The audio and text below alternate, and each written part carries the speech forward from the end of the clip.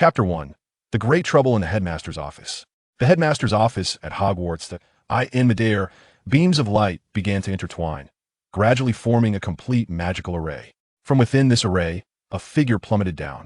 Salazar Slytherin rose to his feet, his gaze immediately falling upon the year 19. Fox, the phoenix, frantically soared out of the window, his fiery form illuminating the night sky. Salazar followed her retreating figure with his eyes, then scanned the office with a frown of confusion. Why here?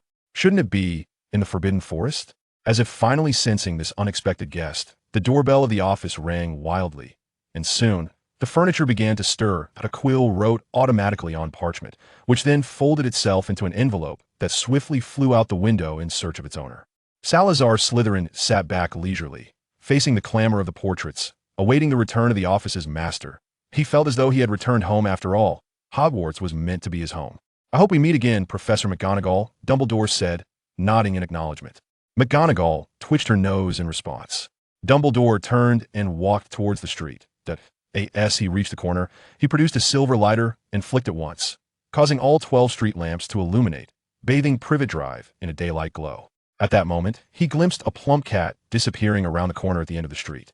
The furry blanket was neatly placed on the steps of number 4. "Harry, good luck," he murmured, "and may I also be fortunate enough to resolve the great trouble in the headmaster's office." A gust of wind rustled the leaves, and Dumbledore's figure vanished from sight. Hogsmeade, Honeydukes. Dumbledore appeared at the shop's entrance, blinking and smiling innocently, much like any eager young wizard anticipating a visit to Honeydukes. "Madame Putafoot, it's splendid that you're still open. I would like to compare Bertie Bott's every flavor beans, chocolate frogs, milk chews, pear drops, licorice wands, coconut ice, and perhaps even the cockroach clusters." Madame Putafoot showed no surprise at Dumbledore's arrival. She smiled as she packaged the sweets for him. "Headmaster, I must ask, are you not attending the celebration?" With a heavy bag of candies in hand, Dumbledore's crescent-shaped glasses glinted.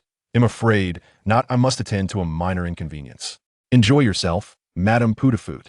The minor inconvenience Dumbledore spoke of was currently seated in the headmaster's office, positioned across from the desk, clad in a vintage-style wizard's robe, resembling a figure from the medieval era with long hair. His deep green eyes scrutinized the portraits hanging on the walls, reflecting evident dissatisfaction and an imperceptible sense of nostalgia. The portraits remained oblivious to the efforts exerted in that brief moment, now straining to maintain their silence. Their exchanges of glances ceased, as if they were lifeless oil paintings crafted by a muggle.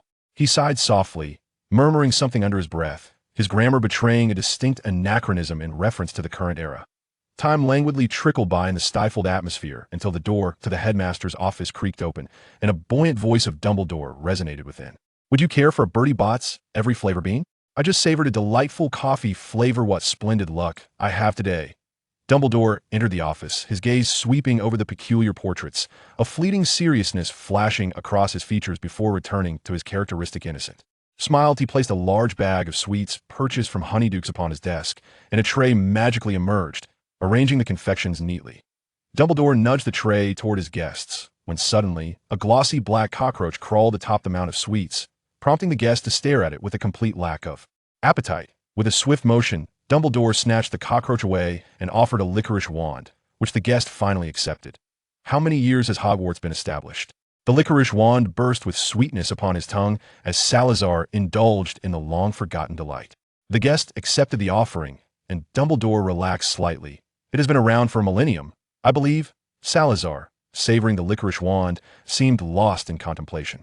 As Dumbledore unwrapped a chocolate frog, his hand trembled upon seeing the figure depicted on the card, causing the chocolate frog to make a hasty escape. He set the card upon the table and leaned down to capture the fleeing confection. The guest, too, glimpsed the contents of the card. Salazar Slytherin, one of the 4 founders of Hogwarts. Acknowledged as one of the most powerful dark wizards in history, Slytherin's renowned contributions include founding Hogwarts School of Witchcraft and Wizardry, playing a significant role in liberating wizards from the persecution of the Church. Due to the passage of time, much information remains unverifiable. At that moment, Dumbledore had successfully retrieved the chocolate frog, placing it back into the bag, falling into silence. The guest's deep green eyes fixed upon Dumbledore, the current headmaster of Hogwarts. "I presume no introduction is necessary." After a brief exchange of glances, both averted their eyes. Dumbledore relaxed, extending his hand, Then allow me to welcome you to the year 2019, Mr. Slytherin 002 this era. Salazar grasped his hand, a polite smile curling at the corners of his mouth. Thank you, but this era, as I perceive it, does not seem particularly splendid. Dumbledore, having finished his chocolate frog, reached for another bag of Bertie Bott's every flavor beans, winking playfully. Yet it has been resolved, Mr. Slytherin, if you so desire, you may join me in this revelry. Salazar gazed intently into his eyes, remaining silent, while the licorice wand had already, unbeknownst to him, diminished by half. Time travel was indeed an exhausting endeavor from his subjective perspective. His last meal seemed to have occurred 2 days prior. Suddenly, a printer on the desk began to spew forth sheets filled with text. Dumbledore picked one up, glanced at it, and with a serene expression, set it aside. He took note of Salazar's curiosity. This is Muggle technology, is it not? Modified, of course far more convenient than sending messages via owl. However, I must inquire, Mr. Slytherin, do you wish to remain at Hogwarts? Salazar stared at the printer for a moment before shaking his head. Thank you, Headmaster, but I currently have no such intentions. Moreover, Hogwarts does not lack for a guardian at present. I ought to pursue something more intriguing at least from my subjective viewpoint. That was the case 6 months ago. I conveyed the same to Godric and the others. Should I ever desire to return to Hogwarts, I shall apply for a position. That is well in 19 years. You shall find satisfaction. Dumbledore rose from his seat. I must join the festivities. Care to accompany me? As long as you remain silent, I assure you no one will recognize you. Today's wizards envision the 4 founders as elderly figures like myself.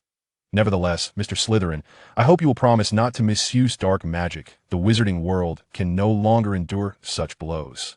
After a moment of silence, Salazar chuckled lightly. Headmaster, what do you think dark magic truly is?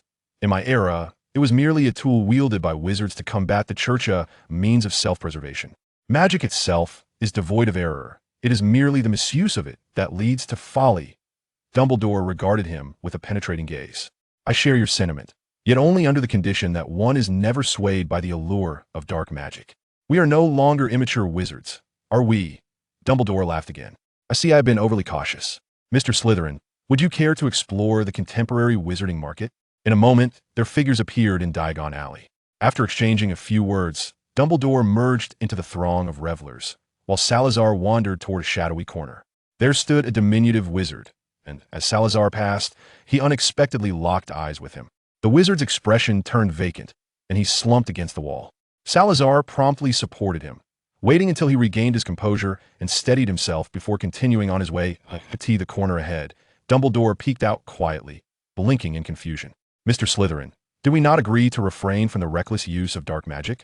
Salazar paused, taken aback by Dumbledore's question, and retorted, is the Patronus charm considered dark magic? Dumbledore remained silent. He suddenly felt an urge to inquire of this time traveler from millennium past what, in his opinion, constitutes dark magic. Is it merely the 3 unforgivable curses? Dumbledore endeavored to articulate his thoughts. Any act that inflicts severe harm upon others or invades their privacy should be classified as dark magic. I trust you have gleaned this from the memories of that wizard. Salazar's demeanor turned frosty, yet he maintained a courteous smile. I did not harm him, and I have deliberately omitted the part of his memories regarding personal privacy. Please do not follow me, Headmaster. With those words, he vanished from sight. Having witnessed the memories of the aforementioned wizard, he was now capable of apparition in this era. Dumbledore's gaze was swiftly engulfed by the throngs of revelers. Those wizards, who typically seldom ventured out, were now more exhilarated than when attending the Quidditch World Cup, as if they were on the cusp of being appointed to the position of Minister of Magic. Dumbledore sighed in vexation, tapping his forehead gently with his wand, murmuring, troubles come one after another. Yet, who could be truly nefarious when they established Hogwarts to protect young witches and wizards in such an era? I hope I am merely being overly cautious. Moments later, Dumbledore too was swept into the jubilant crowd. He retrieved a Honeyduke's coconut eyes from seemingly nowhere and called out to a nearby red-haired wizard, inquiring if he desired one. 003, a new wand. Salazar's figure materialized in a deserted alley, the sounds of celebration distant, muffled save for the occasional high-pitched scream. He suddenly let out a muffled groan. Leaning against the wall, a trace of blood appearing at the corner of his mouth, he wiped the blood away with the cuff of his robe, enduring waves of dizziness as he let his hand fall, his wand slipping from his sleeve. The wand, crafted by his own hand from serpent wood, had splintered into 2 pieces, the core of basilisk horn pitifully exposed. Tampering with time was the greatest taboo among wizards, especially for one like him, who had leaped across a millennium. His current dismal condition was the price of time travel, and it remained uncertain how long it would persist. This cost paled in comparison to the marvel of traversing time, however. Salazar still longed for his basement, a veritable sanctuary for potion making, filled with materials and free from interruptions in that environment. Concocting potions to alleviate his current malaise would be a trivial undertaking. Fortunately, the headmaster of Hogwarts had not contemplated making him and his unfortunate descendant vanish together otherwise. Given his current state and lack of a wand, the outcome would likely have been far from pleasant. This was also the reason he had refrained from departing the headmaster's office hastily. Unable to apparate, leaving directly would have felt like a retreat. After a brief moment, Salazar's figure vanished once more, reappearing at the entrance of Ollivander's wand shop. The elderly gentleman had not vacated the shop. Instead, he sat beneath the sign, joyfully observing the throngs of people. A beautiful white cat perched upon his lap, its tail swaying gently. Upon noticing Salazar's approach, he appeared momentarily taken aback, evidently unable to recall whether this was a wizard who had previously purchased a wand from him, or perhaps a descendant of such a wizard. Mr. Ollivander, may I inquire if it is possible to purchase a wand at this moment? Salazar managed to mask his unusual demeanor, and his accent had been sufficiently refined to align with that of contemporary wizards. Ollivander cautiously probed. You're not a British wizard, are you? I mean, given the prior circumstances, foreigners have seldom visited Britain lately. It has been quite some time since I encountered one. Salazar shook his head. I'm indeed British. The wand I previously owned was from my family. It served me well. But unfortunately, Ollivander instinctively grasped the implication of his unfinished thought. He gently tapped the base of the cat's tail twice, prompting the lovely white feline to scamper away. Rising, he beckoned Salazar to enter the shop. As Salazar entered, he noticed several wand prototypes scattered across Ollivander's desk and approached to examine them. Ollivander, observing Salazar's interest, sighed and moved to the unfinished wands, picking one up. This was crafted for those individuals previously. It is quite suitable for the casting of dark magic, though its temperament is exceedingly volatile. It is regrettably necessary to create such extreme wands. Salazar remained silent for a moment, echoing the sigh, reflecting on how, prior to this temporal journey, he could never have anticipated that the lineage of Slytherin would produce such a rogue. What a farce the notion of pure blood superiority was. It was merely a facade for personal selfishness. The ideals he had previously conveyed to Dumbledore regarding guardianship should have represented the original philosophy of Slytherin House. In those days, wizards were on the brink of extinction at the hands of the church, who had the luxury to shun muggle-born wizards then. As for the use of the memory charm to extract recollections, it was a common tactic employed to conceal wizarding congregations from the church's scrutiny. Hogwarts young wizards would undergo memory extraction monthly. Even the four founders occasionally utilized the charm on one another. The Sorting Hat served as the most direct evidence of his practice. Despite having reached the year 19, Salazar sometimes found himself adhering to old thought patterns. Though he appeared to be in his 20s, this was merely a consequence of the enhanced longevity bestowed by his Serpent bloodline. In truth, he had lived far longer, and such ingrained thinking was not easily altered.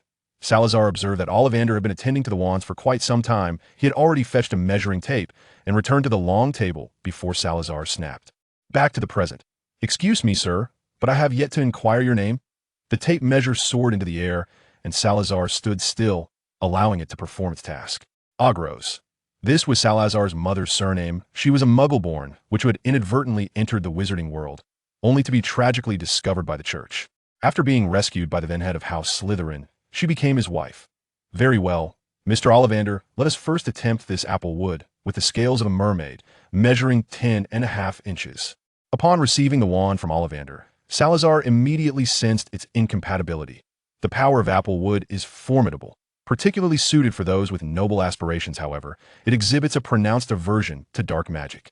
With a flick of his wrist, Salazar felt the wand tremble, prompting him to return it to Ollivander with a straightforward declaration. Hawthorn or sycamore would be far more appropriate. Ollivander gazed at him in astonishment, his eyes behind the lenses filled with skepticism. Yet, Salazar had no desire to engage in a debate. When it comes to the study of wands, the legacy of Slytherin is by no means inferior to that of Ollivander. After all, his own wand had been crafted by his own hands. Had it not been for his urgent need for a wand, Salazar would have never considered the option of purchasing one. As if to validate the arrogance of the guests, Ollivander indeed produced a selection of wands crafted from hawthorn and sycamore. Salazar examined the wand core and then picked up one made from the tail hair of a thestral, giving it a gentle wave. Instantly, the other wands presented by Ollivander soared back to their original positions. The adventurous and inquisitive sycamore, paired with the hair of a thestral that had witnessed death, was a perfect match. Ollivander, wide-eyed in astonishment, after a moment's pause, inquired, "Mr. Ogroth, do you have an interest in wand lore as well?" Salazar merely replied, "I have perused a few books." As he exited the wand shop, Ollivander remained behind, muttering to himself about the name Ogros, a name whose existence was still uncertain. Upon leaving the wand shop, Salazar encountered a wizard, unmistakably of giant lineage, holding a pink umbrella. Unlike the jubilant throngs around him, the wizard's eyes were red-rimmed, prompting Salazar to envision him weeping, hastening his pace to leave the scene. Hagrid cast a glance back at the wizard clad in a vintage robe and then at the direction from which he had just exited, mumbling something peculiar under his breath. However, recalling the task assigned by Dumbledore, he chose not to delve further into the matter and continued on his way with haste. Wandering through the wizarding market of 1919, he was serenaded by the eccentric sisters' melodies, with the sounds of celebration nearby. Just as Salazar intended to circumvent the jubilant crowd, his gaze fell upon an ice cream cart. His curiosity for such novelty was piqued. After a moment's hesitation, he reasoned that since no one would recognize him, purchasing an ice cream could hardly be deemed strange.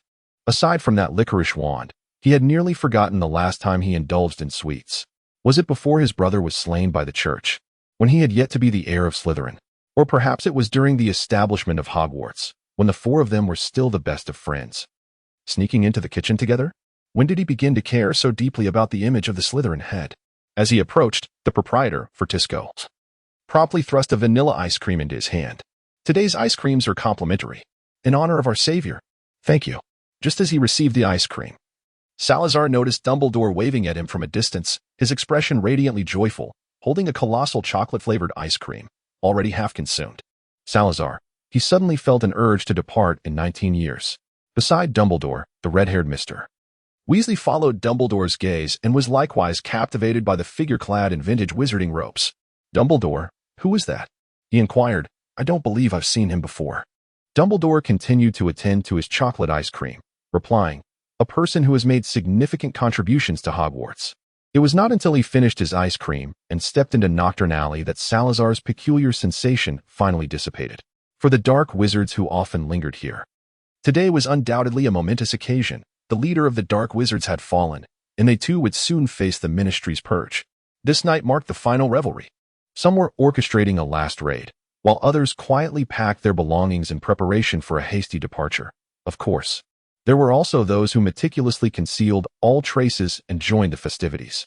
The shop of Old Platanus was particularly bustling today, as he tirelessly acquired various dark magical items at low prices, having ample space to hide them. The bell chimed as a guest with long black hair and deep green eyes entered. Old Platanus cast a brief glance and was certain that today he could procure numerous items from this visitor at a bargain. Salazar approached the counter, his gaze sweeping over the dazzling array of dark magical artifacts. Previously, Dumbledore had spoken with such gravity, leading him to believe that the regulation of dark magical items was exceedingly stringent. Yet, it seemed the Ministry of Magic was neglecting the cleanup of Nocturnally. Instead, preoccupied with revelry alongside the masses, their efficiency was truly lamentable. "Esteemed patron, may I inquire as to your needs?" Salazar mentally catalogued the herbs he required. "I need some rare botanicals," he mused, many of which were referred to by ancient names, as the memories of the previous wizard could not provide him with their contemporary designations. Just then, the doorbell chimed once more, and in strode a wizard bearing a pink umbrella, clearly of half-giant lineage. Upon noticing the presence of other patrons, Hagrid's expression darkened instantly. He certainly harbored no goodwill towards any dark wizards frequenting this establishment. The pink umbrella was thudded heavily onto the counter as Hagrid gruffly proclaimed, "The list you promised Dumbledore."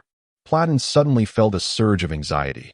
He turned to Salazar and said, "This esteemed guest, the herbs you seek are exceedingly rare, many of which I have never even encountered. How about this? Allow me to inquire further, and you may return in a couple of days."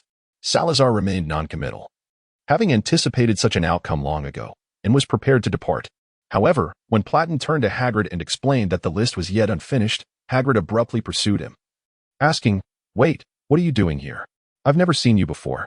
Just before Hagrid could grasp his sleeve, Salazar swiftly raised his wand towards him, his expression darkening. "Did Dumbledore never teach you the meaning of politeness?" Hagrid's body was propelled into the air. He attempted to utter something, but no sound escaped his lips. Platten gazed in shock at the scene, astonished that anyone would dare lay hands on one of Dumbledore's associates at such a moment.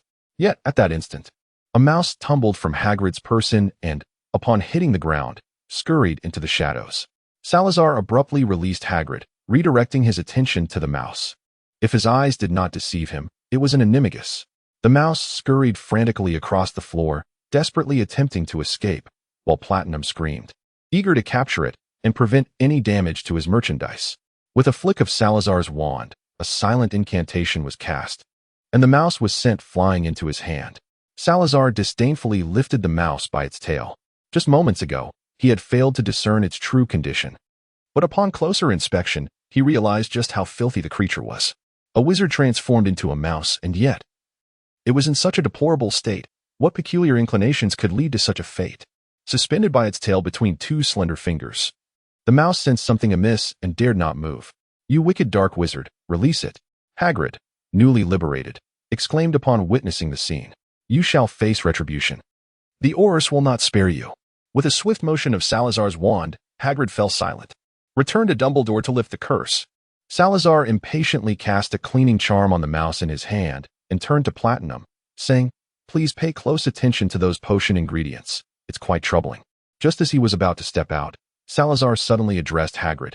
"Even if you are being manipulated, do take a moment to reflect. I shall be taking this mouse with me. He is an animagus." He shook the mouse in his grasp, smiling. "Perhaps this is indeed the so-called wicked dark wizard you spoke of." As he exited, the mouse began to thrash violently, evidently realizing that its cover had been blown. Gripping the creature firmly, Salazar traversed Diagon Alley and took residence in the leaky cauldron. He placed the mouse into a glass vial he had purchased earlier, casually setting it on the table before shedding his wizarding robes to reveal a somewhat elaborate shirt beneath. Exhausted, he reclined on the bed, sipping a tranquil potion he had acquired along the way. Suddenly, he recalled that just that very morning, he had been in the small hut he had built in the Forbidden Forest. Such is the might of time. He remembered the recently deceased Slytherin descendant, having escaped death. Yet, even Merlin would eventually succumb to the passage of time. On the second day of the year 19, Salazar rose early. The side effects of time travel had not diminished in the slightest. At the moment he opened his eyes, it felt as though a needle was incessantly pricking his brain, and his mouth was filled with a strong taste of rust. His vitality was waning. He had traversed a millennium, trifled with time, and now time was poised to retaliate fiercely. This dilemma must be resolved swiftly. Prolonging it could lead to unforeseen consequences. Initially, the effects were merely negative, rendering his body weak. But if this continued, the duration of his existence in this world would be drastically curtailed. Salazar began to take solace in his proficiency in potion making. The elixir for replenishing vitality was, given sufficient materials, not particularly arduous to concoct. However, the ingredients for potions could not solely be sourced from the shop in Nocturne Alley. He might still need to seek the assistance of some influential wizards of the current era, such as Dumbledore. Contemplating this, Salazar rubbed his forehead in frustration, reluctant to consult the current headmaster immediately after declaring that he would not return to Hogwarts for the time being. Moreover, Dumbledore was certainly not as he appeared, merely an affable old rascal. At that moment, a faint stirring emanated from the glass vial containing the mouse. This unfortunate creature had been laboring fruitlessly throughout the night. Salazar shifted his gaze, lost in contemplation. The wizard he encountered yesterday, of giant lineage, must have spread the word, hadn't he? Just as Salazar finished his morning rituals and was savoring breakfast in his chamber, a sudden uproar erupted in the leaky cauldron. At the entrance, four Aurors, clad in their official garb, strode in, greeting every familiar wizard before inquiring if anyone had seen those dark wizards who had recently instilled fear in the hearts of many. Clearly, they were merely going through the motions, for it was highly improbable that a wanted criminal would brazenly appear in the pub at such a time. In Salazar's chamber, a series of suspicious sounds suddenly emanated from the window. A golden-haired little girl was attempting to open the window from the outside, intending to enter. Upon noticing Salazar within the room, she precariously swayed her body on the window ledge, nearly losing her balance and falling. Avada Kedavra! Salazar's incantations reached her ears, emboldening the girl. She released one hand, gracefully opened the window, and nimbly climbed inside. "Thank you, kind sir. May I stay with you for a while?" Salazar detected a faint metallic scent of blood emanating from her, a fragrance not merely the result of an accidental encounter with blood, but rather a sinister essence arising from the depths of her soul, far more malevolent and tainted than even the feathered serpent. His expression transformed, filled with intrigue. When did vampires develop a penchant for masquerading as children? At noon, the vampire Dumbledore arrived at the leaky cauldron, his brow furrowed, exuding an air of profound exhaustion. Salazar descended after receiving Old Tom's notification. He ordered a glass of lemon beer and seated himself opposite Dumbledore, where a glass jar containing a mouse was placed upon the table. The mouse appeared to recognize Dumbledore upon sighting the kind-hearted elderly gentleman. It began to thrash about wildly in the jar, heedless of the potential for injury, repeatedly crashing against the glass walls. "Mr. Dumbledore, do you know him?" Salazar inquired, taking a sip of the lemon beer, scrunching his face as he swallowed, for its flavor was rather peculiar to one of his ancient disposition. "I accidentally captured this creature while searching for rare potion ingredients in Nocturne Alley yesterday. Despite being a wizard, he masqueraded as a filthy old mouse." Dumbledore gazed at the poor, frantic mouse, his already unappealing countenance growing even more dismal. He took the glass jar into his hands for a closer inspection of the mouse within. After a moment, he exhaled deeply, his expression shifting through various emotions before settling on a mixture of relief and disappointment. Observing Dumbledore intently, Salazar felt a sense of relief. The mouse's existence held significance after all. Salazar gently tapped the table. "Mr. Dumbledore, it appears that this mouse is of considerable importance. I entrust it to your care, but I require some potion ingredients, as I still have matters to attend to regarding this time travel." He placed the glass jar back on the table. Dumbledore, whose initially weary visage seemed to brighten considerably, replied, "Certainly, the cauldron at Hogwarts is always at your disposal. However, I must attend to this matter first." Dumbledore picked up the glass jar and, retrieving a brooch from seemingly nowhere, placed it on the table. After bidding farewell, he hastily departed from the leaky cauldron. Salazar picked up the brooch and, with a swift glance, suddenly found it somewhat familiar. He let out a gentle sigh and tucked it into his pocket. This was a style that Rowena greatly adored. He had seen it numerous times, though this particular piece was merely a replica. It also served as a key, presumably leading to the headmaster's office. However, Salazar was not yet inclined to proceed to Hogwarts. After all, one ought to finalize a transaction in the presence of the counterpart. Should they not? Salazar gazed at the lemon beer before him, once more attempting the beverage fervently endorsed by his boss, Tom. Upon confirming his utter inability to acclimatize to its flavor, he drew forth his wand and transfigured it into a glass of white wine, which he raised to his lips and savored slowly. Once he had finished the drink, Salazar returned to his chamber, where the vampire girl sat perched on the edge of the bed, silver and green ribbons entwined around her ankles. Her expression was grim. Her eyes transformed into a deep crimson. Upon noticing Salazar's entrance, she lowered her voice and growled, "Human wizard, how dare you lay hands on the descendants of the moon? Are you not afraid of the repercussions that may befall your family?" Salazar waved his wand, sealing the vampire girl's mouth and the door simultaneously. He pulled out a chair and sat down, scrutinizing the girl before him. "I recall that the covenant between wizards and vampires stipulates that when a vampire feeds on a wizard's blood, they must exercise restraint and not take a life, correct?" Upon first encountering this vampire girl, he had already surmised that she had hunted wizards with considerable frequency. Had he been an ordinary wizard, he would likely have become her meal by now. The vampire girl gazed at him in confusion. "Covenant? Did your elders not enlighten you? Are you referring to the one established a millennium ago? Yet, given the passage of time, the last descendants of the families that forged that pact were slain by an infant. Who would still take it seriously?" Sarah glanced at the silver-green ribbon adorning her ankle, remaining silent. The vampire girl suddenly became aware of this, shifting her foot as the ribbons flowed gracefully with her movements, resembling liquid. "What about your elder? Take me to see him." "No, that is not possible." 10 minutes later, Sarah followed the vampire girl out of the Broken Cauldron Tavern. The girl, pale-faced, walked ahead, visibly intimidated by the seemingly youthful wizard trailing behind her. Salazar still donned his vintage wizard's robe, yet the passers-by appeared oblivious to his presence. "Oh, the old friend of 007. Salazar trailed behind the vampire girl as they navigated the fog-laden streets of the metropolis. He surveyed the vast expanse of this colossal city, a sight he could scarcely have envisioned just days prior. As they passed a quaint little church, he instinctively let his wand slip into his grasp, only to quickly realize that there were no signs of any sanctified being's presence in this realm. Had the ecclesiastical authority truly fallen into decline in this era? Salazar recalled the printer he had once seen in Dumbledore's office, and the cars traversing the road before him. It seemed that throughout time, it was always those activities that could boldly bask in the sunlight that dominated the mainstream. Just how advanced had Muggle technology become? What if the wizarding world were to be discovered? The vampire girl led Salazar into a shadowy alley, where the dense fog and the already sunless sky rendered the surroundings even more somber. To the Muggle's perspective, it was merely an ordinary dead end, yet in truth, it concealed a black castle. This alley served merely as an entrance. The true location of the castle was not here.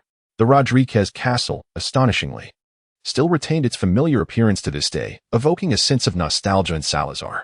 The vampire girl appeared somewhat surprised, yet her demeanor lightened considerably upon arriving here. The castle's door creaked open, revealing a woman clad in an exquisite gown standing at the threshold. She seemed to be of considerable age, her chestnut hair elegantly styled, interspersed with strands of white. "Mia, why have you brought a guest?" Her gaze shifted to Salazar, and her expression transformed into one of shock as she tentatively inquired, "Are you?" The vampire girl's elder was, in fact, an acquaintance from a millennium ago. Salazar recalled his last encounter with Teresa, when she had still been in her prime. "Teresa, it is I." Teresa's expression became even more animated as she signaled to Mia to leave. The ribbon at Mia's ankle vanished. She glanced down and swiftly departed. Within a small parlor of the Rodriguez castle, candles flickered on the table, casting intricate and beautiful shapes through the glass lamp shades. Teresa uncorked a bottle of gin and remarked, "Salazar, why do I find myself meeting you here? I mean, it has been 1,000 years since your time of activity should have passed." Reclining on the soft sofa, Salazar accepted the wine glass Teresa offered and recounted the tale of his time travel. Teresa listened intently. "I cannot believe it. After you departed from Hogwarts, Gryffindor searched for you far and wide. Almost a decade later, he presumed you had perished and even arranged a funeral for you alongside Rowena and the others." Salazar, well, he could probably envision how Godric would appear at his own funeral. Yet, he harbored no regrets regarding this temporal journey. The discord among the four of them had already escalated significantly. Had it continued, it would likely have culminated in a rift akin to those chronicled in certain tomes. Reflecting on it, perhaps it was indeed better for him to depart early. He silently hoped that following the funeral, they might engage in a modicum of introspection. Salazar mused without malice as he listened to Teresa recount events that transpired after his departure, and a cascade of familiar memories flooded his mind. Holding his wine glass, his gaze upon Teresa gradually grew colder. Once comrades and opposing the ecclesiastical authority, they had miraculously reunited a millennium later, engaging in lively conversation. "However, Teresa, do you truly wish to transform me into your progeny?" The taste of the concealed source blood wafted from the glass. Teresa momentarily froze, then masked her laughter with her hand and replied, "Salazar, is it not wonderful to become a vampire? You will possess an extended lifespan and can resist the paladin's might without the need for curses." Salazar fell silent for a moment, upon reaching the year 19. "The current headmaster of Hogwarts shared his snacks with me. Yesterday, wizards celebrated with revelry, and someone treated me to ice cream. What do you wish to convey?" "I have no desire to relinquish the sustenance of humanity." Teresa persisted in her attempts to persuade him. "If you were to become a bloodline, the side effects of time travel would no longer pose a concern for you. You could continue such journeys until the very end of time." Salazar had grown somewhat impatient. "Apologies, but this is not a matter for me to address. You are well aware of my proficiency in potions.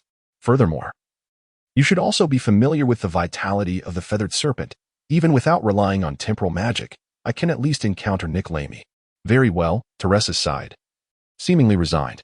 Yet, in the next moment, the sole source of illumination in the room extinguished. Salazar had never anticipated that Teresa's obsession with transforming him into a vampire had escalated to the point of direct action. Yet, the instincts honed under the long-standing threat of the Holy See compelled him to swiftly unleash a protective spell. However, after Teresa breached this safeguard, he found himself momentarily incapacitated by dizziness. If his adversary had been a sorcerer of this era, it would have posed no significant issue.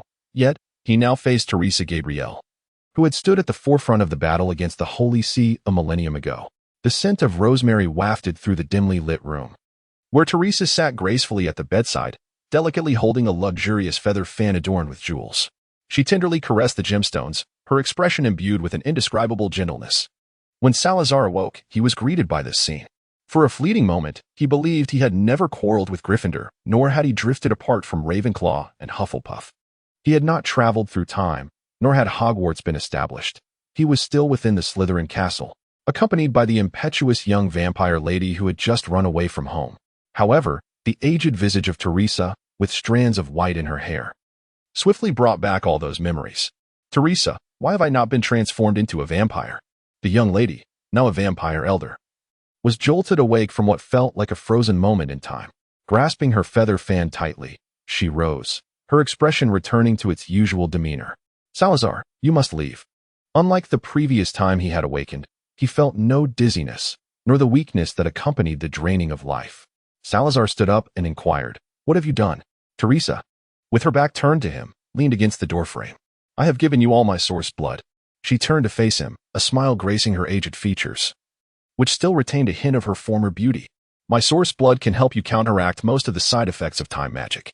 Moreover, whenever you desire, you can willingly merge and become one of my kin. I wish for you to voluntarily transform into a vampire, Salazar." Salazar recalled some long-ago whispers. "You have given me your lifeblood. Does that not mean you are near death?" Teresa said nothing further, closing the door behind her, the sound of her high heels gradually fading away. Sitting on the bed, he momentarily lost in thought. The severed serpent would found its way into his hand almost unconsciously. Before his eyes lay a dark canopy adorned with lace, the intricately carved bedposts standing sentinel, while on the desk by the wall, a collection of books, marked by the passage of time, were neatly arranged. Salazar lowered his head, gently caressing his old friend as a torrent of emotion surged within him. After a considerable pause, he let out a soft sigh and closed his eyes. The bloodline of the feathered serpent surged rapidly, intertwining with Teresa's source blood, devouring and merging with one another. It was only when twilight descended that he reopened his eyes, which had transformed from a deep green to a dark crimson. Teresa sat upon the castle terrace, gazing up at the myriad of stars illuminating the night sky, her splendid gown cascading to the ground, interwoven with the moonlight. Salazar approached her from behind, and a subtle smile graced Teresa's lips. "Do you wish to forge a pact with me, to share in life's essence?" She closed her eyes, awaiting the moment. Yet, in the next heartbeat, Teresa felt a familiar surge of energy coursing through her body. Salazar's complexion once again turned ashen. "Let's do it half and half, shall we? Your source blood has merged with Slytherin's feathered serpent lineage, which is no less formidable than the 13 noble families. Teresa, please refrain from such actions. I owe you nothing."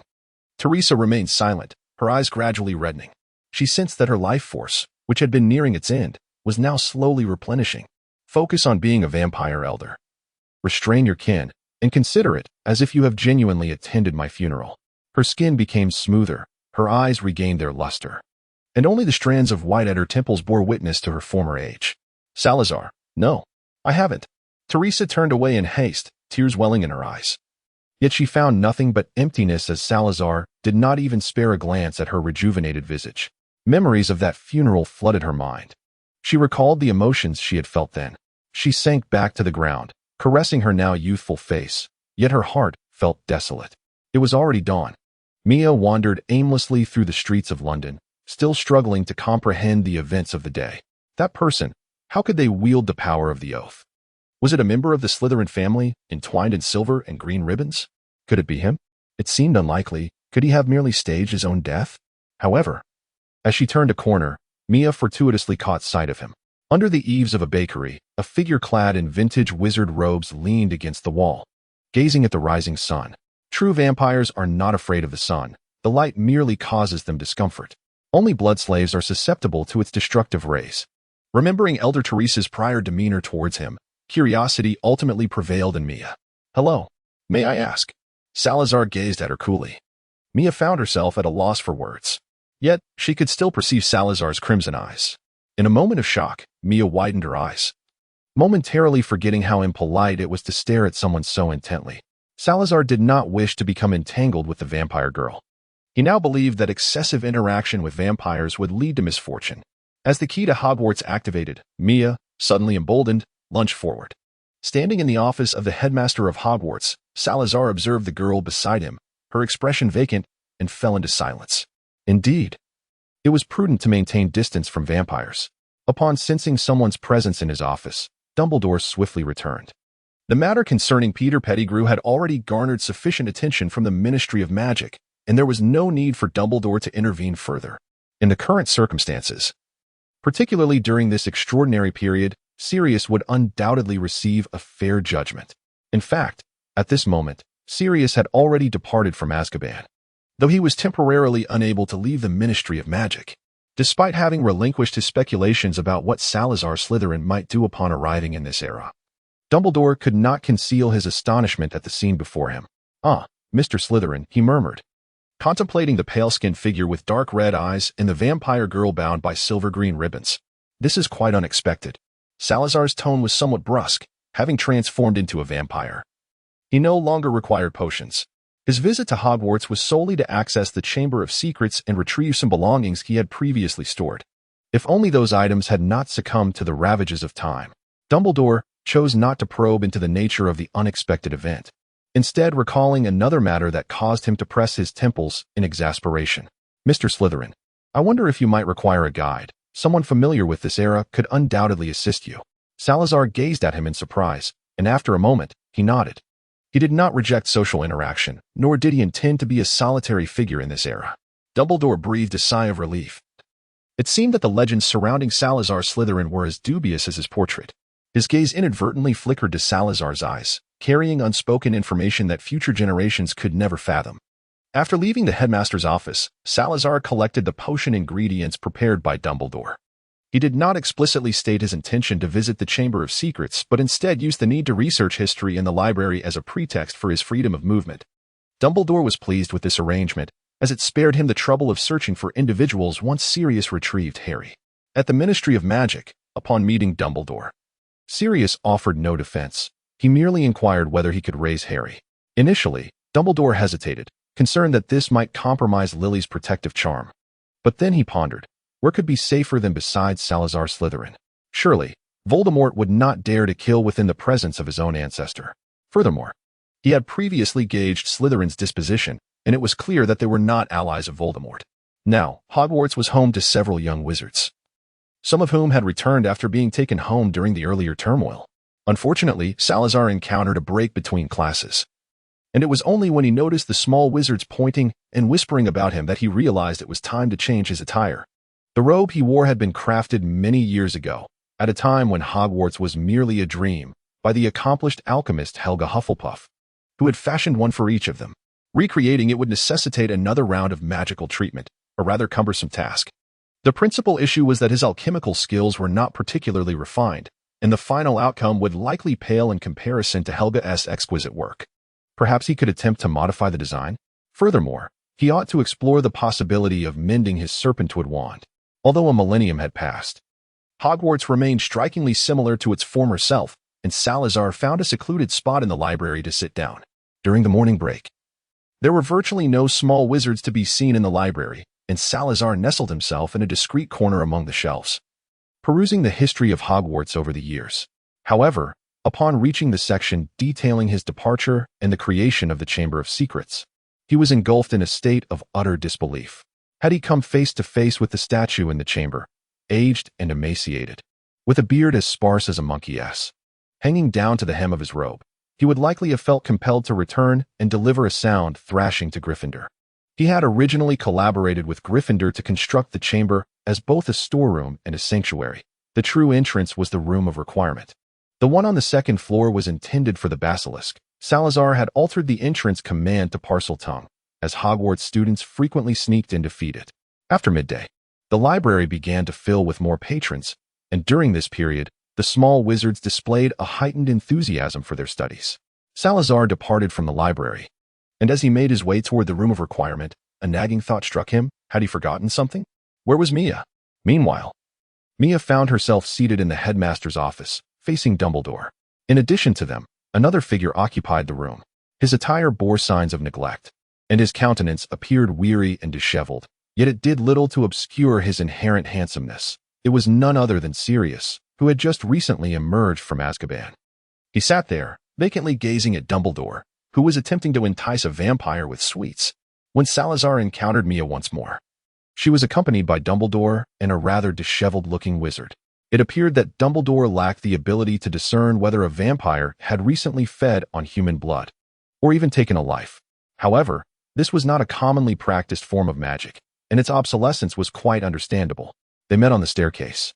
Salazar had initially intended to use the Room of Requirement to access the Chamber of Secrets. Yet, given this unexpected encounter, he could not simply depart. He cast a glance at the wizard, whom he found exceedingly unkempt. "Mr. Dumbledore, is this truly the guide you have arranged for me?" he inquired. Surely it should not be so difficult for a wizard to tend to his appearance. After all, during their days of being relentlessly pursued by the church, they had never appeared so disheveled. Sirius was also scrutinizing the wizard whom Dumbledore claimed must accompany him if he wished to raise Harry. His brow furrowed as he contemplated. A vampire? In the past, when Voldemort was at the height of his power, many vampires had lent him their support. While it was unfair to generalize, Sirius found it exceedingly difficult to harbor any fondness for vampires at this moment. As for Mia, he dismissed any concerns. She was still quite young, and, reportedly, this was her first time away from her family's castle. Sirius did not entertain the thought that some vampires, appearing to be no more than 10 years old, might actually be of an age comparable to his own. Dumbledore nodded slightly. "Indeed, perhaps I should allow some time for you to become acquainted." Salazar cast another glance at his guide, his disdain evident in his gaze. Were it not for Dumbledore's presence, he would have been tempted to cast a cleaning charm in frustration. He chose silence, offering no response, and Sirius mirrored his reticence. Despite his biases against vampires, his desire to raise Harry himself was overwhelming. Having witnessed the Dursleys' contempt and fear of magic, he was certain they would not treat Harry kindly. Dumbledore waited a moment, interpreting their silence as acquiescence. He took Mia by the hand, preparing to depart, when he suddenly turned back with a sincere smile and inquired, "By the way, may I leave Mia at Hogwarts? I believe she could benefit from some education." Upon hearing Dumbledore's words, Mia stiffened, her entire vampiric form tensing. She cast a pleading look toward Salazar, her face awash with desperation. She would swear by Lilith's name that this old man harbored no good intentions. Salazar disregarded Mia's plea for help. Now, he began to ponder whether Dumbledore had indeed uncovered Mia's past misdeeds.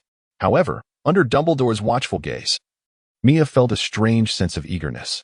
Thus, with utmost sincerity, he replied, "Of course, Mr. Dumbledore, Hogwarts welcomes all who seek knowledge."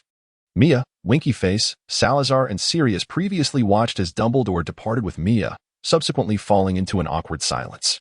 Salazar discerned that Dumbledore had previously hinted at his inability to reveal his true identity to his guide, and he understood it completely, clearing his throat to break the silence. Salazar extended his hand, introducing himself as Sal Agros. However, when Sirius announced his name and prepared to shake hands, he silently withdrew his hand. Sirius's impression of this vampire had deteriorated even further. Salazar exhibited no semblance of the self-consciousness that would render one utterly humiliated.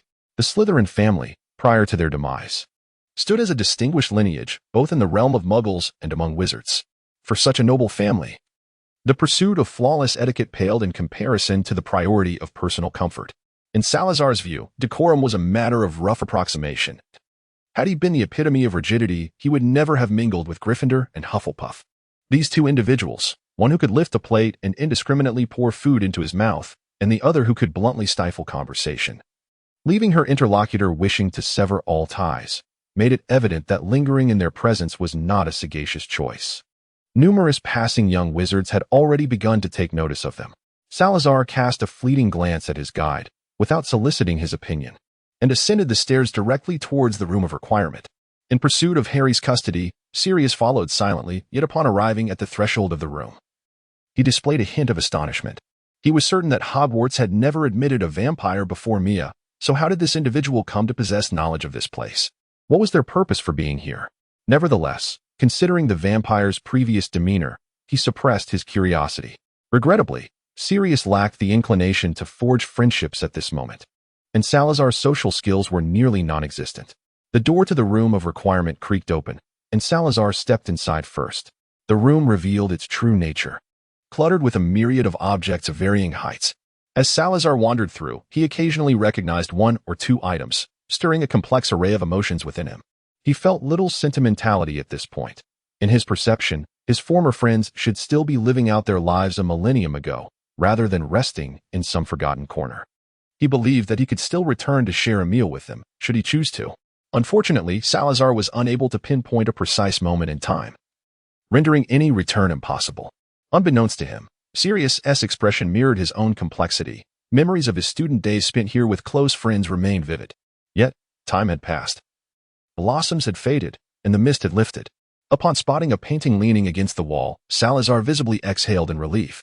Prior to his arrival, he had genuinely feared that the entrance to the Chamber of Secrets had been relocated to an unreachable place. Salazar caressed the frame of the painting and turned to Sirius, saying, "Remember, the password is Starry Sky," and simultaneously used the flickering glow. Sirius, though perplexed, nodded in agreement. The tip of Salazar's wand illuminated, and he leaned forward, murmuring, "Starry Sky." Once Salazar's figure vanished into the painting, Sirius felt a flicker of curiosity, but he quickly recalled that the only one he could share this with was the moon face. And his spirits sank once more. He mimicked Salazar's earlier actions. In the next moment, he stumbled 2 steps and steadied himself on the floor, which shimmered with a dark luster, astonished to behold a space strikingly reminiscent of the Great Hall. "Salazar, don your hat. Just like the Great Hall." This place boasted a dome akin to the night sky, with 4 long tables corresponding to the 4 houses evenly distributed. Sirius gazed around in bewilderment and shock, marveling at the fact that as one of the creators of the Marauders map, he had never realized Hogwarts concealed such myriad places. Salazar did not utter much as he walked towards the exit of the hall, where, apart from the basilisk, there lay no peril. The basilisk would not attack anyone entering through the main door, which was adorned with that painting. It was only when Salazar departed from the hall that Sirius finally reacted. He hurriedly pursued him, his curiosity about the novel surroundings momentarily suppressing the sorrow and guilt that weighed heavily upon him. Upon exiting the hall, he found himself in a corridor that mirrored Hogwarts, serving as a shadow of the illustrious institution, reflecting its visage from a millennium past. Salazar never anticipated that this secret chamber had remained sealed for such an extended period. Remarkably, even the current faculty and students, including the headmaster, were oblivious to its existence. He proceeded onward, descending the staircase toward his office, the lower level, situated adjacent to the potions classroom of yore. When Salazar opened the door, it appeared just as he had left it. Everything was meticulously arranged, and he could instantly summon whatever he desired with but a thought. However, most of the materials he had stored here had long since decayed, leaving only a few remnants, preserved meticulously by the array. These remnants were intended for his next venture into time travel. Salazar cautiously opened the array and placed the materials into a pocket enhanced by the unseen expansion charm. Just as he was about to depart, he hesitated for a moment but ultimately decided to take the ring that lay at the bottom of the drawer. In those days, they would jest that if the church continued to pose a threat to Hogwarts, they would choose a personal item to craft into a Horcrux, thus ensuring the protection of Hogwarts. Salazar had chosen this very ring. However, by the time he departed, the Holy See no longer posed a threat to the wizarding world, and Hogwarts was remarkably secure. In comparison, the internal strife among wizards was far more perilous. After a moment of contemplation, Salazar, still harboring a flicker of hope, made his way to the nearest office of Helga Hufflepuff. What if they had left behind a Horcrux or perhaps a portrait? Even the deepest affections can be eroded by the passage of time, just as the most significant conflicts can fade into oblivion. Yet, upon opening Helga's door and confronting the empty room, the last remnants of hope within him extinguished. The space was impeccably tidy, devoid of any signs of habitation. Even the minute scratches that once marked the desk had vanished. Indeed, who would leave behind a Horcrux in such a manner? Before departing, Salazar visited the basilisk, Hafer, who lay in slumber, her lengthy serpentine body partially submerged in water. It was only upon encountering Hafer that Sirius grasped the reason behind Dumbledore's insistence on having her accompany the vampire. Yet, did Dumbledore even know of this place within Hogwarts? He pondered this question as he returned to the Great Hall alongside Salazar. Salazar glanced back at the chamber that had once been imbued with high hopes, only to be suddenly confronted by the sight of a black hat resting before the 4 long tables. Salazar held a profound recollection of this hat, for it once resided for an extended period upon the head of a Gryffindor, frequently displayed, as it is now, solidifying the essence of soul siphoning and ensuring that young wizards were not swayed by the machinations of the ecclesiastical authorities, while also facilitating their sorting. Yet, Should it not be placed within the confines of Hogwarts? Upon closer inspection, it appeared distinctly different. This hat, in contrast to the one Salazar beheld in Diagon Alley, bore a newer visage in the memories of that wizard.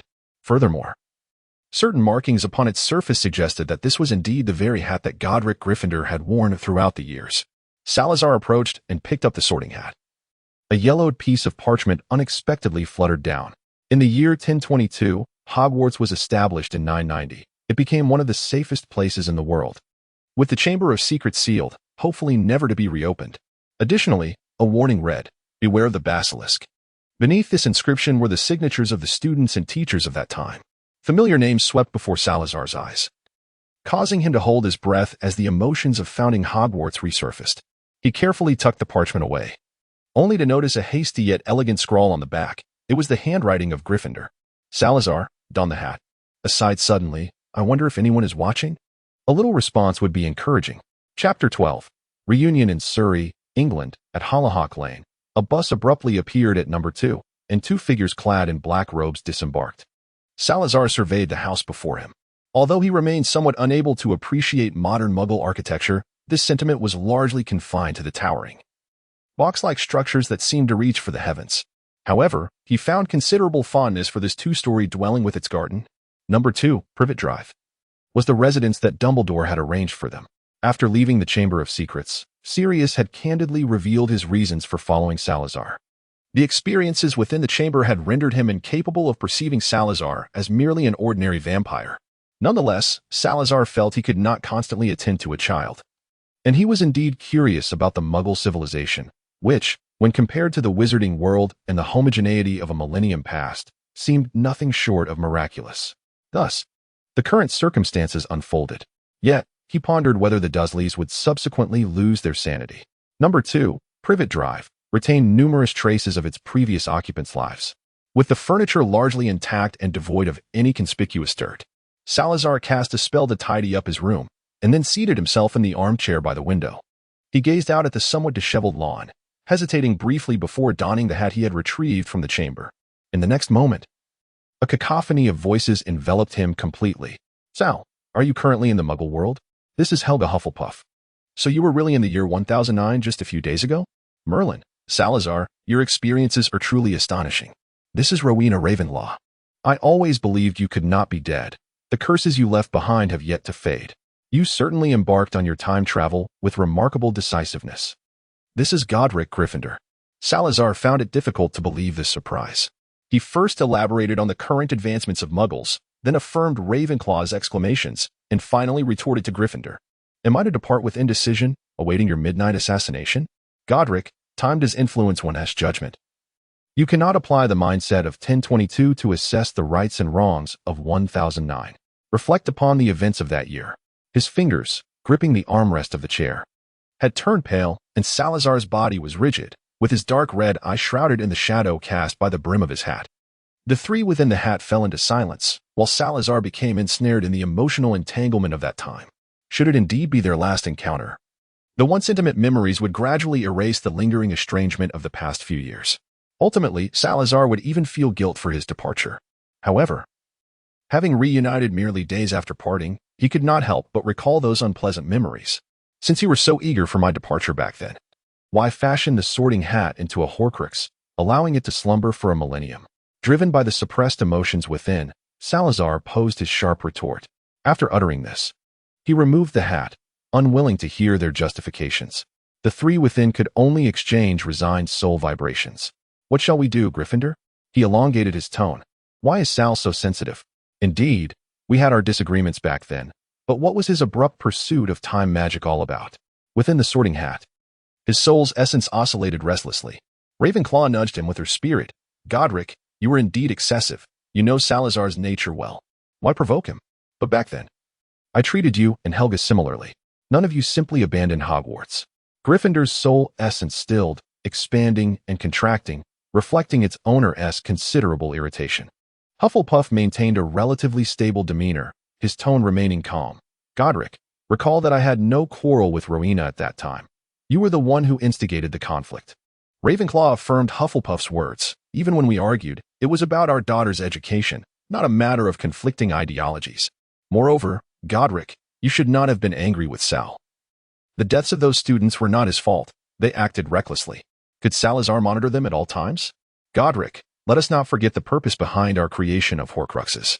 Do you not nostalgically cherish the time we spent founding Hogwarts together? Gryffindor fell silent. Inside the sorting hat, his spirit curled into a small ball. After a long pause, his voice emerged softly. How could one not cherish those memories? If not for nostalgia, why would they have crafted Horcruxes and divided their souls? Very well, Godric.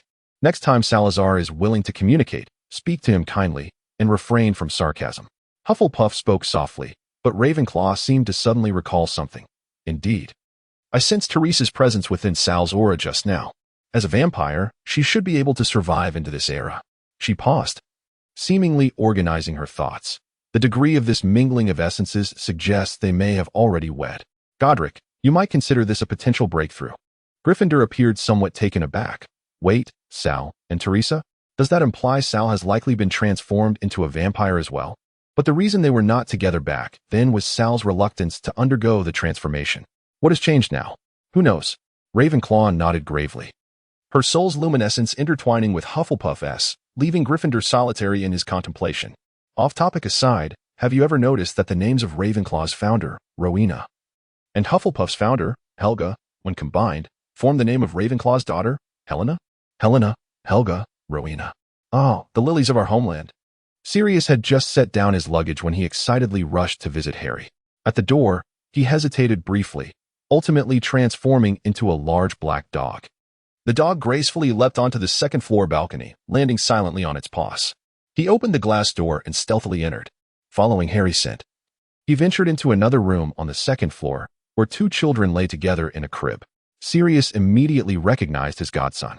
The large black dog settled beside the crib, gazing intently with moist eyes at the frilier of the two children. Only when the sound of slippers ascending the stairs reached his ears did Sirius hurriedly retreat beneath the bed. It had been nearly a week since Harry was brought here, and the Dursleys were gradually coming to terms with the existence of their nephew. Today was the weekend, and after breakfast, they had retreated to their bedroom to discuss the new neighbors who had moved into number 2, completely unaware of the black dog concealed beneath the bed, eavesdropping. The new family at number 2 is truly peculiar, Aunt Petunia exclaimed, playfully teasing her rather hefty son, who was not yet a year and a half old, yet already weighed 20 kilograms. Vernon, do you recall those individuals who appeared in this vicinity a few days ago? They gave me quite a strange impression. Uncle Vernon irritably rubbed his forehead. Petunia, don't be alarmed. After all, they were dressed normally, not in those oddly colored robes. On that day, when Salazar requested Mia to introduce him to her elders, he had already developed a general understanding of Muggle attire. If one were not overly fastidious, the clothing would reveal no apparent flaws. In truth, it merely showcased a touch of wizardly flair. The style remained rather conventional. And Petunia, with a furrowed brow, continued to fret, occasionally teasing Dudley. But, Vernon, don't you find it peculiar? They live together, and there's a long-haired one. Could it be Sirius? He had never felt so speechless in his life, yet an almost imperceptible urge to laugh bubbled within him, especially amidst the swirling rumors. The gossip persisted as Vernon pondered his wife's words thoughtfully. Petunia, should we pay them a visit this afternoon? I sincerely hope they aren't involved in anything untoward. Aunt Petunia nodded in agreement. I truly cannot abide by abnormal neighbors. Let us hope they are not. Meanwhile, Sirius began to contemplate the necessity of preventing Salazar from encountering the Dursleys, fearing they might utter something rather odd. Subsequently, he resolved even more firmly that Harry must not be raised in such a household. After Salazar removed the sorting hat, despite the lingering frustration within him, he carefully placed it upon his bedside table. Much of his anger stemmed from an unwillingness to concede his pride. Although those unpleasant memories still vividly haunted him, the knowledge of their creation of Horcruxes had dulled his concern. Reflecting on the origins of his discord with Godric Gryffindor, he recalled that it was primarily due to his failure to protect the students accompanying him during what was nearly the last stand of the church. Those students had fallen into a trap set by the church, and despite Salazar's utmost efforts, he could not rescue them.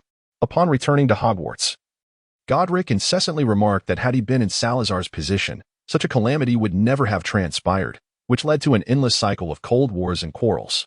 At that time, Helena had encountered her own troubles, leaving Ravenclaw and Hufflepuff preoccupied with their own affairs. Later, When Helena eloped with Barrow, they sought the assistance of Salazar, who had always championed the freedom of choice. In a moment of weakness, he chose to help them escape. It was only after Hufflepuff and Ravenclaw learned of this that the rift truly became irreconcilable. At the time of Salazar's departure, Helena had not yet been slain by Barrow. Ultimately, on a fateful autumn night, he and Gryffindor clashed violently, leading to his disheartened departure from Hogwarts the following day. However, he did not venture far. He resided for a year in the Forbidden Forest in their former stronghold, during which he devoted his entire focus to the study of time magic. Their next encounter would take place in the Chamber of Secrets. As Salazar contemplated these memories, he had already prepared his belongings. Under the influence of magic, the bedroom transformed to resemble his home at Hogwarts, with deep green curtains blocking the sunlight, providing him with a sense of comfort. The sorting hat remained in its place, and whenever Salazar gazed upon it, thoughts of his serpent wand would arise. Even now, he had yet to repair it. After the Dursleys exited the room, Sirius emerged from beneath the bed. He cautiously listened to the sound of slippers descending the stairs before standing upright, his front paws resting on the crib. Dudley had already been taken away, leaving Harry alone, quietly lying there, not crying nor fussing, wide awake and curiously observing the large dog beside him. Sirius gently touched him with his paw. His eyes filled with sorrow and tenderness. To his surprise, Harry extended his small hand, smiling as he reached out to the great dog. Sirius remained utterly still under his touch, and when Harry withdrew his hand, he continued to wear an innocent smile. Beneath that pure and untainted gaze, a low, murmuring sound escaped from Sirius's throat as he withdrew his paw, his eyes lingering gently on Harry for a moment before he turned and leaped out of the room. On his way back to number 2, Privet Drive, he noticed a white stretch limousine pulling up. From the car window, he caught sight of a stunningly beautiful woman with chestnut hair, initially indifferent. Sirius's attention was piqued as the vehicle came to a halt right at the doorstep of number 2. Confirming he did not recognize this lady, he wondered if she had come to see Salazar. Well, that was good. At least he wouldn't have to entertain wild thoughts during the Dursleys' visit. Of course, they had better not come. As these thoughts crossed his mind, Sirius laid down in the shade by the roadside, basking in the autumn sunlight, deciding to grant Salazar some time alone. Suddenly, the doorbell rang unexpectedly, prompting Salazar to leave his bedroom and descend the stairs. The door swung open to reveal Teresa Gabriel, adorned with a white parasol decorated with blue polka dots and lace trim, dressed in a white lace blouse and a deep blue fishtail skirt. She appeared rejuvenated, her vibrant face glowing with a smile, and the dimples in her cheeks were accentuated, reminiscent of her long-ago self in Slytherin Castle. Salazar, I am no longer the elder of the vampires. Salazar pressed his lips together, struggling to articulate his feelings for Teresa. Regardless, it was evident that his emotions had yet to ascend to the realm of love. Nevertheless, he permitted Teresa to enter. What would you like to drink? Teresa obediently settled onto the sofa, her parasol resting on the coat rack. Would ice water suffice? Salazar entered the kitchen to retrieve a pristine glass, filling it with crystal clear water before conjuring ice cubes with a flick of his magic. He settled across from Teresa, his expression and tone equally frigid. How did you come to know of this place? Teresa replied candidly, Mia informed me. When Mr. Dumbledore arranged for your accommodations, he did not conceal it from her. This revelation further tarnished Salazar's impression of Mia. A brief silence enveloped the living room until Mia, having finished her icy drink, abruptly sliced her wrist, pressing the wound against the rim of the glass. Blood flowed forth, its rich aroma wafting through the room, and she smiled sweetly. Salazar, are you hungry? In a seemingly unrelated aside, the narrative continued. When the Serpent ancestor found himself the object of a lovesick gaze, laughter ensued. For Salazar, now transformed into a vampire yet never having partaken of blood, Teresa's essence became irresistibly intoxicating. His Adam's apple bobbed slightly as his breath grew ragged, his stomach roiling. His gaze, betraying his resolve, fixated on the glass in Teresa's hand and the wound on her wrist, his cheeks flushing ever so slightly. Nevertheless, he strove to maintain his composure. No, Teresa, you should understand that whether it was a millennium ago or now, the glass filled with fresh blood was raised before him, the transparent vessel refracting shards of light, the scent of blood piercing his senses and flooding his mind. Salazar, I am truly sorry. I cannot help myself. I know you have always been soft-hearted. You have always shown kindness to everyone. Tears streamed down her face, mingling with the blood in the glass. In the morning, the sunlight was just right, a gentle breeze stirring the October air, bringing a refreshing chill. At number 12. Grim Old Place. The young man with raven black hair lifted the glass filled with blood and consumed it in one swift motion, while the woman beside him wept, pressing her wounded wrist against his lips. Sirius returned to number 12 just in time for lunch. To avoid witnessing anything he ought not to see, he knocked politely at the door.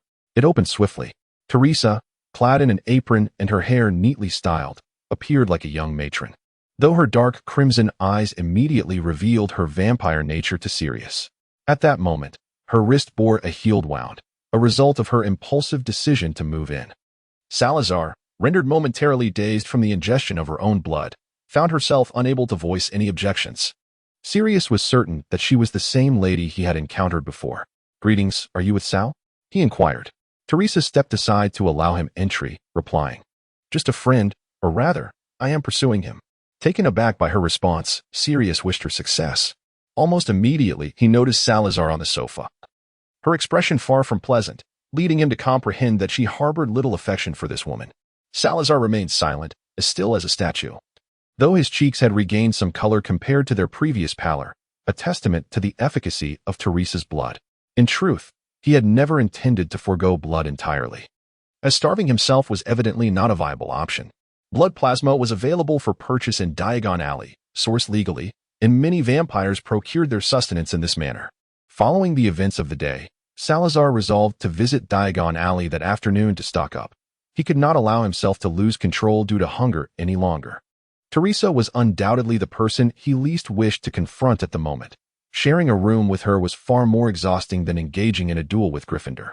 During lunch, Sirius, under the watchful eyes of two vampires, struggled to consume an entire fruit pizza delivered by Hogwarts house elves, finding the meal quite a challenge. Sarah gazed at her pizza, yet she found herself unable to indulge. Teresa observed Sarah with eyes so gentle they seemed capable of shedding tears. The food of the present year was vastly superior to that of a millennium past, and Sarah found it difficult to discern how much of her resentment towards Teresa stemmed from the loss of culinary delights. In the afternoon, Sarah, adhering to her previous intention, ventured to Diagon Alley to procure some blood plasma. This plasma was stored in preservation containers, capable of remaining fresh for up to a month. Naturally, Teresa accompanied her, donning the same attire she had worn in the morning, elegantly shielding herself with a parasol as she trailed behind Sarah. Due to the low pressure radiating from Sarah, Teresa maintained a respectful distance, yet her presence still attracted considerable attention. Amidst a sea of colorful wizarding robes, her blue and white dress stood out remarkably. As Salazar journeyed along the road, a sudden recollection struck him. Long ago, when Teresa resided in Slytherin Castle, she often donned similar attire. Consequently, he found himself unable to utter another word discouraging her from following him. Despite his lingering belief that his feelings for Teresa ought to be those of friendship or siblinghood, certainly not romantic in nature, he could not shake the connection they shared.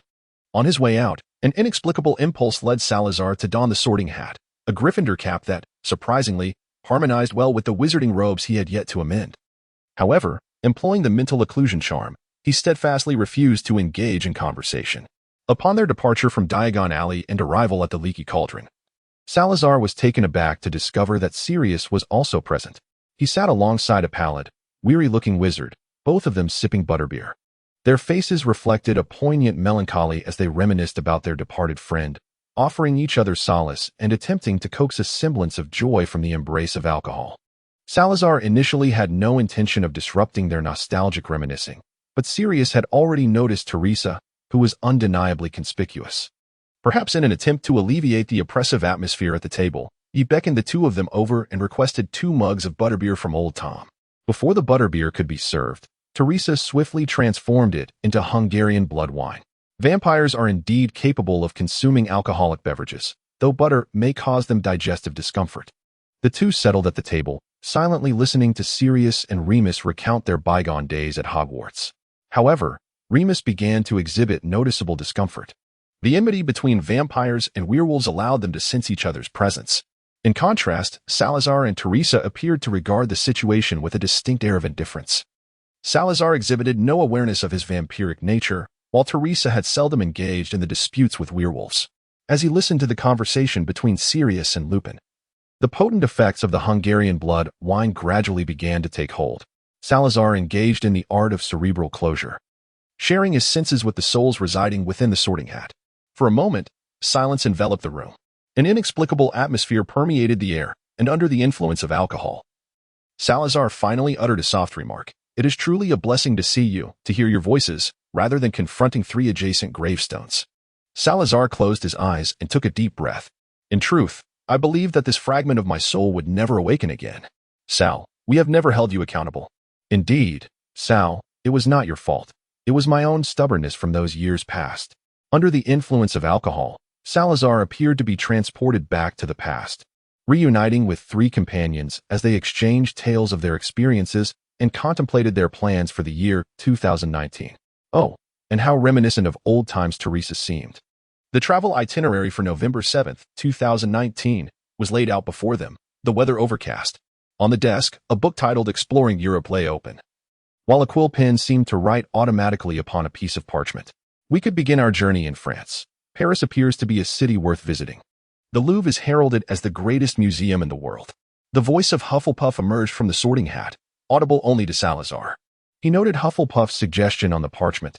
Indeed, it was once a royal palace in France. Understanding Muggle culture would be quite enlightening. However, when it comes to grasping Muggle technology, a museum visit might not suffice. Should we devise a plan to infiltrate a Muggle university? An excellent idea. Gryffindor wholeheartedly agreed, harboring a profound curiosity for diverse cultures. He had once mingled among the ranks of knights a millennium ago. "By the way, Sal, are you intrigued by Muggle transportation? On my way back yesterday, I observed those iron boxes on the streets. They seem to be their primary mode of transport." Yesterday, under the intoxicating effects of blood wine, Salazar had finally set aside his reservations, opening up to his friends and ultimately consenting to embark on a journey over the remaining 2 months of 2019. This morning, he unearthed the travel book that had been left behind by the previous owner, commencing the planning of their upcoming adventure. As they deliberated over their plans, the estrangement that had accumulated over time seemed to dissipate like melting snow. Upon learning of Salazar's intentions, Teresa sat quietly beside them, her desire to join their expedition unmistakable. However, after confiding with the other 3, Salazar no longer found her presence unwelcome, provided she refrained from attempting to entice him with her blood. In vampire culture, the act of consuming another's blood is reserved for intimate couples or familial bonds. Salazar was transformed by Teresa, thus in a certain sense, Teresa can be regarded as his mother. Salazar dismissed the peculiar thought from his mind. On the parchment, the itinerary for the Louvre was nearly complete. As he perused the guidebook for traversing Europe, his vision intertwined with the 3 souls within the Sorting Hat, searching for the next destination. At that moment, an owl swooped directly towards number 2 on Privet Drive, circling the rooftop before finally alighting at Salazar's window, gently pecking at the wooden frame. Salazar opened the window, and it swiftly flew in, dropping a letter onto the table. Upon realizing that Salazar had no food to offer, it languidly took flight once more. Salazar took up the letter and unfolded it. It was a missive from Hogwarts, pinned by Dumbledore. "My dear friend S. On November 7th, Professor Snape, the potions master, and Mr. Hagrid, the keeper of keys and grounds, shall arrive to pay a visit and see Mr. Potter, who currently resides at number 4, Privet Drive. I hope the owl arrives ahead of them. Furthermore, I trust you will not mind my presumption in constructing a flu network in your home. Best wishes. A.D." Salazar recalled the half-giant he had encountered at the Platinum blog shop, and his impression of him was rather favorable. After all, who could harbor ill feelings towards a simple-minded giant brimming with a sense of justice? As he pondered, he realized he had forgotten to collect a batch of potion ingredients he had pre-ordered from Platinum. However, the Daily Prophet had reported just the day before that the Ministry of Magic had already cleared Nocturne Alley. He wondered if Platinum's shop would still dare to open its doors now. At 10 o'clock, a roaring fire suddenly ignited in the fireplace, prompting Salazar to think of the flu powder invented by Ignatius Wildsmith in the 13th century. In the days leading up to his move to number 2, Privet Drive, he had practically resided in the Hogwarts library. At that moment, Salazar was seated on the sofa in the living room, discussing his travel plans with Sirius. Upon hearing about Salazar's intentions, Sirius was significantly intrigued. He truly needed a journey to liberate himself from the guilt and sorrow of having lost a friend. As Harry's godfather, he bore the responsibility of safeguarding a child and could not allow himself to succumb to despair. His hope was to take Harry along, sharing with him the most exquisite sights Europe had to offer. Salazar harbored no objections to his thoughts. He did not despise children, merely having never cared for a 1-year-old infant.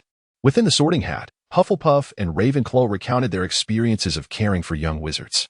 When the name Helena was mentioned, a profound silence enveloped them.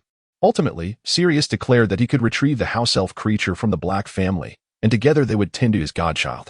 At that moment, Hagrid's towering figure emerged from the fireplace. The flue at number 2, Willow Road, nearly buckled under his presence. After he laboriously clambered out and brushed off the dust, Sirius swiftly cast a repair charm on the fireplace. Once he emerged, the flames visibly roared back to life, and a greasy-haired wizard with a sallow complexion stepped forth. Shaking the dust from his robes, his demeanor openly hostile towards Sirius, who sat on the sofa. However, he uttered no words, his entire being radiating an air of despondency.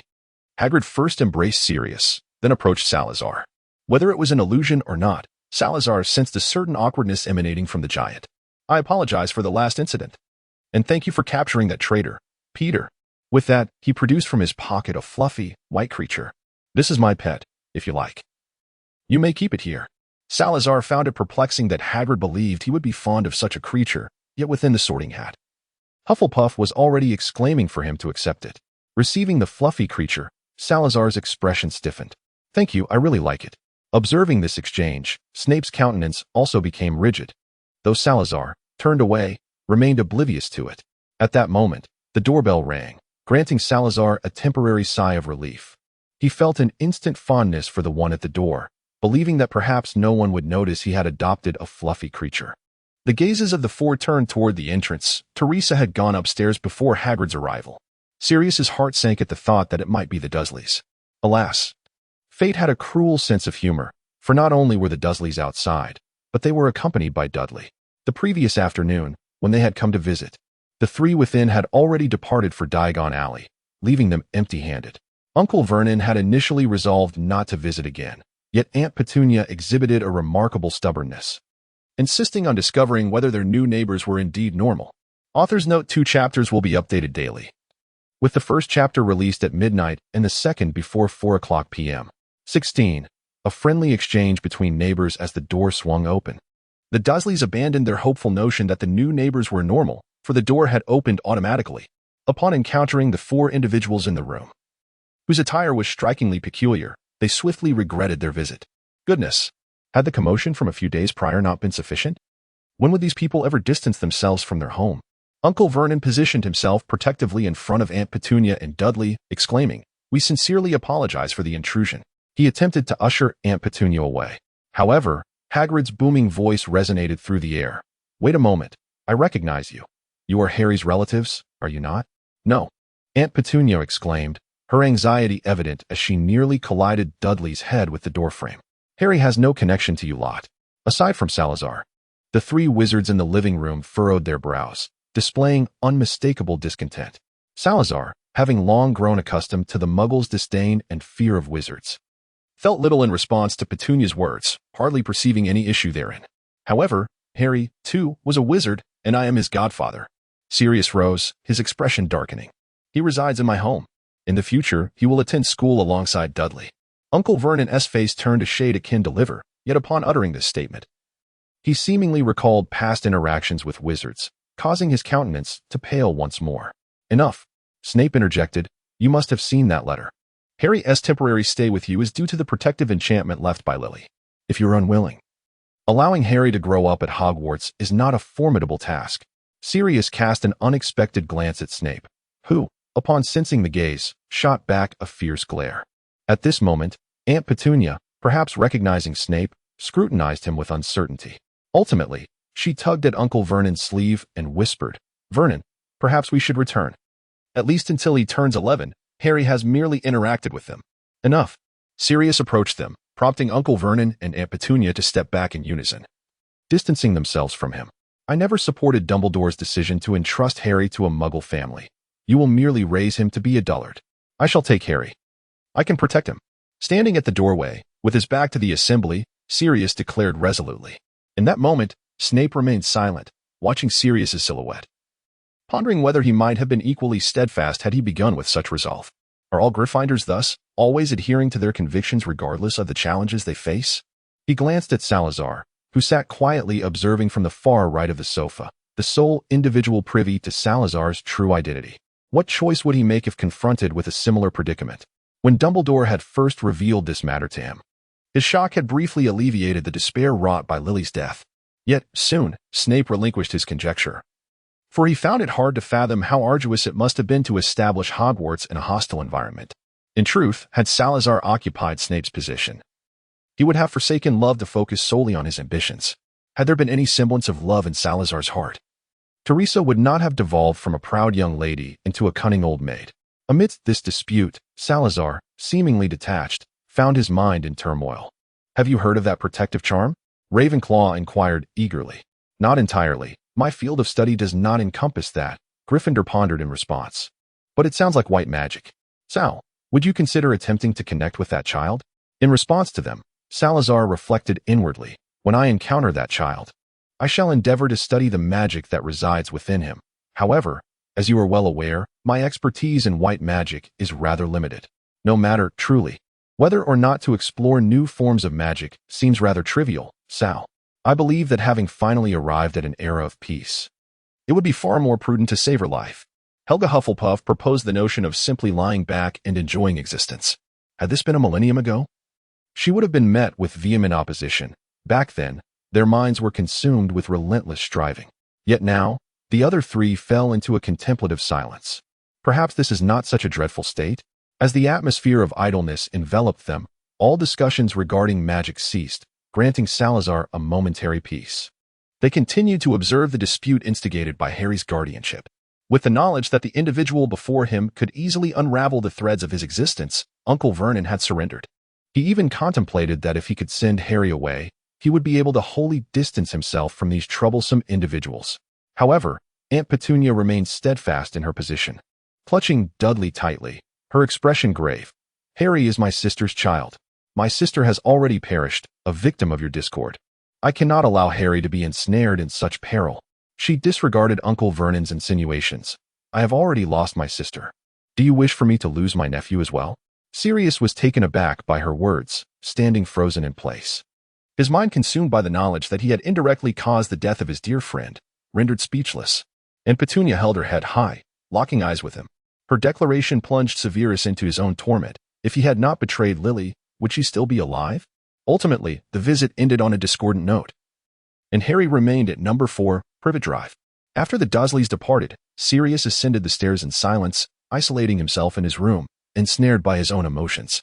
In the preceding days, he had sustained himself with the conviction of protecting Harry, yet now he realized that Harry might not require his aid. Severus too departed without a word, while Hagrid still yearned for a chance to see Harry, having prepared numerous items that might prove useful for him. Salazar was convinced that the items sent over by Hagrid would inevitably be discarded by the Dursleys without a second thought. He shrugged rather inelegantly and remarked to the trio within the sorting hat, "It seems that if we wish to investigate that protective charm, we must see if they can manage to take Harry along with us on our journey." Travel Chronicles, November 9th, 2019, on a foggy day. Little Whinging is situated in Surrey, which lies in the southwestern corner of Greater London. The notorious traffic conditions in London are well known. The roads are winding and narrow, with vehicles weaving through numerous quaint alleyways. Fortunately, the traffic was congested but not utterly stagnant, allowing Teresa's white sedan to depart London successfully before the sun pierced through the haze. However, this journey ultimately did not include the young savior. Sirius remained at number 12, Grimmauld Place. Though he could not take Harry with him to raise personally, he had obtained the rightful privilege to visit openly. Salazar believed that the Dursleys would not easily consent to a wizard entering their abode. In his view, Sirius must have engaged in some clandestine maneuvering. However, what was more unexpected was the composition of this traveling party. A few days prior, Remus, who had shared drinks with them at the Leaky Cauldron, had also joined their ranks. Now that Teresa was aware of her 3 old friends' creation of Horcruxes, particularly the matter concerning the hat perched atop Salazar's head, she felt little regret over the diminished intimacy between the two. Rather, she regarded Salazar's suggestion of embarking on a journey as entirely reasonable. After departing from London, Teresa's white car unveiled the imagination of a wizard. The vehicle extended wings adorned with white feathers, which gently flapped as it ascended into the sky with the group aboard. By midday, the car finally descended, coming to rest at a gas station. The location where Teresa parked was entirely shrouded in the shadow of a building. Although genuine vampires were unaffected by sunlight devoid of holy power, basking in the midday sun was still rather uncomfortable. 2 vampires and a werewolf disembarked, mingling among a crowd of muggles, listening to their conversations that commenced with discussions about the weather. They were all clad in muggle attire, meticulously coordinated by Teresa. Well, while the outfit she curated may not have been commonplace for muggles, they appeared quite appropriate. The sorting hat had been transformed by Salazar into a dapper top hat, perfectly complementing the ensemble chosen by Teresa. "Sal, perhaps you should consider cutting your hair," suggested Hufflepuff. Ravenclaw concurred, stating, "Indeed, the times have changed. Shorter hair is now more fashionable for gentlemen." Salazar and her companions engaged in a discourse about contemporary mainstream culture, yet Gryffindor, rather unceremoniously, diverted his gaze towards a beautiful lady with flowing golden curls. Consequently, Salazar initiated a conversation with Ravenclaw regarding the possibility of sharing a perspective among the 3 of them simultaneously. Gryffindor fell into silence. Hufflepuff emitted a gleeful chuckle. Luncheon was resolved by Salazar and Teresa directly in the vehicle, while Lupin ventured to a fast food establishment to procure hamburgers. From the expression on Salazar's face while he was dining, it was evident that the hamburger he purchased was rather unpalatable. His longing for ice cream was palpable. Perhaps his dissatisfaction was too overt, as Miss Gabrielle cleared her throat awkwardly and suddenly recalled, "Salazar, I have heard that bottled blood has now been crafted into a variety of flavors. Once we arrive in France, we should visit the gathering place of vampires there." Salazar turned his gaze towards the window, remaining noncommittal. Teresa had already revised the itinerary, having been unable to employ his mental shielding technique. Gryffindor revealed an enigmatic smile after witnessing the entire episode, only for his vision to fade into darkness. What lay ahead for him was the ire of Hufflepuff and Ravenclaw. Stirred by the sudden loss of sight, Lupin observed the interaction between the 2 vampires with a sense of bewilderment, ultimately feeling like an outsider. He harbored a tinge of regret regarding this paid excursion. Just imagine him returning to Dumbledore, claiming he had mastered the art of communicating through mere glances. As the clock struck 2 in the afternoon, signaling the time to depart once more, a crimson convertible rolled into view. This vehicle instantaneously captivated the attention of all present. Salazar recognized it as a car modified by wizards at a glance. Unlike Teresa, which only revealed its peculiarities upon ignition, this car seemed to wear its oddity upon its sleeve. The make and manufacturer were indiscernible, and its structural design defied the principles of mechanics. Resembling something straight out of a fantastical narrative, Salazar and Teresa exchanged a glance, both sensing a profound despair for the Ministry of Magic. Erasing the memories of all the muggles who had seen this vehicle along the way would be an immense undertaking. The car door swung open, and 2 oddly dressed individuals leapt out. They were both endowed with sinewy muscles and emitted an indescribable odor. One of them raised a wand, while the other began to transform, his hand taking on a wolf-like appearance. "Stand where you are. Anyone who dares to move shall meet their demise." Lupin's expression shifted dramatically, and Salazar and Teresa, glancing at each other, were filled with astonishment. They then turned their gaze to Lupin, noting the tattered garments visible beneath his outerwear. Had even a werewolf fallen into such dire straits as to resort to robbing muggles? Salazar once again opened the shared vista, recounting his travel experiences with friends. Unfortunately, the muggles did not perceive that slender wooden stick as particularly perilous, and some even regarded the transformation of another into a wolf as a mere performance. Among them, there were individuals who attempted to approach and engage in conversation with these unexpected guests. The werewolf glared menacingly at the individual who disregarded his threat, and as that person drew near, he lunged forward with a ferocious speed, his sharp teeth sinking into the frail neck. The wizard beside him, wand raised, showed no inclination to intervene. A cold smirk graced his face as he passively observed his companion's actions. "Dear friends, as long as you comply. My companion and I harbor no ill intentions." He gestured with exasperation, his expression and demeanor reflecting ample helplessness. "One of our relics has been stolen, and we are in pursuit of the thief. If you have encountered any suspicious individuals, please speak up." Having witnessed a man's demise, the muggles fell into a dreadful silence, their terrified gazes fixed upon the werewolf as he savaged the unfortunate soul, contemplating their own fates. "Should we intervene?" Teresa inquired with a furrowed brow. While Lupin had already gripped his wand tightly, had it not been for Salazar's restraint, he would have rushed forward. The werewolf's actions had been alarmingly swift. and the distance too great. More importantly, they had never anticipated such decisive violence. By the time they could react, it was far too late to prevent the tragedy. Yet, to Salazar and Teresa, the death of a stranger was merely a trivial matter. After all, they still did not consider themselves as belonging to the same species as Muggles. I wish to see what they are truly searching for. Let us wait a moment longer, but if they continue their murderous spree, we shall have to intervene. However, after uttering this statement, they were astonished to find that the Muggles were all gazing at them in unison. Salazar and Teresa exchanged a peculiar glance, unable to comprehend why they had suddenly become the subjects of suspicion. Yet, Remus had already raised his wand. In a brief aside, it is noted that in the Harry Potter universe, werewolves can only reveal their true forms during a full moon. However, Fenrir, the werewolf among the Death Eaters, is present during every assault led by Voldemort, appearing in human form. Could it be that, as a pure-blood werewolf, he possesses the ability to transform at will? Thus, it is proposed that pure-blood werewolves can exert control over their transformations. You seek to reclaim the relics. We shall not interfere. The werewolf sneered, exuding disdain as he advanced. However, since you dare to speak on their behalf, I shan't mind eliminating one more. Let us perish together. As a werewolf turned through a bite, Remus could not control his transformations. His only recourse lay in the use of spells. The werewolves exhibit remarkable resistance to magic, rivaling that of trolls.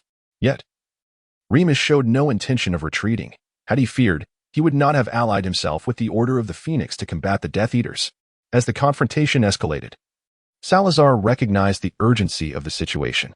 He navigated through the throng, positioning himself beside Remus, silent yet resolute.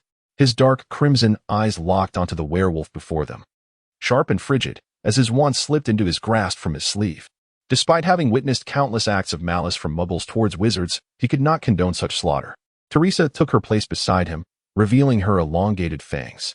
At that moment, all traces of her previous innocence and vivacity had vanished, replaced by an air of calm and composure that belied her youthful appearance, rendering her even more captivating.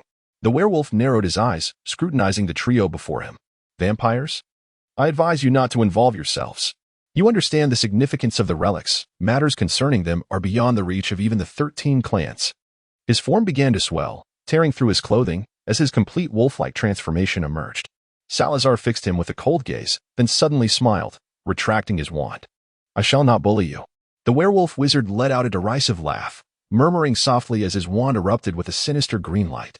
However, Salazar had already vanished from sight, his movements so swift that they eluded the naked eye. The green beam shot past the spot where he had stood, slicing through the air and disappearing into the distance. Teresa, pulling Lupin back, conjured a mist of blood to envelop the wayward green light, preventing any collateral damage.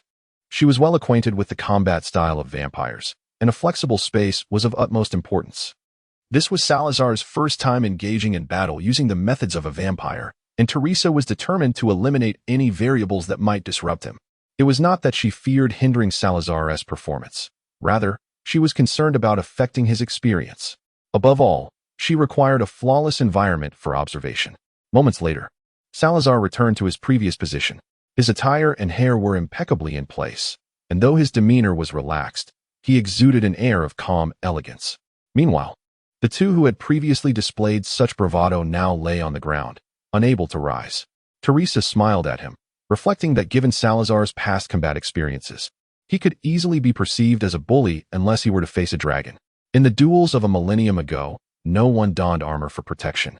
Evading an opponent's spells was a fundamental skill at Hogwarts. Moreover, after the bloodlines of Slytherin and Gabrielle intertwined, Teresa recalled her initial desire to be with Salazar. Had they united back then, the 13 clans would have been rendered irrelevant. Nonetheless, she felt content with their current circumstances. God knows how surprised she was when she sensed Salazar's presence outside the castle. After all, 1,000 years prior, she had truly believed him to be dead. And throughout the ages, time had idealized the memories of him in her mind. Thus, in their first encounter a millennium later, she had dared to threaten him with her own life.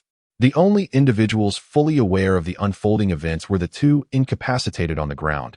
Presently, the one most astonished was Lupin. The werewolf's keen eyesight had allowed him to grasp the recent spectacle. The vampire accompanying him had employed no spells whatsoever, not even the magic of his bloodline. He had merely relied on his terrifying speed to evade all their attacks, then, empowered by his lineage, had struck with his sharp claws at the nape of their necks. What manner of being was this individual whom Dumbledore had sent him to accompany? Why had he never heard of him before? Lupin chuckled bitterly. With the abilities he had just displayed, what valuable information could he possibly report to Dumbledore? After the battle concluded, Salazar no longer paid attention to the adversary sprawled on the ground. Instead, his gaze shifted to the surroundings. During the skirmish, numerous Muggles had attempted to discreetly flee the scene, but the swift resolution left them awkwardly rooted in place. Sarah surveyed her surroundings, her brow furrowed. Before finally producing her wand, Obliviate, Slumber, the nearby Muggles collapsed into a heap, and Sarah subsequently cast a levitation charm to ensure they lay comfortably on the ground. Teresa approached Sarah, casting a shadow with her parasol that enveloped both of them. The two, still conscious, gazed in horror at the scene before them. They had never witnessed such a collective use of memory and sleep spells. In the next moment, they felt an overwhelming dizziness engulf their minds, and thereafter, they would never awaken again. After employing the legilimency spell on the pair, Sarah's expression suddenly shifted to one of intrigue.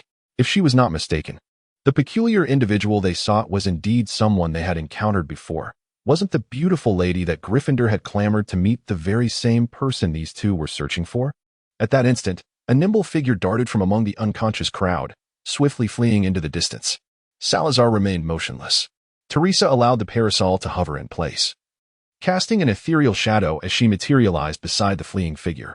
She placed a hand upon his shoulder, dissipating his momentum. "Why do you flee?" The boy, under Teresa's control, suddenly let out a low growl, his body exhibiting signs of transformation into a wolf. Yet, his strength paled in comparison to that of the previous werewolf. Even an ordinary adult wizard could easily capture him, let alone Teresa, the once esteemed vampire elder. Teresa scoffed softly, delivering a precise strike to the nape of the boy's neck, her technique mirroring that of Salazar. The boy crumpled to the ground, the traces of his wolf transformation vanishing, though his consciousness remained intact. He glared defiantly at Teresa, his breath heavy with indignation. "This is an internal matter among werewolves. Why must you vampires interfere?" With a slight smile gracing her lips, Teresa grasped the boy by the collar and remarked with a cheerful tone, "It is not we who sought to intrude. But you must not forget that it was your instigation that led us to be labeled as the peculiar ones." She returned to their original position, tossing him onto the ground beside the corpses of the two werewolves, causing his face to pale. As the parasol fell into Teresa's hands, Salazar approached the boy, crouching down to meet his gaze. The boy possessed eyes like smoky quartz, a rich chestnut hue framed by thick, curly brown hair. His skin a healthy tan adorned with delicate freckles scattered across his cheeks and nose. "Is it true that you have stolen the werewolf's sacred relic?" Salazar inquired. The boy averted his gaze, his voice trembling. "That item is not with me." "Oh." Salazar stood up and turned to Teresa, saying, "Let us depart." He was merely a traveler, not an active participant in the werewolf's internal disputes. The truth of the relic's whereabouts was of no concern to him. Besides, it was merely an artifact, not worthy of disrupting his travel plans. Teresa nodded obediently, her small steps keeping pace with him, the soft lavender of her skirt creating graceful arcs in the air. The boy watched them head towards a long, white limousine, his expression twisted in confusion, feeling engulfed by a stark sense of disillusionment. All the tumultuous emotions he had previously experienced seemed to evaporate. Yet, he exhaled a sigh of relief, recognizing that, despite the unconventional method, he had successfully evaded danger for the time being. "Thank you, Muthu." Meanwhile, Lupin, still processing the events, felt as though he had been part of everything, yet remained utterly invisible. Glancing at the boy still lying on the ground, he furrowed his brow in concern. He couldn't simply abandon him there. What if other werewolves found him? Based on the actions of the pursuers prior, it seems the youth may indeed be the innocent one. However, even if he is not innocent, Lupin would not so readily allow him to be abandoned before learning of the boy's past misdeeds. "Wait, Ogleth. We cannot simply leave him here." The youth widened his eyes, glaring at his kin. He must be the traitor of the great Muthu. Lupin hastened to catch up with Salazar and Teresa, reiterating his concerns. The two merely regarded this as a minor incident during their travels, not giving it much thought. Yet, since Lupin insisted, it was no great inconvenience to include him. As Lupin lifted him into the vehicle, the boy gazed helplessly at the sky, feeling as though the sunlight had dimmed. With the Muggles present having succumbed to unconsciousness, Teresa took direct control and the automobile soared into the air. Salazar leaned against the window, watching as the gas station gradually receded from view. Only when it disappeared completely did he instruct Lupin to send a message to the Ministry of Magic. He had faith that Dumbledore would handle the situation. Sirius was evidently aligned with Dumbledore, and Lupin, being his friend, was likely in a similar position. However, Salazar did not feel the need to conceal anything from Dumbledore, for he had committed no wrongdoing. Gryffindor seemed to share his sentiments. At that moment, Salazar finally comprehended the clamor within the Sorting Hat. "Sal, you see, I had my suspicions about him, which is why I wanted you to take a look." Ravenclaw and Hufflepuff scoffed in unison. "Goaty, the pursuit of beauty is an inherent human trait. While we may hold contempt for you, we shan't speak it aloud, rest assured. Pray tell." The esteemed Seer Diego Sandoval certainly did not encase himself within a hat. Upon hearing this, Salazar suddenly recalled a pertinent query. He had never heard of a Horcrux being capable of housing 3 souls simultaneously. Was this a result of advancements in Horcrux creation methods, or was the hat itself extraordinary? Reflecting back, it seemed that aside from the time he masqueraded as a paladin, Gryffindor had always donned this hat, never replacing it over decades. He did not perceive this as an inclination towards nostalgia. He still wore the wizarding robe crafted by Hufflepuff, yet Gryffindor had long since misplaced his own. "Goaty, does this hat possess some sort of uniqueness?" Salazar inquired, puzzled. Gryffindor, equally perplexed, retorted, "Sal, did I not mention this before?" "No," Ravenclaw echoed, confirming he had not spoken of it. When they crafted the Horcruxes, Gryffindor merely stated that this hat could contain 3 souls and endure for an extended period, without elaborating on its origins. Well, as the great white wizard Gryffindor, I find myself doubting my own memory. Perhaps this is a relic of our Gryffindor lineage. My father bequeathed it to me before his demise, and I infiltrated the ranks of the Paladins, intending to dismantle the church from within, but alas, a bishop uncovered my ruse. Goaty, you needn't recount what we already know." Ravenclaw's voice revealed a hint of exasperation. "Speaking of which, the true heirloom of Gryffindor is the Sword of Courage. This hat is merely its sheath. The genuine origins were never disclosed to me before my father's untimely death. Nevertheless, as you are aware, I vanquished the last angel who had established a connection with the mortal realm using the Sword of Courage, and after that encounter, the sword shattered. For this hat to carry the Sword of Courage, housing 3 souls as a Horcrux poses no burden to it, and neither the fangs of the basilisk nor the fiendfire shall ever hope to destroy it. This makes sense, although the precise origins of this hat remain elusive. The fact that it once bore a sword capable of slaying an angel speaks volumes. The demise of that angel years ago directly contributed to the weakening of the Holy See." Salazar, deep in thought, nodded before suddenly inquiring, "By the way, you haven't hidden a sword within the Sorting Hat at Hogwarts, have you?" As dusk approached, they arrived at the seaside. Before seeking an inn, Teresa parked the car on an uninhabited beach. The sun was setting, casting a warm glow that painted the wandering white clouds in the azure sky, adorning them with sparkling fringes. In mere moments, these clouds transformed into a rosy evening glow. The world was enveloped in a tender warmth, and the tips of Teresa's hair shimmered with a beautiful sheen. She left the umbrella in the car, spreading her arms wide as if to embrace the sun that was about to sink beneath the waves. "Salazar, come down and take a look. The sunset is truly magnificent today." The orange-red light had already streamed through the car window, giving Salazar's pale complexion a rosy hue. He shook his head, choosing to remain seated, sharing this moment with his friends. "I have never witnessed such a sight," remarked Ravenclaw, a tone of awe evident in his voice. "The scenery 1,000 years ago must have been even more splendid, devoid of any pollution. Yet, at that time, we never observed the world with such diligence. Nevertheless, we have seen it all." November 9th, 2019, cloudy with light rain. The sunny weather of yesterday abruptly gave way to a muted atmosphere, with the sky remaining overcast from morning until now, threatening to unleash rain at any moment. Lupin ordered fish and chips at the inn, seated by the windows. Listening to Salazar and Teresa discuss the options for their boat tickets. "We only have 2 choices. Depart in the afternoon on a small boat, which may be rather bumpy, or take the evening smuggler's boat. The experience might be less pleasant, but it could prove to be rather interesting." Teresa shared the information about the boat she had arranged for their departure today. Salazar furrowed his brow in contemplation, delicately sipping the hemoglobin poured into a white ceramic cup, attempting to persuade Gryffindor regarding the proposal of soaring through the skies on a flying broomstick.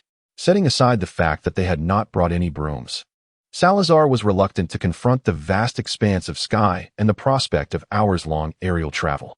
Lupin, lacking any authority to decide, could only continue to relish the delectable fish and chips, far superior to the hamburger they had enjoyed the previous noon. Thank Merlin. Their impromptu choice of a muggle inn had led to such a delightful experience. After discussing the available vessels, Teresa began to savor her breakfast. The inn was nestled right by the sea, and prior to succumbing to slumber the night before, they had been serenaded by the sound of crashing waves. Yet at this moment, Teresa felt grateful for her choice. Gazing out the window, she beheld the tranquil sea, its surface laced with white froth, gradually transforming into a soft blue that deepened into an endless expanse of dark blue, as pristine as a masterful oil painting. This scene starkly contrasted with her memories of the sea when Slytherin Castle was engulfed in flames, as she and Salazar fled England. Back then, their only means of escape was by ship, a merchant vessel where they had clandestinely hidden in the bowels of the ship. Enduring the terrifying sounds of the water and the perpetually damp atmosphere that left their clothes eternally moist, their gazes suddenly collided, and in that moment, they clearly perceived the depths of each other's eyes. Salazar evidently reminisced about his experience crossing the sea as he placed the now empty ceramic cup on the wooden table. Leaning back against the thickly cushioned chair, his gaze drifting languidly across the surface of the water. Let's depart in the afternoon. Over this period, Lupin had grown accustomed to this silent exchange. He had already finished his portion of fish and chips, yet leaving abruptly would seem impolite, so he remained awkwardly seated. However, his eyes uncontrollably flitted towards Salazar and Teresa. How should one articulate it? He was filled with curiosity about his companions on this journey, from their various actions. It was apparent that they were out of place among the wizards of this era. Considering the vampires' extended lifespans, when precisely did they belong to?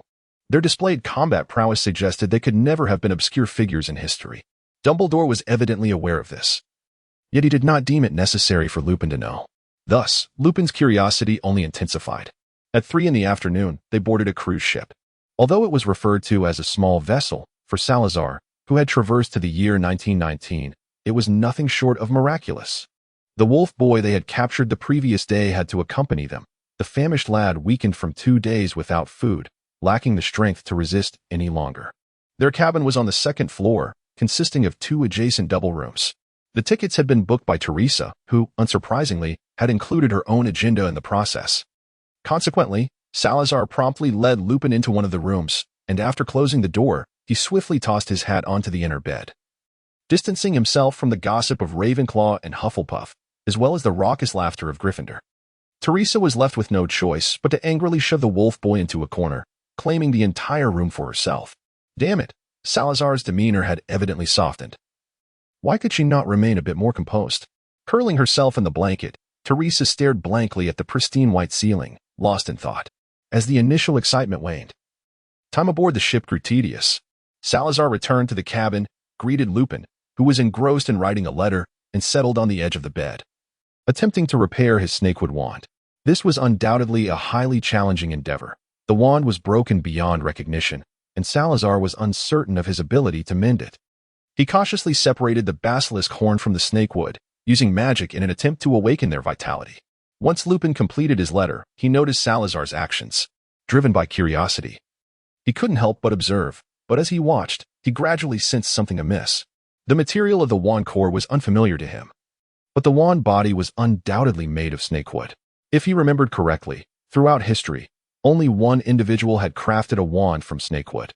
That was a legendary figure, whose name could be readily uttered by anyone with even a modicum of historical knowledge: Salazar Slytherin. Could it be that the wand in his possession belonged to that very founder of Hogwarts?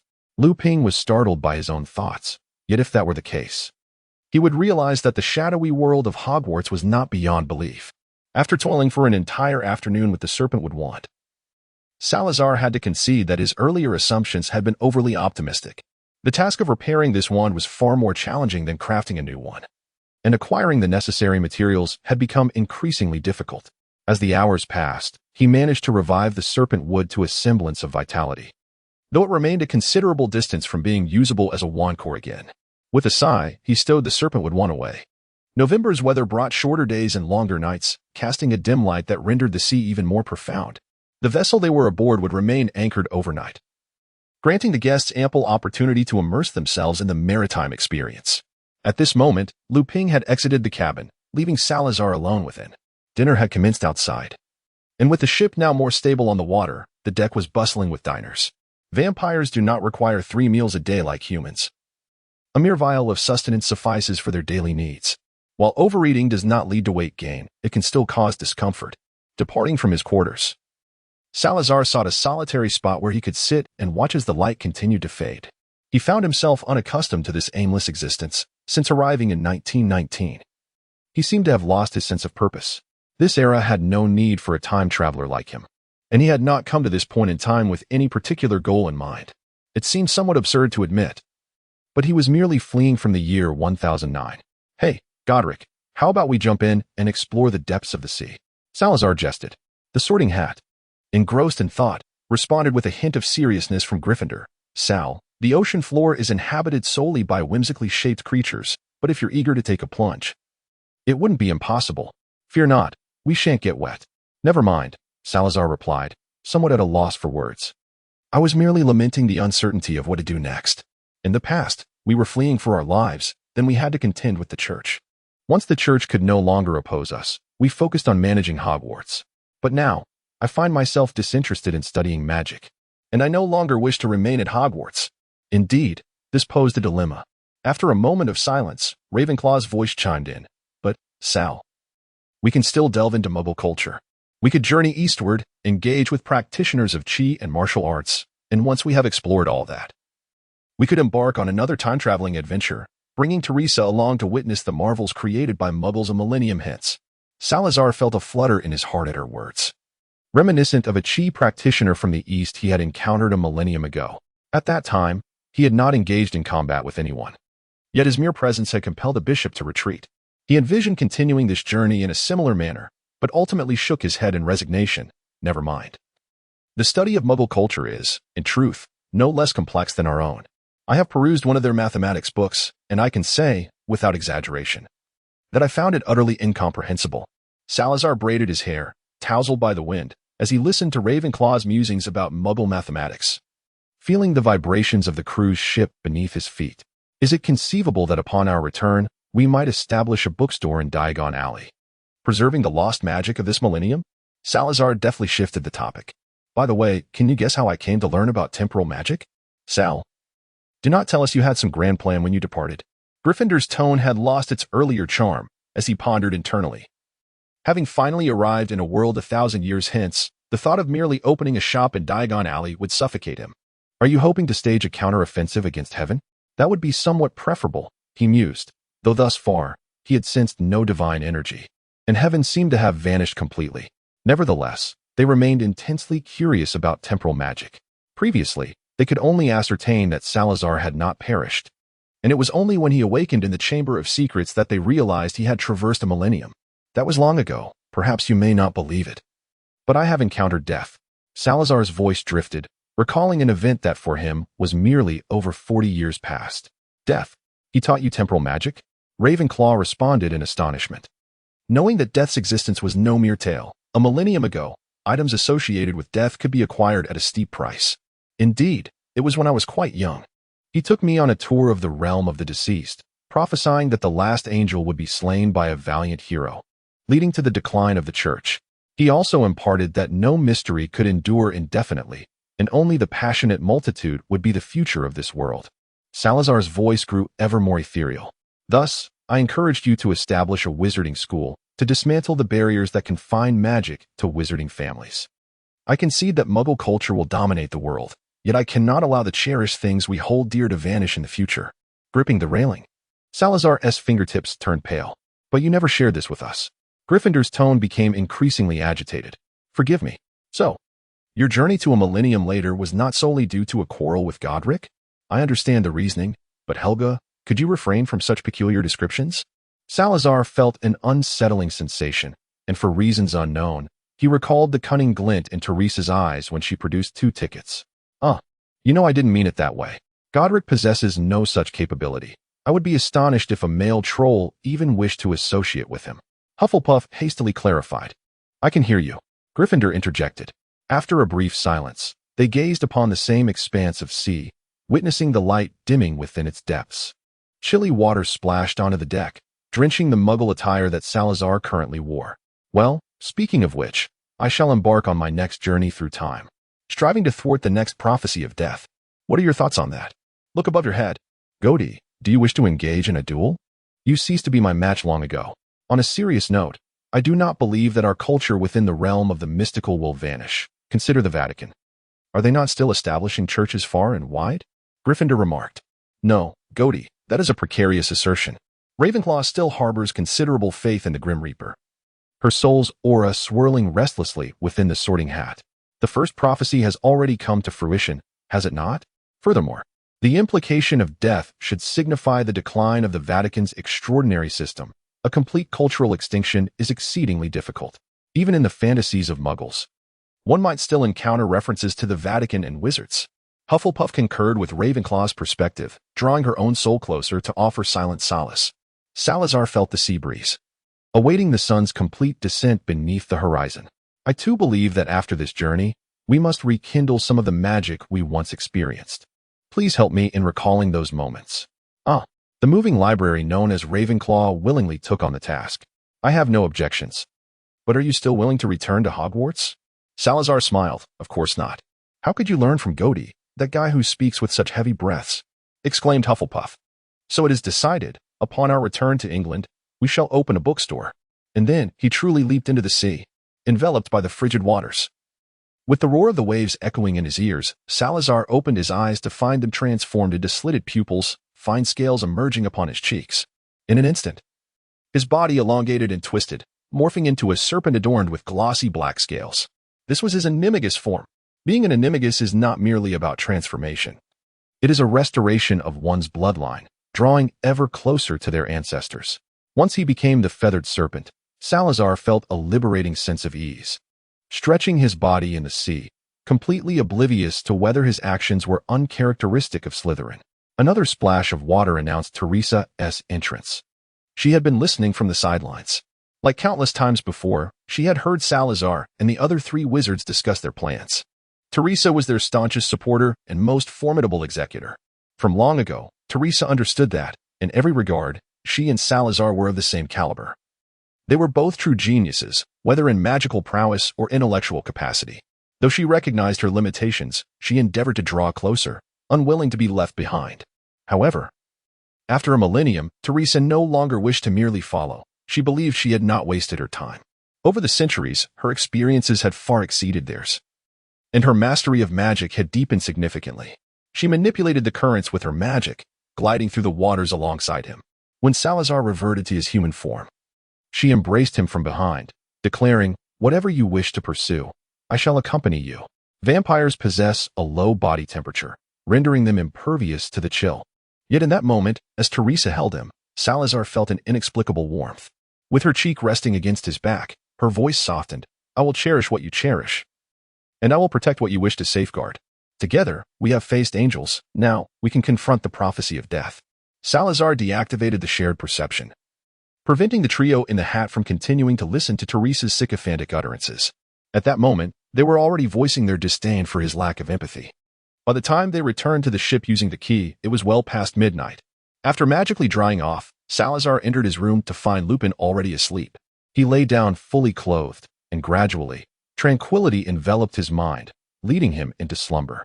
In his dreams, Teresa wielded a whip, her smile radiating satisfaction, while he found himself bound to a massive rock, utterly immobilized. Surrounding him was an endless expanse of sea, where emptiness and silence filled the air, making the sound of Teresa's high heels resonate like notes struck upon a piano, crisp and clear.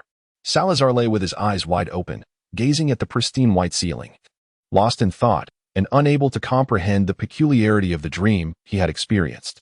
At this moment, the sun had risen, casting a gentle golden hue upon the tranquil sea, and soon they would be able to disembark. After partaking in breakfast, Salazar observed Teresa playfully coaxing the wolf boy into revealing the location of the concealed sacred artifact, and at last, the strange sensation within him began to dissipate. Indeed, he possessed little aptitude for divination, and it was only fitting that his dream held no significance whatsoever. Salazar selectively chose to forget the harrowing circumstance in which Teresa had coerced him into becoming a vampire, enticing him to drink her blood. However, recalling Teresa's poignant words from the previous night, he felt an urgent need to rectify her twisted perception of love. At this juncture, Salazar could no longer delude himself into believing he harbored no feelings for Teresa. He simply felt that his sentiments had yet to ascend to the heights of love. It was merely a fondness and admiration for one another, entirely distinct from romantic love. Furthermore, his temperament was ill-suited for romantic entanglements, and he had no desire to seek a romantic partner. The very notion of genuinely attempting such a relationship had never crossed his mind. Managing friendships was already sufficiently taxing. Had he possessed the capability to navigate these complexities, he would not have departed from Hogwarts at such an early stage. The prospect of being with Teresa might ultimately jeopardize even their friendship. Perhaps it would be prudent to find an opportunity to clarify matters with Teresa. If they could return to the camaraderie akin to that of siblings or friends from a millennium ago, it would be splendid indeed. Upon disembarking, they made their way directly to the vampires' gathering place in France. Initially, they located a connection to the vampire market through the Fleu network in the coastal city. After paying the fare, they stepped into the fireplace. Following a brief bout of dizziness, they emerged in a quaint, pastoral room. Besides themselves, an elderly witch scrutinized the four of them. Her countenance soured upon seeing Remus and the wolfish boy, and her demeanor towards Salazar and Teresa was not particularly warm either. The vampire market did not welcome outsiders. The two were obliged to remain temporarily in the tavern. Consequently, the four of them separated, with Salazar and Teresa descending the tavern stairs together, entering the market. At the same moment, four unfamiliar figures arrived at the gas station where they had previously lingered. These individuals were exceptionally tall, exuding an aura of psychological pressure merely by their presence. They inhaled the scents in the air, their expressions grave. Gerard and Gilly had perished here, their bodies already disposed of, likely by their assailants. One of them twitched his nose, a potent curse. Yet it does not appear to be any known incantation capable of causing death. There are numerous scents of wizards here. The one who killed them may have informed the Ministry of Magic, and there is also the scent of those blood-sucking bats. Another added. Wait. The fourth individual's face suddenly paled. Did you just say they informed the Ministry of Magic? The other three remained oblivious to the gravity of the situation. Nevertheless, the Auror's encirclement had already formed. 23. The Relics Conflict. Mr. Dumbledore, we thank you for the information you have provided. Once we apprehend these four, dealing with Fenrir Greyback will be considerably easier.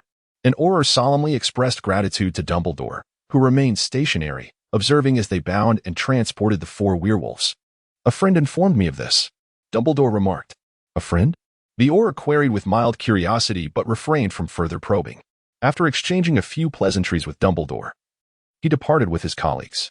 Dumbledore pulled out a pocket watch, glancing at the time as he murmured, by now, they should have arrived in France. Once Salazar and Teresa entered the marketplace, Lupin found a secluded corner to sit and drink. The young werewolf sat beside him, still wearing a reluctant expression. Hey, you're also a werewolf. Why are you following those two vampires? The boy fidgeted awkwardly in his chair, clearly perplexed. Lupin did not meet his gaze. Slowly sipping the oddly flavored blood wine, he furrowed his brow but swallowed it nonetheless. Adhering to the principle of not wasting, I didn't choose to be a werewolf either. The boy stared at him wide-eyed. Yet he understood that many werewolves shared a similar fate, which silenced any further inquiries. After swallowing the blood wine, Lupin pondered whether vampires had a different palate and shifted the conversation, asking, "What is your name?" The boy hesitated before replying, "Harvey." Lupin crossed his arms and leaned back in his chair. "So, Mr. Harvey, could you enlighten me as to why you are being hunted? How does it relate to that artifact?" Harvey regarded him warily. Lupin spread his hands, indicating he harbored no intent to harm. "If you are innocent, we will assist you." For a fleeting moment, Harvey's expression softened, yet the persistent metallic scent that clung to him served as a constant reminder of his perilous surroundings. He lowered his voice, sneering. "Why should I trust you two vampires and a werewolf consorting with them?" Lupin maintained eye contact, and after a protracted silence, he concluded that Harvey was unlikely to open up easily. Irritated, he took a large gulp of the blood wine, nearly overwhelmed by its robust flavor. Harvey crossed his arms, silently observing him with a look of disdain. By the time Lupin gradually finished the blood wine, noon was approaching. Salazar and Teresa had evidently not yet completed their exploration. For the vampire market presented a novel experience for both of them. A millennium ago, vampires had not established such extensive gathering places. Salazar had never encountered anything like it. While Teresa's activities had predominantly taken place in England, where vampires were exceedingly scarce. As Lupin began to reminisce about the history of magic out of boredom, Harvey suddenly turned his gaze towards the connection between the pub and the market, a shiver running down his spine as his tea-colored eyes narrowed into slits. Lupin also sensed that piercing gaze upon them. Yet, being a member of the Order of the Phoenix and having participated in numerous battles against Death Eaters, he gripped his wand tightly and directed his attention to the source of the scrutiny. There stood a young woman with cascading silver curls, her dark red eyes appearing increasingly sinister in the dim light. She wore a black strappy dress, the hem adorned with a voluminous blend of red and black fabric. At that moment, she was gazing at them, her rosy lips curving into a perfectly measured smile. Behind her stood a middle-aged gentleman clad in an opulent tailcoat, wielding a cane, his own gaze directed toward them as well. The young woman approached them, lifting her skirt slightly, her smile unwavering and seemingly etched upon her face. "Good day. I am Madeline Wickham." Harvey stared at her intently, his muscles tense. Lupin felt similarly anxious, yet his conscience remained clear, allowing him to maintain an air of composure. "Greetings. I am Remus Lupin from England." Still, Madeline's gaze remained fixed on Harvey as she subtly raised her chin. Harvey's fists clenched in silence. "What do you intend to do?" Madeline frowned, and her accompanying gentleman suddenly advanced, his nails sharpening as he lunged toward Harvey's cheek. In an instant, Harvey's right hand sprouted fur, expanding grotesquely, and two equally fearsome claws collided. "Ah!" Harvey could not suppress a cry as his hand twisted into an unnatural angle when it reverted to its human form. The middle-aged gentleman retreated behind the young woman, silent as he used a silk handkerchief to wipe the blood from his fingertips, his own blood.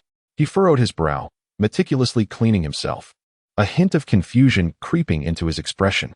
During his attack on Harvey, he had inadvertently shattered a protective charm. Noticing the surrounding gazes drawn toward her, Madeline once more lifted her skirt and slightly bent her knee. "I apologize for the intrusion. I merely wish to reclaim something." Meanwhile, Salazar and Teresa were inside a shop selling illusion crystal balls, preparing to purchase one capable of capturing images. They had already acquired various types of blood, for the plasma sold here had a shelf life of 6 months, illustrating that competition fosters development. As Salazar sensed the shattering of the protective charm he had cast over Lupin and Harvey, he swiftly took the still enthusiastic Teresa by the hand and made his way towards the entrance of the market. The charm, though not particularly potent, served primarily to alert the caster of any danger. "Salazar, what has occurred?" Lupin and Salazar were unaware of Harvey's name. They had come under attack. Upon their arrival at the pub, they found the silver-haired maiden, Madeline, gracefully seated at a pristine table, gently swaying the glass in her hand. Teresa tugged at Salazar's sleeve, exclaiming, "That is Madeline Wickham, one of the elders from France." Salazar nodded, perceiving the situation as not particularly grave. At that moment, Lupin and Harvey lay bound by red ribbons on the ground.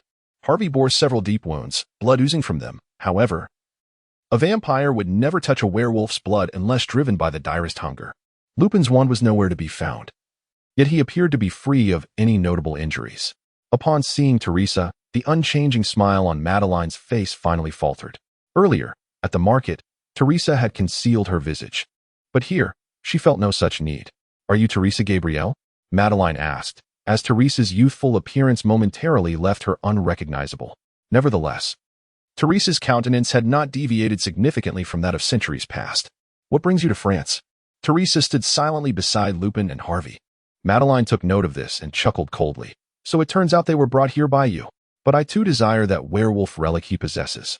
At present, Salazar does not draw much attention, as the focus of the gathering centers around two subtly opposing ladies. Yet, at that moment, a small music box abruptly flew out of Lupin's breast pocket. Before anyone could react, it landed on the ground, followed by a plume of grayish-white smoke, from which Dumbledore emerged. He surveyed his surroundings with a keen curiosity. "What is happening here? Remus, why are you on the ground?" With a flick of his wand, the red thread binding Lupin was instantly severed, scattering across the floor and gradually becoming transparent until it vanished completely. Lupin rose from the ground, scanning for his wand. Dumbledore's wand gestured again, and Lupin's wand immediately returned to his grasp. The others looked on, their expressions varied, yet none dared to be the first to step forward. They all recognized Dumbledore's reputation as the one who had triumphed over Grindelwald in a duel. Even the 10 elder vampires held little confidence against the former Grindelwald. "Let us first confront him together, and then decide the fate of the relics." Madeline's voice resonated in the ears of every vampire present as she employed magic, rendering Dumbledore unaware of her intentions. However, what Madeline could never fathom was that Salazar and Dumbledore were, in essence, allies, at least when it came to the interests of Hogwarts. Mr. Slytherin, I believe we should first inquire of this child. Dumbledore's voice was audible only to Salazar. While Salazar was not entirely indifferent to the matter of the relics, he did not feel compelled to engage in conflict with Dumbledore or Madeline over it. The elder vampires, lacking extraordinary encounters, were of similar caliber. Madeline and the former Teresa were not vastly different. Now free from the influence of negative states, Salazar felt confident in handling Madeline. The true concern lay with Dumbledore, whose true capabilities remained a mystery to Salazar. Although he felt secure, every headmaster of Hogwarts had proven to be no ordinary figure. The strength of the Slytherin bloodline primarily manifested in curses and the taming of extraordinary serpentine creatures, not in facing sudden combat. This had been the reason he could not best Gryffindor in their time. However, if granted the time to cast a curse effectively or to command a battle with the help of a Horcrux, he would find that even the combined might of the Sorting Hat's three houses would not stand a chance against him. At this juncture, it is imperative to mention a particular matter. Thus far, Salazar has yet to master any vampiric magics. The most significant impact of his transformation into a vampire appears to be the enhancement of his physical prowess and a shift in dietary habits. It feels rather lamentable, though it must be said that Salazar cannot simply stand by and witness Teresa's demise. Undeniably, Teresa's dramatic ultimatum has proven to be exceedingly effective. On another note, within Salazar's seamless extension spell, there lie several objects that could indeed be deemed sacred relics. Such items were not overly rare a millennium ago. Moreover, the hat perched upon his head may very well transcend mere relic status. Gryffindor commented, "Surely, that is the case." Salazar nodded in agreement with Dumbledore's perspective. Although Teresa was unaware of the conversation between Salazar and Dumbledore, she resolutely aligned herself with Salazar. Thus, a coalition had been formed against Madeline, who remained oblivious, believing that the other two vampires would naturally be her allies. "Let us hear what this child has to say," Dumbledore remarked with a smile, leisurely settling onto a round stool, his elbows resting on the table. The ropes binding Harvey silently unraveled, allowing him to writhe on the ground. Hastily freeing himself from their confines, he swiftly rose to his feet, warily scrutinizing everyone present. Salazar likewise drew out a chair and took his seat, choosing a position in close proximity to Dumbledore, a gesture that conveyed his intentions with utmost clarity. Madeline gazed at them in astonishment, her rosy lips slightly parted, soon to be overshadowed by an expression of displeasure. She simply could not fathom what enchantment the wizard named Dumbledore possessed that led her kin to favor him. Yet, he was merely a stranger among her kind. As long as the elder Teresa supported her, their chances of victory remained substantial. However, upon Salazar's seating, Teresa promptly settled beside him, her hands resting gracefully upon her knees, exuding tranquility and elegance. Madeline struggled to mask her tumultuous emotions. She knew her prospects were dim. Yet she remained unwilling to concede, eager to hear what this little werewolf might yet articulate. "I inquired before, and I shall inquire once more. What is the nature of your connection to that sacred relic?" Salazar posed the question. Harvey, seething with indignation, gritted his teeth.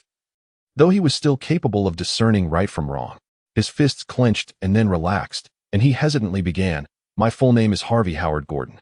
He paused, prompting Dumbledore to interject. "The Gordon family, once the guardians of the werewolf sacred mountain." Salazar recalled the immense sacrifices made by the Gordon family in their struggle against the Vatican. He could not help but inquire, "The once guardian family?" Harvey's voice emerged as if forced through clenched teeth. "Indeed, after the collapse of the sacred mountain, we ceased to be." "The sacred mountain collapsed?" Salazar's attention was entirely focused on this matter, while the Sorting Hat engaged in a fervent discussion among the three. Teresa lightly tapped on the back of his hand, yet he remained oblivious to her presence. As Salazar recollected the ominous prophecy of death, he realized that the mysterious forces would ultimately vanish. The Holy See had become nothing more than a hollow shell. The sacred mountain of the werewolves lay in ruins, the 13 clans of vampires faced extinction, and only 10 elders remained, while the realm of wizards was on the brink of complete isolation. He inhaled sharply, struggling to suppress the tumultuous waves of emotion within him, and continued to listen to Harvey's narration. "After the collapse of the sacred mountain, our duty transformed from safeguarding the mountain itself to preserving the eternal flame." Harvey's voice was tinged with melancholy. Moreover, due to the esteemed reputation of the Golden family among the werewolves, The sacred relics of our kind have typically been entrusted to our care. Yet, I would rather not bear this burden. Harvey's voice suddenly rose. His head held high as a tear slipped from the corner of his eye. Despite our high standing, we are no longer the golden family of old. We can no longer protect those relics. We proposed involving other families, but none were willing until the end of September, when Finrarberg intruded. We fought with all our might to prevent him from seizing the relics. Yet those families suddenly stood up, accusing us of guarding our own theft. But at that moment, none of the relics were missing. My father and uncle have already perished in battle. I know those families acted under Finrarberg's instigation, but why? From the very beginning, they entrusted our family with the relics to prepare for this moment. As for the relic on my person, he chuckled bitterly. It was chosen for me. This is something that the head of the Golden family must possess. 25.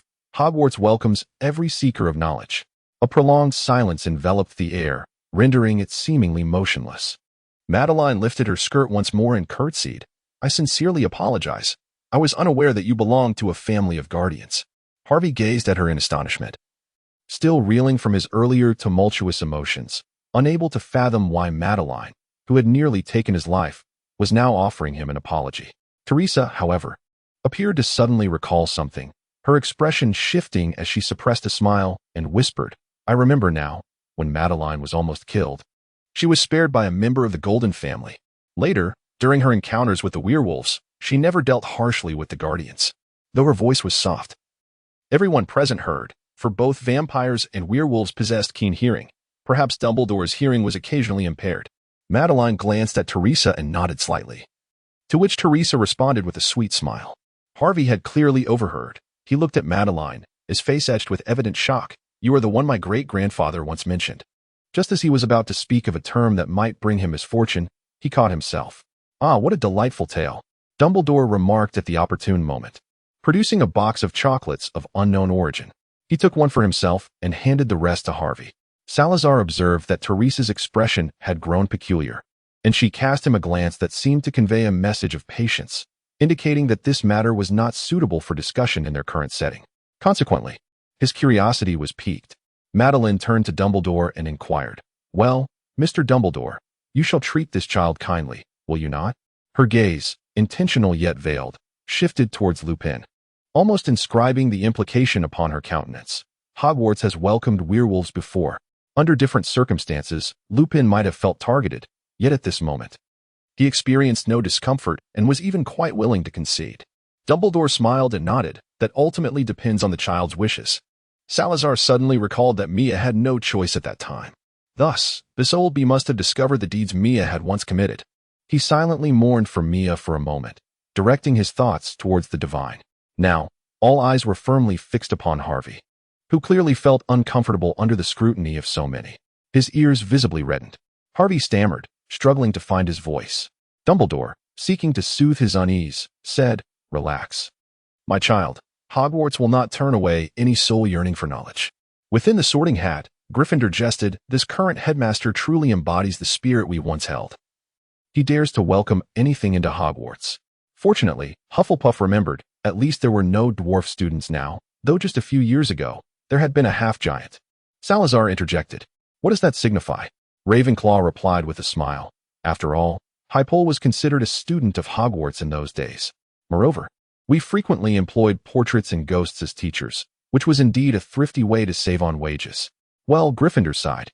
The current headmaster's imagination seems to be lacking a bit. Harvey surveyed the crowd, took a deep breath, and asked Lupin, Did you truly attend Hogwarts? Lupin waved his wand, affirming the inquiry. Finally, Harvey turned to Salazar and Teresa. Having spent the past few days together, Harvey discerned that both Salazar and Teresa bore no animosity whatsoever. He could sense their complete lack of covetousness towards the relic. Their earlier awkwardness and rejection stemmed merely from the divide of their races. However, upon reflection, a wry smile crept across Harvey's face. The vampire he had always regarded as an enemy had never inflicted real harm upon him, nor had his kin. How absurd. He felt a twinge of regret for his previous words and actions. Salazar smiled. Although we did not attend Hogwarts, I assure you, it is the finest school for wizards in the world. There, no one will threaten your safety. Those werewolves could never harm the students within the castle. Teresa nodded with a smile, unaware of the current state of Hogwarts, Yet she believed that with such a foundation and an illustrious headmaster, it could hardly be in disrepair. Harvey gazed at them wide-eyed, and after a moment, he finally nodded. "I would be delighted." Dumbledore's smile broadened as he conjured a dazzling display of fireworks with his wand. "Welcome, child." Soon after, Madeline took the lead in departing, wishing Harvey a joyful experience in his forthcoming school life. However, her expression quickly darkened as she hurried away with the middle-aged gentleman. Her black and red skirt swiftly faded into the dim light, resembling a floating flower. "She must be investigating the Guardian family," Teresa confidently remarked. He mentioned that after escorting Harvey to Hogwarts, he planned to visit an old friend in France and inquired whether Salazar would like to accompany him.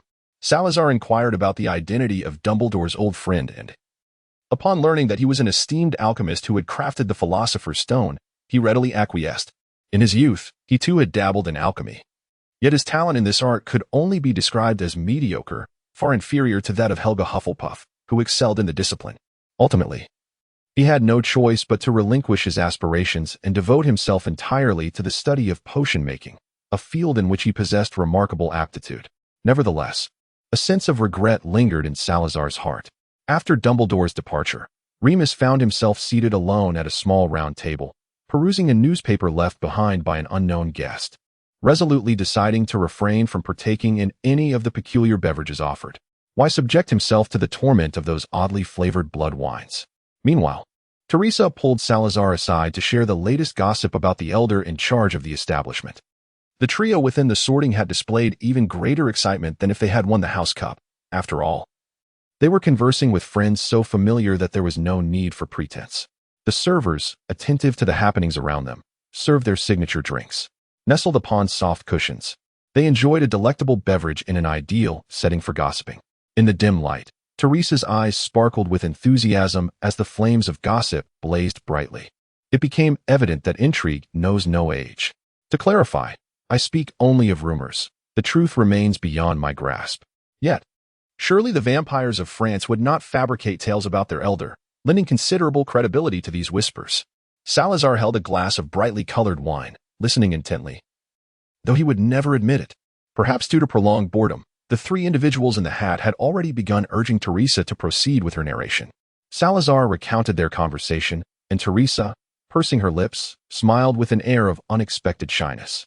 Salazar scoffed at her embarrassment, pondering whether her modesty was truly warranted. Considering the previous night's escapades at sea, what was Teresa engaged in after boarding the ship? Regardless, Salazar had not witnessed Teresa's bashfulness since 2019. That was an era long past, the exact year eluding my memory. Back then, Madeline had yet to ascend to the status of elder, being only slightly older than Mia. Ah, Salazar nodded, surmising that this must be a tale of gratitude.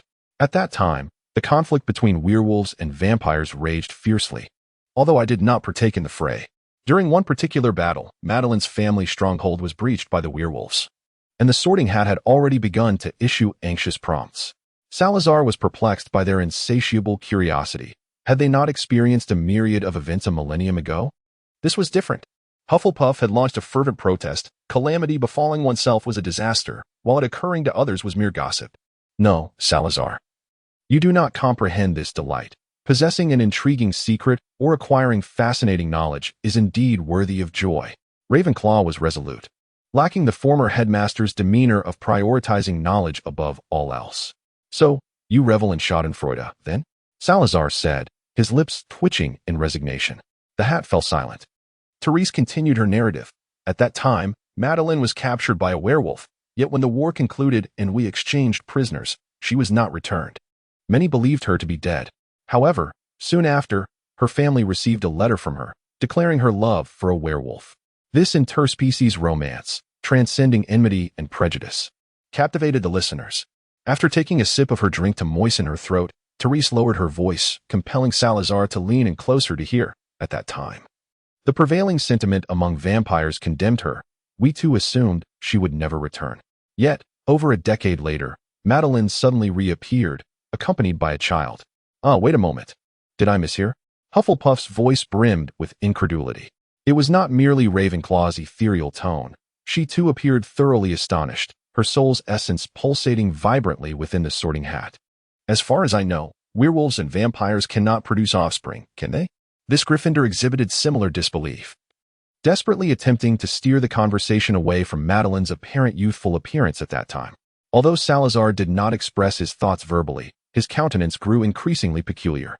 The appearance of vampires, much like that of ordinary humans, also undergoes a gradual aging process. However, this transformation is exceedingly slow and varies according to the strength of their bloodline and the level of their magical prowess. While many perceive the visage of a vampire as eternally unchanging, this is merely an illusion created by the brevity of their lives. He envisioned Madeline in her earlier years, 11, perhaps 12? Certainly, she could not have been older than 14. What a travesty! Teresa noticed Salazar's expression and instantly recognized the grave error in her description.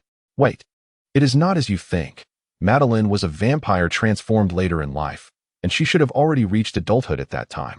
Salazar let out a slight sigh of relief. This was something he could somewhat accept. Her husband was a werewolf from the Gordon family? Uncertain. For Madeline had never mentioned it, yet it was undoubtedly linked to the Gordons. In her subsequent encounters with werewolves, Madeline had never taken the life of a member of the Gordon family. Teresa furrowed her brow, recalling the rumors she had heard back then. Unfortunately, that child had passed away in the 3rd year after being brought back. The bloodlines of vampires and werewolves ultimately proved difficult to coexist. The Sorting Hat emitted several sighs. Salazar posed the final inquiry. Why has Madeline returned, given her union with that werewolf? Teresa sighed, remarking, that remains unclear, yet her love for her husband is genuine. Otherwise, her demeanor towards the Gordon family would not be as it is. Salazar sighed again, recalling the fate of the Gordon family. The two sat in the dim light, enveloped in silence. Meanwhile, after escorting Harvey to Hogwarts and handing him over to Professor McGonagall, Dumbledore swiftly returned to this place. He first noticed Lupin, who was silently perusing a newspaper. Upon realizing Dumbledore's presence, Lupin set the paper aside and rose quickly. Mr. Dumbledore, the issue has been resolved. Dumbledore spread his hands and urged, let us proceed to find them. When Dumbledore and Lupin approached, the previous discussion had concluded, and silence had descended upon the two. Upon seeing Dumbledore, Salazar inquired, are we now to pay a visit to that master of alchemy? Dumbledore nodded slightly, and, with the key to the door in hand, the four of them suddenly appeared on a Muggle street. Lupin looked around in confusion. His infrequent interactions with the Muggle world left him astonished that the renowned Nicholas Flamel would establish his residence in such a location. Salazar, on the other hand, felt relatively indifferent. A millennium ago, they had quite a few experiences mingling among Muggles. Dumbledore nostalgically remarked, in truth, this place was first graced by the residents of LeMay. Before the street came into existence, he led the trio into a narrow alley adorned with blooming roses, regrettably, with the onset of colder weather. The splendor of the blossoming roses was no longer visible. Upon traversing the alley, they arrived before a charming 2-story building constructed of red bricks, enveloped by an exquisite garden. Through the railings, glimpses of the interior could be discerned. In this courtyard, Salazar discerned numerous areas transformed by alchemical techniques, which, from the perspective of an outsider, exhibited a commendable level of sophistication. Within the Sorting Hat, Hufflepuff expressed profound admiration for the garden's arrangement, thus elevating Salazar's expectations of the alchemical master. As they approached the entrance, the garden gate swung open automatically, revealing the figure of Nicholas Flamel standing at the threshold of the cottage. He appeared quite aged, even older than Dumbledore, with silvery hair and a beard cascading down, his skin adorned with age spots and wrinkles. However, he emanated an invigorating vitality. As if a youthful lad stood before them, merely gazing at him evoked a sense of paradox. He opened his arms and embraced Dumbledore, exclaiming, welcome, my friend. Subsequently, alongside an equally elderly woman whose youth seemed entirely obscured, they ushered the quartet into the sitting room. The decor of the sitting room appeared exceedingly cramped, filled with an eclectic array of items from various eras and styles, reminiscent of a curiosity shop. They settled onto a sofa draped in red and white checkered fabric, where a house elf served them coffee and pudding. Dumbledore, after some manipulation of the sugar bowl, finally managed to sip his coffee, while Lupin followed suit. Salazar and Teresa exchanged glances, both recognizing the shared exasperation in each other's eyes. Some items on the table were inedible for them, while others felt that Dumbledore would have been better off pouring the coffee into the sugar bowl instead. Nevertheless, Teresa still perceived Salazar's subtle discontent and could only clear her throat softly, diverting her gaze. From their magically enhanced pockets, they retrieve the newly purchased flavors of plasma, thus partaking in their host's hospitality. The elderly woman, slightly flustered, tapped her forehead and apologized, instructing the house elf to take the items away. Albus, I am immensely grateful for your willingness to indulge my ramblings today. Nicholas Flamel clasped his hands together in front of him. What is there to be grateful for? I have recently resolved a significant dilemma, and Hogwarts is running smoothly. There is nothing binding me. Flamel smiled and nodded, turning to the other three. And who might they be? Dumbledore proceeded with the introductions. This is my student, Remus Lupin. The other two should introduce themselves. In the presence of the greatest alchemist in history, Salazar felt no need to conceal his identity, just as he had not hidden it from Dumbledore. Greetings, Mr. Flamel. I am Salazar Slytherin. With a sudden burst, Nicholas Flamel nearly leapt from his seat, his knee colliding heavily with the extended armrest. He gazed at Salazar in disbelief. Shock etched across his face. Salazar Slytherin, is it truly you? Salazar was also taken aback by Nicol LeMay's actions. He understood that his name might carry considerable weight among the contemporary sorcerers, yet it seemed rather excessive, did it not? Mr. LeMay, please remain calm. I apologize. But are you truly? Salazar nodded, his expression filled with resignation, while Teresa smiled at him. Nicholas LeMay's demeanor suddenly became animated. He uttered a brief wait a moment and, with a speed that was utterly incongruous with his appearance, vacated his seat and dashed upstairs. The remaining four exchanged glances. Madame LeMay, seated nearby, cleared her throat and retrieved some biscuits from a side cabinet. After rummaging for a while, she also produced a box of gory lollipops. Mumbling as she did so, I thought this would have expired by now. By the time Dumbledore had finished his pudding and was dipping biscuits into his coffee, Nicholas LeMay finally descended from the stairs. He cradled a large, black, hardcover notebook, which he placed heavily onto the coffee table, its weight evident. Noticing the puzzled gazes directed at him, Nicholas explained, "This was left to me by one of my professors before he passed away, instructing me to deliver it to you."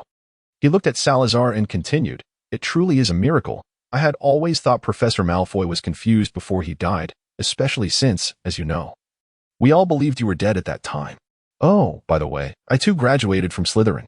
Was it Malfoy Roxanne Malfoy or Pablo Malfoy?" The words of Nicholas Flamel struck Salazar profoundly, evoking memories of his two disciples from a millennium ago, a brother and sister pair, when he departed from Hogwarts. They had just reached adulthood, having graduated and prepared to embark on their travels. Roxanne had even promised to bring him back silk from the East. It was Pablo Malfoy, whose sister Roxanne had long since passed away. Flamel's voice was somewhat somber as he spoke. Much of my knowledge of alchemy was imparted by Professor Malfoy. He was but a hair's breadth away from creating the Philosopher's Stone. Salazar understood and picked up the thick tome from the table, opening it to reveal Pablo Malfoy's signature on the front page. As he turned the pages, it became apparent that this notebook was akin to a diary, interspersed with insights on potions and alchemy. The entries began when Pablo first entered Hogwarts at the tender age of 13. The others waited patiently as Salazar perused the notebook. Dumbledore munched on biscuits one after another, while Lupin idly surveyed the surroundings. Teresa toyed with her hair, lost in thought, and Madame Flamel seemed oblivious to the guests, deftly knitting a seaweed green sweater. Nicholas Flamel, however, fixated his gaze upon Salazar as he examined the notes, and it was only through sheer will that Salazar managed to withstand the intensity of Flamel's scrutiny. In truth, all of his attention was now devoted to the notebook. Entry 28, The Malfoy Diary, April 17th, 1010. Roxanne and I returned to Hogwarts, and to my surprise, the teachers had departed. Miss Teresa is currently in a frenzy searching for them. Merlin. She seems to engage in daily skirmishes with the Gryffindor professor. Today, they nearly demolished half the tower. I wish either Professor Hufflepuff or Professor Ravenclaw would intervene. I wonder when the professor will return. I hope the gifts Roxanne and I brought him one tea expire. June 1st, 1022. The Chamber of Secrets has been sealed. I am unsure why the sorting hat was left behind. What shall the subsequent students use for sorting? But alas, it is not my concern. Today, Professor Hufflepuff mentioned in passing that the professor merely left and did not perish, which I have always believed. However, Professor Hufflepuff shared the curse within the Forbidden Forest, a punishment left for intruders by the professor. The curse of the Slytherin bloodline will only lift upon the death of the caster. The curse remains intact. What splendid news. You see, Sal? How irresponsibly you departed back then. Teresa visits daily, and during that time, I lost a full 20 pounds. Pablo emphasized this with a weighty tone. Salazar disregarded him.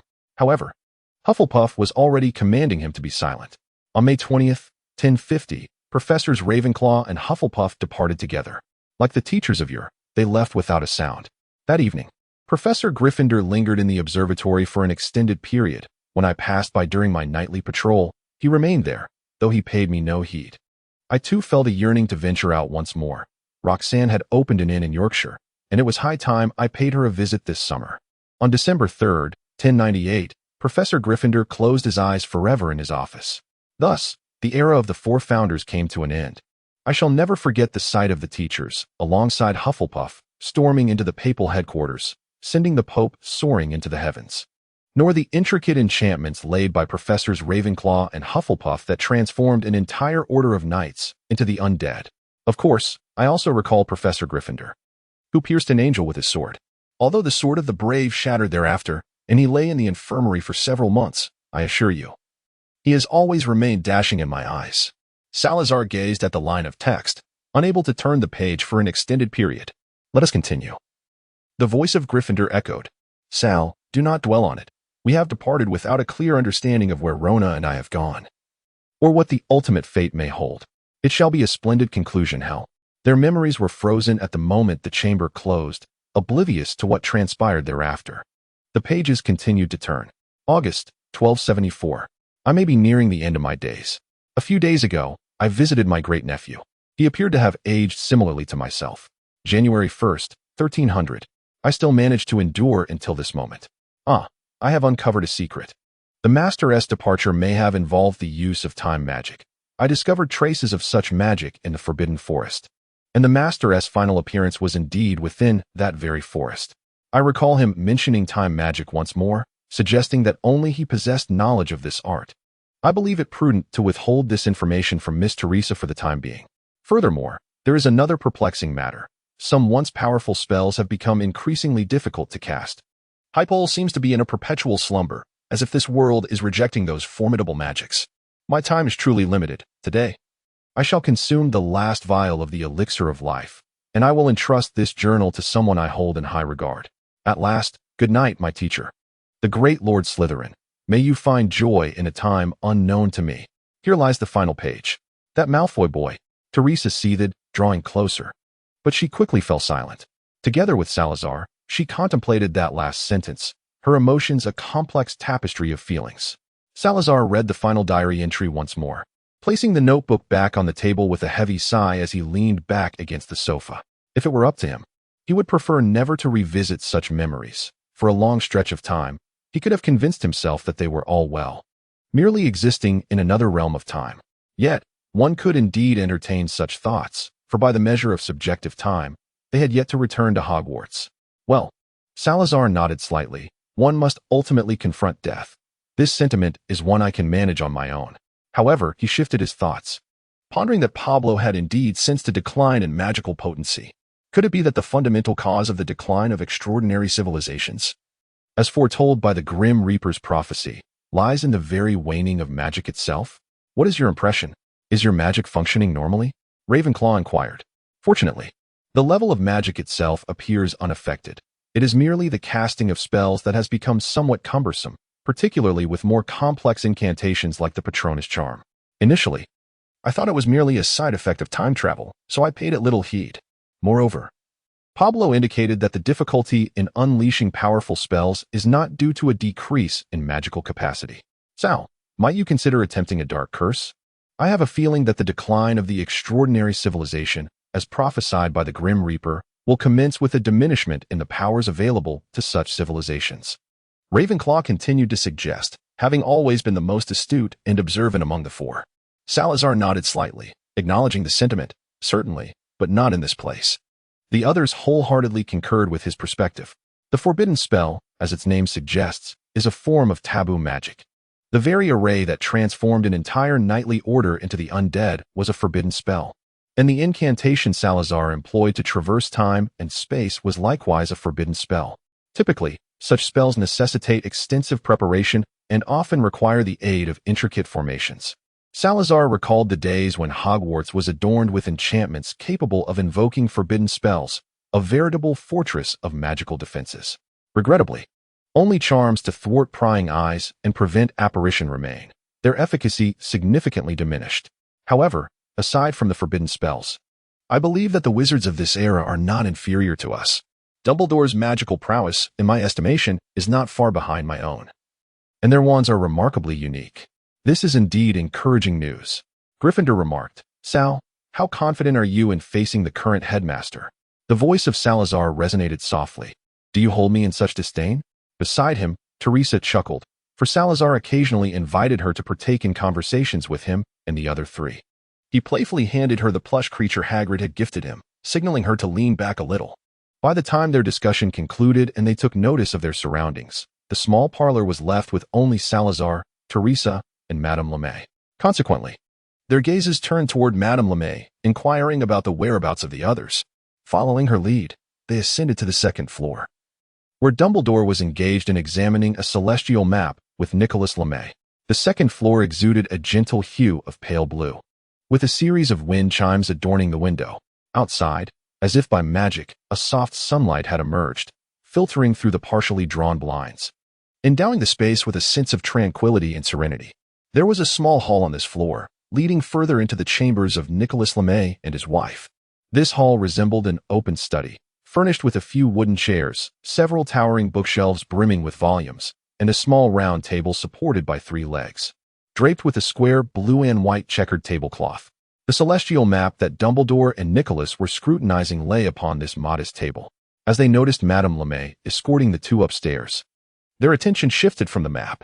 Mr. Slytherin, you've finally finished. Before long, we shall dine. Dumbledore approached with a warm smile.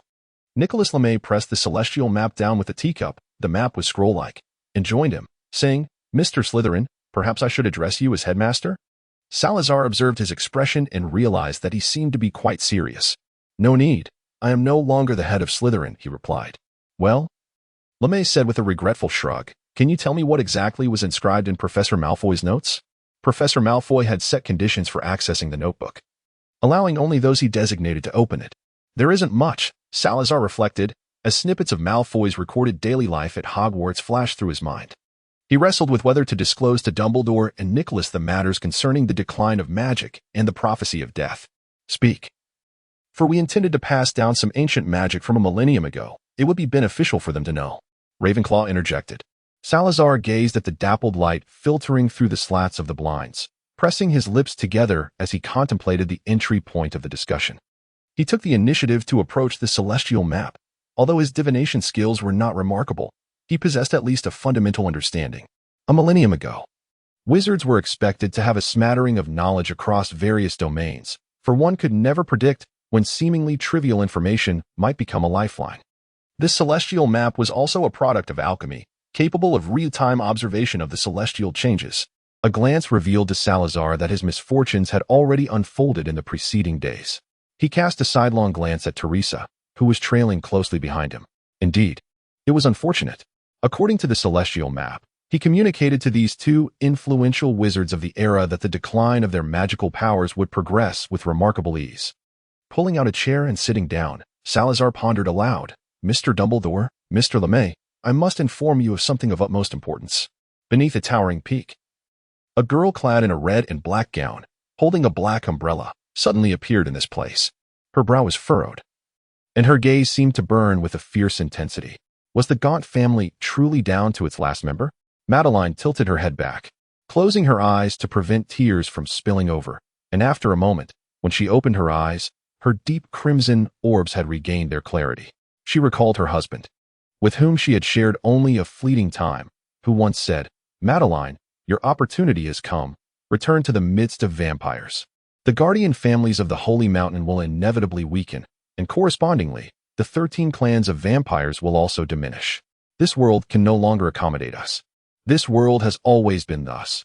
Those at the pinnacle may flourish, driven by resolute ambition, yet just a notch lower. There are those whose hearts are twisted, who, in the misfortune of former protectors, would not hesitate to trample upon them.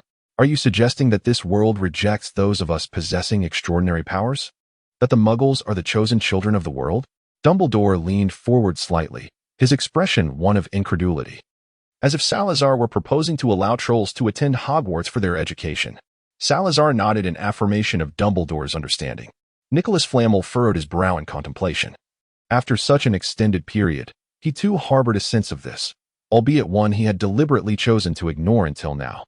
The life he yearned for was merely one of seclusion alongside his wife, and he had no desire to engage in matters that concerned the entire magical realm.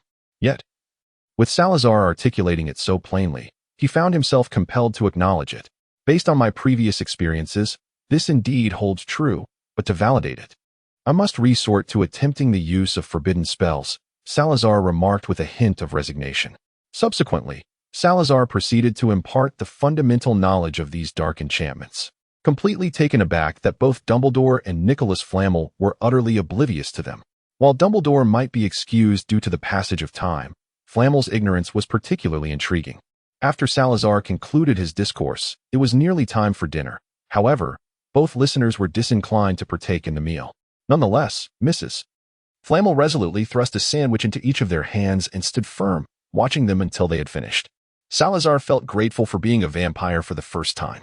The location chosen for the forbidden spell experiment was an expansive woodland. Salazar conjured a brilliant sphere of light, elevating it to the treetops, thereby illuminating the surroundings. Both Dumbledore and Nicholas Flamel observed with keen interest, harboring considerable curiosity for this entirely unfamiliar magic. "Sal, what kind of spell do you intend to prepare?" asked Hufflepuff. "A powerful spell is certainly out of the question. Such commotion would be difficult to control. Perhaps we should experiment with folding space instead," suggested Gryffindor. "Or perhaps a ritual for immortality, though it requires cooperation. However, even if it fails, the backlash would not be severe." After retrieving the essential materials for the forbidden incantation, Salazar pondered for a moment. "Let us opt for something simple. How about a pact with the underworld? This magic could indeed be classified as a powerful spell, allowing one to forge a contract with a formidable entity from the underworld, enabling the summoning of this being for a singular attack when needed. The limitation lies in the fact that only those who have visited the underworld may wield it, and Salazar's childhood encounter with the Grim Reaper endowed him with the ability to utilize most underworld-related magic. Regrettably, this spell cannot be stacked, otherwise Salazar would have directly bombarded the Vatican headquarters with a multitude of contracts years ago. "Do you wish to ascertain the current state of the underworld?" inquired Ravenclaw. Salazar nodded in agreement, pondering that if the decline of magical power truly commenced with the fall of the highest combat prowess, then establishing contact with the netherworld would be utterly impossible for him. An insightful notion indeed. Ravenclaw expressed her approval of Salazar's thoughts, while Salazar began his preparations. Teresa had already withdrawn, cradling a plush creature and leaning against a tree, silently observing. Personally, she was rather indifferent to the manifestation of waning magical power. Her previous vampire elder had exhibited an astonishing level of lethargy. Well, she was simply infatuated, fixated on but one singular concern. Under the intense heat, the metal began to melt, and Salazar meticulously controlled the flames, ensuring that they only affected the half-melted metal hovering before him. The ambient temperature around him barely increased, and under the influence of the robe crafted by Hufflepuff, his surface temperature remained remarkably comfortable. This scene was sufficient to astonish the two wizards who had not experienced the era rife with forbidden spells. As Salazar employed flames to sear the metal, Dumbledore reminisced about a certain individual still confined in Numungard, wondering if he could achieve a similar feat. Meanwhile, Nicholas Flamel scrutinized the spell Salazar was wielding. Was it the Fiend Fire? But wasn't that spell supposed to be utterly uncontrollable? This certainly did not appear to be the case. Whose Fiend Fire could be so meticulously commanded? Once Salazar completed this phase, Nicholas let out a regretful sigh and shook his head, ultimately discerning the nature of the magic at play. Perhaps it was a long-lost formidable spell? Had Salazar been aware of this thought, he would undoubtedly have admonished, if one cannot wield the Fiend Fire with precision, it is best not to employ it recklessly. While Gryffindor might chime in, by all means, use it when you wish to take your companions down with you. As the metal transformed completely into a liquid state, Salazar guided it with his wand, extending it in midair to inscribe some cryptic runes. These symbols were unfamiliar to Salazar, who surmised they might be characters from the netherworld. He inscribed these runes and positioned them correctly, a process that consumed approximately 2 hours. The sun's radiance had entirely faded for the day, leaving only the floating orb of light illuminating the glade. Dumbledore had long since assumed control of the magic, allowing Salazar to focus solely on his rune inscribing without distraction. As Dumbledore observed Salazar unleashing the forbidden spell, he too had mastered this long-lost enhanced lumos. He found himself perplexed as to why such a spell had faded into obscurity. Not far from Paris, the city's dazzling lights still shimmered in the distance. Teresa leaned against a tree, absently stroking the plush creature cradled in her arms. She alternated her gaze between the enchanting nightscape of Paris and Salazar as he prepared to cast the forbidden incantation. In that moment, she could not discern which was more wondrous. At last, the meticulously drawn runes encircled Salazar, forming a complete ring. With a flourish of his wand, a delicate thread of blood was drawn forth as he murmured an incantation. Teresa fixated on the crimson strands, her lips pressed tightly together, and a sense of discontent washed over her. Each drop of a vampire's blood was exceedingly precious. Yet, she realized she could not thwart Salazar's endeavor to conduct this forbidden experiment, so she merely leaned against the tree in a sullen silence. While the plush creature shifted uncomfortably in her grasp, all of Salazar's attention was devoted to the magic he was currently wielding, and thus far, everything had proceeded smoothly. The three individuals within the sorting had maintained their silence, mindful not to disturb Salazar's concentration. However, an unforeseen complication arose. The final step of the spell, which was meant to establish contact with the underworld, faltered. Despite Salazar's fervent efforts, he could not sense the presence of the nether realm. What was amiss? Within this brief moment, the intricate workings of the forbidden spell had encountered a malfunction. A sweetness coated his throat, and he coughed up a mouthful of blood, momentarily succumbing to a haze of dizziness. Teresa swiftly supported him, her expression filled with concern. "Salazar, how are you?" "Just barely," Salazar managed to reply, as the magical energy within him surged uncontrollably, lacking an outlet for its release. The surroundings flickered in and out of focus, and as Salazar shook his head, he realized the backlash he experienced was unprecedented in severity. Previously, he had only faced magical turbulence. Could this also be an indication of some form of restriction? He pondered, though the trio within the hat offered no answers to his musings. Has the forbidden spell failed? Dumbledore approached with a look of concern. "Perhaps you should take a moment to rest. We can discuss the matter of magical depletion later." Salazar nodded, allowing Teresa to lead him through the art of apparition. That very evening, they took refuge in the home of Nico Lemay, and at that moment, Salazar paid no heed to the fact that Teresa was sharing a room with him. Just before slumber, Teresa heard the sorting hat of Hufflepuff inquire if he wished to take a look inside the hat as well. Without much contemplation, Salazar readily agreed. Subsequently, all negative states surrounding him dissipated, and his consciousness detached from his body, entering the sorting hat. In the dimly lit room, Teresa sat on the opposite side of the double bed, one hand cradling her cheek, her mind swirling with tumultuous thoughts. "Teresa, let us have a conversation." Suddenly, Salazar's voice resonated from behind, startling Teresa. She swiftly turned around, puzzled as to why Salazar had recovered so quickly. However, upon facing him, she found Salazar wearing an expression entirely foreign to his usual demeanor. In an instant, Teresa sprang from her bed, her muscles tensed, her gaze fixed intently on Salazar, who sat upon the bed. "Salazar? No, you are not him. Who are you?" The exquisitely beautiful face of Salazar revealed a gentle smile as he said, "Teresa, have you forgotten?" Teresa hesitated, her expression wavering, and finally inquired, "Are you Helga Hufflepuff?" In the silence of the sorting hat, Salazar gained a profound understanding of the current circumstances of his three dear friends.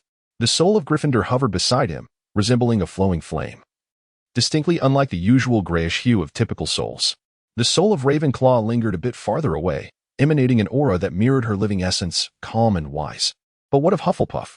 Suddenly, Salazar became acutely aware of the gravity of the situation. His essence had temporarily entered this realm, while Helga's spirit had vanished.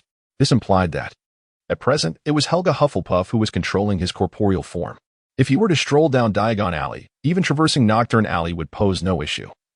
He would not mind temporarily lending his body to them. However, within the confines of this room, there resided another entity, one named Teresa Gabrielle, a former vampire elder. "Sal, do not act impulsively. If you force your way back into your body, Helga will be harmed. We are all merely incomplete souls at this moment." Ravenclaw urged from the side. Salazar inhaled deeply, uncertain of how he had come to manifest such an occurrence with his soul. The external perspective was perplexing. Surely, I must comprehend what transpires, mustn't I? The soul of Gryffindor collided with his, imbued with a tone of schadenfreude. Oh dear, what shall we do? Helga, without her hat, would never allow the unfortunate Salazar to discover what transpired between her and the beautiful Miss Teresa. In Salazar's perception, it felt as though one pudding was colliding with another. And he was one of those two puddings. Salazar, speaking of Godric, did he not consider that Helga's beloved is right here listening? Although Rowena may not think too much of it, she must still assert her presence as a righteous partner, given Gryffindor's remarks. As predicted, the moment Gryffindor finished speaking, Ravenclaw launched her assault. Godric, at nearly 70, can you not learn the art of jesting with discretion? I am quite serious. Come now, Rowena. Let us engage in a decisive battle. However, from Salazar's perspective, this clash appeared akin to two puddings colliding. He soon realized that he, too, was but a pudding, and found himself chuckling. That said, he had no pressing need to leave, and compared to witnessing Hufflepuff instilling peculiar ideas in Teresa, he would much prefer to observe the skirmish between Gryffindor and Ravenclaw. Hufflepuff, wearing Salazar's guise, nodded under Teresa's astonished gaze. It is I. Has anything occurred? Is Salazar in trouble? Teresa inquired hesitantly. Hufflepuff shot her a glance, feeling a twinge of Salazar's indifference. He is fine. Perhaps he is already arguing with Godric. Oh. Teresa sighed in relief, yet her heart remained in turmoil.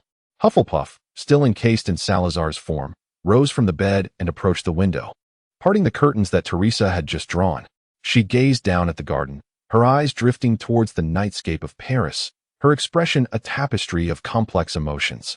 Teresa quietly approached from behind. Facing someone familiar, she felt a disconcerting sense of helplessness. Teresa, might you share with me your experiences over the past millennium? Hufflepuff leaned against the windowsill, fingers entwining in Salazar's hair. Teresa suppressed the urge to swat his hand away. After all, it was Salazar's hand. Taking a deep breath, she replied, "There is no need. I have done nothing worthy of recounting." Hufflepuff smiled gently, "But I truly wish to hear, Teresa." Teresa was momentarily disarmed by the smile upon his face, quickly transforming her embarrassment into indignation. Yet, she could not bring herself to act against Salazar's body, which only fueled her frustration, making her feel as though her millennium had been utterly squandered. Hufflepuff's spirits soared. "Let us negotiate. I shall help you deal with Sal. But you must share with me all that you know of your 1,000 years. History books are ever unreliable." "What did you say?" Number 4, Privet Drive. After Sirius settled nearby, Harry's life took on a distinctly more interesting hue. Previously, he could only watch the Dursleys indulge Dudley, but now, a great black dog was always by his side. A knock echoed, followed by Aunt Petunia's shrill voice. "Harry, it's time for bed." The large black dog nuzzled Harry's cheek, then stepped back, its form swiftly expanding into a peculiarly dressed, handsome man. Harry, witnessing Sirius's transformation, joyfully cheered. The young child found little astonishment in a dog metamorphosing into a human before him. Sirius lifted Harry onto the bed, kissing his forehead. "Harry, I shall see you tomorrow." His figure soon vanished from the upstairs room. Moments later, Aunt Petunia entered, scooping Harry up and heading toward the washroom. "Honestly, I should never have allowed such a person into my home. Not even just Harry's room." She lamented. "Oh, goodness. Who on earth would think of transforming into a dog?" She brushed off the dog hair clinging to Harry, her mood exceedingly dark. Returning to number 12, Grimmauld Place, Sirius cheerfully opened the door. But his spirits quickly dampened upon seeing a wizard seated on the sofa in the dimly lit living room, dressed in a voluminous black robe. With greasy hair and a hawkish nose, his sallow complexion was marred by bloodshot eyes and prominent dark circles, giving him a haggard appearance. "Snape, what brings you here?" Sirius inquired. Snape scoffed, turning his face away. "How is Lily's son faring?" Crossing his arms and leaning against the recently closed door, Sirius's expression lightened. "If you wish to know, go see for yourself. You cannot treat Sal that way. How shall I describe his character? In terms of contemporary Muggle culture, he is rational to a fault, perpetually aloof, and rather Sundera." Teresa could no longer contain herself and interjected. "Wait, may I ask how you came to know all this?" Hufflepuff, taken aback, looked at her quizzically. "Haven't you researched Muggle culture?" "What does that matter?" Teresa replied. "It matters immensely." Hufflepuff insisted strongly. "It is precisely because Muggles are numerous that some have the leisure to study such things. On the art of dealing with its Sundera," she added. "Well then, please continue." After listening to Hufflepuff's analysis, Teresa found it somewhat credible. Her understanding of Salazar stemmed entirely from the tacit bond forged through their prolonged companionship. Yet when it came to a true analysis of character, she was utterly at a loss. Years ago, she had fled her home to escape an arranged marriage, seeking refuge with the Slytherin family. At that time, Salazar's thoughts were rather easy to decipher. Although he had been indoctrinated with the Slytherin philosophy of might makes right from a young age, he had never witnessed the darker facets of the world, remaining filled with idealism and fervor. He carried the innate superiority of his ancient lineage, yet his pride was subtle enough to evade detection. Back then, he was already friends with Gryffindor, engaging in their characteristic brawls. Initially, leveraging his bloodline advantage, Salazar consistently bested Gryffindor, but eventually, Gryffindor acquired some combat skills from an unknown source, making their encounters increasingly arduous for Salazar. One fateful day, Gryffindor's family suffered a catastrophic blow, and Godric Gryffindor went missing, which rendered Salazar considerably more taciturn, dedicating vast amounts of time to the study of magic. It was during this period that Teresa began to harbor feelings for him. Everything seemed to be progressing well until the head of the Slytherin family, while offering refuge to the runaway Teresa, contemplated a union with Gabrielle. However, fate took a turn for the worse when the church finally located the Slytherin castle. The ensuing memories morphed into shadows. Together with Salazar, Teresa embarked on a 2-year odyssey of evasion until they managed to escape England by ship. Subsequently, they encountered 3 friends, and Salazar began to collaborate with them to rescue captured wizards from the church's clutches. From that point onward, she found it increasingly difficult to comprehend him. And when they discovered that Gryffindor was alive among the ranks of the Paladins, Salazar, as radiant as many years prior, wore a delightful smile. By the time Hogwarts was established, Teresa felt she had irrevocably lost the boy who once ran with her against the wind down the mountainside. Yet, the faint affection of their youth had taken root. It thrived during their 2 years of shared peril, compounded by the way memories embellished those who were once mere acquaintances over the passage of time. Now, it was something that could never be diminished. Teresa, at the very least, could find solace in one certainty. Salazar harbored feelings for her. Hufflepuff considered his words carefully. Teresa's cheeks flushed as she remained ensnared in her recollections, unable to extricate herself. Nodding gently, her voice was but a whisper.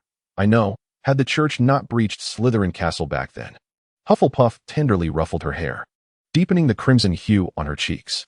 To deal with such pride, one must not be overt, yet never expect him to take the initiative. Teresa nodded thoughtfully. To initiate subtle actions, one must first allow him to grow accustomed to your presence, then make his life dependent upon you, before gradually intervening in his daily affairs. Once he becomes accustomed to your interference, you may proceed to take decisive action. Teresa nodded again. However, she soon realized something was amiss. Hufflepuff, with a serious tone, explained, all the prior steps are merely groundwork. The truly critical phase is the final step. As long as it does not escalate to a point where he feels obligated to take responsibility, this rational mind, which dominates, will never acknowledge his affections for you. For such a proud individual will always deny his feelings. Contemplating her words, Teresa's gaze and expression gradually became peculiar, and ultimately she nodded emphatically. I understand. Unbeknownst to her, Hufflepuff's expression briefly stiffened, and her eyes betrayed a hint of insecurity. May the best plan devised by the 3 of them over these many days prove effective. At that moment, Hufflepuff's mindset resembled that of a concerned mother, fretting over her unambitious son. Should this plan falter, the blame would fall squarely on Gryffindor, as he was the one who initially proposed it. Subsequently, the 2 engaged in a profound discussion regarding this matter. However, Teresa felt quite awkward discussing how to manage Salazar, while Hufflepuff bore his visage. Meanwhile, within the Sorting Hat, Gryffindor and Ravenclaw had concluded their pudding confrontation without reaching a resolution, as the fragments of their souls were of nearly equivalent substance. Well then, let us not linger on this topic any longer. Sal, do you believe we ought to discuss more pressing matters? Gryffindor inquired. Salazar, by posing this question, have you not already made it clear that you are disinclined to engage in discussion? Before we find ourselves embroiled in another quarrel, Sal, why don't you share your feelings about employing the unforgivable curses?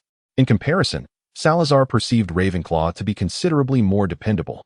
Salazar reminisced about his previous experience. My magical prowess was without issue, and the incantation proceeded smoothly. However, as I neared completion, I abruptly realized that I could not establish a connection with the netherworld. Both listeners were attentive. Furthermore, as the spell approached its conclusion, I sensed an unexpected surge in the demand for magical energy, the requirement now exceeding threefold compared to before. Had it not been for this, I could have sustained the connection to the netherworld for a longer duration. Additionally, there is the matter of the backlash following the spell's failure, which has become considerably more severe. Previously, the worst I encountered was mere magical turmoil, but now the adverse effects are much more pronounced. Ravenclaw swiftly organized Salazar's insights. So, the forbidden spells can indeed be cast, albeit requiring significantly more magical energy, and the backlash has intensified. Is there anything else? That is all. Salazar nodded.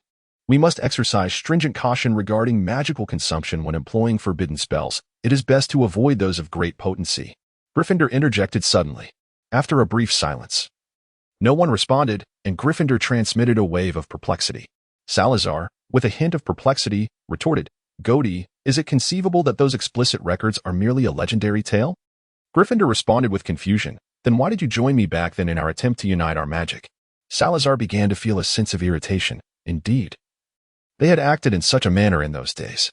However, later on, during a potion class, he confiscated a piece of extracurricular reading material from a young wizard and discovered therein the spell mentioned by Gryffindor. 33. The Tea Party at the LeMay residence. When Salazar returned to his corporeal form, it was already late at night. By this time, the adverse effects of the previous enchantment had nearly abated, and his soul had enjoyed ample repose within the sorting hat. At that moment, he leaned against the headboard, while on the bedside table lay an empty vial of calming potion and a note penned by a Hufflepuff. Rest well. Good night. Salazar placed the note face down on the bedside table and turned his head to glance sideways. At that moment, Teresa had already succumbed to a deep slumber, cradling the blanket. In her dreams, she faintly curled her lips, her brows and eyes naturally relaxing. What exactly had hell conveyed to Teresa? A sense of curiosity stirred within him, yet in the end, he merely drew the blanket closer, gazing into the void of darkness. Good night, November 12, 2019, overcast. Upon awakening, Salazar completed his morning ablutions and proceeded to devour his repast within the confines of his chamber. The plasma, infused with a vanilla essence purchased at the vampire market the previous day, bore a flavor reminiscent of vanilla ice cream, ranking among Salazar's most favored tastes. As Salazar exited the room, Teresa was seated at her vanity, delicately arranging her hair before the mirror. She endeavored to style it into an elegant updo. Yet several rebellious strands persistently refused to comply with her wishes. Salazar could discern that Teresa was in a remarkably good mood today. Otherwise, she would have already succumbed to her usual irritability. Upon leaving the room, he glanced through the side window and observed the gloomy sky.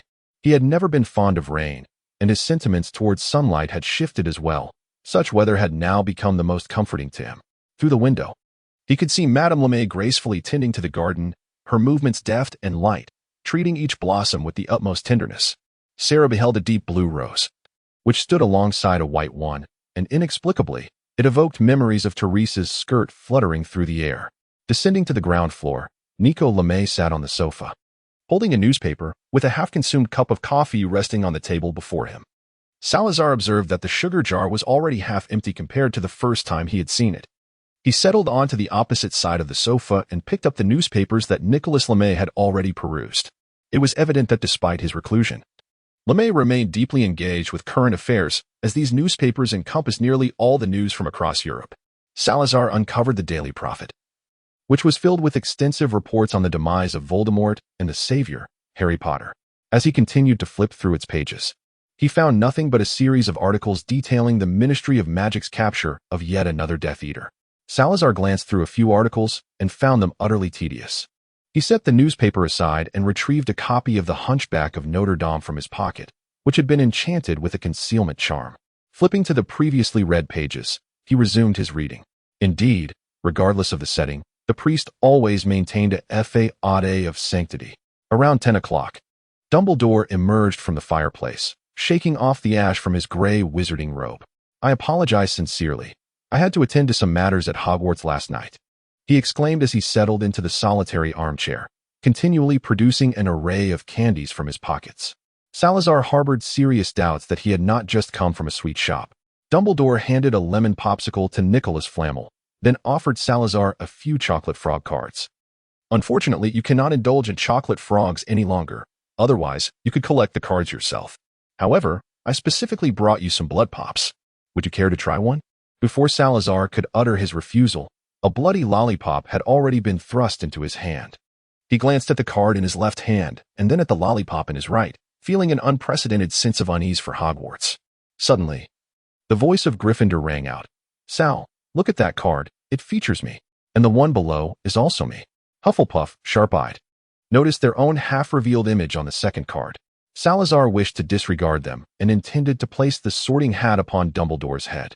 Thus, the serious matter of the waning magic commenced amidst such a tea party-like atmosphere. Salazar once again recounted the circumstances surrounding the use of the forbidden spells, while Dumbledore and Nicholas Flamel listened intently. Upon his conclusion, both fell into deep contemplation. Ultimately, it was Nicholas Flamel who broke the silence. This is indeed a grave matter. However, I believe the more pressing issue is that you are the sole individual in this era who possesses knowledge of these forbidden spells. It is, in my view, the loss of knowledge that has truly led to the decline of wizarding civilization. Dumbledore then remarked, Mr. Slytherin, have you truly considered returning to Hogwarts? Salazar shook his head, expressing, I have painstakingly arrived in this era. Returning to teaching would be utterly tedious. Moreover, those long-lost spells are fundamentally unsuitable for young wizards. After further deliberation among the trio, they ultimately concluded that it would be best to leave things as they are for the time being. After all, the waning of magical power is not a matter that can be resolved overnight.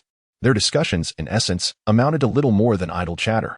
On the streets of Paris, it becomes evident that, regardless of perspective, the decline of magical energy is not an issue they can remedy in the short term, and it is unlikely to have significant repercussions in the foreseeable future. While it is prudent to prepare for potential challenges, there is no need to adopt an overly anxious mindset. For now, they should simply focus on their current endeavors. After Salazar involved more individuals in this matter, his mindset surprisingly became more relaxed. After midday, he announced his departure. I must continue my journey. Upon its conclusion, I intend to establish a bookstore in a certain wizarding market. So much ancient knowledge has been lost over the millennia. I believe you would be eager to learn some old magic, wouldn't you? Both Dumbledore and Nicholas Flamel expressed their willingness and conveyed their anticipation for Salazar's bookstore. Leaving the second-floor abode of the Lamies, they called for Teresa, who was tending to the roses in the garden. Before their departure, Mrs. Lamy gifted Teresa a silk scarf adorned with a vibrant base and black polka dots, and together they exited the enchanted alley concealed by magic. They ambled through the streets of Paris on that serene afternoon, enveloped by heavy clouds, enveloped in silence, the atmosphere exuding a sweet tranquility. After more than an hour, around 3:00 p.m., they arrived near the place Saint-Michel in the Latin Quarter. This area, rich in cultural ambience, is often chosen by Parisians as a rendezvous point. Acclaimed as the heart of Paris, in addition to the famed Saint-Michel fountain, there are numerous celebrated CAFs that have been frequented by illustrious literary figures. These CAFs are exquisitely adorned, where patrons engage in leisurely pursuits, whether intentionally or naturally, imbued with an air of elegance and composure. Unbeknownst to them, they still absorb the profound cultural essence and romantic atmosphere surrounding them. As they traversed the uneven cobblestone streets, they brushed past the romance and the leisurely denizens. The scenery around them was picturesque, characterized by ochre French-style architecture, with occasional French plane trees swaying gently in the breeze, while Gothic spires and Baroque sculptures adorned the surroundings. Standing beside the Saint-Michel fountain, despite both being clad in Muggle attire, their striking appearance attracted numerous glances. Fortunately, none approached them, fully aware of their identities. Before Salazar could perceive that the atmosphere had begun to shift unsettlingly, he promptly took Teresa's hand and departed from the scene. He was by no means a romantic, nor did he wish to squander time on affairs of the heart. Yet, the infectious ambience of Place Saint-Michel was undeniably compelling. Subsequently, they wandered along the banks of the Seine, bearing witness to the majestic Eiffel Tower, the Arc de Triomphe, the illustrious Champs, Élysées, the grandeur of the Palace of Versailles, and the serene beauty of the Sainte-Chapelle. Finally, they halted before the Notre Dame Cathedral, gazing upon the edifice before them. Memories of a thousand-year-old struggle with the papacy surged forth, starkly contrasting the tranquil and exquisite architecture beneath the gentle clouds. This vision was painfully dissonant. Salazar always felt it ought not to be this way. Shouldn't there be legions of holy knights charging towards them, accompanied by the prayers of priests in the background? Your thinking is antiquated, scoffed Gryffindor. If it were me, I would have long since taken Miss Teresa's hand, purchased her a bouquet of vibrant red roses, and ventured into the church to shatter each angelic statue. He envisioned kissing atop the church's bell tower, defiantly raising a middle finger to the sky. Silence. Salazar merely passed by Notre Dame, brushing past the devout worshippers. He mocked their ignorance in his heart, knowing he could never reveal to them that heaven had long ceased to exist. The nights in Paris were far from safe. Before 8 o'clock, many shops had already shuttered, and the streets grew increasingly devoid of pedestrians, with only a few hurrying along. It was only in the evening that they finally arrived at the Louvre. Its Baroque architecture basking in the golden hues of sunset, its brilliance almost unbelievable. 8 centuries of history enveloped them. Weighty as a mountain, yet as ephemeral as dust that might be swept away by the wind. This was not Salazar's first encounter with such magnificent and solemn architecture. A millennium prior, he had witnessed the destruction of even grander churches. Yet, only this particular edifice evoked in him a profound appreciation for the splendor of civilization. Come, let us enter, Teresa urged, taking his hand, and together their figures vanished from the gaze of the Muggles. Upon entering the Louvre, they found themselves at the entrance leading to 3 main exhibition areas, the Denon Wing, the Sully Wing, and the Richelieu Wing. Unfamiliar with the renowned treasures housed within, they nevertheless sought familiar sensations within some ancient paintings and sculptures. Ascending to the 3rd floor of the Richelieu Wing, they beheld the Code of Hammurabi, inscribed upon a slab of black basalt within a glass case. 35. The Vanished Sumerians. Salazar gazed at the cuneiform inscriptions, comprehending their meaning. As the haunting questions resurfaced in his mind, where did the Sumerians originate? And why did they vanish? Beside a few statues, a black plaque encased in glass bore inscriptions in French, proclaiming the enigmatic sculptures of ancient Sumerians. The books he had previously perused contained numerous speculations by Muggles regarding Sumerian civilization. Some posited that the Sumerians arrived on Earth from distant planets. However, according to the chronicles of the magical realm from millennia ago, Sumerian civilization merely represented an extraordinary culture of a rudimentary epoch. Would the civilization of wizards, in the future, succumb to the same fate as the Sumerians? A gentle wave of melancholy washed over him as he turned to leave, with Teresa trailing closely behind. She cast a final glance at that statue. In truth, she was indifferent to whether civilizations would fade away. Like Sumer, its existence had left indelible marks, captivating countless Muggle scholars. If, in the next millennium, someone were to mention Salazar, it would be splendid if it transcended mere recollections of Hogwarts and its 3 other founders, weaving her legend into the tapestry of history as well. Sal, after your departure, we discovered a relic of Sumerian civilization.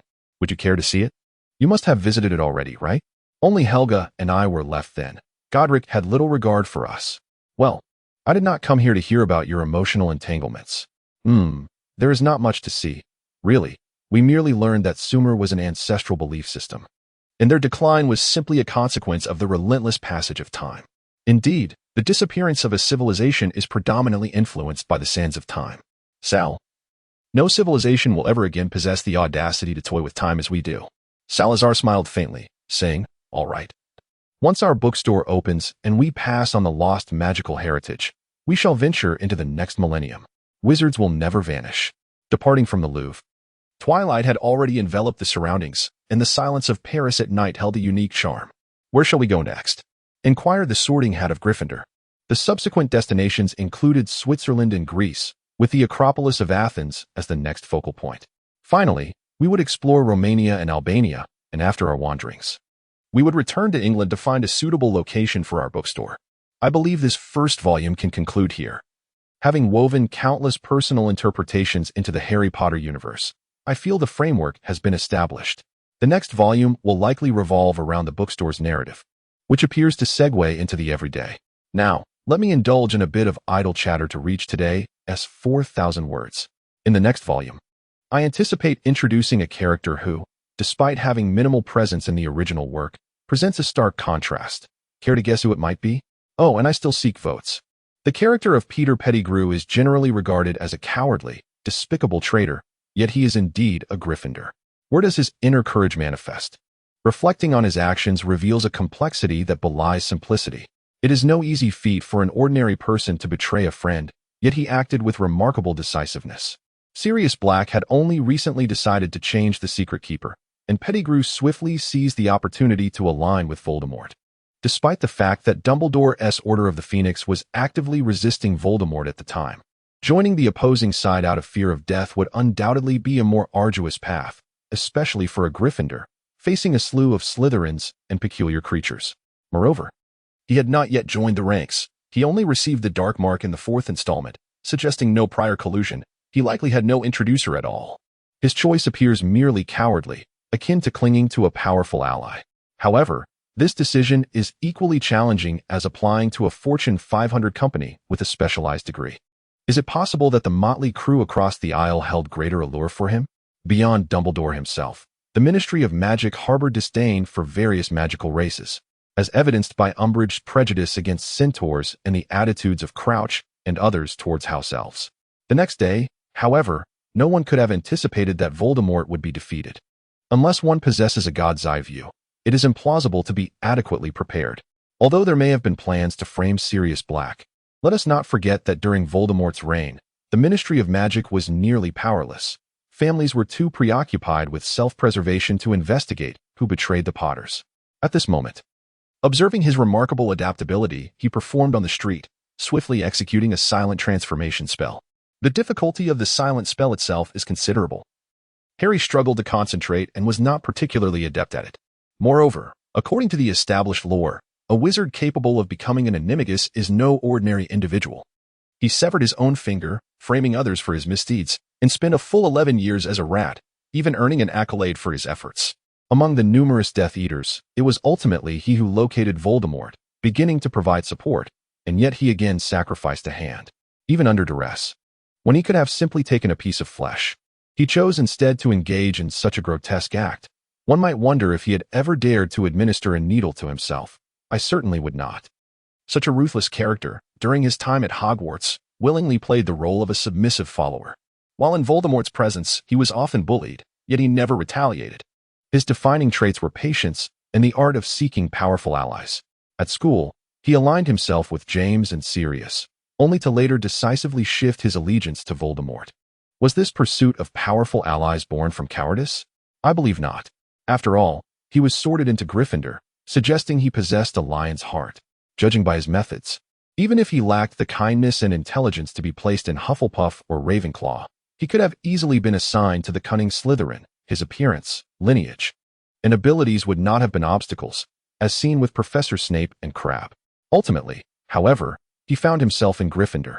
Furthermore, regarding his fear of death, once Voldemort fell, he could have easily gone into hiding. Why then did he choose to lurk within a wizarding household with children, seemingly intent on keeping abreast of the latest developments? Observing children play with pets, one might imagine that being a mouse would be quite uncomfortable. If he truly feared Sirius Black, even if he sought a leisurely existence, he could have opted for a life of comfort like that of Barty Crouch's retired wizard, keeping a pet. Sirius managed to remain hidden for quite some time despite being a fugitive. How could a mere rat, thought to be dead, ever be discovered? Thus, it is evident that he harbored ulterior motives. Let us boldly speculate that he embraced a certain agenda in seeking powerful allies. Both James and Sirius hailed from esteemed families. While Voldemort was the leader of a rebellion, spending 7 years and more as a follower suggests his ambitions were far from trivial, certainly not merely seeking employment post-graduation. Moreover, let us entertain a whimsical thought. Why is Peter Pettigrew diminutive in stature? The 3rd installment notably highlights his physical characteristics, and J.K. Rowling's character designs often possess underlying significance. For instance, Hagrid is tall due to his half-giant heritage, Professor Flitwick is small as a half-elf, and Fleur is beautiful, owing to her Vila bloodline. In the context of Western fantasy lore, it appears that an important race has yet to be introduced, the dwarves. J.K. Rowling's magical realm is indeed populated by a diverse array of creatures, including fairies, elves, unicorns, merfolk, centaurs, and giants. However, it is peculiar that dwarves, who share a close relationship with both giants and fairies, are conspicuously absent from the narrative. Even more intriguing is the fact that much of the magical world, particularly elements associated with alchemy and weapon forging, appears to be rooted in antiquity.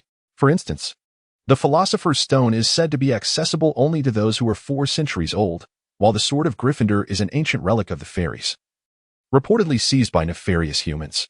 Furthermore, The curriculum at Hogwarts shows minimal connection to metallurgy-related alchemy. Although potions are a branch of alchemy, they predominantly focus on consumable applications. One must ponder the traditional craftsmanship of dwarves. Might it be possible that Peter is a distant half-dwarf? Could his bravery and inclination to align with powerful allies be manifestations of a desire to prepare for the welfare of his heritage? As for the timeline, I recommend skipping it unless you have a keen interest. Notable dates include December 19th, 1951, birth of Bellatrix Black. 1954, birth of Lucius Malfoy. 1955, birth of Narcissa Black. November 3rd, 1959, birth of Sirius Black. January 9th, 1960, birth of Severus Snape. January 30th, 1960, birth of Lily Evans. March 10th, 1960, birth of Remus Lupin. March 27th, 1960, birth of James Potter. 1960, birth of Peter Pettigrew. 1961, birth of Regulus Black. 1962, birth of Barty Crouch Jr. 1963, 11-year-old Bellatrix Black begins her studies at Hogwarts, sorted into Slytherin House. 1964, 4-year-old Remus Lupin is attacked by the werewolf Finra Greyback, leading to his boggart transforming into a round moon. 1965, 11-year-old Lucius Malfoy starts at Hogwarts, sorted into Slytherin House. 1966, 11-year-old Narcissa Black begins her studies at Hogwarts, sorted into Slytherin House. 1969, at 88, Albus Dumbledore officially assumes the role of headmaster of Hogwarts School of Witchcraft and Wizardry. 1970, the dark forces of Voldemort begin to emerge. 1970, 10-year-old Severus Snape meets his first and most significant friend. 1970, 16-year-old Lucius Malfoy is elected as Slytherin prefect.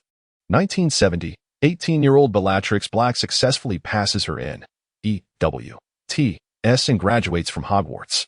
Upon her graduation, she joined the Death Eaters, choosing to serve Voldemort and making an indelible contribution to their cause. On November 29, 1970, Bill Weasley was born. In 1971, at the age of 11, the young marauder began his studies at Hogwarts, being sorted into Gryffindor House. In the same year, 11-year-old Lily Evans commenced her education at Hogwarts, also sorted into Gryffindor House. Additionally, in 1971, 11-year-old Severus Snape entered Hogwarts, being placed in Slytherin House. That year, Hogwarts, with its rich history of over 9 centuries, planted a whomping willow. In June 1972, the 18-year-old Lucius Malfoy successfully passed his EWTS and graduated from Hogwarts. Upon his graduation, he joined the Death Eaters, choosing to serve Lord Voldemort. In 1972, 11-year-old Regulus Black commenced his studies at Hogwarts, being sorted into Slytherin House. That same year, the 12-year-old marauder harbored a fluffy little secret and began his research into animagus transformations. On December 12, 1972, Charlie Weasley was born. In 1973, the 11-year-old Barty Crouch Jr. entered Hogwarts, also sorted into Slytherin House. On June 10, 1973, Nymphadora Tonks was born. In 1975, Remus Lupin was elected head boy of Gryffindor. That year, the marauder taught himself to become an animagus, and from then on, each full moon he would attempt to obscure the moon's face. In 1976, 16-year-old Remus Lupin nearly unwittingly killed a classmate during his transformation. That same year, 16-year-old Severus Snape narrowly escaped death at the hands of a werewolf after his transformation, marking his first confrontation with the specter of mortality since turning 11. In June 1976, after completing his OWLS, 16-year-old Severus Snape spoke boastfully, paying a heavy price for his hubris. In 1976, 16-year-old Sirius Black was disowned by the Black family for running away from home. That year, 16-year-old James Potter and his parents warmly welcomed the runaway Sirius Black into their home, embracing him as their second son. On August 22, 1976, Percy Weasley was born. In September of the same year, the 16-year-old marauder successfully created the Marauders map. In 1977, Cedric Diggory was born. In September 1977, 17-year-old James Potter and Lily Evans were elected as the heads of the Student Council, respectively. That year, 17-year-old Lily Evans began to agree to date James Potter, having been estranged from her former best friend Severus Snape for an entire year. In 1977, 16-year-old Regulus Black abandoned his studies and left Hogwarts prematurely, opting to join the Death Eaters. On April 1, 1978, George and Fred Weasley were born. In 1978, the 18-year-old Marauder and Lily Evans successfully passed their NEWT and graduated from Hogwarts. In June of that year, they joined the Order of the Phoenix. Also in 1978, 18-year-old Severus Snape successfully passed his NEWT and graduated from Hogwarts, subsequently joining the Death Eaters in June. In 1979, 18-year-old Regulus chose to steal Voldemort's Horcrux, concluding his brief yet valiant life in a cave filled with the dead. In 1979, 19-year-old James Potter and Lily Evans entered the sacred bonds of matrimony. Miss Evans, at the tender age of 19, transformed into Mrs. Potter. In 1979, the dashing Sirius Black, also 19, attended the wedding of his dearest friend, serving as the most charming best man of the day. That same year, in the autumn, a child named Autumn Zhang was born. On September 19, 1979, Hermione Granger entered the world. In 1980, 20-year-old Peter Pettigrew began to serve as a spy for Lord Voldemort. On March 1, 1980, Ron Weasley was born. Draco Malfoy followed suit on June 5, 1980. Shortly thereafter, Dudley Dursley was born on June 23, 1980. On July 30, 1980, Neville Longbottom came into existence. The very next day, July 31st, Harry Potter was born, marking a significant elevation in the identities of the 20-year-old James Potter and Lily Evans as they embraced parenthood. In 1980, Sirius Black, also 20, received an invitation to become the godfather of his best friend's son, simultaneously taking on the role of the Potter family's secret keeper. That same year, Severus Snape, at the age of 20, eavesdropped on an incomplete prophecy in the Hog's Head Inn and presented it to his master, a decision he would regret every single day for over a decade thereafter. Upon learning that the prophesied child was Lily's son, Severus Snape chose to betray the Death Eaters. He sought out Dumbledore and consented to defect to the Order of the Phoenix on the condition that Lily's life be spared. On February 13, 1979, Luna Lovegood was born. In September 1979, the 21-year-old Severus Snape officially became the potions master at Hogwarts School of Witchcraft and Wizardry. On August 11, 1980, Ginny Weasley came into the world.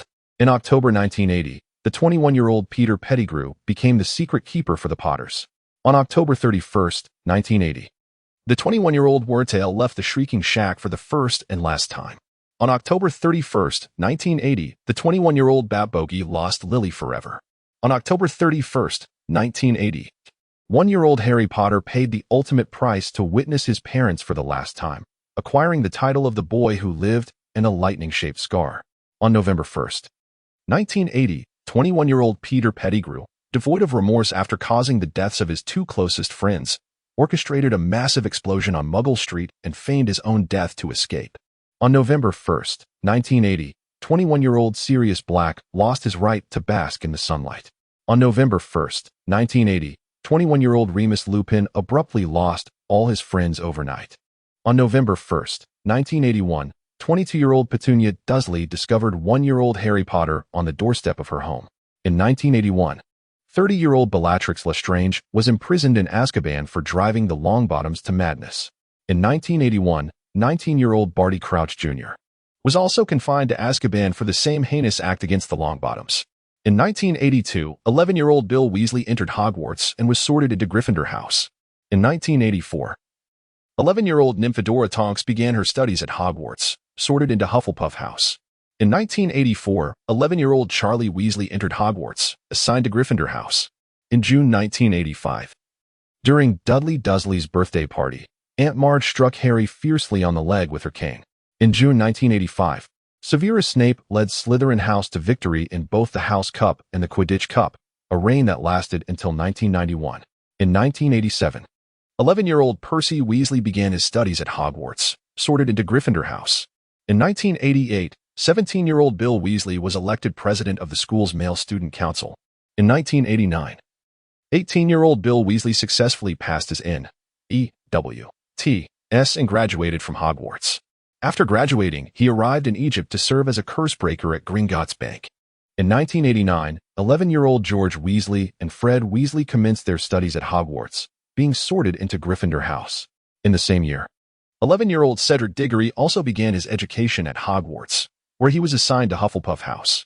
In 1990, 11-year-old Cho Chang entered Hogwarts, being placed in Ravenclaw House. During the same year, 10-year-old Harry Potter sought refuge from Aunt Marge's wrath by remaining in a tree until midnight. In 1991, 18-year-old Nymphadora Tonks successfully passed her NEWT and graduated from Hogwarts, subsequently undergoing 3 years of Auror training. That same year, 18-year-old Charlie Weasley also excelled in his NEWT and graduated from Hogwarts, after which he traveled to Romania to study dragons. 11-year-old Dudley Dursley began his schooling at Smelting School in 1991. In July of 1991, 11-year-old Harry Potter received his very first birthday gift, marking his reconnection with the world of magic after many years. In 1991, the trio of Gryffindor, Harry, Ron, and Hermione entered Hogwarts and were sorted into Gryffindor House. 11-year-old Neville Longbottom also began his studies at Hogwarts, being placed in Gryffindor House. 11-year-old Draco Malfoy entered Hogwarts as well, where he was sorted into Slytherin House. At the age of 31, Severus Snape once again felt the pangs of indecision, as young Potter bore an uncanny resemblance to his father yet possessed Lily's eyes. In 1991, 11-year-old Harry Potter, distinguished by his exceptional talent in flying, was remarkably selected for the Gryffindor Quidditch team and successfully caught the Golden Snitch in his first match. That Christmas, 11-year-old Harry received a gift that enabled him to explore the night. For the first time, 11-year-old Harry Potter beheld the visages of his parents while sitting before the mirror of a Reist, spending night after night in contemplation. 11-year-old Hermione Granger truly embodied the brightest witch of the year, despite having once hidden in a bathroom, weeping inconsolably. 11-year-old Neville Longbottom learned for the first time that courage manifests in many forms, as standing up against one's friends is also a testament to bravery. 11-year-old Ron Weasley, in the face of unknown fears, chose to sacrifice himself, leaving hope for life on the chessboard to Harry. In 1991, 11-year-old Harry Potter encountered Voldemort, who resided in Quirrell's mind, and successfully repelled him, safeguarding the Philosopher's Stone. This marked his first confrontation with the specter of death upon returning to the magical realm. In 1991, the 11-year-old Gryffindor trio, along with Neville Longbottom, successfully secured the House Cup for Gryffindor, thereby ending Slytherin's 7-year reign.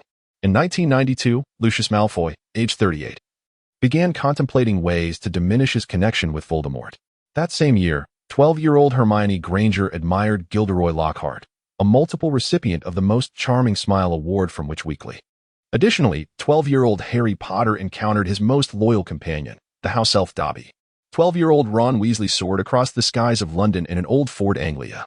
11-year-old Ginny Weasley was sorted into Gryffindor upon entering Hogwarts. 11-year-old Colin Creevey also joined Hogwarts, finding his place in Gryffindor. 11-year-old Luna Lovegood entered the school and was assigned to Ravenclaw. 16-year-old Percy Weasley was elected as the Gryffindor prefect. In 1992, Ginny Weasley's favorite person was Harry Potter, closely followed by Tom Riddle from her diary. 12-year-old Ron Weasley's faithful wand broke during a duel with 12-year-old Draco Malfoy. That year, Harry Potter displayed his gift for Parseltongue in the dueling club. Hermione Granger successfully brewed the Polyjuice Potion, which was part of the 6th-year curriculum. Draco Malfoy opted to remain at Hogwarts during the Christmas break. Hermione Granger was petrified by the basilisk. Ginny Weasley found herself in grave danger, lured by Voldemort into the Chamber of Secrets. Harry Potter, at the age of 12, withdrew the sword of Gryffindor from the sorting hat and vanquished the basilisk within the chamber. This marked the first time Harry destroyed one of Voldemort's Horcruxes. In 1993, 33-year-old Sirius Black crossed the English Channel in his animagus form. 13-year-old Harry Potter inflated Aunt Marge, escaping the Dursleys' home. Sirius Black, watching from the bushes on Privet Drive, gazed at his godson Harry Potter, marking their long-awaited reunion after 13 years. 13-year-old Harry enjoyed a delightful time alone at the Leaky Cauldron before the school year commenced. Remus Lupin, at the age of 33, was appointed as the defense against the dark arts professor at Hogwarts. For the first time in years, Remus Lupin spotted the familiar tousled hair and vibrant green eyes on the Hogwarts Express. Under the influence of Dementors, 13-year-old Harry heard the voices of his parents for the first time since taking notes. 17-year-old Percy Weasley was elected as the president of the Student Council. 13-year-old Harry received an anonymous package containing the long-desired firebolt. 13-year-old Hermione Granger welcomed her new companion, a ginger cat named Crookshanks. 13-year-old Ron Weasley was incensed by the disappearance of his pet rat, Scabbers. Harry discovered that the list of allowed names in Hogwarts, a history, did not include his. He also received a gift from the Weasley brothers, who jokingly swore not to do good deeds. 13-year-old Draco Malfoy was injured for disrespecting Buckbeak, insisting on executing him. Hermione discovered her defense against the dark arts teacher's little secret. Sirius Black encountered Remus Lupin once more. Peter Pettigrew, at 33, escaped again in his animagus form. 13-year-old Harry Potter and Hermione Granger used a time turner to save 2 lives. 13-year-old Harry found someone who wholeheartedly cared for his elder. In 1994, nearly 70-year-old Alastor Moody gladly accepted his old friend Albus Dumbledore's invitation to teach defense against the dark arts at Hogwarts. That same year, 32-year-old Barty Crouch Jr. attacked Alastor Moody, taking his place as the new defense against the dark arts teacher. 14-year-old Draco Malfoy was transformed into a ferret as punishment for his bullying. 14-year-old Harry Potter successfully resisted the Imperious Curse. 14-year-old Neville Longbottom relived his nightmares atop a giant spider. 18-year-old Percy Weasley passed his N.E.W.T.S. and graduated from Hogwarts, subsequently joining the Department of International Magical Cooperation at the Ministry of Magic. 21-year-old Nymphadora Tonks began her career as an Auror at the Ministry. In 1995, 22-year-old Charlie Weasley joined the Order of the Phoenix, choosing to remain in Romania to connect with more foreign wizards. 24-year-old Bill Weasley also joined the Order, abandoning his work in Egypt to serve in London. In January 1996, Bellatrix Lestrange escaped from Azkaban. In June 1997, 37-year-old Severus Snape killed Albus Dumbledore, the white-bearded wizard falling from the astronomy tower. In September 1997, Severus Snape officially became the headmaster of Hogwarts School of Witchcraft and Wizardry. On May 2, 1998, 38-year-old Severus Snape left us forever. In July 1998, he was posthumously awarded the First-Class Order of Merlin, his identity as a former Death Eater and traitor redeemed. Buried alongside other heroes who perished in the war at the age of 38. 36. The escape of Peter Pettigrew. January 2, 1982, Diagon Alley. Veronica, have you heard? Before a closed shop in Diagon Alley, 2 witches stood sheltered under an awning, seeking refuge from the rain. Beneath their robes, they concealed heavy sweaters, as the January weather in England was decidedly unwelcoming. What did you hear? One witch retorted, her brown curls cascading down, with a yellow scarf nearly obscuring half of her face. This morning's Daily Prophet mentioned it. Did you not read the newspaper? Celia expressed her bewilderment. Peter has escaped. Veronica gasped. You mean the traitor who betrayed the Potter family, framed Sirius, and pretended to be killed by him while supposedly hunting him down? Just a door away. The quill struck the bound pages with a heavy thud, marring the neat and elegant typesetting. Salazar, do you know the escaped prisoner? Ravenclaw inquired. The quill continued to write, guided by Salazar's wand as he controlled its movements. On a nearby shelf, several books, birthed from this process, already existed. It had been a week since they returned to England from Albania. Upon their arrival, Salazar purchased a shop in Diagon Alley, taking advantage of its remote location from the main thoroughfare and its proximity to Knockturn Alley, which made it exceedingly affordable. He spent half a day transforming the shop into a bookstore, followed by a lengthy period of transcribing texts. First, he recreated the Hogwarts textbooks from a millennium ago, a task not too daunting since they had authored those materials themselves. Next, he organized a compendium of lost spells, necessitating Salazar to peruse contemporary spell books to identify those that had faded into obscurity. In summary, had Salazar's writing speed been a tad swifter, they could have filled an entire shelf within that week. In response to Ravenclaw's question, Salazar shook his head, hesitated momentarily, then nodded. I suppose one could say I am somewhat acquainted with him. Do tell, Gryffindor urged, curiosity piqued. It was shortly after I arrived in this era, specifically on October 31st of last year. As you know, I landed in the headmaster's office, and after leaving Hogwarts, I ventured to Diagon Alley. While purchasing potion ingredients at a shop, I fortuitously encountered Peter, who had transformed into a rat through animagus. After capturing him, I handed him over to Dumbledore, who presumably delivered Peter to the Ministry of Magic, thus allowing Sirius to regain his innocence. So, you mean to say, Gryffindor elongated his tone, that capturing the traitor who betrayed the Potter family, framed Sirius, and feigned being murdered by him while supposedly pursuing him, was also your achievement? One could say that. Salazar replied. Otherwise, if he were truly ruthless, he could have hidden as a rat indefinitely, and no one would have ever known he was still alive.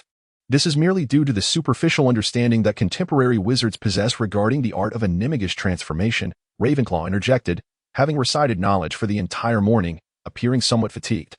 In our time, an animagus capable of transforming only into mundane creatures would have been easily recognized by any student at Hogwarts. Hufflepuff concluded. So, Salazar, since that fellow is technically in your custody, are you responsible for capturing him once more? Gryffindor eagerly inquired. Although he currently lacked fervor for the study of magic, he found it intolerable to spend each day cooped up in a bookstore in Diagon Alley. Is it truly necessary? Salazar replied with a tone laden with exasperation. Isn't it the Auror's duty to apprehend fugitives? There has never been a regulation stating that the individual who captures a criminal must also be responsible for recapturing them after an escape. Very well. Shall we venture out this afternoon? Gryffindor strongly proposed, for if I continue to transcribe here, I shall surely go mad. The quill continued to scratch across the parchment, inscribing lines of text in a distinctly Slytherin manner. Perhaps, shall we visit Nocturne Alley or Diagon Alley? At 2 o'clock in the afternoon, the door of the bookstore, which had remained shut, suddenly swung open. Salazar was still clad in a thin wizarding robe, now complemented by a deep green knitted scarf. A rather disrespectful choice given the current frigid weather. His robe had been modified and bore a resemblance to the modern wizarding attire at first glance. The most notable difference was that his wand was concealed within his sleeve, unlike the contemporary practice of stowing it in the inner pocket of one's robe. At the street corner, Salazar encountered the proprietor of Florian Fortescue's ice cream parlor, whose memory was remarkably sharp. Recalling having seen the owner of the newly opened Soul Whispering bookstore on October 31st, "Good afternoon, Ogelrose. Alas, this weather is ill-suited for ice cream." They exchanged a few pleasantries, and just as Salazar found himself losing track of the conversation, Florian was whisked away by a silver-haired witch. Salazar finally exhaled in relief. Having passed through Gringotts and entered Nocturne Alley, it remained as dark as ever, with several figures shrouded in black robes brushing past him. However, the current Diagon Alley was markedly less crowded, the recent purges enacted by the Ministry of Magic having proven quite effective. Salazar approached the location of the former Boijin blog shop, now an empty shell. Through the glass window, one could observe the immaculate shelves within. Venturing further inside, the alley became even more silent. Suddenly, the voice of Gryffindor pierced the stillness. "Sal, someone is following you." A footstep echoed closely behind Salazar, nearly synchronizing with his own. Yet upon careful listening, it became distinctly apparent. Realizing he had been detected, he pressed onward. In the shadows beside a wall at the entrance of an alley, Salazar paused, his wand drawn from his sleeve. "Who are you?" he demanded, as the figure halted just shy of the wand's tip, allowing Salazar to discern his appearance, neatly trimmed. Brilliant golden hair and blood-red eyes, unmistakably a vampire. The newly appointed elder of the British vampires, Miss Gabrielle's successor, Egio Odor. Upon uttering this revelation, he fixed his gaze upon Salazar, seeking any sign of unusual emotion upon his face. "Oh," came the raucous laughter from Gryffindor's sorting hat. "Ha ha ha, Sal? He's vying for your attention. Don't you sense it? But that O is indeed quite palpable. Or perhaps not. Why then is he pursuing you?" Sarah regarded the self-proclaimed elder vampire with an expression rife with uncertainty. Yet, Ezio seemed oblivious to the implications, his countenance shifting through various emotions. "I truly cannot comprehend why Miss Gabrielle would willingly relinquish her identity as an elder to be with you. What gives you the authority to compel her to take such a step? It appears you are merely a devotee of Teresa." However, Salazar found himself at a loss for words. He had never demanded anything of Teresa. During his time back in England, she had mentioned needing to leave abruptly, and he had merely inquired if she required assistance. Then let us proceed to confinement. The sorting hat fell into a contemplative silence, as this course of action was not only humiliating but also distinctly Slytherin, particularly since Salazar had deliberately refrained from employing a silencing charm. Navigating around Ezio Auditoria, who obstructed the alleyway, Salazar had no desire to prolong the entanglement. Nonetheless, a leisurely stroll seemed far more enjoyable than quarreling with Teresa's admirer. Yet, as he stepped outside, troubling thoughts began to surface. Could something have befallen Teresa? Otherwise, why would the current elder seek him out? Salazar promptly quelled such notions. Nevertheless, the sorting hat was already resonating with maniacal laughter. Salazar, let it be destruction. He still did not turn back, but continued to advance deeper into the heart of the alley. The source of his blood remained utterly still, he would sense if Teresa were in peril. For their connection stemmed from a shared lineage, a bond akin to that of twins, allowing him to perceive even her most intense emotions. Indeed, his earlier thoughts must have been influenced by Teresa. The three souls within the Sorting Hat continued to laugh together, oblivious to Salazar's experience. Thus, Salazar failed to notice another presence following him. "Surrender your weapon." A sudden flash of red light surged from behind. Upon sensing the magical disturbance, Salazar instinctively dodged. The swiftness of a vampire rendered evading the spell effortless, as the incantation failed to even graze his garments. It was a tall woman, adorned with thick, lustrous black hair, standing against the wall with her wand pointed forward. The witch fixed her gaze upon Salazar, demanding, "Who are you? Why do you carry the scent of my master?" "Master?" A look of perplexity clouded Salazar's expression as he struggled to comprehend the myriad of peculiar occurrences he encountered upon venturing outside today. He had no desire to become entangled with this witch, yet her subsequent words sparked a flicker of curiosity within him. "You share the same bloodline. Are you also of Slytherin's lineage?" she inquired, referring to a master whom he presumed to be his unfortunate descendant. His brow furrowed in contemplation. "Death Eater?" The witch gazed at Salazar with an increasing fervor, bending low until she almost prostrated herself before him. "Great heir of Slytherin, I beseech you to lead us and restore the glory of pure blood," she proclaimed, raising her arm to reveal the dark mark etched upon her inner forearm. "Salazar, how profound is your misunderstanding of Slytherin? What have you taught at Hogwarts since my departure?" Salazar's voice dripped with exasperation. It had been long since he had felt such incredulity. "I merely left a statue in the Chamber of Secrets," yet Gryffindor's tone appeared somewhat sheepish. "Otherwise, your current demeanor lacks any semblance of intimidation, does it not? However, this hardly justifies the mystical nature attributed to Slytherin's bloodline. Furthermore, when did I ever leave behind a legacy of bloodline inheritance?" Salazar finally voiced the question that had tormented him. "You must inquire of Helga. She took the blood sample I left behind. It is hardly surprising what alchemy could concoct. Have you forgotten Helena? The transmutation of life poses no challenge to Helga. Thus, when Helena met her demise, they were not excessively mournful, considering that Helena was merely a transmutation of their shared bloodline, easily replicable. Even her name is derived from segments of their names. Well, let us hope you have not replicated me." A peculiar silence enveloped the Sorting Hat. "What, pray tell? Have you taught him?" The silence persisted. After a prolonged period of no response, Bellatrix cautiously lifted her head, only to be met by a stunning curse. A side note, a new chapter. Allow me to clarify the narrative. 38. The enigma of Peter. Upon awakening, Bellatrix found herself in a damp, dimly lit environment devoid of windows. Save for a staircase ascending in the corner, clearly a basement. She quickly recounted her previous experiences, that diminutive, cowardly deceiver, the traitor who indirectly caused her master's demise, dared to orchestrate a prison break from Azkaban. The critical detail was that he actually succeeded. A multitude of Death Eaters rallied under his command. He transformed into a rat and unlocked all the prison doors. Although the Aurors arrived in a timely fashion and the Dementors posed a deterrent, a considerable number of newly imprisoned individuals managed to escape. Bellatrix had initially lost hope, yet she followed Peter during his final act. After leaving Azkaban, she pilfered a wizard's wand, thanked Merlin, and praised the great master. Subsequently, she encountered a wizard possessing Slytherin's heritage in Nocturne Alley. He bore an aura reminiscent of her master. This sensation stemmed from a shared bloodline. Bellatrix's eyes gradually brightened, although he seemed somewhat dismissive of her. He did not immediately surrender himself to the Ministry of Magic. Moreover, he shared a bloodline with her master. Even if her master had. No, that is impossible. Her master has merely departed temporarily. Regardless, she would undoubtedly continue her master's legacy. After an indeterminate period, the door to the basement finally creaked open, revealing a rather frail-looking wizard descending the stairs.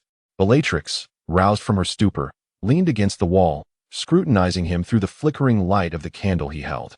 Bathed in the dim glow, he appeared enveloped in warmth, his hair cascading smoothly down, and his elongated eyes exuding a serene profundity. Yet, in the next moment, his lips curled into a smirk that shattered this tranquil aura, an expression that ignited a fiery ire within her. "Godric, I advise you not to smile at me with my own face." Salazar's voice echoed coldly from the Sorting Hat. This only prompted Godric to chuckle more heartily, leaving Bellatrix to question the validity of her instincts for the first time. The candle was set aside, casting faint illumination that only half revealed their shadows. Godric crouched beside Bellatrix, who was bound to the wall and could only sit. Ignoring Salazar's protests, he playfully pinched her cheek. "Hey, did you just escape from Azkaban?" Bellatrix stared at him in shock, her dark eyes wide with astonishment, as she slowly turned her gaze to the spot he had just touched. Godric, finally realizing the impropriety of his actions, understood that this was no longer the Hogwarts of a millennium past. In the eyes of this captured fugitive, he, wearing Salazar's guise, was no elder. He stood, distancing himself slightly, conjuring a small stool for himself with Salazar's now enchanted wand, and sat leisurely, resting his elbows on his knees and cradling his chin, exuding an eagerness to listen. After confirming that the wizard before her would not advance further, Bellatrix hesitated but ultimately spoke. "Yes, I took advantage of the chaos when Peter Pettigrew escaped." "Do elaborate, especially regarding the ringleader of the breakout," Godric inquired with keen interest. Bellatrix furrowed her brow. "I don't know much about that fellow. When Godric was at Hogwarts, he was a coward in Gryffindor, always trailing behind the other three. Aside from the incident that landed him in prison, he did nothing noteworthy. That makes it all the more intriguing." Hufflepuff interjected from within the Sorting Hat. "Indeed. I am aware of the enchantments embedded within the Sorting Hat. It is impossible for a coward to remain submissively aligned with others in Gryffindor." Ravenclaw concurred. "Strangely enough, his allegiance to my unfortunate descendant was remarkably swift, and I cannot fathom his motives. Just observe her demeanor. Those Death Eaters would never regard him with any esteem." Salazar posited further doubts. "Is it possible he was under the Imperious Curse?" Hufflepuff suggested. "Unlikely. Setting aside the duration of the curse, would I not have noticed if he had been affected?" Salazar retorted. "Well, now I find myself increasingly intrigued by that mouse." Gryffindor shrugged, entirely unfazed by Bellatrix's peculiar gaze. "Hey, Gryffindor, you just spoke your mind." Salazar felt an overwhelming urge to reclaim his body. It was only then that Gryffindor realized he had indeed spoken out loud. And he scratched his head awkwardly, apologizing. "I'm still not quite accustomed to this. I'll be more mindful next time." Yet, he had still uttered those words. Salazar muttered to himself, "There will be no next time." Bellatrix fixed an indescribable gaze upon the wizard before her, feeling a considerable degree of discomfort at his earlier expressive soliloquy. However, constrained by the shelter of the eaves, she had to compel herself to dismiss such aberrant behaviors. It is said that individuals with psychological issues should not be provoked, for it may lead to unpredictable developments. "Could you elaborate further?" Gryffindor inquired, his expression growing serious. Although Bellatrix was unsure why this seemingly unstable wizard was so intrigued by Wormtail, she nevertheless endeavored to recall. "He was born around 1959 or 1960. I'm not entirely certain, but it was approximately during that period." She spoke with great difficulty, as she had never paid much attention to Peter Pettigrew. He had entered Hogwarts in the same year as Sirius Black, James Potter, and Remus Lupin. Peter's magical prowess did not match that of the other three. He idolized them. Thus, when he reported information to his master and chose to ally with us, everyone was quite astonished. She offered a bitter smile. "We all believed it was a trap set by Dumbledore, but the master was exceedingly confident in his abilities, so he still proceeded." Gryffindor continued to gaze at her intently, awaiting further details. Yet now it seems he was indeed decisive, whether it was betraying the Potters, framing Sirius, or this recent prison break. He was correct. He may possess goblin blood, which is one of the reasons we are reluctant to accept him. Leaving the basement and seated at the desk on the second floor, the control of his body had once again reverted to Salazar. "Are you truly not going to investigate?" Gryffindor's tone brimmed with resentment. "It sounds rather intriguing. I have not witnessed such stark contrasts in many years." Salazar continued to inscribe upon a bound parchment tome, his writing pace unwavering as he responded to Gryffindor. "No, this matter bears little significance to us. Dumbledore and the Ministry of Magic will resolve it themselves. Moreover, rather than delving into what others accomplished and their intentions during the previous Wizarding War, it would be more prudent to fill a shelf with books and expedite the opening of the bookstore." After a brief silence, Salazar completed the page he was working on, turned to the next, and began to sketch a clear and concise illustration. "And what of the Death Eater in that basement?" Gryffindor inquired, unwilling to let the matter rest. Salazar hesitated momentarily. "What if we send her back to Azkaban? Would you all like to witness a modern wizarding prison?" His curiosity was indeed piqued. After all, a millennium ago, who would imprison captured foes? They were simply dispatched to meet their maker with a single curse. What a splendid suggestion. Perhaps we should capture a couple of Dementors on the way back. It seemed that Gryffindor was just eager to leave the confines of the room. Having grown weary during the week spent poring over books. January 10th, 1982. Following several days of escalation, the previous escape of Death Eaters had become a sensational affair. The Aurors of the Ministry were nearly overwhelmed, and the wizarding community was engulfed in anxiety, reminiscent of the tense atmosphere during Voldemort's reign. Fortunately, Dumbledore's reputation was still formidable enough to quell some of the rumors circulating within Hogwarts, though Diagon Alley was far less fortunate. The dark memories lingered vividly, and shops stood desolate, with the apothecary completely stripped bare. However, such events seemed to have no effect on a bookstore named Whispers of the Soul, which had yet to open its doors. See, Salazar, had you captured that runaway rat earlier, we wouldn't be in this predicament now, Gryffindor remarked. Feeling quite bored within the sorting hat, Salazar continued to transcribe the lost knowledge, a task so vast that it could not be completed in merely a week or two. Upon hearing Gryffindor's remarks, he sighed, his tone heavy with resignation. However, I cannot guarantee I will locate him when I entrusted it to Dumbledore. I did not employ any tracking spells. Perhaps we should consider this, Ravenclaw interjected. War can also bear its advantages for both muggles and wizards alike. In times of turmoil, the advancement of various magics accelerates dramatically. If the wizarding world were to remain stagnant, it would not be long before even the muggles without divine support would be unable to contend. Let us not be so hasty in our judgments. Development can occur at any time, yet war invariably entails casualties. If the conflicts of 1,000 years ago could have been averted, I would gladly forego those magnificent wonders. Hufflepuff asserted firmly. Very well, Ravenclaw sighed deeply, suddenly inquiring. Sal, when do you intend to return that fugitive from the basement to Azkaban? I do not wish to send her back, Salazar replied, his quill poised over the parchment, his tone laden with gravity. What? Are you smitten? Gryffindor jested. Absolutely not. Salazar suppressed the urge to roll his eyes, his demeanor shifting to seriousness. I have witnessed her memories. Such a lunatic poses a danger to society and ought to be eliminated without hesitation, though I am reluctant to interfere excessively in the course of this era's development. Having encountered her, I cannot simply turn a blind eye. Are you suggesting you intend to use her as bait? Ravenclaw instantly grasped Salazar's intentions. Salazar nodded slightly. She possessed a means to communicate with her companions. However, the door of the bookstore was suddenly knocked upon, causing Salazar to swallow the words that remained unspoken. The smile on his face became more genuine, yet his gaze turned icy. Look, they have arrived, he remarked. The knocking persisted, but Salazar remained seated, showing no inclination to answer the door. After a brief interval, the knocking continued, and to their astonishment, the door swung open of its own accord. Oh dear! I forgot to cast the protection spell, exclaimed Hufflepuff, though there was a hint of anticipation in his tone. Bursting through the threshold was a burly figure with tousled blonde hair, clad in a wizard's robe that appeared wrinkled and evidently several sizes too small. Clearly pilfered from someone else. Behind him loomed two equally imposing companions, the trio standing against the light at the entrance, glaring menacingly at the sole inhabitant of the bookstore. Salazar regarded them with a knowing smile, still clutching his quill. He even jested with Gryffindor, saying, Gordy, when did wizards start to favor physiques like yours? Gryffindor rolled his eyes in exasperation, retorting, Hey, that's not the same. Gryffindors have always been knights before they were wizards. Ravenclaw interjected sarcastically. So this is why you took it upon yourself to disguise your students as a band of paladins and infiltrate the holy city, planning to assassinate the Pope, only to be discovered, leaving us to risk our lives to rescue you? Perhaps we should refrain from revisiting this topic?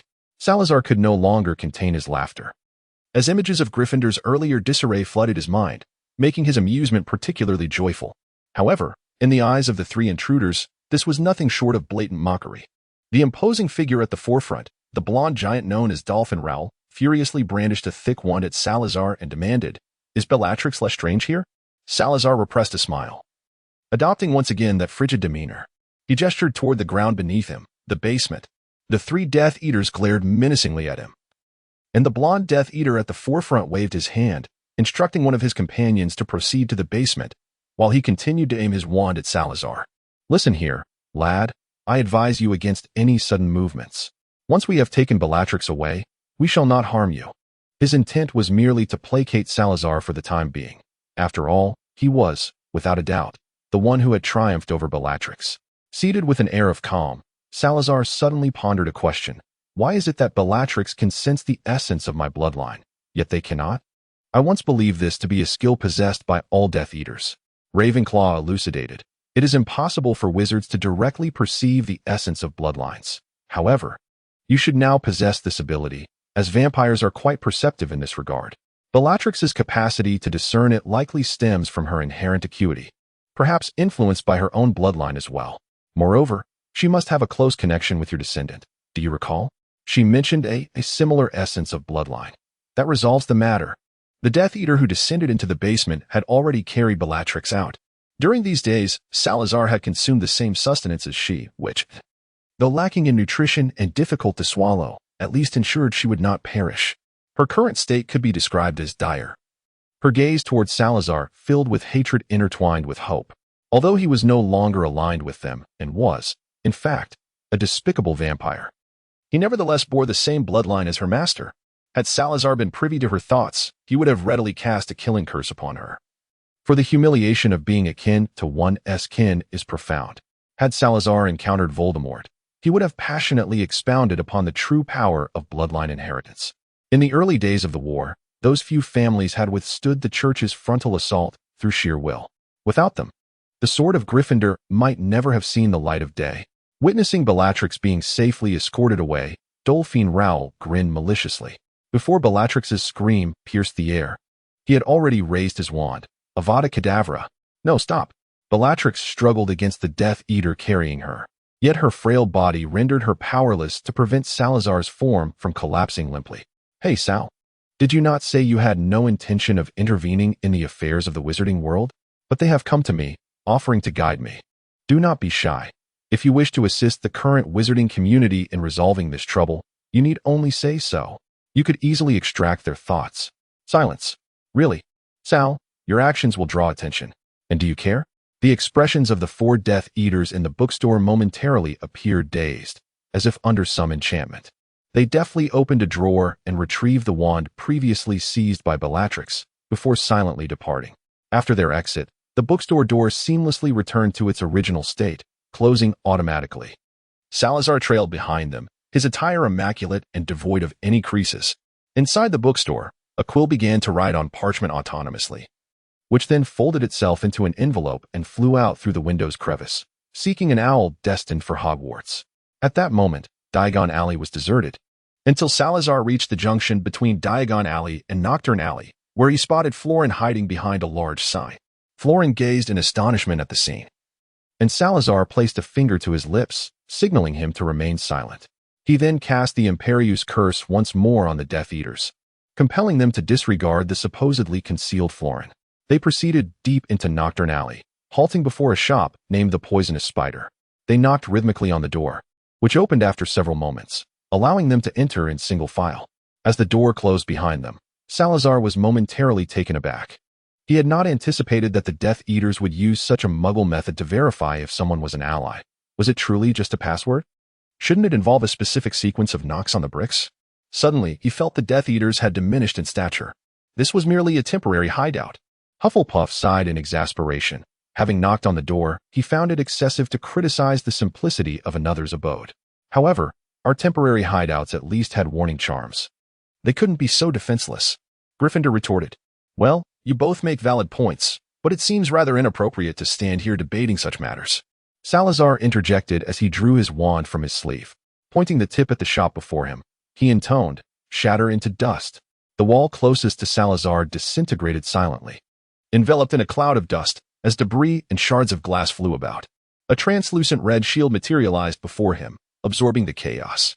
The individuals behind the wall appeared momentarily stunned, their eyes fixed on the shattered barrier before gradually shifting their gaze to the orchestrator of the destruction.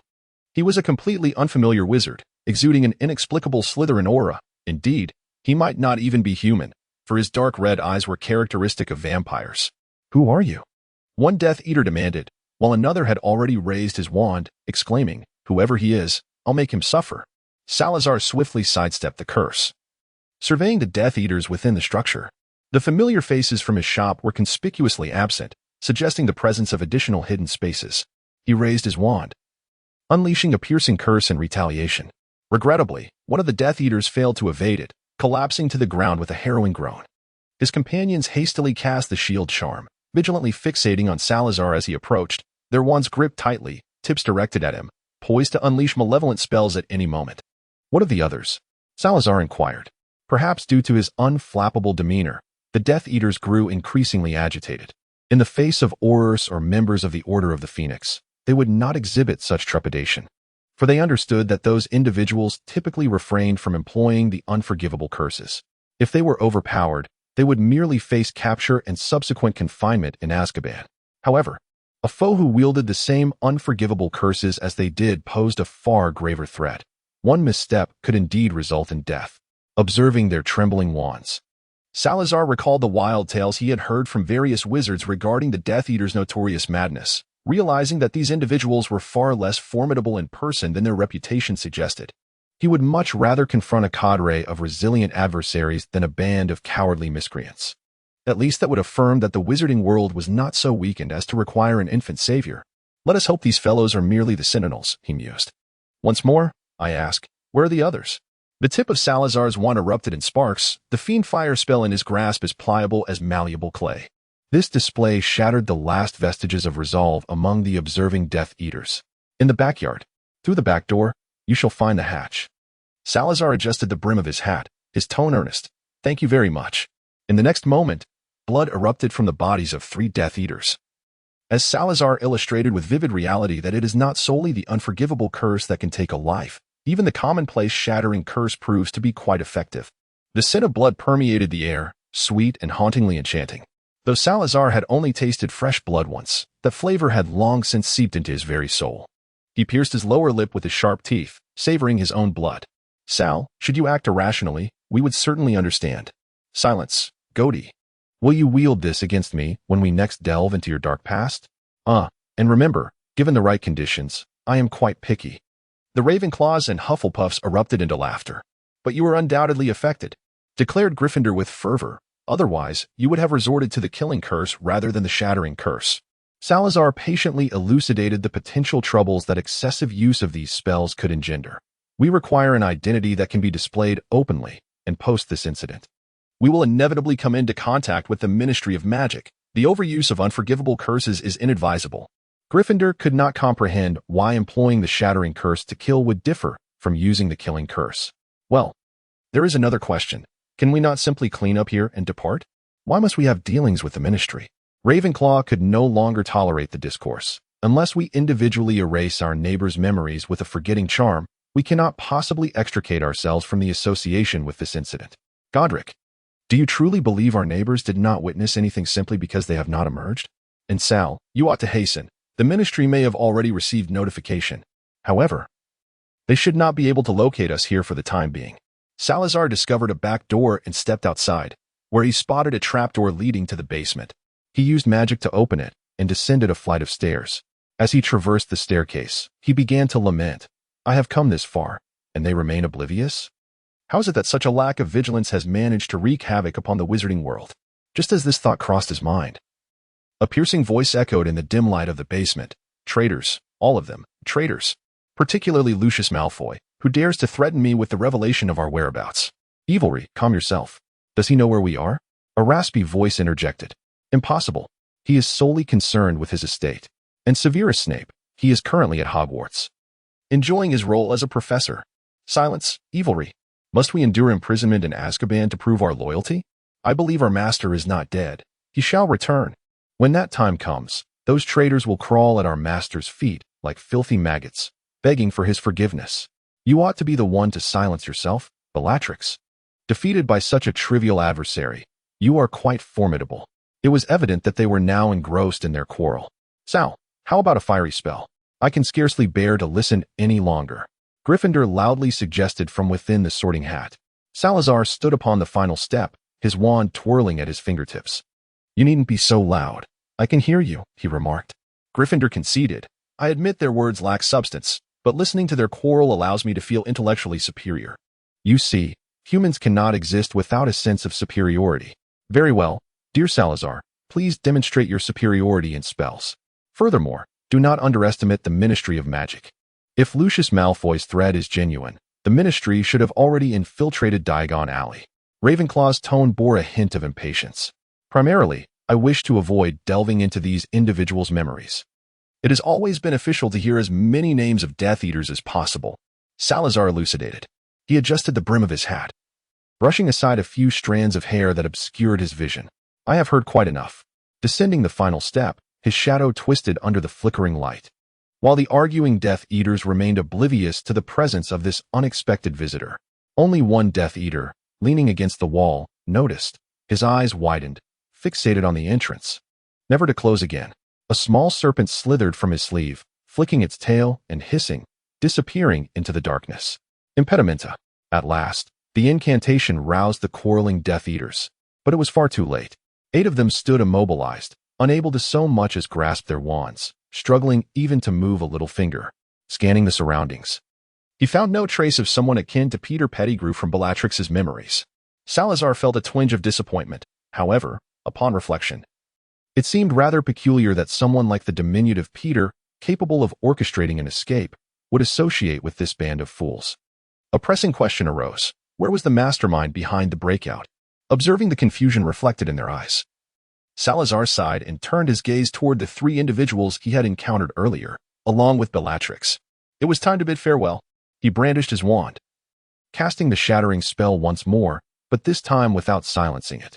A tremendous roar engulfed Nocturne Alley, resonating through Diagon Alley. The aftershock of the explosion was entirely absorbed by the shield charm, yet the basement began to collapse, with massive stones plummeting down. Salazar remained utterly composed. Not a single strand of hair disturbed. It had been quite some time since he had experienced such a gratifying explosion. Salazar mused.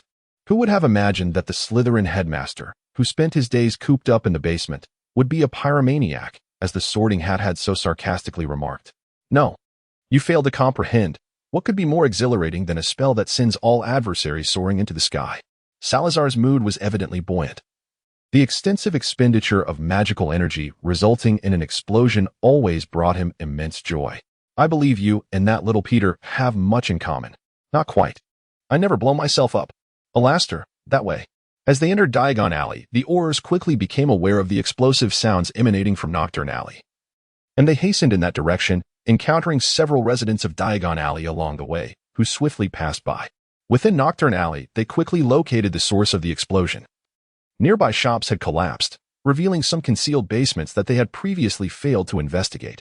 These sneaky little creatures truly knew how to hide. One Auror grumbled, grinding the debris underfoot. Have they already fled? Damn it, it would have been better if they had all perished in the blast. After this Auror's words, an eerie silence fell over the group as their gazes fixated on the vaguely discernible broken bodies beneath the rubble, then shifted back to the one who had just spoken. I know nothing. I was merely lamenting. You clearly know nothing at all. Moody huffed. The perpetrator of the explosion had already departed. Yet the evidence at the scene did not suggest an internal conflict among the Death Eaters. They would never employ a shattering spell to commit murder. So, what are we to do now? Should we return to Mr. Crouch and report that the dead were all Death Eaters, and the assailant did not use an unforgivable curse, likely belonging to the same faction, and simply disregard it?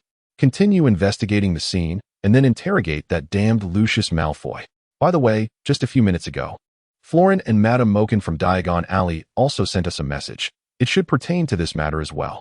Moody's magical eye rotated within its socket, meticulously scrutinizing the traces left at the scene. Ultimately, he discerned a beautifully inscribed line of text on a larger fragment of stone. It must be said, the writing was exquisite. It seemed more suited for an invitation to a grand soiree than for a desolate ruin like this. With no ill intent, it beckoned the curious to visit the Whispers of the Soul bookstore before sunset. 42. I blew it up. The Whispers of the Soul bookstore? Moody pondered, frowning. Is there such a shop in Diagon Alley? An Auror hesitated, uncertainly responding, I believe I have seen that shop, though it appears yet to open. It is located across from the magical menagerie, somewhat set back and not very conspicuous.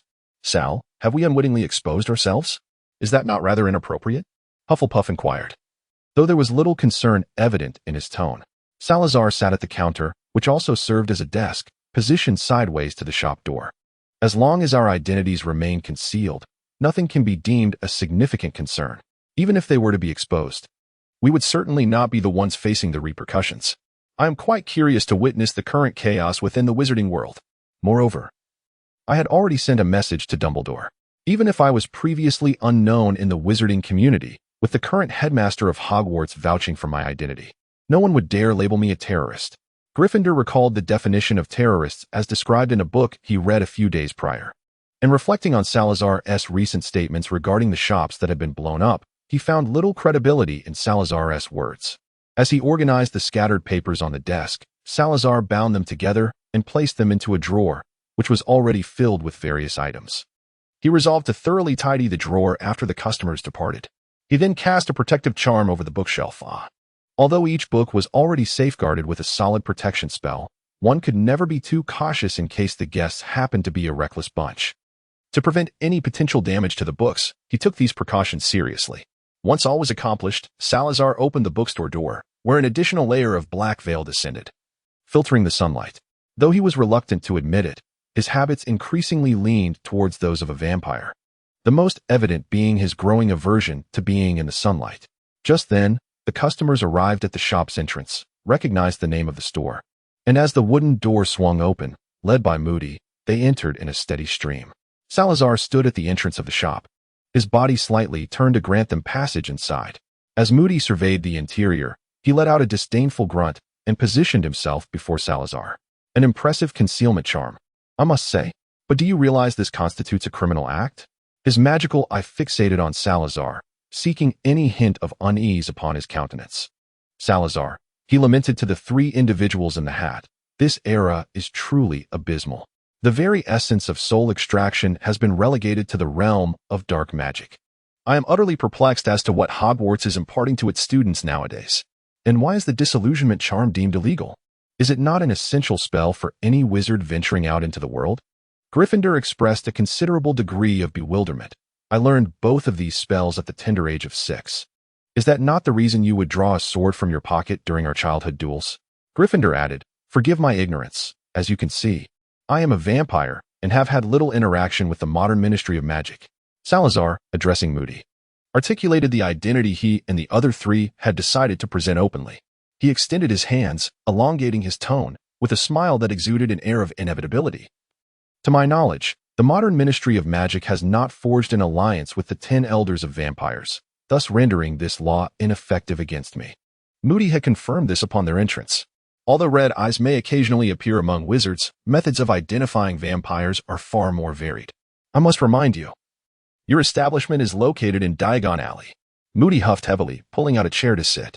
Salazar returned to his position behind the counter, dismissing Moody's words. You must have come here after seeing my message. With a flourish of his wand, he inscribed the name of the shop in the air with shimmering silver ribbons. The books here do not offer outright ownership. Instead, they are sold by the hour of reading. Would you care to see? Or perhaps you would prefer coffee or beer? Several Aurors began to survey the peculiar bookstore, their curiosity piqued by the handwritten volumes they had never encountered before. However, Moody's heavy cough drew their attention back, his magical eye rotating in its socket as he scrutinized them one by one. Salazar felt a tinge of disappointment at the initial failure of his opening. We are here because of the explosion in Nocturne Alley, not to hear your book sales pitch. Following Moody's inquiry, the atmosphere grew somber among the Aurors present. Oh, the explosion in Nocturne Alley, indeed, that was my doing. Salazar leaned on the counter, his hand supporting his chin, his demeanor suggesting a lack of concern for the matter at hand. A few days ago, I encountered an escaped Death Eater, Bellatrix Lestrange, as you should know. The Aurors exchanged glances, shock evident in their eyes, and even Moody appeared less composed, his magical eye fixated on Salazar with an intensity that seemed to bore into him. Are you certain of that name? Salazar nodded, describing a tall woman with thick black hair, thin lips, and a robust jawline. Several individuals exchanged glances, their astonishment intensifying. So, she perished in that explosion? One of the Aurors inquired hesitantly. The others appeared equally invested in the question, their eyes fixed on Salazar, eagerly awaiting his response. If all goes as expected, then yes, Salazar replied, proceeding to recount the circumstances surrounding the explosion, asserting that his actions were purely in self-defense. I never intended to kill her.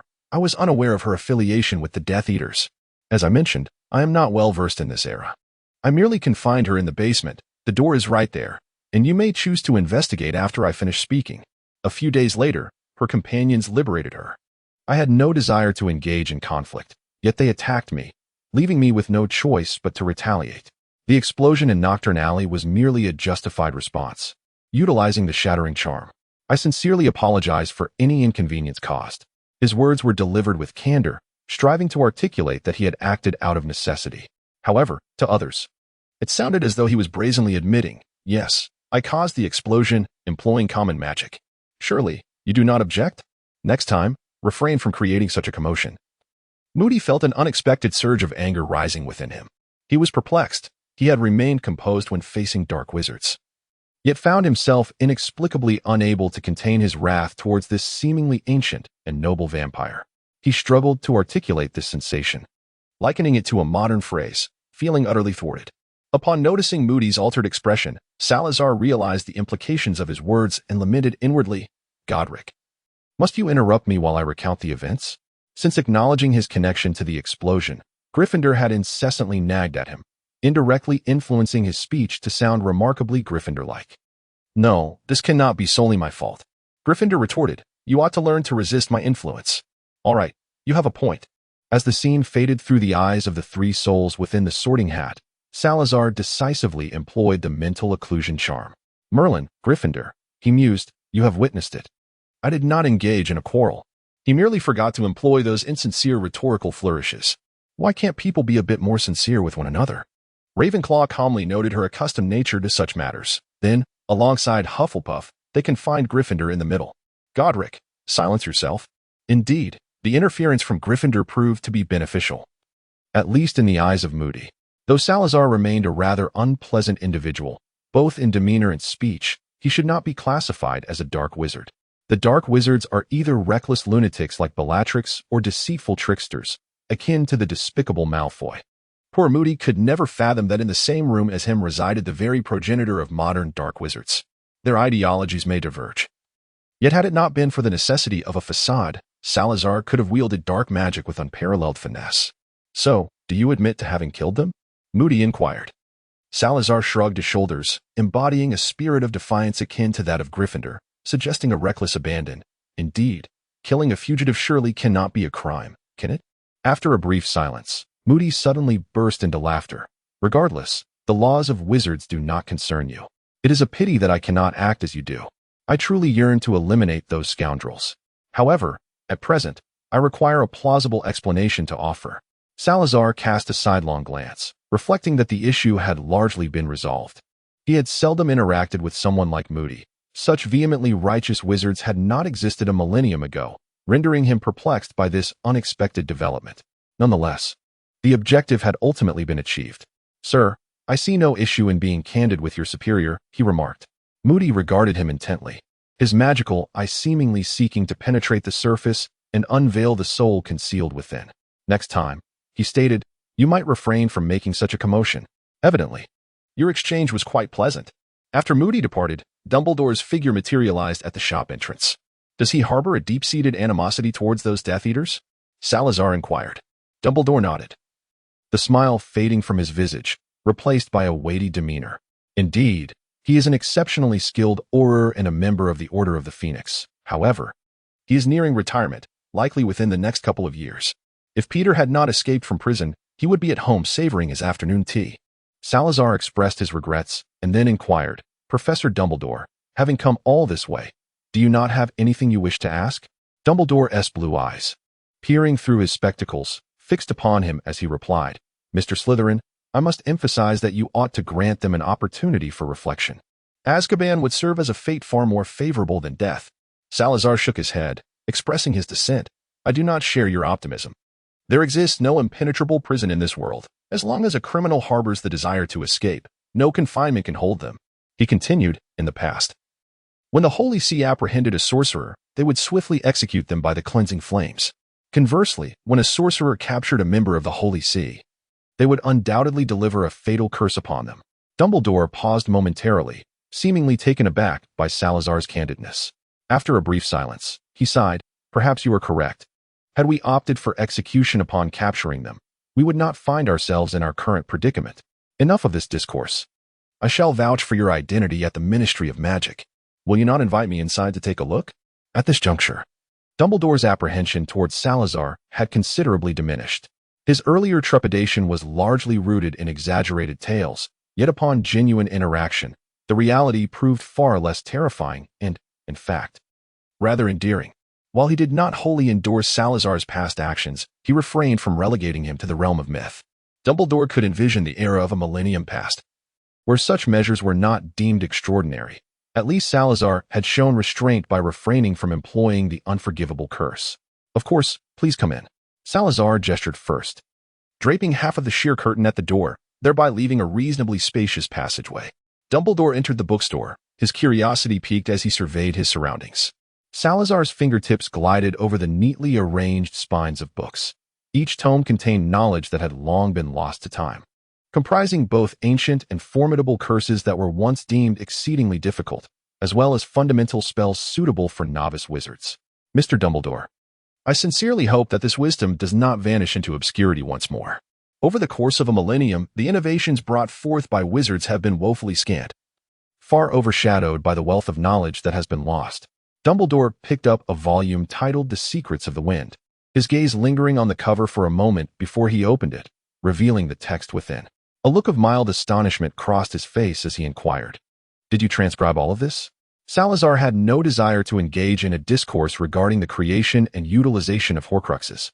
He responded vaguely, "I suppose so. This tome contains the art of flight, which does not necessitate a broomstick. That contraption is simply unsettling at first glance." "Bodily flight, you say?" At this, Dumbledore could no longer maintain his composure. His grip on the book became noticeably cautious. "What, then, are the prerequisites for mastering this?" Salazar's gaze lingered upon the bookshelf. A millennium ago, this was deemed essential for graduation from Hogwarts, requiring minimal magical prowess, akin to the art of apparition. Subsequently, Salazar introduced several tomes suitable for use as textbooks at Hogwarts, some of which were, in fact, the very materials used in his own time. With a flick of his wand, he replicated these volumes and presented them to Dumbledore. Dumbledore remained seated, perusing the text for a while longer. And only when twilight began to envelop the sky did he take his leave.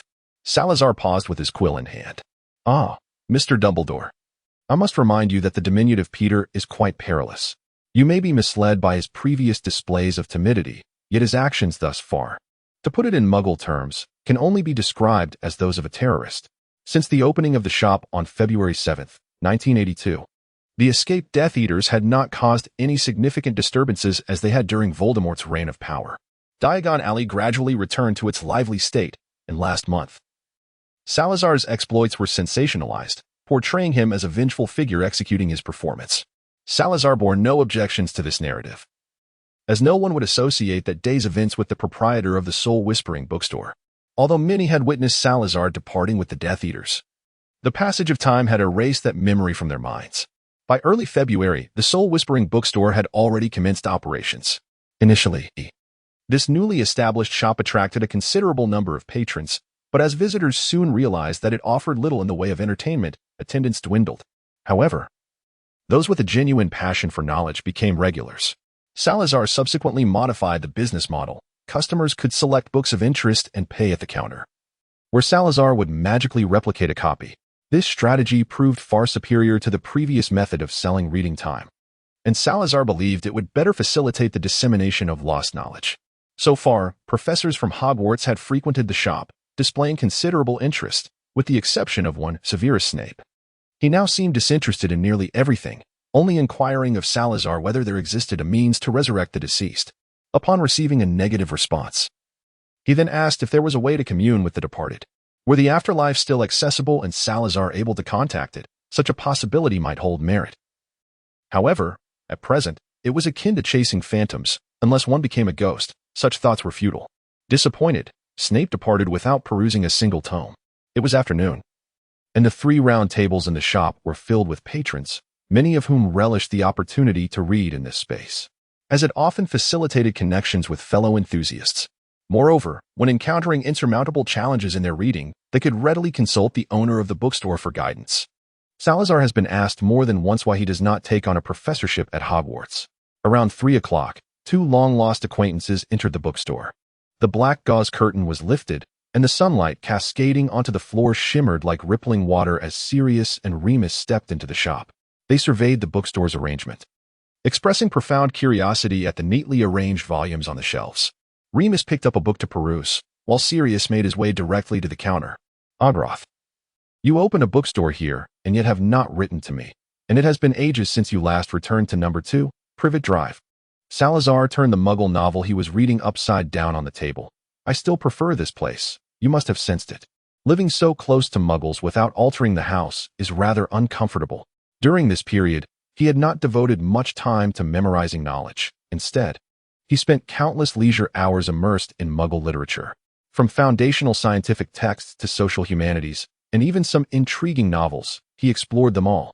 Sirius casually settled into a garden chair, spinning around halfway to face the counter. Indeed, that is true. But it is evident that I will need to reside there for quite some time. However, 2, Privet Drive is far more comfortable than 12, Grimmauld Place. I simply cannot endure those portraits that incessantly chatter. Salazar remarked to Gryffindor, you see, others can barely endure a bit of chatter. Yet I cannot fathom how you incessantly chatter in my mind daily. How have I managed to survive this? Gryffindor, at a loss for words, felt his soul's light flicker restlessly within the sorting hat, conveying his profound displeasure. He then shrank into a diminutive orb, falling silent as if to demonstrate that he was not at all verbose. Salazar was certain that within an hour, his mind would once again be inundated with his own nonsensical ramblings. However, he did not exhibit these mental musings. Instead, he aptly expressed his confusion. Number 12, Grimmauld Place? Sirius, with his head bowed, thrust his fingers into his hair, carelessly attempting to untangle it. The ancestral home of the Black family, now devoid of any inhabitants, save for a single house elf. That little creature has never regarded me as a proper young master. At that moment, Lupin approached, holding a book titled Upholding Integrity, a proper perspective on dark magic, his expression remarkably vivid. Salazar glanced at the book in his hand, recognizing it as one he had authored in his youth. The content primarily served to instruct novice wizards on how to counteract the effects of dark magic on one's essence. This was a textbook for first-year students. Lupin, perusing this volume, likely sought to glean its methods in order to resist the loss of reason that accompanied werewolf transformations. However, Salazar could assure him that such efforts would be in vain. The loss of rationality induced by werewolf transformations is fundamentally distinct from the madness resulting from the excessive use of dark magic. Moreover, surpassing the limits of the soul's endurance, the insanity stemming from overindulgence in dark arts is irreversible. Salazar speculated that this was the very reason his unfortunate descendant was descending further into madness. Salazar calculated the time until the next full moon in his mind. It was not far off, just about a week away. He addressed Lupin, saying, Lupin, when the next full moon arrives, you may come to find me. I can provide you with wolfsbane potion. The preparation of the wolfsbane potion was not particularly challenging for him, yet the ingredients required procurement. With this thought, Salazar suddenly realized that he could transform the bookstore's basement into a space dedicated to potion making. The long-lost potions needed to be organized, and he should also attempt to seek substitutes for those recipes whose ingredients were impossible to gather. The wolfsbane potion would serve as an excellent practice. Lupin exhibited a considerable degree of astonishment, and Sirius, standing nearby, instantly shifted his gaze towards Salazar, resulting in 4 intense stares fixated upon him. Offering merely the wolfsbane potion seemed rather trivial, did it not? Even Salazar felt somewhat uneasy under their scrutiny, primarily because he could not fathom the reason behind it. Previously, students at Hogwarts had gazed at him with an even more fervent intensity, yet it had never stirred him in the slightest. Salazar can only be understood as a reflection of the disparity of eras. The wolfsbane potion may very well be a rare and precious commodity in the modern age. Oh, Merlin! Salazar lamented inwardly, contemplating the immense workload that awaited him if such were the case. Hufflepuff issued a wry smile from the sorting hat. Sal, there is still hope for potions. There are indeed many modern masters of the craft. Wasn't Severus Snape, who visited just days ago, one of them? Alchemy, on the other hand, is truly in decline. Even Hogwarts has ceased to offer that subject. In our time, not everyone could simply study it at will. So its current state is hardly surprising. Ravenclaw's timely reassurance, however, seemed to have little effect. Salazar shifted the topic. By the way, how did you come to know I was here? I truly forgot to write to you. During this time, I have been engrossed in organizing these books. Lupin, still bewildered. Wore a look of profound complexity on his face. Sirius replied, "It was Professor Dumbledore who informed us. Your shop has gained immense notoriety throughout the Order of the Phoenix and Hogwarts. I heard that Professor McGonagall even quoted a line from your book in class yesterday. Dumbledore has replicated some to serve as textbooks." Salazar remarked, "We must always hold reverence for the mighty force of time. Some things that appear immensely significant in our era may be entirely forgotten in hundreds or thousands of years." Although Sirius could not fully comprehend Salazar's sentiment, he would have never believed that James would indirectly perish because of him if someone had told him that years ago. Time indeed alters so much. The atmosphere grew silent for a moment, and Salazar found himself yearning to hear Gryffindor's voice in the Sorting Hat, or for Teresa to return unexpectedly, as it would at least give him the sense that time is, in fact, just as it is. Salazar continued to peruse the Muggle novel in his hands, a book he had purchased during his travels. The title seemed rather unremarkable, and it was certainly not a treatise on Muggle science. Thus, he had only now taken the time to read it. He found himself puzzled as to why he had initially chosen to buy a romance novel, and why such novels often bore the names of their protagonists, which at first glance could easily be mistaken for a biography. Moreover, in regard to Notre Dame, he had never anticipated that a novel named after a cathedral would feature a bishop as a villain. Over the years, Muggles had truly become increasingly inventive. Upon encountering the histories of the Renaissance and the Reformation, Salazar had mused that even in their absence, the Church would ultimately be undone by Muggles. The book he was currently reading appeared to narrate the tale of an orphan girl born into a family of clergymen, who, after losing her parents, was taken in by her unwelcoming uncle and aunt, who subsequently sent her to an orphanage. The orphanage was governed by strict regulations, and life there was arduous, overseen by a cold-hearted hypocrite of a director. The protagonist continued to endure both mental and physical torment within the confines of the orphanage. Eventually, after her time there, she became a governess in the household of a noble family, where she fell in love with her employer, and after overcoming numerous obstacles, they bravely united. Salazar increasingly found the prospect of romance to be quite burdensome. Yet, upon perusing this book, he inexplicably recalled Harry Potter, who resided at number 4, Privet Drive. He cast a peculiar glance at Sirius, for based on his recent literary experiences, the protagonist invariably bore a tragic childhood. Just before Sirius became aware of Salazar's gaze, he promptly silenced the alarm, dismissing those chaotic thoughts. After engaging in conversation for a short while, Sirius too began to leaf through pages, primarily focusing on tomes that recounted lost spells. Surprisingly, he was also engrossed in literature concerning alchemy. Salazar had merely transcribed notes on such subjects, for he believed that very few in this era pursued the study of alchemy, compounded by his own lack of proficiency in the discipline. Salazar proactively inquired whether Sirius held an interest in alchemy, and upon receiving an affirmative response, he replicated several tomes for him. Subsequently, he mentally sought permission from Hufflepuff to impart the pertinent knowledge. "I would certainly be willing to teach, but Sal, you must assure me of his intellectual capacity." Salazar reminisced. "There should be no problem. I recall hearing that he performed quite well at Hogwarts." Their conversation then veered off course, transitioning to a discussion of the novels Salazar had recently perused. They quoted the famous line from Anna Karenina, "All happy families are alike. Each unhappy family is unhappy in its own way." This led them to reflect upon the romantic tragedies penned by the illustrious French author Dumas, culminating in the question, why is it that these classic novels invariably conclude in tragedy? Even seemingly perfect stories like Jane Eyre possess their share of somber endings. The Hufflepuff inquired. "They consistently seek to mirror reality, which, unfortunately, seldom resembles a fairy tale," sighed Ravenclaw in response. "Indeed, that is true.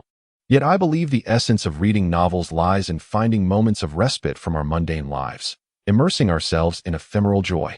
Why, then, do such somber narratives achieve the status of literary classics? Salazar jested with a wry remark. If Teresa were present, she would undoubtedly attempt to snatch Salazar's hat, urging them to cease such discussions. Ultimately, Gryffindor posed the question, do you think that if our story were to be penned into a novel, it would qualify as a grand, fulfilling conclusion? Salazar felt a sense of foreboding regarding the matter at hand. It seemed to him that the time for resolution had not yet arrived.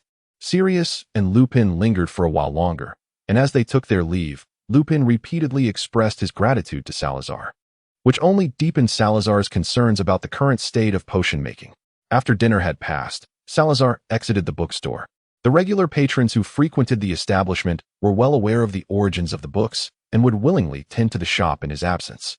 Upon leaving the bookstore, Salazar proceeded to Slagig's apothecary, where he procured a small quantity of various ingredients. According to Gamp's law, wizards are unable to conjure food from thin air. Yet they can replicate it provided they possess an original. This principle also applies to potion ingredients, albeit with significantly greater consumption of magical energy.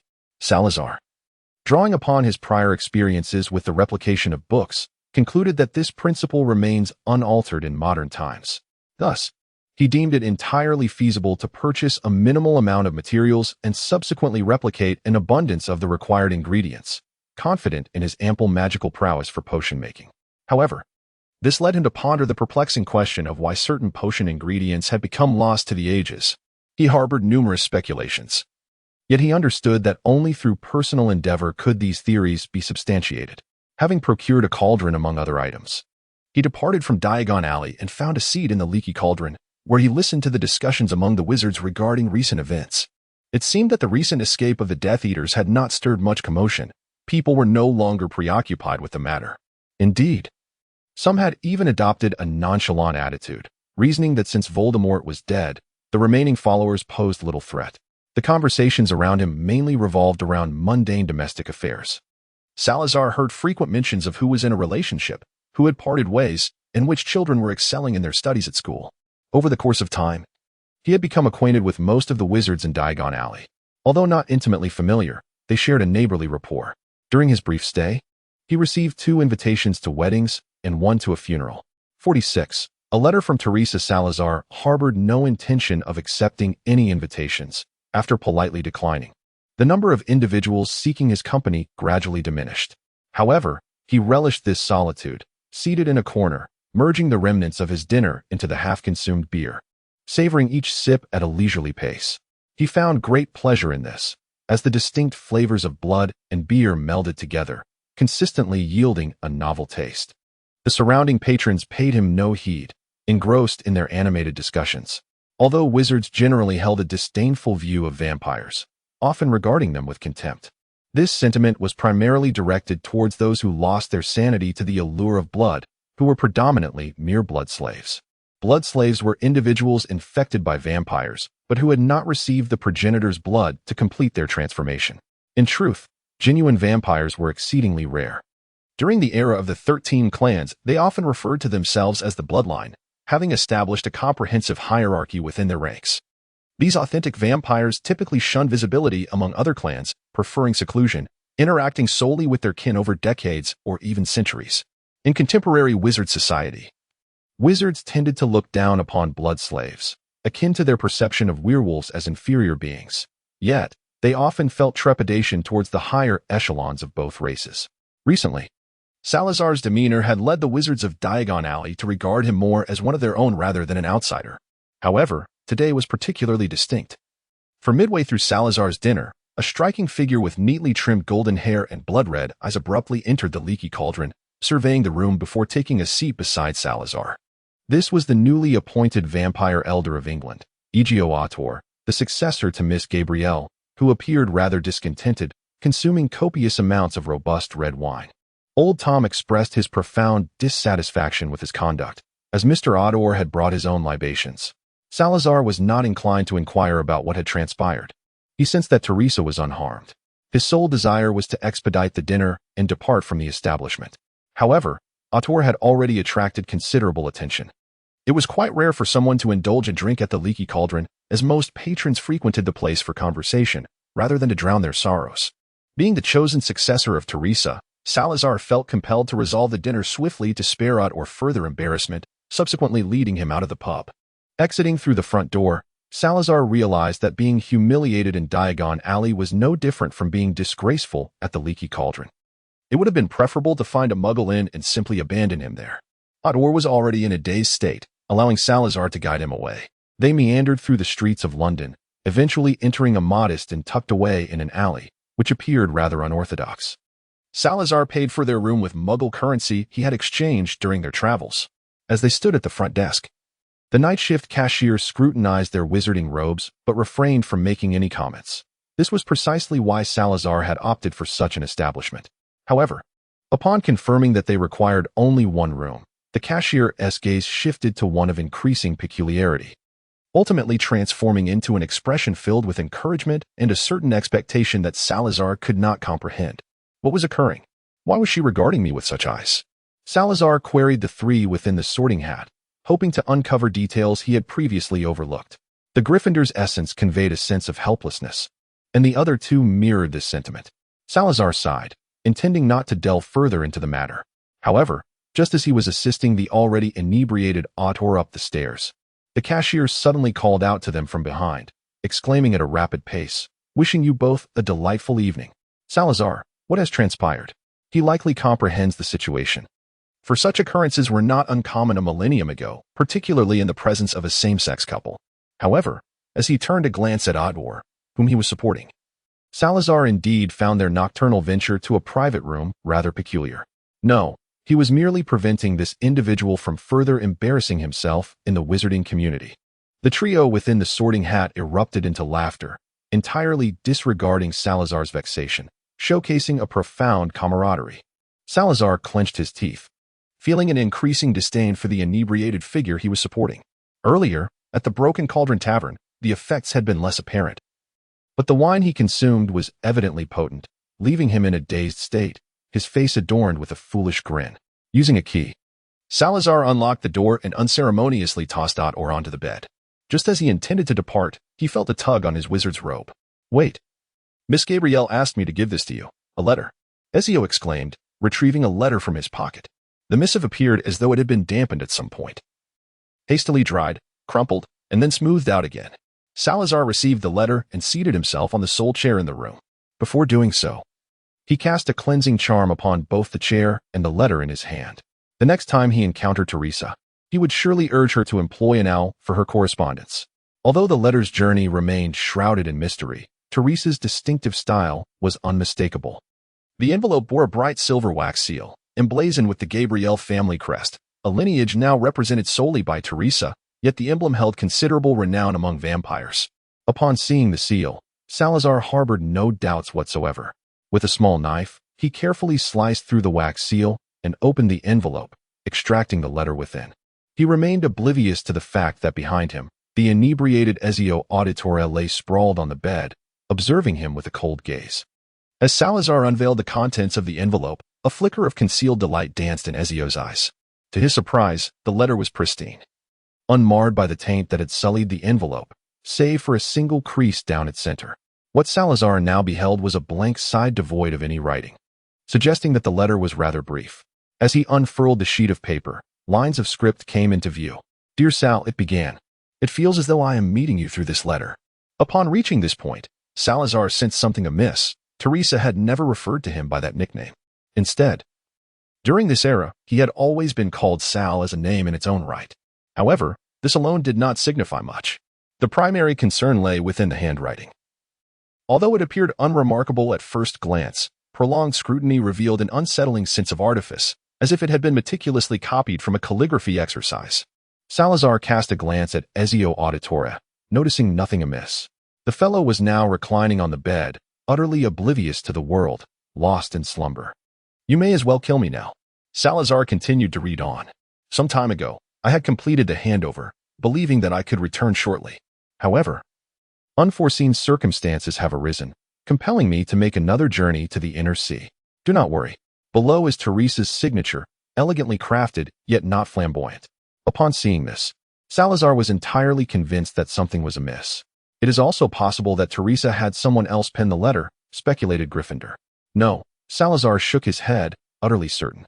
"Teresa would never resort to having someone else write to me. Even if she truly lacked the time to compose a letter, she would simply refrain from writing altogether. Furthermore, she would never address me with 'do not worry.'" Although Teresa had endured a millennium without them, during this journey, Salazar could sense that she remained unchanged from 1,000 years ago. The passage of time had scarcely left a mark upon her. To speak more poetically, perhaps the experiences of a millennium were filled with brilliance, while after leaving Hogwarts, life became rather monotonous. The Rodriguez castle became the entirety of her world. When Teresa resolved to embrace solitude for the rest of her days, her vibrance returned. Thus she undoubtedly remained as she once was. Does this imply that the letter indeed harbors an issue? Gryffindor's voice was laced with confusion. Though he was not intimately acquainted with Teresa, he trusted Salazar's judgment. Salazar shared the same perplexity. Thus far, he perceived no issue with the letter. It merely appeared as Teresa's explanation for her prolonged absence. These few sentences conveyed no valuable information. If someone had fabricated this, what could possibly be their motive? It had indeed been over a month since Teresa's departure, and upon reflection, the duration felt rather extensive, in the resonance of their shared bloodline. There had been no indication of any misfortune befalling Teresa. She was likely merely ensnared by some circumstance. Before, Salazar believed it to be mere trifles. But upon reflecting on the letter, he suddenly realized that Teresa might now be confronting a dilemma of considerable complexity. Consequently, the letter appeared particularly dubious. Could it be that a conflict had arisen among the vampires? Gryffindor ventured a hypothesis. Ravenclaw promptly responded on Salazar's behalf. The vampires in London have been remarkably subdued these past few days, suggesting that internal strife is unlikely. Salazar read the letter once more, and after confirming that he could find no fault with it, he returned it to the envelope. He cast another glance at the slumbering Ezio Auditore, who lay on the bed like a lifeless pig, feeling an impulse to delve into the depths of his mind. However, the memories of a drunken man are invariably muddled. Even a soul extraction would yield little clarity, and he might easily be misled. It was at that moment that an unexpected incident occurred. As Salazar reached into the envelope, a sudden sting pierced his hand. Something small had bitten him. He instinctively withdrew his finger, raising it to the light to observe a drop of blood welling up. He licked away the blood that had seeped out, and when he looked again, the wound at the tip of his finger had vanished. Just moments ago, the creature that had bitten him had burrowed into the wound, and Salazar could sense it swiftly making its way toward his heart. Yet, he chose to disregard it. Not out of recklessness, but from a firm belief that it posed no real threat. "Sal, what was that just now?" Helga Hufflepuff inquired eagerly. "Not entirely sure," Salazar replied, frowning slightly. "It seemed to be a small insect, but it should be fine. It appears to be suppressing the source blood of Teresa. I can no longer sense its fluctuations. However, the Slytherin lineage can contain it, and in a few days, I will be able to dispel it." "Are you sure there is no issue?" Helga confirmed once more. "Rest assured, hell, when have you ever known this fellow to boast unnecessarily? And have you forgotten about Haber?" Gryffindor reminded her. Ravenclaw also emanated a soothing aura, remaining the most composed among them. Her profound understanding of Salazar and vast knowledge led her to realize that unless an angel were to descend once more, or an inordinately long time passed, nothing could threaten her friend's life. Speaking of which, the funeral that took place a millennium ago was entirely a trial to see if they could provoke Salazar in such a manner. Once Salazar reaffirmed his confidence, Helga ceased her inquiries. At that moment, Ezio Auditore, who had been lying on the bed, sat up silently, his drunkenness entirely vanished. He looked at the open envelope and the displeased expression on Salazar's face, bursting into laughter. "Ha ha ha ha ha. You've been poisoned. What does it matter if you are the greatest dark wizard in history? Salazar Slytherin, you are nearing your end." His laughter was almost maniacal, his handsome features contorted in a twisted expression. Salazar's initial reaction was one of bewilderment. How could this individual possibly discern his true identity? It was implausible that Teresa had divulged such information, for this person bore no connection to Dumbledore. Furthermore, Salazar considered the current headmaster of Hogwarts to be far from unreliable. Could it be that he had recognized him on his own? This was not out of the realm of possibility, as the lineage of a vampire clan could indeed trace its heritage back to the very dawn of the Anno Domini calendar. For the moment, however, he chose to set this conundrum aside. Salazar paid no heed to the claims of Ezio Auditore that he was nearing death, regarding him instead with the gaze one might reserve for a fool. Yet, Ezio's demeanor was evidently askew, oblivious to the peculiarities surrounding him. The poison of Hebio held no sway over him, and the lineage of Slytherin was impervious to any curse. The sole conundrum lay in the virus. The infections from vampires and werewolves could indeed be classified as such. To eradicate it completely, Salazar would require the aid of potions. However, when Teresa had directly infused his being with her blood, he had remained untainted, and the subsequent transformation had been entirely of his own volition, guided actively by his own will. Nevertheless, he was still intrigued by Ezio's intentions and chose to feign a semblance of calm amid the rising turmoil. "What have you done?" Ezio was now wholly ensconced in his own reality. He rose from the bed, a twisted smile etched upon his face. his once meticulously arranged golden hair now a disheveled mess.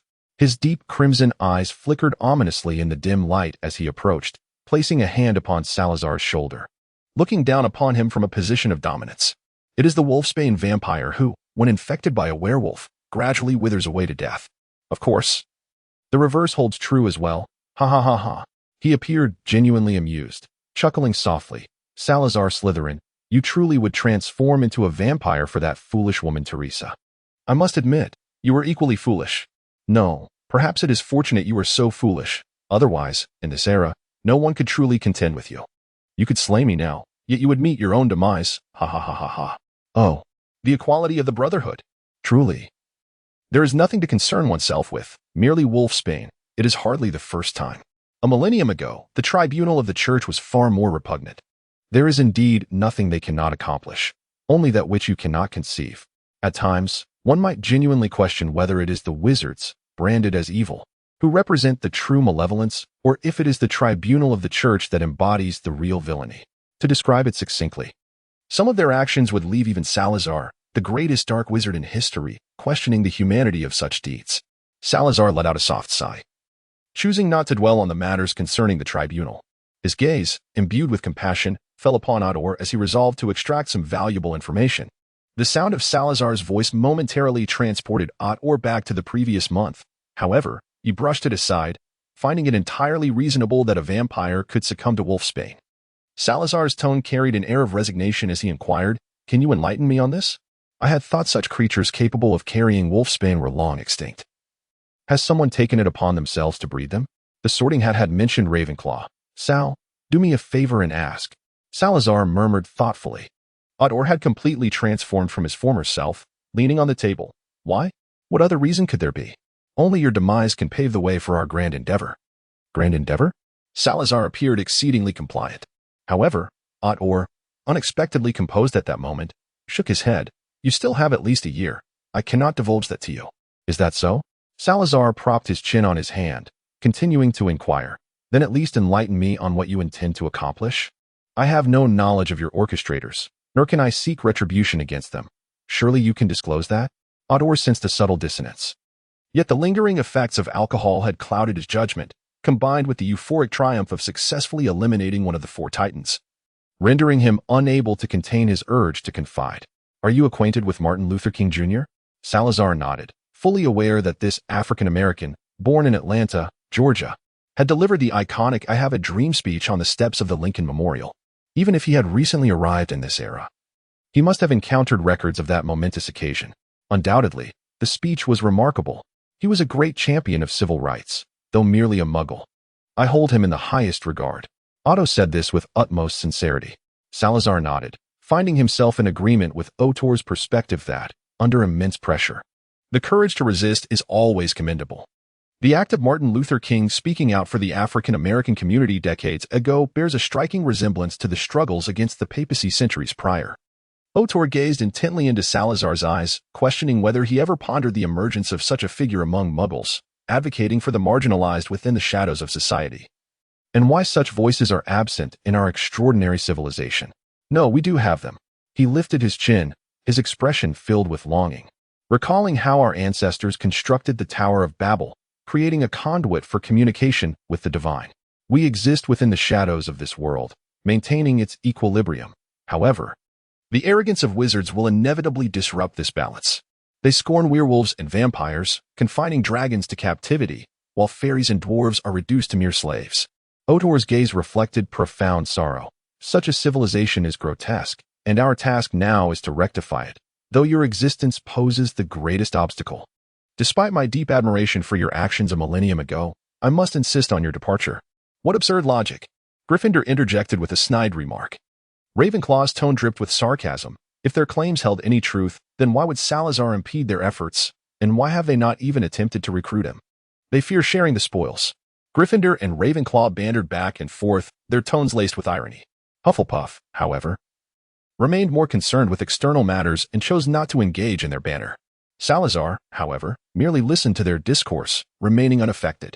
Yet, as you spoke at length, Salazar, resting his chin upon his hand, wore an expression of disdain. as if your words were merely an attempt to persuade both me and yourself to embrace the Masonic perspective. The so-called equality you espouse exists solely under the dominion of your fraternity. What significance does that hold? Otto, momentarily taken aback, seemed to struggle to comprehend this sentiment. His initial silence quickly replaced by fervor. No, it is not so. We are but guardians of a world of equality, refraining from interfering in its operations. And what relevance does that hold for my own demise? Salazar inquired, do you presume I would look down upon vampires and werewolves, or treat fairies and dwarves as slaves? Otto fell into silence, caught off guard by this line of questioning. He had never contemplated such matters. Having been instructed by the elders of the fraternity that if Salazar Slytherin were to remain alive, they would forfeit this remarkable opportunity. But why? Salazar let out a cold laugh, interrupting his train of thought. You stand before the stage like Voldemort, yet lack the courage, he sighed, his expression tinged with disappointment. He was aware of the organization Otto Ray spoke of. It was known as the Freemasons. However, he had anticipated something more extraordinary from the Freemasons, considering the organization had existed since ancient times. Yet, based on Otto Ray's description, disappointment was inevitable. Gryffindor scoffed within the Sorting Hat, remarking, if they were truly as they are portrayed, those who opposed the Church a millennium ago would not have merely been the ancient wizarding families and us, along with humanoid races. Salazar wholeheartedly agreed with his sentiment. Indeed, they merely seized upon this moment when the wizarding world required a respite. Furthermore, as long as I draw breath, they shall not dare to emerge. How utterly repugnant, Hufflepuff mused. I can scarcely believe they once constructed the Tower of Babel. Salazar temporarily ceased the discussion. I am immensely grateful for the news you have brought to me. Ezio Auditoria leaned to one side, succumbing to unconsciousness. Prior to this, a distorted smile lingered upon his face as he harbored the hope that in 6 months' time, Salazar would join him in the realm of the dead. Salazar extracted a dagger from his pocket, his wrist exerting force as it glided across the exposed neck of Otto. They found themselves in a Muggle inn, where it seemed rather fitting to employ Muggle methods for the act of murder. He softly uttered, farewell, or perhaps, forever. Subsequently, he reclined in his chair, awaiting Otto's demise from excessive blood loss. He addressed the three within the Sorting Hat, remarking, I truly believe I am a law-abiding citizen, to this day. I have not employed the killing curse. Gryffindor felt an overwhelming sense of shock, realizing he needed to reevaluate the very notion of lawfulness. However, he suddenly recalled events from years past, thinking, you have always been somewhat averse to using the killing curse, haven't you? I remember you often resorted to various forms of everyday magic for your lethal endeavors. Indeed, that is correct. Ravenclaw concurred. Do you recall how the nefarious reputation of Salazar the Dark Wizard came to be? Back then, what was a mere handful of dark spells? I believe it was due to the sheer brutality he left in his wake. Those who fell to his hand did not perish as easily as one would under the killing curse. Yes, I can attest to that. Hufflepuff chimed in enthusiastically. Do you remember that papal ship in the Mediterranean? When I boarded, I was met with a scene of utter devastation. Salazar, why do you remember so clearly? He probed Otto Ray's breath. The fellow was already deceased. Well, we should be on our way. Wait a moment. Sal, have you forgotten something? Hufflepuff suddenly interjected. What about the matter I asked you to inquire about? I previously attempted to use the memory charm, but that fellow's mental defenses were quite formidable. I only glimpsed a few scattered images. The architectural style did not appear to be British, though it is possible, as many structures from this era share similar characteristics. As he spoke, they had already returned to the bookstore located in Diagon Alley. The night had fully descended, and looking out the window revealed only faint, indistinct lights. The streets were sparsely populated, with only a handful of shops still in operation. Inside, the illumination was bright. Salazar had modified a Muggle lamp, its gentle glow thoroughly lighting the room on the second floor. The lampshade resembled flower petals, made of frosted glass that looked particularly exquisite under the light. Have you found any information regarding those creatures? Hufflepuff remained undeterred. No, Salazar replied resignedly. He suddenly recalled that Hufflepuff had once kept similar creatures, but she had dealt with them herself after the war's conclusion. Could it be that something was overlooked back then? Hey, Sal, do you really not trust me? Hufflepuff said, a hint of displeasure evident in her tone. My apologies. Salazar responded, somewhat awkwardly. He had merely remembered that others had once urged him to eliminate the basilisk. The basilisk was a war machine he had crafted to combat the church, far more formidable than an ordinary serpent, if it were to spiral out of control. However, At that time, Salazar's heart had softened. He had regarded the basilisk as akin to a child, thus confining it within the chamber and pipes. He was simply uncertain whether Hufflepuff would show similar compassion towards her creatures. Though they were devoid of intelligence, and unlike his nurturing of the basilisk, which involved observation, documentation, and feeding, one could never be certain. It must have been left behind by others when I utilized it on them, and now it has come to the fore. I wonder if that group of spiders in the Forbidden Forest still exists? Hufflepuff expressed her concern. Are you still worried about the vitality of the creatures you raised? If you truly wish to know, why not return and see for yourself? Gryffindor jested, alleviating the previously awkward atmosphere. All right, enough of that for now. We must first pursue the tale of the Freemasons. They truly are slippery. Many of them seem to have infiltrated the church a millennium ago.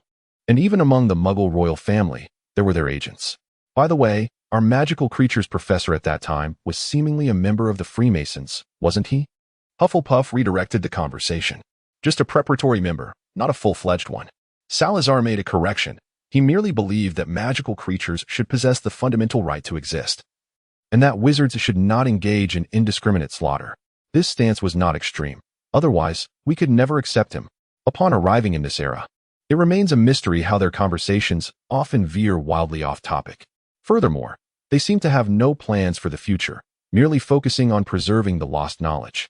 Unlike the meticulously crafted plans of a millennium ago, if they were to confront the church in their current state, Hogwarts might have long since vanished.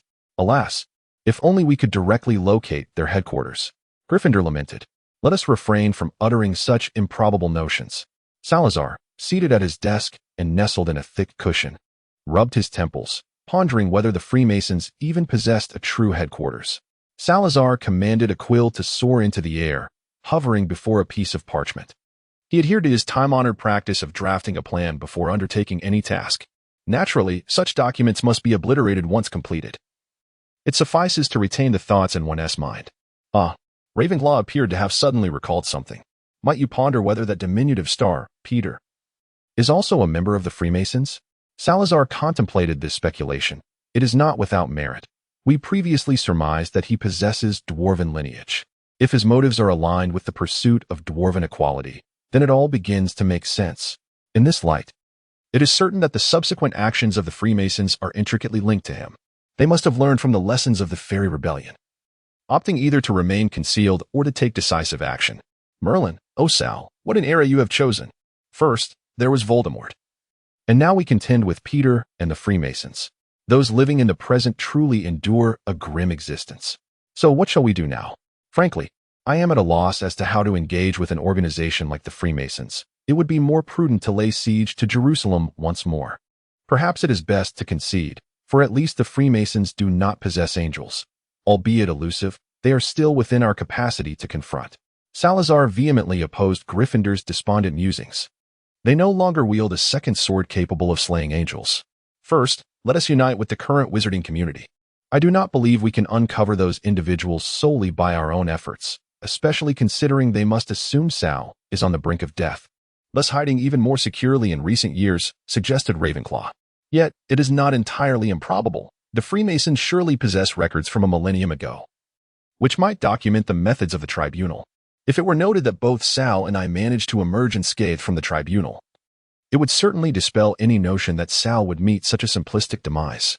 Gryffindor felt a chill in recalling those experiences within the tribunal. Salazar was equally reluctant to reminisce about that experience. He deftly shifted the topic. Well, the Ministry of Magic and the Order of the Phoenix must collaborate. I believe they should be the primary force, as this is an affair of our time. We can offer assistance, but we must never take the lead. The other three expressed their agreement with his perspective. Subsequently, Salazar began to compose a letter to Dumbledore. Over the days, he had come to realize that the first person he encountered upon arriving in this era possessed such remarkable influence. Though he had not been the one to vanquish Voldemort in the previous Wizarding War, it was serendipitous that the true savior was merely a one-year-old infant. In this context, he remained the most trustworthy individual of the current age. After finishing his letter, he opened the window and released silver-green fireworks into the night sky. A brown owl swooped in, and Salazar affixed the letter to its leg. The owl promptly took flight, disappearing into the somber twilight. Diagon Alley and London seemed to exist as two disparate worlds. The bustling lights outside were invisible here. At this hour, Most shops in Diagon Alley had already closed for the evening, enveloping the world in profound silence. Salazar raised his gaze towards the sky. The night shrouded in a somber darkness, resembling a cauldron of a failed potion. Although Diagon Alley appeared not to differ significantly from the wizarding world of a millennium ago, there lingered certain elements that unmistakably reminded one that it was indeed the year 1982. Salazar closed the window and tidied up the desk, preparing to remove the sorting hat and attend to his nightly rituals when he suddenly recalled, "Gordy, happy birthday." Gryffindor paused momentarily, then let out a wry smile. "I can't believe I forgot." The following day, Salazar rose early. He hung a closed sign on the shop door and, using the key, made his way to Hogwarts. Some matters are too intricate to be conveyed on paper. They can only be articulated face to face. It was not merely the assassination attempt from the previous day that left him on edge. Rather, it was the unsettling thought of having to contend with a foe as repugnant as the Freemasons.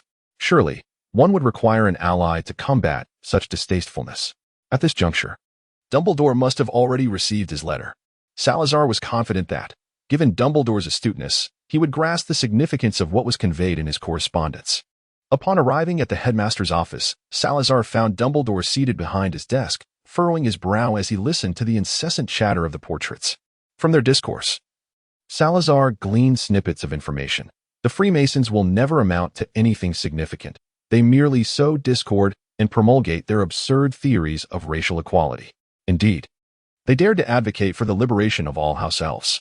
The very thought of imposing freedom upon house elves was beyond comprehension. Upon noticing Salazar's presence, the portraits fell into a collective silence, yet none vacated their frames, remaining in place to observe quietly. They were likely intrigued as to why a group they deemed as inept, the Freemasons, commanded such attention from this esteemed founder. Salazar took a seat opposite Dumbledore, and after a brief exchange of pleasantries, they swiftly delved into the matter at hand.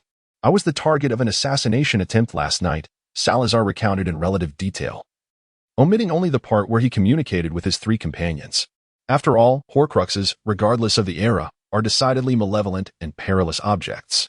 Dumbledore undoubtedly proved to be an attentive listener, occasionally nodding or prompting Salazar for further details.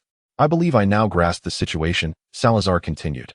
"During this period, both the Ministry of Magic and the Order of the Phoenix have been searching for Peter's whereabouts.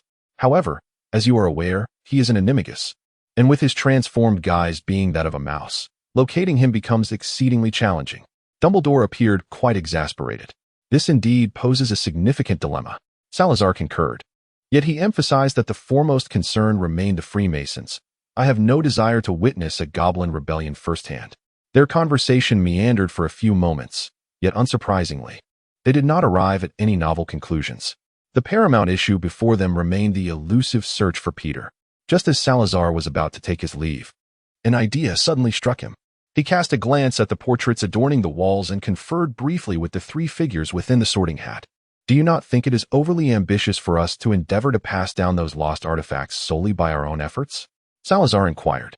"Sal, do you suggest that we come directly to Hogwarts and impart this knowledge to the children?" Ravenclaw asked. "Certainly not." Salazar's tone brimmed with excitement. "I was merely contemplating the notion of involving a greater number of individuals who have an interest in this knowledge. What do you think about establishing a club?" "Did you derive this inspiration from the Freemasons?" Ravenclaw queried. Dumbledore observed Salazar's momentary distraction and the fleeting change in his expression, prompting him to adjust his glasses in perplexity. This was not the first time such a situation had arisen. After concluding his brief exchange with the three figures within the sorting hat, Salazar directly conveyed his thoughts to Dumbledore. "Using the Freemasons as a template, we could form a loosely knit organization. Members would not need to be extensively connected. Yet we must authentically document history and every form of magic that has ever existed." He proposed to share some long-lost knowledge that he had no intention of placing in bookstores, such as the potion for vitality, alchemy, and potentially even the secrets of forbidden spells. "Mr. Dumbledore, I have already imparted knowledge regarding forbidden spells to you. Have you made any progress in your research?" Dumbledore appeared momentarily perplexed, unsure why the conversation had shifted so abruptly.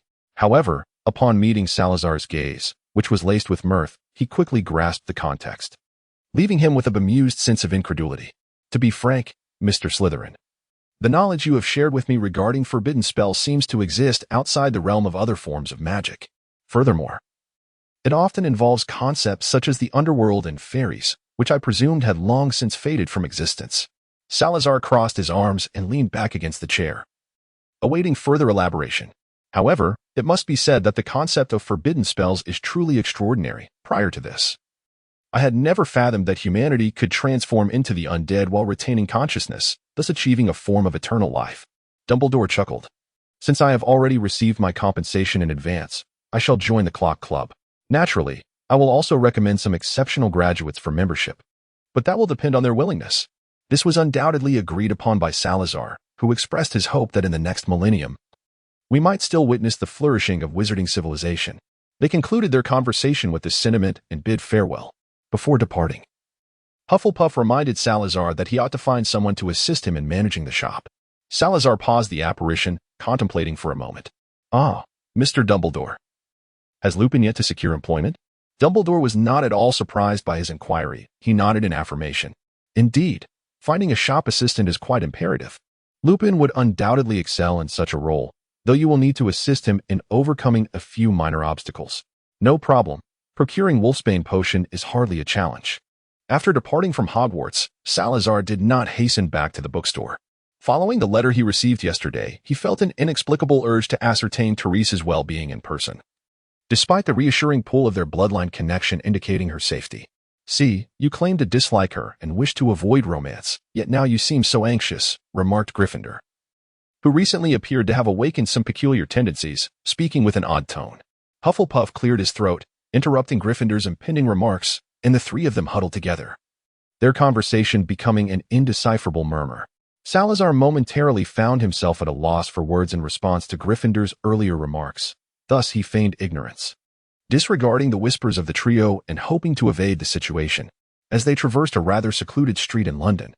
Coupled with the fact that it was still working hours, the thoroughfare was largely deserted. Passing through this area, Salazar inexplicably recalled numerous landscapes they had encountered during their travels, as well as the desperate escape that had transpired a millennium ago. He inhaled deeply, striving to suppress thoughts of the past, and veered into an empty alleyway. Salazar produced a blank sheet of paper, his thumb gliding over the bloodthirsty fangs, causing blood to flow forth instantly. He smeared the crimson liquid upon the paper, and as he chanted in a low murmur, the white surface absorbed the blood. He then folded it into an origami crane. Guide me, he commanded. The crane wobbled and took flight, with Salazar in pursuit. He was employing an ancient spell, whereby applying the blood of a target onto the paper would enable him to follow its guidance to locate the desired individual. Since Salazar and Teresa shared a nearly identical bloodline following their transformation, using his own blood in lieu of Teresa's was a viable alternative in her absence.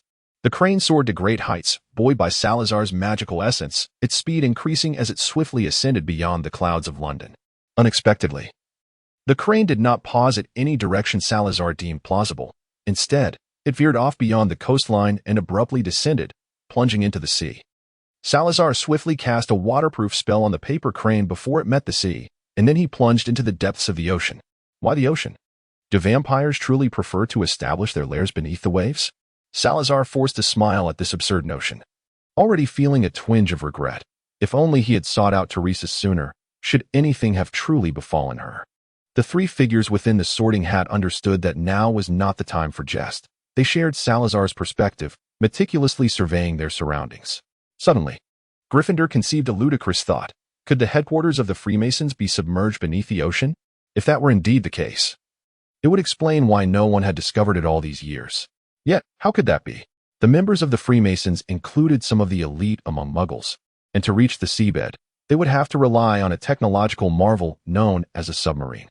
Gryffindor was unaware of the specifics of submarines, but understood that, in this era, the convenience of technology could never rival the efficacy of magic. More importantly, he did not believe Teresa would have any connection to the Freemasons.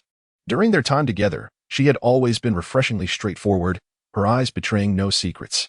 As the light gradually dimmed, Salazar felt the pressure of the water intensifying. This pressure was something he had read about in Muggle literature, and he could not help but acknowledge that, in many respects, Muggles had delved deeper into the mysteries of this world than they had. Perhaps it was the possession of power that led humanity to lose their sense of awe, interpreting the universe through the lens of their limited knowledge. His mind wandered in this direction, yet he swiftly followed the paper crane as it descended. Before a vast coral reef, he paused, for he had caught sight of Teresa in the distance, resembling a spirit of the sea, suspended in the water. Her eyes tightly shut, devoid of any semblance of life. No, that cannot be right. Salazar abruptly halted, for his perception starkly contrasted with the scene before him, compounded by the eerie silence maintained by the trio within the Sorting Hat from the beginning until now. In their current state, they were able to glean each other's thoughts. Their communication fundamentally reliant on this mental connection. Unless deliberately concealed, they were almost transparent to one another. Along this journey, the only mental activity he had perceived was Gryffindor's utterly absurd theory regarding the headquarters of the Freemasons residing beneath the sea. Observing Teresa in her present state, they felt no concern whatsoever. Moreover, through the bond of blood that connected them, Teresa had always been well, so how could she appear as she did now? When did you all conspire together? Salazar pondered inwardly. What? Gryffindor expressed astonishment. But Salazar had already unraveled the sequence of events. Was the script you wished to see not that I believed Teresa to be dead, and in my overwhelming grief, rushed to embrace her, akin to a tale penned by a Muggle romance novelist, lamenting my profound regret? A profound silence ensued. Finally, Gryffindor could no longer contain himself. How can you remain so calm at a time like this? This, Salazar thought, was precisely why he was reluctant to engage in romantic entanglements. His explanation felt somewhat inadequate. No, you simply do not wish to take responsibility. Ravenclaw's tone was less than amiable. You know Teresa has feelings for you. If you do not reciprocate, you could directly refuse her. A millennium ago, you claimed you were merely friends or wished to regard her as a sister, allowing you to walk away. Now, you can bask in her affection while feeling no obligation for her to do anything in return, as if it is your due right. Salazar momentarily found himself at a loss for words. Within the Sorting Hat, the three engaged in a discreet exchange of their soul vibrations. Hufflepuff, with a hint of caution, inquired, "Are we truly safe being so direct?" "Absolutely," Gryffindor replied with unwavering conviction. "I refuse to believe that Sal is entirely indifferent to Teresa. If he were disinterested, he wouldn't have lingered for so long. Indeed, over the past 2 months, his concern for Teresa had manifested more than once. Since their previous plan had faltered, this current situation would surely lead him to reflect on his own shortcomings. Otherwise, his prideful nature would never allow him to take the initiative. Just wait and see," Ravenclaw remarked, laced with a tinge of exasperation. In the distance, Teresa opened her eyes in the sea. Teresa, Slytherin, February 13th, 1982. Sirius leaned against the wall, his face a canvas of curiosity. Remus sat behind the counter, surprised to find himself a clerk at the Soul Whisper bookstore. Yet he felt powerless to answer Sirius's question. Who knows? Suddenly, the door to the bookstore swung open, and Snape entered with an expression that suggested he had seen a ghost. Both Sirius and Remus turned to him, their previous nonchalance vanishing. Snape chose a seat by the window, gazing outside with that peculiar expression. Who could fathom what he had witnessed? Meanwhile, in the whimsical magic joke shop, Teresa picked up a magical firework that bloomed upon contact with water. She tilted her body slightly, presenting it to Salazar. Look, it produces fireworks more splendid than those conjured by a wand as soon as it touches water. Salazar also picked up a few items, if you fancy them. He found himself at a loss for words, grappling with phrases often encountered in Muggle romance novels. Forgive his utter lack of romantic experience. On his first date with a girl, he could only conjure thoughts of a whimsical magic joke shop, a venue more suited for a romp with close friends than a romantic outing. Teresa, too, was quite anxious, striving to maintain a lively atmosphere and engaging in aimless chatter about the nearby shelves. As they exited the whimsical magic joke shop, their hands were laden with an assortment of delightful trinkets, items they would never dream of purchasing alone. Salazar had lamented countless times in his heart that love indeed diminishes one's intellect. Yet, inexplicably, he found himself somewhat enamored with this intoxicating sensation. Ah, so be it. Teresa hesitated for a moment, then slowly extended a free hand to grasp Salazar's. Before he could turn to look at her, she averted her face, concealing the slightly foolish smile that had crept upon her lips. Where shall we go next? The Forbidden Forest? Salazar inquired tentatively. Teresa replied. Who would ever consider that as a date? However, upon reflection, she realized she could not conjure a more suitable location. She felt a twinge of regret for not having managed the vampire faction in England more diligently. To date, there was no bustling vampire market here akin to that of France. Well, It was true that she lacked the aptitude for such matters. Teresa resigned herself to this thought. Then let us proceed. Hand in hand, they completed a disillusionment charm and materialized on the other side of the Forbidden Forest. This area was far removed from Hogwarts and Hogsmeade, a place virtually inaccessible to Hogwarts students. The sky was thick with clouds, a blanket of white above them, only occasionally revealing patches of uneven blue. For them, the weather could not have been more perfect. In mid-February, the temperature remained quite low, yet it had been a considerable time since the last snowfall, rendering the ground within the Forbidden Forest firm and cold rather than slippery. Even though spring had not yet arrived, the Forbidden Forest thrived with life, and thus, despite their silence, the atmosphere remained vibrant. Salazar reminisced about the place Saint Michel in Paris, where the ambience was akin to the present moment. Even in silence, simply holding hands and strolling quietly could evoke a sense of tranquility and sweetness. They passed by an exceptionally tall tree, and Teresa began to grasp where Salazar intended to lead her, feeling a blend of amusement and exasperation. Continuing onward, she expected to see some low shrubs, yet unfamiliar plants now flourished in that space. Nevertheless, Salazar was still able to navigate the path. His sense of direction had always been remarkable. After walking a bit further, they finally arrived at their destination. It was a clearing in the woods, where several weathered stone tablets stood in the center. These were the gravestones of Hogwarts students and faculty who perished in the war a millennium ago. Among them were members of pureblood families, most of whom had been obliterated in the conflict against the Church. There were also those Muggle-born wizards who had liberated themselves from the Church's dogma, upon realizing that the promise of salvation after death was merely an illusion. They joined the ranks of the resistance. The names were strikingly familiar, many of which he had etched himself, and as he gazed upon them, memories of the past surged forth. He had yet to see the gravestones of Gryffindor and the others, but Salazar felt certain they were also present. Salazar, we have come here. Salazar turned to her, his expression earnest. We must inform them. Teresa paused for a moment, her eyes then sparkling with delight as she responded, all right. She took the initiative to link her arm with Salazar's, and though he felt a momentary stiffness, he did not pull away as he had in the past. They walked past gravestones, glancing at the names inscribed upon them. Upon encountering one particular gravestone, Teresa's expression momentarily faltered, and she attempted to guide Salazar in another direction. However, Salazar quickly noticed that the name etched on that gravestone was, astonishingly, his own. Teresa. Did they truly arrange a funeral for me and even inscribe a tombstone? Salazar found himself in a state of bemusement. Teresa sighed softly. I carved it. They never informed me that the funeral was not sincere. Salazar, had he worn the sorting hat today, a quarrel would likely have ensued. Teresa's voice was barely a whisper. I engraved my name on the back.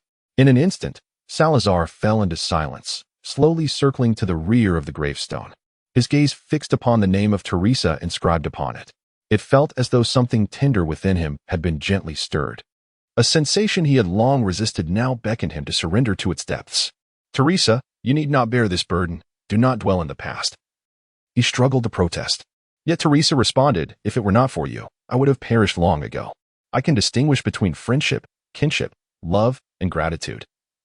I possess them all for you. Do not claim that I represent only one. Her voice was calm and resolute, reminiscent of countless moments before.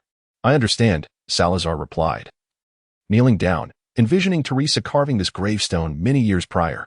Suddenly, he drew his wand, directing it at Teresa's name upon the stone. Chunks of stone began to cascade down, and Teresa's eyes widened in astonishment. Salazar withdrew a carving knife from his pocket and meticulously etched the name Teresa Slytherin. Teresa stood there in a daze, as if stripped of all her reactions, gazing at the inscription that Salazar had just inscribed. Salazar rose to his feet and playfully pinched her cheek, inquiring, what is it? Are you having second thoughts? Teresa hurriedly shook her head, her eyes beginning to glisten with unshed tears. No, I'm merely overwhelmed with joy. Please, do not cry, Salazar said, reaching to wipe away her tears. However, he had forgotten that his hands were dusted with stone powder, leaving a gray streak across Teresa's face, marring her exquisite makeup. It was only then that Salazar remembered to grab a piece of paper, but Teresa had already burst into laughter. She awkwardly wiped her face with the back of her hand, only to realize afterward that she had applied makeup, her expression betraying a hint of embarrassment. Should I wipe it off? Salazar hesitantly inquired. Teresa shot him a swift glare and turned her face away. It's fine. After all, you never used to wear makeup. Did you?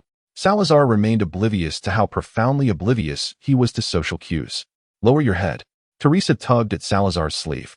Salazar now felt a sense of helplessness. He obediently lowered his head, and Teresa suddenly rose onto her toes, wrapping her arms around his neck. Her lips, adorned with a vibrant hue of lip gloss, left a mark on Salazar's face, and then she quickly released him, turning her face away as if nothing had transpired. Salazar could envision what had transpired. He gently caressed his face, observing the glistening pink hue that adorned his hands, and smeared it onto his palm.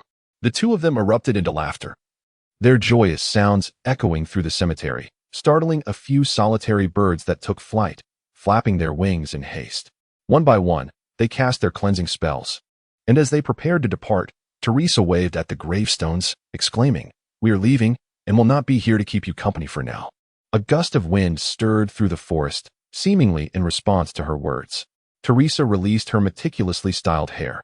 After all, the makeup had already been removed, and it seemed more harmonious to let it down.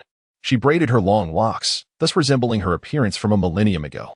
When she first visited the Slytherin family castle, she had been merely 10 years old. Even when Salazar utilized time magic to depart, she had only matured slightly. Now, she appeared to be just over 20. And this new attire presented an entirely different allure. "Salazar, turn around. You aren't wearing a hat today. The wind will touzle your hair." Salazar, though not particularly fond of tying his hair, obediently turned around. He reminisced about many things from his childhood. He had once been the youngest at home, with worries that revolved solely around his studies. However, after Teresa's arrival, his concerns transformed into a quest to evade her clutches. In retrospect, it can only be described as a time best left unspoken. Yet, could it be possible that Teresa's tormenting him at that time was, in fact, a manifestation of her affection? Salazar promptly halted his thoughts. For him, the notion of tormenting someone he admired was utterly terrifying. He wished to turn and glance at Teresa, but a hand pressed firmly upon his shoulder restrained him. It will be over soon. Salazar felt a faint sense of foreboding. However, the path he chose was his own, and his companionship with Teresa was entirely voluntary. A Slytherin never regrets the decisions they make. "Is there anywhere else you wish to go?" he inquired. Sensing Teresa turned to his side, Teresa shook her head. "Let us simply stroll here." Salazar nodded in agreement. He preferred this place over visiting the magical joke shop or lounging in a bar. Perhaps this was what Muggles referred to as a generational gap. He could never comprehend the joy derived from sitting in a tavern, listening to the trivialities of individuals he would likely never encounter. He let out a deep sigh, feeling a considerable degree of regret for his negligence. Prior to the assassination of Egidio Autor, he had never doubted the identity of the heir personally chosen by Teresa. In fact, it was this very matter that had soured his appreciation for gossip shared in bars. As they ventured deeper into the forbidden forest along a path lined with sparse trees, Teresa suddenly inquired, "Aren't you curious about what I have been up to for the past month and a half?" Salazar did not wish to inquire about this. After all, Teresa had not encountered any issues. He was more inclined to ask how Teresa had allied with Gryffindor and the others. Salazar had always believed that Teresa and the two of them could not possibly be so familiar, especially regarding this matter. They should not be concerned with his romantic entanglements. Shouldn't Gryffindor be of greater significance than him? From every angle, it seemed that Teresa was the one orchestrating this situation. Teresa observed his expression from the corner of her eye and let out a gentle sigh. It appeared that this issue could not be circumvented for the time being. It had to be traced back to last year. Are you not curious to know?" Salazar emitted an unnatural cough, stating, "It's quite all right if you choose not to speak. I merely wish to ascertain whether you truly spent a month and a half beneath the sea." Teresa appeared to stumble upon a loose stone, momentarily losing her balance, and Salazar instinctively felt the weight she bore increase. "How could that be?" Teresa pursed her lips. "It's been only a few days. I suppose I shall gradually share the details with you. It is far better for me to disclose it than for others to do so. I want to inquire further." "Ah, I understand. Yet Gryffindor may not be able to restrain his tongue."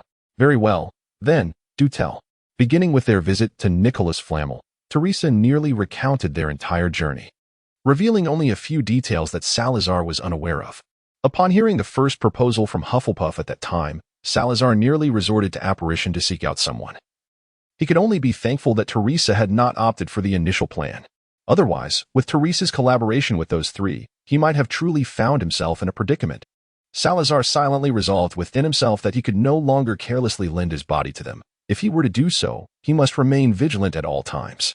By the time Teresa finished speaking, the The sun had begun its descent towards the horizon. Teresa then inquired whether Salazar could take her to see the place he had departed from years ago. Salazar felt that there was truly nothing of interest to behold there. And without protective enchantments, it was likely that nothing remained. Teresa did not press the matter further, and thus the two departed the forbidden forest and returned to the bookstore. At this moment, Sirius had already taken his leave. In recent days, he had often come by, spending a brief while perusing books before departing, his visits at unpredictable times, giving the impression that he lacked a legitimate occupation. Yet, given the current circumstances, he could not afford to seek stable employment, with Peter Pettigrew's whereabouts unknown. His thirst for vengeance consumed him. Moreover, he could not rest easy regarding Harry's safety. Despite Lily's protective charm, Sirius insisted on setting up numerous wards at number 4 Privet Drive, as the prior events had rendered him somewhat paranoid. Upon raising his head, Remus spotted Salazar and Teresa entering hand in hand. He paused for a moment before a knowing smile graced his features.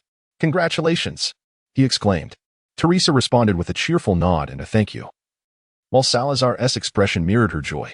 Just as they prepared to ascend the stairs together, Remus suddenly called out to Salazar. "Ah, Ogros. Our Order of the Phoenix has found a new meeting place. There will be a gathering tomorrow, and Professor Dumbledore asked me to inquire if you would like to attend." "The Order of the Phoenix?" Salazar echoed, aware that this was the organization Dumbledore had formed to oppose Voldemort. Yet he wondered what relevance the gathering held for him. Remus, of course, could not fathom that anyone might be unaware of the Order. He understood Salazar's implication. "Tomorrow, it will not be solely our members. We will invite many esteemed wizards to join us. If all goes as planned, number 12, Grimmauld Place will soon serve as our headquarters." Salazar contemplated the clock club he was preparing to establish. While he did not deem it necessary to invite the illustrious wizards to join, he felt it was imperative to extend an invitation to the recent graduates from Hogwarts. Furthermore, Salazar recalled the current rumors surrounding the Order of the Phoenix. Although the majority still regarded it as a bastion of heroes and benefactors, whispers had begun to circulate suggesting that the Order might be the next incarnation of the Death Eaters. Tomorrow promised to be quite intriguing. "All right, when?" "Approximately around 4 in the afternoon. I should arrive a bit earlier." Remus was exceedingly pleased that Salazar had consented. Their interactions thus far had led him to perceive Salazar as somewhat reserved yet trustworthy, his confidence in Salazar now rivaling that he felt for Dumbledore. This trust was primarily rooted in what he had overheard during an altercation between Severus and Sirius regarding Salazar's actions in Nocturne Alley, as well as the circumstances surrounding the Wolfsbane potion. Remus had yet to fully experience the harsh realities of society, and thus had not yet considered offering employment. "I shall accompany you tomorrow," Salazar suddenly recalled. 12, Grimmauld Place? "I believe that is associated with the Black family, is it not?" Remus nodded, a fleeting expression of resignation crossing his face. Indeed, however, the Black family now consists solely of Sirius. The other surviving member has since adopted the surname Malfoy, leaving Sirius free to determine the fate of 12, Grimmauld Place. Salazar had a general understanding of the circumstances surrounding the events. He recalled Beatrice, who had perished at his hands days prior. She too seemed to belong to the Black family. It was truly remarkable that Sirius had grown up in such a household and had even been sorted into Gryffindor. Upon grasping the current state of affairs within Slytherin, he had succumbed to despair, fervently wishing that Professor Snape would refrain from loudly proclaiming the glory of pure bloods in the common room. Before long, the date of February 14th arrived. In the morning, he received letters from Sirius and Dumbledore, both inviting him to an afternoon gathering. Salazar diligently penned his replies. Just as he was about to send them, the window was swung open from the outside, and Teresa adeptly climbed through. "Salazar, no, there's no need for that. I will open the door." He recalled the times a millennium ago in Slytherin Castle when Teresa would often act this way, which led him to develop the habit of locking the windows, though it proved futile. Teresa stood beside his desk, her smile sweet and inviting. "Salazar, how about I move in?" She swayed her hips slightly, tugging at the back of her thin coat, which promptly slipped down, revealing one shoulder adorned with a delicate strap. Bathed in the morning light, her skin radiated with a dewy glow, as if liquid were flowing at the nape of her collarbone. Salazar hastily averted his gaze. Yet from the corner of his eye, he still beheld Teresa standing there with an air of vivacity. At times, the distinction between being dressed and undressed is trivial, but the state of being partially clothed is altogether different. Salazar was relieved that he was not wearing the sorting hat. The words of refusal lingered on his lips, unspoken. In a flustered manner, he secured the neatly pinned letter to the owl's leg and placed a handful of owl treats on the windowsill to soothe his frayed nerves before turning his gaze to Teresa. I do not have extra rooms here, he contemplated, suggesting. Perhaps we could go to number 2 Juniper Lane? However, Teresa interjected. Why don't we share a bed? Salazar was taken aback. Teresa blinked her eyes, wearing an expression of utmost nonchalance. I am now a Slytherin, so what issue is there with us living together? Salazar found no issue with the situation. He merely felt that it was unfolding too swiftly. Shouldn't such matters begin with courtship? Gradually transitioning from friends to lovers before contemplating cohabitation? Observing his expression, Teresa was consumed by regret. She should never have recounted those tales from Salazar's childhood that now served only to mislead him. By the heavens! She had even envisaged names for their future children just the previous night. Subsequently, Teresa refrained from taking any further impulsive actions, and Salazar exhaled in relief, allowing her to remain by his side while he donned the sorting hat and engaged in dictation. Sal, trust me, when students are distracted while doing their assignments, it is evident from their handwriting.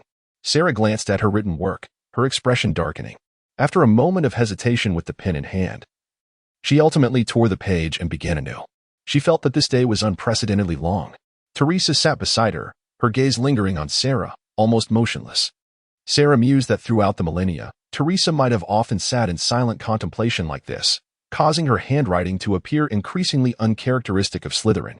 After enduring until 3 o'clock, Sarah laid down her pen and hurried downstairs, addressing Lupin at the counter with a sense of urgency. Shall we head over now? Lupin, taken aback, pondered. Is this the enthusiastic Ogros I remember? At number 12, Grimmauld Place, the bookstore had already hung up the closed sign afternoon, and customers had gradually departed. These days, Lupin had noticed Sarah's lack of enthusiasm for running the shop, showing no dissatisfaction towards the freeloaders who merely browsed without buying. Thus, he had been fulfilling his duties as a shop assistant, completely indifferent to sales performance.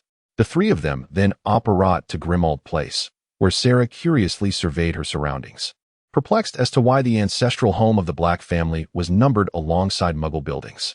During this period, Salazar has managed to become somewhat acquainted with London. He takes great pleasure in wandering through the city during the evening, although it is his first visit here. Currently, Hogwarts employs a specially modified train for transporting students, and the platform is not far from this location, approximately a 20-minute walk. Once the gathering concludes, we can go and have a look. Teresa gracefully linked her arm with Salazar's. Salazar was particularly intrigued by the modified Muggle train he had encountered. During their journey last year, they had traveled in such a mundane mode of transportation. However, wasn't there a regulation from the Ministry of Magic prohibiting the alteration of Muggle items? Was it truly permissible for Hogwarts to flaunt such an undertaking? What could possibly be amiss? Lupin shrugged, his expression one of nonchalance. After all, the Hogwarts Express had been in existence for countless years, and even the Minister of Magic had once traveled on it. It was nearly impossible to find anyone at the Ministry of Magic in Britain who had not experienced a ride on the Hogwarts Express. Salazar once again felt the inadequacy of the Ministry of Magic, setting aside the question of their capability to govern. Their lack of a stringent attitude towards law enforcement was a significant concern. It is no wonder that many Aurors from the ministry have joined the ranks of the Order of the Phoenix. They arrived at a large door, painted black and marred with scratches, where the silver doorknob was fashioned in the shape of a coiled serpent. This instantly reminded Salazar of Slytherin Castle, which once bore similar adornments. Alas, that ancient edifice, which encapsulated the wisdom of generations, had long since been reduced to ashes by the church. They pressed the doorbell, and after a brief moment, the door creaked open to reveal Sirius, who appeared somewhat taken aback upon seeing them. What brings you here so early? He inquired. Remus cast a glance at Salazar, remaining silent. He too was puzzled by Oglarose's unexpected enthusiasm that day. Salazar cleared his throat lightly, feigning ignorance to Lupin's gaze. For the true reason was one he would never divulge. Out of the corner of his eye, he caught sight of Teresa, radiant with a smile, emanating an aura of ease and delight. She entwined her arm around Salazar's, her body leaning closely against his. Salazar, for reasons unbeknownst to him, suddenly recalled certain images from some rather indecorous literature he had perused. These fleeting visions flitted through his mind, prompting him to hastily expel them from his consciousness. How could he entertain such thoughts about Teresa? At that moment, blissfully unaware, Teresa maintained her sweet smile. Were she to fathom Salazar's current mental state, she might yearn to traverse back a millennium and silence her former self. Had she spoken less in her youth, she would likely have altered her surname long ago. Yet, had Salazar been like the others, untouched by the peculiar notions she had instilled, perhaps her affection for him would not have flourished so. Amidst an incongruous discussion with Hufflepuff about the transformation of further Muggle technologies, Gryffindor felt an inexplicable shift as the world dimmed. He paused momentarily, then turned to the two souls beside him, hastily clarifying, "This is not my doing." He hasn't uttered a word to me. Ravenclaw and Hufflepuff exchanged a glance, rife with resignation. As those who had experienced such phenomena, they were acutely aware of what transpired. However, it was one thing for Salazar, who had limited exposure to these matters, but how could Godric, the seasoned veteran, remain oblivious? It was not until they traversed the lengthy corridor, witnessing the peeling wallpaper, the tattered carpet, the gas lamps, and a grand chandelier resembling a serpent entwined with cobwebs, that Salazar was jolted from his reverie by a piercing female voice. "Beast, wretch, filthy and sinful spawn, bastard, freak, eyesore, begone from this place. How dare you defile my ancestral home? You ungrateful wretch, traitor of the Black family. You have sullied your bloodline.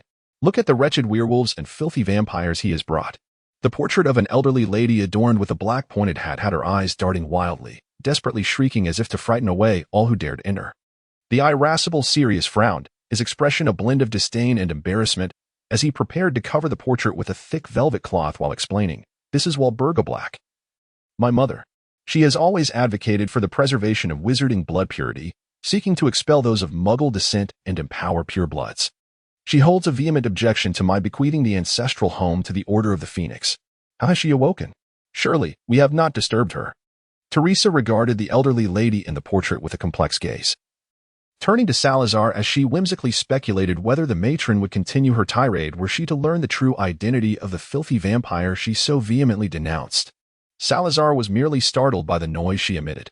He contemplated casting a silencing charm on the portrait of Mrs. Black, yet, considering her status as Sirius's mother, he deemed such an action inappropriate and thus restrained his eager want. As he passed by the portrait, he took a careful glance and noticed the permanent sticking charm affixed to it.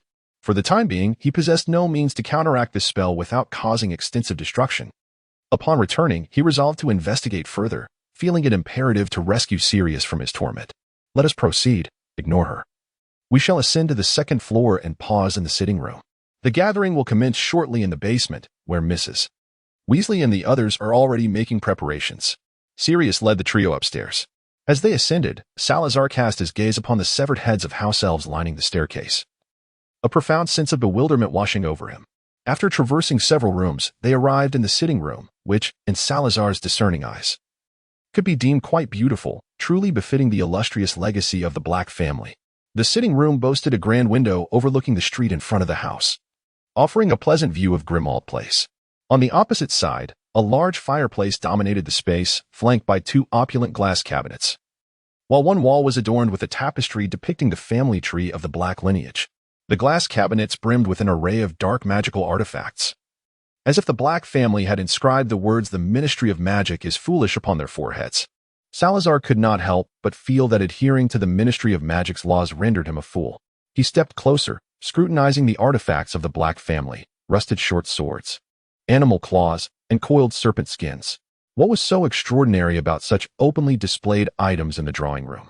Yet, before long, his gaze fell upon a particular object, a silver locket box, adorned with an emerald that formed the letters, reminiscent of a small serpent. Perhaps due to the passage of time, it bore a slightly worn appearance, though the gemstone above remained brilliantly luminous. It looked strikingly familiar. "Admit it. Your locket box has been relegated to an inconsequential display piece here," the tone of Gryffindor laced with a hint of schadenfreude. Salazar cast a fleeting glance at Sirius, who was engaged in conversation with Lupin. After expressing his disdain for the Ministry of Magic's worth, he lamented the lack of discernment exhibited by the Black family. The pendant box was far more than a mere relic. It held significance for the Slytherin family comparable to that of the Sword of Gryffindor for the Gryffindor lineage. Although Salazar himself was uncertain of its precise function, he realized that without it, he would likely have perished long ago at the hands of the Inquisition. He lingered for an extended period, surveying the items within the glass cabinet. After exchanging a few more words with Lupin, Sirius approached the cabinet. "Just a collection of tedious yet perilous artifacts, Ogros," he remarked, his indifference evident. Salazar clenched his teeth, suppressing the urge to apprehend Sirius for a lesson in propriety. With a complex expression, he pointed to the pendant box and inquired, "Would you be willing to sell this to me?" Sirius, taken aback, casually opened the glass cabinet, retrieved the pendant box, and handed it to Salazar, remarking, "Just take it. These trinkets serve me no purpose." Salazar silently accepted the pendant box, momentarily at a loss for words, eventually managing to utter a simple thank you. At that moment, Teresa approached, her gaze falling upon the object in Salazar's hands, her face betraying a clear astonishment. "Isn't this?" However, she quickly composed herself, halting her words, and shared a complex glance with Salazar, having overheard Sirius's earlier remarks. Teresa found herself grappling with thoughts akin to Salazar's. Sirius, taken aback by their reactions, glanced once more at the enigmatic memorial box that no one could open. Feeling neither regret nor dismay, only a flicker of curiosity, he gently nudged Salazar's hand that clutched the pendant box and remarked, "I owe my exoneration entirely to you. You've also assisted Lupin. Do keep it. Of course, it would be splendid if you could enlighten me about its significance." Salazar, with a complex expression, carefully tucked away the pendant box. After a moment of hesitation, he conveyed to Sirius, in a manner brimming with potential and uncertainty, the nature of the object. However, he merely mentioned it as a relic, refraining from disclosing the box's former significance and its connection to the Slytherin lineage. Truth be told, he himself was unaware of the exact implications it held for the Slytherin family. His hasty escape from the castle had left him without any guidance from his father. Upon hearing that this object might be a remnant of Slytherin, Sirius displayed mere curiosity, his demeanor devoid of any regret. After exchanging a few more words with the other three, he departed from the living room, making his way downstairs to the kitchen. He needed to ensure that the velvet cloth covering the portrait of Mrs. Black was secured even more tightly. Lupin, evidently intrigued by number 12, Grimmauld Place, followed suit after Sirius's exit, leaving the expansive living room with only Salazar and Teresa remaining. Teresa settled beside Salazar, her face alight with anticipation. "Is that truly the case?" Salazar nodded. "Indeed, this is my pendant box." He retrieved the box and held it up to his eyes. "Yet, I can't shake the feeling that something is amiss. It appears to have been altered." "Sal, why don't you try wearing it?" Ravenclaw suddenly suggested. At this moment, Salazar comprehended the reason behind his previous discomfort regarding the sensation emanating from the locket box. It bore an uncanny resemblance to the Sorting Hat, crafted as a Horcrux. He donned the necklace, which felt profoundly familiar to him, and upon experiencing its chilling aura, his certainty deepened. It has been transformed into a Horcrux. Yet I can no longer perceive any connection between it and myself. How could this be? Sarah gazed at the pendant box, a sigh escaping his lips. He was certain it was not a counterfeit, and a sense of urgency washed over him. Had he known earlier, he would have taken it with him. "Sal, don't be hasty. Why not awaken the soul inside and inquire?" Hufflepuff suggested. Teresa nodded in agreement, now drawn into the spiritual exchange among the four. Able to hear the discourse between Sarah and the others, though only Sarah could hear her voice. "Let me give it a try." Salazar endeavored to perceive the soul ensconced within the pendant box. He was no stranger to soul artifacts, having once delved into their creation. Ultimately, however, he chose to abandon this pursuit due to the exorbitant cost associated with reviving the dead. The process of crafting a soul artifact entails the fracturing of a portion of one's soul, which, in its incomplete state, possesses the ability to self-repair. This restoration can significantly impact the individual's consciousness, potentially engendering a persona markedly distinct from the original. Yet, the creator, being the master of their own body, is subject to lesser effects, and with mindful attention, can effectively shield themselves from such influences. Conversely, the situation is drastically different for those resurrected through soul artifacts. They often undergo profound transformations, with their temperaments altered to the point of becoming entirely different beings. Reflecting upon their past memories can feel akin to observing the life of a stranger. This is precisely why Salazar refrained from broaching the subject of resurrecting Gryffindor and the others. While residing within the Sorting Hat may be somewhat uncomfortable, it at least ensures the preservation of their consciousness. They are equally cognizant of the inevitable consequences, long since relinquishing hope for the return to corporeal existence. In truth, there remains a glimmer of hope in the form of alchemical puppets. However, the feasibility of this lies with Hufflepuff, as Salazar's alchemical prowess does not permit him to undertake such endeavors. Salazar sensed the presence of a soul within the locket box. He delved his consciousness into it for reasons unknown. Although he had lost his connection to the locket box, He felt an unwavering assurance that he would remain unharmed as long as it was associated with the box. The soul within the locket seemed to have been roused by Salazar's presence, quickly awakening yet exuding a palpable sense of lethargy. In contrast to the states of Gryffindor and others, Salazar found this condition uncharacteristic of a first Horcrux. He could not help but admire the audacity of the individual who had crafted such a relic, daring to repeatedly fragment their own soul to create multiple Horcruxes. Who are you? The awakened soul detected another consciousness residing within the locket box and immediately adopted a defensive stance. Salazar remained silent, channeling the minds of others towards him.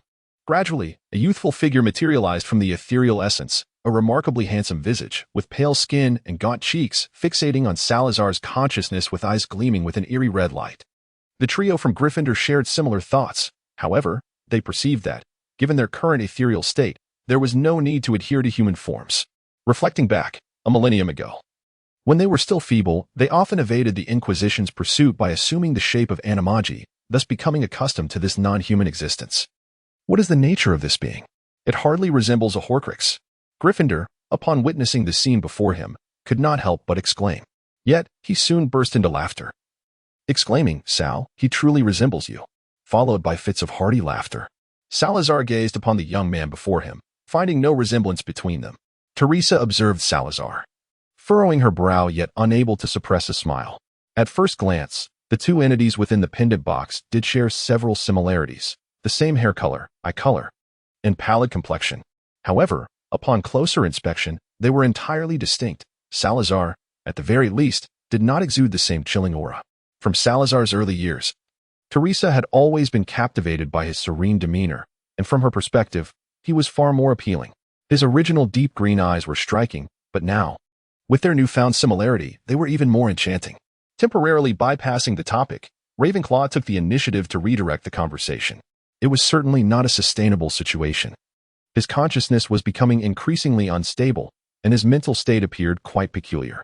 If this continued for another century or two, he would inevitably succumb to self-dissolution. Surely, there was no need to go to such lengths for the sake of survival? Let me first communicate with him, she suggested. Meanwhile, think of a way to destroy the soul within the vessel without damaging it. We can only attempt what we can. As you know, there is scant information on Horcruxes. A portion of our knowledge was filled in through our own experiments. Ravenclaw held little hope for Salazar's notion. Greetings. Salazar ventured closer, attempting to initiate a dialogue. The unfamiliar young man stood poised, projecting an air of elegance and calmness. Hello, it is a pleasure to meet you. May I inquire who you are? Salazar, with his keen intuition, sensed that this individual was far less self-assured than he appeared, exuding an air of bluster concealing deeper insecurities. He had previously detected that the young man had been surreptitiously attempting to penetrate his mind. Yet Salazar's mastery of mental defenses enabled him to project selective images, such as close-ups of the courtroom. The recollections of Riddle's youth and his experiences within the judicial realm sent a chill down Salazar's spine, apart from the traumatic memory of the Slytherin castle's breach. This was a period he least wished to revisit. The young man before him exhibited commendable psychological resilience, a thought that amused Salazar. Subsequently, he had attempted to employ his own mind-reading techniques on this elusive youth. However, the young man had been prepared and had successfully shielded his thoughts, leaving Salazar in the dark regarding his true identity. Salazar resolved to inquire about the young man's identity from Dumbledore later that evening. As he was certain Dumbledore would attend the gathering, perhaps it would be prudent to introduce oneself prior to questioning others. With a courteous smile, Salazar, despite his skepticism regarding the young man's honesty, decided to engage him, viewing it merely as a means to pass the time. After a brief silence, the young man's demeanor shifted from its initial ease. You may call me Tom. Could you enlighten me on how you came to be here? I have not encountered anyone other than myself in many years since being confined. When Lupin returned to the living room, he found Salazar reclining on the sofa with his eyes closed, while Teresa sat beside him, her expression somewhat peculiar. Noticing Lupin's arrival, she gestured for silence. Lupin recalled past events and observed the pendant box around Salazar's neck. Was Oglaroth examining that dark magical artifact? He cast a worried glance at Teresa, who shook her head in reassurance, indicating all was well. Consequently, Lupin departed the living room, descending to the kitchen. There, Sirius was addressing some undesirable anomalies that had surfaced in the old house over the past month. He had already expressed his grievances regarding Lupin's aimless wandering earlier. It was just past 4 in the afternoon, and with the gathering yet to commence, the atmosphere remained undisturbed. Teresa, meanwhile, keenly listened to the exchange between Salazar and the young man named Tom, thoroughly engaged in their conversation. Although Salazar did not receive proper guidance in certain matters, he was nonetheless capable of concealing himself beneath the watchful eyes of the Vatican in those days. Moreover, within the Slytherin code he personally established, the principle of cunning was explicitly included. Tom, too, exhibited a distinctly Slytherin manner of speaking, firmly adhering to the essential points without uttering an extraneous word. He recounted that he had recently graduated from Hogwarts, only to be imprisoned here by a nefarious dark wizard. And he expressed a desire for Salazar's assistance in delivering the locket to his relatives. Salazar stated that he was a friend of a certain black and had only come here by invitation. As for the reason for his presence, he was utterly unaware and expressed sympathy for Tom's plight. Much of what he uttered was indeed the truth, rather than fabricating an entire story. He preferred to weave a thread of falsehood into the fabric of reality, ultimately transforming the narrative into something entirely different. Two notoriously fearsome dark wizards spoke with an innocence that was almost comical. It was not long before Salazar, weary of this futile charade, uttered a few more vague phrases before his consciousness departed the confines of the locket's space. After carefully stowing the locket away, Salazar adjusted himself into a more comfortable position and let out a long sigh. This fellow was utterly incapable of extracting any information. Were it not for the concern that the locket might be damaged as a consequence, Salazar would have truly wished to obliterate the matter with a fiendfire curse. Teresa chuckled softly but quickly composed herself. After all, we have ample time to thoroughly explore methods to eradicate the lingering soul. Salazar nodded, reluctantly acknowledging Teresa's words. Unable to devise a solution to their predicament for the time being, he decided to assist Sirius in his cleaning efforts. Although he had established a relationship with Teresa, he was still unaccustomed to spending idle moments in her company. This was not to suggest he did not appreciate her presence. Rather, it was merely a matter of adjustment. After Salazar unilaterally concluded their conversation, Tom's expression swiftly darkened. His fists clenched tightly, yet his mind involuntarily wandered back to the glimpses he had caught in that individual's memories. Did such places truly still exist? More importantly, who was the person he had just encountered? Tom was certain that his previous words would not have been believed by that individual. He could only hope that they considered him merely a dark magical artifact and had not realized he was a Horcrux. This situation was untenable. He had to find a way to be taken away by someone else. With a heavy sigh, Tom relinquished his human form, contemplating the state of his true self, but ultimately had to confront reality and continue pondering how to extricate himself from that person's grasp. 58. The gathering commences. Oh, Merlin. My mother, who now can only scream, cannot tolerate even vampires and werewolves. I mean, no offense. Yet, she can endure a boggart in the house. And there are so many of them that I am beginning to suspect she has raised them. Sirius could no longer bear it and began to voice his complaints loudly. That damn creature has also vanished. The last time I saw him was months ago. Salazar directed a magnificent burst of flames at a boggart that emerged from the cupboard, its form contorting as it dissolved into nothingness, as if melting away. Sirius and Lupin gazed at him in astonishment, while Salazar shrugged. A hint of exasperation in his demeanor. I am still unacquainted with the boggart banishing charm. I simply could not act swiftly enough. Indeed, he had never learned the incantation for dispelling a boggart. Today marked his very first encounter with such a dark creature. Lupin and Sirius continued to observe him, perplexed as to why a mere moment's delay in confronting the boggart rendered it impossible to repel. Salazar cleared his throat lightly, disregarding the gazes of the two individuals, and turned to open another cabinet. Subsequently, they encountered no more magical creatures of the dark arts in various locations. Remus discovered two fluff balls nestled together in a drawer, appearing rather pitiful as he opened it. Sirius murmured, I do not recall anyone in the Black family keeping fluff balls. He then urged Salazar to present them to Teresa, albeit uncertain whether she would appreciate such creatures. Salazar suddenly recalled that, long ago, Teresa had expressed a desire to adopt a cat, but circumstances had not permitted it at the time. Later, with the establishment of Hogwarts, the matter had slipped from their minds as they became ensnared in a whirlwind of daily busyness. He believed that upon their return to Diagon Alley, it was high time to procure a cat for Teresa. This might also serve to divert her attention, as being under constant scrutiny was decidedly uncomfortable. Moreover, he mused about acquiring an owl, as he could no longer rely on Sirius and Hogwarts owls for assistance. Upon hearing Salazar's thoughts, Teresa couldn't help but feel that at this rate, they might as well open a zoo. Ironically, she had completely forgotten her own childhood wish to have a cat. While Salazar remarkably remembered it, she had entirely overlooked the fact that Salazar had not truly experienced that millennium. As the clock struck, the door of number 12, Grimmauld Place swung open, allowing a steady stream of other members of the Order of the Phoenix, along with some invited guests, to enter. The members of the Order greeted Salazar with warmth, as though he were one of their own. In their presence, Salazar couldn't help but draw parallels between them and the brave wizards who had dared to oppose the Church 1,000 years prior, which inevitably fostered a sense of fondness within him. He reciprocated their greetings with genuine patience. Aside from the members of the Order, most of the arriving wizards were familiar to Salazar from the pages of the Daily Prophet. He estimated that Dumbledore had invited nearly all the prominent and esteemed wizards in Britain. The Sorting Hat of Gryffindor quipped, with such a well-organized arrival. Are they afraid of missing an opportunity to catch everyone in one net? The Freemasons? The remaining Death Eaters? That seems rather unlikely. Salazar did not concur with Gryffindor's speculation. It is important to note that while all the significant figures of the British wizarding community had gathered here, these individuals were inherently powerful wizards.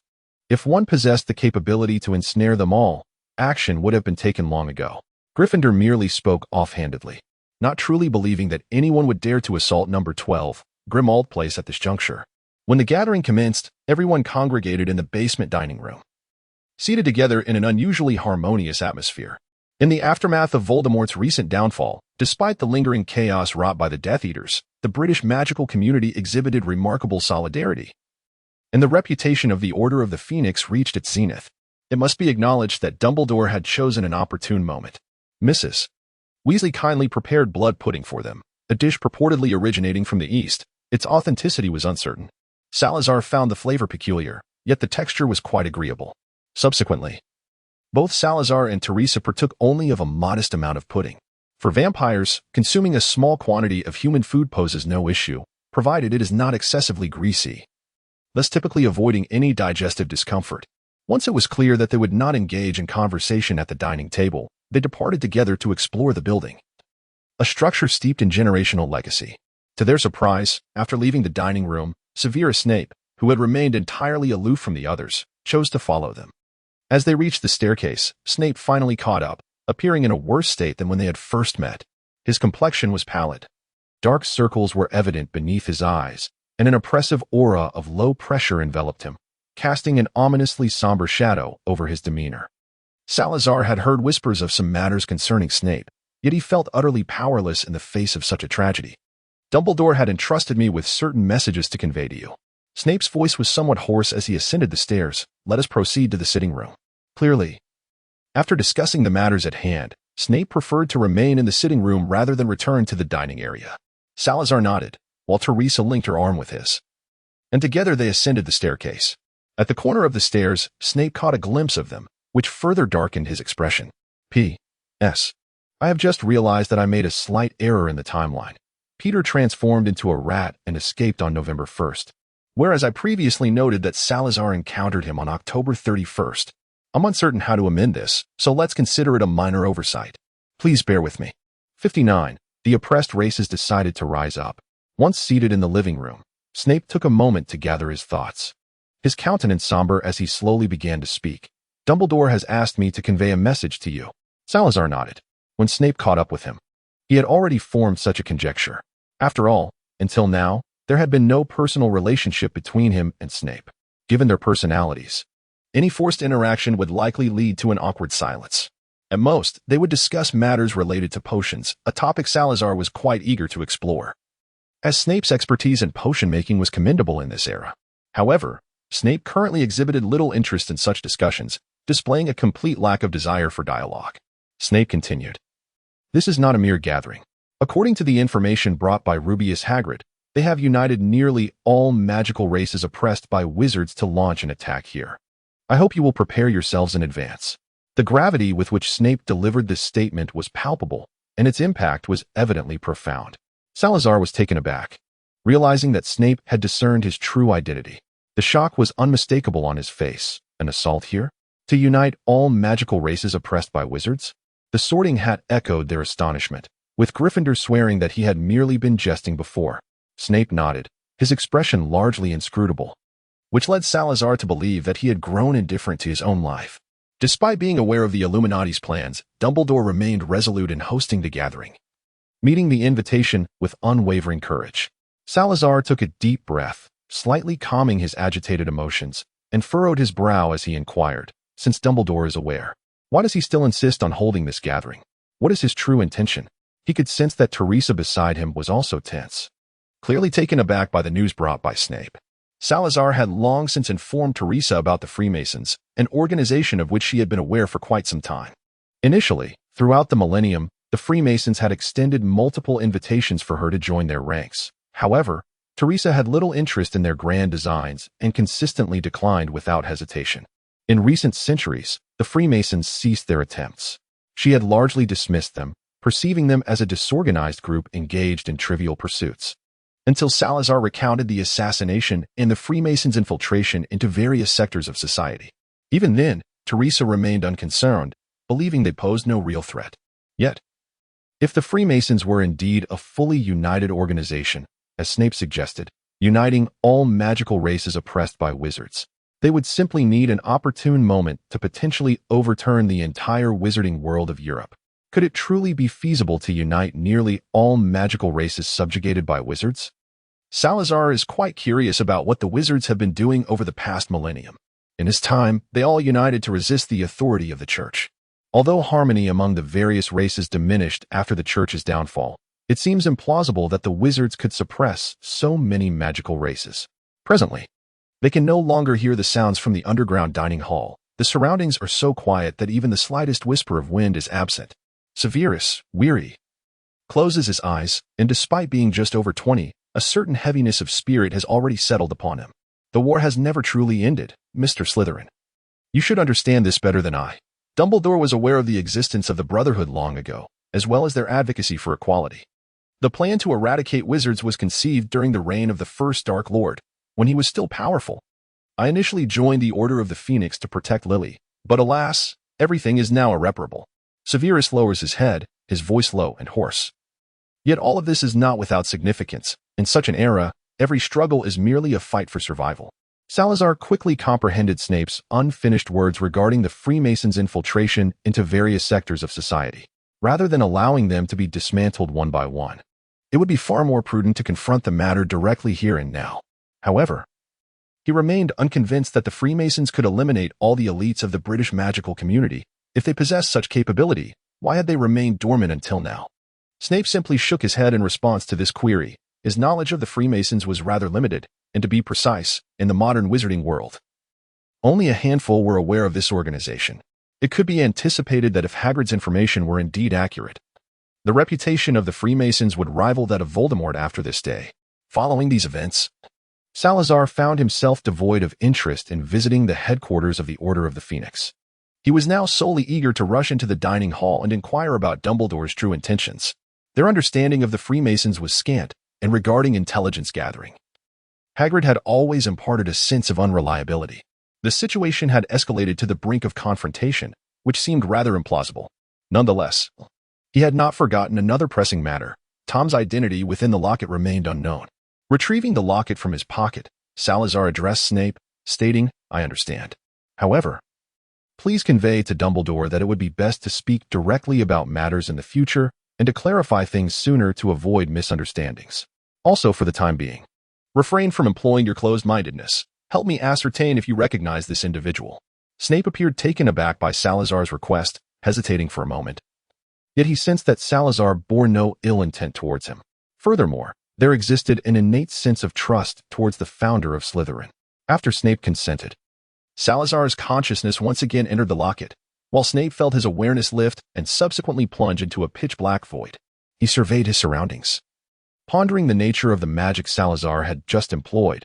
Was it perhaps an arcane art long forgotten? Tom had been contemplating how to ensure others would acquire the locket when he noticed Salazar's reappearance. Thus, he struggled to maintain a facade of amiable innocence. "Sal, what brings you back?" Yet, Salazar could hardly muster the energy to respond. Soon, Tom observed another figure materialize beside Salazar, a wizard entirely unfamiliar to him. He surmised that this stranger would likely not recognize him either. To be precise, as long as this person was not among his acquaintances from years past. they would indeed be oblivious to his identity. "Do you recognize him?" Salazar inquired of Snape. Snape scrutinized the young man carefully, and after confirming that this individual had never crossed his memory's threshold, he shook his head with certainty, replying, "I do not recognize him." After uttering these words, he cast a deliberate yet casual glance at Salazar, feeling an inexplicable similarity between the two. Salazar felt a tinge of regret, yet he was not overly disheartened. He had never harbored high expectations for Snape. His inquiry was merely an attempt to test the waters. "I will see you out. Remember to ask Dumbledore for me." Upon hearing these words, Tom felt his heartbeat quicken in an instant. He yearned to utter something that might secure him a glimmer of hope. Even being ensnared by this youthful figure, with whom he shared a tacit understanding, seemed preferable to being exposed to Dumbledore's awareness of his existence. At that very moment, Salazar's movements abruptly froze, his gaze seemingly piercing through the confines of the pendant's box, directed towards a certain point in reality. His eyes gradually filled with confusion, astonishment, and a hint of dread. Simultaneously, Gryffindor's voice resonated. "Hurry, Sal, go out and set the nodes. We must not be drawn into that ancient battlefield." Salazar gently nudged Snape, and in an instant, Snape felt himself lift off the ground. The next moment, he found himself back in his own body. The sensation of falling was exceedingly uncomfortable, and by the time he regained his composure, Salazar, who had been seated across from him, had vanished. He recalled the phrase he had heard in that peculiar space, the arrangement of nodes, the ancient battlefield. What connection did this siege instigated by the Freemasons have? Who had just spoken? While he pondered these questions, Teresa seized him by the arm, her face etched with urgency. "Come, we must inform the others.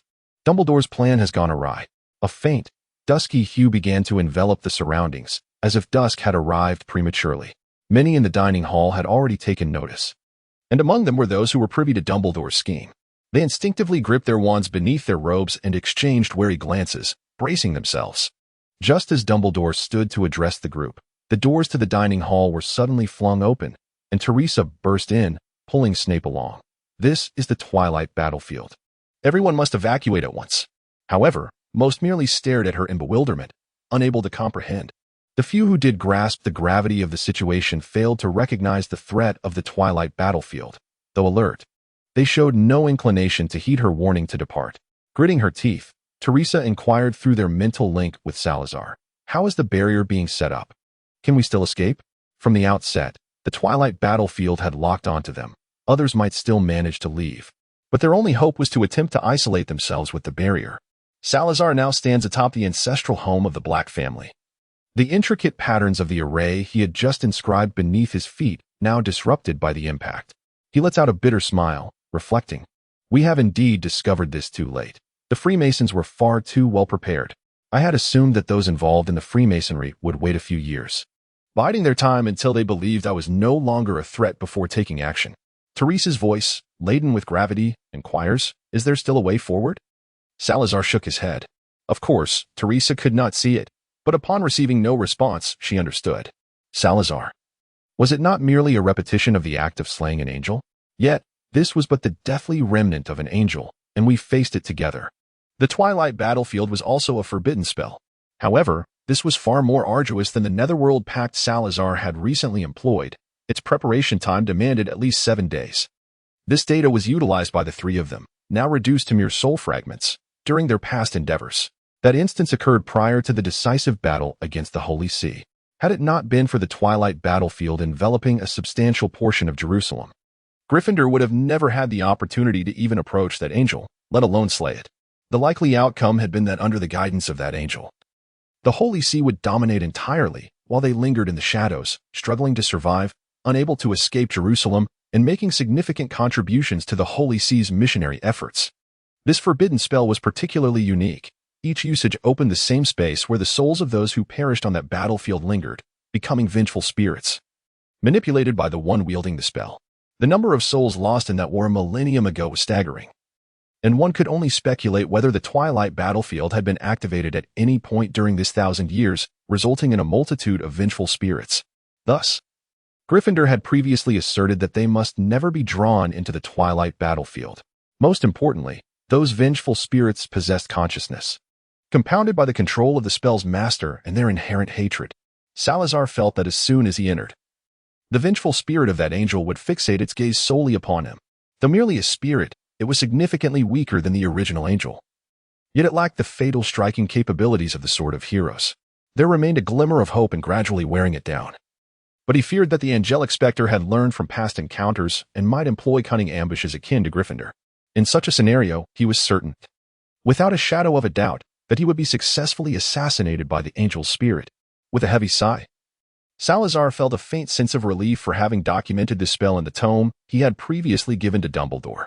He recalled some details concerning this forbidden incantation. Upon entering the Twilight battlefield, one exists solely as a consciousness, and regardless of how much time passes within that realm.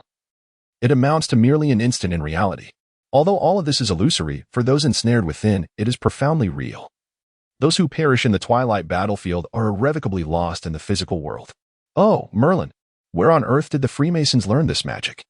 It is known that after the angel's demise on the Twilight battlefield, in order to prevent its further evolution into something akin to a nuclear weapon in the contemporary Muggle world, they severed all ties to the transmission of this spell. As time flowed, number 12, Grimmauld Place became entirely enveloped in twilight. The original structure began to gradually fade into transparency, and yellow sands began to seep beneath his feet. In less than a quarter of an hour, this place would transform into an ancient battlefield, strewn with yellow sands. The ancient vengeful spirits would emerge from beneath the sands, dragging any living souls that dared to tread here into the realm of the dead. Gradually, a cacophony of sounds resonated in his ears, and Salazar recognized its source. At the moment the Twilight battlefield was opened, before the spirits awakened, they would endure a brief period of illusion, reliving the most excruciating moments of their lives, thereby creating conditions conducive to their invasion. He witnessed the Slytherin castle engulfed in flames, he and Teresa hiding in the distant woods, followed by the dimly lit courtroom where an iron hook pierced through his shoulder blade, culminating in the moment he departed from Hogwarts. Salazar felt a moment of disorientation, yet he swiftly regained his composure and surveyed his surroundings. Not far away, on the sandy ground, a young man with brilliant golden hair sat, gazing at his hands with a somewhat foolish smile adorning his face. "Gordy, how did you end up here?" Salazar instinctively inquired, only to quickly remember that those who entered the Twilight battlefield were merely manifestations of consciousness. The earlier tension and anxiety began to dissipate. He should have anticipated this. He was not alone in this endeavor. Gryffindor turned his head, brushing the sand off his clothes. "We all enter the Twilight battlefield as consciousnesses. Of course I'm here. Not just me, but Hel, Rona, and even that Tom are present as well. Now, it seems the targets of the vengeful angel have increased to 4. Gryffindor approached, placing a reassuring hand on Salazar's shoulder. "Little Sal, what did you see? You looked as though you were on the verge of tears just a moment ago." Salazar, momentarily distracted, found his emotions in disarray. He landed a heavy punch on Gryffindor's chest, exclaiming, "I witnessed your abduction by a throng of merfolk, yet we lacked the ransom to save you. Forced to helplessly observe as you were dragged into the Black Lake. What a lamentable fate." Gryffindor rubbed his chest, his expression tinged with bitterness, replying, "Sal, you are no longer merely a wizard. This kind of assault truly hurts." Salazar let out a cold laugh, choosing not to dwell further on the matter. He glanced around once more, asking, "Where are they? Have you forgotten that entry into the Twilight battlefield is entirely random? We are fortunate to have encountered anyone at all. Let us proceed as we previously agreed, gathering after our arrival here to locate them. The vengeful spirits should be emerging soon. This is dire, for they are without wants." Gryffindor struck his forehead heavily, his expression darkening even further. Salazar retrieved a dagger from a pocket imbued with the charm of silent extension and handed it to Gryffindor. "Let us part ways for now, and endeavor to locate them swiftly." Gryffindor accepted the dagger, tracing a line in the air with it. "So be it. We shall reconvene at the entrance of the catacomb shortly. If you happen to be vanquished by a vengeful spirit, I assure you, I shall find it utterly amusing." Salazar cast him a disdainful glance, his eyes brimming with contempt. "You should leave at once." Gryffindor waved his hand and chose a direction to depart. They found themselves on the periphery of the Twilight battlefield, navigating along the edge with the intention of converging at the opposite end. Subsequently, they would proceed to the entrance of the underground palace, thereby maximizing the likelihood of encountering others. The strategy they had proposed years ago was to first traverse along the edge, reaching the nearest point to the entrance of the underground palace, leaving traces behind before advancing towards the entrance itself. Salazar grasped his wand and waved his hand before departing. He now lamented the severance of their soul connection upon entering the twilight battlefield. Otherwise, he could have easily pinpointed their respective locations. At present, he could only sense Teresa's position, as their bond was rooted in their shared bloodline rather than any external magic, thus remaining unaffected by the twilight battlefield. There are two means to conclude the twilight battlefield. The most straightforward method is to eliminate the caster of the forbidden spell, while the alternative involves destroying the subterranean palace concealed beneath the sands. The essence of this forbidden spell resides within. Once the palace is obliterated, the incantation shall cease.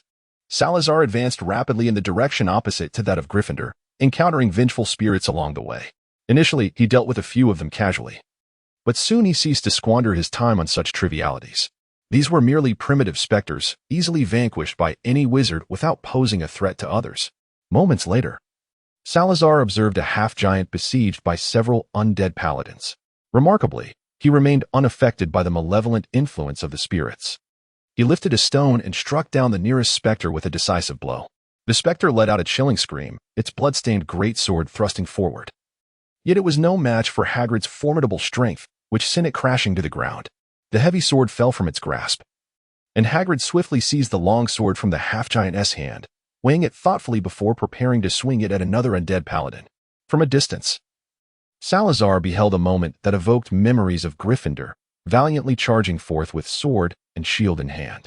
It seemed he was perpetually surrounded by wizards who deviated from the mainstream. At that instant, he completely forgot his peculiar preference for employing the shattering curse over the killing curse. Before Hagrid's sword struck the wraiths, several shattering curses had already found their mark, reducing the wraiths to mere dust that dissipated into the air. Salazar approached Hagrid, exclaiming, "We meet again, Hagrid." Upon recognizing the visitor's countenance, Hagrid's face, obscured by his thick beard, displayed a look of relief. "At long last, I have encountered a living soul, Mr. Agloros. Do you have any inkling of the events that have transpired? By Merlin, I was just seated at the dining table. And what on earth have those Freemasons done?" Salazar was reluctant to elucidate the magic of the twilight battlefield, deeming such an explanation a futile expenditure of time.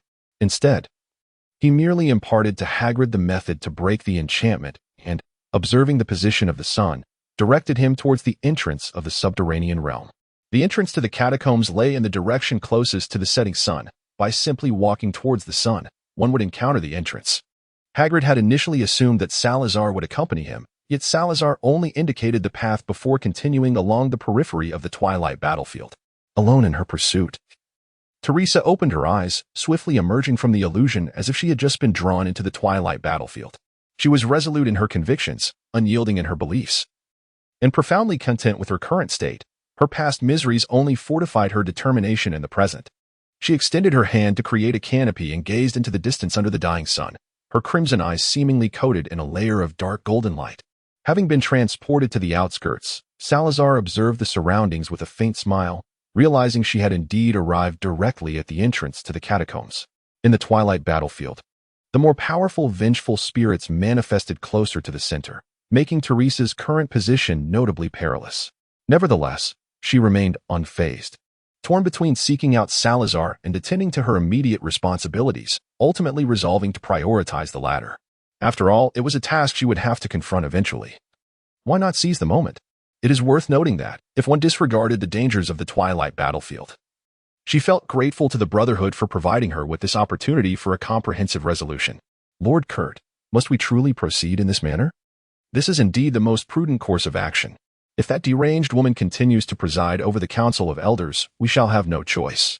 They observed a lady seated upon a rock in the distance, adorned in a flowing lavender gown with a sheer veil, exuding the allure of a mature woman while retaining the whimsical charm of youth. Her chestnut hair was neatly arranged in an updo, and her dark red eyes narrowed slightly as she scrutinized them intently. "What is it then?" Teresa inquired with keen interest, lightly leaping onto a prominent rock and landing gracefully before the two. "What is it not? We are here to assist Her Majesty." The first vampire to speak seemed doubtful even of his own words. Teresa smirked. "Oh, shall you continue fabricating tales?" The previously resolute vampire abruptly pulled his companion back, seemingly aware that the situation was beyond redemption and opting instead to voice the grievances he had long harbored. Standing tall, he exuded a spirit of noble sacrifice. "We have endured your tyranny for far too long, Gabrielle. Why must we bow before human wizards? Ever since the fall of the 13 clans, under your rule these past centuries, when have we ever tasted the sweetness of our former glory? Teresa listened calmly as he spoke, her brow slightly furrowed, clearly not in the most pleasant of moods. The vampire, noticing her expression, seemed emboldened. You now stand firmly on the side of humanity, completely disregarding the lives of your comrades. What gives you the right to continue as our king, without warning? Teresa raised her hand and struck him across the face with considerable force. The impact visibly swelled the side of Elder Kurt's face. Yet his formidable regenerative abilities allowed him to recover swiftly. Nevertheless, Elder Kurt continued to smile. I never intended to leave, and of course, you will perish here as well. He attempted to say more, but Teresa silenced him with her hand. With a serious expression, she declared, First, I now bear the surname Slytherin. Do not misname me again. Secondly, my establishment of the Council of 10 Elders was merely a temporary measure following the annihilation of the 13 clans. I never anticipated it would endure this long. Do you think I desire to be this king? Had there been a suitable heir, I would have abdicated long ago. Elder Kurt, you are correct. I indeed lack the talent for governance. But do you believe that any other would fare better? Were it not for my actions during the Holy War a millennium ago, the wizards would have hunted vampires indiscriminately for their materials. Her nails began to sharpen, and the faces of the two before her twisted in fear. They wished to say more, but Teresa was no longer inclined to listen. In this regard, she resembled Salazar. When in a good mood, she could dissect trivial matters slowly. But when disinclined to engage, she preferred to resolve issues through force.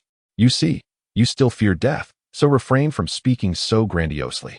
A flicker of ruthlessness crossed Teresa's eyes. Before Salazar, she had always been sweet and gentle, yet the true Teresa was far from harmless. I believe I have done nothing to wrong you. Though I occupy this throne, when have I ever wielded the power of a king? Even the younger generation, like Madeline, is unaware that a king exists above the Council of 10 Elders. The only authority I truly possess is that of the British Elder, and just days ago, I voluntarily relinquished that position. Yet you still wish for my demise, so be it.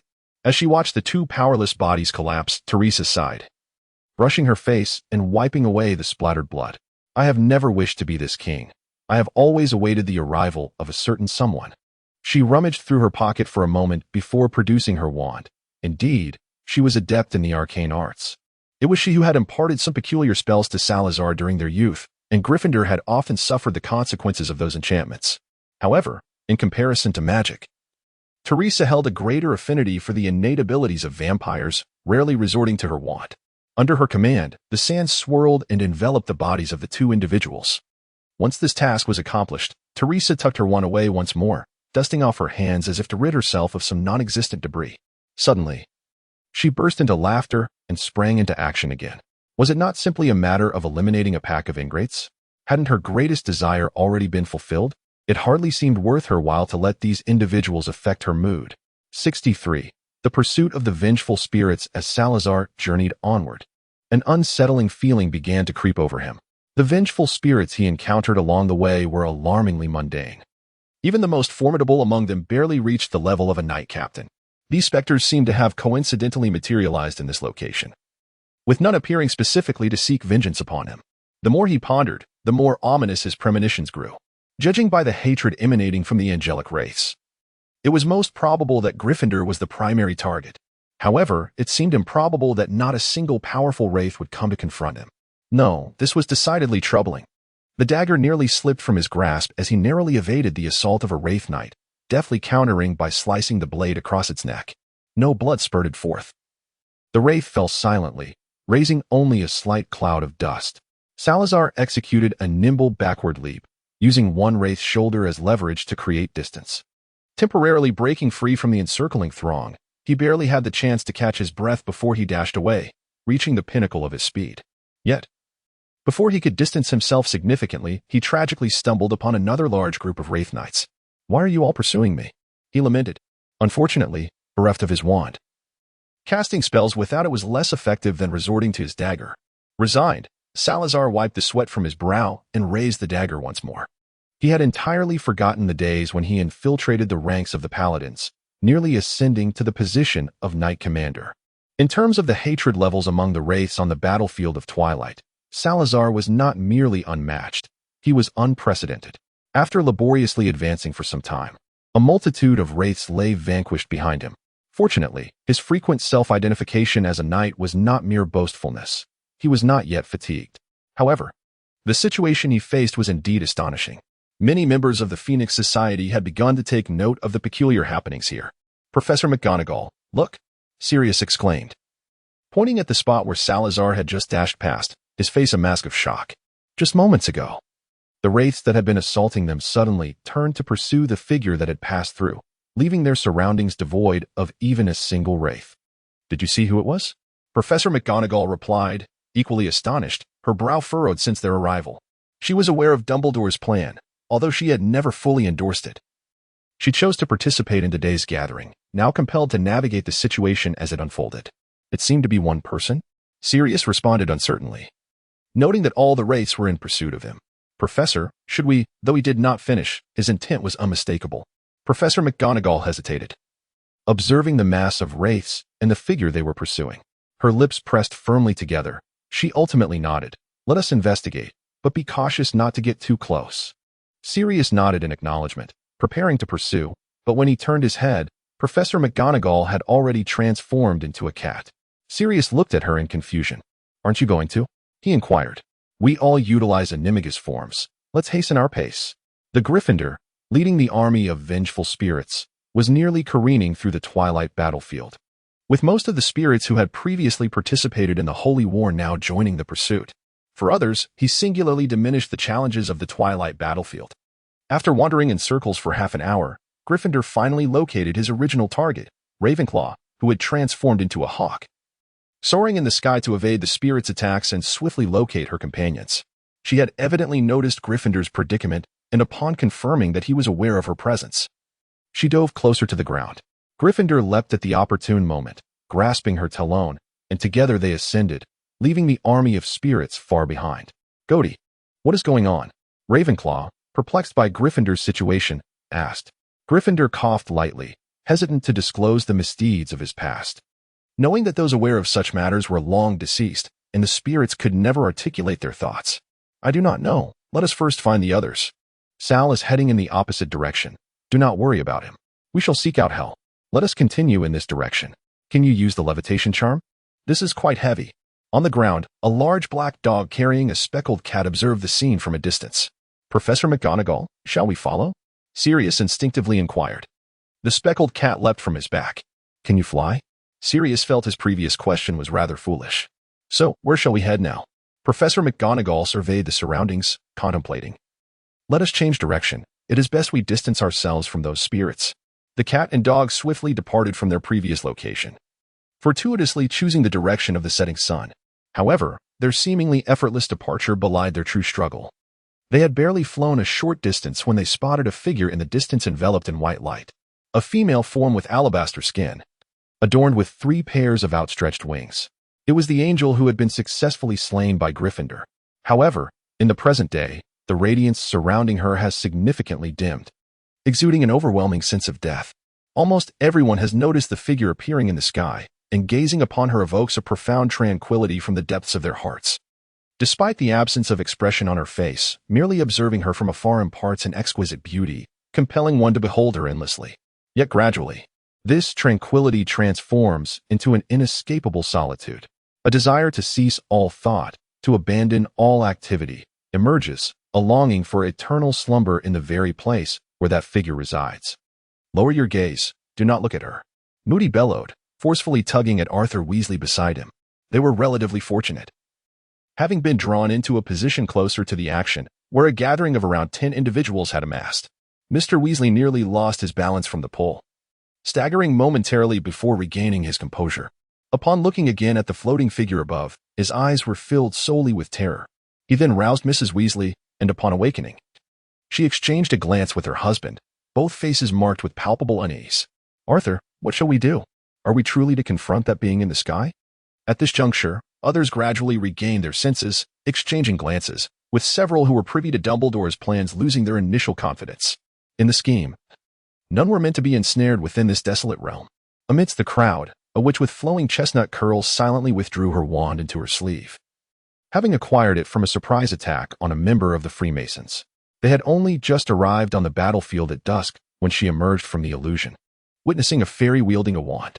The Freemason, likely taken aback by the rapid awakening of a Hufflepuff, was caught off guard and tragically lost his wand to one who had endured the ravages of war.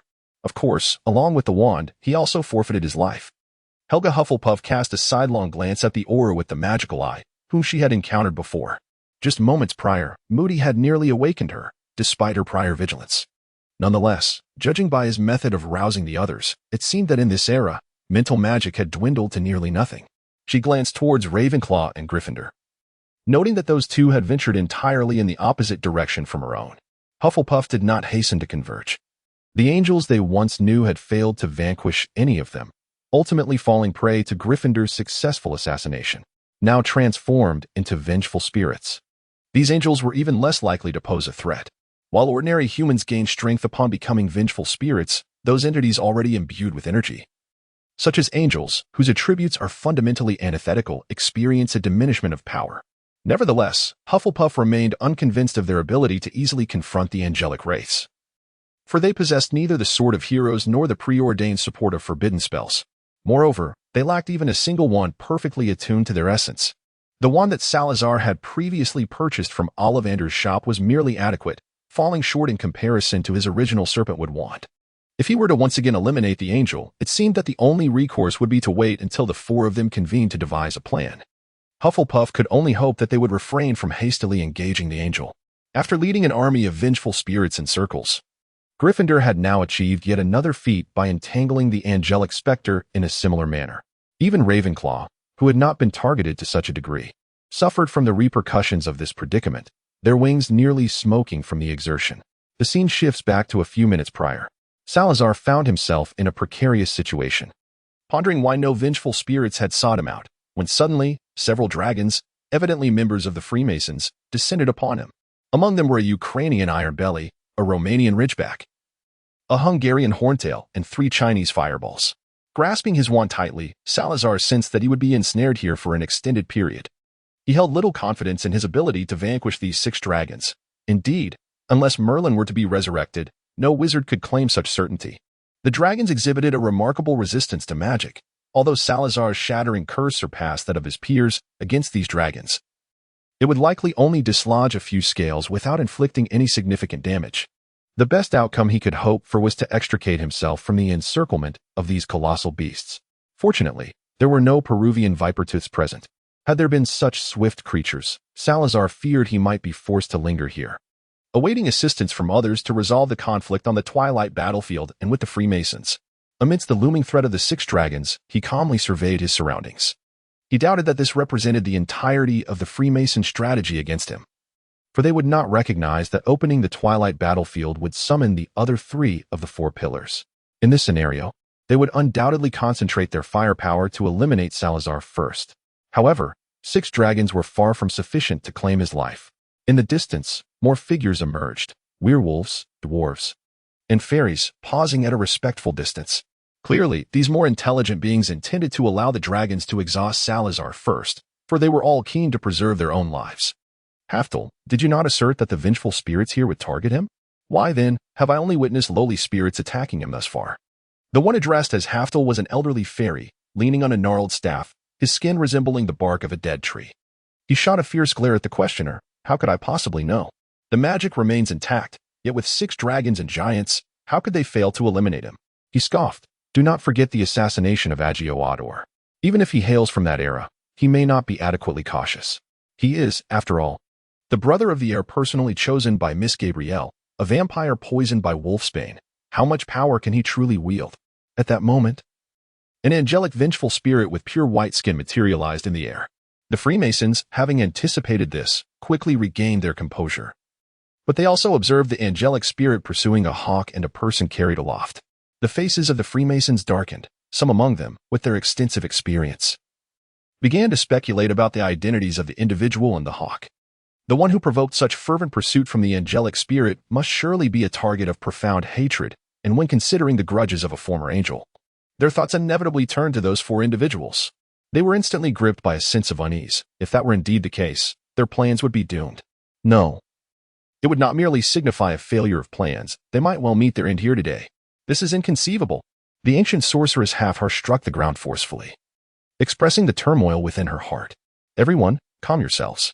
A dwarf stepped forward, his face contorted with rage. "So what if the sword of the brave is lost? Perhaps they lack even a wand. Have you forgotten the peculiar nature of the Twilight battlefield? They may have merely existed in a state of souls before entering here. Do you truly believe that a few wizards without suitable wands can perform admirably?" According to records, many of their stunning achievements were the result of a four-person collaboration. Years ago, Gryffindor executed the angelic assassination, while Ravenclaw was the one who controlled the Twilight battlefield, with Slytherin and Hufflepuff engaging the angel head-on. The one who spoke was a balding, short man, exhibiting distinct dwarf characteristics, yet he stood a bit taller than his kin. If Sirius were here, he would undoubtedly charge forward to unleash a curse. The diminutive Peter Pettigrew gazed from afar at the figure ensnared amidst 6 fire dragons, recalling his own capture. His face filled with resentment. "If we eliminate him first, they will be unable to coordinate, and perhaps we could still achieve our grand design." Some appeared swayed by his words, yet many regarded him with a knowing look. "Ha." Upon discerning the 2 figures above, Salazar chuckled softly, casting a scornful glance at the members of the Brotherhood from a distance. The angelic specter had been restrained. He was curious to see if the Brotherhood possessed any additional strategies. A millennium ago, although the Brotherhood did not stand on the front lines against the Holy See. During that period, its members at least dared to establish an intelligence network, with their spies playing pivotal roles in numerous battles. Yet the present Brotherhood appeared pitiful to him. If they sought racial equality, why not directly negotiate with the Ministry of Magic? They wielded forbidden spells like those of the Twilight battlefield and had the backing of fire dragons and giants.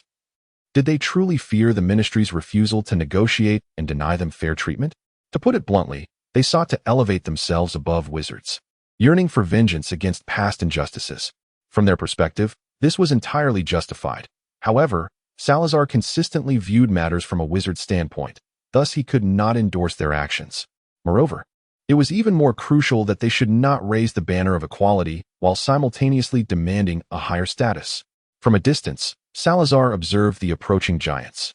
Yet they appeared to be hindered, the brilliance of the enchantment shimmering vividly in the twilight. He instinctively deduced that they would be momentarily delayed. It was likely the members of the Order of the Phoenix who were engaged with the giants originally intended for him by the Illuminati, now ensnared by the Order. He could easily extricate himself from the 6 fire dragons. However, Salazar suddenly found himself reluctant to do so. The fire dragons posed no tangible threat to him, but the same could not be said for others.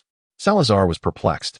Despite his belief that his experiences during the years of war had equipped him to regard death with equanimity, he found himself, from the depths of his heart, unwilling to see those members of the Phoenix Society who greeted him with such warmth perish.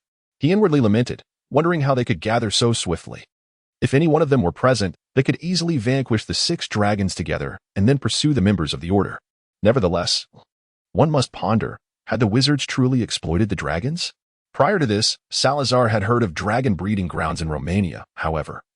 Shouldn't such establishments be the result of a collaboration established after communication with fire dragons? Could it be that the contemporary sorcerers have taken to domesticating these fiery beasts? If that is indeed the case, Salazar cannot help but admire their audacity, for during his time, few could ever hope to achieve the feat of taming fire dragons. Nevertheless, what he must undertake now is even more astonishing.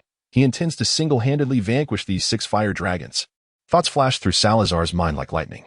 As the 6 fire dragons launched their assault, the Hungarian hornet, positioned at a distance, unleashed a torrent of flames.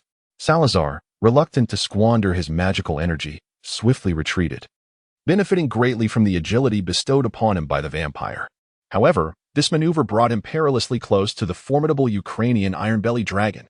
This colossal creature, slowly soaring through the sky, detected Salazar's proximity and promptly altered its course, descending upon him with immense force. Salazar evaded once more, where he had just stood. The yellow sands had sunk deeply.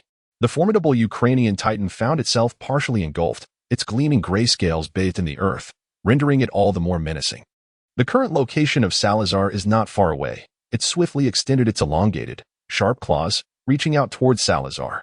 At this moment, Salazar ceased his attempts to evade and, from the tip of his wand, azure flames began to leap forth, rapidly swelling to form a colossal orb before erupting in an explosion. In the twilight battlefield, where apparition and portkeys were rendered ineffective, Salazar had, moments before the magic reached fruition, distractedly conjured a shockwave to propel himself away from the site of the detonation. A tremendous roar resonated, enveloping the entire twilight battlefield. Catching the attention of the members of the Order of the Phoenix who were engaged in combat with the giants in the distance. Those who beheld the scene were utterly astonished. They had never imagined that anyone could contend with 6 fire dragons simultaneously, when they themselves dared not confront even a mature dragon. Moreover, that individual bore an uncanny resemblance to Mr. Ogros. In that instant, they found solace in their regard for Dumbledore's esteemed Mr. Ogros. After being hurled by the shockwave he had conjured, Salazar adeptly spun in the air, using his waist as a pivot to regain his balance and then landed smoothly. Such movements were beyond his capabilities in the past, but now, endowed with the advantages of his lineage, Salazar felt emboldened to attempt even more daring feats. He cast a glance at the site of the explosion. The Ukrainian iron belly, due to its immense size, had not been thrown aside, yet its gray scales were now marred with blood and singed evidence of the blast.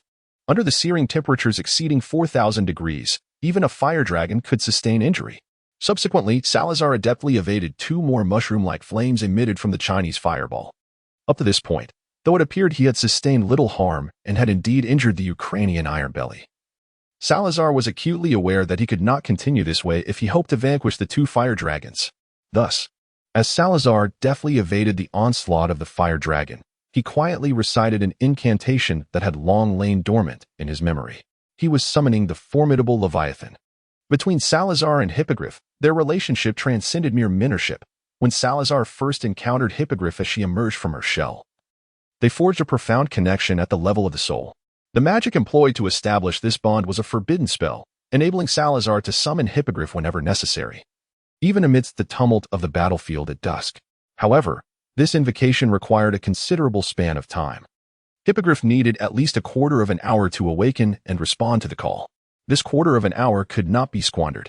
Salazar resolved to prioritize his assault on the Ukrainian iron belly and the Hungarian horntail, temporarily disregarding the other 4 dragons, aiming to alleviate subsequent pressures to the greatest extent possible. Positioned conveniently close to the Hungarian horntail, he observed the dragon, resembling a lizard with its yellow eyes and bronze horns, soaring toward him, its bronze-spiked tail lashing out in his direction. Salazar evaded at a seemingly perilous distance, his wand raised, aimed directly at the dragon that loomed perilously close. Crucio. The dragon trembled in agony, spewing flames indiscriminately around it, causing the temperature in the vicinity to soar to an utterly terrifying level. Salazar ascended into the air, using a flight spell, and now many in the wizarding world are delving into the intricacies of this magic. However, only a select few have managed to wield it successfully. The speed of the flight spell is not particularly swift, and Salazar only utilized it temporarily to distance himself from the Hungarian horntail. Throughout this time, he did not cease casting the piercing curse, yet the dragon, being a dragon, possesses a remarkable resistance to spells. After a brief interval, it astonishingly began to regain its strength. Salazar hesitated for a moment, contemplating that perhaps the only viable option at that moment was the death curse. Of course, a forbidden curse would have been preferable, but he lacked the time for such preparation. Aiming his wand at the still-recovering Hungarian horntail, a vibrant green light erupted from the wand's tip. However, the Hungarian horntail merely emitted a pained roar, stomping heavily upon the ground. Salazar understood that he could no longer delay in confronting the Hungarian tree wasp.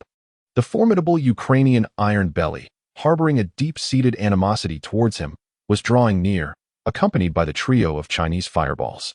Only the Romanian ceratops remained at a distance.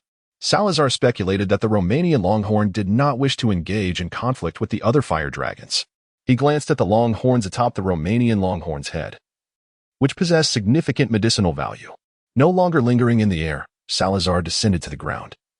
As he found himself at a disadvantage in aerial speed due to the limitations of his flying spell. During his descent, he cast 2 Confundus charms in quick succession, causing the Ukrainian iron belly and the Hungarian horntail to collide, both fire dragons emitting anguished roars and becoming increasingly agitated.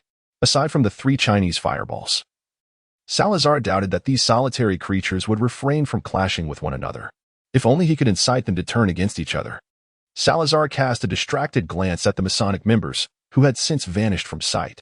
Yet, before the twilight battlefield concluded, no one could escape. Finding them was merely a matter of time.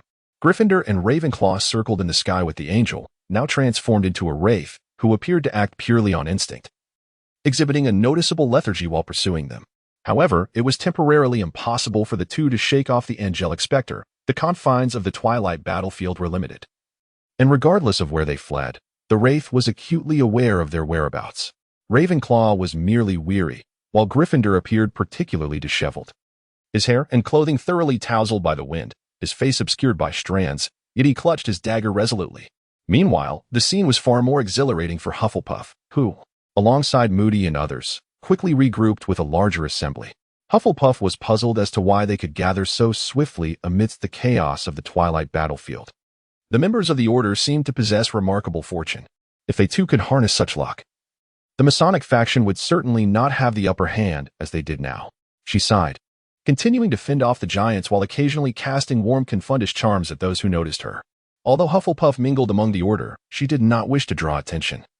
Their identities were indeed astonishing, and while Salazar could manage alone, she was uncertain how modern wizards would react if all were present. Moments earlier, they had encountered Professor McGonagall and Sirius in their animagus forms, who brought news of the giants. At this juncture, Hufflepuff had spotted Salazar engaged in battle with a dragon. And observing the giants' direction of advance, she realized they were headed that way. She promptly resolved to assist Salazar in detaining the giants, inadvertently provoking one in the process. Feeling somewhat guilty towards the members of the Order, she decided to stay and confront the giants alongside the others. Well, Salazar could summon the hippogriff. At worst, it would merely buy them time amidst the numerous obstacles. A nearby giant stumbled, and the other members of the Order swiftly followed with spells. As Moody passed by Hufflepuff, he remarked, "Well done." Instinctively, she cast a confundus charm, but her spell vanished without effect. Moody's magical eye turned towards her, scrutinizing her with evident suspicion. "Who are you?" he inquired. Hufflepuff replied, "You may not believe me, but I am your ancestor." "Just a dragon, after all," he retorted, yet with a formidable adversary looming. Moody remained on guard, refraining from hastily adding Hufflepuff to the list of enemies. After all, she had consistently aided them. Perhaps her previous impression was not as profound as he had thought. Hufflepuff let out a sigh, choosing not to persist in her inquiries. She contemplated the authenticity of Mr. Salazar Slytherin's identity and resolved to act swiftly. With a resounding blast and the ground quaking beneath her, she realized that giants were far easier to manage than fire dragons. Under Hufflepuff's spell, their movements were significantly hindered, their speed greatly reduced.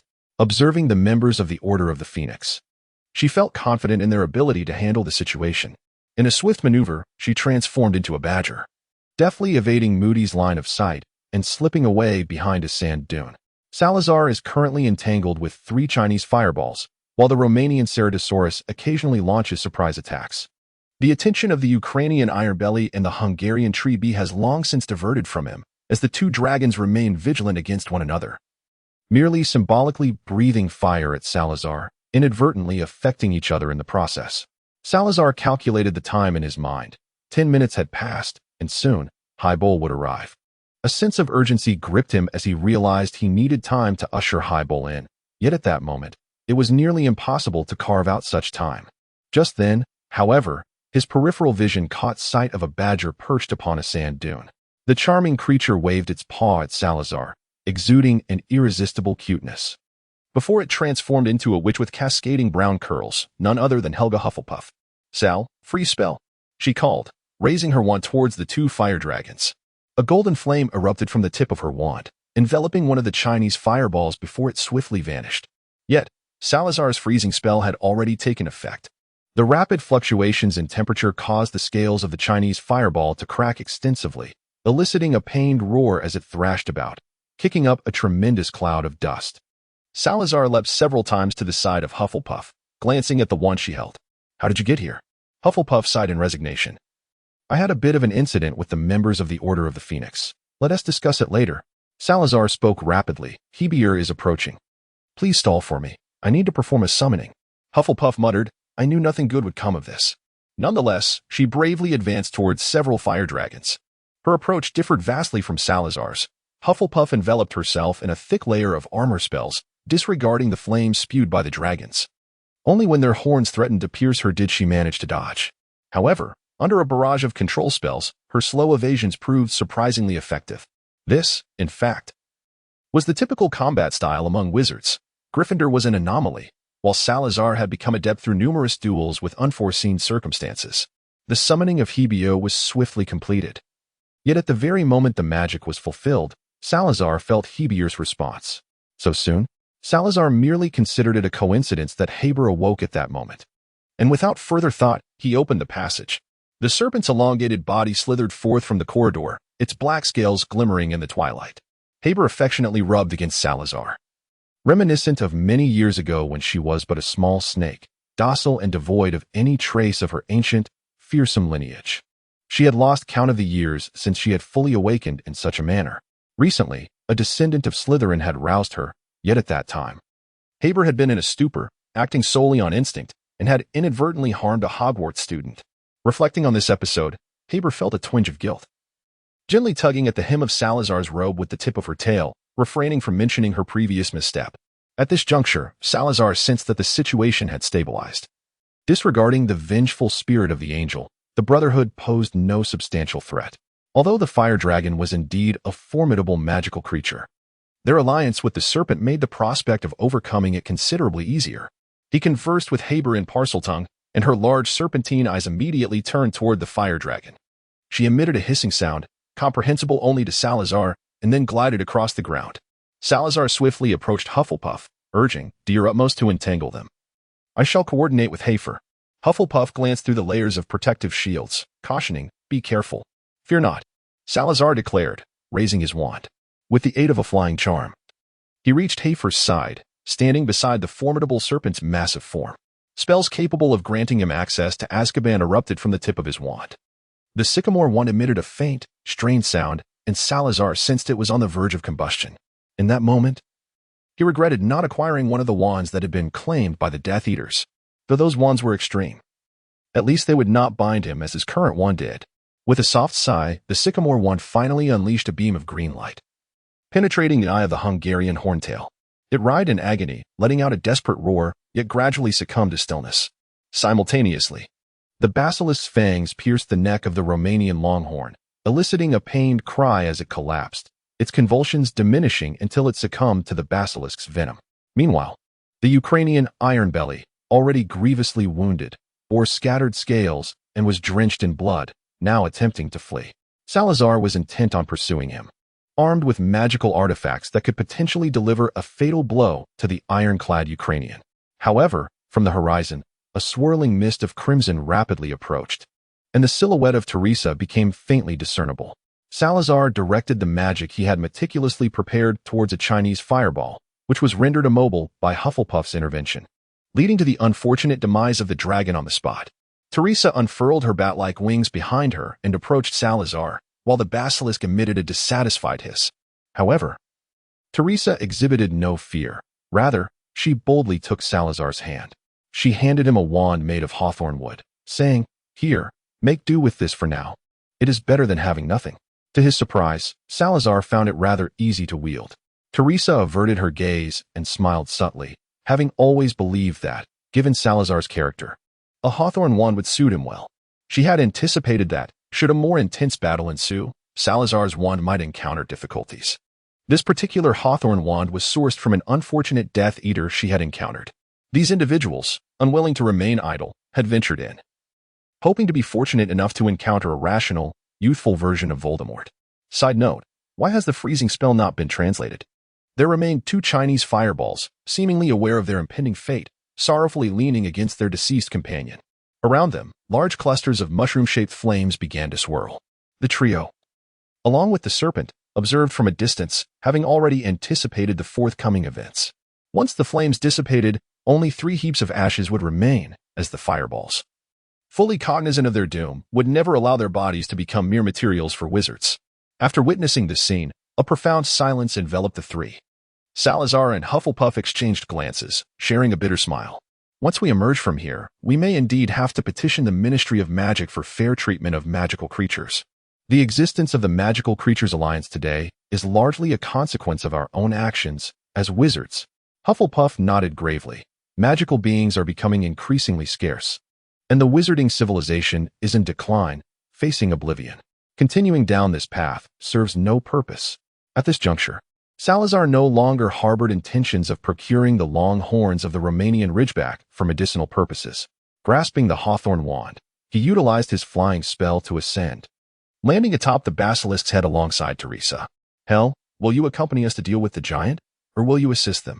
he inquired, pointing towards the sky. There, two figures could be discerned, racing at breakneck speed. One leading was a group of Gryffindors and Ravenclaws, while the other, a deranged angelic wraith, followed closely behind. Hufflepuff hesitated, glancing upwards, her lips twitching as she asked Teresa with a peculiar expression, "Do you have any spare wands?" Teresa shook her head. Just as she was about to respond in the negative, she suddenly recalled, "You can give my wand to Ravenclaw. It's of no use to me anyway. Being made of black walnut, it should pose no issue." She tossed her wand to Hufflepuff, who deftly caught it, and she cast a grateful glance at Teresa. "I shall go assist them first. Sal, do hurry over. Together we shall besiege the angelic wraith, and it shall surely be effortless." Salazar nodded. "I will do my utmost. Those giants merely possess a high resistance to magic. If all goes as anticipated, we should be able to resolve this swiftly." Hufflepuff waved his hand and turned to depart. Given the distance, the members of the Order of the Phoenix must have long since observed the unfolding events. The basilisk's massive form could not possibly remain concealed. Salazar, embracing a mindset of reckless abandon, reasoned that they could never fathom the involvement of Hogwarts founders. The basilisk swiftly navigated through the sand, approaching the location where the Order's members were engaged in combat with the giants. It must be said that their coordination was commendable. Thus far, while there had been injuries, there had been no fatalities. In Salazar's personal opinion, the intelligence of the giants plays a significant role in this scenario. As the basilisk approached, Salazar and Teresa leapt from its head.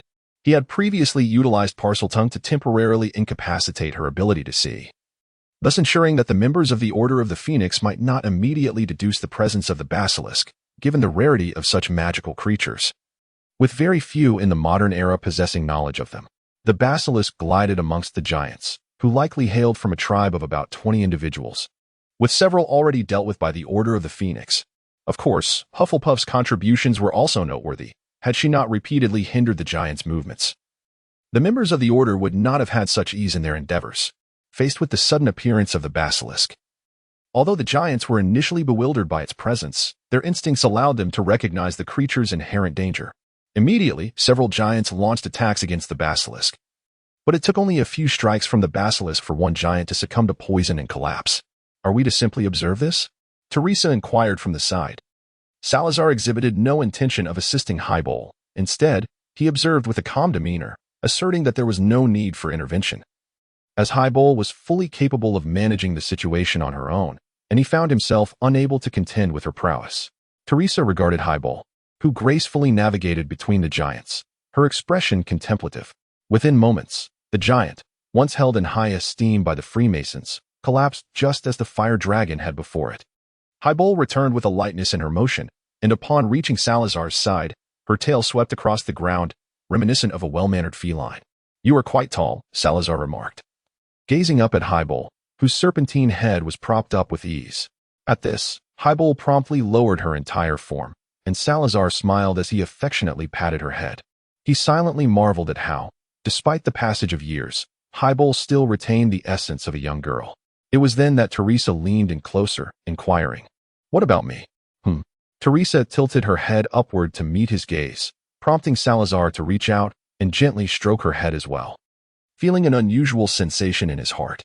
Meanwhile, the members of the Phoenix Society were making their way over, their minds undoubtedly swirling with the mysteries of what they had endured over the past few hours. Salazar coughed softly, directing his gaze towards them.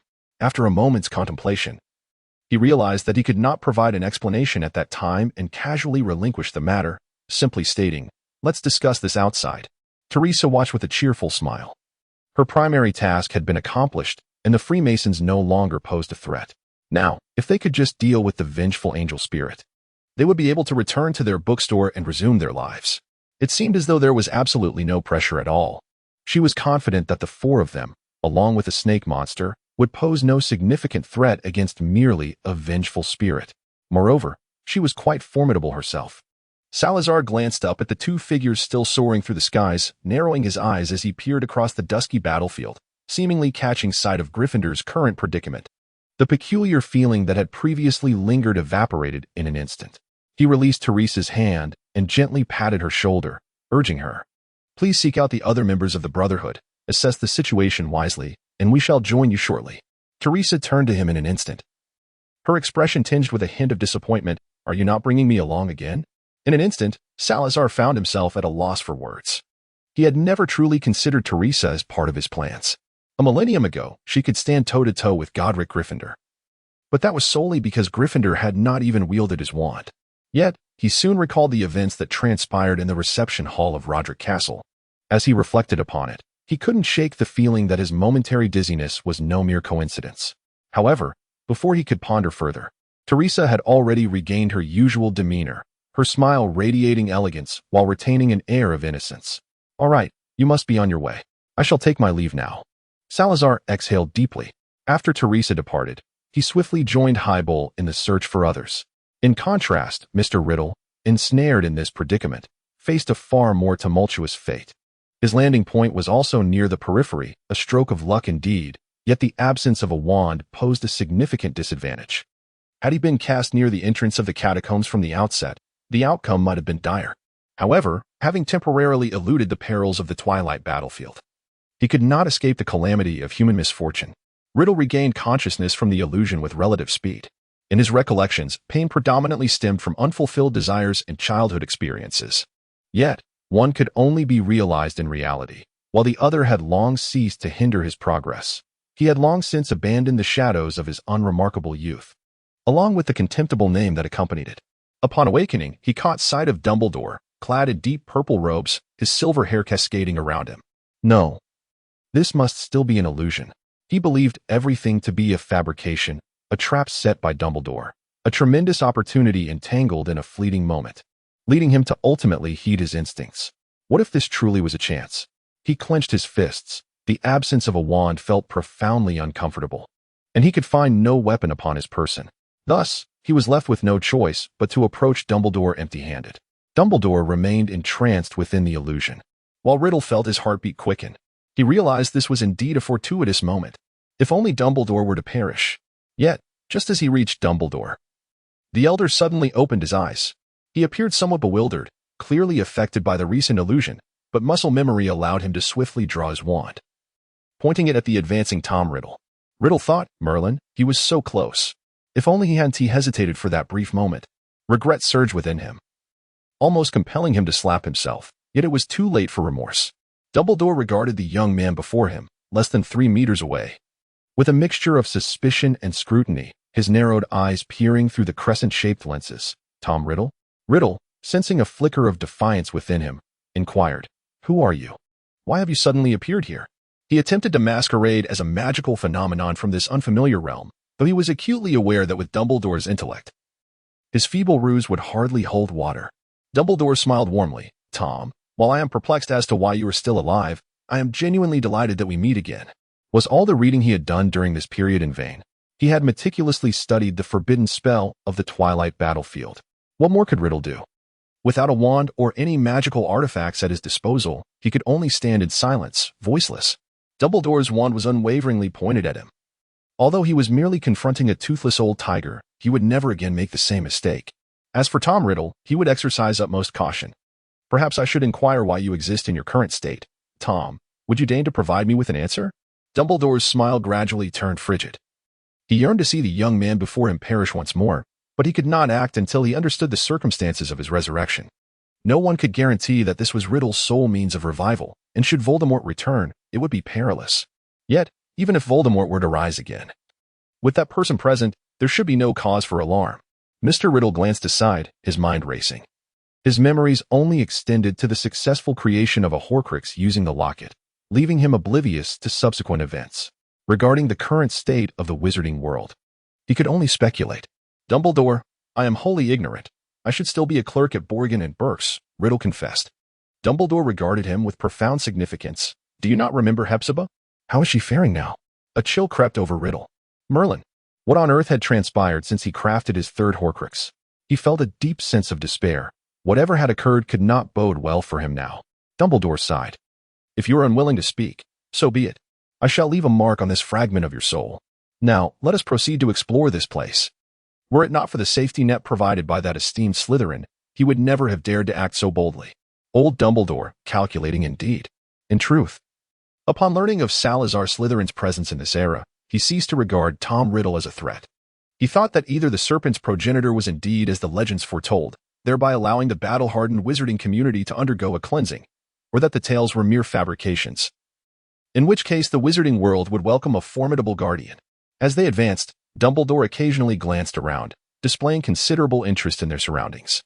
They encountered the potion's master behind a sand dune. In a far worse state, he appeared as though he had not slept in many days, his eyes bloodshot, complexion sallow, and demeanor haggard. Riddle recognized this individual from a previous encounter. Severus, I believe you could muster some fortitude. Dwelling on the past serves no purpose. You still have the opportunity to avenge Lily, do you not? Dumbledore endeavored to console his staff, yet no matter how eloquently he spoke, his words seemed to lack the necessary potency. Mr. Snape was now ensnared in a haunting reverie, with Lily's demise inflicting upon him a dual torment of spirit and flesh. He had managed to numb himself, albeit temporarily, with matters pertaining to the Freemasons. However, this sudden recollection was sufficient to deliver him yet another devastating blow. Although he regained his consciousness, it was solely due to the inherent mechanism of the dusk battlefield, which, after subjecting one's spirit to relentless anguish, would ultimately shatter the illusion. Dumbledore dispelled several vengeful spirits that approached them, his expression marked by helplessness. With a sigh, he patted Snape's shoulder once more, casting a gaze towards Riddle that was icily resolute. Meanwhile, Tom Riddle felt a chill run down his spine. Although he was unaware of the actions his future self would undertake, which had evidently caused such profound harm to this wizard, who had once been a professor at Hogwarts, he was acutely aware that once his true identity was revealed, his very soul would be in grave peril. Yet, paradoxically, the more one wishes to avert a calamity, the more likely it is to manifest. Severus, listen to me. Dumbledore finally resolved to unveil his trump card after repeated failed attempts at persuasion. In a seemingly unrelated note, I must rise to the occasion. I shall double my efforts. 70. Just one more slaying of an angel Rona. Salazar has awakened the basilisk. Amidst the fierce winds, Gryffindor struggled to open his eyes, and in the distance, he beheld the glistening, ebony scales of the basilisk, which filled him with exhilaration. Ravenclaw, following his gaze, spotted the enormous serpent. Her animagus form granted her exceptional vision, allowing her to see Salazar and the others from afar. Hell is coming. We must first locate a suitable battleground against the angel. Ravenclaw scanned the skies, the landscape of the dusk battlefield rapidly shifting beneath her. Gryffindor was also observing, visibly dissatisfied with the monotonous terrain. Suddenly, an idea struck him. Let us venture to the underground palace. The underground palace? Ravenclaw had never traversed the underground palace of the dusk battlefield. In truth, the wars of Ur had predominantly unfolded above ground, as the dusk battlefield had severed the connection between the clergy and the faithful, which was primarily why they had utilized this realm. They had not truly harnessed the perilous depths of the underground palace. Isn't that rather dangerous? After all, this is the domain of vengeful spirits, Ravenclaw inquired anxiously. Gryffindor shook his head, quickly realizing that Ravenclaw could not see him at present. Fear not. The underground palace is not excessively perilous. I have ventured to its core where the presence of vengeful spirits is merely heightened. Do we fear a tactic of massed forces? Moreover, by the time we engage with the angelic spirits, the other vengeful entities will likely have fled. Have you noticed that, thus far, not a single vengeful spirit has approached the entity pursuing us? I refuse to believe that there are no spirits capable of flight in this realm. We lack aerial superiority, and the confines of the underground labyrinth actually hinder the movements of the being behind us. Ravenclaw undoubtedly places her trust in Gryffindor, and indeed, Gryffindor's instinct for battle is worthy of such confidence. He has never disappointed in this regard. She immediately veered dramatically, heading towards the setting sun. From a distance, Hufflepuff observed her, harboring reservations about entering the subterranean maze to confront the angelic race, yet she resolutely followed suit. The earth beneath her feet seemed to cradle her forward. As she ran, her speed was astonishing, and from afar, it appeared as though she became one with the vast expanse of golden sands. Hufflepuff's lineage is innately attuned to the earth, making this environment exceptionally conducive to her prowess. Salazar, accompanied by Hippolyte, swiftly made their way towards the entrance of the subterranean chamber. The serpent creature possessed a remarkable adaptability, although she was not particularly fond of the arid environment. It posed no constraints upon her.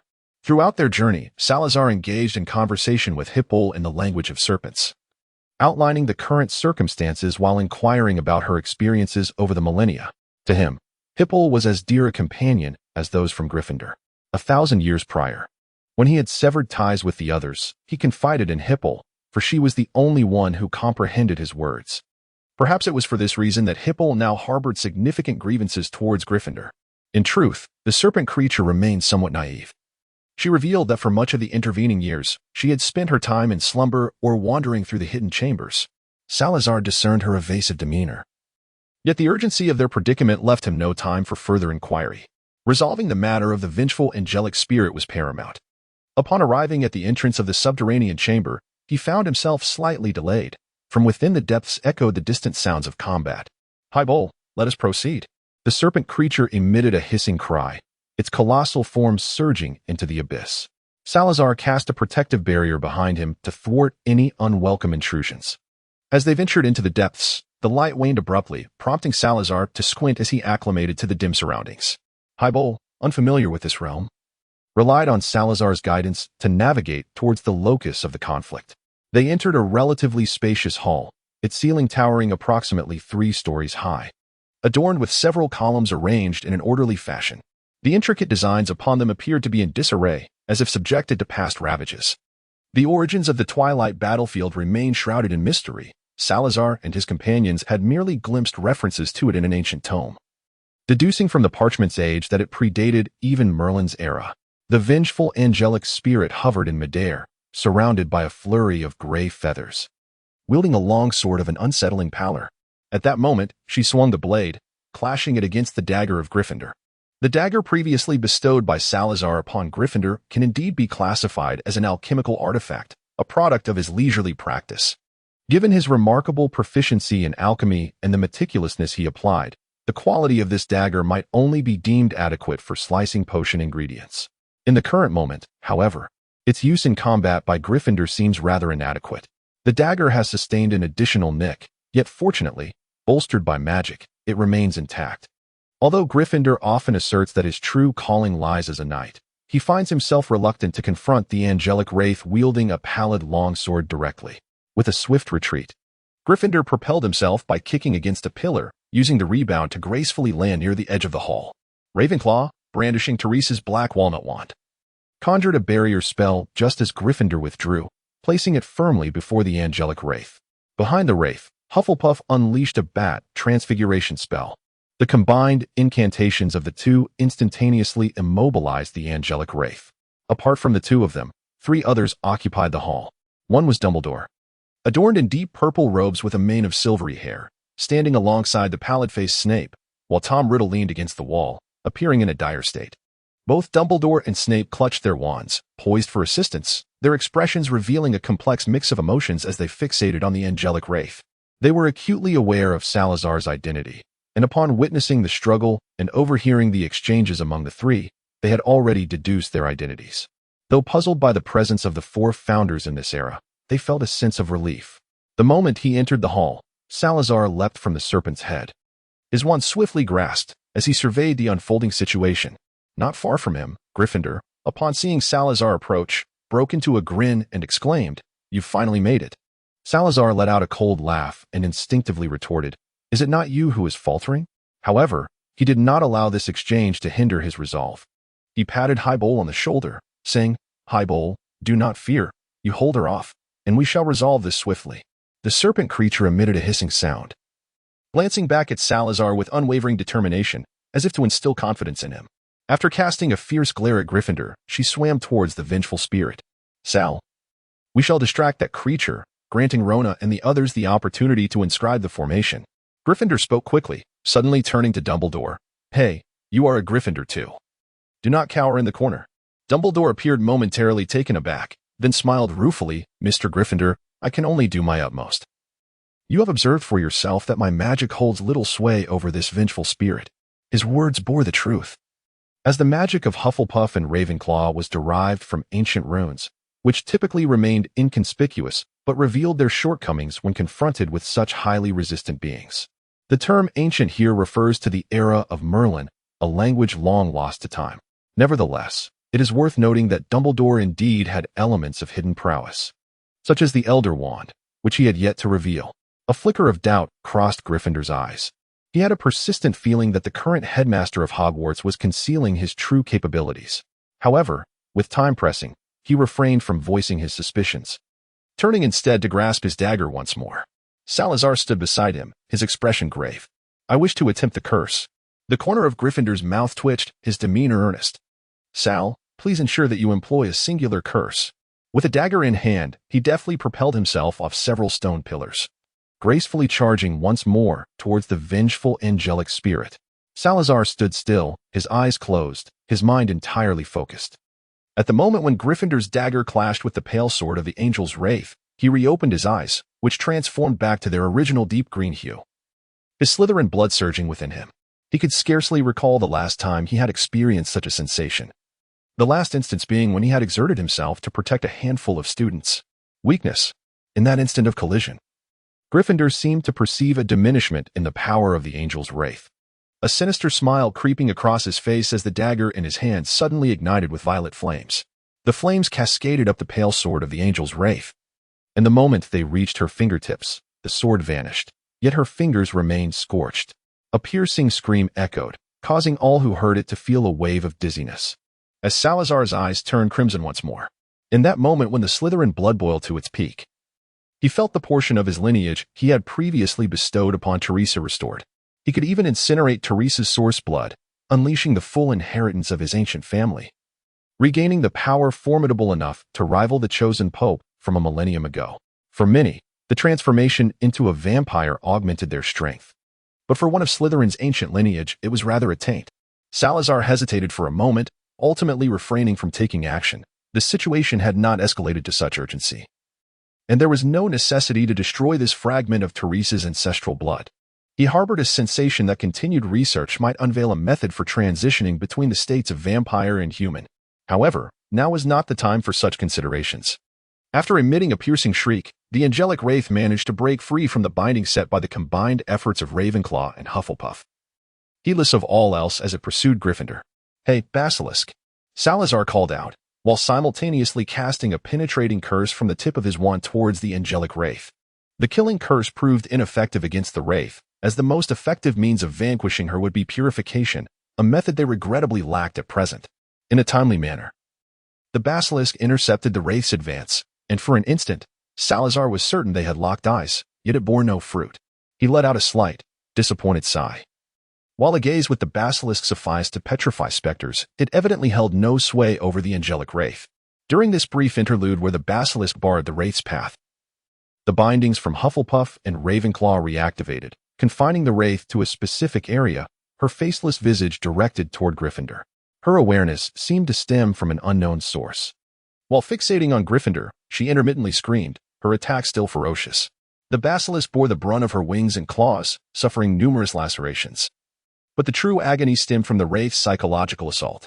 Fortunately, Salazar's weakening curse proved effective, diminishing the wraith's onslaught, which was no longer as formidable as it had initially been. "Goaty, Sal, hurry up. We cannot contain her for long," Hufflepuff urged anxiously. "Damn it," Gryffindor muttered under his breath. "How on earth are we supposed to kill this thing?" Salazar could only express his helplessness regarding the situation. Glancing at the charred remnants left on the angelic wraith, he speculated, is it the flames or her heart? Does a wraith even possess a heart? At that moment, Gryffindor, having posed this inquiry, charged forward once more, seizing the opportunity as the angelic wraith was preoccupied with attacking the basilisk, unleashing a torrent of flames. Yet, as he lunged forward, the wraith had already sensed the impending threat and swiftly retreated, evading the fiery onslaught. However, Salazar's shattering spell struck Gryffindor's flames precisely at that moment, causing an explosion of fire to erupt at an astonishing velocity. The angelic wraith was utterly unable to evade it, as the searing flames licked at her alabaster skin, leaving behind vast patches of charred marks. From a distance, Dumbledore observed, his eyes behind the lenses widening in shock. To him, each spell was unique, and he had never contemplated the notion of intertwining two spells, let alone the astonishing results that could arise from their conflict. The anguished screams of the angelic wraith intensified, her form twisting in midair, clearly in excruciating torment. The situation appeared to be turning in their favor. Nevertheless, the four remained vigilant. The angel, once adept in mental magic a millennium ago, likely retained that proficiency even in her wraith form, rendering their physical assault largely ineffective. As Salazar contemplated this, he observed the previously writhing angelic wraith suddenly fall still. Her hands formed an unusual gesture before she traced a cross, as if in prayer. The massive form of the serpent creature abruptly stiffened, and then she writhed in agony upon the ground, her serpentine tail crashing against a stone pillar, producing a resounding noise. Although Hybole possessed formidable strength, when it came to matters of the soul, she found it challenging to compare with others. Through their spiritual connection, Salazar was acutely aware of Haybole's suffering. For a fleeting moment, their coordination with Gryffindor faltered, prompting Salazar to cast an apologetic glance towards Gryffindor, who nodded in understanding. Salazar then swiftly endeavored to soothe Haybole's distress. The young serpent had not endured such profound pain for many years. Yet, as an ancient beast, her suffering awakened her bloodthirsty instincts, and memories of the battles fought alongside Salazar and others against the Church a millennium ago began to resurface. Driven by instinct, she suddenly raised her head defiantly, her massive jaws agape, poised to strike at the angelic wraith. A pale light erupted from the angelic wraith, which, if she were still the radiant messenger of the divine kingdom, should have radiated with sanctity and warmth. The serpent's fangs clashed with the brilliance of the wraith. But at that moment, the wraith conjured a pale longsword once more. No, yet it was too late. The serpent's fangs shattered, and her lengthy body was thrown back by the force generated from the collision, crashing heavily against the stone wall. Salazar's speed was so swift that it created an afterimage in place. In an instant, he enveloped himself in an armor spell, obstructing the path of the vengeful angel spirit pursuing him. From the tip of his wand, a piercing curse shot forth, completely halting the angel's relentless chase. Meanwhile, Gryffindor, utilizing the momentum, suddenly appeared behind the vengeful spirit, thrusting his dagger with unyielding force, striking her in the back. However, it was merely an ordinary dagger. Though it made contact, it only penetrated slightly. From the wound of the angel spirit, tendrils of black smoke seeped out, possessing a potent corrosive quality. The hand gripping the dagger was soon marred by numerous injuries, shallow yet horrifying in appearance. Gryffindor's expression shifted dramatically. He relinquished the dagger, allowing himself to plummet freely. Sal, do not engage her directly. This entity can only be vanquished in one decisive blow. Gryffindor shouted upon landing. He glanced upward, relieved to see that the black smoke emanating from the angel spirit had ceased. Otherwise, they would have been too fearful to continue their struggle in this confined space. Salazar also observed the situation at Gryffindor's side. After casting another spell, he swiftly departed from the spot. At that moment, Hufflepuff had regained consciousness, realizing the disparity between herself and the vengeful spirit of the angel. Aware of her injuries, she quickly maneuvered along the wall, waiting for the opportune moment to act. Suddenly, Salazar had an epiphany and turned to Dumbledore, exclaiming, "Can you summon that phoenix?" With the angel, now transformed into a vengeful spirit, and the replica of the Sword of Gryffindor be able to replicate the circumstances of the past? If only Dumbledore's phoenix could bring that subsequently crafted sorting hat. Dumbledore wore a bittersweet smile, for he had not anticipated that his seemingly foolproof plan would lead to the current predicament. I am uncertain if Fawkes can enter. We shall have to see. Though Salazar did not mention the Sword of Gryffindor, it was evident that Gryffindor understood his intent. Nearby, Tom Riddle wore a twisted smile, reveling in the hope that this group would perish here. After all, he possessed more than one Horcrux. The cost of sacrificing this lot to secure his own survival was a bargain indeed. Salazar cast a glance at him, his expression frigid. Previously, in a spectral state, he felt nothing. However, now that Tom Riddle had assumed corporeal form, the faint trace of Slytherin blood coursing through him became strikingly evident. Observing Dumbledore's demeanor towards him, Salazar could deduce the identity of this individual. Alas, the meager remnants of blood he possessed were scarcely sufficient for a blood sacrifice. Otherwise, Salazar let out a regretful sigh and once again coordinated with Gryffindor, employing a series of astonishing magical combinations that rendered the appearance of the angelic wraith even more tragic. These wounds did not penetrate her outer shell, hence the ominous black smoke did not reemerge.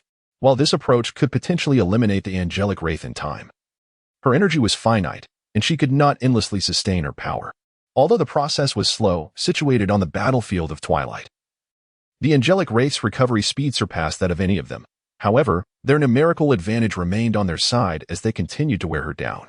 Yet, Salazar could not guarantee that the synergy among the four of them would remain flawless. Their last collaboration had taken place many years ago, and a degree of unfamiliarity was inevitable.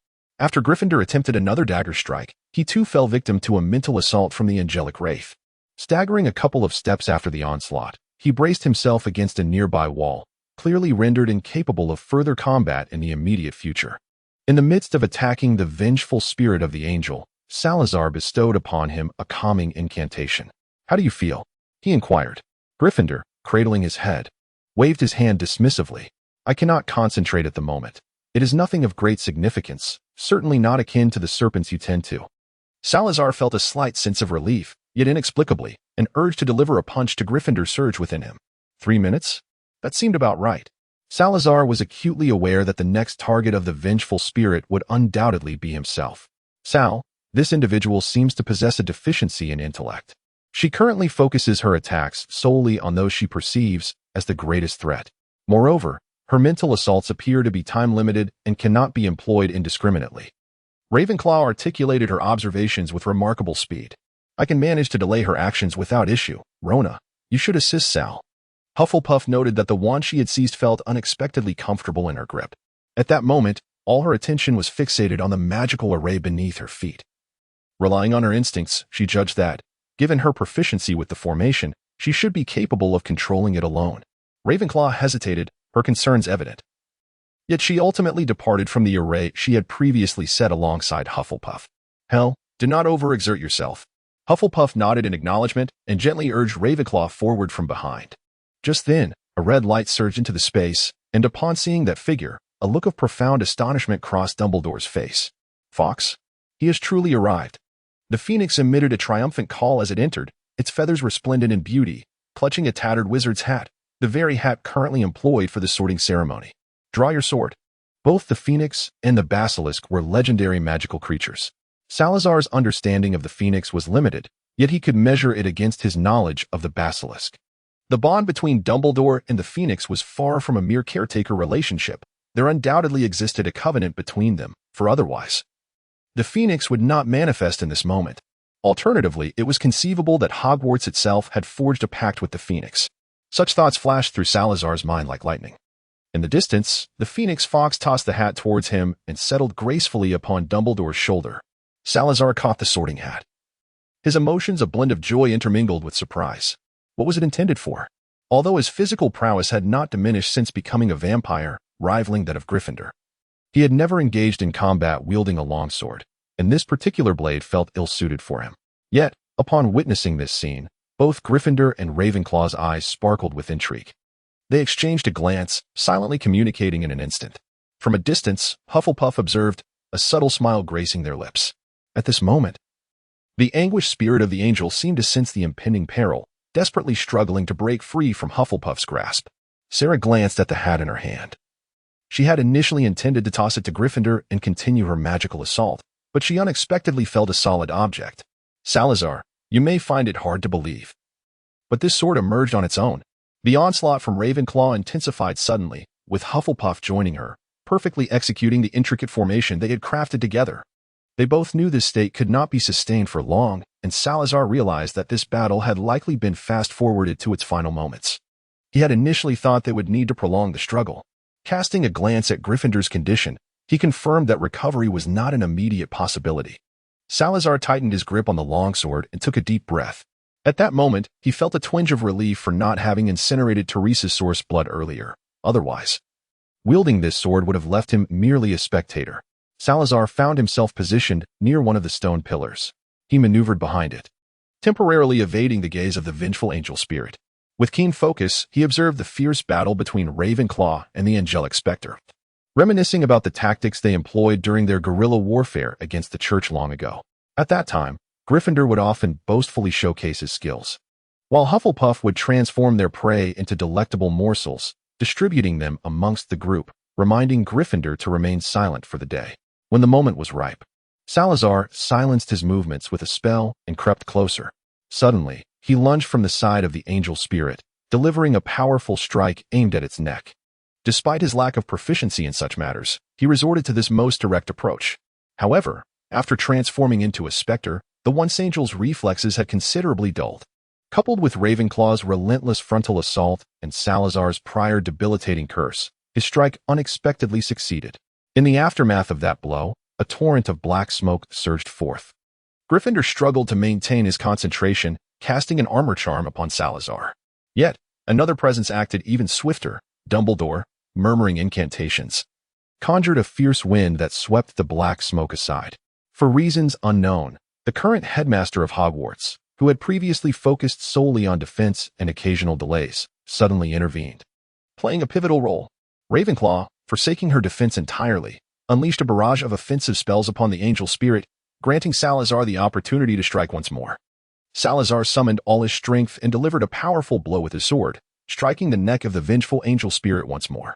This weapon, forged by fairies, was exceedingly sharp, and with Salazar's motion, it produced a melodious ringing sound. Accompanied by this enchanting sound, the head of the angel's spirit tumbled to the ground. Was it over? A thick cloud of black smoke began to spread. However, this time, the smoke was so dense that even a strong wind could not disperse it. The armor's enchantment enveloping him was being corroded. Gryffindor shouted, "We must flee the underground palace." At that moment, the calming spell finally took effect. And driven by an overwhelming sense of danger, Gryffindor forced his mind to focus. He felt as if a hammer was relentlessly striking a single point in his head. But there was no time to dwell on it. He raced towards the exit, guided by the memory of the way, with Ravenclaw and Hufflepuff closely following behind him.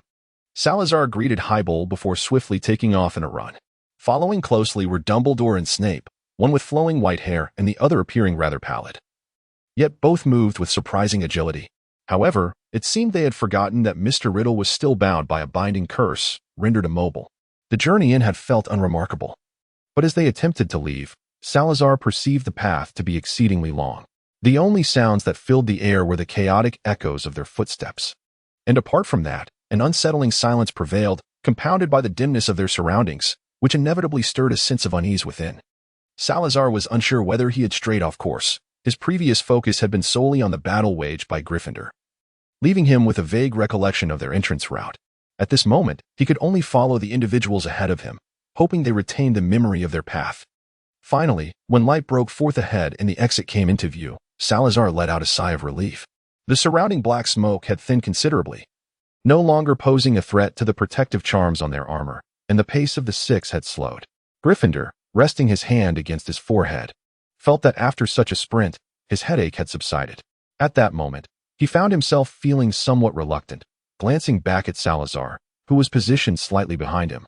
Gryffindor clicked his tongue, expressing, "I truly do not wish to return to the hat now that the twilight battlefield has come to an end." Salazar took a few brisk steps back, playfully nudging him without exerting much force, jesting, "You could seek hell for alchemical puppetry, provided she is amenable to it. But perhaps it is best left alone. Shall we release him to wreak havoc upon the world?" Hufflepuff, slightly breathless, found herself linked arm in arm with Ravenclaw, both radiating an aura of light-hearted joy as a sweet ambience enveloped them. Alas, Gryffindor sighed heavily, his expression faltering as he murmured, "If one is unwilling, then so be it. Why speak of it so?" The four of them burst into laughter. Despite the arduous battle they had just endured, the sensation of standing shoulder to shoulder in camaraderie was truly delightful. They exited the cave, with Hufflepuff trailing behind. Salazar gazed sorrowfully at the wounds and broken fangs adorning her form. Just as he prepared to approach her with words of comfort, his expression shifted abruptly. "Be cautious. She is not Haber." The revelation struck him. She is not Haber? Such a notion seemed utterly ludicrous. Could a serpent creature truly be so easily impersonated? Yet, the unwavering trust among the four compelled them to heed Salazar's warning without hesitation, swiftly retreating and once more donning expressions of vigilance. "I can sense no connection between myself and Haber," Salazar mused. Though the figure before him bore the familiar visage of Haber, her soul was utterly disconnected from him. Resembling merely a statue he recognized, standing beside him. What is happening? Is this the consequence of the angelic specter's mental assault? Yet, just moments ago, during the eruption of dark smoke, Haber appeared to be perfectly fine. "Sal, stop standing there in a daze." Gryffindor suddenly yanked Salazar away from his spot. Indeed, Salazar's previous position was rather perilously close to the basilisk. Had that unknown serpent suddenly chosen to strike, the consequences would have been dire. It must be said, Gryffindor's intervention was remarkably timely. Just as Salazar departed, the basilisk launched a swift and unexpected attack. What on earth is happening, Sal? You must remain alert. Even if it pertains to Hufflepuff. Gryffindor's voice was laced with palpable anger, yet tinged with an underlying concern. He could empathize with Salazar's current emotional turmoil. After all, the troubles surrounding Hufflepuff weighed heavily on them all. Apologies poured from Salazar as he emerged from his earlier days. He was unsure of how he had fallen into such a state after uttering those words, lost in a whirlpool of chaotic thoughts, rendered motionless. It felt eerily reminiscent of the mental assault inflicted by a vengeful spirit, for aside from that entity, no one in this era could silently penetrate his psyche. Yet, hadn't she already met her demise? Salazar was startled by his own thoughts. The angelic wraith was undoubtedly one of the foes he least wished to confront. Despite having previously vanquished them with relative ease, he pondered whether they could emerge unscathed should they face such an entity again. After all, these were beings that had once served the divine, and there might yet be some latent power capable of sending them all to meet Merlin. Fortunately, after the recent strike, Salazar was convinced he had utterly annihilated the angelic wraith. Could she truly survive without her head? No, that was inconceivable. A millennium ago, Gryffindor had merely pierced her heart.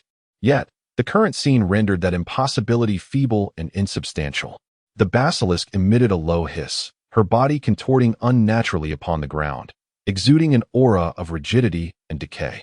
As she writhed, the essence of the wraith intensified, and her gaze towards the assembled party grew increasingly frigid and malevolent. The four exchanged glances, each perceiving the trepidation reflected in the other's eyes. Could it be? Hufflepuff inquired hesitantly, his complexion paling considerably. Surely not. Gryffindor replied with a wry smile. If she could possess someone, she would have done so already. Why would she have engaged us directly? Besides, we've endured 2 battles at dusk. Have any of you witnessed a wraith taking control? Even as he spoke, he found himself doubting his own words. The potential of the angelic wraith remained shrouded in uncertainty. In any case, she was not Hufflepuff, and Salazar's voice was unusually heavy with concern. He harbored not only apprehensions about the present circumstances, but also a deep-seated worry for the uncertain fate of Hufflepuff. The young basilisk held a place in his heart that was equal to that of Gryffindor and the others. If he had regarded Teresa as a friend and sister, then Hufflepuff was his most cherished kin. From the moment she hatched, Salazar had devoted himself to her care, a commitment he had never extended to any other life. Gradually, the basilisk's struggle subsided, and she lay on the ground, surveying the group with her icy gaze, emitting a series of hisses. At this moment, Salazar found himself unable to comprehend her words. She remained silent, her utterances mere meaningless cries. The vengeful spirit could not articulate speech. The long, serpentine tail swept toward them, and Salazar and his companions nimbly evaded the strike. In contrast, Dumbledore and Snape appeared far more perilous, retreating to a safer distance, their wands gripped tightly in hand, struggling to acclimate to the unforeseen circumstances. "Sal, are you truly incapable of controlling her?" shouted Gryffindor, utilizing a levitation charm to momentarily ascend. Salazar dodged another attack from the basilisk, leaping onto a rock. "If I could still control her, would I be in this predicament?" He gritted his teeth, suppressing the bitterness within. "Do not hold back. She is no longer Helga." Hufflepuff hesitated, finding it difficult to confront a former ally. Ravenclaw gently patted her back, reassuring her. "She is indeed no longer Helga." The basilisk's massive form stirred up clouds of yellow sand, obscuring their vision. Salazar sensed the creature drawing near. He inhaled deeply, striving to maintain his composure, and unleashed a shattering curse in the direction of the advancing serpent. He then somersaulted off the rock to evade for the time being. Helga had been nurtured under his own care, and Salazar was acutely aware of her remarkable resistance to magic.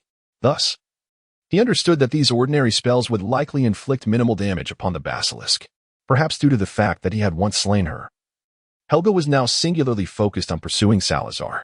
The incident had transpired so abruptly that Hufflepuff and Ravenclaw had no time to prepare a binding formation. In truth, there was no need for preparation. While they could restrain the angelic vengeful spirit, they could hardly hope to bind the current Helga. Her speed was too swift, leaving them no opportunity to establish their formation. Salazar did not wish to expand the battlefield. He circled with the serpent creature, his mind racing to devise a method to awaken Highbowl. Highbowl should not have truly perished. Otherwise, the connection would have been severed entirely rather than merely lost.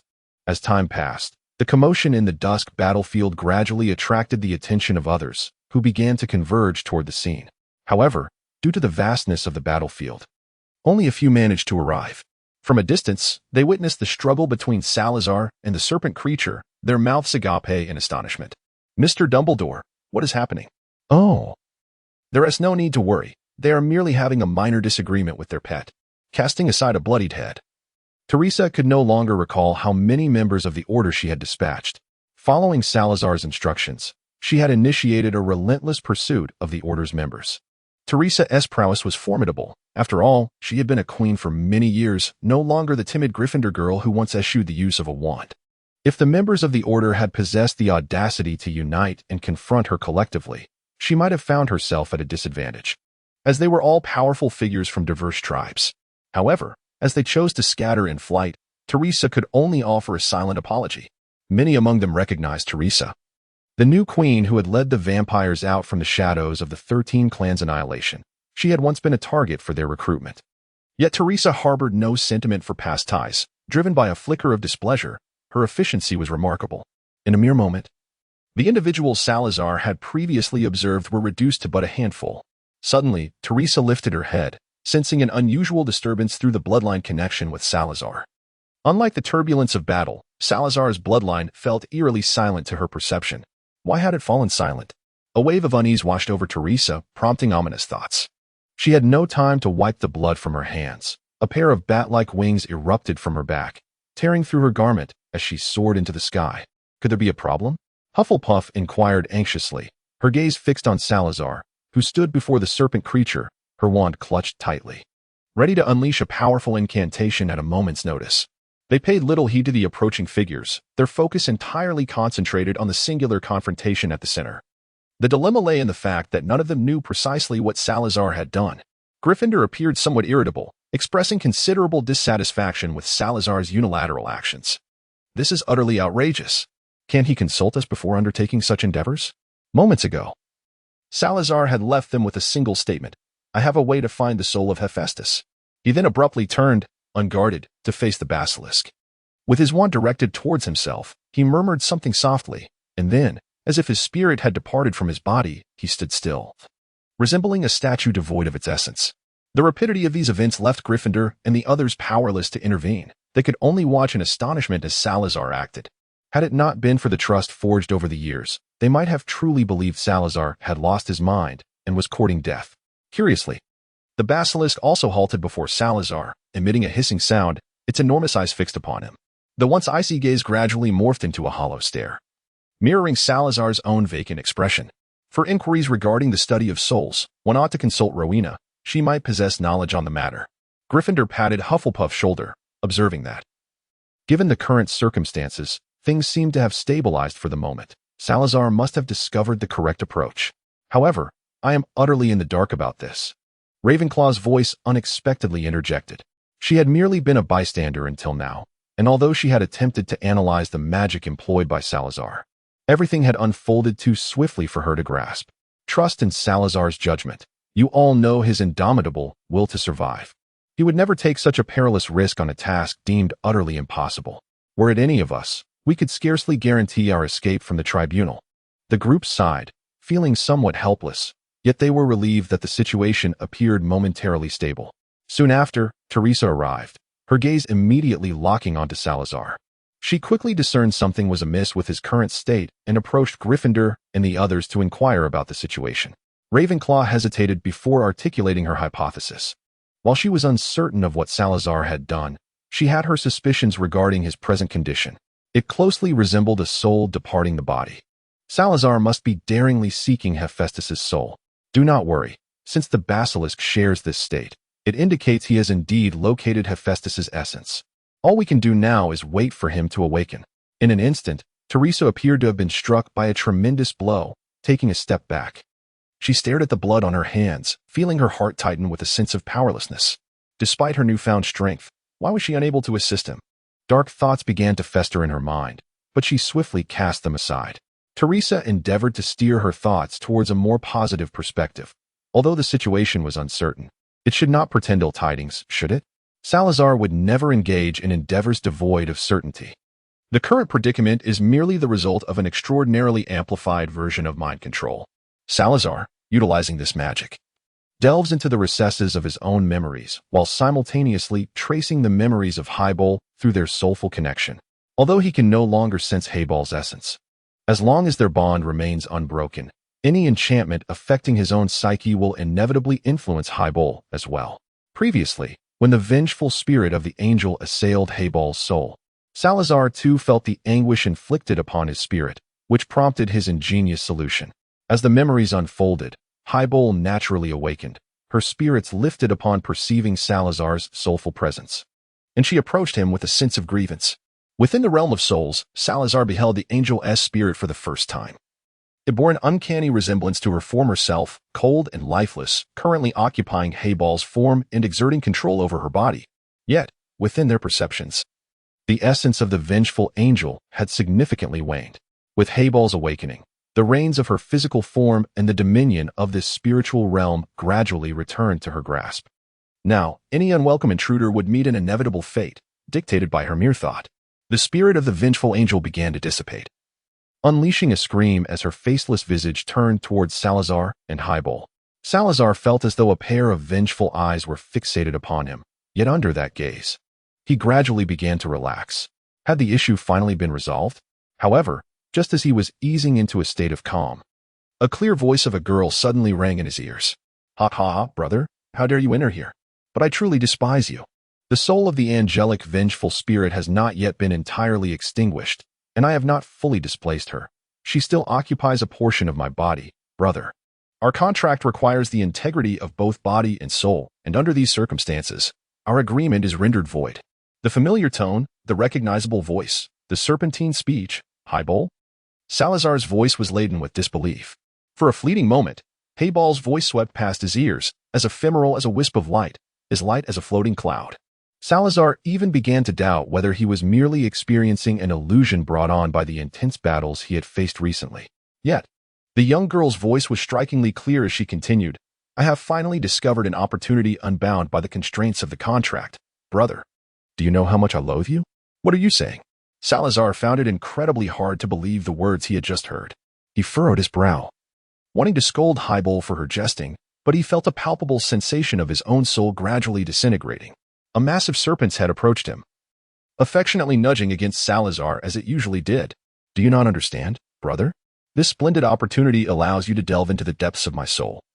Our contract cannot bind me now. At last, I can seek my revenge." The injuries to the soul are irreversible, and an ineffable weariness began to take root within him, accompanied by an overwhelming fear of death. Yet, Salazar appeared remarkably calm as he stood there.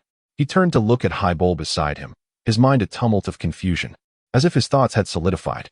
He could not fathom how the situation had escalated to such an extent. He recalled the altercation with Gryffindor at the observatory. On a starless night, having consumed a potion that would cause permanent alterations to his body, his night vision was exceptionally acute. That evening, he seemed to perceive a fervent murderous intent in Gryffindor's eyes. However, in the final moment, his wand slipped from the edge of the observatory, and the sword that had been pressed against his neck was suddenly withdrawn, leaving only a slender line of blood before Gryffindor departed in silence. Now, in retrospect, from where had he discerned that murderous intent? How could Gryffindor genuinely wish to kill him? "Why do you despise me?" Could it be that he had merely misheard? What a splendid question. Hayball's voice brimmed with delight. "Brother, do you know? What you bestow upon me is everything I desire to reject, while what you have taken away are the very things I am unwilling to relinquish. I harbor no inclination to engage in battle with the paladins, nor do I wish to repeatedly provide you with potion ingredients, let alone be confined within the narrow confines of a tunnel for an eternity. By what right do I, who have rendered such significant contributions to your cause, find myself imprisoned in a hidden chamber? This is utterly unjust." Hayball's emotions surged fiercely, her tail thrashing wildly, a manifestation of the turmoil within her heart. Salazar is no longer in a favorable position, in comparison to now. The slight backlash he experienced upon arriving in this realm seems trivial. His mind begins to swirl, but that cannot be right. He is in a state of pure spirit, rendering the concept of a brain non-existent. More importantly, he senses that he is gradually being extracted from the fabric of reality, drifting away from all that he once knew. A millennium ago, Highball, I never intended to regard you as a mere instrument. However, the enormous serpent head of Hybart turned to face Salazar, her gaze brimming with resentment. Malice seemingly surging forth. Yet you are treating me as a tool to oppose the Holy See. Can you deny it? Did you not cultivate me according to the records for this very purpose? Salazar felt that the present moment of Hybart could only be described as incomprehensible. It was a sacrifice that must be made in that era. Each of us was prepared to face death, and yet you still grapple with the notion of being used? Hybart, from the moment of your inception, your lineage destined you to be relentlessly hunted down by the Holy See. In fighting alongside us, are you not also safeguarding your own existence? After uttering these words, he fell silent for a moment, then suddenly chuckled softly, his voice laden with self-mockery. Have you ever pondered why I prefer you to call me brother rather than master? And what comes after the war? Hybora's gaze bore into Salazar, for deep within her own soul, she held the reins of control, rendering her ocular abilities dormant. Though she could have escaped to some jungle and relished in unprecedented freedom, what did you do? You confined me within the very chamber constructed to evade the Holy See, offering me sustenance as if it were a mere charity, and you even sealed the chamber. Hybar seemed to desire a thorough explanation from Salazar. While he felt his soul's dissolution had come to a halt, as did the anguished spirits of the angels lingering at a distance, until Salazar's complete annihilation. Hybar would not slay the angelic spirits. Should she perish, the bindings of the pact would once again resurface. The massive body of the serpent entwined around him, and Salazar felt himself on the brink of submersion. In Hybar's childhood, this was a familiar occurrence, although back then, the serpent was merely a slender, elongated creature. Salazar felt the language to be unprecedentedly pallid, as he endeavored to elucidate to someone who would never comprehend him, and his explanations were destined to be futile. I had thought the chamber was vast, yet to me, it merely resembled a prison. Can you fathom it? In such a confining cell, I have endured nearly a millennium.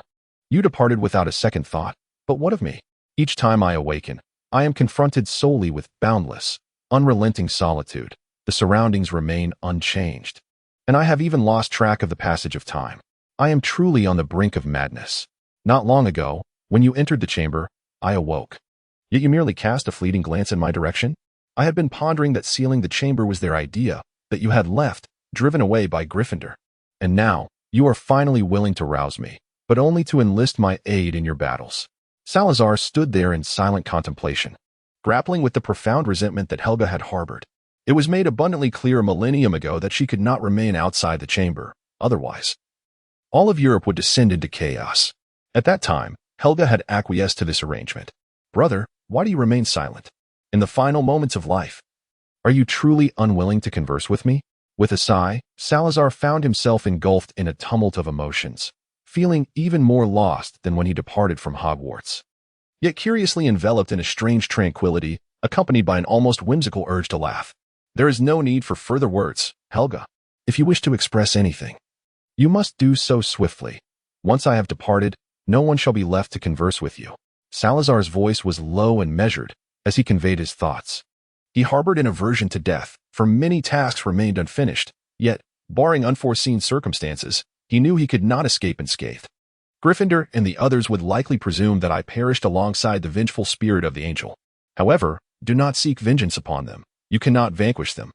After leaving the battlefield of dusk, they will assuredly believe my soul has been irrevocably extinguished and will likely employ my body to confront the Freemasons.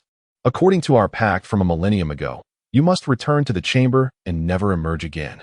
In that moment, clarity washed over Salazar, and he began to empathize deeply. Were he in Helga's position, he might also succumb to the depths of that interminable solitude, though perhaps not with the same extremity of sentiment. Who is to say? Salazar was acutely aware of his own character flaws, often exhibiting a terrifying extremity in his behavior. If he had indeed endured such experiences, it would not be astonishing for him to commit acts of horror.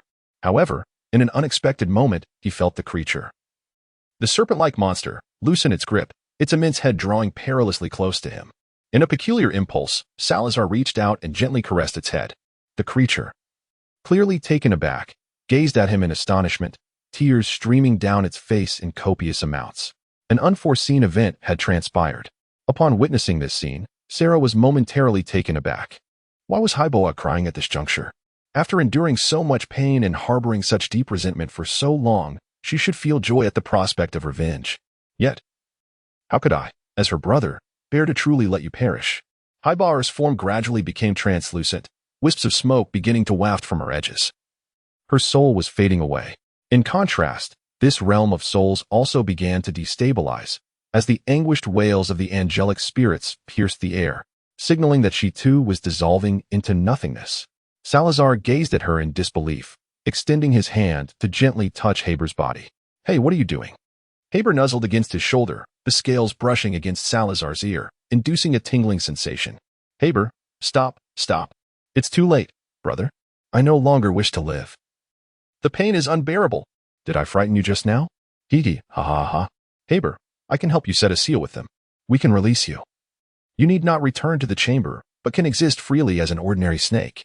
It is too late."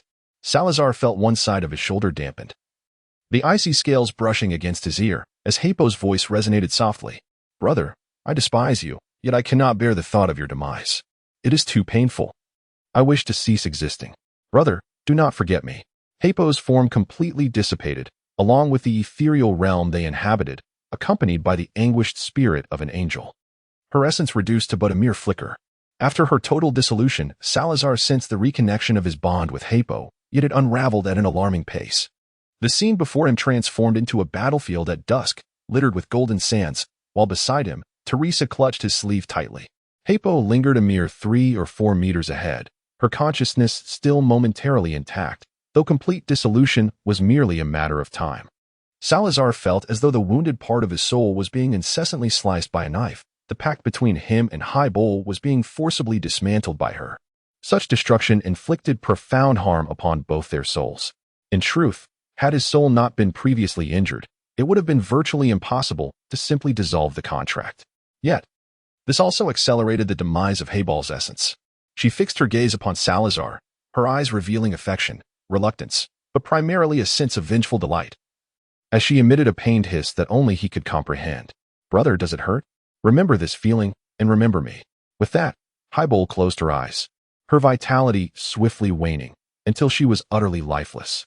Salazar stared blankly at her, a sensation he had not experienced in many years, an overwhelming inability to grasp anything, to prevent anything. Time had passed, yet he remained that child who had fled Slytherin Castle alongside Teresa, helplessly witnessing the unfolding events. The scene before him gradually dimmed, and he heard Teresa's piercing scream. He felt as though he were being caught, and then his consciousness succumbed to a profound haze. From the moment Salazar entered the soul space of Hufflepuff until now, only a few minutes had elapsed in the external world. Initially, Gryffindor observed with keen interest. Among the four, he was always the one employing the least cunning. Thus, when the others unveiled their bizarre and extraordinary methods, he generally found himself captivated by the spectacle. Surely, Sal must have found the soul of Highbar by now. Is it truly so difficult to awaken Highbar? How much time has passed? Just as he pondered this, he beheld a man and a serpent, seemingly bereft of their souls, suddenly come to life. However, why does Salazar wear such an expression? The subsequent events only served to deepen his astonishment and bewilderment. What on earth were they discussing? Gryffindor had already sensed something amiss about them. But just as he could no longer contain his urge to inquire directly, Helga suddenly collapsed before his eyes. Gryffindor? Then Salazar, appearing profoundly affected, fainted as well. Gryffindor was left even more perplexed. It seemed as though the situation had been resolved smoothly. Why, then, did it culminate in such an outcome? He could sense the disturbance from the earlier moment when Helga had forcefully severed the contract, which was the most baffling aspect for him. Teresa picked up the unconscious Salazar and approached them, her expression grim. What happened? What is wrong with him? Though Hufflepuff was equally puzzled, she quickly seized her wand and cast a healing spell on Salazar. There were no physical injuries, only a disturbance within his soul. This was troubling.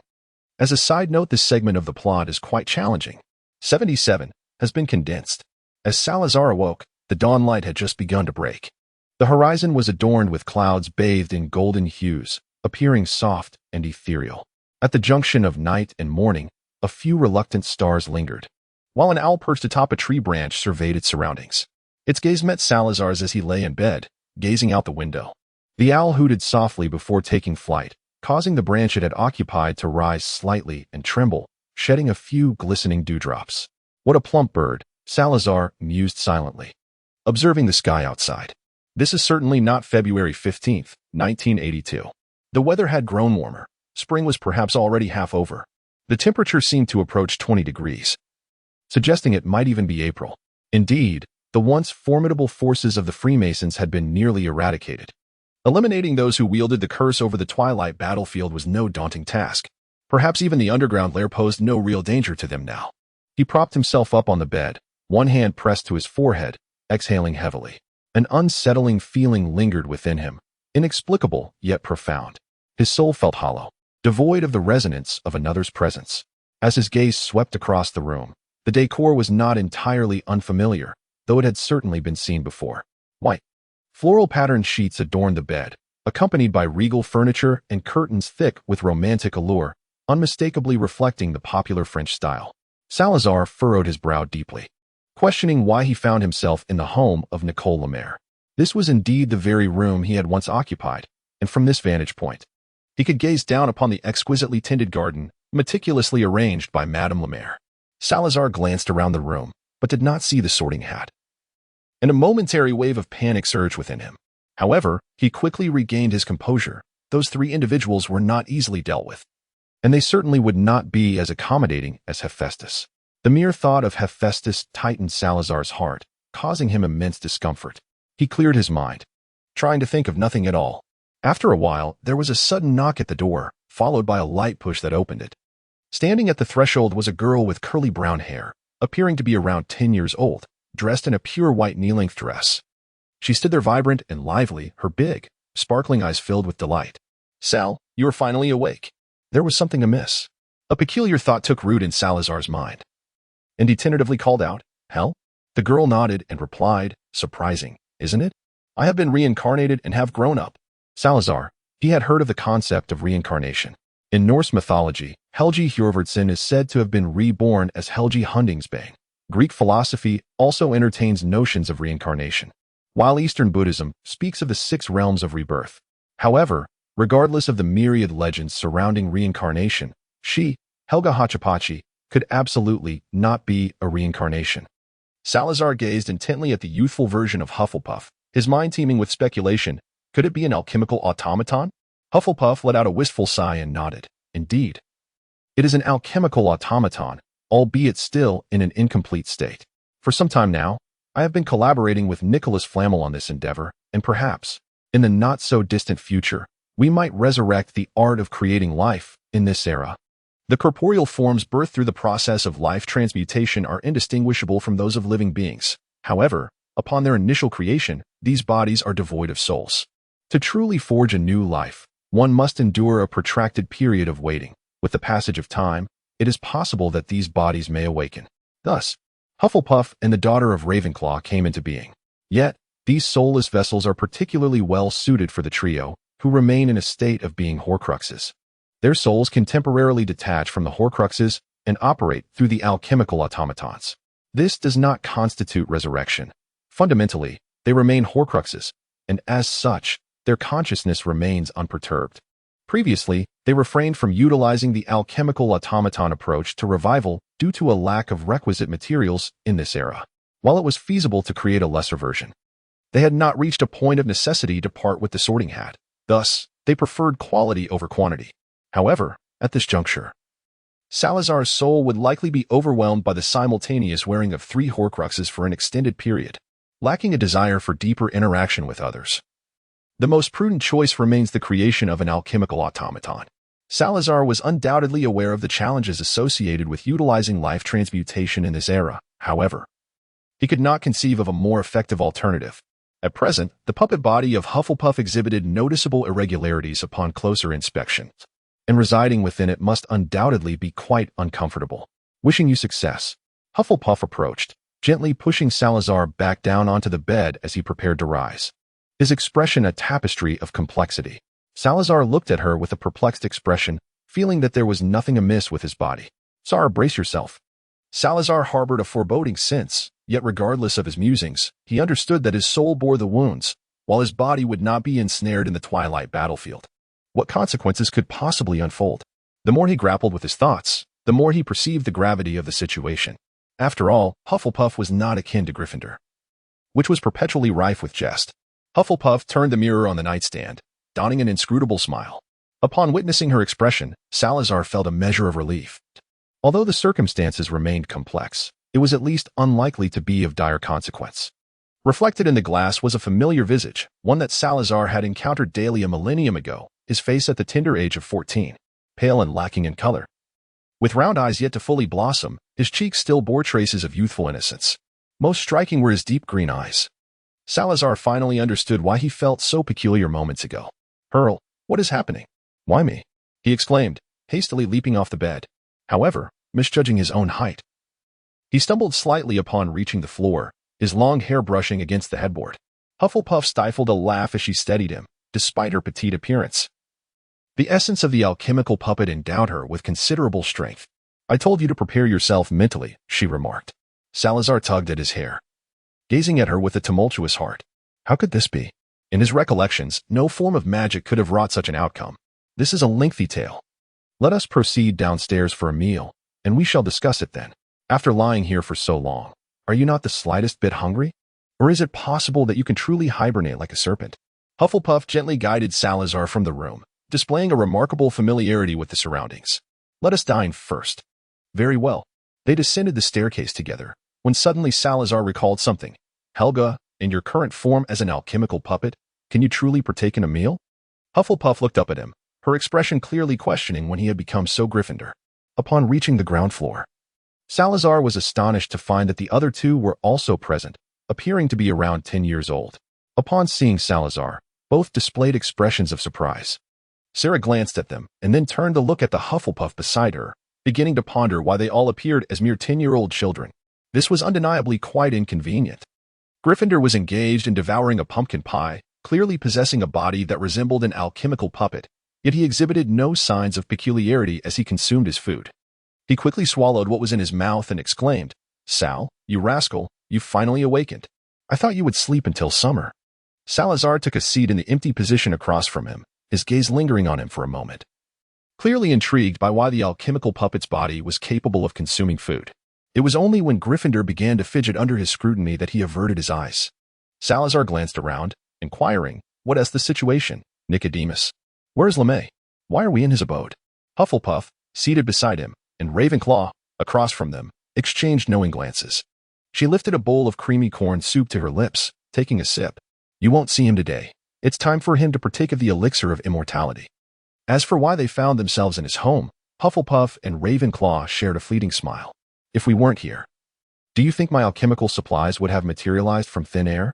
As a trade-off, Hell would be here to impart the long-lost knowledge from his era. With Malfoy as his mentor, not much had truly been lost, merely some trivial details. He merely seeks to engage with another master of alchemy," Ravenclaw added. "Regardless, our current situation is quite favorable. It all hinges on the progress of the life transmutation." Gryffindor finally lifted his gaze from the mound of food. "By the way, Sal, Teresa is at the bookstore. I visited her a few days ago. She's managing quite well and has even penned some works." He extended a chicken leg towards Salazar. "Give it a try. Hell's culinary skills are truly remarkable in this modern age." Salazar gazed at the chicken leg upon his plate, hesitating momentarily before requesting a hair tie from Ravenclaw. He fixated on the pink accessory adorned with pearls strung on fishing line, contemplating for a while before finally securing his hair with it. After all, what was the significance of a youthful, rosy hue when compared to the prospect of soiling his locks? Subsequently, he chose to act decisively. Surrounded by familiar faces, he often felt less concerned about his appearance, especially with the assurance of Gryffindor's support. With the chicken leg in his mouth, he mumbled, "What did you all do after I lost consciousness? Teresa wasn't hurt, was she?" Ravenclaw teased, "You only truly wish to inquire about the latter, don't you?" She leisurely sipped her coconut juice, her demeanor appearing remarkably cheerful. Salazar lowered his head, enveloped in silence, and only upon nearing the end of a chicken leg did he realize that he perhaps, seemingly, might not be able to consume such fare any longer. Yet, he soon recalled the deep green eyes he had seen in the mirror and, upon a subtle introspection, confirmed that the source blood of Teresa had indeed vanished from within him. For this, Salazar felt a tinge of regret. He had initially wished to explore the means of transitioning between the states of vampire and human. However, he did not dwell too long on the sentiment, for he had previously discovered that Teresa's source blood could not entirely transform him. His Slytherin lineage remained dominant. But while lament, he had reverted to humanity. granting him the opportunity to indulge in the culinary delights of this era once more.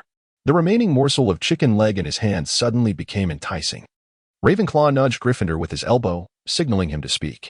Gryffindor offered a wry smile, his expression shifting to one of peculiar gravity. Sal, I must share something with you. But brace yourself. Salazar, why is it necessary to be mentally prepared once more? Have they conspired today? Yet, he felt no significant concern. He was already aware of Teresa's current circumstances. Moreover, Gryffindor's tone did not suggest that anything had happened to Teresa. Rather, it carried an eerie excitement.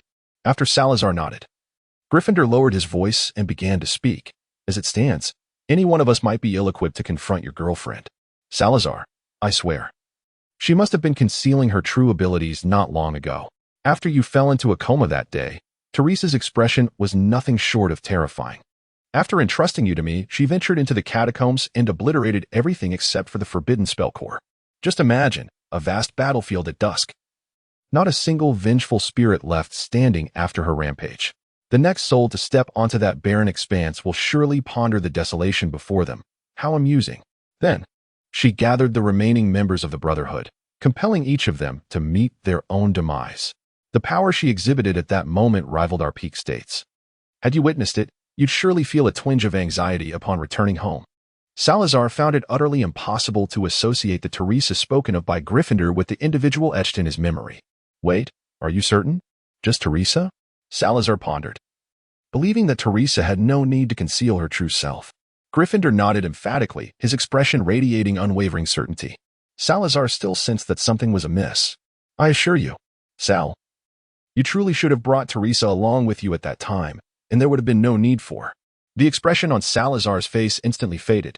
Moments ago, the atmosphere at the dining table had been delightful, and he had deliberately chosen not to dwell on the matter, temporarily forgetting it. However, with Gryffindor's sudden mention, it felt as though a gaping wound had been prodded, reigniting the pain. A brief silence ensued. Let us discuss my current condition. Why have I reverted to my former self after Teresa's bloodline was incinerated? The topic shifted, and the ambience at the table lightened slightly. Ravenclaw shook her head. This pertains to your lineage. We can only share what we have observed in recent days. The true essence of your state must be discerned by you. It is now April 5th, and you have been unconscious for nearly 2 months. Bloodline reversion occurred approximately 2 weeks ago when your body underwent a transformation. That night was akin to a serpent shedding its skin. The scene was too intense for me to elaborate further, but you can surely envision it. At that moment, you had already become what you are now. Ravenclaw reminisced, a playful smile gracing her lips. Salazar pondered the inexplicable nature of the situation. Snakes, such delightful creatures, undergo shedding as a normal physiological response. Yet, the question remained, why did it shed? Furthermore, is it not true that shedding signifies growth? So, why did it appear to shrink in his case? As for the skin I shed, does it still retain clothing? The layer you shed has already combusted, leaving nothing behind. This fellow shared a chamber with you and was startled awake in the middle of the night by your movements, fleeing in terror. Remarkably, he once wielded the sword of heroes. Ravenclaw cast a sidelong glance at Gryffindor. As for the clothing, he assisted you in donning it. I advise you to check if it is worn incorrectly. I have seen it. That is hardly the case. Gryffindor attempted to defend himself, asserting that he was merely concerned for Salazar's condition. What do you mean by fleeing in fear? Unfortunately, no one engaged with this topic. By the way, the portion of Teresa's blood that resided within you has completely vanished. I suspect that your bloodline has been stimulated, leading to a return to ancestral traits. Take a moment to feel your magical power and familial abilities. See if there are any changes. Tracing the lineage, Slytherin's bloodline is remarkably akin to a formidable magical creature, the feathered serpent. The return to ancestral traits means that a wizard's bloodline is drawing closer to that of their ancestors, a phenomenon that was already rare in Salazar's era. In modern wizardry, it has become virtually non-existent. The bloodlines have thinned considerably over the ages, resulting in the emergence of ineffectual wizards. If the wizarding lineage continues for several hundred or even 1,000 years, it may cease to exist altogether, leading to an equal probability of small wizards arising from both wizard and muggle families. A return to ancestral traits? Salazar furrowed his brow, disbelief etched across his face. A millennium ago, many wizards experienced such a phenomenon. While they may not have been particularly powerful, they invariably acquired some unique ability. He felt unlike them, as he had yet to perceive any such sensation. The injuries to his soul made it difficult for him to concentrate, accompanied by intermittent, albeit mild, headaches, enough to be bothersome, and the manipulation of his magic faced obstacles. In any case, forbidden spells were out of the question. What was more frustrating was his inability to find a remedy for this level of spiritual injury.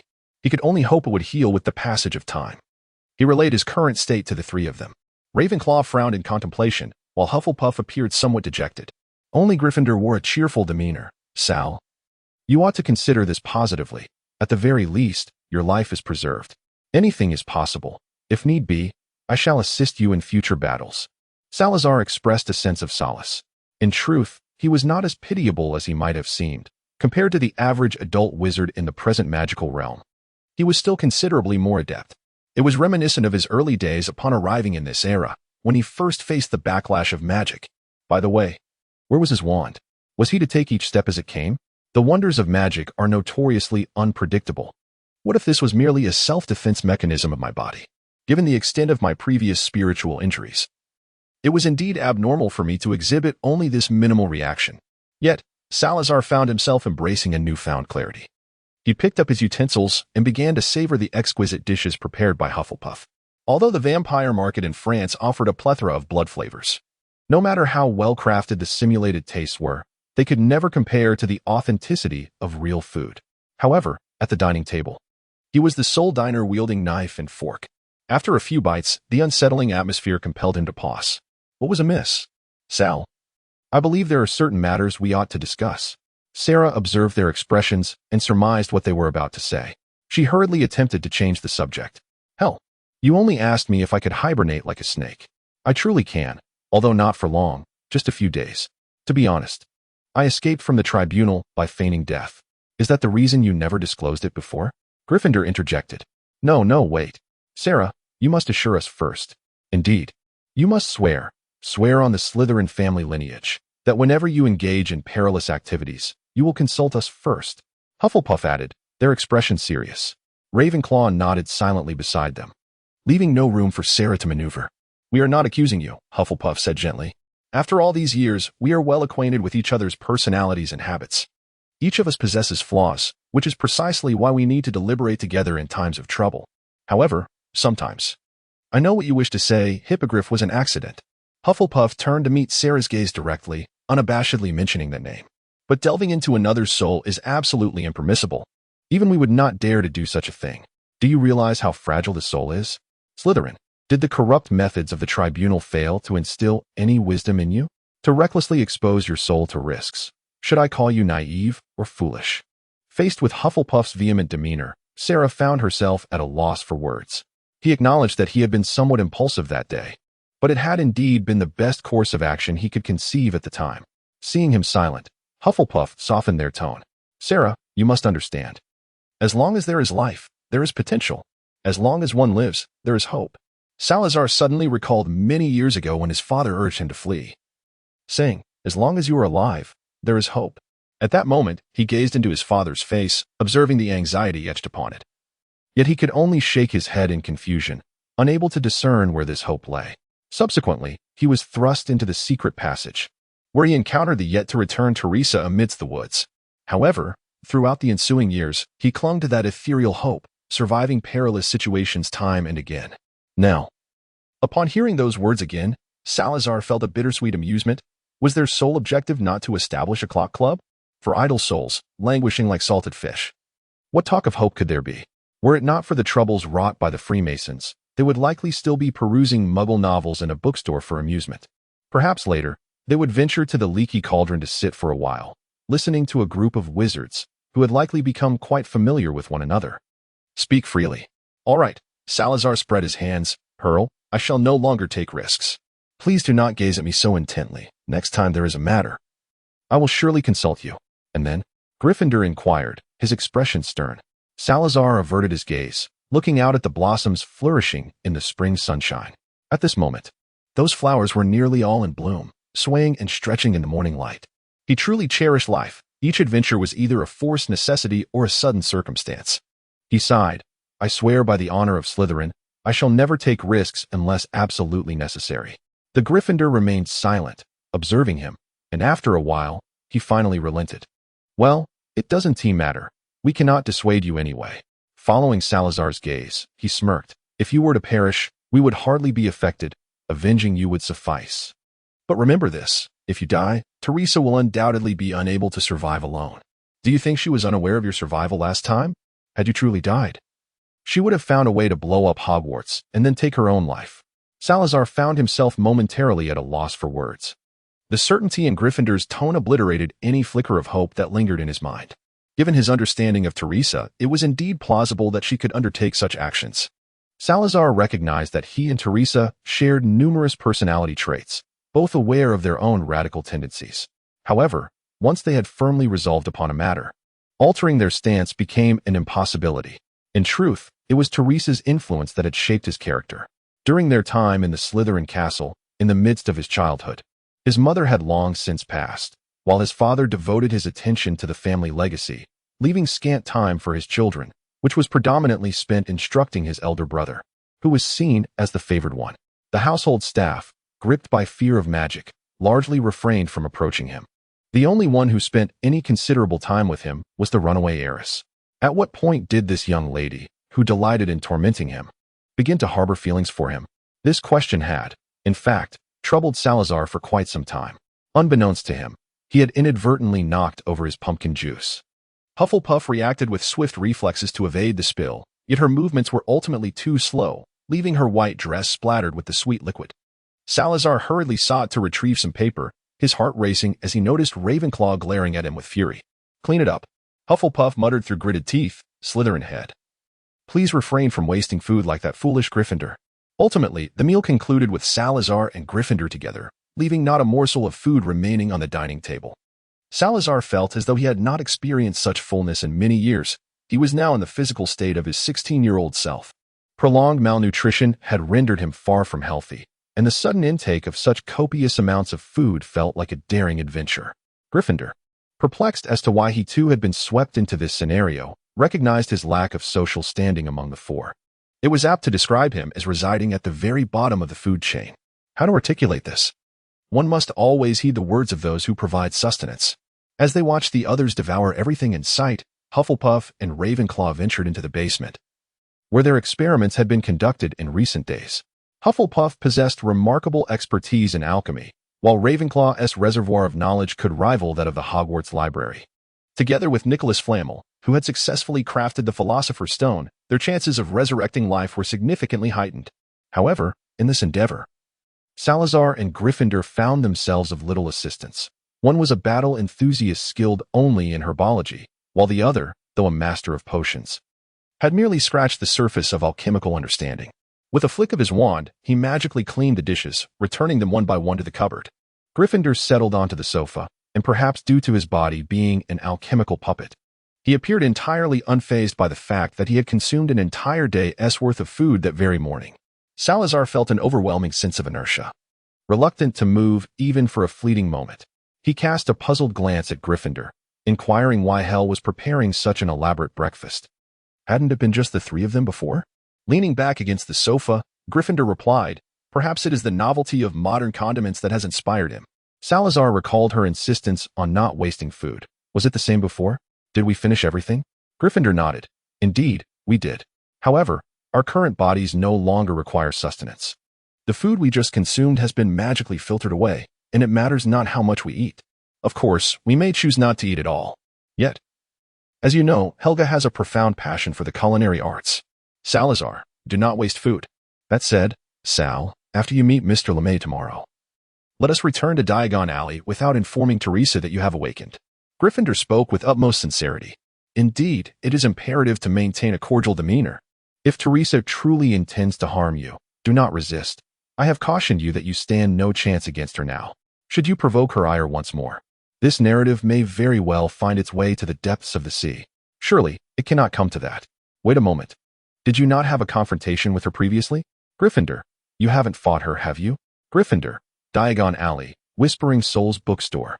Teresa sat behind the counter, leisurely perusing a Muggle novel. As she read, her brow furrowed, clearly displeased with the unfolding tale. How perplexing it is that Salazar finds enjoyment in such literature. She was engrossed in the very book Salazar had disparaged, Jane Eyre. Teresa flipped a few more pages, her impatience mounting, until she ultimately turned to the last chapter. Why must I endure this? If I were the protagonist, there is no way I would part from Mr. Rochester. Could I not simply eliminate that woman? Then, in the soft glow of the light, she chuckled, a glint of danger illuminating her eyes. Aside, this chapter is rather sluggish. The next one promises to be exhilarating. 81. Nighttime S. The previous chapter has been revised. April 6, 1982. Nightfall approaches. Sarah stood before the open doors of the bookstore, her face reflecting deep inner turmoil. Should she simply step inside? She could scarcely imagine the emotions swirling within Teresa, emotions that surely rivaled her own as she witnessed the destruction of Slytherin Castle. After a moment's contemplation, she lowered her hood slightly and retraced her steps, purchasing a bouquet of fragrant lilies. Casablanca lilies, known for their meaning of great love. Wishing good fortune, the florist carefully wrapped the lilies and handed them to Salazar. Despite the hood obscuring his features, the florist recognized the youth's voice. Thank you. Clutching the bouquet, Salazar felt a touch awkward, yet the delicate fragrance soothed his troubled spirit. Upon returning to the bookstore's entrance, the sky had fully darkened. He paused briefly before continuing forward. Just then, the door curtain was lifted, revealing Teresa in a soft green gown, poised to close the shop. Upon spotting the figure at the entrance, holding a bouquet of lilies and shrouded in a hood, she was momentarily taken aback, though the sight was unexpected. The familiar aura allowed Teresa to recognize her instantly. You're awake? She approached slowly, her steps casting shadows in the warm light. Salazar, I've missed you so much. Gently, she pulled down his hood, revealing her face, which was filled with astonishment, mingled with an indescribable emotion that flickered in her eyes. Salazar experienced a sense of helplessness as he extended the flowers in his hand forward. Teresa accepted the bouquet, suddenly grasping Salazar's hand and leading him inside the shop.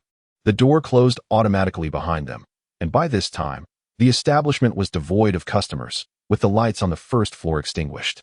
However, the absence of light did not trouble the two. They ascended to the second floor together. The atmosphere was oppressively silent, a stark contrast to the familiar voices that usually echoed in Salazar's mind. This newfound quietude rendered him ill at ease. The second floor remained as he had left it, with the softly illuminated glass lamp, enchanted by magic, casting a gentle glow. On the table lay an open book, half-written, adorned with Teresa's meticulously crafted cursive script. Salazar could no longer contain himself. Teresa, are you not at all angry? He was aware that this was a reckless act. Yet the peculiar sensation gnawing at him compelled him to voice his thoughts. Teresa turned to face him, a gentle smile gracing her lips. How could I be? However, in the next moment, Salazar heard a sharp crack. Teresa held the hawthorn wand he had once wielded, now shattered into two pieces. Indeed, Salazar, allow me to share a story with you, a rather lengthy one. She seated herself at the edge of the bed, and instinctively, Salazar sensed that if he chose not to listen at this moment, he would irrevocably lose something precious. He had once believed that his feelings for Teresa were devoid of romantic affection, that their bond resembled that of kin or comrades. Yet, once the veil was lifted, he realized that those emotions he thought he had suppressed had swiftly resurfaced. Over 7 centuries ago, this opening momentarily astonished Salazar. He had expected Teresa to recount events from her perspective, beginning a millennium prior, but it was clear he had overstated his own significance. The bloodline of the 13 clans began to wither, while internal strife among vampires erupted, unprecedented in many years. At that time, I was in Hamelin, Germany. Amid the rampant spread of the Black Death, a terrifying plague that even permeated the wizarding community, Teresa's face reflected a wistful remembrance. As if she were peering through the confines of the modest room, reliving the scenes of that era and empathizing with her former self. Salazar sensed that Teresa's grip on his hand had tightened somewhat. He lifted his gaze and caught a fleeting glimpse of anxiety etched across her face. The magical realm, the Muggle authorities, and our magical kin, all were in disarray. At that time, I was powerless to intervene. The 3 centuries that have passed since your departure were largely squandered, and I now reflect upon it with profound regret. Teresa sighed, yet her countenance revealed little in the way of remorse. It was during a family emergency that I was summoned back. And it was then that I came to understand that the chaos in the Muggle world was merely a ripple caused by the disturbances in the magical realm. Salazar, can you fathom what my brother, the Duke Gabriel, intends to do? Salazar shook his head, for he had not lived through that era, nor had he encountered Teresa's brother, leaving him unable to speculate. Astonishingly, he sought to achieve the fusion of the original bloodlines among different vampire clans. This was not the gradual inheritance of ancestral blood through intermarriage, a process fraught with the loss of too much along the way. What he aspired to was a direct amalgamation of primal blood within a single individual. The strength of the 13 clans had waned significantly. He had collected samples of their original blood and was incessantly conducting experiments. Those of us in the know deemed him mad, yet we were powerless to halt his endeavors. At this juncture, Teresa's tone grew fervent. After more than a decade, his experiments yielded some results, albeit the fused blood was exceedingly unstable. Nevertheless, he was elated. Then, a more terrifying event unfolded. The next subject he chose was me. Our bloodlines were the most closely aligned, and should he succeed with me, he would undoubtedly achieve success within himself as well. Teresa reclined, her gaze vacant as she stared at the ceiling. After a grueling year of experimentation, he indeed succeeded once more. However, he gravely underestimated me. 3 centuries ago, I still dared to take to the battlefield, but what about him? I managed to escape. And I killed him. Yet, in the nearly 100 years that followed, my body underwent a profound transformation. The fused blood granted me unparalleled strength. But it also rendered me a target for vampire hunters. It was only after the complete downfall of the 13 clans that I could operate openly, and during that period, I stabilized the vampire society, leading them to recognize me as their king. Salazar, do you understand? From the moment the experiment succeeded, my power had already reached levels comparable to yours from that time, and now, 7 centuries have passed. Salazar was suddenly engulfed by a disorienting whirlwind, and at that moment, he finally confirmed that the unexpected dizziness he experienced in the Rodriguez castle was no mere accident. He recalled Gryffindor's admonition from the previous day about not resisting, and he was tempted to invite that individual to experience it firsthand, as if he could truly exert control over their defiance. As for Teresa now, she was likely not merely comparable to Gryffindor's assertion of their peak condition. Rather, she seemed to embody the essence of their preparedness at the zenith of their prowess. Then, he felt a hand cover his eyes, shrouding his vision in darkness, followed by the cool touch of lips upon his own. Sarah stood before the open doors of the bookstore, her face a portrait of deep contemplation. Should she step inside? She could scarcely fathom the turmoil that must be churning within Teresa, a sentiment that surely rivaled her own as she watched the Slytherin castle crumble before her eyes. After a moment's reflection, she lowered her hood slightly and retraced her steps, purchasing a bouquet of fragrant lilies. Casablanca lilies, known for their meaning of great love, she mused, wishing for good fortune. The florist carefully wrapped the lilies and handed them to Salazar, who, despite his hooded appearance, was recognized by his youthful voice. "Thank you," he replied, feeling somewhat awkward as he accepted the bouquet, yet the delicate fragrance soothed his nerves considerably. Upon returning to the bookstore's entrance, darkness had enveloped the surroundings. Salazar paused momentarily before resolutely continuing forward. Just then, the curtain was swept aside, revealing Teresa in a soft green gown, poised to close the shop. Her gaze fell upon the figure standing at the threshold, cradling a bouquet of lilies, shrouded in the mystique of the hood. At first glance, he was unrecognizable. Yet the familiar essence wafting through the air allowed Teresa to identify him instantly. "You're awake?" she inquired, approaching with measured steps, her silhouette dancing in the light. "Salazar, I've missed you." The hood was gently pulled back, unveiling Teresa's face, which momentarily registered shock, yet within her gaze lingered an indescribable emotion. Salazar felt a sense of helplessness as he extended the flowers in his hand forward. Teresa accepted the bouquet and suddenly grasped Salazar's hand, leading him into the shop. The door closed automatically behind them, and by this time, there were no customers left. The lights on the first floor had already been extinguished. However, the absence of light did not trouble the two of them. They ascended to the second floor together. The atmosphere along the way was hauntingly silent. Salazar had grown accustomed to the voices in his head, and now the stillness felt disconcerting. The second floor remained unchanged from when he had left. The magically altered glass lamp cast a soft glow, and a book lay open on the table, its pages filled with Teresa's neatly penned cursive. Finally, Salazar could no longer contain himself. "Teresa, are you not the least bit angry?" He was aware that this was a reckless provocation. Yet the peculiar sensation in his heart was driving him to madness if left unspoken. Teresa turned to face him, her lips curving into a gentle smile. "How could I be?" But in the next moment, Salazar heard a sharp crack. Teresa held the hawthorn wand he had previously used, now shattered into 2 pieces. "Indeed. Salazar, let me tell you a story, a rather lengthy one." She perched herself at the edge of the bed, And Salazar instinctively sensed that if he refused to listen now, he would forever lose something of great value. He had once believed that his feelings for Teresa were devoid of romantic inclination, that they were more akin to family or friends. However, once that thin veil was pierced, he realized that those emotions he had thought were absent swiftly transformed into something profound. Over 700 years ago, this opening momentarily astonished Salazar.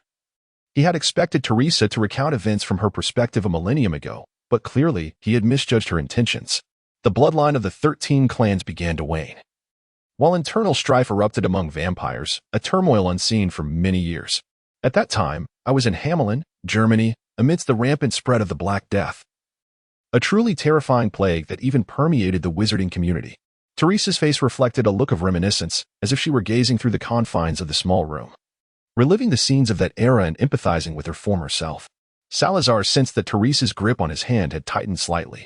He lifted his gaze and caught a fleeting glimpse of anxiety etched upon her face. The magical realm, the Muggle authorities, and we, the magical races, are all in disarray. At that time, I was powerless to intervene. The 3 centuries that have passed since your departure were largely squandered, and now I find myself filled with profound regret. Teresa sighed, though her countenance revealed little trace of remorse. It was during the urgent summons from my family that I came to realize the chaos in the Muggle world was merely a ripple caused by the disturbances in the magical realm. Salazar, can you guess what my brother, Duke Gabriel, intends to do? Salazar shook his head. He had not experienced that era, nor had he come into contact with Teresa's brother, thus he could only speculate. He harbored the audacious ambition of achieving a fusion of the primordial bloodlines among different vampire clans, not the gradual inheritance of ancestral blood through strategic unions, which often results in the loss of much in the process of succession. Rather, he sought to accomplish this fusion directly within a single individual. The power of the 13 clans had already waned significantly. He had taken samples of the primordial blood from each family and was incessantly conducting experiments. Those of us privy to his endeavors deemed him mad, yet we found ourselves powerless to halt his pursuits. At this juncture, Teresa's tone grew fervent. After more than a decade, his experiments finally bore some fruit, but the resulting primordial blood was exceedingly unstable. Nonetheless, he was elated. Then, a more terrifying event unfolded. His next test subject was none other than me. Our bloodlines were the closest. If he succeeded with me, he would undoubtedly succeed with himself. Teresa reclined, her gaze vacant as she stared at the ceiling. After a year-long series of experiments, he had indeed succeeded once more. Yet, how underestimated I was. 3 centuries ago, I still had the courage to face the battlefield. What of him? I managed to escape, and I killed him. However, in the ensuing century, my body underwent a profound transformation.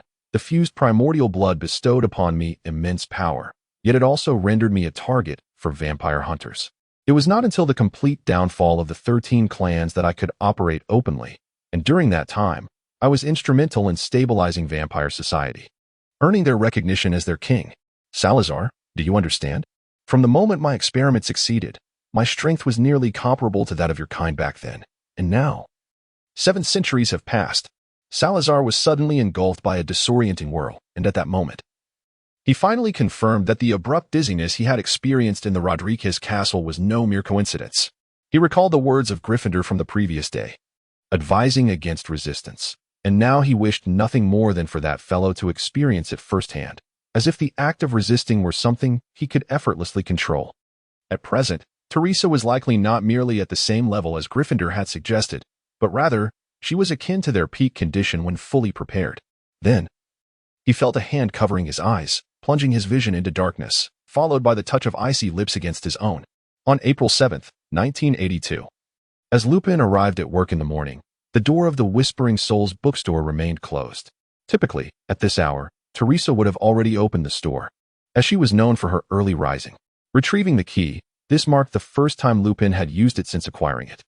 The first floor of the bookstore appeared just as it had when he left the previous day. He deftly dusted the shelves, a task he performed daily, ensuring the place remained impeccably clean. On the second floor, Teresa opened her eyes to the harsh light that jolted her awake. It was well past her usual rising time, likely around 10 in the morning. As she turned her head slightly, she caught sight of the person lying beside her. In an instant, her most recent memories flooded back, and Teresa's face gradually flushed with color. She raised her hand to shield her face and slowly turned away, curling up in the morning light. When Salazar awoke, he found Teresa peering at him through the gaps between her fingers, their proximity so close that they could feel each other's breaths. In that fleeting moment, their eyes met. And Teresa, as if scalded, sprang up abruptly. She dashed into the bathroom, moving so swiftly that only a fleeting shadow remained visible. Alone in the room, Salazar felt a sense of relief, in stark contrast to the emotional turmoil he had experienced the previous night. He was unsure why he had been so easily ignited by his feelings, yet upon reflection, he found the experience surprisingly pleasant. Until then, he had regarded such matters as rather unseemly. He reclined on the bed, gazing out the window, lost in thought until the sound of water ceased. Teresa emerged from the bathroom, wrapped in a towel, her chestnut hair still dripping, her complexion no longer as flushed as it had been upon awakening, yet still notably more radiant than usual. With a flick of her magic, she quickly dried herself, though she remained swathed in the towel. Her delicate green dress from yesterday was no longer suitable for wear. While Teresa selected her attire for the day, Salazar rose and entered the bathroom, standing beneath the shower and allowing the water to drench him from head to toe. By the time they both finished and descended the stairs, it was nearing noon. Lupin sat behind the counter, engrossed in a book. If it weren't for the timely payment he had received and the Wolf's Bane potion from the previous month, he might have suspected he had merely changed his place of study. Typically, customers would only disturb him when they were certain they wanted to replicate a particular book. Otherwise, the bookstore remained tranquil, fostering an excellent atmosphere for reading. He pondered the origins of Mr. Ogloss and Miss Gabrielle. For the knowledge contained within those books was unfamiliar to him, yet he recognized its value. Recalling Miss Gabrielle brought to mind the incident in February when he had transformed into a werewolf and lost his senses. On that day, he had been knocked unconscious by Miss Gabrielle with a single punch while in his wolf form. Just imagine, could a normal person accomplish such a feat? Since then, Lupin had approached his work with renewed seriousness. Hearing footsteps on the staircase, he looked up to see Miss Gabrielle. But behind her stood a youth who bore an uncanny resemblance to Mr. Ogloss. What was happening? Could this be Mr. Ogloss's brother? Perhaps not. Vampires possess long lifespans. And although Mr. Ogloss appeared to be in his 20s, his true age was likely far greater. This made it even more challenging to decipher. However, the two clearly had no intention of explaining themselves. After a brief greeting, they departed directly from the bookstore. Today, Teresa donned a white shirt, layered with a rose-colored knitted vest adorned with star motifs, while her knee-length off-white tulle skirt billowed in the breeze like cascading petals. Recently, she had developed a keen interest in Muggle attire, which was quite understandable, as the garments of wizards tended to be rather monotonous, while the traditional clothing of vampires appeared excessively formal. Remarkably, Salazar assured himself that he had never seen Teresa wear the same outfit twice. Salazar, if anyone inquires, just tell them you are the younger brother of your former self. Teresa whispered conspiratorially into Salazar's ear. Many in Diagon Alley were familiar with Mr. Ogros and held him in good regard. Considering the current circumstances, Salazar deemed this a prudent strategy and nodded. We shall proceed in this manner for now. Their first stop was the Elops Owl Emporium, as the owls of Hogwarts often found themselves overwhelmed, and they still required one. After the events of the previous night, Teresa had largely calmed down. While she still harbored lingering resentment towards Salazar's reckless actions, she was no longer fixated on them. As long as Salazar refrained from repeating his folly, this matter would soon be behind them. The Elops Owl Emporium was dimly lit, and as they entered, they were met with the gaze of countless eyes. The owls, concealed in the shadows, scrutinized the newcomers quietly. Welcome. Are you here to select an owl? Sarah gazed at the owls nestled in the darkness, who seemingly underestimated the night vision capabilities of humans, or perhaps had grown accustomed to the presence of visitors, continuing their playful antics. Indeed, acquiring an owl is quite essential. I wonder what breed you desire? The grass owl is an excellent choice. Known for its swift and powerful flight, silent as a whisper, primarily preying on rodents and hares. Priced at 10 gallons. The barn owl is also a commendable option. Distinct from the long-eared and short-eared owls, its upper body ranges from chocolate brown to grayish-brown, adorned with a scattering of white spots atop its head, while its back and shoulders boast large white patches. The underbelly is white, embellished with brown streaks, truly exquisite. The shopkeeper enthusiastically elaborated. Yet Sarah and Teresa had already begun to observe the owls within the store. Sarah, look at that one with the white collar around its neck. It is absolutely adorable. Teresa exclaimed, pointing at one of the owls, her face alight with surprise. It was a small owl, its facial disc unremarkable, lacking ear tufts. Its upper body was grayish-brown, Densely covered with white spots and horizontal stripes, the neck featured a subtle white collar, while the underbelly was white with brown markings. Salazar found the creature to possess an undeniably adorable charm, which led him to question the owl's ability to deliver messages effectively. How could we possibly be without a cat? He mused, referring to the charming barn owl, a species known for its affable nature. It flew with both grace and speed. However, caution was warranted, for it lacked any innate capacity to safeguard letters, costing merely 7 galleons. We could certainly enchant it with protective spells. Teresa whispered conspiratorially in Salazar's ear. She had always been rather susceptible to the allure of such fluffy beings. Otherwise, she would not have so readily adopted those 2 plush companions. After completing their purchase, the duo exited the Ilya Owl Emporium, opting not to confine the barn owl in a cage, but instead allowing it to carry a letter back to the bookstore. One could only hope that Lupin would take a liking to this delightful little creature. As they passed by Florin's ice cream parlor, Teresa suddenly released Salazar's hand to procure a vanilla ice cream cone. Sarah gazed at the ice cream presented before her, lost in contemplation, before lifting her gaze to Teresa. My body may have diminished in size, but my intellect remains unscathed. Teresa reclaimed the ice cream, taking a lick for herself. This has nothing to do with age. Having once been a vampire herself, Sarah was acutely aware of the consequences of indulging in such delights, prompting her to swiftly take it back. Teresa watched her with a playful smile. I thought you relished these treats. Didn't you once harbor resentment towards me over this very food? Salazar felt certain that he had never uttered such words. He recalled a moment during their journey at a gas station when Teresa had indeed mentioned the vampire market in France, just as he was entertaining similar thoughts. At that time, he had dismissed it as mere coincidence. But could it truly be mere coincidence? It was not coincidence at all. Teresa's voice was sweet, and she deliberately elongated her syllables, intensifying that sensation. Salazar, in your absence, whenever I find a moment of respite, I cannot help but reminisce about the memories we shared. The time I have available is ample, and I comprehend the meaning behind each of your expressions. Teresa once again took Salazar's hand, sensing a fleeting stiffness in his body. You have not changed at all. It is truly wonderful. The ice cream in his hand suddenly lost its flavor, and Salazar had never felt such regret for having departed so decisively in the past. Had he known it would unfold this way, he would have taken Teresa along on his time-traveling escapades, perhaps even bringing Highball with him. Upon noticing the instant dimming of Salazar's expression, Teresa regretted broaching that topic. What she regretted more was how easily she had believed Salazar's assurances that everything would be fine. She pressed her lips together and took hold of Salazar's free hand, saying, Come on, didn't you promise to buy me a cat? Let's head to the magical menagerie. She did not consider that half of the negative emotions might stem from a fear of her inner thoughts being laid bare.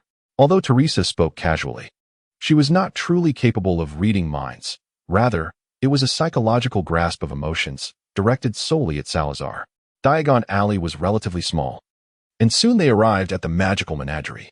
It was at this point that Salazar began to comprehend the depth of Teresa's assertion about perceiving one's thoughts. Such an effect could only be achieved through magic. Based on experience and familiarity, one could at most infer general emotions. Teresa's explicit articulation of her mental state was likely just a logical deduction from the current circumstances. Salazar finally felt a sense of relief, primarily due to the alleviation of the pressure weighing upon him. The notion that someone could constantly monitor one's thoughts is undeniably terrifying, regardless of how close that individual may be. Teresa's assertion likely stemmed from her lingering frustration. He let out a quiet sigh, momentarily at a loss for what to do. Although Salazar sincerely believed that he had not willingly ventured into danger but had rather been unwittingly ensnared, the outcome was undeniable, leaving him speechless. Upon entering the magical menagerie, he was quickly captivated by the array of peculiar creatures. Before arriving in this era, Salazar had been oblivious to the fact that wizards genuinely delighted in keeping toads. He could not fathom how anyone could appreciate the charm of a toad. Selecting a cat proved to be far more challenging than finding a suitable owl. Salazar harbored no particular affection for cats. In fact, he lacked fondness for creatures that pranced about energetically. Strangely enough, Teresa seemed to possess a special affinity for the little animals. Just as Salazar was on the verge of becoming overwhelmed by the surroundings, Teresa chose a sleek, entirely black cat devoid of any stray hairs. As they left after making the purchase, Salazar let out a genuine sigh of relief. Is there anywhere you can think of? Teresa furrowed her brow in contemplation, only to regretfully realize that after finally securing a date, she could not conjure an appropriate location. If nothing else comes to mind, how about the leaky cauldron? Salazar proposed, feeling an inexplicable fondness for the ambience of the establishment. Listening to the conversations of those around him instilled a sense of relaxation, as if he were in a safe haven. During the war, there was hardly a place where one could comfortably enjoy a drink, and even after the conflict subsided, the wizarding world took quite some time to regain its vitality. Teresa nodded in agreement, indifferent to the destination, as being with Salazar was sufficient for her. The two made their way to the leaky cauldron, during which Teresa named her new pet Lilith. Wait a moment, isn't that the name of a vampire ancestor? Salazar expressed his astonishment. Teresa, gently stroking the black cat nestled in her arms, smiled. I carry within me the bloodline of a vampire family. If Lilith were alive, she might just be a more perfected version of myself. Salazar chose not to pursue the topic further. Recalling what Teresa had previously disclosed to him, the central concept of her brother's experiment was the amalgamation of the ancestral bloodlines of all families to draw closer to their forebears. He pondered another question. Teresa, why is it that the bloodline you provided me still solely belongs to the Gabriel family? Can you separate and consolidate the control of the bloodlines? Teresa nodded. I only discovered this in recent years. The integration of these bloodlines with mine has intensified. Initially, I believed that perhaps my emotional fluctuations were causing the rapid acceleration in the blending process, which is why I now possess my current strength. This revelation resolved Salazar's lingering doubts, and they coincidentally arrived at the back entrance of the leaky cauldron. The tavern was as lively as ever, once the shadows receded. It swiftly regained its vigor. They settled into a corner, ordering butterbeer and Hungarian blood wine, and despite the cacophony surrounding them, they sat in silence, neither feeling the slightest boredom. However, this atmosphere was soon disrupted when Salazar spotted the old wizard in a gray robe entering through the door, none other than Dumbledore. Teresa noticed the sudden shift in Salazar's demeanor as he sat beside her. If Dumbledore had not so recklessly provoked the conflict with the Freemasons, none of the ensuing events would have transpired. Dumbledore was aware of the Freemasons' plans yet chose to continue the gatherings. Although he ultimately achieved his goals, Salazar, who had been ensnared and exploited, certainly harbored grievances. Trusting the position of Hogwarts headmaster, Salazar had previously harbored little suspicion towards Dumbledore. Originally, Salazar believed that with respect to the Freemasons, they could take their time, gradually dismantling their influence without incurring any risk. While locating the members of the Freemasons proved challenging, it was not insurmountable. At worst, he could cast a curse upon the entire organization, which, although not particularly lethal, would provide him with a rough location. When the Twilight battlefield first emerged, Salazar, in a moment of urgency, had not anticipated that the three of them would also appear there. Genuinely believing that the challenge would not be so formidable, Dumbledore appeared to be on his way through the leaky cauldron towards Diagon Alley when he was suddenly called to halt by a voice. Mr. Dumbledore, please wait. Dumbledore turned, puzzled, feeling an odd familiarity with the voice but unable to place it. His astonishment grew when he turned to see Teresa and Salazar. Mr. Siogros? Salazar nodded.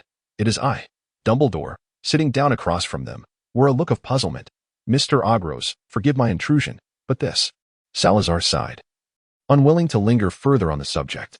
I am not entirely certain of the specifics, but this appears to be a form of self-protective mechanism of my body. Once my spirit is restored, my physical state should follow suit. This was the conclusion reached by the four of them. Salazar is no longer fearful of revealing his true circumstances to Dumbledore. The present is far removed from the time of his arrival in this era. Dumbledore should be less wary of him now, having utilized his abilities. Is it reasonable for him to maintain such a strong sense of vigilance? Furthermore, Teresa's formidable strength is, in fact, advantageous for him. Although it may render his current situation somewhat precarious, it is at least only precarious on an internal level. Salazar directly addressed the matter. Mr. Dumbledore, since you are already aware of the Freemasons' intent to assault number 12, Grimmauld Place, why do you still choose to convene there? Salazar inquired directly, and Dumbledore was not the least bit surprised. He had already discerned that this founder of Hogwarts did not speak in the convoluted manner typical of contemporary Slytherins.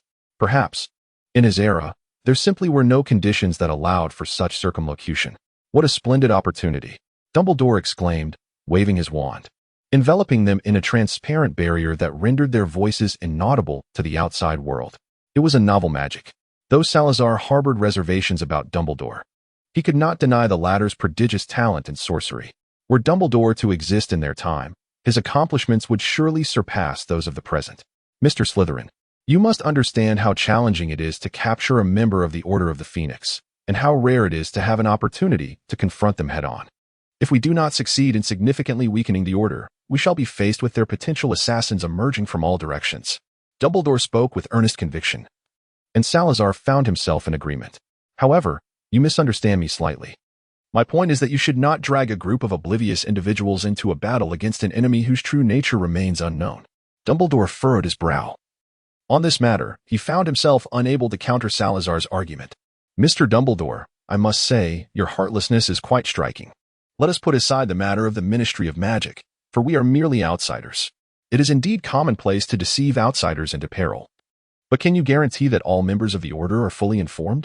Aren't they all your close associates? Why do you still withhold the truth from them? Dumbledore fell into silence.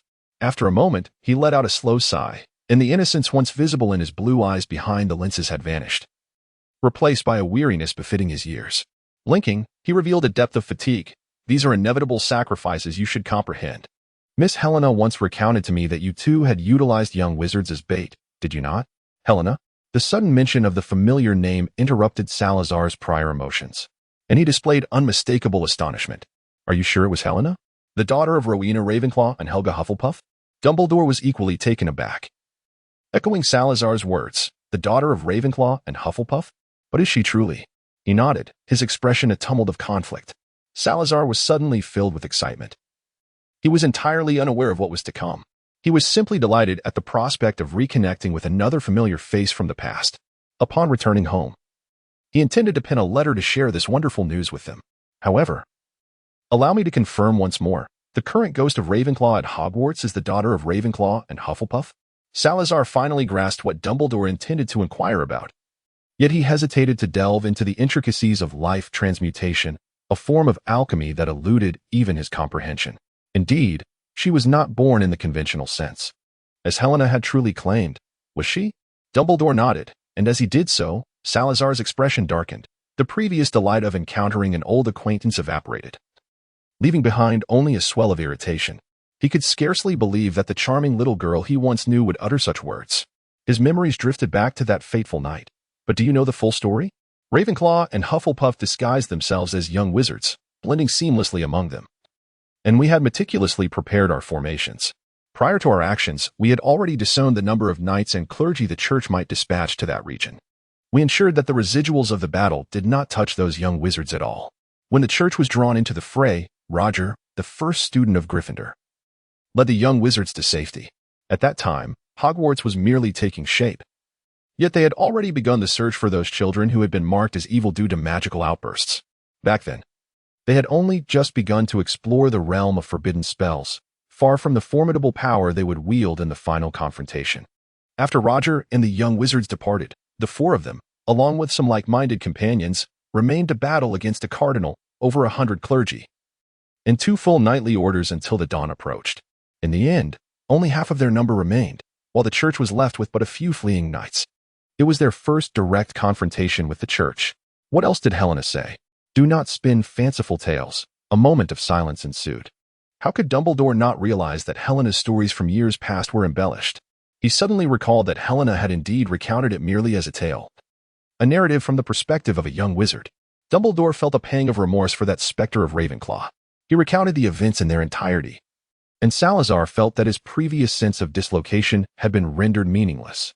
Now, he only wished to visit the LeMay household, accompanied by Helena's 2 mothers, to confront this specter who spun fanciful tales and to discover what she had imparted to future generations. If Helena were present, she would surely feel a deep sense of injustice. Isn't storytelling meant to be filled with twists and turns? From the perspective of a young wizard, if one does not convey the dangers, what significance remains in the tale?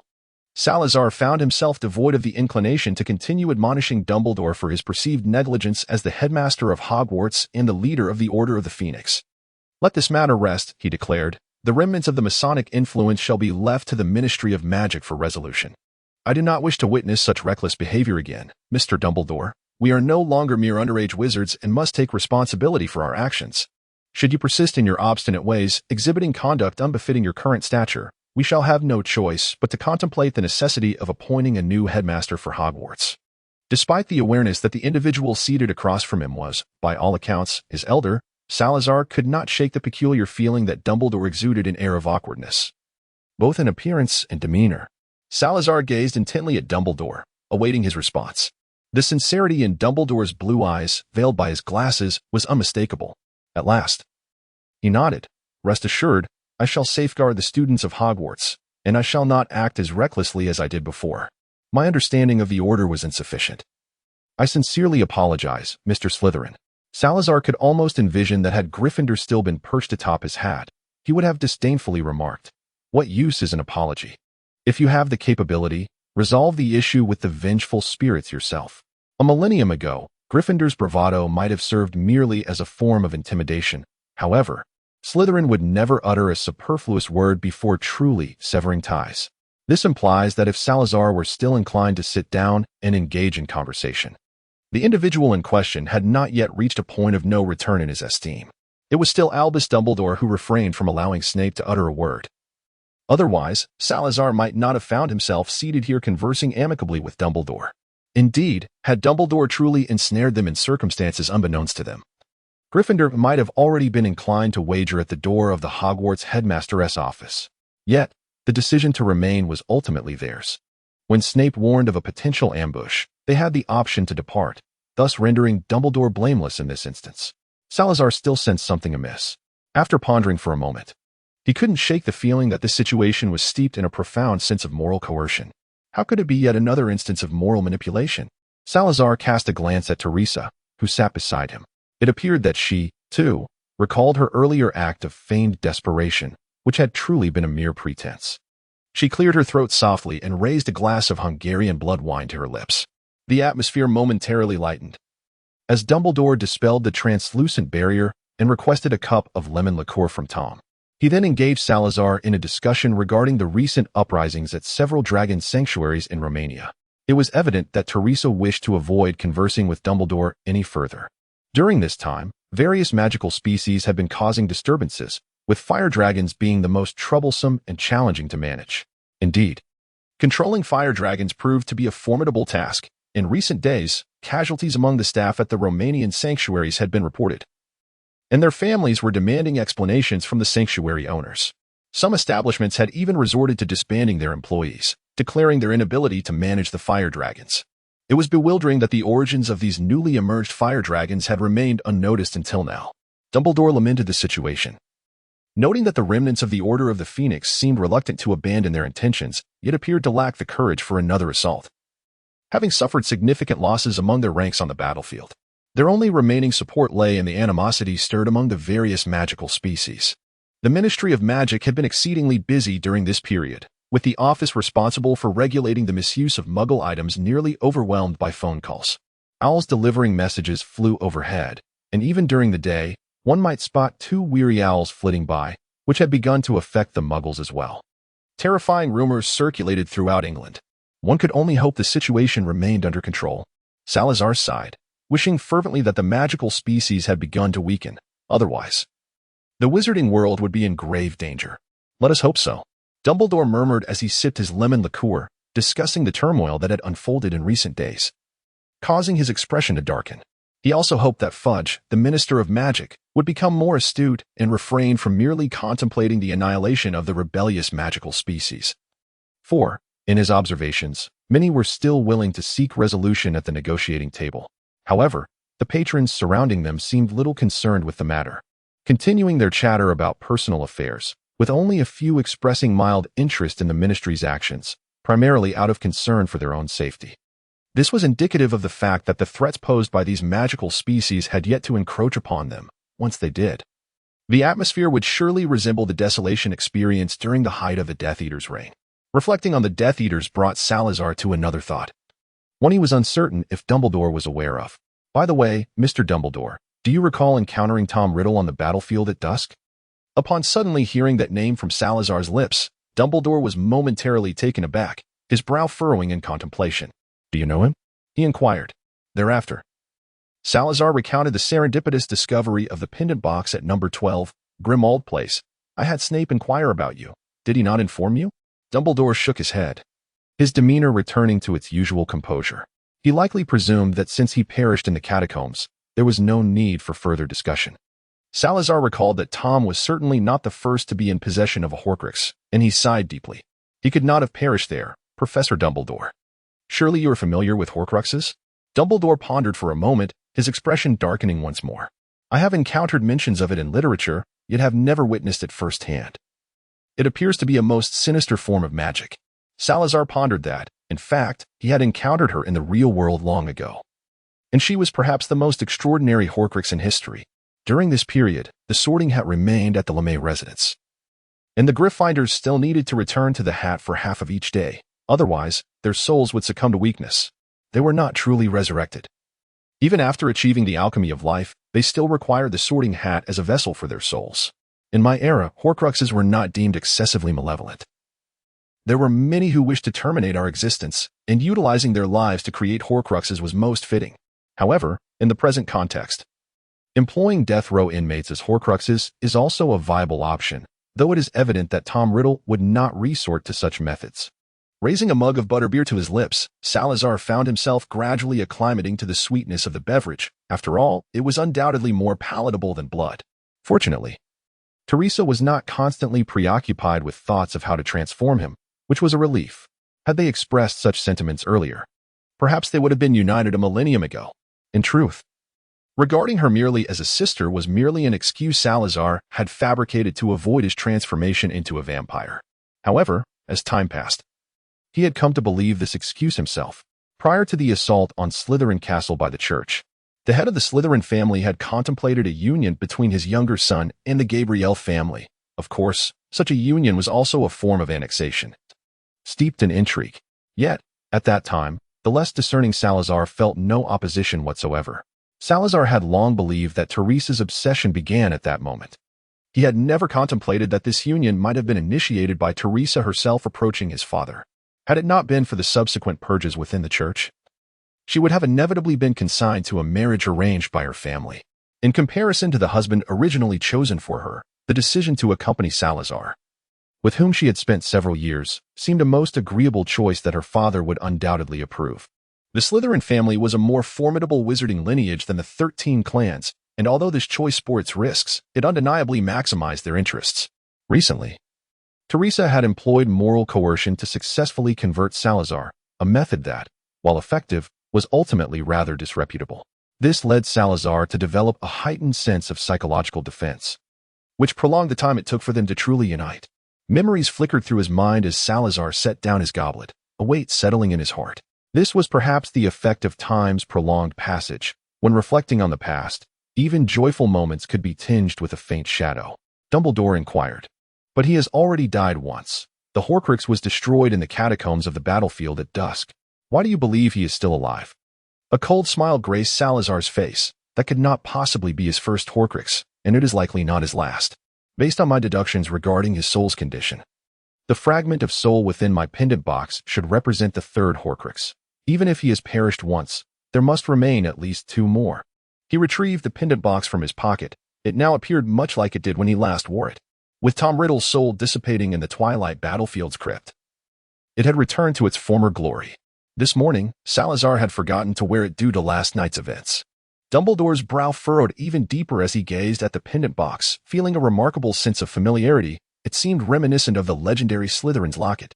Yet, here sat Slytherin himself across from him. An heirloom was impossible, but this was undoubtedly something once belonging to Salazar. Mr. Dumbledore, you must know him well, that Voldemort. Since he has utilized my relic to create a Horcrux, he must harbor some peculiar sentiment towards Hogwarts or history. It is not difficult to speculate about his other Horcruxes, Helga's cup, Rowena's diadem, and perhaps Godric's hat, though that should be out of his reach. Hogwarts' sorting hat is not so easily stolen. Dumbledore nodded thoughtfully, as if a sudden realization had sparked within him, his previously heavy expression invigorated. Ah, I have just thought of someone. Riddle was quite close to him. Perhaps he might know something. He referred to Horace Slughorn. During Riddle's time at Hogwarts, Slughorn had taken a particular liking to this student. Yet Tom was far too cunning, leading the potion professor, who adored him, to unwittingly fall under his influence until Riddle's departure from Hogwarts. Dumbledore's face reflected a nostalgic expression. Perhaps you would care to hear my recollections? Of course, Salazar responded, harboring considerable curiosity regarding how his descendant had evolved into the current state. He never believed it was merely a matter of bloodline. Though the Slytherin family a millennium ago produced schemers, none were solely self-serving. Dumbledore began his narrative slowly. Tom Riddle's transformation into the later Voldemort was inextricably linked to the guidance he received from his potions professor during his time at Hogwarts. Despite my prior warnings to Slughorn to be wary of being manipulated by this boy, Slughorn held an unwavering confidence in his judgment. Convinced that I had harbored prejudice against Tom from the moment I brought him from the orphanage to the school. The most vital quality for a teacher is fairness. Dumbledore continued. However, after graduation, the student he cherished as a treasure not only declined all enchanting job offers but also vanished from the world, showing no desire to maintain contact with the professor he once seemed close to. Such events left Slughorn feeling profoundly disappointed. Months later, Slughorn gradually came to acknowledge that his past interactions with Tom Riddle had ultimately been a ruse. Dumbledore's tone was tinged with lament, as if he felt a profound sense of injustice on behalf of the ill-fated potions professor. Indeed, it was a tragic affair, being deceived to such an extent, particularly when it involved a professor being outwitted by a student. Had such an occurrence transpired in their time, the weekly random legitimacy sessions would have rendered all conspiracies moot. It seems that Hogwarts has become too permissive in the present day. Salazar and Teresa exchanged glances, both reflecting the same sense of resignation. By the way, you may not be aware that during his tenure as potions master, Slughorn often paid special attention to those students destined for great accomplishments, while he generally overlooked the less conspicuous ones, although he would ensure they did not fail their finals. I am not casting blame upon him. After all, it is human nature to possess biases. Yet, his favoritism has perhaps become excessive. At this juncture, Dumbledore's gaze revealed a weighty burden, as if he were on the verge of divulging something significant. Given his subsequent actions, it is plausible that he indeed shared a wealth of dark knowledge with Tom Riddle. Slughorn possessed a plethora of arcane knowledge about dark magic, which may have included the secrets of Horcruxes. Salazar felt a twinge of discomfort at Dumbledore's description. Longing to correct his perception once more, knowledge itself is not inherently malevolent, but rather becomes so only when wielded by those of dubious character. However, the current headmaster of Hogwarts seemed resolute in his belief that dark magic is wicked, and unless one were to employ the imperious curse to directly alter his thoughts, it appeared that no change could be achieved. A millennium ago, wielding dark magic while remaining unaffected in mind was indeed a remarkable feat. Following Voldemort's downfall last year, Hogwarts celebrated with revelry, during which Salazar inadvertently hinted at the possibility of a dark secret shared between Slughorn and Tom Riddle. When he attempted to inquire further with Slughorn, it only fortified the latter's defenses. Days later, Slughorn tendered his resignation. Dumbledore paused, his tone laden with regret. The extent of my knowledge regarding Slughorn and Riddle is limited. If you wish to discover more, you must seek Slughorn himself. Perhaps Riddle, in an unguarded moment, divulged something about the creation of his Horcruxes. No, that is highly improbable. Salazar adamantly refuted Dumbledore's notion. Teresa nodded in agreement, endorsing Salazar's perspective.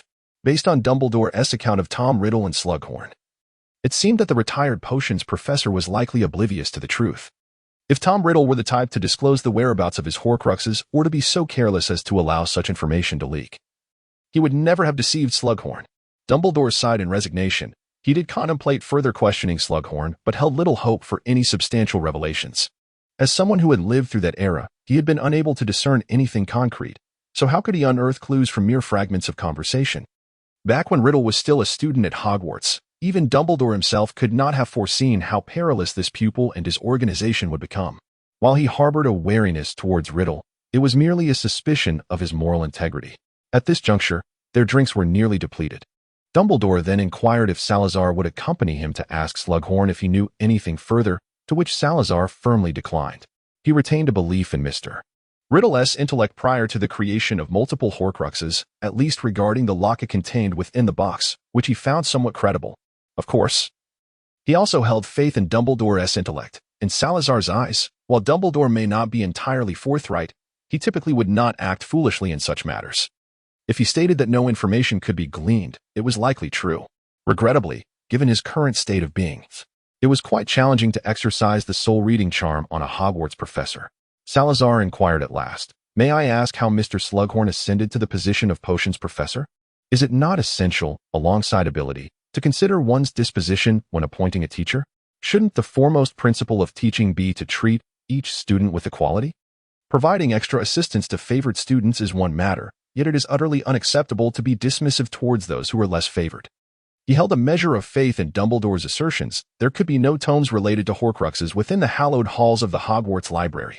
Even if such volumes did exist, they would merely elucidate what a Horcrux is, but would never instruct one on how to create one. At most, any biases might have been exaggerated due to past failures, which is why Salazar posed this question. Dumbledore momentarily faltered, taken aback that after such extensive discourse, Salazar's attention had gravitated towards this particular aspect. Well, to be fair, Mr. Slughorn is not excessively harsh on students who do not excel. He may occasionally overlook them. Yet his conduct during lessons and when grading assignments remains entirely proper. He refrained from mentioning that Slughorn had once been the head of Slytherin House.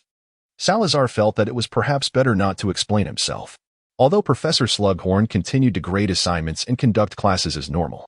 Such overt favoritism undeniably placed an additional psychological burden on the students. The drink in his cup had been completely consumed, and Salazar took the initiative to bid farewell. Instead of further concerning himself with Tom Riddle's affairs, he preferred to return and share news of Helena with the other three. He ultimately arranged with Dumbledore that both would actively seek the whereabouts of the cup and the diadem, and together with Teresa, he stepped into Diagon Alley. Returning to the bookstore. Given the current circumstances, it was indeed quite necessary to explore ways to destroy the soul within a vessel without harming the vessel itself. At that moment, he recalled something he had forgotten. Last night, during their initial meeting, Teresa had seemingly broken his well-used hawthorn wand, and he had neglected to purchase a new one. Merlin, he hoped Mr. Ollivander would be willing to sell wands again in the near future. As a fellow wand maker, Salazar could empathize with the care that wand crafters have for the wands they create, yet he truly did not wish to undertake the task of crafting a wand himself. Unlike a millennium ago when there were no options for purchasing, why should he make one now? However, it seemed he was mistaken. He had changed significantly since the last time he bought a wand, and Mr. Ollivander would likely feel confident selling him one. Nevertheless, the pressing matter at hand was to inform Hufflepuff and Ravenclaw about Helena's news. Do you know how to spell romance? Taking out the prepared two-way mirror, Salazar tapped on the glass, but after a considerable wait, there was no response from the other side, and he gradually lost his patience. He should have anticipated this. Without a predetermined time for contact, it was virtually impossible to reach anyone. Perhaps he should suggest to Helga that it be improved, so that when one party sends an invitation to meet, it could emit a sound or something similar. The two-way mirror now in Salazar's possession was crafted by Helga Hufflepuff, who had recently taken an interest in emulating the mirrors of this era. Before Salazar's departure, Helga eagerly handed him one side of the mirror, albeit with the unspoken caveat that its quality was not guaranteed due to its experimental nature. Glancing at the lively owl, Amy, who was prancing about on the windowsill, an acquisition he had made earlier that day alongside Teresa, Salazar realized that the distance to the LeMay residence was quite considerable. Sending Amy with a message would result in an uncertain arrival time. As he exited the second-floor room, the afternoon light poured into the bustling shop, where patrons maintained a tacit agreement to remain silent. Teresa was seated at a round table, with the black cat Lilith curled at her feet. Her gaze was fixed on the window, though it was evident that her focus had drifted. Scattered papers lay before her, covered in ink. As a quill danced across the pages, writing of its own accord. I had long heard from Godric and the others that she was engrossed in writing. What are you penning? I inquired. Teresa lifted her head and, with an unexpected sly smile that was uncharacteristic of her usual demeanor, replied, I'll show you once I'm finished. Salazar. For now, let it remain a secret. Initially seeking merely to spark a conversation, I found myself inexplicably intrigued. Now I am genuinely curious, I admit it. At that moment, the quill, under Teresa's control, paused and gracefully returned to its holder. Salazar cleared his throat and broached the subject he had intended to discuss. Teresa. I must journey to France. I need to convey the news about Helena to them. Would you care to accompany me? Teresa contemplated Dumbledore's earlier words and still found it difficult to accept that the once obedient little girl had grown up to steal the Ravenclaw diadem. Of course I will join you. But Salazar, do you truly believe that Ravenclaw's wisdom is intrinsically linked to that golden crown? Salazar understood that Teresa was inquiring about the incident when Helena absconded with the Ravenclaw diadem and subsequently departed from Hogwarts. It was indeed this very matter that led to the heated disputes between Ravenclaw and Hufflepuff regarding their daughter's education. He shook his head, stating, How could that be? While it is indeed a remarkable alchemical artifact, Its function is merely to maintain the wearer's composure, akin to the brooch that Helga once bestowed upon you. However, the diadem is not a one-time use item. Teresa sighed, her expression momentarily reflecting a sense of melancholy. Salazar did not miss the fleeting change in her expression. What is it? Nothing, just feeling a bit sorry for Helena. No matter how hard she tries, she cannot surpass her mother. It truly resembles her former self. From teaching Salazar numerous magical tricks to fighting side by side, and ultimately falling behind his pace. It took her a millennium to inadvertently reach the place where they once paused.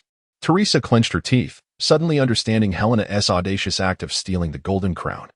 At the same time, she felt a tinge of gratitude towards the elder brother of the Gabriel family, whose reckless actions nearly led to their downfall.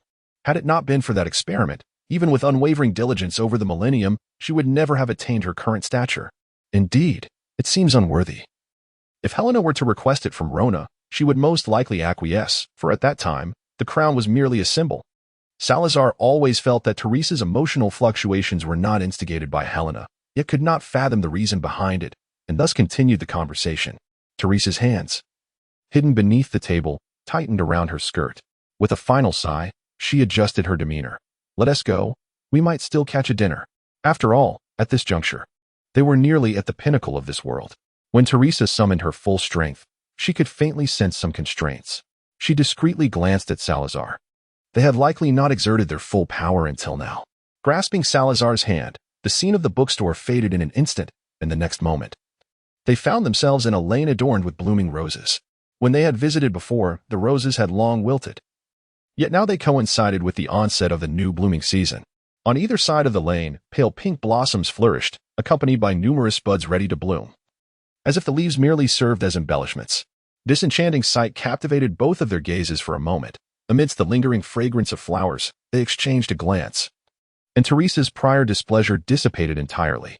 Upon ringing the doorbell, the door swiftly opened, revealing Madame Lemay, clad in an apron, scissors in hand, with several leaves clinging to her attire, suggesting she had been pruning the branches. Upon seeing Salazar, her surprise was evident. Mr. Slytherin, we meet again. Although Salazar felt as if he had endured an abundance of experiences in these 2 days, in reality, it had merely been a brief span of time. I apologize for the intrusion, Madame Lemay. I have something of great importance to discuss with my companion. So, what exactly have you done to return today? Salazar and Gryffindor leaned against the corridor, while Hufflepuff and Ravenclaw were engaged in discussions regarding news about Helena in the rooms behind them. Upon entering, Teresa immediately joined Madame Lemay in pruning the branches of what seemed to be a garden filled with a variety of plants that she appeared to cherish. She had not done much that morning, aside from purchasing an owl, which had yet to receive any magical enhancements. Thus, you will not be able to see it for the time being. The owl's name is Amy. Subsequently, she acquired a cat, which Teresa quite liked, but she named it Lilith. Later, we convened at the Leaky Cauldron with the current headmaster of Hogwarts to deliberate on the matter of Voldemort's Horcruxes. And it was there that I learned of Helena's news before we made our way here. Gryffindor looked at Salazar with an increasingly inscrutable expression. Sal, if I were Teresa, you would likely be lying in St. Mungo's right now. Salazar, do you know how to spell romance? R-O-A-N-T-I. 90. Would you like to join us at Hogwarts? Salazar was certainly aware that Gryffindor was not inquiring about this matter. However, rather than engaging in a heated argument that would ultimately leave him defeated by Gryffindor's shamelessness, it seemed far more prudent to allow Gryffindor to vent his frustrations. I am also familiar with the term libertine. Its accurate translation conveys a sense of indulgence. Are you certain such usage is appropriate? The two fell into a contemplative silence, listening intently to the faint murmur of conversation emanating from the room. It appeared that the altercation had concluded. Sal, do you not understand? This is typically a halftime break. Indeed, within a few moments, the room once again erupted with lively chatter. Salazar helplessly covered his eyes. Approximately half an hour later, the door finally creaked open, revealing Ravenclaw and Hufflepuff, who appeared utterly unscathed from any quarrel. Goody, Sal, we are bound for Hogwarts. As anticipated, despite Helena's previous actions, she was, after all, their daughter, and it was impossible to completely disregard her. It would be prudent to inform Dumbledore, lest he mistakenly assumed there was an invasion. Ravenclaw and Hufflepuff exchanged a knowing glance, their eyes conveying a profound understanding. No, we are not departing just yet. Hufflepuff continued her thought. We shall wait until the completion of the life alchemy before we enter Hogwarts as students. Are you certain? Gryffindor felt as though he had misheard. Salazar gazed intently at their expressions, and once he was certain of their earnestness, he could not help but reiterate his inquiry. Are you truly serious? The two exchanged a knowing nod, affirming, absolutely. It's not solely for Helena. We wish to experience the sensation of being students at Hogwarts. Salazar felt that this was highly inappropriate, yet the current situation had become quite dire. Gryffindor seemed to be brimming with eagerness. He hastily inquired, Wait, Godric, you don't wish to join in, do you? Doesn't this strike you as rather peculiar? Gryffindor stroked his chin, contemplating. This does seem like a rather enticing option. Thus, tragedy unfolded. Helga, considering our present pace, how much longer will it take to complete the alchemy of life? Gryffindor impatiently asked. In our current state, it is undoubtedly unfeasible. The traces of the alchemical puppets upon us are still too pronounced, not to mention the professors at Hogwarts. Even the more observant students will surely discern the discrepancies. It shouldn't be too long, but it will certainly require several years. You know, this is a considerable undertaking. Half of the materials must be replaced, and our wands are not as potent as before. Our control over magic pales in comparison to the past, causing us to lag in every aspect. Several years, indeed, feels interminably long.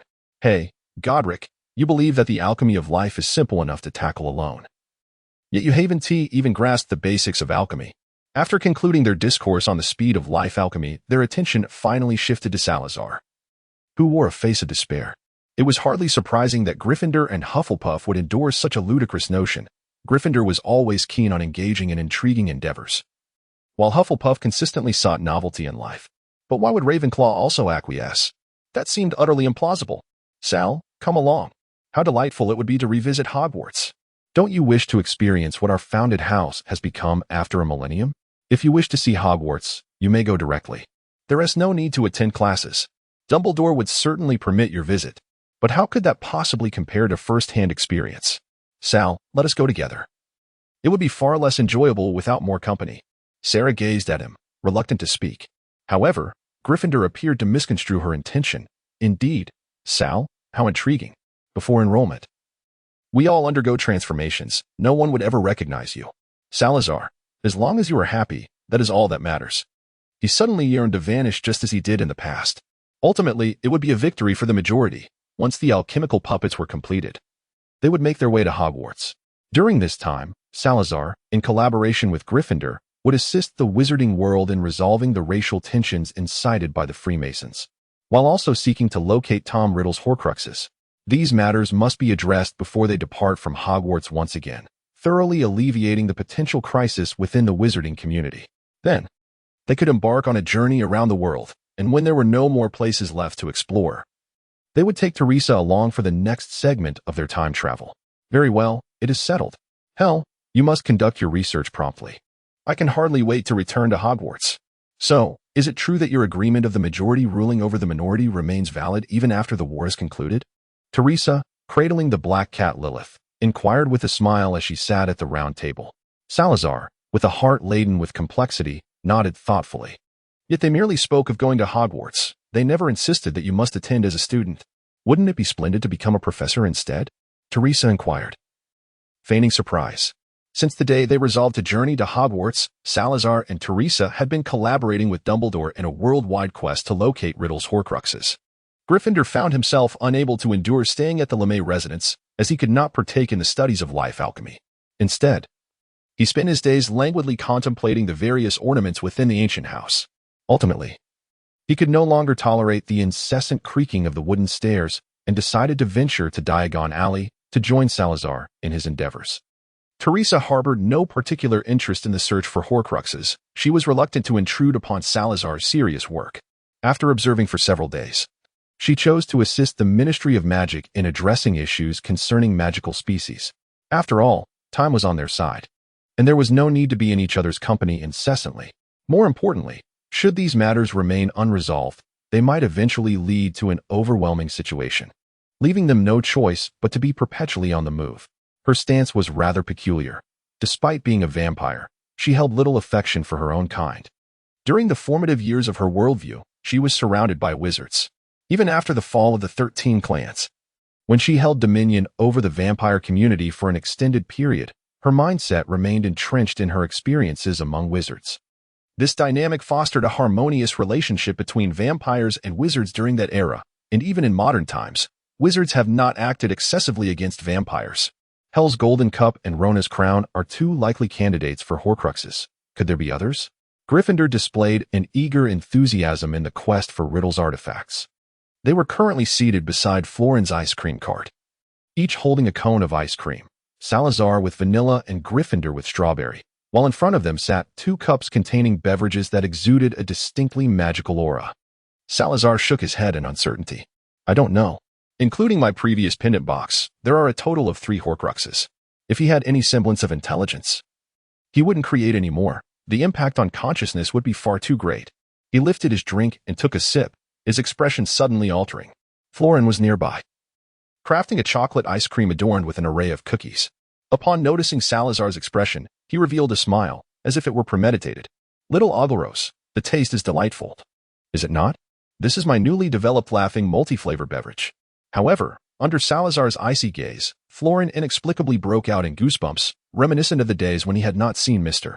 Ogleros for many days, and the memory of the colossal explosion that resonated when Mr. Ogleros followed the Death Eaters into Nocturne Alley. Truly, they were brothers. Yet, when he glanced back, young Mr. Ogleros merely pushed his drink aside, maintaining a neutral expression while conversing with his companions. Florin presented the cookie-laden ice cream to a plump witch, cautioning, "Be aware, the ice cream contains chocolate chips." He then cast another glance at young Ogleros's table, where his companion was eagerly lifting the newly concocted drink, seemingly poised to take a sip. See, there are indeed those who appreciate his creativity. Nevertheless, that companion was rather peculiar, swathed entirely in a cloak that revealed only half of a pleasantly rounded face, suggesting a youthful age. Speaking of which, both of them appeared to be underage. Did they not have to attend school? Or was the Ogleros family a secluded lineage that educated their children independently? What do you think it tastes like?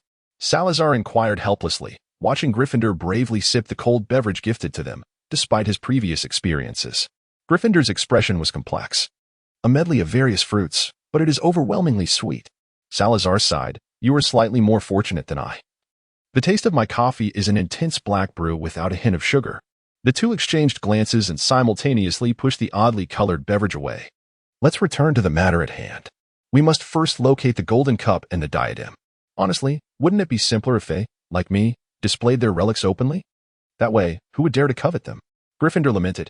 Moreover, judging by your descendant's behavior prior to his demise, he hardly appears to be of sound mind. The number of Horcruxes may very well exceed what we know. By the way, Sal, have you forgotten something? He has already met death once. So one Horcrux should indeed have been eliminated. Even if only one remains, we must seek the golden cup and the diadem. However, considering the current situation, the bloodlines of Hufflepuff and Ravenclaw have seemingly vanished. Helena might possess some knowledge. At this point, they both sighed. If they were truly audacious enough to venture to Hogwarts to inquire with Helena about this matter, they would likely receive a barrage of howling letters the following day. According to Dumbledore's account of that individual's life, the chances of him being at Hogwarts are quite high. Should we return and investigate? Gryffindor suggested. Salazar's eyes flickered for a moment as another potential location came to mind, Hogwarts. There was no need for haste. Dumbledore was currently assessing the feasible sites within Hogwarts. Additionally, there was a certain Muggle orphanage, the very place where he first sensed his own uniqueness. That location should be more concealed than Hogwarts itself.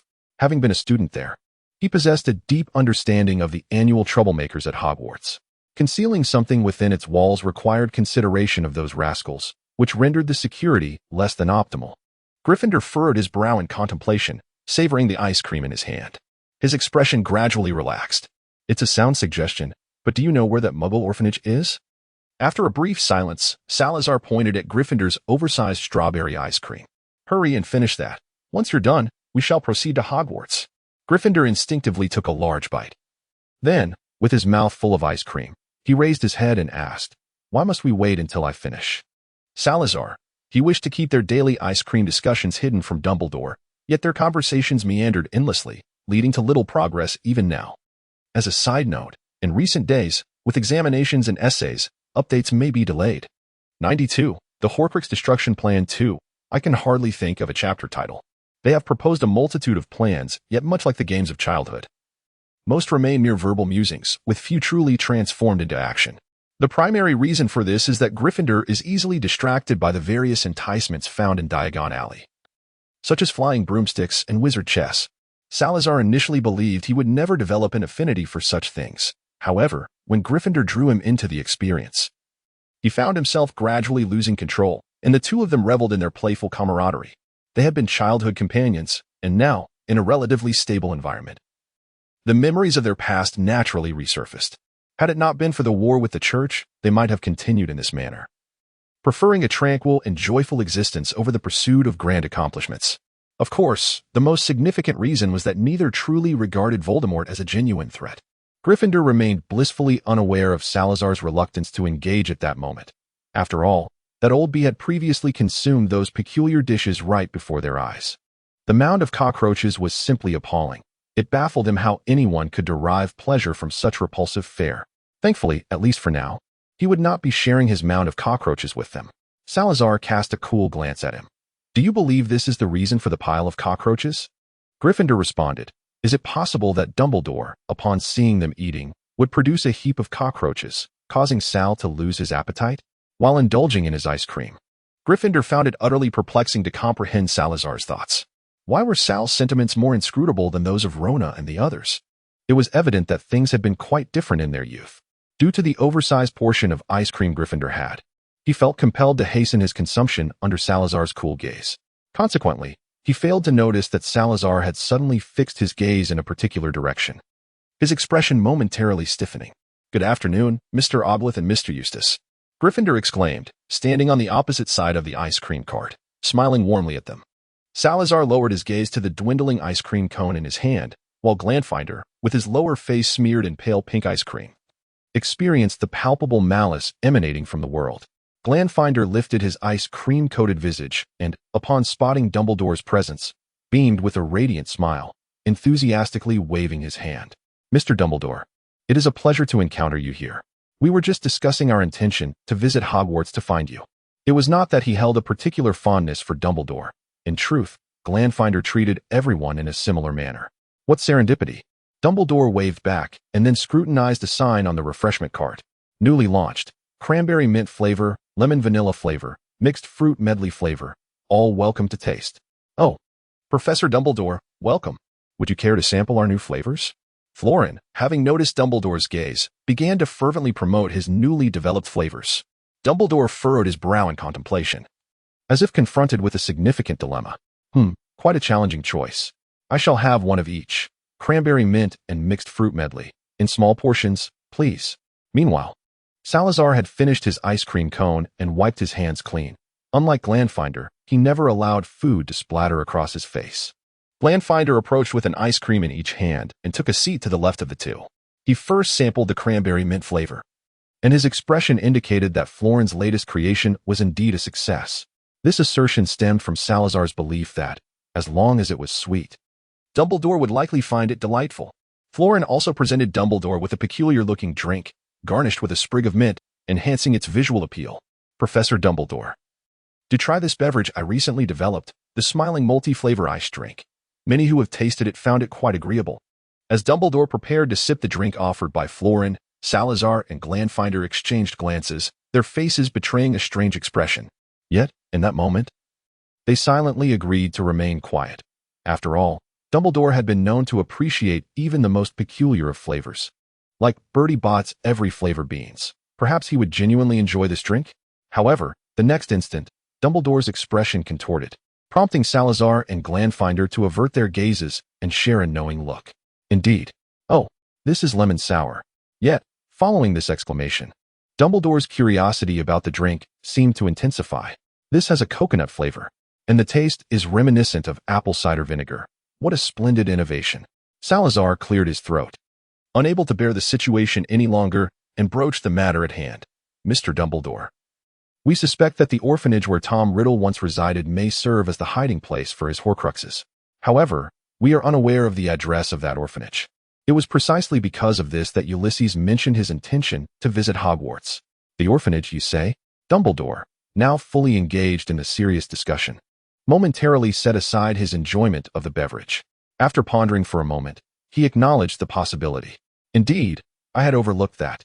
Aside from Hogwarts, that place must have left a profound impact on him, for it was there that his character and beliefs were initially shaped.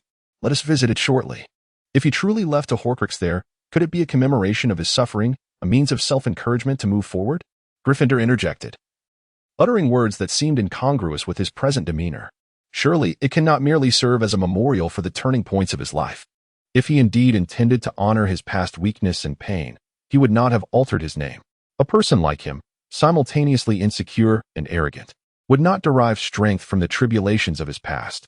Salazar maintained a considerable disdain for Voldemort's subsequent actions and furrowed his brow as he remarked, his current predicament is merely a reflection of his inner inferiority. Had he acted with more integrity, akin to Grindelwald decades ago, perhaps it would be a different story. Yet, such a notion is implausible.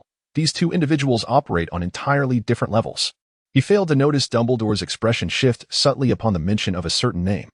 Gryffindor reminisced about the remarkable feats attributed to Tom Riddle prior to his descent into madness. However, it must be said that the things he accomplished before losing his sanity were indeed impressive.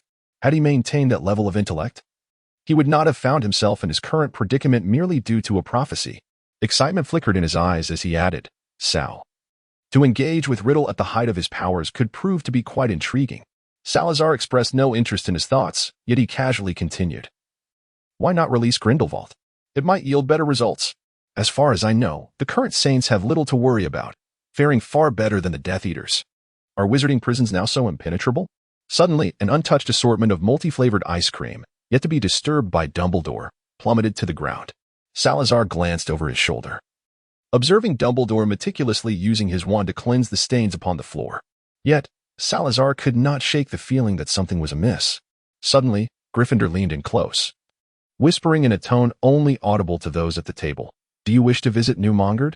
Upon hearing Gryffindor's proposition, Salazar's gaze instinctively shifted towards Dumbledore, who, at that moment, wore a furrowed brow and a countenance fraught with complexity, as if teetering on the brink of utterance.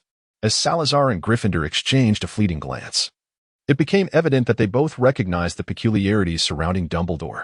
Gryffindor, with a deliberate loudness, exclaimed, It has just occurred to me that we have left Lilith on the second floor. Goodness, we have locked both the door and the windows. With a look of apology, Salazar turned to Dumbledore and said, Mr. Dumbledore, as you can see, we must return at once. As he watched the figures of the two vanish into the ice cream shop, Dumbledore sat silently in his place. The ice cream in his hand and the drink on the table suddenly lost all appeal. Through the glass door of the shop, he gazed at the clear sky, where a single cloud was sharply demarcated against the pale blue expanse. A bitter smile crept upon his lips, yet was drowned in the cascade of his long silver beard.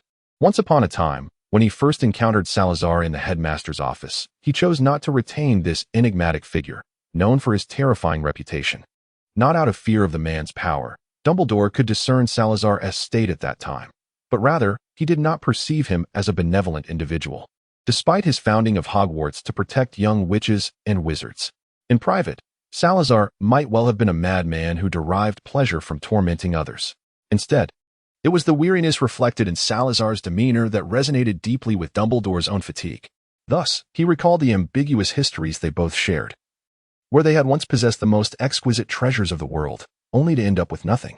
Yet now it seemed they had learned the art of compromise, allowing their friendship to endure.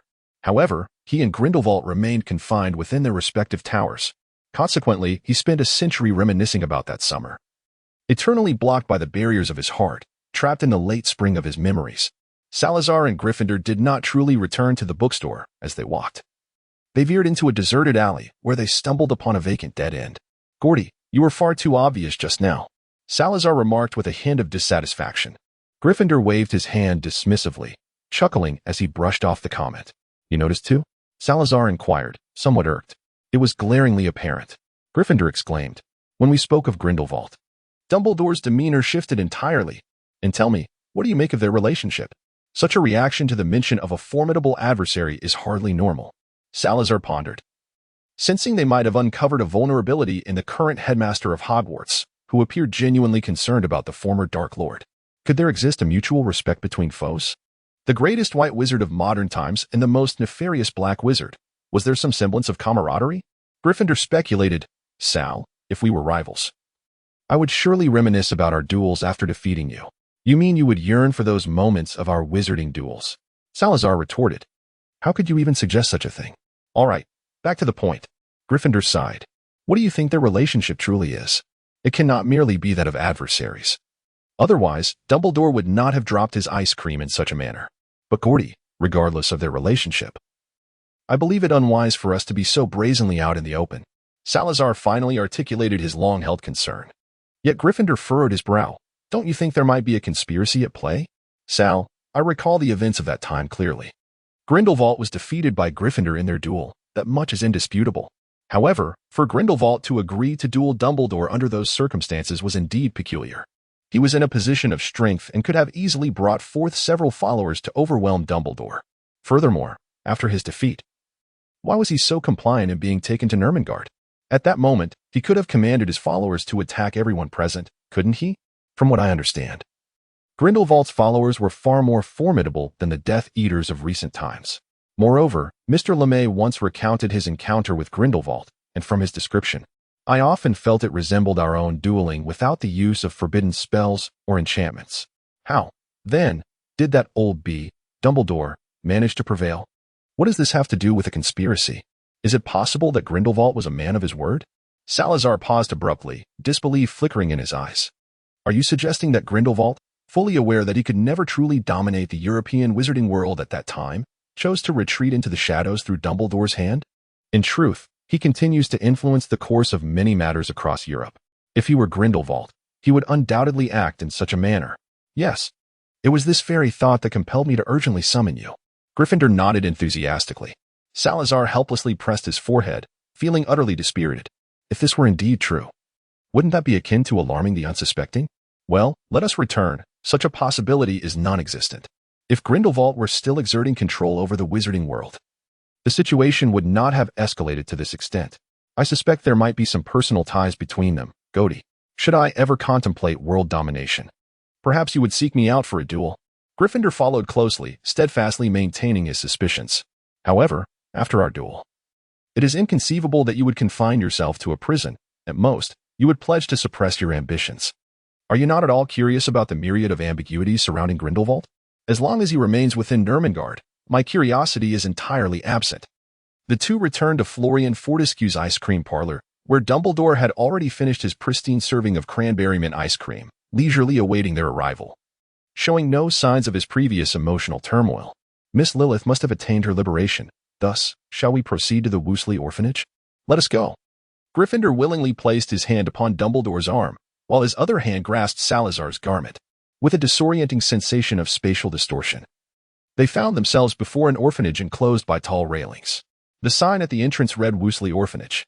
The towering trees obscured the already dim sunlight of the day, casting an air of desolation and eeriness upon the street. Although still within the bounds of London, it felt as desolate as a frontier town. This is the place. Dumbledore sighed. The streets of London have improved considerably, yet this area remains as forlorn as ever. Salazar's gaze remained fixed on the interior of the orphanage, which was still operational, yet its condition was far from satisfactory, exuding an air of impending collapse. At the street corner, an elderly woman carrying fruit turned into the lane, and upon noticing a few individuals at the entrance of the orphanage, her face reflected a clear surprise. She quickened her pace, passing by at a distance. Yet her soft mutterings reached Salazar's ears. Do not adopt those children, they are all. Watching her retreat, Gryffindor's expression deepened in contemplation, and he turned to Salazar, inquiring, is it a curse? Salazar gently nodded, his expression appearing rather grim. Indeed, Tom Riddle has cursed this orphanage. However, it will not directly claim their lives. Instead, it will condemn them to become pests of society in the future. It is astonishing that he would wield the Slytherin bloodline to curse a group of muggles.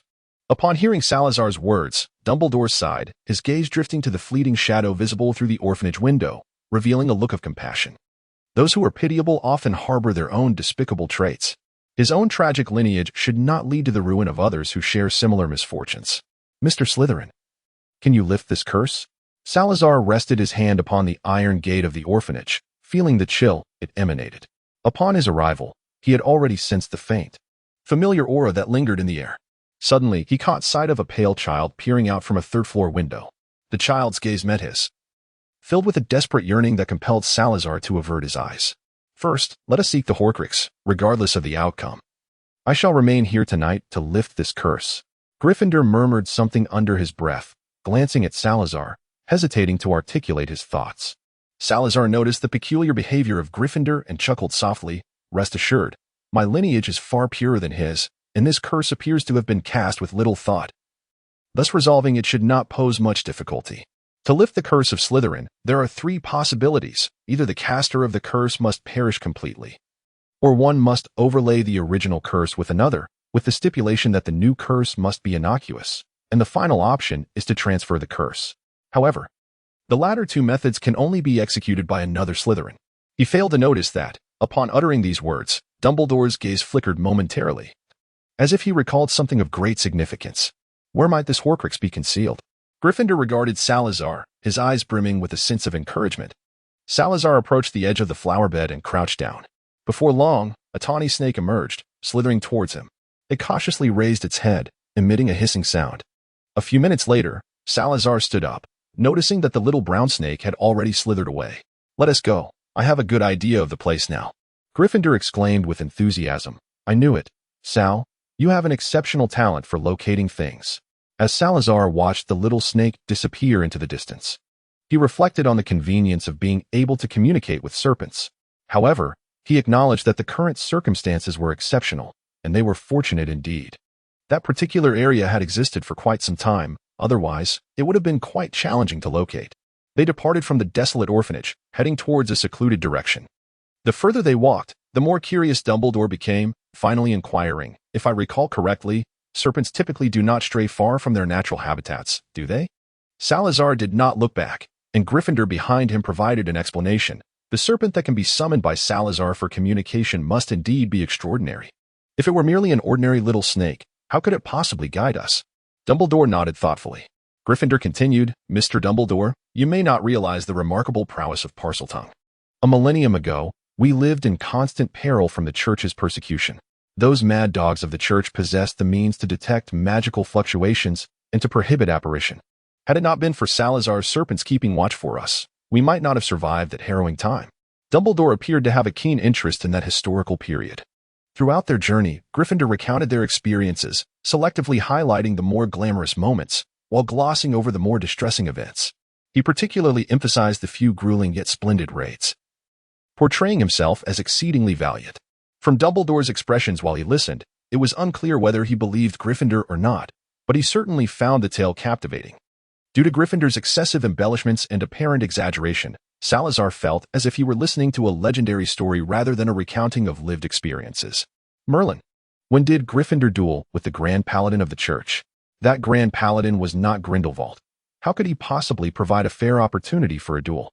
If they had truly agreed to duel by the shores of Lake Knossos, Gryffindor would have faced not just the Grand Paladin himself, but at least two fully organized knightly orders." After a short while, they arrived at their destination. Upon witnessing the scene before them, the three fell silent, utterly unable to fathom such a sight so close to London.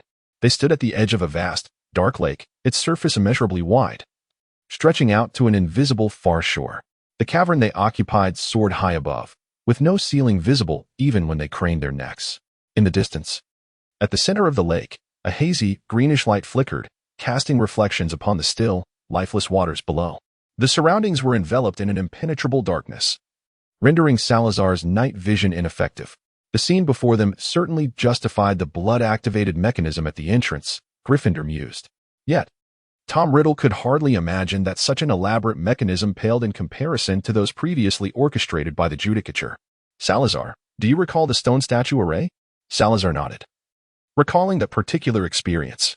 They exchanged glances and sighed in unison. On that occasion, it was merely the two of them, and their condition was exceedingly dire. They nearly lost at least one of their lives, destined to become a statue. Yet, it was their unwillingness to abandon one another that ultimately allowed them to escape unscathed.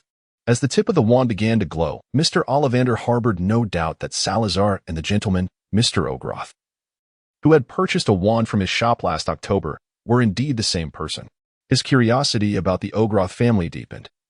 For such reclusive families within the wizarding world were becoming increasingly rare, especially those well-versed in the art of wand-making. Amidst the flickering luminescence, they discerned the rocky isle at the heart of the lake. The object in question was likely situated upon that very island. Based on my understanding of young Tom, employing the summoning charm here would undoubtedly lead to some unfortunate consequences, Gryffindor proclaimed with conviction. Yet if it were up to me, I would certainly set numerous traps on the island and conceal the object at the bottom of the lake. Salazar nodded in agreement with Gryffindor's perspective. Although he had yet to conduct a thorough investigation, he had felt an unsettling presence since entering this place, and he concurred that Gryffindor was indeed capable of executing the actions he described. His gaze drifted over the lake's surface, lingering on the murky waters, contemplating his next course of action. Just then, he heard the incantation uttered by Gryffindor. Riddle's Horcrux is approaching. Salazar turned his head, gazing in astonishment at Gryffindor. Why do you look at me like that? How can one know without trying? Dumbledore had already positioned himself at a considerable distance from the lakeshore, evidently believing that employing the summoning charm here could result in dire consequences. With a thunderous roar, a massive grayish-white object erupted from the depths of the dark lake, approximately 20 feet away. Before Salazar could discern what it was, the entity vanished with a resounding crash, sending forth large, profound ripples across the mirror-like surface of the water. This is a countermeasure to prevent us from surreptitiously retrieving the Horcrux. Quite an impressive spell. Gryffindor remained unfazed by the earlier failure. Have you completed your experiment? Salazar inquired irritably, casting a glance at Dumbledore before striding directly towards the lake's edge, entirely disregarding Gryffindor's undertaking.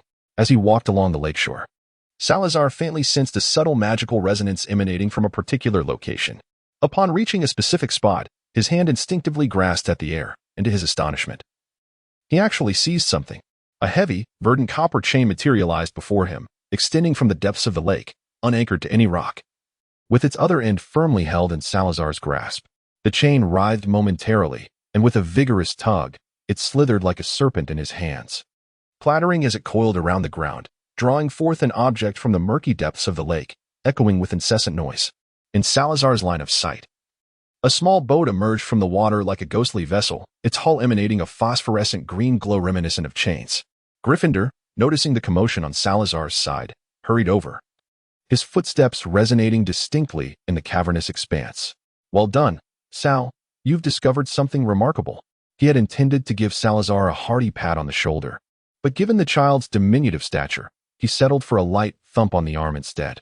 The marks were well concealed, yet unfortunately, to truly conceal this boat, it could not remain the sole object present. Salazar's tone conveyed a hint of regret. Perhaps it was due to the delightful escapades he had shared with Gryffindor just a few days prior in Diagon Alley, which now left him with the impression that they were engaged in a rather thrilling game together. It is likely that Gryffindor felt similarly. Otherwise, he would not have employed that levitation charm as if he were mapping out a journey. Dumbledore approached from a distance, his gaze fixed upon the small boat, yet his brow furrowed with concern. This vessel was presumably left by Riddle for his own use to traverse the lake, in case he needed to inspect or relocate a Horcrux, and it was evidently insufficient to accommodate us all. Mr. Slytherin, what do you think of using the flying charm to cross? Salazar shook his head, indicating his ignorance of the situation. Given the multitude of shadowy corpses in the lake, he deemed it prudent to refrain from any attempts. Should he fall in, his animagus form would render him impervious to these wraiths. Gryffindor would be similarly protected. Moreover, he could simply encase himself in fiery enchantments. With Gryffindor's nuanced control over magic, this should pose no issue. However, none could guarantee that Dumbledore would remain unscathed. Dumbledore was held in high esteem at Hogwarts, and they were reluctant to entertain the notion of replacing him at this juncture. I can restrain my own magical power, a measure typically undetectable. A millennium ago, the Church sought out wizards through magic detection, but this vessel is truly too small. Both he and Gryffindor could temporarily suppress their powers without significant trouble, yet the time had not yet arrived for such drastic measures. Although they appeared to be aligned with Dumbledore, they were not yet at the point where they could openly restrict their magic in his presence. Perhaps we could proceed in this manner. Mr. Dumbledore, you may wait for us here while we retrieve the Horcrux from the island in the lake, and we shall destroy it once we have departed. Dumbledore furrowed his brow in contemplation, ultimately nodding in agreement. He discerned the Founder's attitudes towards Voldemort, though somewhat dismissive.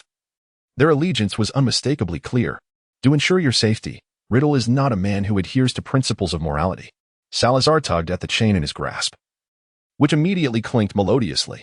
He handed the chain to Gryffindor, and after finding a point of equilibrium with his gaze, he stepped onto the small boat. Gryffindor followed suit, his magical essence completely sealed as he steadied himself on the vessel. He was now a mere puppet of alchemy, rendering the operation simpler. The small boat glided smoothly away. According to riddles designed for this place, it was evident he believed that any wizard capable of reaching this point possessed formidable strength, and thus he would not guard against underage wizards. Pondering, Salazar remarked, "Goaty, you might try loosening your grip a bit. A normal level of magical restraint should suffice." "I'll give it a try," Gryffindor replied, cautiously easing his magical constraints as per Salazar's suggestion. The boat remained unaffected, continuing its steady course. Suddenly, Gryffindor was struck by a peculiar idea. He reached into his pocket, enhanced by the non-detectable extension charm, and retrieved an iron box nearly the length of his arm. Salazar cast a glance at the expression of the Gryffindor, deducing that the box must indeed be quite heavy.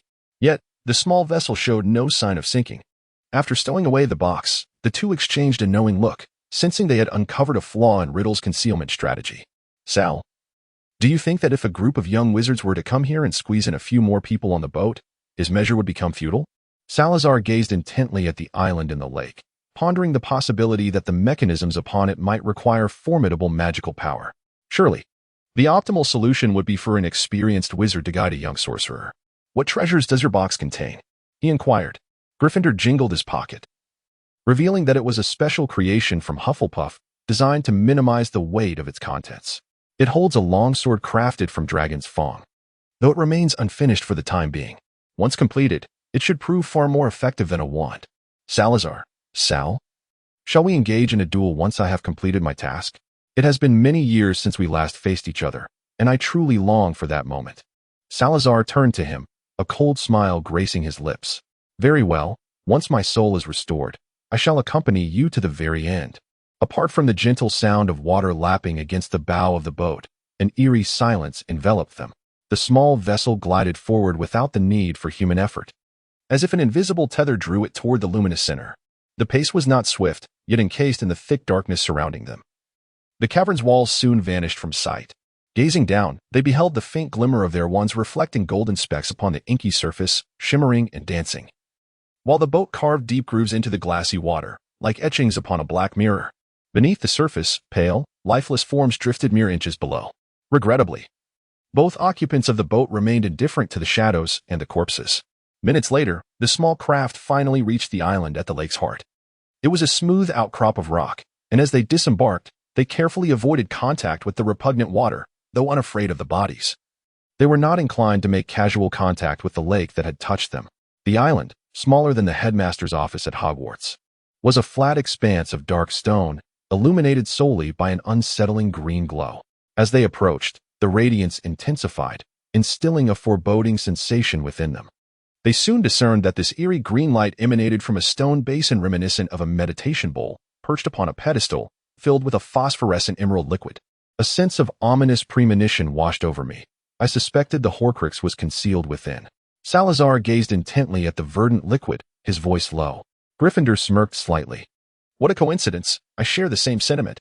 Tentatively, they reached toward the liquid, only to be thwarted by an invisible barrier, preventing any further advance.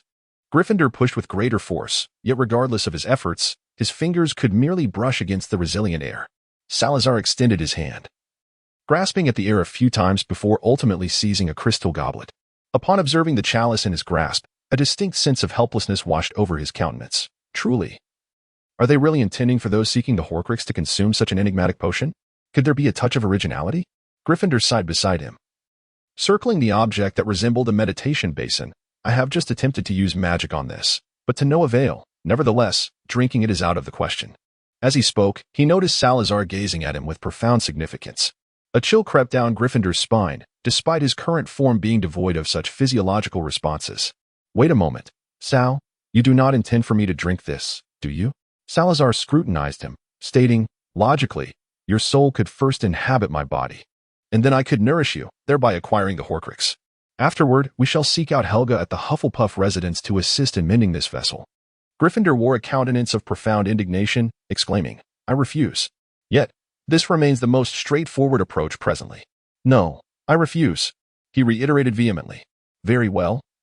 Let us contemplate alternative solutions. Gryffindor's expression grew increasingly agitated, his words laced with a palpable resentment as he addressed Salazar Slytherin. Do not tell me you have forgotten the protective enchantment one had to invoke when compelled to consume holy water to safeguard against the revelation of a wizard's identity. A smile of delight graced Salazar's lips as he remarked, whether you believe it or not, I have truly forgotten. Gryffindor responded, well, now I remember. Salazar elegantly lifted a crystal goblet filled with a vibrant green liquid, bringing it to his lips. He took a sip, instantly sighing in relief. It bore no flavor.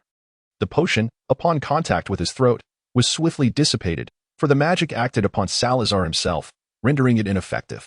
Once the liquid within the vessel had entirely vanished, a small pendant box emerged at the bottom of the container. Salazar cast aside the crystal goblet, his gaze fixated on the pendant box at the bottom of the container. His expression gradually contorting with dismay. It was as if he were playing a challenging game, having endured countless trials only to discover that he had strayed from the correct path from the very beginning. Gryffindor picked up the pendant box, weighing it in his hand, yet felt no trace of the chilling aura typically associated with a Horcrux. He furrowed his brow in perplexity. Sal, this resembles your pendant box.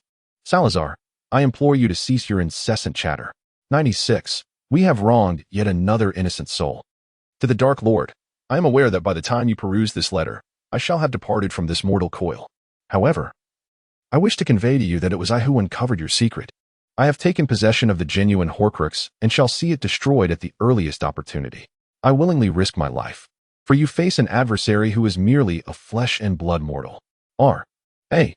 B. At this juncture, they had vacated the inky black cavern, and the sunlight outside, though not particularly bright, suddenly became blindingly intense. There was no urgency to return to Diagon Alley. Salazar lingered at the cave's entrance, fiddling with the pendant box, which he then opened to reveal only a slip of paper. The parchment was neither pristine nor excessively aged, perhaps merely a couple of years old. R. A. B. Gryffindor scrutinized the message on the note, his brow furrowed in contemplation. Thus, this individual has outmaneuvered us by seizing the Horcrux ahead of time. Salazar retrieved his pendant box from beneath his wizard's robe and waved it before Gryffindor. According to the inscription, what should be concealed here is this. However, the soul within has perished on the battlefield at dusk, rendering it no longer a Horcrux. Indeed, we owe a debt of gratitude to this R. A. B. Were it not for him, we might remain oblivious to the existence of Riddle-S Horcruxes. Gryffindor sighed in response. So, have we embarked on this journey in vain?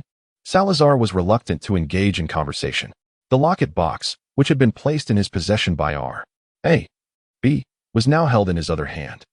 The contrast between the two locket boxes became exceedingly apparent as he concealed his own beneath the folds of his wizarding robe, while R. A. B's counterfeit was handed over to Dumbledore. At that moment, he noticed Dumbledore's keen interest in the note he held, prompting Salazar to extend it towards him. Mr. Dumbledore, can you discern the author of this note? Gryffindor accepted the note and examined it meticulously through his spectacles.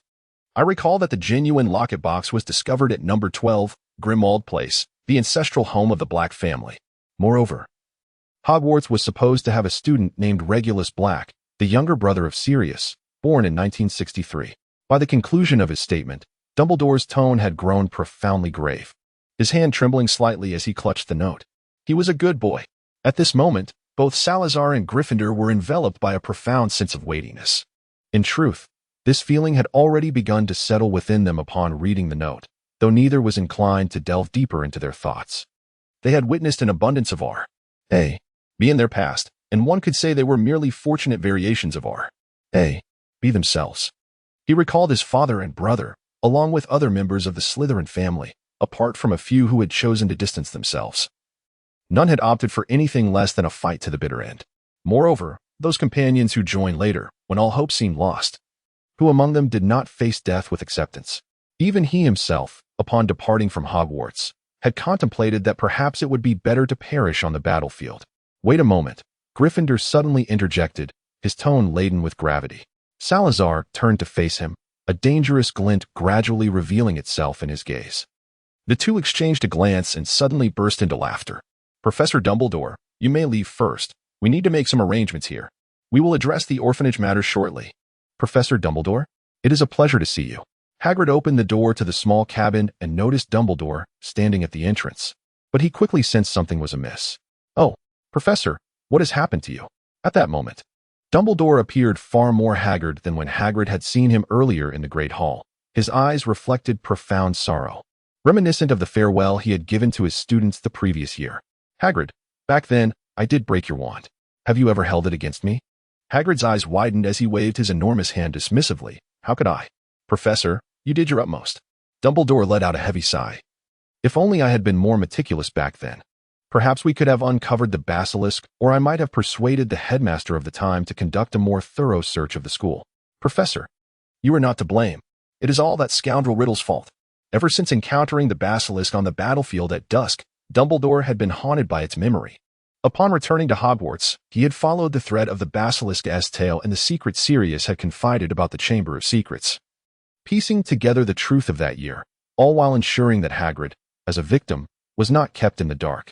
After taking a seat at the table, Hagrid served Dumbledore tea and rock cakes. Dumbledore stared at the cup of tea, seemingly lost in thought, his gaze devoid of focus, merely staring into the void. Hagrid, seated beside him, dared not utter a sound. Although he was unaware of the specifics, he could discern that something was gravely amiss with Dumbledore, and thus he refrained from interrupting. What if it were something of great importance? As the steam from the tea dissipated almost entirely, Dumbledore finally exhaled a long sigh. His tone ethereal and drifting. "Hagrid, do you think I have erred in my actions over the years? Perhaps he was right after all?" At that time, everyone believed he was utterly wrong, and they all opposed him, yet each dissenting voice stemmed from their own perspective. They never considered what the wizarding world might have looked like had he succeeded. If that were the case, Riddle would never have caused any disturbances. But his ideology was far too extreme. He recounted tales from the East, stating that only power could procure peace, yet at that moment, I merely thought him mad. Hagrid interjected, "The state of Hogwarts and the wizarding world has become exceedingly disordered." Hagrid stared blankly at Dumbledore, absorbing his monologue. Although he did not entirely comprehend it, the final statement resonated with him. No, it cannot be. If there were strict discipline, the young wizards would perish. The thought in his heart grew increasingly intense, ultimately spilling forth from his lips. He held a deep appreciation for Dumbledore and respected his principal immensely, yet this was simply unacceptable. Dumbledore was abruptly jolted from his seemingly bewitched state, a bitter smile crossing his face, though the prior thought remained indelibly etched in his heart, lingering without respite. "Professor, what on earth transpired earlier?" Dumbledore's bitter smile deepened. "We have wronged a good child. He was never a servant of Voldemort." "Wronged? Professor, whom do you refer to?" Hagrid's confusion intensified. Dumbledore merely shook his head, uttering no further words. "By the way, Hagrid, how did Mr. Foley's search of the castle fare? Did he uncover anything suspicious?" With a resounding crash, the stone door, previously damaged, swung open once more. "It has been repaired quite well. Riddle should not discern any traces," Gryffindor asserted confidently. They had merely replicated the original enchantments on the stone door and added a detection charm, ensuring that they would sense immediately should the door be opened again. "It is unfortunate that the enchantment prohibiting apparition here cannot be unraveled without leaving a trace," Salazar lamented. "Otherwise, Mr. Riddle's expression upon seeing us would surely have been spectacular." Gryffindor chuckled with delight. However, watching him as we entered through the door was thrilling enough. "Speaking of which, how do you plan to transform this lake?" Salazar rested his chin on his hand, gazing thoughtfully at the expansive lake before him. The sheer magnitude of the task was daunting. It was not merely the vastness of the area that posed a challenge, but also the seemingly endless presence of the inferi, which could not be vanquished without the use of forbidden spells. What if we refrained from disturbing the lake altogether? Instead, we could focus on modifying that island and the potion upon it, suggested Gryffindor after a moment of contemplation. He nodded in agreement, albeit with a hint of regret at the thought of not witnessing the pitiable Riddle ensnared by the relentless inferi. They sought out the boat once more, which ferried them across the lake to confront the stark, barren rocky island. Within what resembled a meditation basin, a luminous green liquid began to rise autonomously.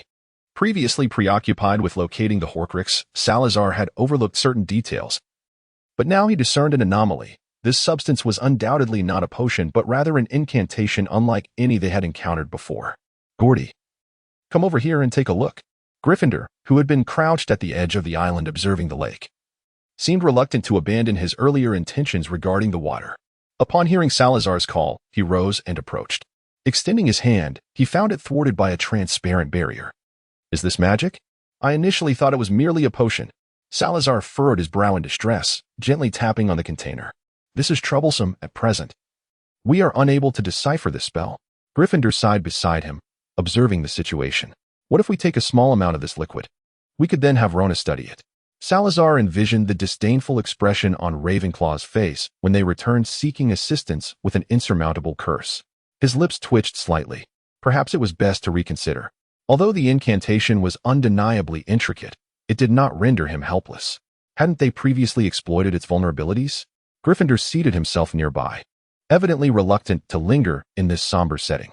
The surrounding darkness and the corpses in the lake, while not instilling fear within him, were nonetheless oppressive for the greatest white wizard in history. Yet, the prospect of leaving a trap for Mr. Riddle was sufficient motivation for him to remain. Very well. Take your time with your research. I shall contemplate whether there is a way to transform this lake. Time in the dark passed swiftly, and the green glow emanating from Salazar began to wane, flickering intermittently. Gryffindor turned to see Salazar directing his wand towards the vessel. He could sense the intricate magic swirling around Salazar, while the liquid within the container began to boil, reminiscent of the countless potions Salazar had brewed before. Had he succeeded? Salazar paid him no heed, fully engrossed in manipulating the spell he had temporarily adapted. The wounds of his soul manifested at that moment. What felt overwhelming now was trivial compared to his former self, yet he sensed he had exerted all his strength. The flow of magic gradually steadied, and Salazar managed the final touches before he finally exhaled in relief. For the first time, he perceived the air in this space as oppressively heavy, compelling him to yearn for escape. Goaty, this should suffice. We can discuss it outside. Gryffindor noticed that Salazar was not in optimal condition, prompting him to swiftly board the small boat, to which Salazar followed without a trace of reluctance. He cast one last glance at the masterpiece he had left behind, a smile creeping across his face in the darkness. Goaty, if you dare to touch this spell, you shall meet your demise. Yet Gryffindor's voice emerged muffled, as if trapped in his throat. What is it?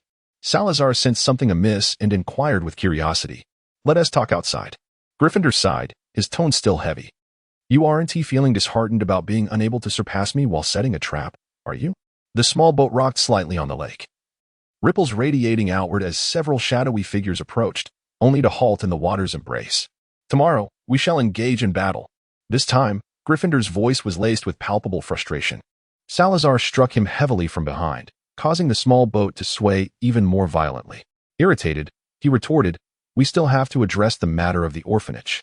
Do you only dare to duel with me when fortune is not on my side? Gryffindor interjected, do not forget the final matter. Of course, brave and kind Mr. Blake. May you find tranquility. Although we cannot locate your remains, one would hope that you desire to drag your dark lord down to the depths of the lake yourself. Would you not? I wish you joy in your future play at the lake's bottom. Darkness fell into silence, accompanied by the rhythmic opening and closing of the stone door, leaving the place utterly still. The sunset lingered with a mere trace of light, yet the sight of vibrant life once more eased the tension in both of them. As they journeyed towards the orphanage, Salazar suddenly recalled something he had previously forgotten. Goaty, did you not think of it? What? Gryffindor turned to him. A look of confusion etched on his face, clearly still troubled by the recent events. The curse of Slytherin, it persists, and Tom Riddle has not perished. Next Horcrux. He mused. April 27th, 1982. Sal, are you truly not going out today? Teresa inquired, suppressing a smile. Salazar cast her a glance, utterly indifferent to appearances. You've seen for yourself the series of misfortunes I have endured since rising this morning. Who knows what calamities might befall me should I venture outside? From the moment he awoke, he had encountered a litany of vexations. First, his hair had become entangled with Teresa's upon waking, a mishap he fortunately noticed. Or else both would have been equally unfortunate. Then, while preparing for the day, he found the hot water supply had vanished, leaving him to heat water himself. Finally, he discovered that his wand had slipped into the crevice beside his bedside. Though these incidents were not inherently damaging, they were certainly irksome. After departing from the cave yesterday, he had transferred the curse to the orphanage. Perhaps due to the weight of his ancestry, Salazar was merely momentarily favored by misfortune, the curse forcibly dispelled, while Mr. Riddle, whose whereabouts remained unknown, was surely facing his own troubles. Teresa erupted into laughter, finally unable to contain herself. You could have simply used a luck potion to counteract it all. Why didn't you prepare in advance? As Sarah gazed out at the morning light, She let out a heavy sigh. Thus far, she had only concocted Wolf's Bane and calming potions in that basement, and if she were to brew a potion today, her success rate would likely be on par with that of Gryffindor. It must be said that since arriving in this era, she had indeed grown complacent in various aspects. For instance, in potion storage, were it a millennium ago, she would have had a stockpile of nearly everything, save for the most difficult to preserve. How had she found herself in such a predicament now? Teresa, after adjusting a butterfly knot at the back of her head, bid farewell to Salazar and departed. She had been exceptionally busy lately, leaving Salazar feeling somewhat inadequate. Yet, her industriousness had evidently borne fruit, at the very least. The races that had long aligned with the vampires had quieted down. If the wizarding world remained undisturbed, they were unlikely to stir again. By this point, Salazar had come to realize that the current situation merely served as a catalyst for the Freemasons, while the root cause lay in the long-standing grievances between magical races and wizards. However, he found himself lacking in viable solutions. Such circumstances would not have arisen 1,000 years ago. Aside from a few magical races that had resorted to begging the church for mercy, the rest had been tightly knit, with no internal discord whatsoever.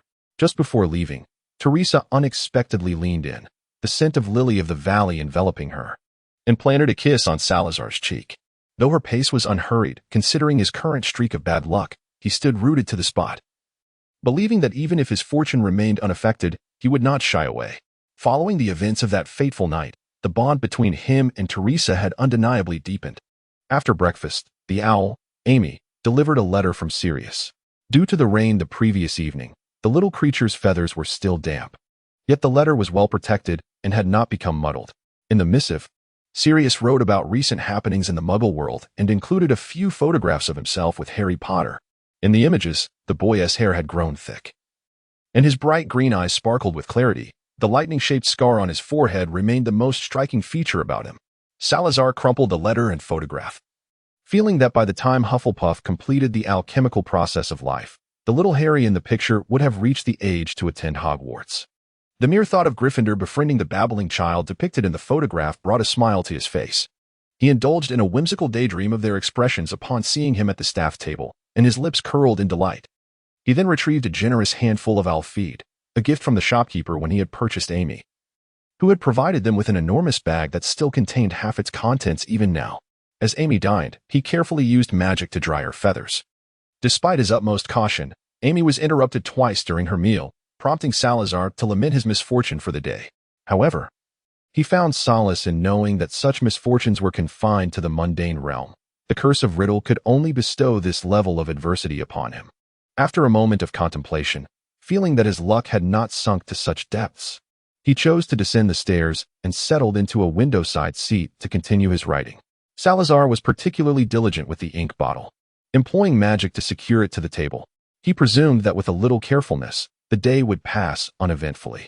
Yet, as the afternoon wore on, an intruder would ultimately disrupt his tranquility. The door curtain was lifted, the resulting breeze causing the flame of the scented candle placed by Teresa at the entrance to flicker. Sunlight briefly streamed in, carrying with it the earthy scent of damp soil. It had rained the night before, and the weather today was exceptionally fine. Dumbledore entered, followed closely by a brooding Snape. Lupin, stationed behind the counter, quickly rose to greet Dumbledore with warmth. He had become quite adept at his duties during this time. Dumbledore appeared to have shed the state of turmoil from the previous day, exuding an air of vitality as if nothing had transpired. His demeanor stood in stark contrast to Snape's sullen presence behind him, further accentuating the potion master's gloom. "Good afternoon, Mr. Ogros," Dumbledore called out, surveying the surroundings for Gryffindor's figure. "Where's Mr. Eustace? Did everything go smoothly with yesterday's affairs?"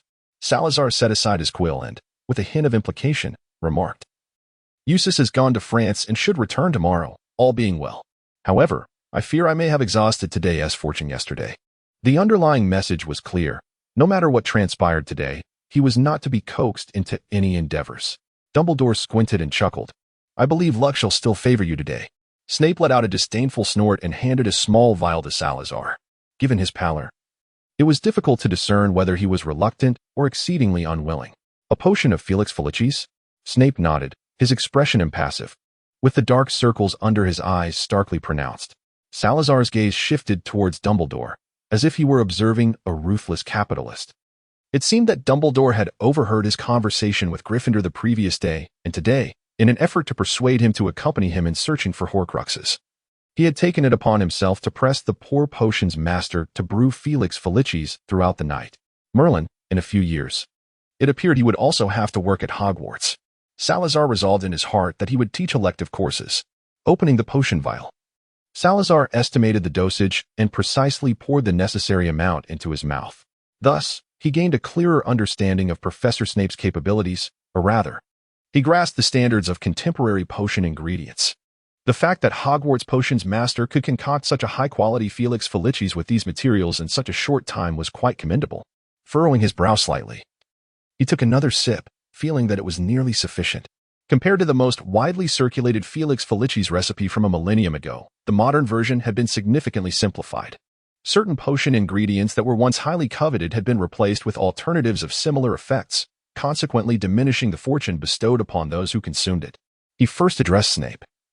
"Would you prefer a superior Felix Felicis recipe, or shall I prepare a vial in the next day or two?"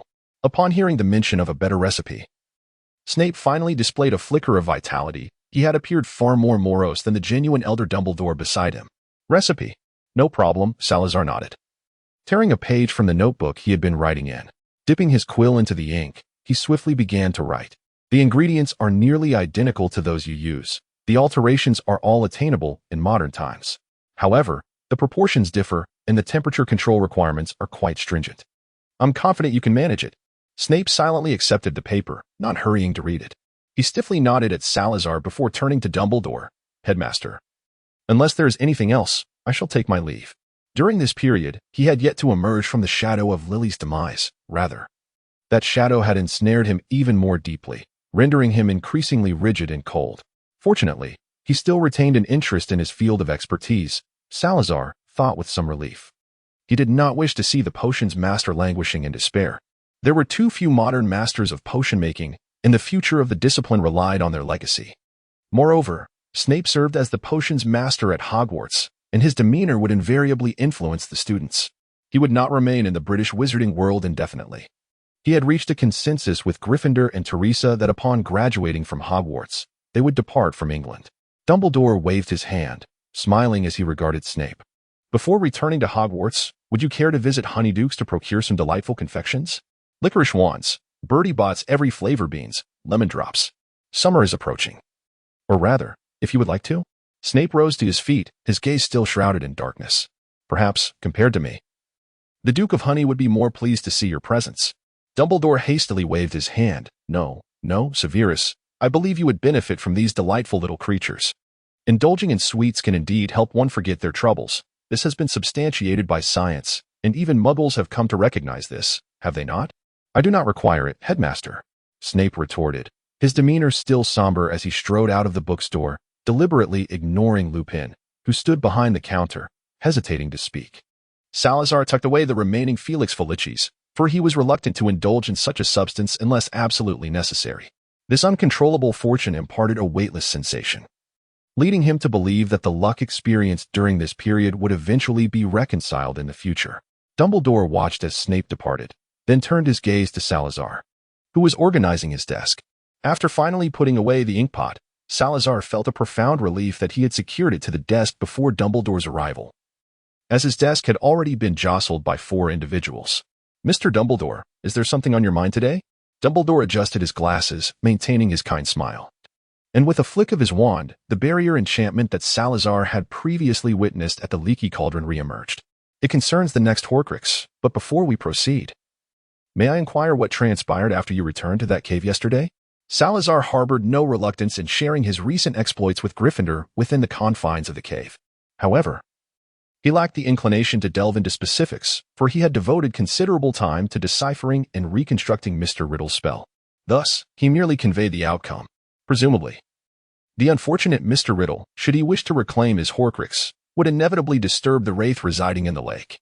At this thought, Salazar chuckled with delight, envisioning the once-occupied space of the Horcrux now rendered barren, compelling Riddle to seek the company of the esteemed Mr. Black.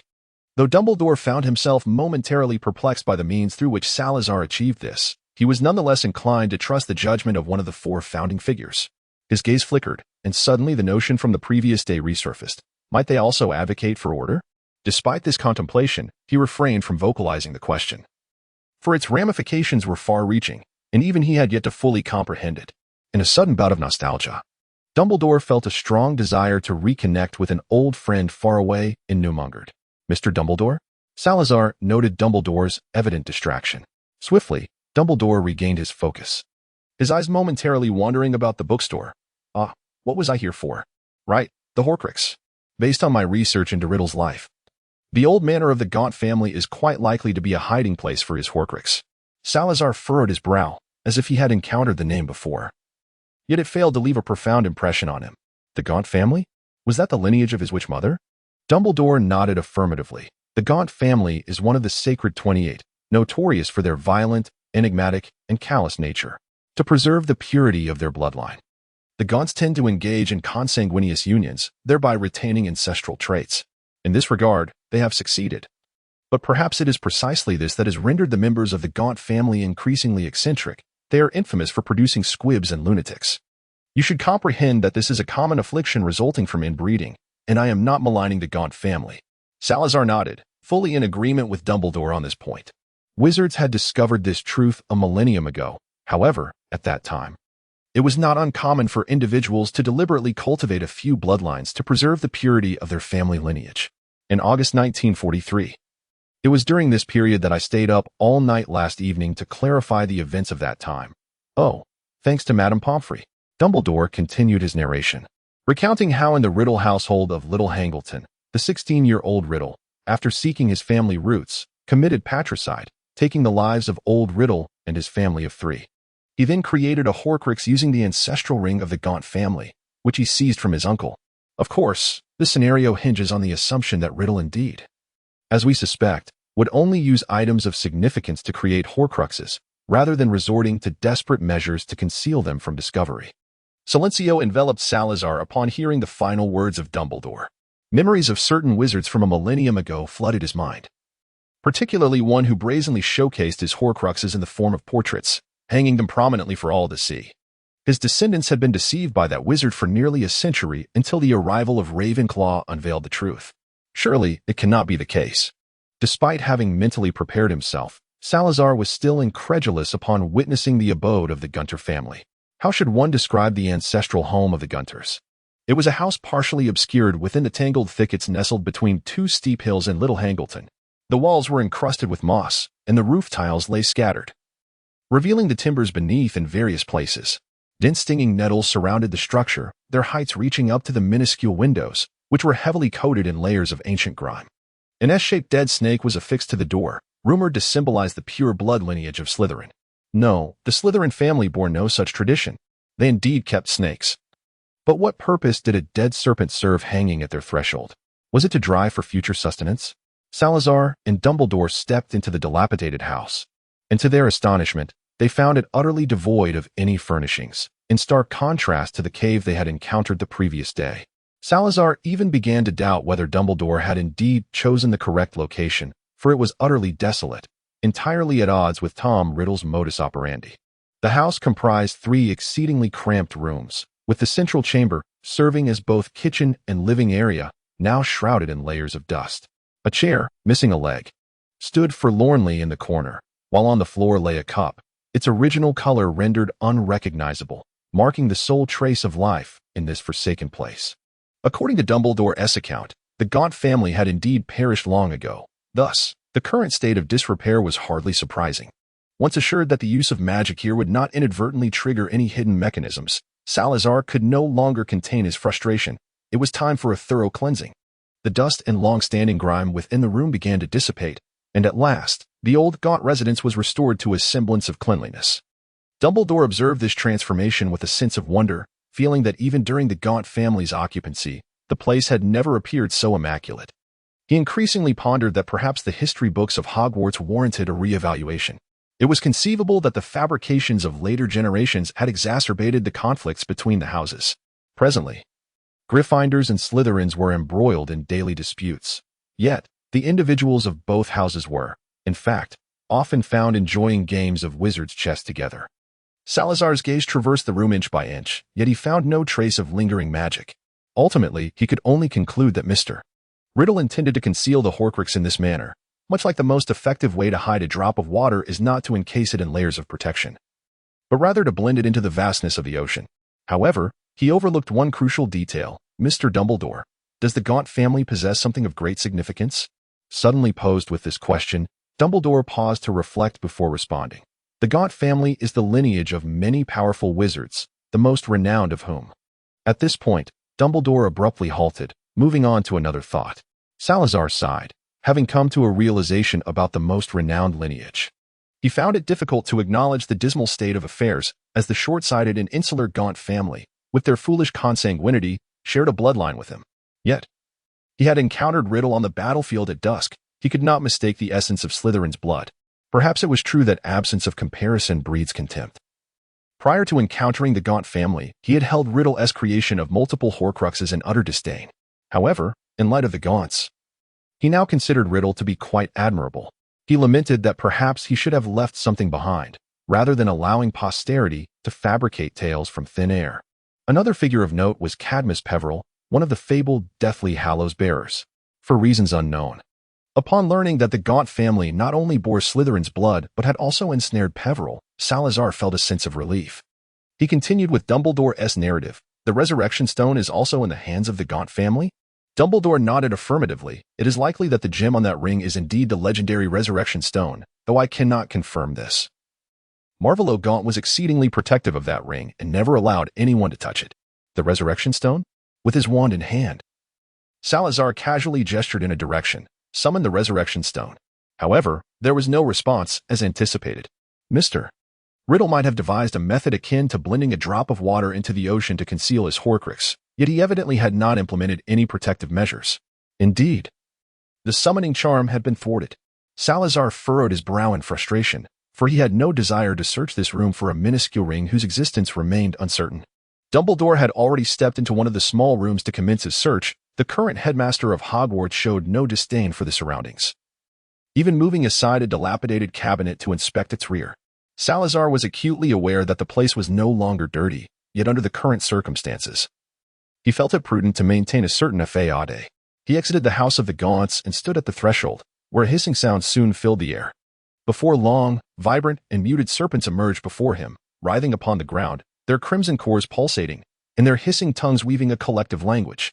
They rejoiced at the prospect of finally having a means of communication after many years, yet they were simultaneously awed by the presence of the feathered serpent. Help me find a ring, the one once worn by the master of this place.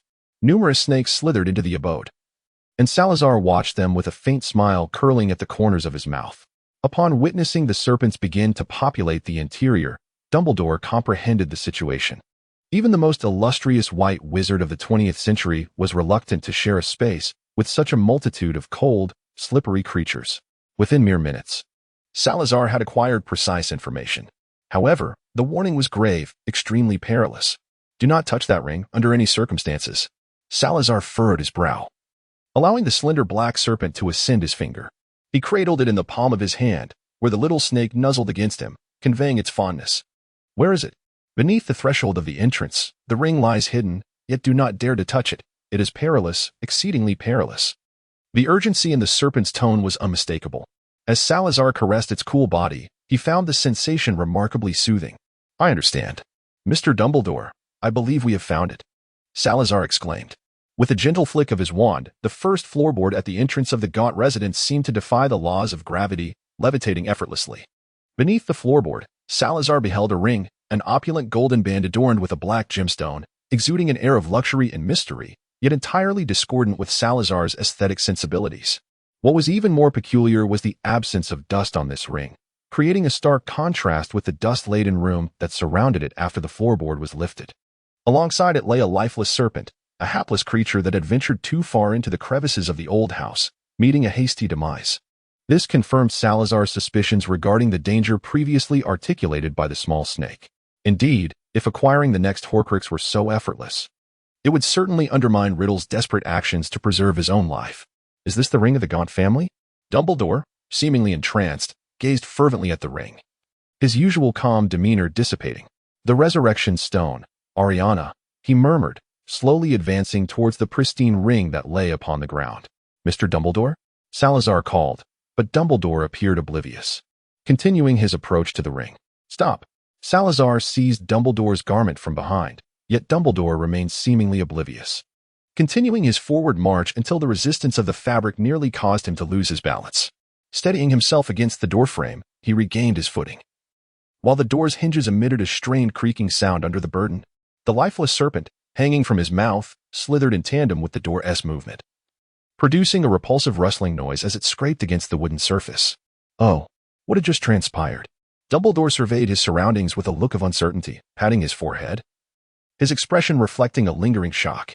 At that moment, he had fully awakened to the reality of his actions, feeling a profound sense of astonishment. Salazar approached with a furrowed brow, having not overlooked the fleeting sadness that flickered in Dumbledore's eyes moments ago. This reminded him of the name Dumbledore had just mentioned, and for reasons unknown, he suddenly recalled his discussion yesterday with Gryffindor regarding Dumbledore and Grindelwald. It seemed that Dumbledore had previously been tempted by some form of mental magic, prompting memories of past sorrows, while Salazar had yet to develop an interest in prying into others' privacy.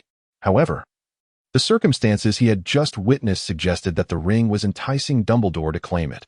One would think it would target a soul with greater vulnerabilities. Could it be that Dumbledore's own issues were more profound than his present self? If so, Salazar would need to reevaluate the full extent of the current headmaster's capabilities. Drawing closer, Salazar crouched down, scrutinizing the ring with keen interest, his wand firmly grasped in hand, prepared for any unforeseen events. At this proximity, he felt an undeniable urge to don the ring, though this impulse was exceedingly faint, having little impact on Salazar's will, barely managing to override his disdain for the ring's appearance. This ring was no ordinary trinket. It was imbued with some form of magic designed to tempt those intrigued by the resurrection stone into wearing it. Yet, should he actually adorn it? Salazar chuckled softly, expressing with a tone of wistfulness, Mr. Dumbledore, you must foresee the outcome. After all, this is a trap laid by the Dark Lord himself. In his eyes, this snare was far more reliable than the cave filled with the corpses of the deceased. That cavern could be navigated with sufficient preparation or a heart hardened enough to seize the well-guarded Horcrux, as exemplified by Regulus's experience. This time, however, Mr. Riddle was directly toying with the visitor's yearning for the resurrection stone. Observing the remarkably pristine ring on the ground, Dumbledore's brow furrowed deeply. After the initial excitement of confronting the resurrection stone had passed, he was now able to think clearly, no longer easily swayed by mental magic. Alas, it is a human tendency to be drawn to that which one knows to be impossible. Akin to my awareness that those resurrected by the stone are no longer the individuals they once were, yet I cannot suppress my inner longing for it. Mr. Slytherin, I truly admire you in this regard. Were I in your position, knowing that I could effortlessly revive my 3 dear friends, I could not choose to maintain their status as Horcruxes as you have. Dumbledore mused, yet he had already devised a method to destroy this Horcrux, though he still found it difficult to resolve to obliterate one of the 3 Deathly Hallows, the Resurrection Stone. At this moment, Salazar also realized another possibility for his immunity to the allure of the soul magic. The countless partings and deaths he had endured were overwhelming. On the battlefields of a millennium ago, every fleeting second could herald the demise of someone he knew, and over time, he had grown accustomed to it. This prolonged state eventually morphed into a serene indifference, to the extent that upon receiving the soul relics of his friends, he found himself more concerned about the potential impact on their consciousness than in hastily resurrecting them all. Given his mindset, it was possible that the resurrection stone had already tempted him, yet he had been preoccupied with other thoughts, failing to recognize it. Once again, he glanced at the unusually pristine ring lying on the ground, while gently caressing the black serpent that coiled around his arm. He pondered 2 options: to destroy the soul relic outright, a simple incantation of fiend fire would suffice, or to wait until he and his companions could devise a method to annihilate the souls within without obliterating the objects themselves.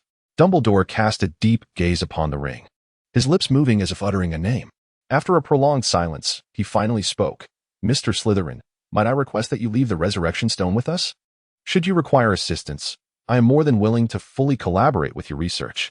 Salazar nodded thoughtfully. Let it be as such. After all, the resurrection stone is a deathly hallow, and to destroy it so carelessly would be a regrettable loss. Restore it to its original state. Banish the muggles. Consequently, the 2 of them vanished in succession, yet scarcely 10 minutes had elapsed before Salazar reappeared in the same spot.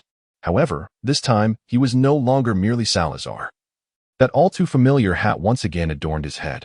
Within its confines, Gryffindor, Ravenclaw, and Hufflepuff observed the world through Salazar's eyes. In those fleeting moments, they had devised a plan that could only be described as flawless. "Sal, your demeanor is far too composed. You ought to appear a bit more guilty," Gryffindor clamored, offering their spirited suggestion. Salazar harbored a notable degree of dissatisfaction toward Gryffindor, yet he furrowed his brow, striving to exhibit a semblance of caution as he surveyed his surroundings. "Ha ha ha, precisely so, akin to those students who stealthily slip out of the common room in the dead of night." The spectral embodiment of Hufflepuff conveyed a sentiment of pity toward Gryffindor. It could very well resemble your own clandestine escapades to the dining hall under the cover of darkness. "Wouldn't you agree, Mr. Gryffindor?" As Salazar cautiously approached the old residence of the Gunter family, he found himself enveloped in a dialogue echoing within his mind. This sensation transported him back to the moments preceding the twilight battlefield. One must admit that, when liberated from external pressures and the entanglements of self-interest, the act of sharing experiences with friends is profoundly joyous, even if their current intention was to deceive a poor soul who had been confined here since the tender age of 16. The door of the Gunter family estate creaked open once more, the lifeless serpent hanging above swaying slightly, accompanied by a cacophony of creaks and groans. Salazar beheld the now immaculate yet still dilapidated and somber chamber once again. Pressing his lips together, he used his wand to unveil the first slab of flooring at the entrance, revealing the gaudy yet oddly shaped ring that resurfaced before his eyes. Gazing at the ring for a moment, Salazar communicated with the others in his mind. "Riddle should be able to see this now. Considering the commotion I made with Dumbledore when we were here, didn't you say that this ring had attacked Dumbledore?" Ravenclaw's voice chimed in.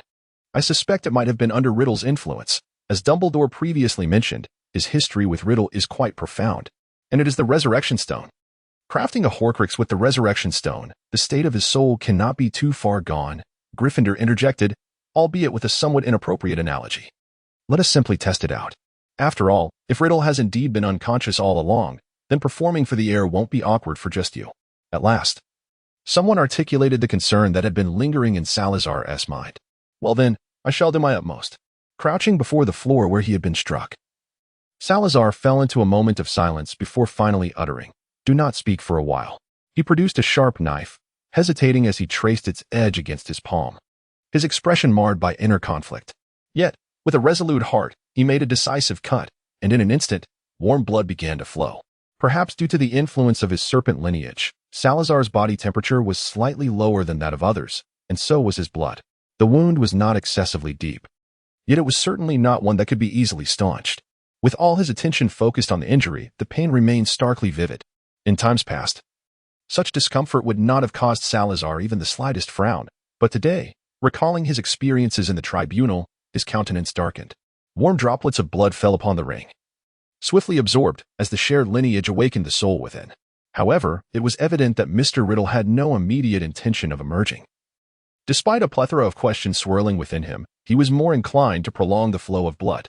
Regrettably, the provider of this sanguine offering seemed disinclined to satiate Mr. Riddle completely. After approximately half a minute, he grasped the wound, and from a vantage point unseen by Riddle, black serpent scales began to emerge from his palm, temporarily sealing the injury.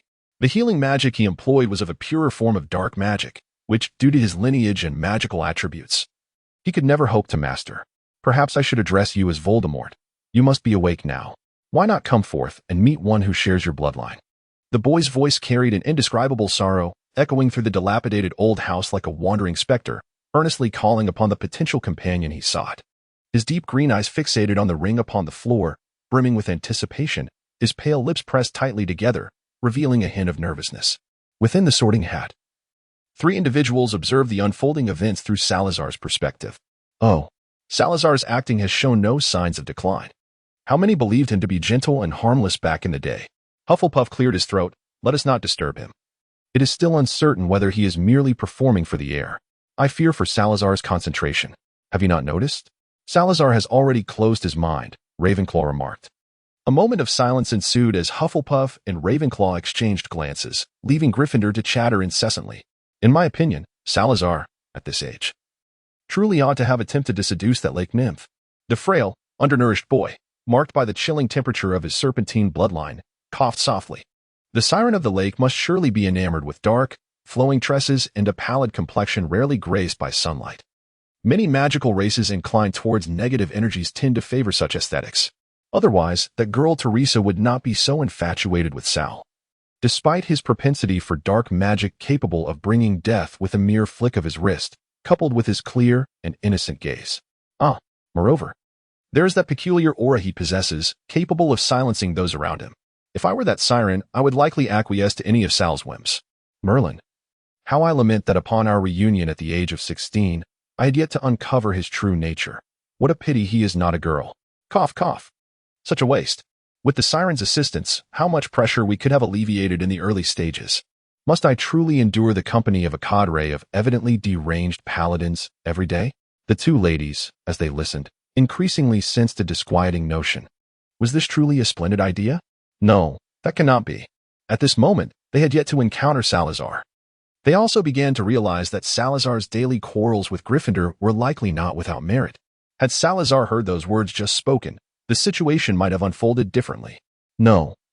Mr. Gryffindor, do consider with your grass-clad mind, a wizard who can wield white magic to emulate the light would, in those times, likely have garnered considerable favor among those harboring deep animosity towards the church. As Salazar's words echoed in the air, silence enveloped the space once more. Reminiscent of the many years past, where only the occasional mountain creature would visit, leaving the area as desolate as a haunted dwelling. The young boy stood forlornly at the threshold, waiting for a response that never came. Minutes passed, yet still, no answer emerged. A faint smile began to grace his face, tinged with self-mockery. Why, dear fellow Slytherin, do you refuse to emerge and meet me? You have absorbed my blood. You must be awake, are you not? Tom Riddle found himself in a quandary.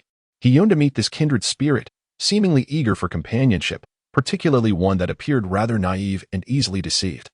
If he were not foolish, why would a wizard willingly nourish a Horcrux with his own blood?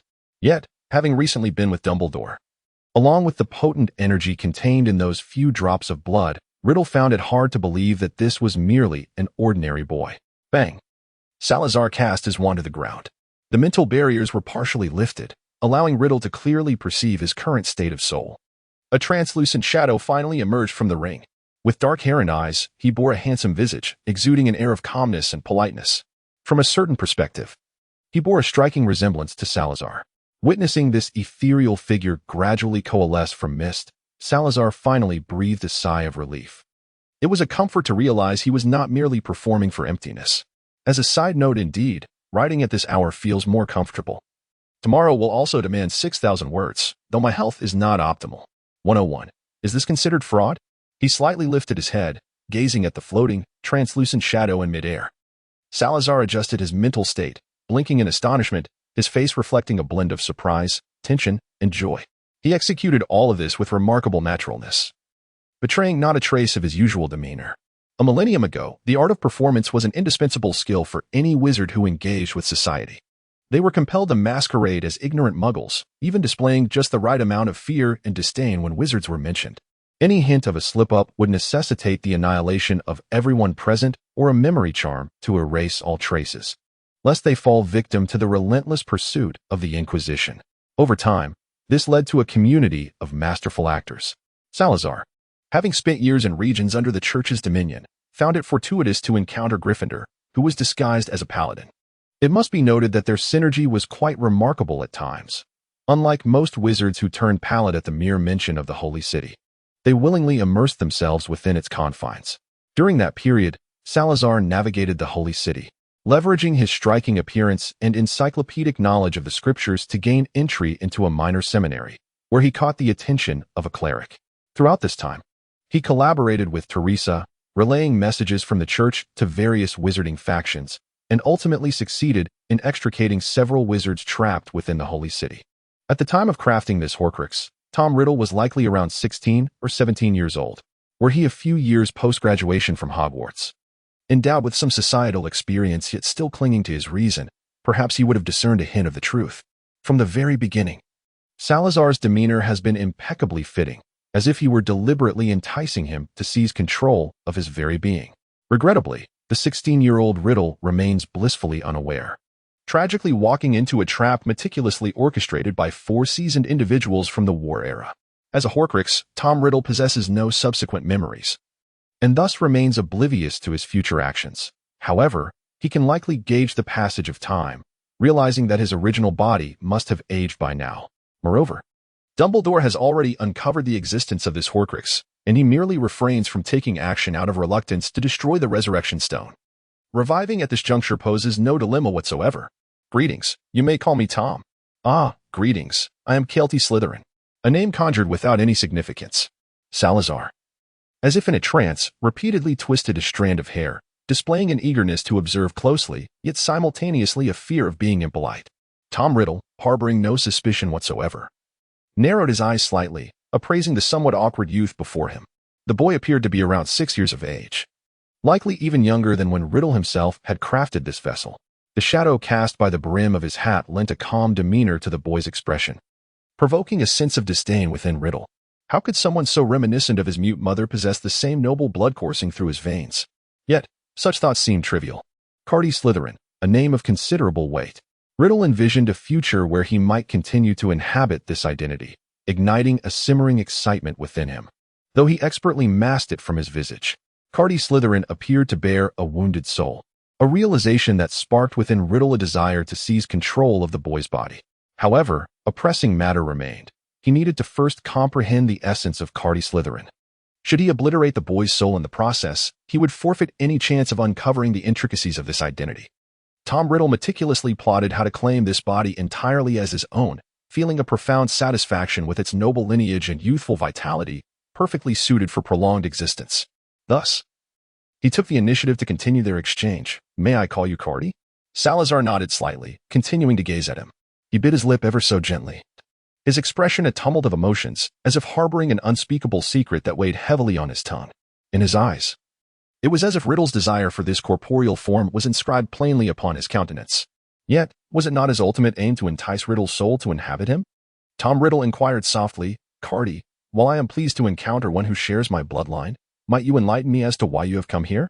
Suddenly, a look of fury crossed Salazar's face. Dumbledore forced my hand. He is in pursuit of your Horcruxes. Riddle's expression stiffened momentarily, his eyes narrowing, a fleeting glimmer of dark crimson passing through them. Once again, it is Dumbledore. Salazar nodded slightly, his voice tinged with a raspy quality. Our Slytherin family has long withdrawn from the world, yet Dumbledore sought me out, requesting my assistance in locating your Horcrux. It is a bloodline magic, which is how he was able to discover the whereabouts of the Horcrux you concealed, Tom. Tom Riddle furrowed his brow, uncertain of what Dumbledore intended or why he seemed so fixated on him, yet he could sense that his current situation was quite dire. As for that bloodline magic, Riddle held no doubts. Despite his exemplary performance at Hogwarts, he remained merely a student. Dumbledore treats me with such suspicion, as though I might suddenly rise and cast a deadly curse upon everyone. Not just him, but all who are aware of my surname believe I could be the next you. Salazar lowered his head, his hair cascading down to obscure his expression. Yet his voice was rife with unmistakable weariness. I understand your feelings. Riddle's voice was soft, laced with an enticing undertone. Tom, do you know? In the end, you became a shadow that loomed over the entire wizarding world, which is why Dumbledore was so eager to employ me in the search for your Horcrux. He fears me it has no choice but to rely on me. Salazar raised his gaze, locking eyes with Riddle's translucent form, and his eyes sparkled with a certain excitement. A twisted smile crept upon his lips. I know that, given my nature, I could never become the next Dark Lord, but I cannot disappoint their expectations. Is this considered a scam? Tom Riddle had never felt such absurdity before, yet everything seemed to fall into place. He hovered in midair, his gaze lowered upon the defiant youth before him. He did not comprehend the indifference towards life he perceived in him, yet he was drawn to his visage, marred by hatred. Yes, I can assist you.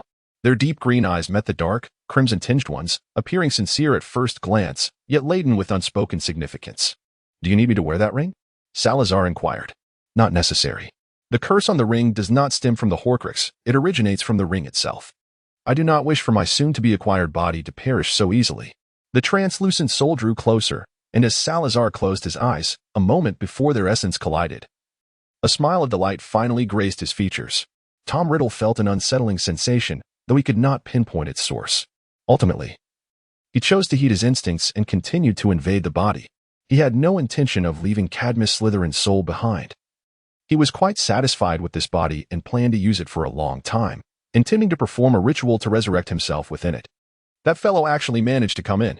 The voice of Gryffindor resonated with a sense of astonishment, casually allowing one soul to inhabit another's body.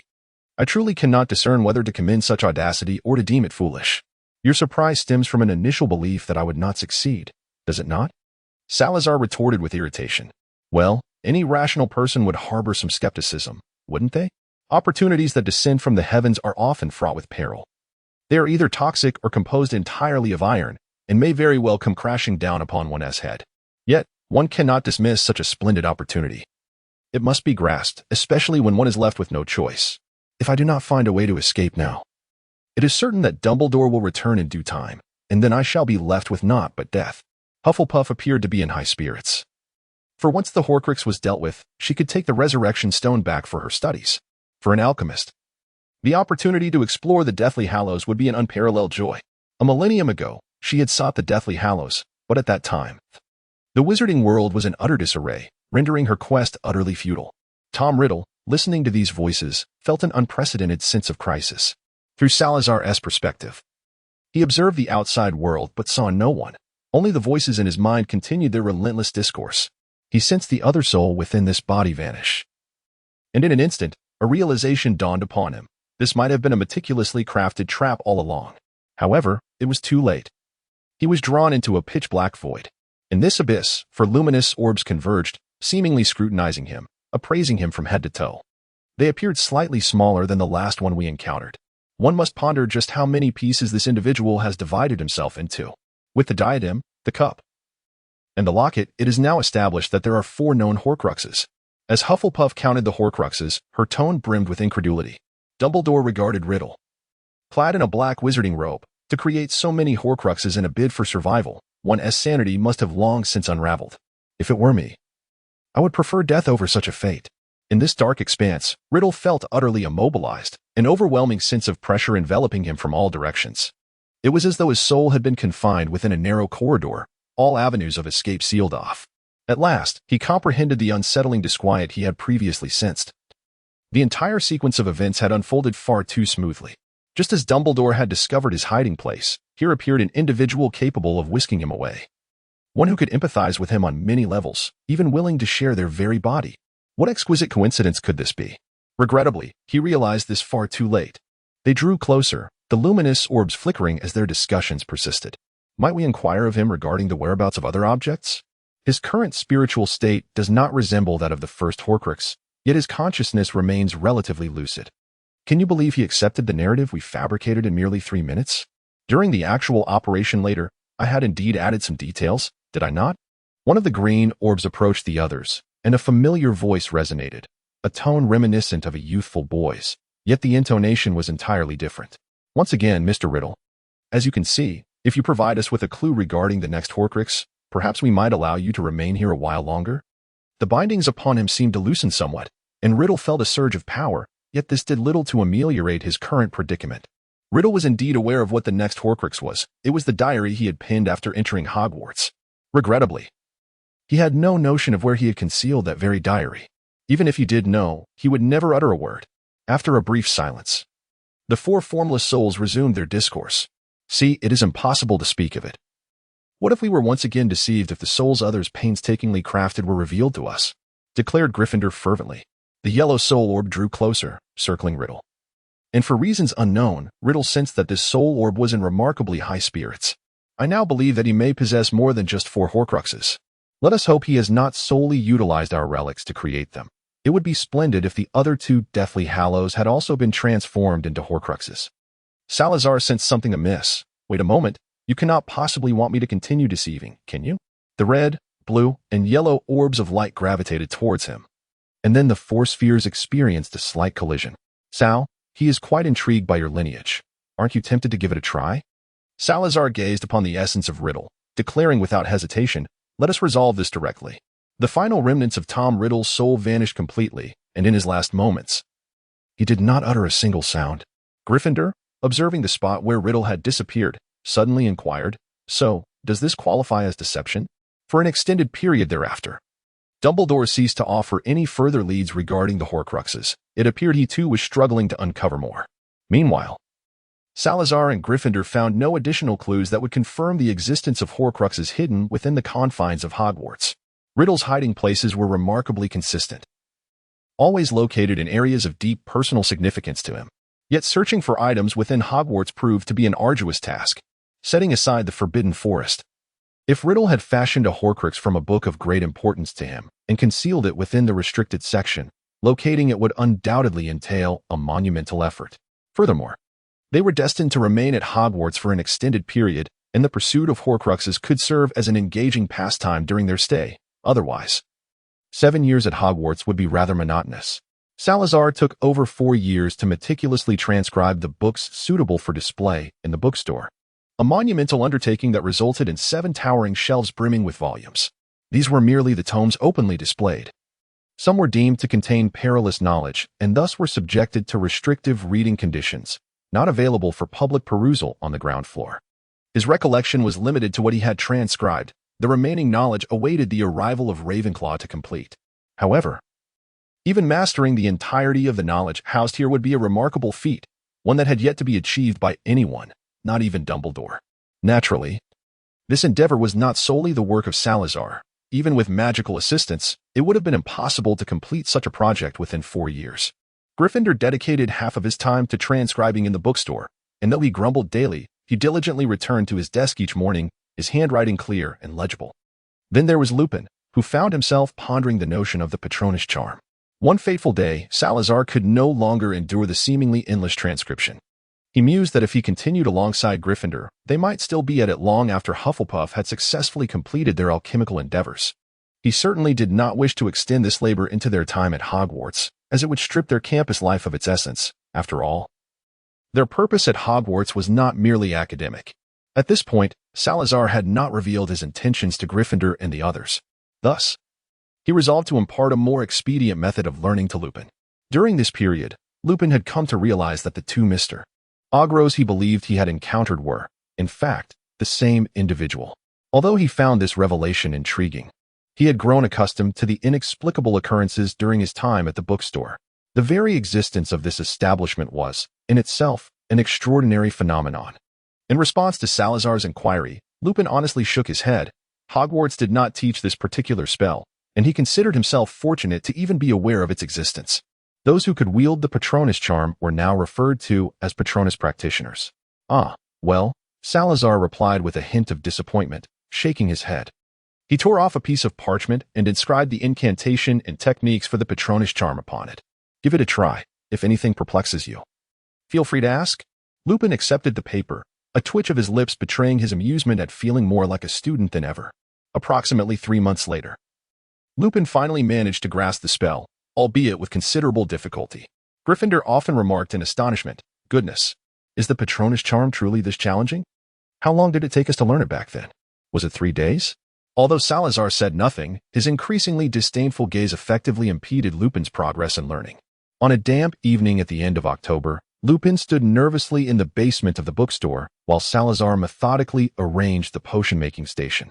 "Come on, use legilimency on me."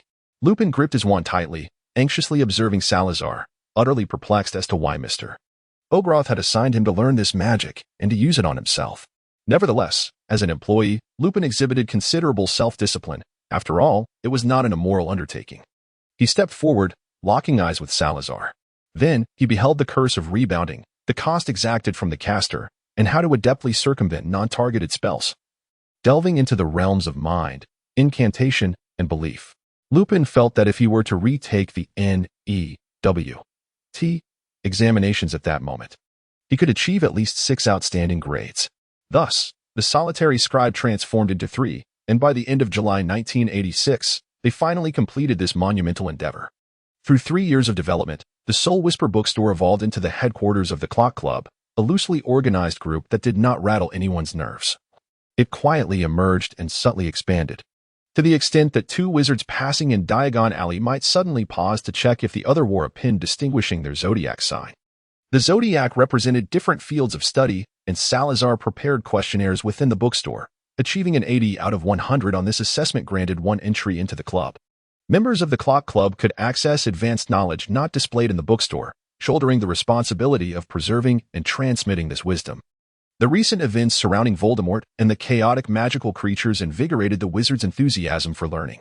What astonished Salazar the most was that the most popular book in the store turned out to be one on culinary arts and beauty, brought back by Hufflepuff's Amy.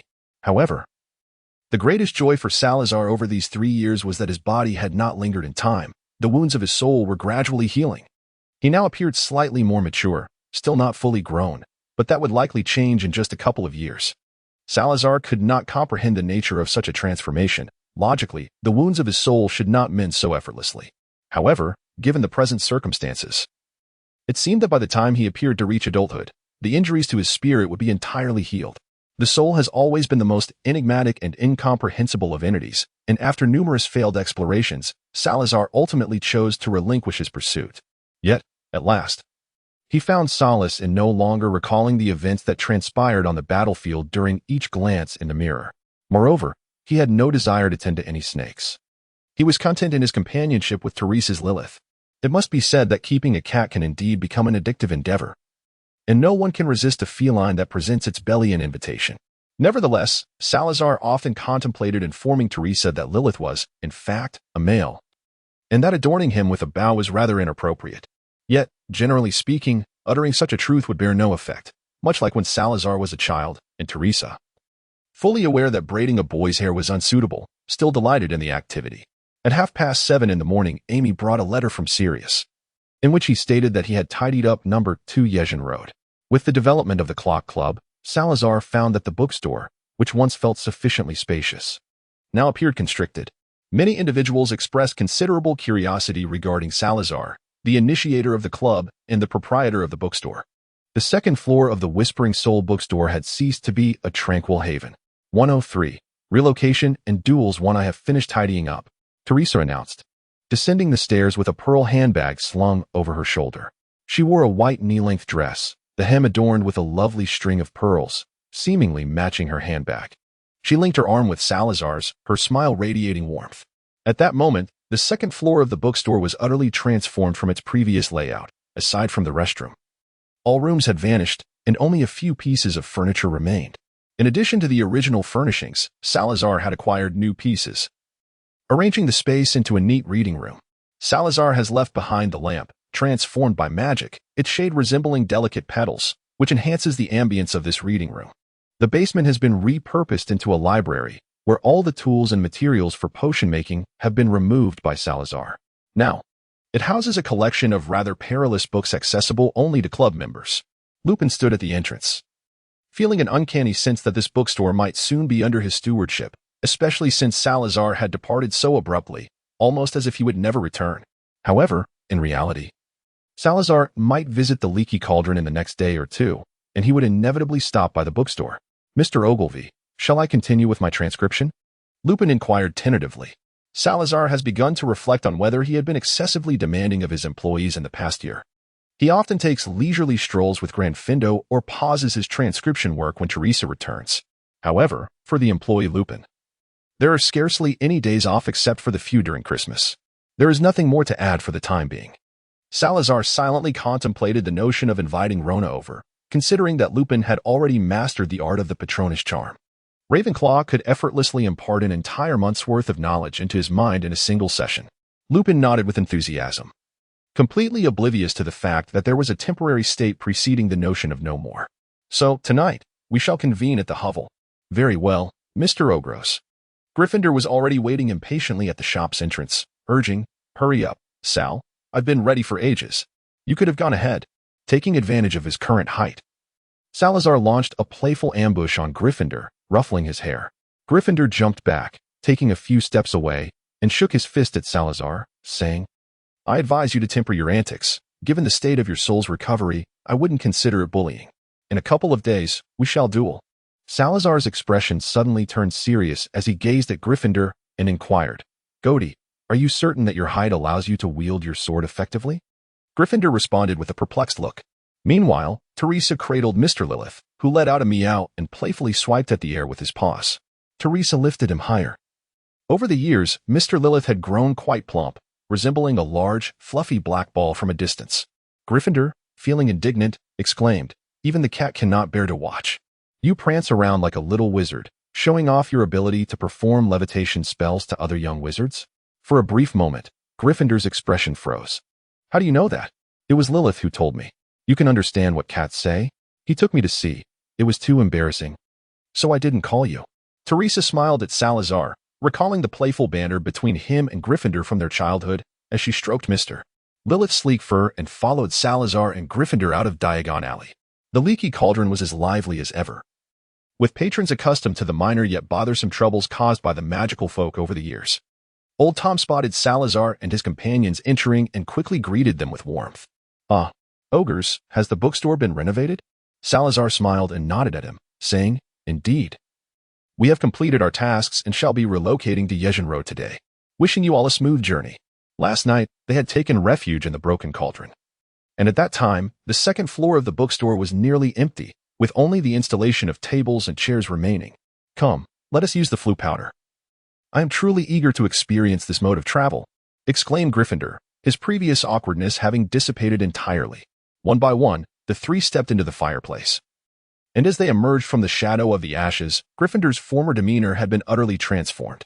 "I have always believed that it is unnecessary to impose anti-apparition spells within the house. What do you think, Sal? For safety's sake. One wouldn't want to awaken to the unexpected presence of someone at the foot of their bed, would they?" Gryffindor sighed, glancing around. "Where is Sirius?" Salazar glanced up at the clock affixed to the wall. It was merely an ordinary timepiece. The resident Sirius had no penchant for transforming Muggle artifacts. At this moment, he ought to be on his way back. As you are aware, Harry Potter is currently attending a Muggle primary school. A murmur escaped from Gryffindor regarding the Muggle primary school. Salazar felt an unsettling premonition wash over him, and he cautiously inquired, "You wouldn't want to go as well, would you?" Gryffindor gazed at him in disbelief, replying, "Do I truly seem inclined to do so?" Salazar averted his gaze and cleared his throat. "Let us proceed. We must first stow our luggage." The trio ascended to the second floor, where Salazar would once again occupy the same room, albeit this time in the company of Teresa.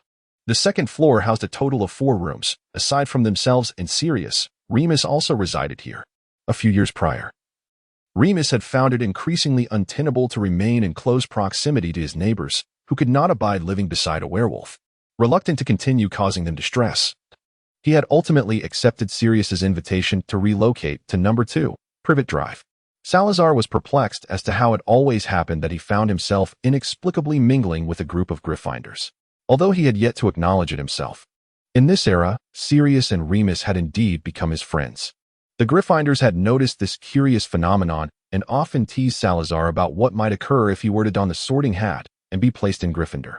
However, each time this jest was made, Salazar would recall the secrets he was keeping from the Gryffindors, and his spirits would lift. One could easily imagine that during their time at Hogwarts, the Gryffindors would no longer be able to aspire to the House Cup. After tidying up his room, Salazar emerged. And as expected, the Gryffindors once again brought up the topic of sorting. Yet, Salazar found himself contemplating another matter that awaited him upon entering Hogwarts. "Gordy, why not give Slytherin a try?" "Oh, what?" Salazar was tinkering with a coffee machine in the kitchen, an intriguing contraption he had encountered in a Muggle magazine. The peculiar atmosphere at Hogwarts had become exceedingly strange. We must not allow this antagonistic sentiment to fester any longer. Gryffindor nodded thoughtfully.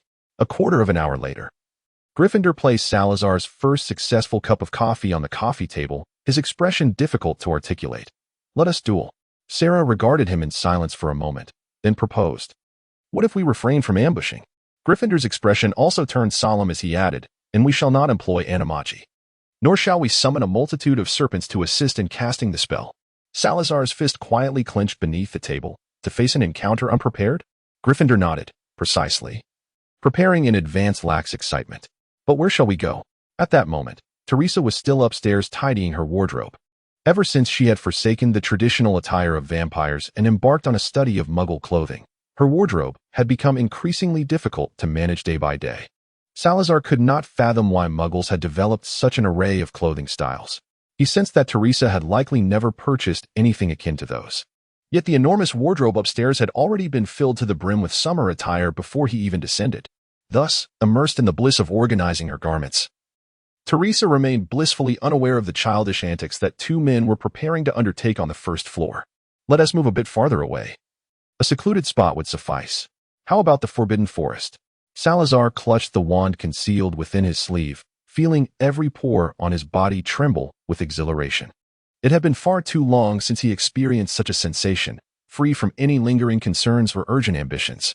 The outcome was of no consequence. He was simply relishing a battle that would drain his magical essence. The two emerged from number 2, the Bursley Hotel, and as Salazar gently closed the door, they encountered a returning Sirius at the street corner. He held a children's picture book that appeared quite new, most likely purchased en route. Over the years, Sirius had undergone significant transformation. The bully he once was during his time at Hogwarts had vanished, replaced by a gentler demeanor, perhaps a natural change from spending time with children. Ogros, Eustace, you've come. I just dropped Harry off at primary school. You know that Dursley fellow cannot stand little Harry. I must keep a closer watch. Sirius waved at them, quickly sensing the peculiar atmosphere between the trio. Having experienced the same camaraderie during their school years, Sirius swiftly deduced. Are you two preparing for a brawl? Of course, he was aware that Eustace was not a typical child. No child could remain unchanged over 4 years. Furthermore, Eustace's non-human traits could be discerned with a keen eye. To be precise, upon witnessing the seemingly frail Miss Gabrielle deliver a single punch that incapacitated the werewolf Remus, Sirius had ceased to be astonished by anyone connected to Salazar. At times, he even envied Remus's vocation. In recent years, Sirius often visited the Soul Whisper bookstore. Yet when confronted with the seemingly endless knowledge contained within its walls, he could only lament that he wished to perform a memory charm and memorize it all. Sirius selectively ignored the issue of understanding. Salazar nodded, acknowledging the sentiment. Indeed, it is rather inappropriate here. We must not attract the attention of muggles. And this street is perpetually crowded with individuals far too inquisitive about their neighbors. Gryffindor was evidently fidgeting with something concealed within his sleeve. It was certainly not Gryffindor's wand. Perhaps it was a dagger? Salazar pondered, recalling their past jest that Gryffindor might wield daggers, longswords, and shields with greater finesse than a wand. Just then, Sirius appeared to have an epiphany. Well, since Remus is not present, shall I assume the role of a referee? Is Teresa truly that formidable? Salazar and Gryffindor exchanged a swift glance, both confident that the risk of revealing their identities was minimal. After all, who would casually think of the founders of Hogwarts? Let us find a corner concealed from Muggle eyes and disapparate. They ventured into the park adjacent to Privet Drive, where, at this hour, scarcely a soul was present. Salazar surveyed the surroundings, ensuring they were alone, before seizing Gryffindor's hat from behind. He turned to Sirius, saying, "Let us proceed together to avoid becoming separated." In the next instant, the three of them vanished from the park beside Privet Drive. As Sirius beheld the familiar landscape, he fell into a stupor. Before him lay a hill that appeared strikingly familiar. Being summer, the grass boasted a deep green hue, flourishing with little evidence of human trampling. Where are we? Why have we come here? Gryffindor and Sirius queried almost in unison. The wand of Salazar was firmly clasped in his hand as he cast a glance at the dilapidated house beside him, a smile gracing his lips. This is the Shrieking Shack. I have developed quite an interest in this place after hearing some tales from Lupin about his school days. Gryffindor surveyed the surroundings, somewhat disapproving of the fact that the villagers of Hogsmeade were still faintly visible nearby. Sirius discerned his unease and reassured him, "Rest assured, no one will come here. Even during my school years, there were whispers of hauntings surrounding this place. The villagers of Hogsmeade kept their distance." He then glanced back at the Shrieking Shack. "Shall we venture inside? We used to keep a key there, so we need not detour around the Whomping Willow." Sarah cast a glance at the wooden scream house, exchanging a look of apprehension with Gryffindor, both filled with concern for the ominous structure, and they shook their heads in unison. Sirius, too, recognized that this was not a prudent suggestion. Although he had not witnessed the battle between Salazar, his three companions, and the vengeful angelic spirits on the twilight battlefield, he had certainly heard of the explosion in Nocturne Alley. A translucent barrier rose around them, enveloping the trio, and Sirius instinctively retreated to the edge of the shield. Wisely casting an armor charm upon himself, Salazar secured his hair with Teresa's hair tie and adjusted the collar of his wizarding robe. Subsequently, his wand met that of Gryffindor's, and they nodded at one another before beginning to retreat. As they stepped back, the atmosphere gradually intensified. Upon reaching the 10th step, they both raised their wands. Just as Sirius awaited the impending clash of spells, Gryffindor unexpectedly hurled a dagger at an acute angle, while Salazar, as if foreseeing the move, swiftly cast an armor charm upon himself. The dagger struck the charm, creating ripples that suggested it was an alchemical artifact. Over the years, Hufflepuff had crafted a variety of such items while delving into the study of life transmutation, earning the admiration of the renowned alchemist, Nicholas Flamel, for her remarkable efficiency. "Isn't this supposed to be a sneak attack?" Salazar scoffed. "Isn't this merely an encounter?" Gryffindor replied with a radiant smile. "I simply seized the moment." Throwing the dagger is swifter than casting a spell. He deftly dodged a chilling green light from Salazar. Sirius furrowed his brows deeply, sensing that today's duel would not conclude easily. Had he misjudged the earlier spell? As Gryffindor launched the dagger, he had deliberately begun to close the distance. In long-range magical confrontations, he found himself at a disadvantage. Salazar's spells were swift, and some dark magic was nearly impossible to defend against. If the spell duel continued, he would inevitably succumb to the peculiarities of dark magic. However, if he could close the distance to within range of his longsword, the narrative would change entirely. Salazar was certainly aware of Gryffindor's intentions. Thus, as Gryffindor commenced his actions, Salazar began to traverse the perimeter of the barrier, continuously casting spells to disrupt Gryffindor's movements. The magic of both wizards created a fleeting equilibrium, yet the distance between them was inexorably diminishing. Many of Salazar's spells evidently lacked suitability for dueling, while Gryffindor, relying on the body of his alchemical puppet, absorbed those spells that failed to inflict significant damage. Nevertheless, Gryffindor sensed something amiss. He could not shake the feeling that Salazar would not permit him to approach so easily.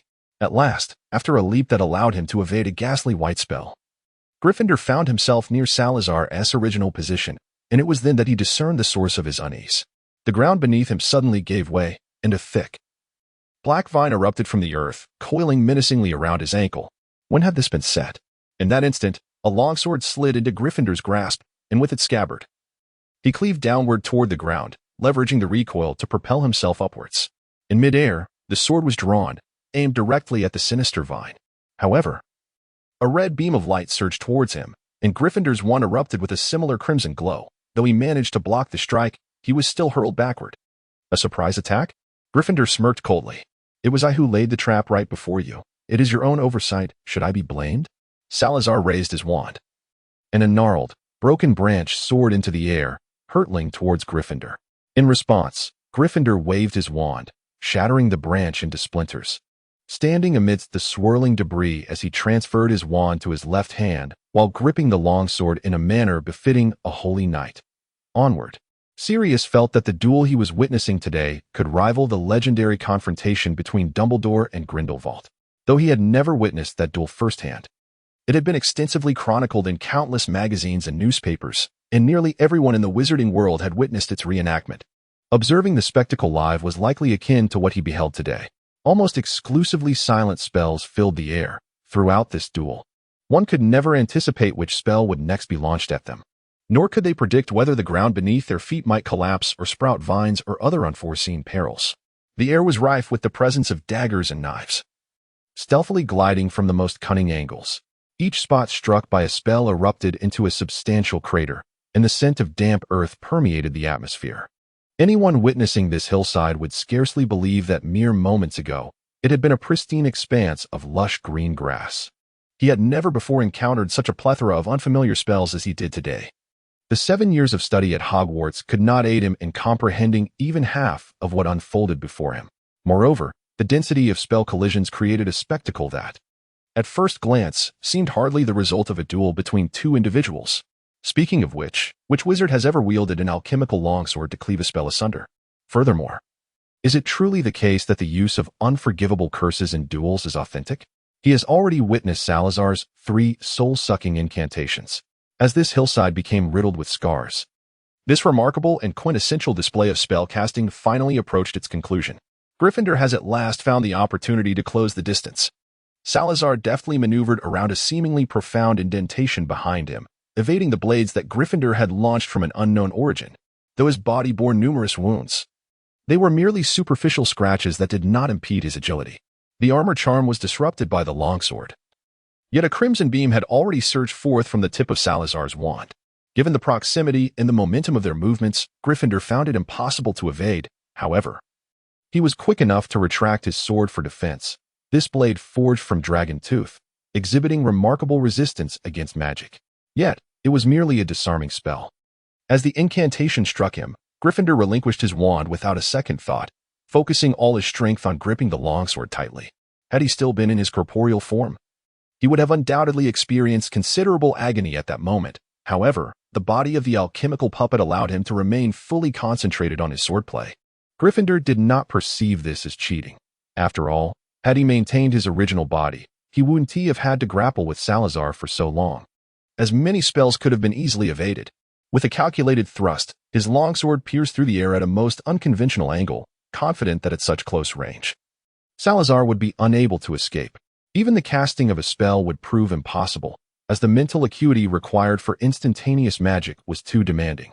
And given Salazar's current state of soul, he likely could not achieve it. Yet, to Gryffindor's astonishment, Salazar appeared devoid of any defensive intention. In an instant, Gryffindor noticed a change in the hue of Salazar's eyes. His speed suddenly accelerated. Although he still could not evade Gryffindor's attack, a dagger, deftly drawn from Salazar's sleeve, had already pressed against Gryffindor's lower back. They remained in the standoff, frozen in their positions, and after a few seconds, each withdrew their respective blades and took a step back. Salazar gasped for breath, his eyes now restored to their original hue, a deep green reminiscent of emeralds, devoid of any trace of redness. Gryffindor retrieved his wand and summoned the sword's sheath, sheathing the longsword while still grasping it firmly in his hand. He appeared equally disheveled. The sleeve of his right arm had completely vanished, and the remainder of his attire was tattered and torn. Dust covered his face and hair, a clear indication that he had rolled upon the ground more than once. He had always preferred to evade confrontation, resorting to counter spells only when evasion proved futile. It could be considered a stalemate. Salazar nodded in agreement with this conclusion. Regardless, the garments had become soiled. Having concluded their skirmish, Sirius cautiously approached only after ensuring that no sudden magical outburst would occur. It was truly magnificent. He circumvented a seemingly profound pit, deliberately casting his gaze within, sensing it to be potentially 4 feet deep. Salazar had tucked his wand away into the hidden pocket of his sleeve, disregarding any concerns about his appearance as he casually wiped the perspiration that had suddenly emerged. The weather in England at the end of July remained rather sweltering. Previously, he had felt little discomfort, but during the duel, he was not adorned in the alchemical wizarding robes crafted by Hufflepuff. He certainly did not wish to inadvertently damage them, for that would leave him to endure the remaining month of summer on his own. For a wizard of Serpentine lineage, relying on mere mortal means to survive the summer of 1986 was nothing short of perilous. Who could fathom why the climate now was so much warmer than it was a millennium ago? Nevertheless, perhaps it was time for us to tidy up this place. Gryffindor glanced around, a wry smile gracing his features. Not to be harsh, Sal, but you truly ought to seek out a desolate land where no soul would venture. Salazar had begun to magically fill in a pit, and he too harbored a similar thought, breaking into a wry smile. I had thought we would all master the incantations, but it has been far too long since we engaged in such activities. Hey, these were clearly your explosions, weren't they? Regardless of the endeavor, restoration is invariably more challenging than destruction. By the time they completed the repairs, the clock had struck 11:30 in the morning. Well, it is what it is. Achieving an exact replica of the previous state is simply too arduous, especially when it comes to those flowers and plants. Gryffindor lamented as he leaned against the exterior wall of the shrieking shack. Salazar let out a resigned sigh. His magical prowess was certainly not suited for mending these plants. Come, it is time for us to return, he called to Sirius, who was still grappling with a patch of dandelions. Are you heading to Hogsmeade, or shall you accompany us back? Reluctantly, Sirius released the dandelions, though it could be said they were once a cluster of dandelions. Let us return together. The 3 of them subsequently disapparated, reappearing once more in the small grove adjacent to Privet Drive. As soon as Salazar touched down, a piercing scream pierced the air. A young woman with chestnut hair stood trembling behind a tree, her eyes wide with terror as she gazed at the 3 figures that had appeared so suddenly. Salazar swiftly summoned his wand into his hand, exclaiming, "Obliviate! Sal, you are utterly unrefined," came the complaints from the Gryffindors witnessing the scene. As they departed from the quaint grove, the Gryffindor managed to revive the lady, and while retracing their steps to number 2, he began to reminisce about his encounter with a half-blood witch of enchanting beauty. Her long hair flowed like silk, a shimmering silver, truly exquisite.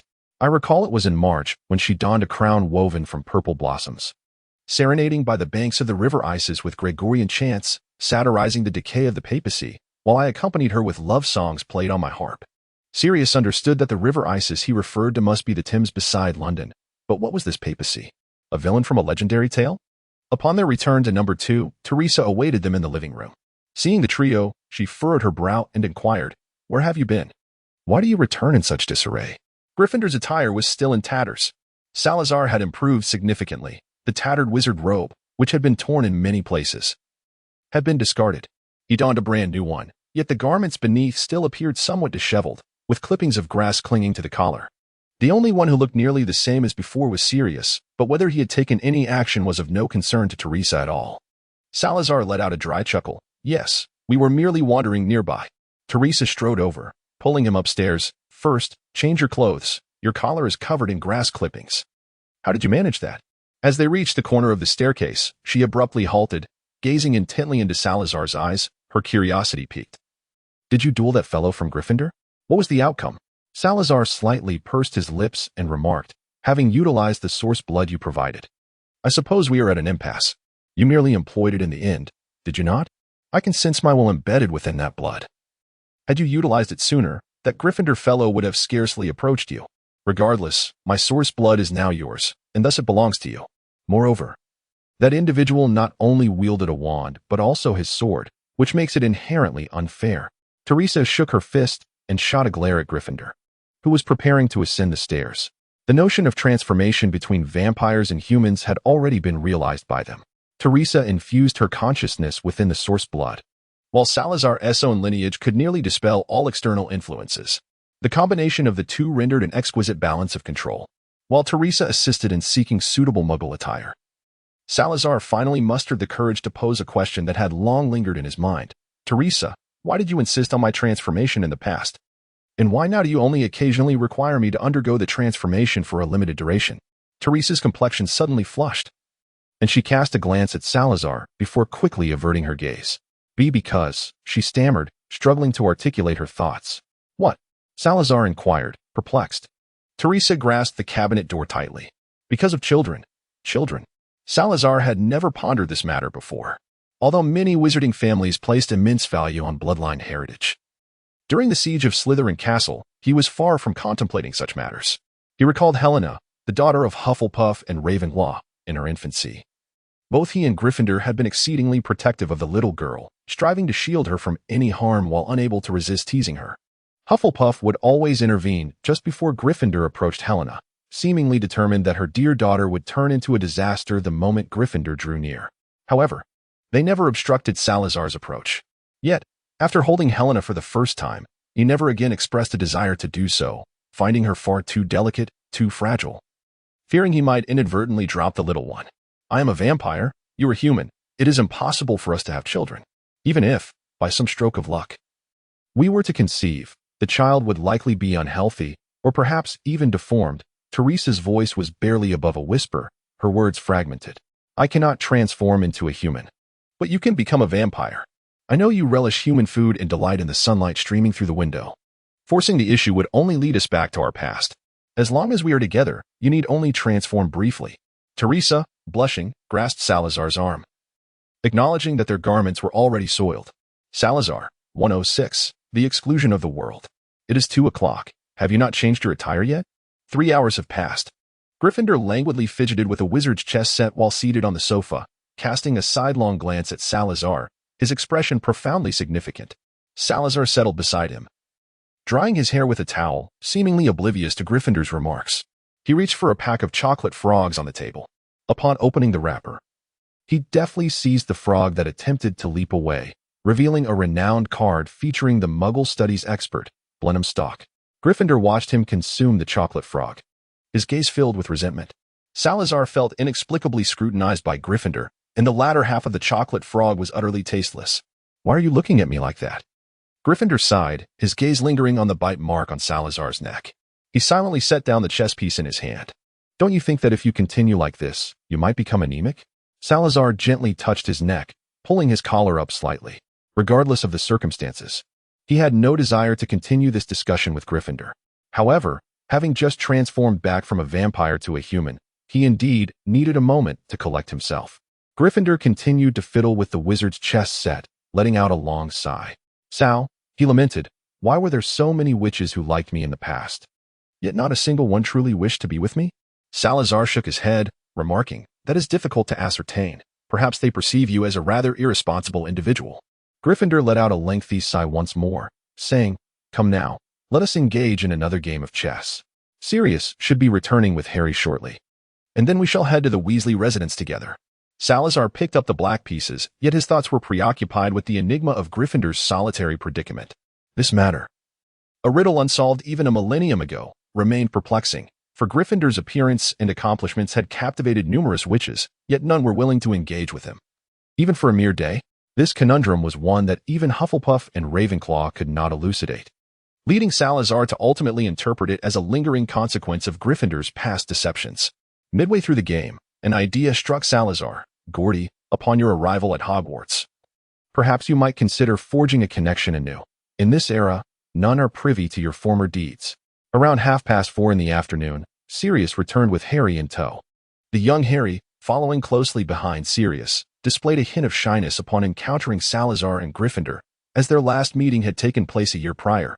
However, it was not long before Gryffindor successfully forged a bond with Harry, as they shared a pack of Birdie Bots every flavor beans, competing to see who would face the greater misfortune. Salazar could not comprehend the merit in such comparisons. Previously, Teresa had made it abundantly clear that she had no desire to attend Mr. Weasley's celebration of his recent promotion. Thus it was nearly half an hour later when they stepped into the fireplace. This marked the second occasion that Salazar had utilized Floo powder for travel that day, and it was hardly a pleasant experience. He recalled the Muggle washing machine, which resided at number 2 Privet Drive. The previous owner had left it behind upon vacating the premises. Yet, thus far, Sirius seemed to have never made use of it. In comparison, magic certainly offered a more convenient alternative.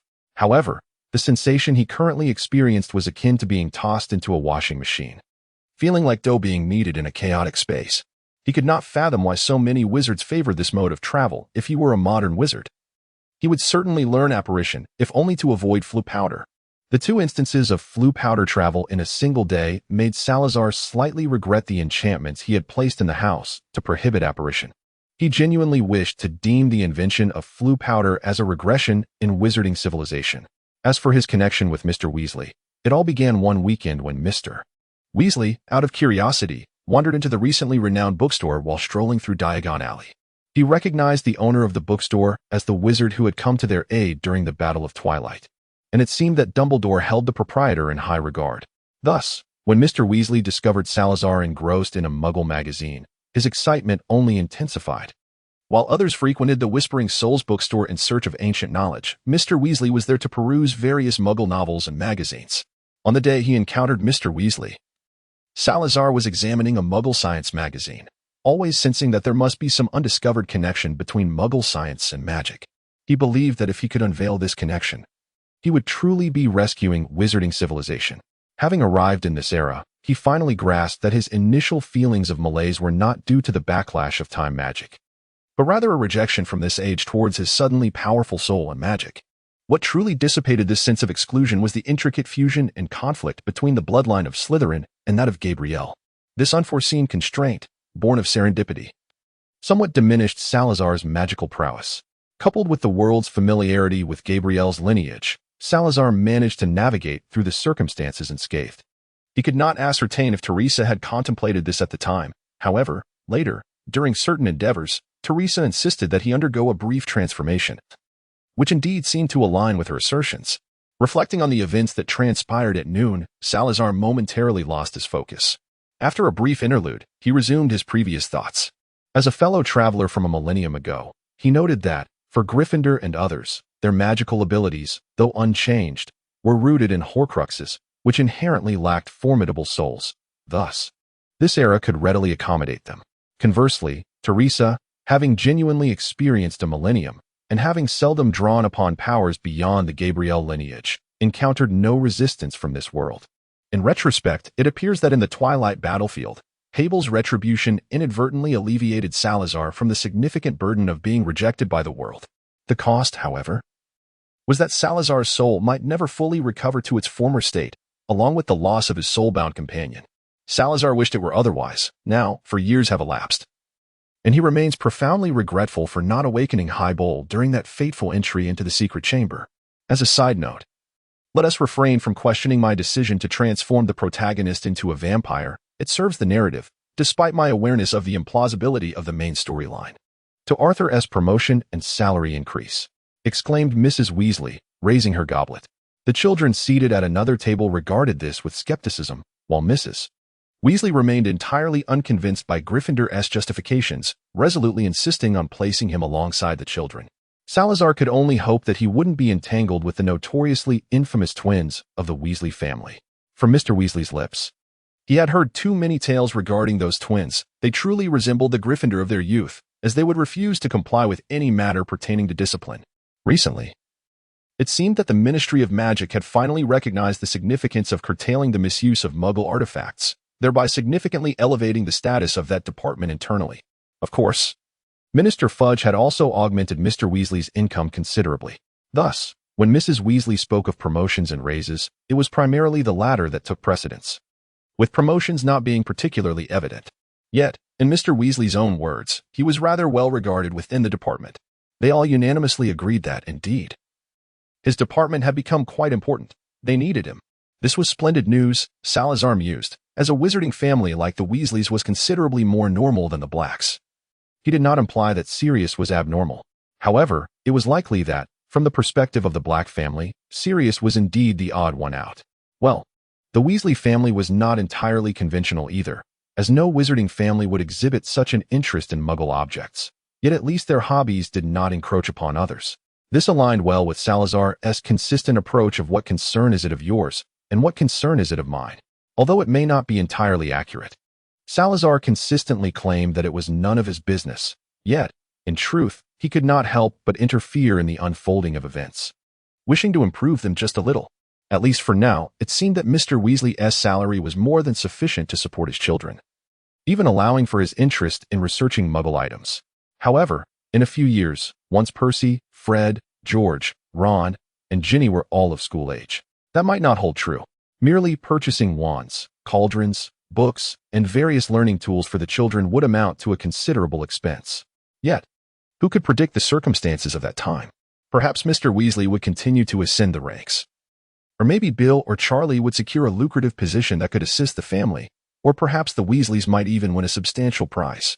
Salazar held a profound admiration for the exquisite tomato soup crafted by Mrs. Weasley, who seemed to have employed a form of magic that transcended Salazar's understanding, transforming the humble ingredients of tomatoes and mushrooms into a delectable masterpiece. Meanwhile, the Weasley couple appeared somewhat embarrassed by their previous habit of perusing books at the Soul Whisper bookstore. Mrs. Weasley persistently urged Salazar, saying, "Oh, dear Sal, do try this. And this too, you are bound to enjoy." Indeed, she possessed remarkable culinary skills. Over the past few years, Mrs. Weasley had shown considerable interest in the books sent by Hufflepuff to Salazar, as she, like every witch who had visited the Soul Whisper bookstore, was irresistibly drawn to the covers of those meticulously designed volumes. Thus far, the only books with colorful covers in the Soul Whisper bookstore were those sent by Hufflepuff, while all other volumes bore uniform black hardcover bindings. Salazar observed that his sole employee, Remus Lupin, appeared somewhat restrained at that moment. He surmised that Lupin was still mindful of his werewolf identity, which rendered him somewhat incapable of fully engaging in the festive atmosphere. However, Salazar himself was not the type of person one would associate with Gryffindor. At that moment, he found himself at another makeshift table, where the Gryffindors had already bonded with several of the Weasley children. Salazar pondered that unless it were a gathering of just the four of them, he could never truly let loose, not even for Teresa. Thus, he could only discreetly signal to Mrs. Weasley, who fortunately deciphered his intent. Yet, to his dismay, he observed that his sole employee became even more anxious. Perhaps it was due to the fact that everyone present was acutely aware of his identity as a werewolf. In the bookstore, Lupin never exhibited nervousness when facing customers. Thankfully, the presence of Sirius provided some solace to Lupin, and Mr. Weasley held a considerable fondness for the bookstore's only employee, once lamenting that with Lupin's wealth of knowledge, he could easily serve as a professor at Hogwarts. In truth, even if Lupin had never worked at the Soul Whispering bookstore, he possessed sufficient qualifications to teach at Hogwarts, particularly in a practical capacity. At the dining table, Mr. Weasley spoke of Hogwarts' perpetual shortage of defense against the dark arts professors, once again lamenting that both Salazar and Lupin ought to consider teaching, as he evidently believed there was no occupation more splendid than that of a professor. Eventually, he realized that he was not attempting to undermine Salazar. However, once Lupin had finished transcribing his notes, Salazar would scarcely care whether he chose to resign. Yet, at present, that was utterly inconceivable. Finding another employee capable of performing the Patronus charm was exceedingly difficult, and Salazar had no desire to endure the arduous process of training another employee in its intricacies. It was simply too bothersome. And the next candidate might not even measure up to Lupin, possibly taking months to master the skill. After hearing Mr. Weasley lament about the continuous lack of defense against the dark arts professors at Hogwarts, Salazar began to suspect that this was perhaps no mere coincidence, but rather a conspiracy lurking in the shadows, or perhaps even a curse. If it were indeed a curse, he had a vague feeling it might be connected to his unfortunate, foolish progeny who had fragmented himself into numerous pieces. Oh, and let us not forget that Mr. Riddle was rather gullible. That resurrection stone now resided in the home of Nicholas Flamel, being examined day and night by two alchemists. Yet, concerning this matter, Salazar had no desire to get involved. Although the curse likely pertained to the Slytherin lineage, one could hardly expect Dumbledore to remain idle at Hogwarts, could one? Reflecting on this, Salazar envisioned the position he might hold at Hogwarts in a few years. He had already discussed this with Dumbledore, who had expressed a strong desire for him to take on the role of defense against the dark arts professor. However, Salazar imagined that the situation would entail him instructing students on how to wield dark magic against dark magic. It would not be long before he faced a barrage of complaints from countless parents. Sarah felt a profound sense of helplessness regarding the restrictions on dark magic in this era. While it is true that excessive use of dark magic can adversely affect one's mental state, should there not be a threshold for learning? Why then? Is the entire system of magic simply prohibited? Consequently, his position was designated as a professor of ancient runes. The previous professor, Professor Bida Babbling, had long contemplated resigning. Yet Albus Dumbledore had yet to find a suitable successor, causing the delay to extend until now. However, Salazar had no intention of teaching what is currently known as ancient runes, a mere remnant of ancient runic language.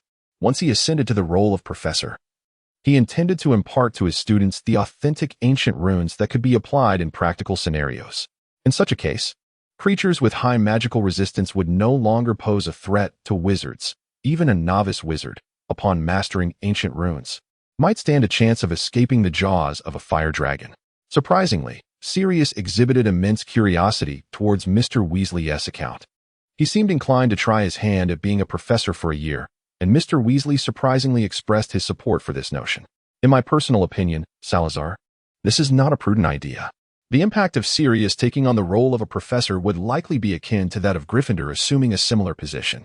Unlike Gryffindor, who, a millennium ago, was endowed with an aura of distinction that led students to perceive even his most juvenile antics as possessing profound significance, Sirius lacks such a legacy.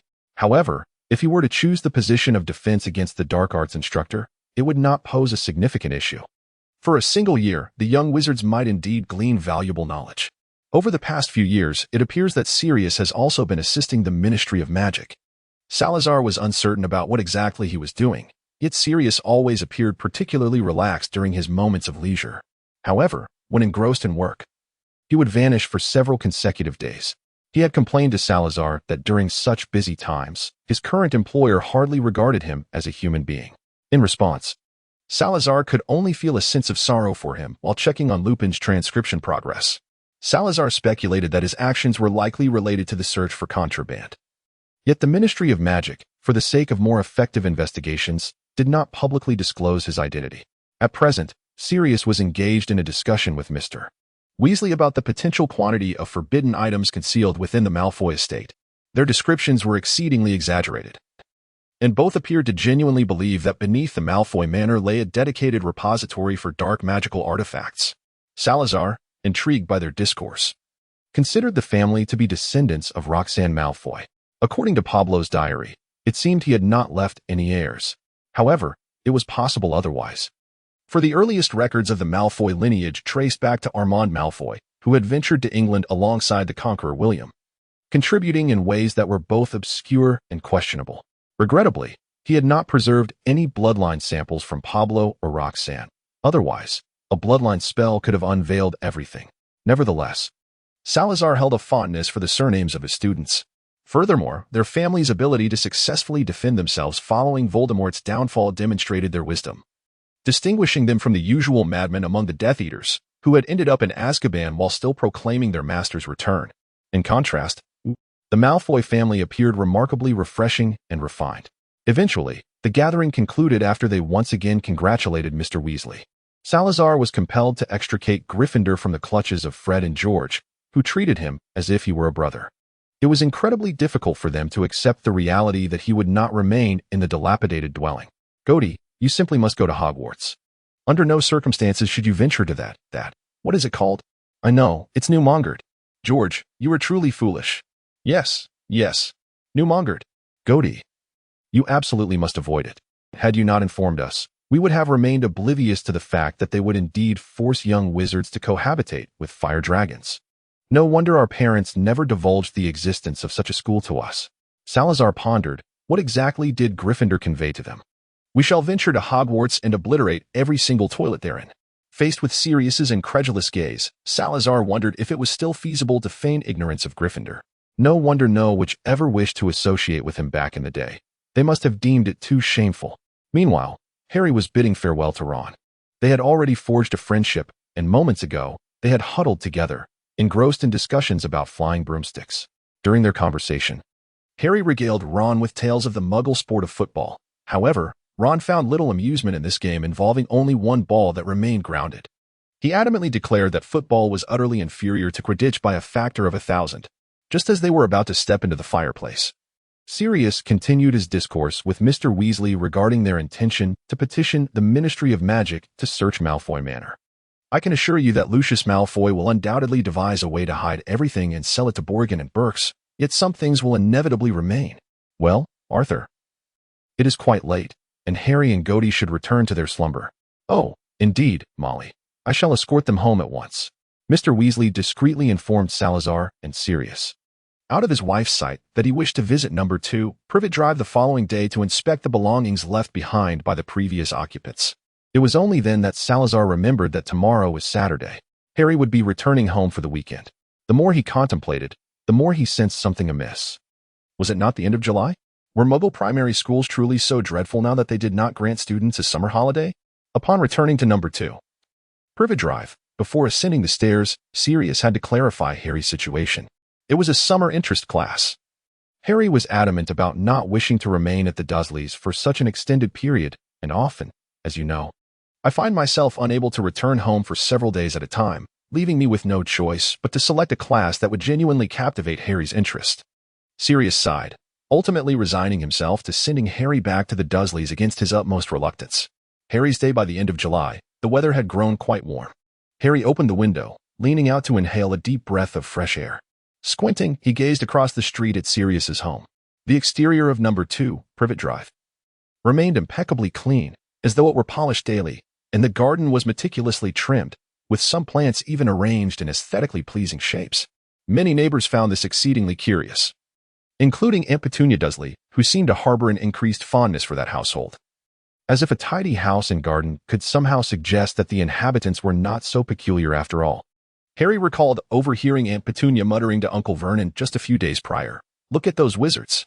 I truly wish they would focus their thoughts on something more productive, like tidying up their house, instead of meddling with those bizarre toads and brooms." Then, Aunt Petunia appeared to have noticed Harry lurking in the corner of the sofa. Her voice rose in pitch, becoming sharper, akin to nails scraping against glass. "Did you hear that, Harry Potter? Even if you were destined for that wretched school, you must at least ensure your mind remains functional. No more bringing your brooms or any flying contraptions into number 4, Privet Drive." What could Harry possibly say? He could only hastily conceal an illustrated book about the Quidditch World Cup at his side. "Oh, yes, and Petunia, I promise." Although the book was about Quidditch, it did not possess the ability to fly. Last Christmas, Harry received a gift, a broomstick specifically designed for young wizards. It was gentle enough to allow a small wizard to tumble without incurring any serious harm. Dudley had encountered it once and was utterly fascinated. However, Harry refused to let him touch it, fearing that Dudley's considerable weight would crush the delicate broom. Instead, Harry brandished a stick, pretending to cast a spell, which sent Dudley scurrying away in fright. That very evening, the Dursleys learned from Dudley S. Wales that Harry possessed a flying broomstick, and they forbade him from using it at number 4, Privet Drive. They threatened Harry with dire consequences, insisting that if he dared to bring it home again, they would have him committed to a psychiatric facility. Naturally, Sirius would not allow the Dursleys to send Harry to such a place, but Harry found their incessant nagging unbearable. Indeed, the charming appearance of number 2, Privet Drive, was solely maintained through magic. His godfather, Sirius, was oblivious to such matters, at least. He paid little heed to the aesthetics of the garden. Similarly, the gentle Remus Lupin cared only for the tidiness of the interior, believing that nature's imperfections were the most suitable choice for the exterior. However, years ago, when Harry was merely 3, he had met an uncle who introduced himself as Sal Ogleros, who was quite particular about the untidy garden. Subsequently, there appeared an aunt sharing the same surname, transforming number 2 into the most attractive house on the street. Reflecting on the events of the previous night, Harry longed for companionship. If only he had brothers like Ron, with whom he could share common interests. He glanced at the clock, silently contemplating that in a couple of hours, his godfather would likely arrive to whisk him away from the Dursleys. Currently, he resided in a small room on the 2nd floor, adjacent to Dudley's room. Though modest in size, it afforded him some solace, as the Dursleys and his foolish cousin Dudley were unlikely to invade his space, fearing the sudden onslaught of anything that might fly into their faces. Harry was certain that if his godfather and Uncle Lupin were not residing next door, and if they were not wizards, the Dursleys would have relegated him to the cupboard under the stairs. Their overwhelming fear of all things magical was palpable. Perhaps Aunt Petunia did not dread the idea of using magic to keep the house spotless, as she had once sarcastically suggested Harry might try it too. Yet, as time passed, Harry's calmness began to fade. It must have been past 9. Why had Sirius not yet come to retrieve him? He gazed intently out the window, fixated on each passerby approaching number 4, Privet Drive. He had no desire to remain at the Dursleys for lunch, as his cousin Dudley's culinary choices were rather tiresome. Unfortunately, the Dursleys indulged Dudley excessively, allowing him to dictate the family's meals entirely. This afternoon, they planned to take Dudley to a nearby circus for a performance. Harry, despite having witnessed many magical wonders and even transforming a furry creature into a shade of blue, harbored a profound interest in the circus. However, he was reluctant to accompany the Dursleys. Dudley would undoubtedly be loud and obnoxious, and Uncle Vernon would likely tease Harry, questioning why he didn't seek a job at the circus instead. If only Sirius could come and take him to the circus. Harry continued to watch outside, his eyes slightly dazzled by the sunlight, yet he remained unwavering in his gaze. After another half hour, he finally saw the door of number 2, Privet Drive, swing open. It was not Sirius, but the rather expressionless Mr. Oglesby, accompanied by a boy who appeared only slightly older than Harry, named Eustace. They crossed the street and arrived at the door of number 4, seemingly exchanging a few words before Mr. Oglesby pressed the doorbell. Salazar was at a loss as to how events had spiraled to this point. The sequence of events unfolded as follows. One fateful moment, Sirius suddenly rapped on his door, jolting him awake. Glancing outside, he noted the dismal skies, which soured his mood considerably. Sirius implored him to look after Harry for the next couple of days, claiming the situation was urgent and required immediate action. The urgency in Sirius's expression was palpable, his eyes pleading like a dog yearning for a bone. This rendered Salazar both frustrated and resigned. He reasoned that caring for a child could not be overly complicated and eventually nodded in agreement. After returning to his bed, he barely managed to close his eyes before being roused by a knock from Gryffindor. Checking the time, he discovered it was already 8 in the morning. On his bedside table lay a note. Dear Salazar, I must urgently travel to the Mediterranean coast. The situation arose unexpectedly, and you should see the details in the Daily Prophet in the next couple of days. I shall see you in a week. I hope you miss me as much as I miss you. At breakfast, only he and Gryffindor remained at the long dining table, silently spreading jam on their bread while contemplating the formidable challenge of spending a weekend with a child who was still days away from his 7th birthday. This was no trivial matter. Hogwarts students were markedly different from the young ones of today. Many young wizards had wrestled with life and death, and upon arriving at Hogwarts, they displayed extraordinary obedience. Perhaps Harry would be equally compliant, given that his aunt and uncle treated him poorly, Gryffindor muttered, taking a substantial bite of his mango jam-covered toast. Or perhaps his temperament might resemble Sirius's, in which case they would find themselves in considerable trouble. After finishing their meal, the owl Amy delivered a letter from France. The note bore no signature, but the handwriting unmistakably belonged to Hufflepuff. Our dear friends, I wonder if by the time Amy arrives, you have moved to number 2. Privet Drive. Regardless, we wish you a smooth transition, and may you remain undisturbed by muggles. Thus far, the results of life alchemy have been promising, and if we continue along this path, success seems assured. For this, I am truly grateful to Nicholas Flamel. Without his assistance, I might have had to wait longer for results. I hope the book I am sending will be well received by the modern witches, as I have incorporated some contemporary spells into its contents. Lastly, Salazar, you really ought to acquire a larger owl. Relying on Amy for deliveries is rather cumbersome. Rona will arrive at the bookstore on August 1st. Please ensure Mr. Lupin commits as much to memory as possible, for we shall be exceedingly busy in the coming months. Anticipate our results. After reading this letter, both individuals felt a significant uplift in their spirits. How wonderful it is, Salazar. The alchemy of life is finally about to yield results. We are on the brink of our journey to Hogwarts. However, Salazar knew that the situation was not so straightforward. Gordy, do you remember? Gryffindor furrowed his brow. Remember what? Salazar recalled. Helena. In the beginning, she was merely an embryo. It took a month and a half for her to become an infant, and then, after another 6 months, she appeared as a 3-year-old. Only then did she awaken. Gryffindor's frown deepened. Surely, we do not have to wait for the alchemical body to reach 11 years of age. Salazar shrugged his shoulders, expressing his uncertainty. I, too, am at a loss. The art of life alchemy holds a high standing within alchemical practices, yet my own skills remain at the rudimentary level. Gryffindor sighed, savoring the bittersweet taste of hope, and remarked, nonetheless, this offers a glimmer of anticipation. Let me calculate. It is currently July 27th, 1986. Given Helena's rate of growth, 3 months equates to a year. Therefore, we must await at least another 33 months, which is nearly 3 years. By 1989, we should be able to enroll. He added, let us hope for the best. By the way, Godric, how long has it been since you returned to the Sorting Hat? Oh, tonight. I shall return for a brief while this very evening. The atmosphere lightened considerably thereafter. Salazar contemplated the prospect of teaching at Hogwarts, a thought he had entertained numerous times.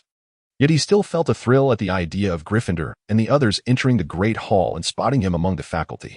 This anticipation lingered until 10:30, when they went to number 4, Privet Drive, to collect Harry. Upon ringing the doorbell, it wasn't long before Petunia Dursley opened the door, her expression shifting noticeably upon seeing the 2 figures at her doorstep. Why you are? She stammered. We are here to take Harry out, they replied. Indeed, when Harry returns tonight, he will be missing not a single finger. We assure you. Petunia's complexion changed once more as she turned to call for Harry, only to find him already descending the stairs on his own. Uncle Oglivy, let us go. Dudley cautiously peeked out from behind the door, perhaps a reflection of childhood innocence. Unlike his parents, he did not harbor a disdain for magic. However, the constant indoctrination from the Dursleys regarding the supposed dangers of wizardry instilled a fair amount of fear within him. Harry cast a glance at Dudley, feeling no envy for his cousin's parents taking him to the circus. Number 2, Privet Drive, or Diagon Alley, seemed infinitely more enchanting than any circus could offer. Gryffindor instinctively took Harry's hand, having previously conferred with Salazar that he must not allow Harry to vanish from his sight. Filled with curiosity about his older brother, who appeared to be only a few years his senior, Harry had seen Gryffindor numerous times, yet they had scarcely exchanged more than a few words. It was evident that Gryffindor preferred the more mischievous children, such as the Weasley twins. Salazar referred to it as a kindred spirit. My predicament arose from an excessive consumption of growth hormone. In truth, I have 3 more years until I attend Hogwarts. You do as well, don't you, Harry? After calculating the timeline for his own journey to Hogwarts, Gryffindor had already begun to establish his expectations. That should be the case, right? Harry, who had just begun primary school, responded with uncertainty. He had started school early, despite being only a few days shy of his 6th birthday. He had already completed the 1st grade. Where do you wish to go? Upon arriving at a nearby station, Salazar glanced at the sign with a lackluster expression and inquired. Harry looked at Gryffindor, hesitated momentarily, then quietly asked, May I go to the circus? The circus? Gryffindor asked with curiosity, What is that? His voice was somewhat loud, causing an elderly woman with silver hair in the station to cast a complex glance in his direction, her eyes filled with pity. While her gaze towards Salazar became noticeably less amiable, Harry endeavored to elucidate. The circus is a place where magic is performed, a spectacle of magical illusions, you know?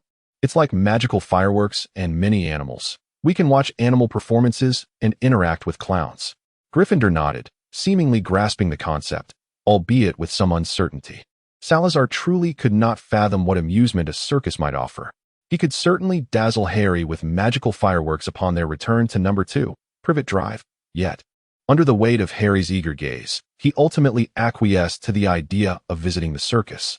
However, a subsequent question soon arose. How were they to reach the circus? Salazar gestured with his eyes for Gryffindor to inquire with the elderly woman nearby. In response, Gryffindor silently questioned why Salazar did not approach her himself. Ultimately, it was Harry who took the initiative to walk over and ask the woman, leaving Salazar and Gryffindor to continue their silent reproach of one another. Salazar was perplexed. It seemed that whenever he was in the company of Gryffindor, he could not help but engage in actions that were decidedly un-Slytherin. From here, take the 6th bus. And then you will see the signs the circus has erected. Oh dear, what a delightful child. As for Harry, being a Parseltongue, one must admit that circus performances are rather tedious for wizards. On stage, 3 clowns were each balancing on a colorful ball, wielding Muggle-style paper fireworks. Their faces painted so heavily that their true appearances were entirely obscured. Not only Salazar and Gryffindor, but even Harry found himself drowsy. After all, what was so captivating about balancing on a round ball? Wizards could soar through the skies on broomsticks. Harry found the stage's display utterly uninspiring. He preferred to fly on his small, wizard-specific broomstick near the balcony on the 2nd floor, envisioning a future where he would ride a genuine flying broom and play Quidditch. Or wielding a wand that could conjure fireworks, sitting on his bed at night, savoring the splendid display of pyrotechnics. However, as Harry aimlessly scanned the audience in his boredom, he suddenly perked up upon spotting Dudley. Dudley, along with a few of his friends, sat together, their expressions as dim-witted as his, each one a hefty figure. Yet Harry felt no fear. No matter how fast they ran, they could never catch him.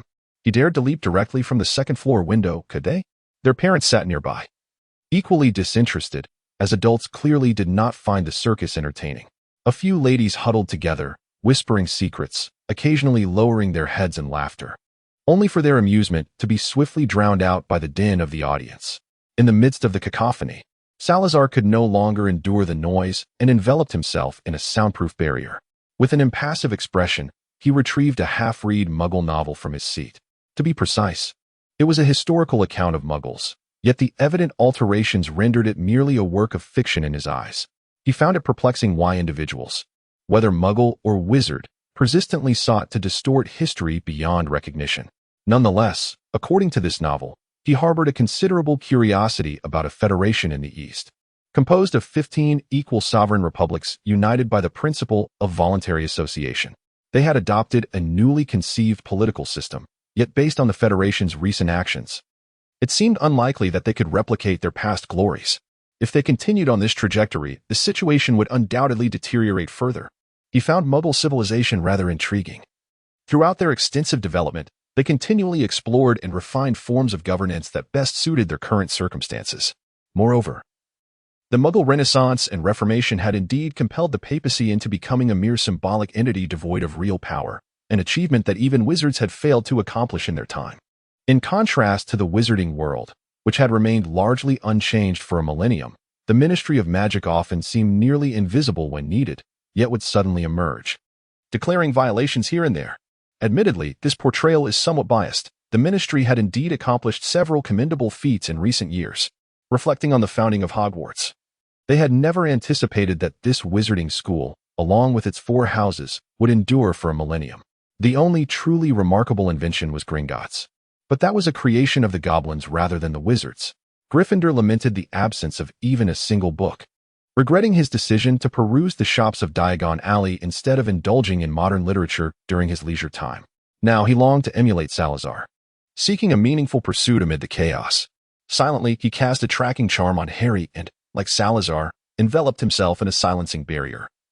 Leaning back in his seat and quietly drifting into slumber, the circus performance stretched on for a full 3 hours, fueled by a competitive spirit against Dudley. Harry remained fixated on the spectacle. In truth, he had long since begun to reminisce about the tales from the tales of Beetle the Bard, until the final hour. The circus showcased its animal performances. A majestic elephant stomped upon a crimson ball, dashing along the edge of the stage like the clowns. Subsequently, 2 bears appeared, playfully volleying a beach ball to one another. There were also lions, sheep, poodles, and pythons. Harry suddenly sat upright in his seat, intently observing the creatures on stage, his brow gradually furrowing in concern. As he exited the circus, Harry frequently glanced back, as if yearning to pierce through the thick velvet curtain to catch a glimpse of the unfortunate animals backstage. Those creatures truly evoked pity. Harry grasped Salazar's hand, lifting his gaze to him, his emerald eyes brimming with pleading.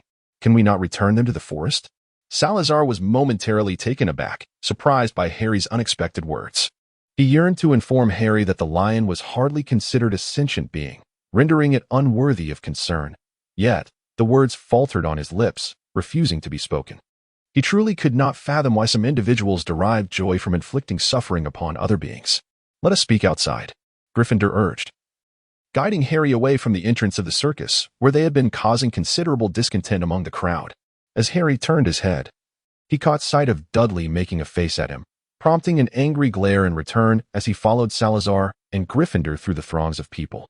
Upon finding a CAF and settling down, Harry's thoughts lingered on the animals from the circus, his gaze absent-mindedly fixed on the window, where the circus-esque colorful banners were still visible.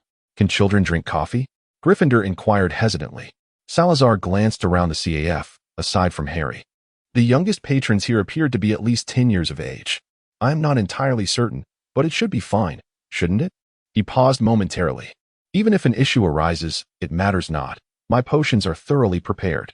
Gryffindor tilted his head in confusion, sensing something was amiss with Salazar today. It must be the cursed circus, he thought. Gryffindor went to order 3 cups of coffee, while Salazar and Harry sat by the window, utterly at a loss for what to do. 10 minutes later, Gryffindor returned, balancing the 3 cups on a tray, which he placed upon the table before sliding onto a high stool. Hey, Sal, you two aren't planning to just sit there indefinitely, are you? Salazar frowned in response. No wonder Helena kept her distance from you. Gryffindor's tone dripped with sarcasm, as if she were particularly close to you. Ah, no, my friend, you're mistaken. Helena would leave sugar cubes for me. Did she do the same for you? Gryffindor declared, his expression one of unwavering determination. A faint smile played at the corners of Salazar's lips. Do you know? Helena gives it to you because I have no desire for it. Salazar's smile deepened slightly. Furthermore, does Helena come rushing over to remind you to be cautious each time you venture out, ensuring your safe return? Gryffindor gazed at him in disbelief. Why? Well, perhaps it is because I am more handsome than you. Wouldn't you agree? You insufferable dandy. This is what true charm looks like. Oh, what do you mean by that? Salazar lowered his voice to a whisper, so soft that even Harry, seated beside him, could not hear. He uttered the name, Teresa Slytherin. At that moment, the expression on Gryffindor's face fell completely. Harry cradled his coffee cup, sipping it slowly while gazing out the window at the distant colorful banners of the circus. Still troubled by the memory of the animal performance at the end of the show, he could not fathom why the other children appeared so captivated by such a cruel spectacle. Could they not perceive the profound despair reflected in the eyes of those creatures? Sarah gazed at the translucent ice cubes nestled within the ceramic cup, increasingly perplexed by the day's inexplicable events. Perhaps they ought to take Harry for a leisurely stroll through the department store, treating him to some toys, especially since they had exchanged a considerable amount of Muggle currency in Diagon Alley. Moreover, they could invite Mr. Weasley to join them. He would surely find the Muggle department store intriguing. Yesterday, Mr. Weasley expressed a desire to visit, scheduling his arrival for 8 o'clock in the evening. Alternatively, they could simply remain at number 2, Privet Drive, allowing Harry to play with the broomstick tucked away in the storage room, or enjoy some playful moments with Mr. Lilith. By this time, they might even explore the neighborhood. Why had they chosen to venture to the circus? Yet, I heard it. It was calling for my help. Harry suddenly exclaimed. What? Gryffindor was clearly taken aback, still immersed in his earlier banter with Salazar, filled with indignation. A python, coiled around the waist of a flute player, noticed me and spoke, lamenting its daily suffering here. Harry's voice grew increasingly urgent. He felt no astonishment at the notion of conversing with a snake, believing it to be a skill inherent to wizards. After all, his godfather, Sirius, had transformed before his very eyes, shifting from man to dog and back again on numerous occasions. The nearby onlookers exchanged bewildered glances. But upon realizing that the speaker was a child of no more than 10, they turned away in understanding. Nonsense. What snake could possibly speak? Even in the circus, it could never articulate human language. With a wave of Salazar's wand, the surrounding individuals found themselves unable to discern their own words. Although most would likely dismiss it as mere jest rather than attributing it to magic, ignorance was perhaps the most blissful state. "What did you say, Harry?" Harry placed the cup upon the table and rose to his feet. "I said, I heard a serpent calling for help." He meticulously recounted the events of that moment. The members of Gryffindor gazed at him in astonishment, then quickly shifted their eyes to Salazar, their expressions laden with disbelief. "Did you hear that, Sal?" Salazar shook his head. "I have cast a barrier. I cannot hear anything." "Have you forgotten?" "Indeed. But is that Parseltongue?" Harry looked at them in confusion. "Did none of you hear that?" Salazar and Gryffindor exchanged a glance, as if they had momentarily forgotten their previous quarrel, their expressions exceedingly peculiar. Just as Harry was engulfed in confusion, he suddenly heard Salazar's voice. "Can you hear me speaking, Harry?" Harry furrowed his brow in perplexity. "Of course I can hear you. Is there a problem?" Immediately, he noticed that Salazar and Gryffindor appeared even more astonished. "Oh, what is happening?" "Sal, what did you just say to Harry?" "I merely asked him if he could hear my voice." But you spoke in Parseltongue." Salazar nodded, furrowing his brow as he scrutinized Harry. He remarked, "He has a point." Gryffindor took a hearty sip of coffee, also gazing at Harry, and inquired, "What connection exists between the Potter family and the Gaunts?" Uncertain, he replied, "I must investigate further, though the outcome remains dubious." Harry, bewildered by their attention, cautiously returned to his seat. "May I ask, is something amiss?" After a moment of silence, Salazar and Gryffindor reached a tacit understanding. Both shook their heads, and Gryffindor tousled Harry's messy hair further. "No worries, Harry. You possess a remarkable talent. Would you like to keep that snake? I could procure it for you." "Procure it?" Harry quickly shook his head, not realizing Gryffindor was jesting. "No, that won't do. Aunt Petunia and Uncle Vernon would never allow me to keep such a large snake at home. Could you assist in returning it to the forest?" Gryffindor swung his legs from his seat. "That would depend on you, Harry. You must understand how far we are from the forest, and legally, those creatures belong to the circus. However, if you wish to rescue them, we could come at night, and I could provide cover. What do you think?" Harry hesitated, cradling his coffee cup. "It's feasible, Harry. Consider what those individuals are doing. They are, after all, abusing the animals. Have you read the Daily Prophet? It reported on the uprising of magical creatures due to mistreatment by people like them. The sight of the lion jumping through the ring of fire left him deeply unsettled, recalling how he often transformed into a lion to evade persecution in the forest years ago. Harry cautiously asked, "Just the two of us? Isn't Ulysses yet to attend Hogwarts?" "Not a problem, Harry." Gryffindor draped an arm around his shoulder. Harry, still uncertain, nodded. "So, how do we return them to the forest?" Gryffindor shrugged. "That depends on you." Me? "Yes, Harry. Upon your return, begin your studies. Forget about whatever that is called. Come learn magic with me. Once you've mastered it, or before the circus departs, we shall surely return those poor creatures to the forest."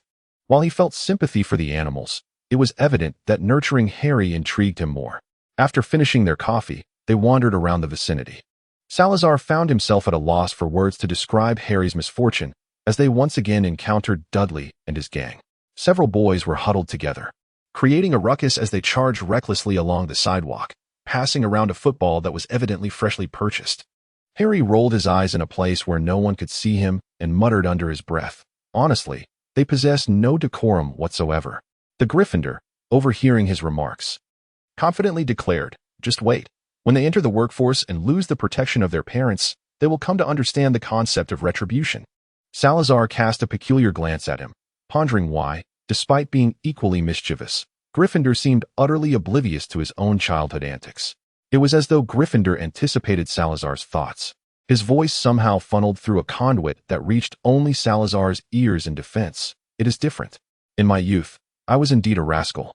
Yet I understood the consequences of my actions and maintained a sense of moderation. You are well aware that I never caused any significant trouble back then." Salazar's gaze was still filled with distrust. He employed the same magic as Gryffindor.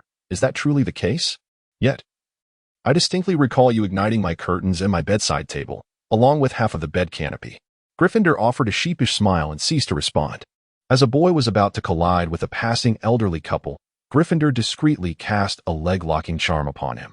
When the boy fell and began to cry, Gryffindor swiftly lifted the enchantment, pretending as though nothing had transpired as he walked past.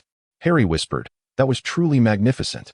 Eventually, as they took the bus back to Privet Drive, night had already fallen, and soon it would be time for dinner.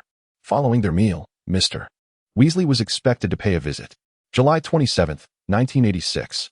Late at night, despite the sweltering heat of the day, around 10 o'clock, a gentle drizzle began to fall.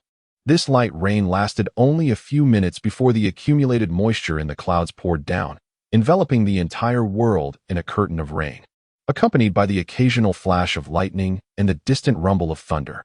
Listening to the torrential rain outside, Salazar felt as though the entire world had quieted down, and his mood had finally improved somewhat. However, this did not alter the undeniable fact that he was still wide awake. He was uncertain how he had spent the day. It was not particularly busy, yet it seemed as if he had experienced a multitude of events. As he lay in bed, memories flitted through his mind. First, the circus he had scarcely glimpsed, then the astonished voice of Mr. Weasley from 2 hours prior. Oh, is this the television? How astonishing, how incredible. I can hardly believe that Muggles have devised something akin to our newspapers. Sal, my friend, will you turn it on?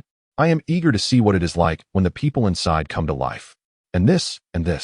Is this perhaps the washing machine? I have heard it can automatically cleanse clothes without any magic involved. Truly, it is simply marvelous. May I give it a try? Salazar closed his eyes. Yet the echo of Mr. Weasley's astonished exclamations lingered in his ears. He vowed never to assist anyone in caring for children again, nor did he wish to see Mr. Weasley crossing the threshold of number 2, Diagon Alley. Oh, no, he should have transported all those Muggle items to the Weasley residence early on the morning of July 28th. It was long overdue. Moments later, Salazar was startled by the sound of the door creaking open, followed by the soft patter of slippers against the wooden floor. He hoped fervently that this did not herald Gryffindor's audacious attempt to pilfer animals from the circus. Those creatures were indeed pitiable, but if Gryffindor dared to act, tomorrow's Daily Prophet might well report the mysterious disappearance of all circus animals overnight, leaving the Muggles utterly perplexed. However, that seemed unlikely. Gryffindor should currently be at Nicodemus Flamé's residence in France, his soul having departed from the alchemical puppet's body, now resting within the Sorting Hat. Soon, there came a gentle knock at his bedroom door. Indeed, it was not Gryffindor. Had it been him, the knocking would have sounded like the door's desperate struggle for survival. Thus, whenever Gryffindor knocked, Salazar always opened the door swiftly, for no one wished to see their door fall into disrepair. Sal, are you asleep? Came the soft voice of Sirius through the crack of the door, faint yet still audible above the sound of the rain. As Sarah glanced at the clock hanging on the wall, she let out a resigned sigh. The time read 0:52. Well, it was officially July 28th. After confirming that sleep eluded her, Sarah rose and opened the door. What brings you here? She inquired. Her mood further dampened by the sight of Sirius standing in the doorway, covered in mud, with puddles of dirty water splattered on the floor. Thus, before Sirius could utter a word, the area was instantly tidied up. Not only the floor, but Sirius himself also appeared refreshed. Oh, thank you so much, Sal. The situation is quite urgent, and I require your assistance. Salazar pressed his lips together, his expression resolute. I do not wish to take care of the child today. Sirius blinked, momentarily taken aback before realizing that it was already past midnight. No, it was not merely an additional day with Harry.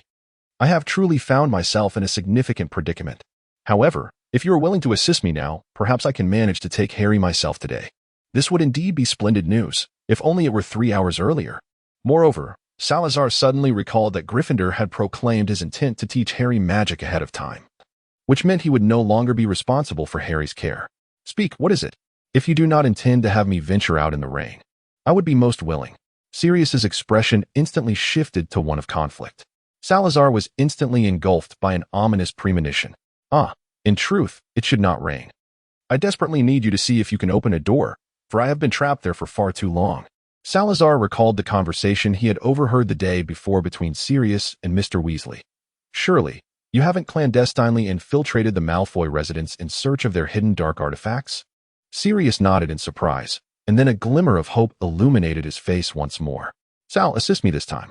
I must uncover the evidence against the Malfoys. Is the Ministry compelling you to do this? No, it is not the Ministry. It is Professor Dumbledore.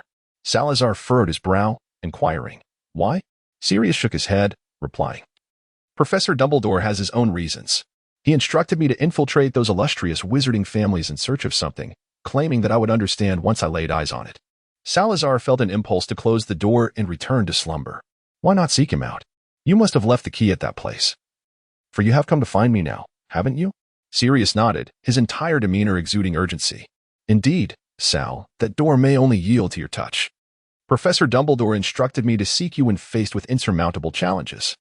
It seemed that the curse afflicting the position of defense against the dark arts professor was best left for Dumbledore to unravel himself.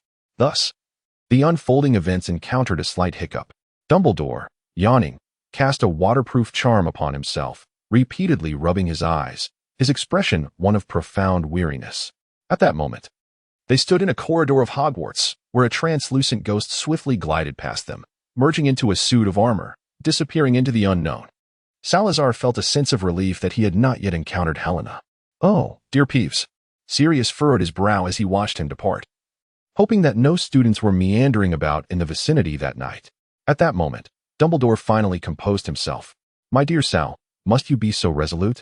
Do you not think it rather excessive to rouse a centenarian from their cozy bed at such an ungodly hour?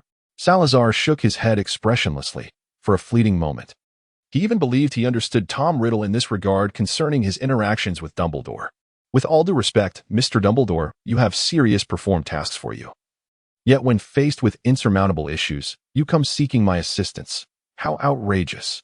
This commotion had completely robbed him of any semblance of drowsiness. He had intended to rise early to peruse the Prophet in the morning. Alas. Very well, let us proceed to Malfoy Manor, Dumbledore sighed. Being roused before the clock struck 2 had rendered him exceedingly weary. Subsequently, the trio placed their hands upon the door key, a pendant shaped like an apple, and together, they vanished from the corridors of Hogwarts. At that moment, Sirius suddenly recalled why Hogwarts did not impede Salazar's apparition. The last time they arrived, Salazar had directly transported him into the headmaster's office. The dizziness induced by traveling via the door key was hardly less disorienting than that experienced with Flip powder. However, Salazar noticed that Sirius and Dumbledore's reactions were far less pronounced than his own. This was likely a consequence of the damage to his soul, though it seldom manifested overtly. Is this the place? Dumbledore surveyed the expansive chamber, his blue eyes shimmering with curiosity. This was likely a storage room belonging to the Malfoy family. Fortunately, it bore no resemblance to a room of requirement. Rather, it appeared remarkably organized, with all items neatly housed within steel cabinets. Most cabinets bore labels clearly indicating their contents. Yet some were devoid of any identification, and a few were even locked, evoking an unsettling aura. There were indeed numerous cabinets, lining the walls in a complete circle. The floor was adorned with a thick carpet, muffling footsteps to the point of silence. Salazar felt this feature was almost designed to facilitate the entry of intruders. Above, a crystal chandelier hung, its surface coated in a thick layer of dust illuminated by the light cast from their wands, suggesting it had been neglected for an extended period. As if the Malfoy family's house elf had grown lethargic in its duties. Salazar directly inquired of Sirius, "Where is the door you mentioned?" Sirius approached a cabinet, crouched down, and began to feel around the carpet for a moment. Finally, he lifted a corner of the carpet along a patterned edge. "Here it is," he declared, revealing a trapdoor. "I cannot open this." But the device the Ministry of Magic provided for detecting dark magic reacted strongly to whatever lies beyond this door. Dumbledore approached, observing the tightly shut trapdoor with a furrowed brow. He then surveyed the surrounding iron cabinets. "Have you searched these areas?" Sirius nodded affirmatively. "Yes, Professor. This is the only trapdoor. The other locations contained entirely mundane items. There were indeed some violations, but they would only incur fines at most." He turned to Salazar. "I personally suspect that the magic used to seal this place may belong to the category of modern spells not recorded in the Soul Whisper bookstore." However, Salazar felt strongly that whatever lay within the trapdoor was not the most perilous of secrets. He crouched once more, gazing at the faint pattern visible beneath the lifted carpet. The design appeared quite faded, seemingly existing for many years, considering the preservation methods employed by wizards. It was likely that both the pattern and the trapdoor had been in existence for several centuries. "I advise against opening this," he cautioned. "Why?" Sirius exclaimed in surprise. "I have only just discovered this place." Dumbledore, as if recalling something significant, scrutinized the pattern carefully, his expression growing increasingly grave. He recognized this design from a similar one he had seen in the Soul Whisper bookstore. Dumbledore had always held Salazar's books in high regard, fully aware of Salazar's identity, which lent him a deeper understanding of the implications of those texts. One volume discussed the burial practices of wizards, and Dumbledore found it rather peculiar that the Malfoy family would connect a storage room with a place housing their ancestors' coffins. Nevertheless, it was best for them to refrain from entering. Setting aside the moral implications, their clandestine intrusion alone warranted avoidance. The Malfoys would undoubtedly discover their presence. Moreover, even the most despicable of individuals would never exploit their ancestral burial grounds, as the wizarding world places great importance on bloodlines. This is not a place we should enter lightly. At that moment, the sound of a door creaking open echoed through the darkness, followed by a heavy, mocking laugh. The three turned their gazes toward the entrance. Indeed, Mr. Dumbledore, Mr. Black, and Mr. Ogloss, this is not a place for your kind. In the darkness, a beam of light emanated from the tip of a wand, illuminating a crown of platinum hair. Lucius Malfoy pushed open the door and strode in with purpose, his countenance reflecting a profound displeasure as he regarded the three individuals gathered around the trapdoor on the floor. Perhaps I should contact the other governors of Hogwarts at once. I ought to inform them that the headmaster has intruded upon my estate in the dead of night, stealthily infiltrating the sanctuary where I keep my most treasured possessions, and has audaciously attempted to desecrate the ancestral burial grounds of the Malfoy family. Dumbledore turned to face him, exuding an air of nonchalance despite his indefensible position as the current headmaster of Hogwarts. Oh, I believe this is a misunderstanding, Mr. Malfoy. A misunderstanding? Lucius Malfoy's voice rose sharply in pitch. You dare to tell me this is a misunderstanding after trespassing here? Salazar quietly took a step back, diminishing his presence. As he pondered the difficulty of explaining today's events, it could only be said that the founder of Slytherin, the headmaster of Hogwarts, and likely a spy from the Ministry of Magic had stealthily infiltrated another's abode, ostensibly in search of a certain dark artifact that would be unmistakably evident upon sight. To their embarrassment, they found nothing. The only consolation was that, aside from Dumbledore, no one else was privy to his true identity. One could only hope that Dumbledore would provide some clarity. Indeed, we are here at the behest of Minister Fudge, Mr. Malfoy. I trust you can surmise the reason for our presence? Salazar felt that Dumbledore's actions were somewhat unjust, yet at least he had spared them from this moment of embarrassment. Mr. Malfoy appeared as though someone had pressed the pause button on him. He stood there rigidly, his expression momentarily contorted with a fierce grimace. However, he swiftly reverted to his usual demeanor of indifference and arrogance. Please, Dumbledore, hasn't this place already been thoroughly ravaged by you years ago? His gaze shifted from Dumbledore to Sirius and Salazar, unexpected, the last scion of the Black family, reduced to obeying like a mere dog. How could I forget? Peter confessed in court that your animagus form is indeed that of a dog, and the captain of the Clock Club, hailed as a miracle of wizarding heritage, Salagloros, is truly a lamentable sight. Salazar was perplexed. He could not fathom why. Upon hearing Mr. Malfoy's remark, he felt no anger whatsoever. Instead, a faint sense of familiarity enveloped him, prompting an instinctive response. It was indeed a lamentable affair that one of the sacred 28 families would so easily allow intruders to search their home. After uttering this statement, Salazar distinctly observed the color drain from Lucius Malfoy's face, morphing into an expression of palpable displeasure. Lucius glared at Salazar, a sardonic smile gracing his lips. Agloros, ever the sharp-tongued one.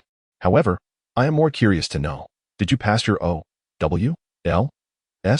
He was certainly aware of Salazar's circumstances. For years prior, when he had taken his brother's place at the Soul Whisper bookstore, he had hardly appeared much younger than he did now. Dumbledore turned, clearing his throat, his expression shifting to one of bemusement. He too was intrigued by the transformation that had rendered Salazar into this nearly diminutive figure of a young wizard. The four of them, ancient sorcerers, seemed impervious to the passage of time, their external appearances bearing no relation to their true ages. According to the scant, dubious historical records and the inadvertent hints dropped by Salazar, they should now be around 60 years old. Yet, judging by their approach to life, they embodied their youthful exteriors. Perhaps the present era was indeed far more exhilarating than the times of a millennium past. Salazar shrugged his shoulders, weary of further entanglements. I presumed you were all aware that Ogros is a family legacy. As for the O.L.S. examination, I wholeheartedly invite you to complete the survey at the Whispering Souls bookstore. Regarding Lucius Malfoy, who was likely a descendant of Roxanne Malfoy, he chose to exercise restraint in his remarks. However, Mr. Malfoy remained oblivious to Salazar's leniency, scrutinizing him with a chilling gaze for a moment before letting out a discontented huff and diverting his eyes. I would appreciate it if your search could be expedited.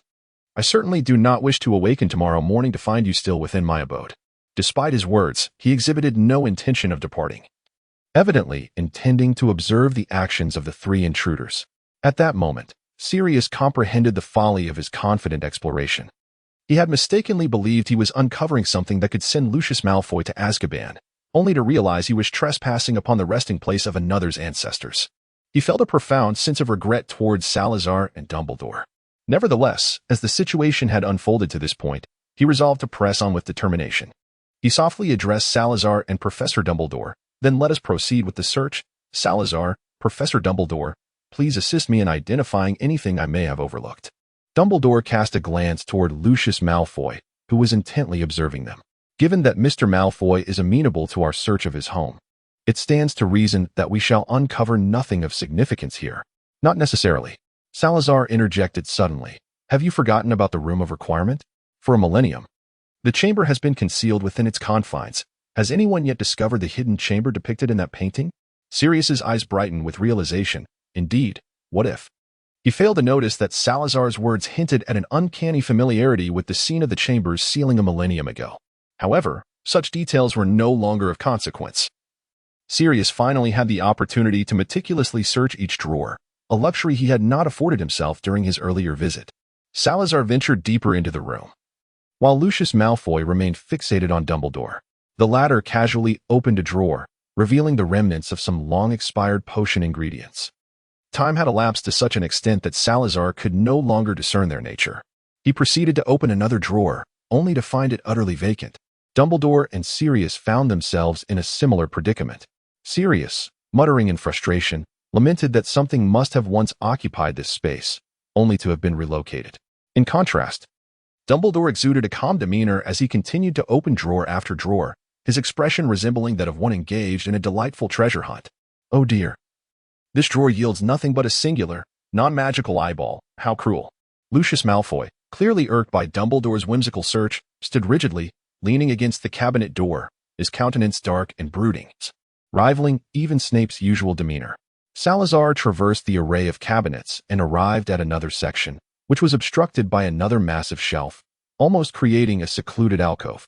He could not discern whether it was merely his imagination, but as he moved in this direction, the gaze of Lucius Malfoy immediately followed him. There might be something concealed here. The instinct honed during the tumult of war urged him to thoroughly search this cluster of cabinets, ensuring that his efforts this evening would not be in vain. However, just as he opened the first drawer, Lucius Malfoy had already approached, standing beside Salazar in an attempt to dissipate the storm clouds that loomed over his expression, though he was evidently unsuccessful. In a hushed tone, he inquired, "Agloros, why must you mingle with them?" Sarah turned to him, her hand unwavering as she opened the next cabinet. Malfoy pressed down on the one she was about to open, continuing in a hushed tone, "Agloros, you must have come to understand them, a group of arrogant fools who believe that defeating others grants them dominion over the wizarding world." His words were somewhat disjointed, and Salazar sensed that Mr. Malfoy was attempting to divert the conversation, with the ultimate aim of preventing him from continuing to open the cabinet. Yet, he found himself intrigued by Lucius Malfoy's assertions. "Dominion over the wizarding world? Are you referring to Dumbledore?" Upon noticing that Salazar had finally ceased his actions, Lucius Malfoy exhaled with relief and leaned against the cabinet. In this position, Dumbledore and Sirius could see nothing. "I am quite certain, Agloros, that your time in the British wizarding community has been rather brief. There are many matters you remain unaware of. I understand that the Agloros family is a reclusive one. Yet your kind seems to show an alarming lack of interest in the outside world. While you possess your own lineage and traditions, you remain insular." Even Salazar felt that Mr. Malfoy's manner of speaking was excessively diplomatic. While families of the Slytherin lineage often adhered to such traditions, it was truly not to the extent exhibited by Mr. Malfoy. He turned to face Lucius Malfoy directly. "Can we not be more succinct and straightforward?" However, Lucius Malfoy gazed intently at him, asking, "Agloros, may I inquire about your true name?" Salazar squinted, gripping his wand tightly within his sleeve. "Are you doubting the authenticity of my current identity?" Mr. Malfoy shook his head, appraising Salazar from head to toe. "Pardon my candor, but rejuvenation is, even for us wizards, a marvel. The Mr. Agros who appeared at the end of October 19 years ago could not possibly be your brother. It must be you, indeed." Salazar regarded him for a moment until Lucius Malfoy averted his gaze of his own accord. However, how does this relate to our discussion, regardless of how I achieved it? You must comprehend that it was not an easy feat. Lucius Malfoy turned to face Salazar, his expression bearing a hint of gravity. I must ascertain your true identity in order to share our conjectures with you. From Lucius Malfoy's expression, Salazar discerned a significant degree of seriousness, which ignited his curiosity. It must be due to his prolonged association with Gryffindor, otherwise such an intense curiosity would be uncharacteristic of him. I can only speak for myself. The Clock Club is a free organization, and I shall not overly interfere with its development. As for the Order of the Phoenix, I share personal connections with some of its members, which explains my presence here tonight. Revealing his true identity, Salazar pulled a pendant box from beneath his outer robe, showcasing it before Lucius Malfoy. The wand's light illuminated the ornate yet antiquated box, exuding a beauty that had matured with the passage of time, a splendor that encapsulated his lineage. I trust you have begun to speculate, have you not? A low, hissing sound escaped his lips, reminiscent of a similar utterance Lucius had heard from Voldemort. Lucius Malfoy's gaze followed the pendant box, and the solemnity that had marked his expression gradually gave way to astonishment. He then fixed Salazar with an equally shocked stare and exclaimed, I hope this is not a poorly executed jest. Salazar chuckled softly. There is no need for that, Mr. Malfoy, do you not agree? Lucius Malfoy cast a deep gaze at him, paused in silence for a moment, yet ultimately chose to commence his tale. In his youth, Albus Dumbledore endured numerous familial tragedies. His sister was subjected to relentless torment by Muggle children, resulting in an irreversible magical backlash, while his father was incarcerated in Azkaban for confronting Muggles. The repercussions of these events instilled in him a profound disdain for Muggles. Indeed, the radical thoughts Dumbledore harbored in his youth rivaled, if not surpassed, those of the later Voldemort. When uttering that name, Lucius Malfoy's brow furrowed deeply. Yet the expression he bore contained not merely fear, but also a palpable loathing for the filth associated with it. During one particular holiday, he befriended the expelled Gellert Grindelwald, and the two, sharing kindred spirits, vowed to establish a new world order led by wizards for the greatest good. Who was Gellert Grindelwald, after all? He was the original Dark Lord who instilled dread across the European and American continents. Lucius Malfoy's demeanor gradually grew more animated. His expulsion was a result of his engagement in profoundly malevolent dark magic experiments, so egregious that even the notoriously lenient Durmstrang Institute had no choice but to expel him. Birds of a feather flocked together. How could a young Dumbledore, who formed a close bond and romantic relationship with Grindelwald, possess a lesser prowess in dark magic? Salazar felt as though he had stumbled upon something peculiar. Wait, Dumbledore and Grindelwald? Them? He recalled the encounter 4 years prior at the Florin ice cream parlor, where he and Gryffindor had engaged in a discussion about Grindelwald, and Dumbledore's reaction had been decidedly unsettling. In contrast, Lucius Malfoy gazed at Salazar with astonishment, exclaiming, You are not aware? Salazar shook his head in bewilderment, unable to comprehend why he needed to know this. However, he finally understood why Dumbledore was able to defeat Grindelwald and confine him in the prison he had constructed for an entire century.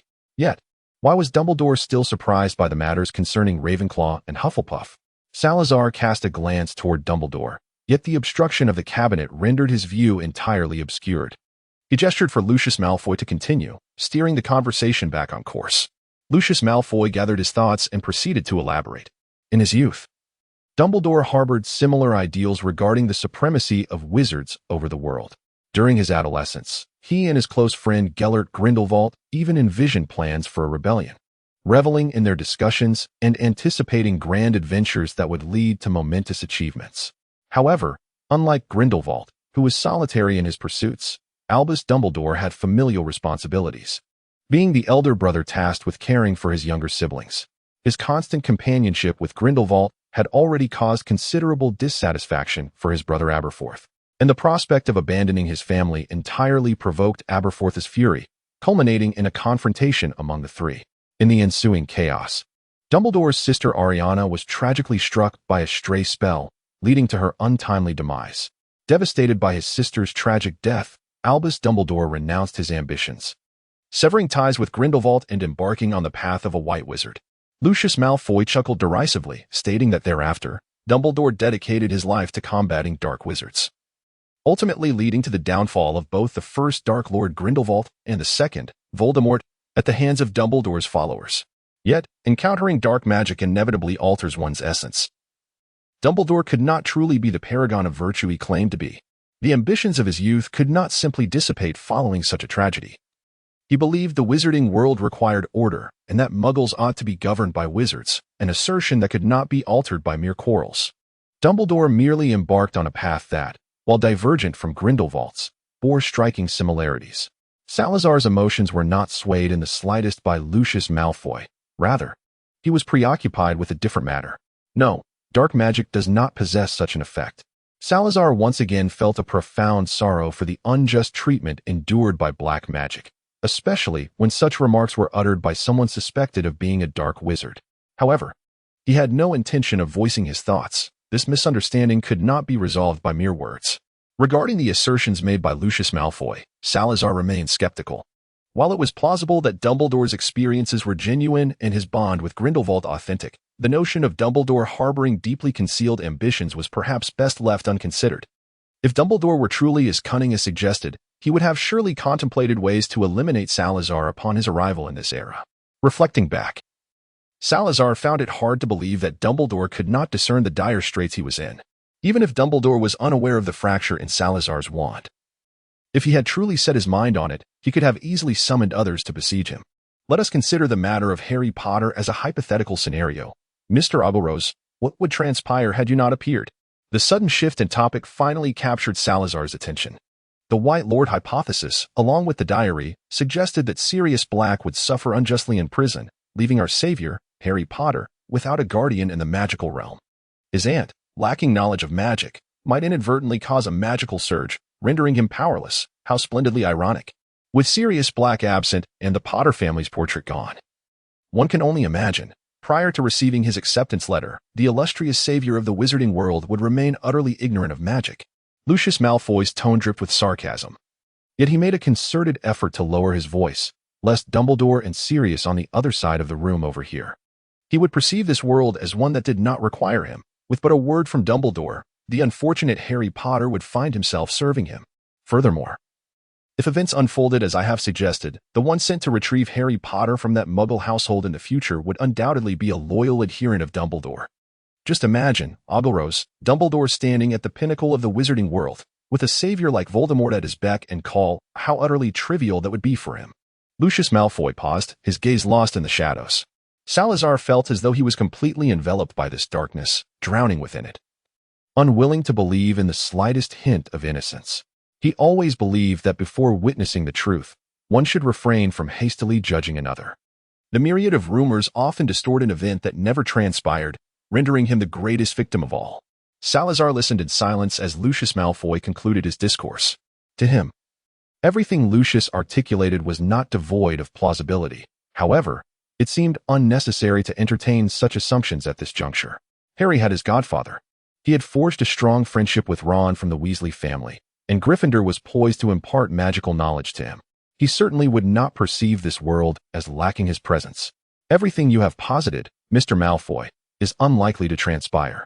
According to your assertions, if the White Lord were to dominate the world, then Dumbledore should be indoctrinating young wizards at Hogwarts rather than conducting a search for dark magical artifacts here and now. Moreover, if Dumbledore truly craved power, he would not currently hold the position of headmaster at Hogwarts. Mr. Malfoy, your previous remarks are, to a considerable extent, the musings of an alarmist. As Salazar spoke, he casually pulled open a drawer, glancing inside only to find it empty before proceeding to the next one. Lucius Malfoy remained lost in his earlier emotions, oblivious to Salazar's actions. It was not until Salazar began to open a cabinet at the edge that Lucius suddenly grasped his hand, yet moments later, he despondently relaxed his grip. Thus, Salazar successfully opened the drawer, revealing a notebook with a black hard-shell cover, which appeared to have been in use for quite some time. The cover's luster having long faded. Salazar carelessly took it out. Dumbledore would not prioritize the search for dark magical artifacts as he does now. Nor would he prohibit the spread of dark magic at Hogwarts, having enveloped himself in the guise of a white wizard. He ought to have tolerated the rampant proliferation of dark magic. In this era, it seems that people believe anyone who employs dark magic is inherently a dark wizard. Lucius Malfoy gazed silently at the notebook in his hand. Indeed, he had faltered in many aspects. During his tenure as headmaster, Hogwarts had witnessed numerous tragedies. such as that of your friend Snape. I too believe that Sirius had gone too far, to the extent that his actions could be deemed beyond the realm of schoolyard bullying. However, on a broader scale, he committed no grave errors. No individual can excel in every regard. Salazar sensed his anxiety. He tapped his fingertips against the black, hard shell cover. Are you quite apprehensive about this? Lucius Malfoy appeared to be in a state of great turmoil, fixating on Salazar as he inquired once more, if what I say is indeed true. Would you choose to collaborate with Dumbledore? Salazar furrowed his brow, struggling to comprehend why Lucius Malfoy would believe that Dumbledore could possibly become the Dark Lord. After all, who would heed the counsel of a Dark Lord who urged others to consume cockroaches? I have never collaborated with Dumbledore. We are barely acquaintances. He pondered Lucius Malfoy's words seriously. If what you say is true, I may very well be among those who oppose him. The wizarding world does not necessitate a singular leader. Excessively centralized power is ill-suited to the essence of wizarding civilization. As long as Dumbledore retains a semblance of clarity, he would not act against the prevailing tide. Lucius Malfoy cast a final glance at the black, hardbound notebook. This is the best course of action, for he is unlikely to return. He nudged the notebook forward. Take it back, but ensure Dumbledore remains oblivious. He stepped back, the light at the tip of his wand extinguishing, and in the enveloping darkness, his voice resonated once more. Agloros, whether you believe it or not. I urge you to reflect upon my words today. Perhaps one day in the future, you will find them exceedingly valuable. Salazar watched as he disappeared through the doorway, his fingertips caressing the cover of the black leather-bound notebook. He shook his head, murmuring softly to himself, utterly perplexing. After stowing away the diary, Salazar found no desire to continue his search. He lingered for a moment, waiting for the sound of scrapes from the cabinet where Sirius and the others were, to subside before approaching. What is the situation? Any discoveries? Thanks to his night vision, Salazar refrained from using any luminescent charms, and with the influence of his serpentine lineage, he moved silently. Sirius was startled by Salazar's sudden appearance, causing the cabinet door in his hands to clang loudly. Following that sound, Dumbledore approached, having been nearby all along. Nothing at all, I presume. It's time for us to leave, Dumbledore declared. If we return now, I hope my remaining chocolate frogs from last night haven't made their escape. Sirius looked at him in astonishment, his expression conveying everything unspoken. Dumbledore cast Salazar a significant glance, leading Salazar to suspect that Dumbledore's decision to relocate from the Ministry was a premeditated ploy to prolong their stay here. Salazar recalled the words of Lucius Malfoy, yet he remained convinced that there was little potential in them. Come, let us exit through the front door. Do not forget, we are now investigators of the Ministry of Magic. One by one, the trio departed from the darkened chamber. Before leaving, Salazar cast one final glance back, meeting the gaze of a pair of large, bright eyes. Was it the house elf of the Malfoy family?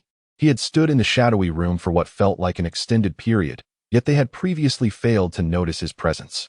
Sal, what troubles you? Sirius, walking ahead, turned to inquire as he noticed Salazar had not followed. As Salazar glanced back, the house elf had vanished, leaving behind a note in its place. Salazar extended his hand, and the note promptly fell into his grasp. It's nothing. Let us depart.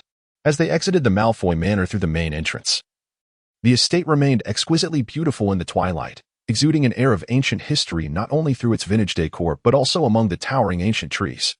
As they passed through the foyer, Salazar momentarily lost himself in thought, feeling a striking resemblance between the ambience here and that of the Slytherin manor from a millennium ago. Upon returning to his room on the second floor of number 2, Spinner's End, Salazar finally unfurled the note he had been holding tightly. The handwriting was curvy and convoluted, yet still legible. I am truly sorry, Mr. Ogilvy. Please do not dwell on today's events. We must place our trust in Professor Dumbledore. Salazar crumpled the note and cast it aside, feeling increasingly perplexed by the events of the day. Moreover, it seemed that there were some issues within the Malfoy family. Outside the window, the faint light of dawn began to emerge, heralding the early summer morning. Accompanying the rising sun was the cacophony of the Gryffindor house. Sal, what is happening? Why is there a house elf at our doorstep? A small creature wrapped in a pillowcase was hoisted through the first-floor window. Clearly, Gryffindor had forgotten the key. The little fellow struggled in his grasp, emitting a shrill cry. What are you doing? Let go of Dobby. Quickly let go. Salazar, having just settled down, caught a glimpse of his own heavy dark circles in what seemed like a distorted mirror. If Teresa were present, she would undoubtedly conjure a silencing charm and insist he lie down. However, today there was no Teresa, and Gryffindor had already dashed upstairs. The poor house elf in his hands was roughly jostled against the staircase railing, letting out a pitiful scream. Sal, I was only gone for a single night. How is it that I returned to find this creature ensnared in our magical trap? Salazar closed his door and gazed at the house elf that Gryffindor was holding, recalling the one he had encountered the previous night at Malfoy Manor. Let us discuss this later. Allow me to brew a cup of coffee first, he said, donning his outer robe while stifling a yawn. By the time Salazar had prepared the coffee and seated himself at the dining table, half an hour had elapsed. The house elf, Dobby, perched cautiously on a chair, barely touching the edge of the seat, making it evident that he had been compelled to sit there by someone, with a furrowed brow. Salazar sipped his coffee, finally grasping why Gryffindor had insisted on dueling him after merely tasting his concoction a few days prior. Logically, the potion he had brewed ought not to have evoked such a reaction. After all, weren't all potions crafted with care? Opposite him, Gryffindor sat with his arms crossed, his demeanor betraying a hesitation to speak. His expression clearly conveyed the sentiment. Why bother? A simple trip to procure a cup might have sufficed, and he could have returned by now. Salazar quietly pushed aside the cup of coffee he had brewed, clearing his throat. Our magic, too, was not perfected from the very beginning. There is always a learning process involved. Gryffindor replied, Indeed, you speak the truth. Salazar, after a brief moment, they decided to refrain from discussing the matter further. Gryffindor observed the pronounced dark circles beneath Salazar's eyes and inquired with curiosity, What happened? Surely, you did not spend the entire night awake? Salazar shook his head in disbelief. Gryffindor, with a slight easing of his furrowed brow, replied, That's a relief. I was genuinely worried that you might suffer a sudden collapse from staying up late combined with anemia. Salazar felt an ineffable struggle to elucidate the nature of his relationship with Teresa, believing that it was well regulated, and that there was no reason for it to lead to anemia. Thus, he continued in accordance with Gryffindor's words, Indeed, when you returned, I had just fallen asleep. Perhaps it was merely a minute or two. Have you perused any Muggle literature on this subject? What is the sensation prior to sudden demise? Gryffindor replied, He was merely jesting. Half an hour later, Dobby was in the kitchen, preparing breakfast. Salazar felt a sense of suffocation. Sal, what exactly did you do last night? Why does it seem like Sirius has just returned as well? Salazar recounted the events of the early morning, almost verbatim articulating Lucius Malfoy's theory of the Dark Lord. Upon hearing this, Gryffindor was struck by a profound curiosity. Do you think it is possible? Absolutely not. Salazar interjected. No, how could it be impossible? You've been influenced by our prolonged association, yet we remain merely friends. Think about Dumbledore. That was all a matter of the last century. And what influence have I been under? Spending every day amidst the members of Gryffindor House, have you not noticed anything amiss? If the church had not lost all its resistance, would you not feel weary from the prolonged conflict with it? Salazar gazed at him in exasperation. How can this be the same? Just take a look at the current Slytherin house. With whom am I supposed to associate? Moreover, Slytherin values familial connections, and to them, I am merely an unexpected interloper. If I were to forge any semblance of a good relationship with them, that would indeed be peculiar. No, this is entirely different. Is it not all about adhering to one's convictions? Furthermore, is not Snape a member of Slytherin? You seem to converse with him quite amicably. Why do you not seek his friendship? Salazar sighed. Is that my problem? Snape utterly refuses to communicate, does he not? Furthermore, even if we entertain such a notion, there is no need for concern. Dumbledore, despite his dominance over the wizarding world, is hardly a terrorist like Riddle. We have ample time to achieve the feat of assassinating the greatest white wizard of our time. He remained oblivious to the slight tremor of the diary nestled in his pocket. At that moment, Dobby returned, carrying a salad and steak, and he placed the plate heavily on the table, exclaiming excitedly, Impossible. Professor Dumbledore could never be that kind of person. He has no interest in power. Gryffindor swiftly patted Dobby on the head, and Dobby barely registered the gesture. We're merely discussing a hypothetical. Salazar continued, and Dobby, think about it. The greatest white wizard of our time, Albus Dumbledore, headmaster of Hogwarts. Uniting the wizarding world, Hogwarts would truly become the safest place on Earth. Under the reign of the White Lord, all wizards would lead peaceful and comfortable lives, while dark wizards would have nowhere to hide. How delightful that would be. Salazar elaborated, echoing Gryffindor's sentiments. They exchanged glances, their expressions tinged with evident exasperation. Dobby stood by the dining table, his head bowed, clutching his tattered pillowcase. Professor Dumbledore would never agree to such a thing. But if he were willing, it would be a stroke of fortune for the wizarding realm. Both were taken aback, gazing at Dobby in astonishment, unable to comprehend how matters had spiraled to this point. Perhaps the thought processes of house elves truly diverged from those of wizards. However, the notion of Dumbledore ruling the world was simply preposterous. Salazar recoiled at the prospect of a meticulously ordered wizarding society, where everyone exchanged pleasantries infused with the magic of love. That would be utterly tormenting, akin to the means of control wielded by the Church a millennium ago. If such a state persisted, the wizarding world would inevitably lose its vitality, becoming stagnant and ultimately succumbing to another civilization. They lapsed into silence, gradually consuming their breakfast. After a while, Salazar broke the stillness, asking Dobby, "Aren't you the house elf of the Malfoy family? Why don't you stand by your master?" Gryffindor raised his head as well. "Indeed, as a house elf, you should be contemplating how to aid the White Lord Dumbledore in eliminating your master. It's simply outrageous." They had initially thought that a rebellious house elf like Dobby would be indifferent. But to their surprise, Dobby leaped up once more, his head colliding with the table edge, causing the plates to tremble, and Salazar's previously untouched cup of coffee to spill. Oh, how refreshing. Gryffindor had barely managed to draw his wand before confronting the leaping steak and the coffee that was flowing towards him. Meanwhile, Dobby continued to scream. Dobby is a bad elf. Dobby is a bad elf. This wretched elf, disregarding his master's safety, supported his master's adversaries. Dobby was truly despicable. Truly despicable. He battered his head against the table leg, intermittently striking the ground, prompting Salazar and Gryffindor to silently shift their positions. "Sal, we must find a way to make him cease."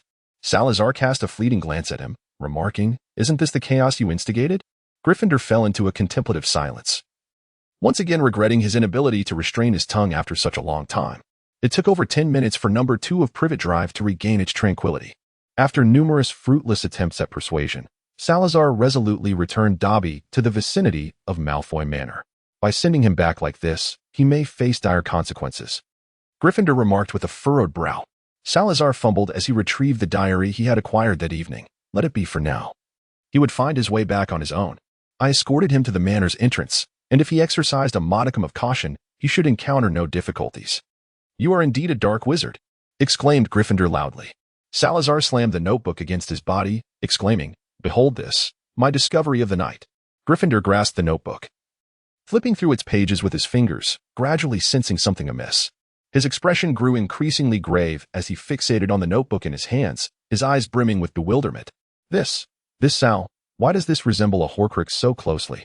Salazar furrowed his brow as he retrieved the notebook. "It should be," he mused, recalling the sensation he experienced upon acquiring it. "Let us see, how many Horcruxes has that Tom Riddle created? If he were to perish, it would undoubtedly be by his own hand." The words were spoken through clenched teeth by a member of Gryffindor. Unbeknownst to them, at the moment Dobby was being sent near Malfoy Manor, the figure of Dumbledore also appeared there. He stood before the house elf, who had collapsed onto the ground. Bending down to offer him a piece of everlasting gobstopper, his snow-white beard swaying gently in the breeze. "Oh, Dobby, how did you end up here? You must return, Mr. Malfoy must be looking for you." Behind his spectacles, his azure eyes sparkled with genuine concern for the pitiful house elf, as though he were a mischievous student who had sustained an injury. Dobby widened his eyes in astonishment, instinctively tugging at the edge of his pillowcase, and slowly rose to his feet. "Mr. Dumbledore, I didn't mean to." Dumbledore placed the gobstopper into his hand and winked. "Please, return. Should you wish to come to Hogwarts, I shall assist you." Meanwhile, in France, at the LeMay residence, a black hardcover notebook lay incongruously on a round table draped with a red and white checkered tablecloth in the semi-open study on the second floor. The 4 members of Salazar and Nico LeMay sat around the table, intently gazing at the notebook. "Mr. Riddle, please do speak up." The notebook remained silent for a moment until Salazar opened it and dipped his quill into the ink. "Greetings, Mr. Riddle. We are well aware of your presence within." The ink gradually faded, revealing another line of text. "May I inquire who you are?" The notebook snapped shut with a resounding clap. "No doubt about it. It's a Horcrux." Suddenly, a chair was jostled as Gryffindor stood up. "Pearl, why don't we create an alchemical puppet for him?" Hufflepuff frowned, appearing rather reluctant. "Gordy, the materials for life transmutation are exceedingly rare. That would be a tremendous waste." However, Ravenclaw seemed to be swayed, pondering aloud. "If Sal and Gordy's earlier White Lord theory holds any truth, then we indeed require a means to control the Dark Lord." Salazar felt a sense of unease, pondering whether he had overlooked something. With a bemused expression, he remarked, Is it really necessary? Even if Dumbledore harbors such thoughts, surely it is within our capabilities to resolve the matter? Ravenclaw leaned back in her chair, gazing out the window. Yet, we cannot remain here indefinitely. After spending several years at Hogwarts, we shall eventually have to depart. Hufflepuff continued her train of thought. Indeed, we will inevitably leave, but before we do, it is imperative that we maintain equilibrium within the wizarding world. Sal, have you not noticed that the current tranquility in the wizarding realm is largely due to our presence? At least as far as I am aware. The higher-ups among the vampires are quite eager for stability, and you can imagine that it is Teresa who has been keeping them at bay, ensuring that all remains calm here in Europe. Salazar nodded. How could he be unaware of the matters Teresa had been engaged in over the years? Nevertheless, Teresa had consistently asserted that these were internal affairs of their kind, insisting that it was not necessary for others to intervene, thus managing the issues single-handedly. While this was not inherently problematic, should not the contemporary realm of wizards resolve its own dilemmas? Ravenclaw shook her head, stating, since we are all here, let us do whatever we can. Suddenly, Salazar recalled the tedious circus they had taken Harry to see the previous day. However, upon reflection today, it did not seem quite so dull after all. Perhaps they truly ought to do something. They possessed the capability, did they not? He glanced at the diary on the round table, as if struck by a revelation. We could manipulate a fragment of his soul and subsequently usher him into Hogwarts. And what transpires thereafter would simply unfold as fate intended. Ravenclaw remarked that, although this era appeared serene, it was, in truth, tumultuous beneath the surface. Let us go to school. September 1st, 1989. This must be the place, Gryffindor exclaimed, tugging at the sleeve of the nearby Hufflepuff with excitement. Was it not inscribed above the King's Cross station? Hufflepuff swatted his hand away, grasping Ravenclaw's arm. I recall visiting here before. Let us enter and pay him no mind. Together, they stepped into King's Cross station, with Gryffindor trailing closely behind, holding on to a boy with jet black hair and dark eyes. The boy appeared exceedingly sullen. While it was impolite to say so, he bore an uncanny resemblance to Snape, particularly with those dark eyes that, upon prolonged observation, revealed a hint of crimson, intensifying the air of gloom. He wore a reluctant expression, yet allowed himself to be pulled along by Gryffindor, even stumbling occasionally without uttering a word. At that moment, they appeared indistinguishable from ordinary children. Unless one were to delve into their very essence, no one could discern the anomalies that lay within. The alchemy of life had proclaimed its grand success 3 months prior, and since then, they had all taken residence in new bodies. Alongside them was Riddle, who had been forcibly severed from the diary, his soul shackled. Initially, Riddle had believed they were aiding in his resurrection, and he reveled in the thought for some time. However, he soon grasped the ancient sorcery employed to control souls. From that point onward, Riddle became aware of their identities, and the spark of defiance within him was extinguished. What a jest it was for a 6th-year student to contend with the 4 founders of Hogwarts. Yet, from their demeanor, he surmised that he must have accomplished something of considerable significance. Otherwise, he would not enjoy his current privileges. Nonetheless, Riddle preferred to think that he had achieved nothing after leaving Hogwarts. He truly wished to avoid facing Godric Gryffindor daily, let alone being dragged to Quidditch by him. The train was set to depart in half an hour. What was Salazar doing? Had they not arranged to meet at the station today? Why had he not yet appeared? Gryffindor scanned the surroundings, hoping to spot a boy with black hair and deep green eyes. He is likely still clad in Muggle attire, making him exceptionally difficult to find amid the bustling station. Perhaps Teresa might accompany him as well. Let us wait a moment longer. Ravenclaw spoke, cautious not to be recognized too swiftly by Helen. Thus, her appearance did not entirely mirror her former self. Her once raven black hair had transformed into a silvery hue, with deeper waves cascading through it. The color of her eyes had lightened somewhat, now resembling a clear azure, particularly striking in the sunlight. Clearly a result of Hufflepuff's special treatment. Everything else about her remained unchanged. They stood together at platform 9, their collective luggage piled onto 2 carts. Despite the absence of an owl, Amy had flown to Hogwarts 2 days prior and was likely dozing in the Ollery with the other owls. Their ensemble attracted the attention of several passing muggles. A woman holding a child exclaimed, "Goodness, for children traveling alone." To which a man pushing luggage, presumably her husband, replied, "Perhaps their parents are nearby. Look how photogenic they are standing together." Time passed quietly, and Gryffindor's patience waned. Merlin's stockings. Where on earth had Sal gone? Only 10 minutes remained. At that moment, they noticed a family with red hair approaching, pushing a stroller. One of the red-haired boys spotted them from afar and eagerly tugged at another boy beside him. nearly jumping with excitement. "Over here, look this way, it's us." They broke from the main group, abandoning the stroller, and dashed toward them. It was Fred and George. Gryffindor gently nudged the boy he had been holding back. "Tom, you'd best keep your distance from them." The boy merely stepped back, remaining motionless, quietly gripping his wand within the pocket of his robe, unnoticed by others. Mrs. Weasley, intending to call Fred and George back after their sprint, abandoned the thought upon seeing the four children standing together. "Let the ogres go." Mr. Weasley nodded, smiling as he watched the children run off. When they had concocted their false identities, they had deliberated and decided to adopt the surname previously used by Salazar.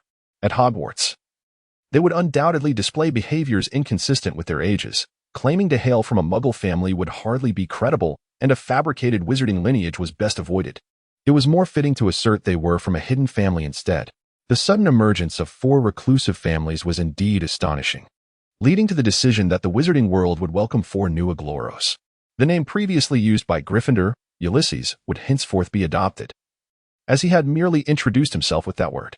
One must wonder if perhaps he indulged too much in the growth potion. Such occurrences are not unheard of in the wizarding realm, are they? "Ulysses, it is truly delightful to encounter you. We had previously assumed you might have been among those who attended Hogwarts before us. Indeed, the growth potion is remarkably wondrous. During our last visit to Diagon Alley, we wished to persuade our mother to procure a bottle for each of us, but she resolutely refused, claiming it would be unwise to jest about the consequences of inadvertently consuming a growth potion, lest it bring sorrow to you." The two girls flanked Gryffindor, simultaneously inquiring, "And what of them? Are they your siblings?" Gryffindor reminisced about the backstory they had concocted. "Well, they are indeed our cousins." At that moment, the Weasley family approached, with Mrs. Weasley gently pulling one of the twins aside. "Greetings, but I must interrupt your conversation. We need to proceed inside. There are only a few minutes remaining, and if we do not hurry, you shall miss your chance to attend Hogwarts this year."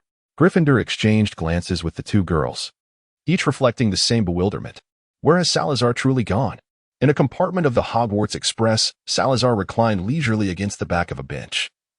A Muggle novel splayed open on the table before him, while he held a cup of orange juice purchased at the station. He gazed out the window at the students and their parents, eagerly anticipating the arrival of a select few. Today marked the culmination of 7 years of expectation. The early September weather had cooled, yet the sun hung vibrantly in the sky, casting a splendid light that promised a picturesque view ahead. Through the partially open window, the chorus of various animals could be heard outside. Salazar gazed out of the window until he beheld a large group of children with fiery red hair emerging from the platform. Among them, two were tugging along a boy with radiant golden locks, as if they had burst forth from a passageway, nearly toppling over a dark-haired boy in their haste. Witnessing this scene, Salazar felt an immense relief that he had not accompanied them to school. Otherwise, that dark-haired boy who almost stumbled could very well have been him. Gryffindor would certainly seize any opportunity to render him in a state of disarray. Trailing behind them was a girl with silver hair, who cautiously maneuvered a pushcart, careful not to collide with the four in front of her. Lastly, a Hufflepuff led a red-haired girl who cast timid glances around, as if a werewolf might leap forth at any moment to whisk her away. Indeed, a werewolf was present on the platform. Lupin stood at a distance, having come to see Sirius off. Due to Dumbledore's struggle to find a new defense against the dark arts professor, Sirius, encouraged by Gryffindor, had sent a letter of self-recommendation to Dumbledore. One could only hope he would navigate this year safely. During Sirius's time at Hogwarts, Harry would be entrusted to Lupin's care, which would render Lupin particularly busy this year. Nevertheless, he had already agreed, and Harry held a fondness for Lupin. In fact, Harry felt quite content as long as he was not in the company of the Dursleys. Salazar closed the window just before the gaze of Ravenclaw swept across his compartment. Ever since they had entered the platform, they had been searching for a certain dark-haired boy. Little did they expect that Salazar, who had been engaging in pleasant conversation with them just yesterday, had now reverted to the appearance of an adult wizard, comfortably seated on the train, sipping orange juice, and occupying an entire compartment all to himself.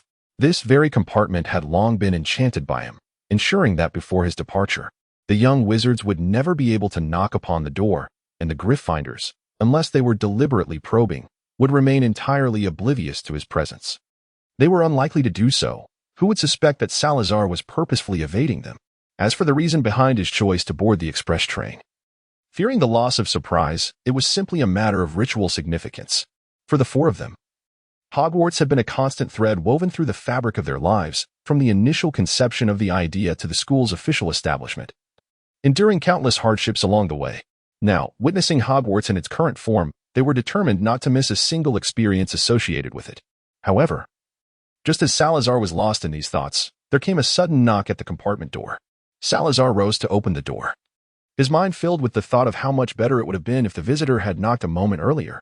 Fortunately, the person outside was not just any young wizard. Otherwise, Salazar would have begun to question the reliability of his wand yet again. Severus Snape stood at the threshold, wand in hand, his demeanor as brooding as ever, perhaps even more so than usual. His complexion, a pallid yellow from years of sleep deprivation, betrayed his fatigue. Upon seeing Salazar standing within, he appeared visibly taken aback. "So, Groth, what brings you aboard the Hogwarts Express?" Salazar caught a glimpse of Gryffindor as they began to board the carriage. At that moment, a mere glance in this direction would reveal Severus standing at the entrance, thereby rendering his enchantment void. Consequently, Salazar swiftly pulled Severus into the compartment and promptly closed the door. "What are you doing?" Severus exclaimed, nearly losing his balance as he was abruptly drawn into the compartment, forcing Salazar to lend him one of his arms for support. Salazar peered through the glass of the car door, observing the scene outside. "Excellent. The Gryffindors have made their way to the other side. For now, surprise has been preserved. Keep your voice down. I do not wish to be discovered by them just yet." "Them?" Snape appeared momentarily taken aback. But recollections of Dumbledore's letter from a few days prior flooded back to him. Considering the identity of the figure standing before him, he swiftly realized the likely identities of the children he had glimpsed moments ago. However, it would be best if Hogwarts remained undisturbed. The chaos already prevailing was sufficient. Among those young wizards, eager to see the sky fall, were the founders of Hogwarts, particularly one who had mingled with the young sorcerers frequently found in Diagon Alley, Godric Gryffindor. Who knows what might ensue?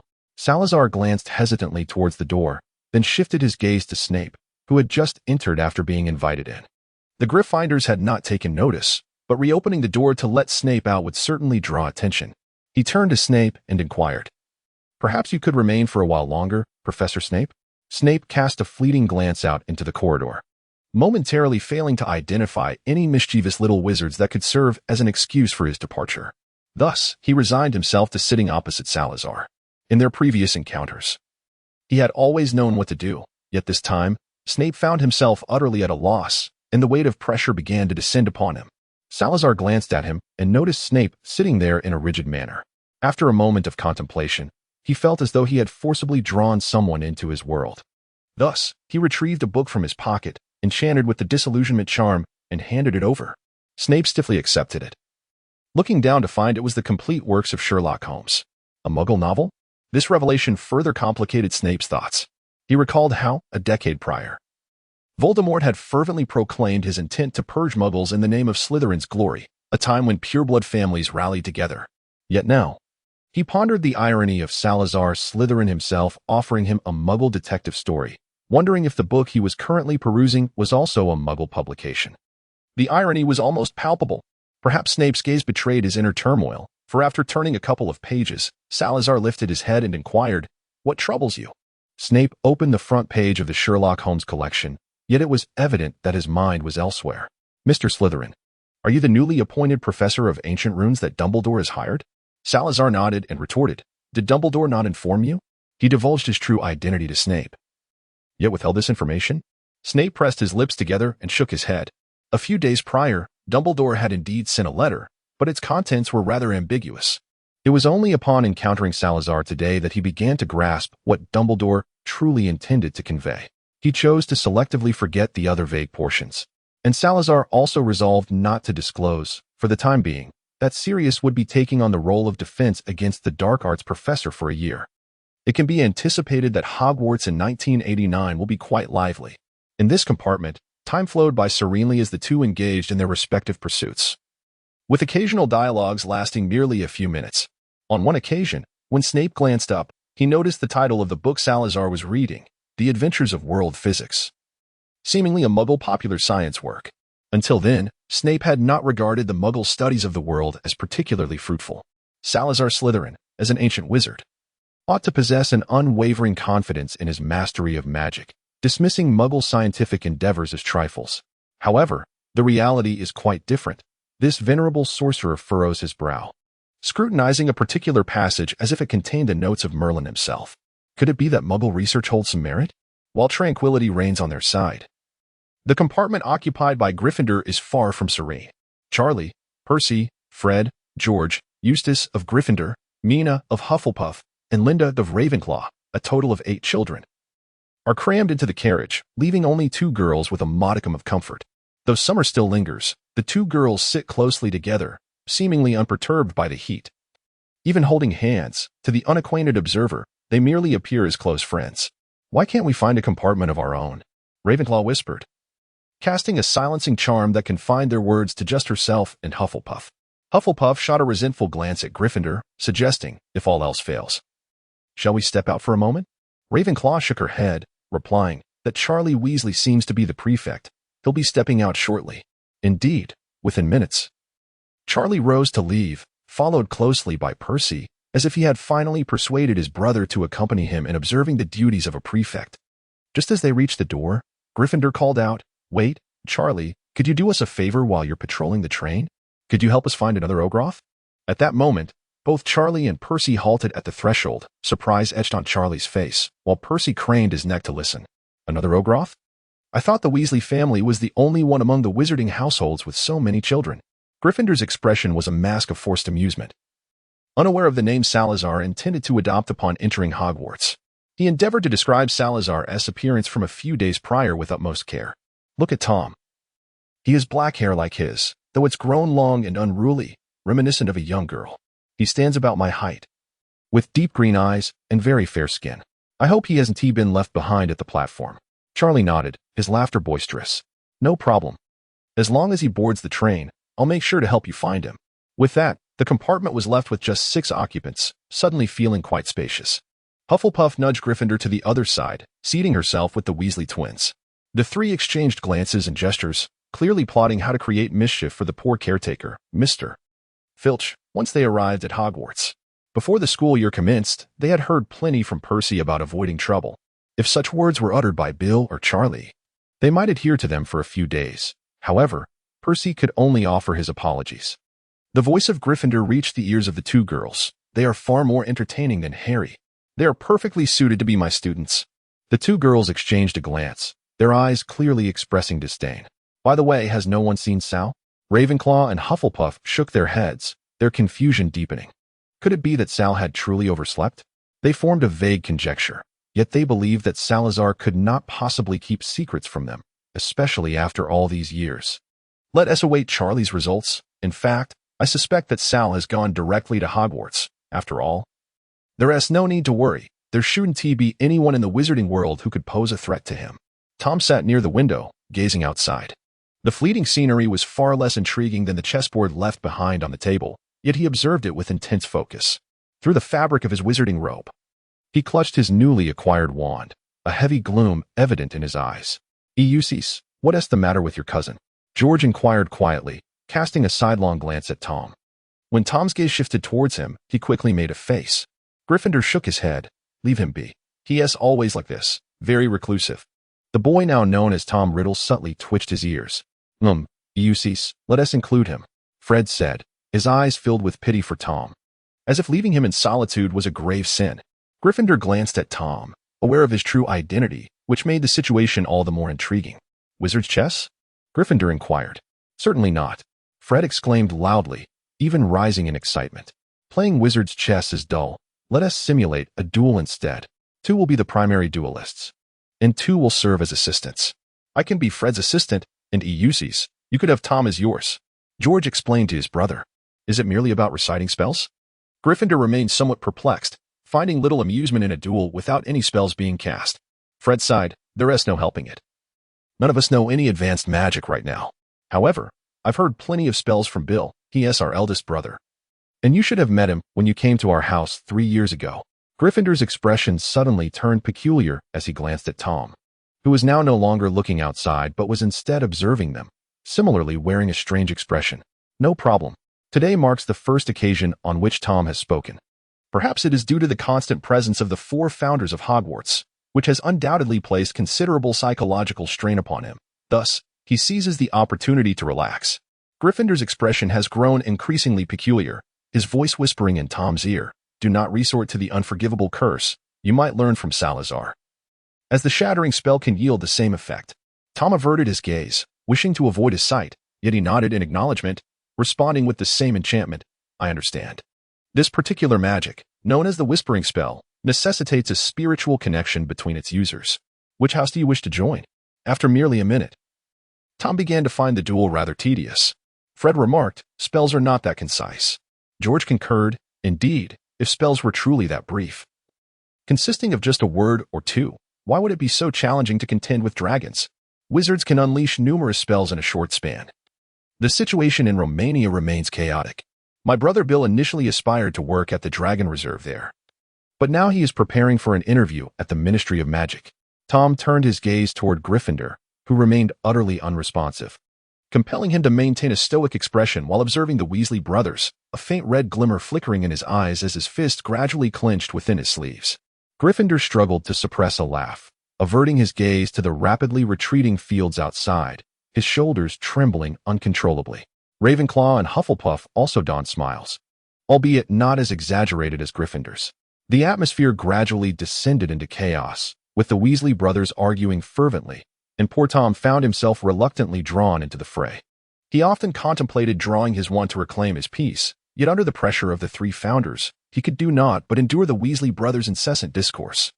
It was not until noon that the vendor, Mrs. Mason, arrived at their compartment, pushing a cart before her. She gently tapped on the glass. "My dears, do you require some snacks or sweets? There is still a considerable wait until the train arrives." Tom remained unmoved, his gaze unfocused on a distant point in the void, allowing the somewhat harsh September sunlight to bathe his face, despite his growing hunger. The Weasley brothers exchanged glances, each wearing expressions of hesitation, remaining motionless in their seats, averted from the compartment door, yet their peripheral vision remained fixated on the cart.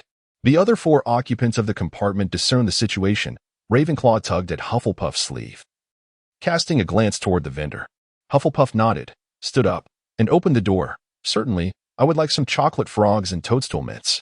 The vendor retrieved her requested items, her voice gentle as she inquired, "Is there anything else you desire, my dear?" Hufflepuff turned around and inquired loudly, "What do you want?" Gryffindor draped his arm over Fred's shoulder, fully embodying his current role. "Don't be polite with my cousin. She lost a bet to me yesterday and promised to cover our meals on the train today. At last, I've triumphed. She has tricked me countless times before, and this time, you must help me get back at her." Fred glanced quickly at Hufflepuff and then exchanged a hesitant look with his brother, asking, "Is that really permissible?"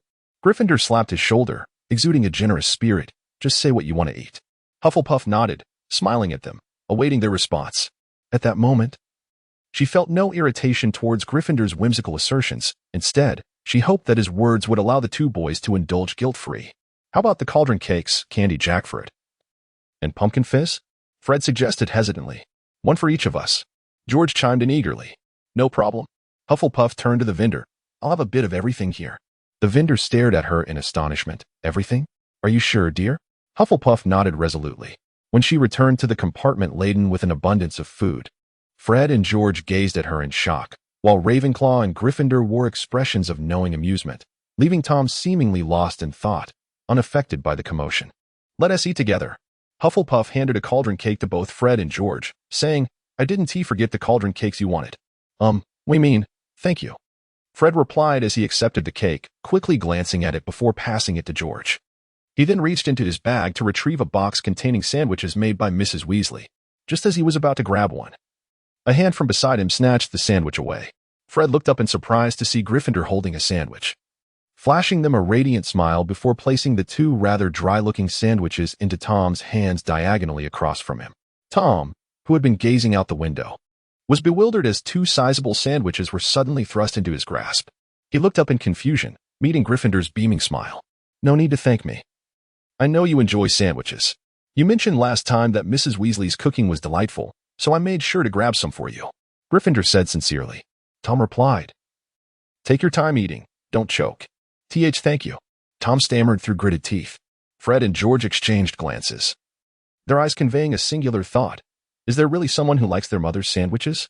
Yet, they pondered, is the Oglethorpe family truly that affluent? They could never have imagined the sensation of possessing such an abundance of pocket money. Surely, when that moment finally arrived, they would hesitate to indulge in a multitude of snacks at once.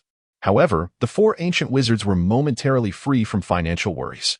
Setting aside the fact that gold and silver were used a millennium ago, Salazar certainly did not depart Hogwarts empty-handed.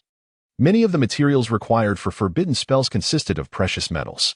Moreover, the proceeds from the Soul Whisperer bookstore constituted a significant source of income. Aside from the time and effort invested, it was virtually a costless venture, excluding Lupin's salary, of course. Let us not forget the alchemical creations from Hufflepuff and Salazar's potions. Over the years, Hufflepuff, leveraging the reputation of Nicholas Flamel, selectively sold various alchemical items, and her newfound wealth signified prosperity for Ravenclaw as well. Salazar, too, sold numerous potions, directly utilizing the name of Salagros. Meanwhile, Gryffindor was left with a rather pitiful share, relying solely on the bookstore's revenue, which was comparable to Lupin's earnings. Nevertheless, he could always borrow money from Salazar or Hufflepuff, who typically obliged, albeit with the expectation of an IOU from Gryffindor. Generally, they would not press for repayment. Although disputes were not uncommon, Tom found himself with a pack of chocolate frogs and a bottle of pumpkin juice, gifted by Gryffindor. He regarded them with a complex expression, yet ultimately tore open the packaging. Unfortunately, due to his profound distraction, the chocolate frog made a swift escape upon the bag's opening. The card featuring Dumbledore gazed curiously at him, intensifying Tom's discomfort. He watched as the chocolate frog leaped onto the back of the chair, while Gryffindor observed him. The voice of Gryffindor echoed in his ears. A young wizard who has yet to enroll cannot perform magic. Am I right, cousin? Hufflepuff's gaze also swept over Tom. Do not waste food. Ravenclaw looked on with a silent smile, her eyes appearing remarkably clear, yet Tom found it utterly unsettling. They stifled laughter as they witnessed the former Dark Lord awkwardly chasing after the elusive chocolate frog in their cramped quarters. Oh, how shocking it would be for those shrouded in Voldemort's shadow to witness such a scene. Yet, upon reflection, was this not a means of restoring the fragments of poor Tom's lost childhood? A young wizard pursuing a chocolate frog. What a quintessential tableau. By the time Tom successfully captured his chocolate frog, half of the food on the table had already disappeared. Fred and George appeared particularly delighted, as they had never before seen such a plethora of snacks piled together. What they were unaware of was that upon arriving at Hogwarts, they would be greeted with an endless array of delectable desserts.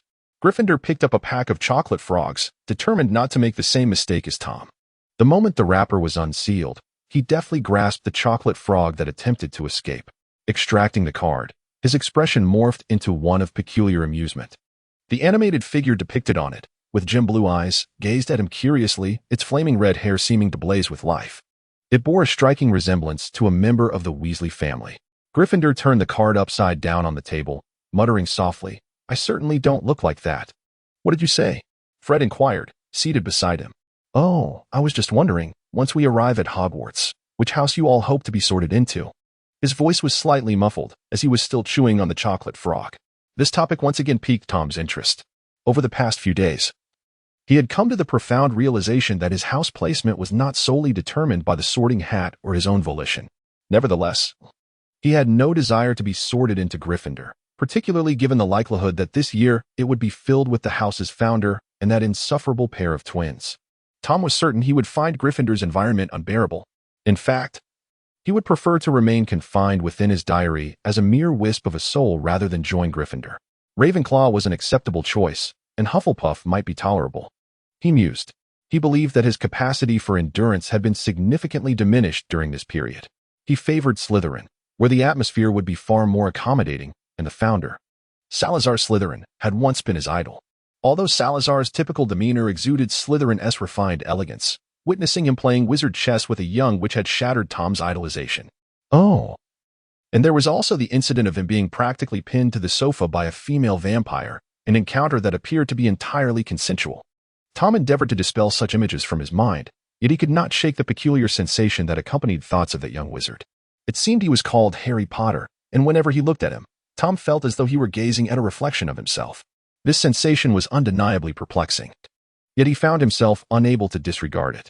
Of course, we shall be sorted into Gryffindor. Fred and George exclaimed in unison, their loud voices startling Tom, who had been lost in his own thoughts. Ulysses, what about you? You will join Gryffindor as well, won't you? They inquired with a mixture of nervousness and anticipation. Ever since their first encounter in the humble abode 3 years ago, they had held Gryffindor in high esteem, making it difficult for them to accept the notion of him attending a different house.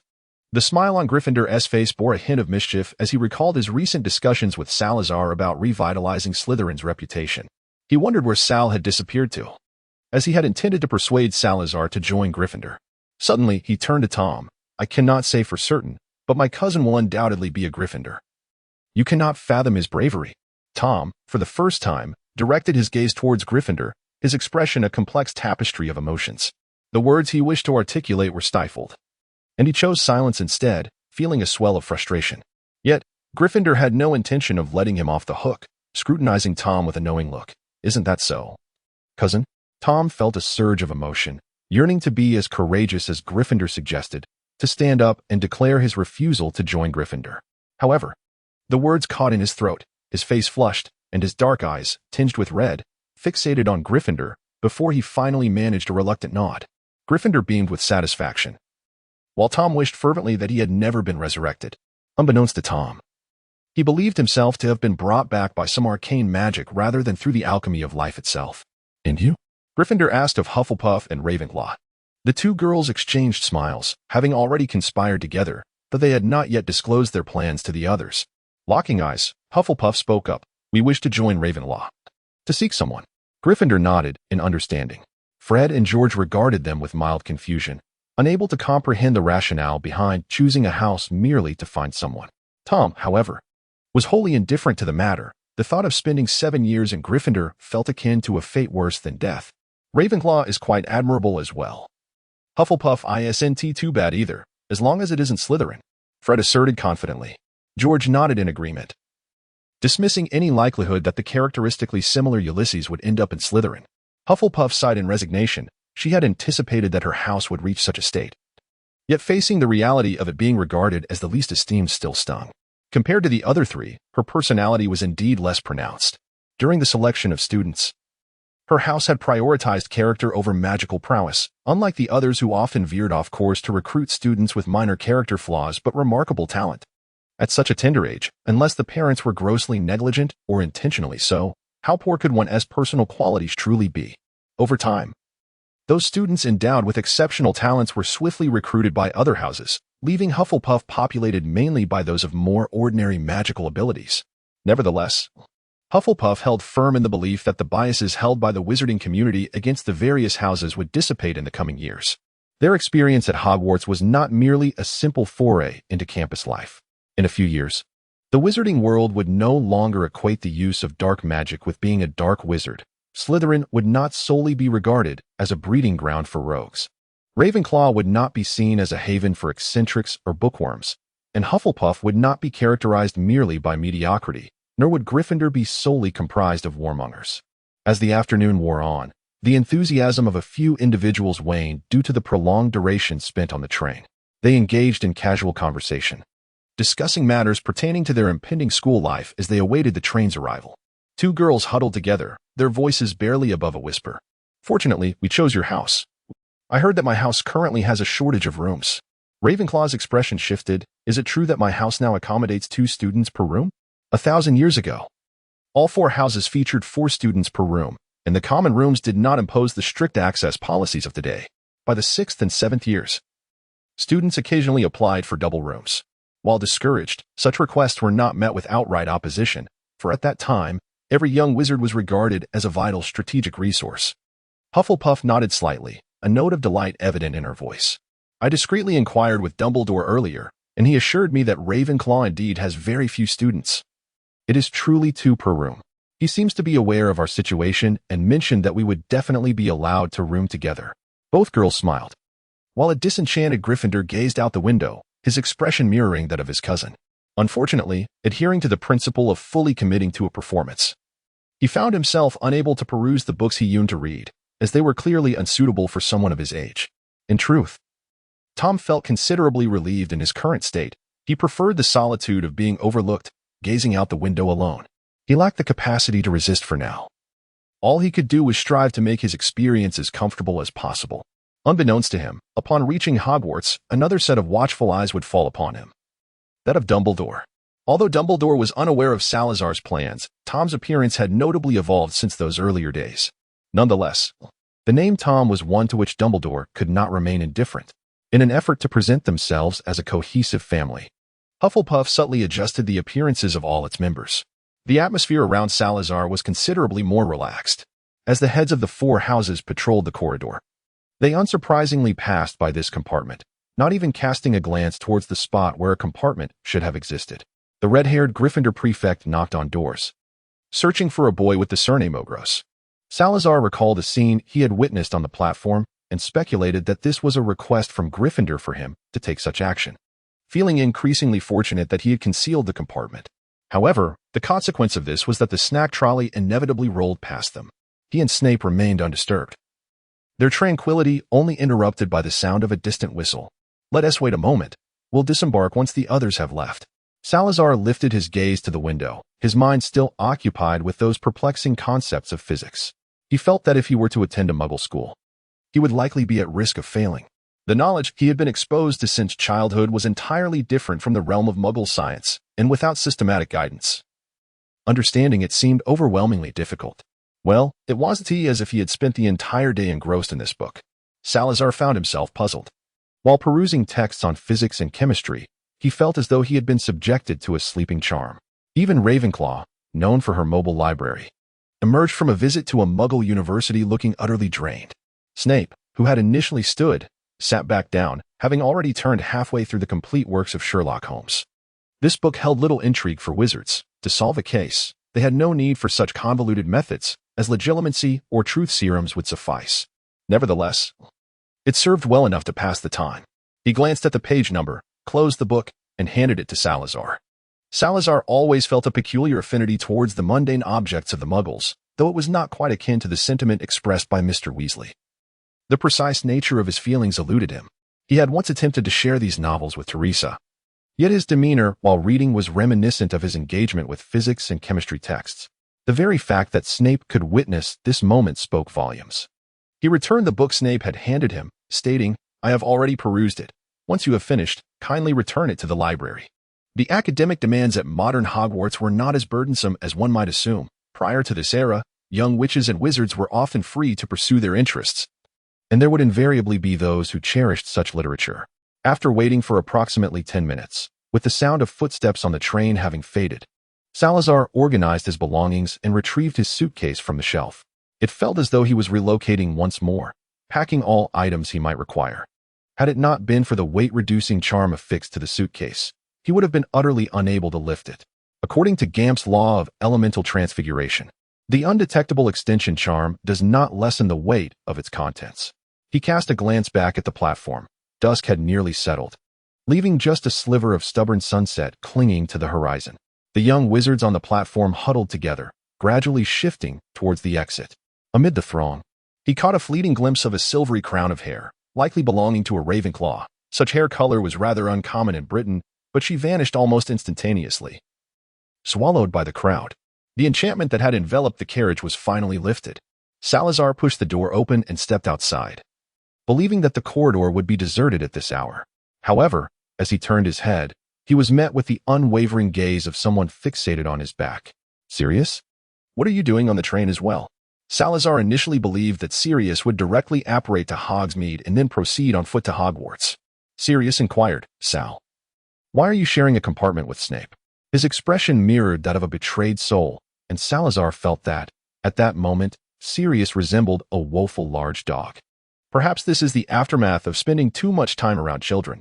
Aside from his hours of slumber, Harry had never truly resided at number 4, Privet Drive. On Mondays, he was obliged to attend the Muggle primary school, and after returning from his studies at number 2 Privet Drive, he would complete his homework before following the Gryffindors to learn certain things that Salazar deemed of little practical use. Hogwarts would never assess whether a young wizard could outrun a pony. During his leisure hours, Sirius was almost always by his side. Salazar, acutely aware of the dynamics between Harry and Sirius, mused that one might easily mistake Sirius for Harry's biological father. "We have encountered a fortuitous moment. Let us disembark swiftly, for the train is poised to depart," Salazar remarked with a hint of exasperation. He had previously gleaned the details of their history from Remus and later from Dumbledore, and it was evident to him that Severus was the quintessential victim in this tale. It perplexed him why, after all these years, Sirius seemed to harbor greater grievances. Had he met Severus prior to his acquaintance with Sirius, perhaps their friendship would never have flourished. Severus emerged from behind Salazar, casting a frosty glance at Sirius, his expression marred by visible distress. At that moment, he grasped the obscure implications of another section of Dumbledore's letter. Yet the notion of Sirius Black as the defense against the dark arts professor at Hogwarts was preposterous. Black, do not obstruct my path. Sirius shot a glare back at Severus, but Salazar intervened with a firm push, his icy gaze urging silence. If you wish to argue, do so after we alight. Should you desire a duel this evening, I shall gladly officiate, but for now, we must hasten to the Great Hall. Salazar was keen not to miss the expressions of Gryffindor as they entered the hall. Sirius fell into a sudden silence, turning away without a word and striding forward, clearly in a less than cheerful mood. He had initially believed that he would not encounter Snape until the banquet, before recommending himself to Dumbledore. His only dilemma revolved around the prospect of becoming colleagues with Snape. The mere thought of spending another year at Hogwarts in Snape's company rendered Sirius's life rather dreary. Fortunately, he still held a fondness for Hogwarts, and he could endeavor to avoid any meetings with Snape. As the three descended from the train, the platform was deserted, with only Hagrid's swaying lantern visible in the distance. Salazar gazed into the distance, his sight undeterred by the encroaching darkness. He observed students congregating in the far-off, awaiting to ascend into the carriages. The sight of those carriages caused Salazar's brow to furrow. They were drawn by emaciated, dragon-headed black steeds adorned with enormous bat-like wings. Hardly a common or safe magical creature. He had not anticipated Hogwarts would resort to such a means of transporting students. It was not that he wished to shield the students from adventure. Rather, he feared that if those second- and third-year young wizards inadvertently provoked the Thestrals, they would be utterly incapable of defending themselves. The current crop of young wizards was far more reckless than in his day, brimming with impetuosity. The more elusive the creature, the greater their curiosity. And for those students who could perceive the Thestrals, did Dumbledore intend to instill a psychological scar on them from the very first day of term? Contemplating this, Salazar suddenly perceived it as a rather shrewd tactic. Perhaps intimidating the young wizards would deter them from concocting any grand escapades once classes commenced. Upon witnessing the Thestrals, the expressions of Sirius and Snape also shifted notably. Snape's countenance darkened further. His lips were pressed tightly together, his complexion pale. He shot a chilling glare at Sirius before turning away to a nearby carriage that still had vacant seats. Meanwhile, Sirius frowned deeply, seemingly lost in recollection, entirely oblivious to Snape's recent glare. Salazar sensed that Sirius appeared to be regretting the decision to appoint Peter as the secret keeper. He boarded one carriage, followed closely by Sirius, while Snape took his seat in another carriage, his expression a mask of disdain.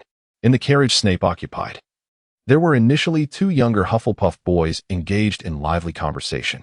However, the moment Snape entered, one of the round-faced boys emitted a sharp gasp, and they both fell into an uneasy silence.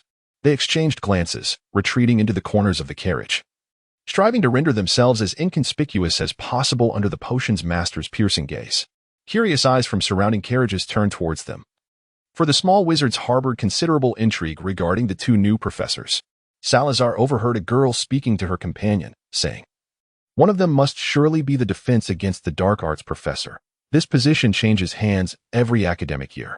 By Merlin's ballet shoes, is this role cursed?" Her companion gazed out of the window, persistently tugging at the girl, urging her to lower her voice. However, she inadvertently locked eyes with Salazar. The girl immediately averted her gaze, retreating deeper into the carriage. Meanwhile, her companion peered out, offering a shy smile to both Salazar and Sirius.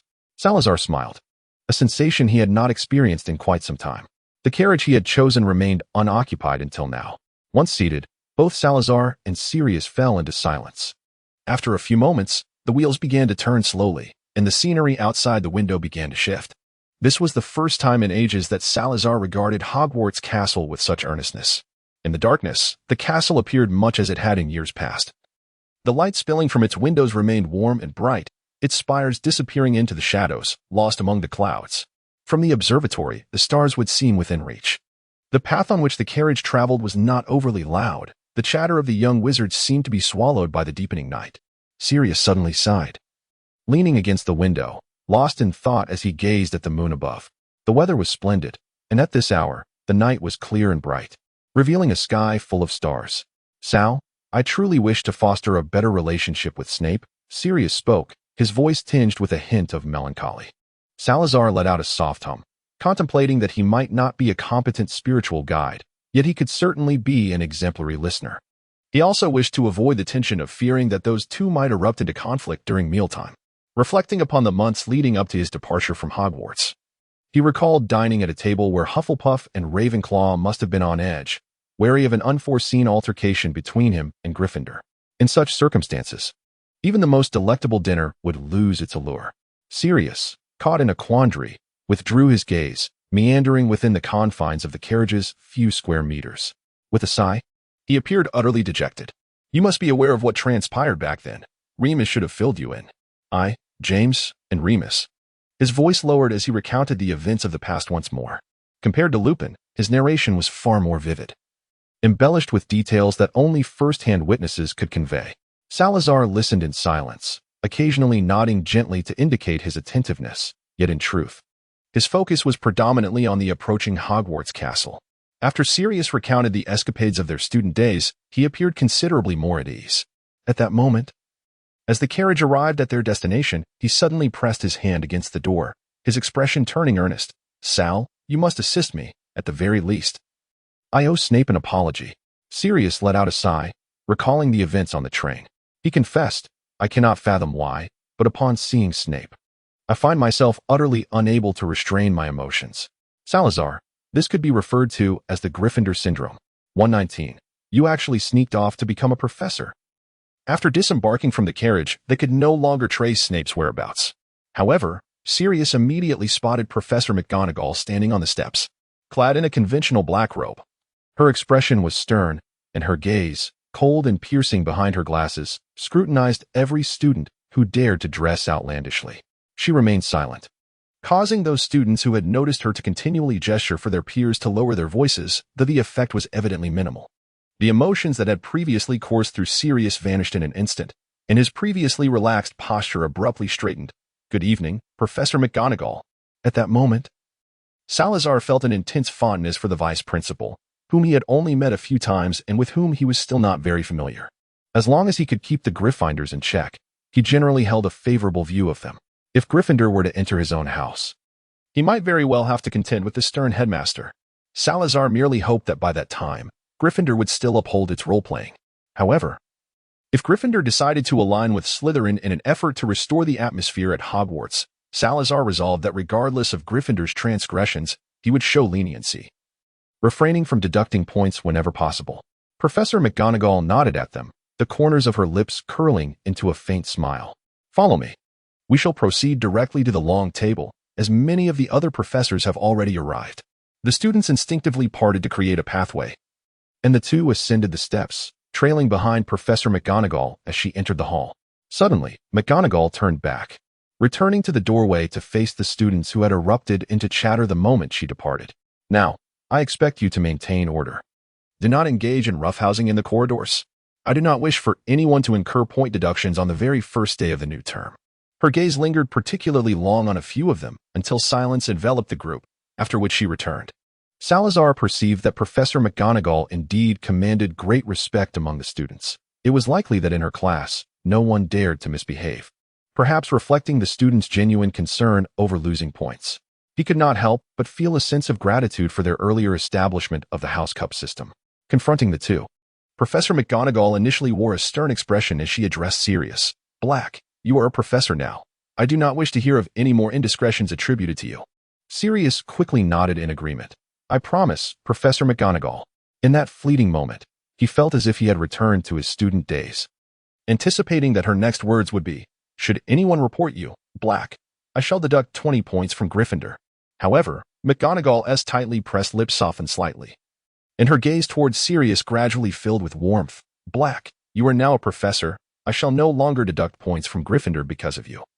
So there is no need to be so anxious. Faced with the now gentler expression of Professor McGonagall, Sirius scratched his head in bemusement. All right, Professor McGonagall. She nodded at him, her encouragement unmistakable. Although the time since he had been a Gryffindor student had only been a brief year, Professor McGonagall felt immense joy at seeing her former student become her colleague. Salazar's impression of Professor McGonagall improved slightly. He had always believed that being overly lenient with students would inevitably lead to trouble. The trio continued their walk, and as they strolled, Professor McGonagall remarked to Salazar, "Ollivander, it is truly wonderful that you could accept Headmaster Dumbledore's invitation. We all believe you would be exceptionally suited for this position." Salazar bore a courteous smile, stating, "I have merely perused a few more books. You are far too modest, Oglaros." Sirius cast a skeptical glance. Utterly unconvinced that Oglaros's vast reservoir of knowledge stemmed from nothing more than mere reading. He himself had perused numerous tomes in the Whispering Souls bookstore. Yet he still struggled to comprehend the events that had transpired with Oglaros. Suddenly, Sirius turned to glance again at Salazar. Others might believe there were two Salazar Oglaroses. Yet how could he not realize that the two Salazar Oglaroses were, in truth, one and the same? 8 years prior, it was claimed that a soul injury had caused the physical transformation, but Sirius could not find belief in even a single word of that. He sensed that this was likely some form of magic unknown to him. Presently, Salazar appeared as though he had recently emerged into adulthood, and Sirius began to envision how he might struggle to maintain order in a classroom setting. Salazar teaches ancient runes, a subject designated for the third-year elective course, which is precisely the age when students tend to exhibit their most mischievous behavior. Sirius harbors a mischievous anticipation for this year's third-year students, hoping for a few more rascals among them. Not to mention those peculiar children. Sirius has always felt that the entire Black family is replete with eccentricities. They approached a small door and traversed several corridors, arriving in the great hall before the students. Dumbledore, noticing them from a distance, raised the translucent cloth in his hand and beamed at them with delight, urging, "Come, take your seats. The children will be arriving shortly." The trio made their way to the professor's long table, each selecting an empty spot to settle in. There are still many vacant seats remaining, some of which are likely occupied by their owners who are on their way. Salazar sat beside Professor Flitwick, harboring deep suspicions regarding whether this charms professor possessed any trace of fairy blood. After all, no ordinary wizard would lack such stature.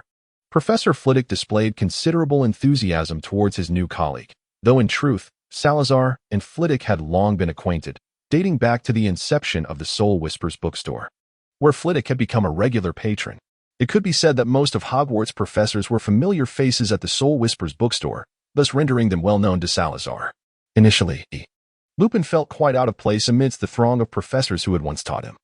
Yet now he could effortlessly recommend the most suitable books to them without a hint of trepidation. From the entrance of the Great Hall, students began to trickle in, each face unfamiliar to Salazar, yet the scene was astonishingly reminiscent.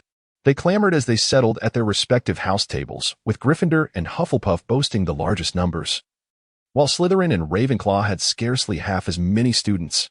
At the long table of Gryffindor, Salazar noticed a boy staring intently at him. The boy's fiery red hair struck Salazar as remarkably familiar. He recalled the Gryffindor student who had passed by his compartment door multiple times on the train. He seemed to belong to the Weasley family. Charlie Weasley regarded the faculty table with a peculiar expression, as he had searched for a long time on the train without locating the other Ogroth that Eustace had mentioned. At that moment, he had not thought much of it. But now, reflecting on Eustace's description, he couldn't shake the feeling that the child they had asked him to find bore an uncanny resemblance to Professor Sal Ogroth seated at the table. Oh no. He should now be referred to as Professor Ogroth. Could that child possibly be Professor Ogroth's younger brother? The description perfectly matched a miniature version of him. It must be so. He had heard from Mrs. Weasley that she had seen Professor Ogroth's brother 8 years prior, and they were indeed almost identical, given the timeline. While Professor Ogroth appeared to have just graduated, he should have already surpassed the age of 20, meaning he likely did not have a child of school age. Charlie felt as though Hogwarts this year was teeming with Ogroths. He gazed at the small door through which the first-year students were about to emerge, pondering whether they had found their brother, hoping he hadn't missed the train. When the students had mostly settled, they finally caught sight of Professor McGonagall, who had vanished after escorting Salazar and Sirius to the hall. She placed a stool at the front of the 4 tables, upon which rested a tattered hat. In her hand, she held a lengthy list, and the door through which she had entered remained ajar, allowing a few curious young wizards to peek in. Professor McGonagall cast a cursory glance at the list and noted a significant disparity among the 4 Ogroths mentioned. She glanced towards the staff table, several years prior. She had learned about the secluded Ogroff family, but now it seemed they had sent all their children to Hogwarts this generation. This was indeed a positive development. For Minerva McGonagall had always considered it unwise for wizarding families to raise their children in isolation. The sorting ceremony was about to commence. The corners of Salazar's mouth subtly curled in amusement as his gaze penetrated the doorway, momentarily obscured from the sight of Gryffindor and the others, who presumably occupied a more rearward position, shielded by the throng of young wizards. Under the watchful eyes of several specters, 3 individuals huddled together, with Tom standing beside them, creating the illusion of camaraderie, while in reality he was merely the unfortunate sidekick. Indeed, his status might even be inferior to that of a mere follower. Helena was likely absent. Was she not?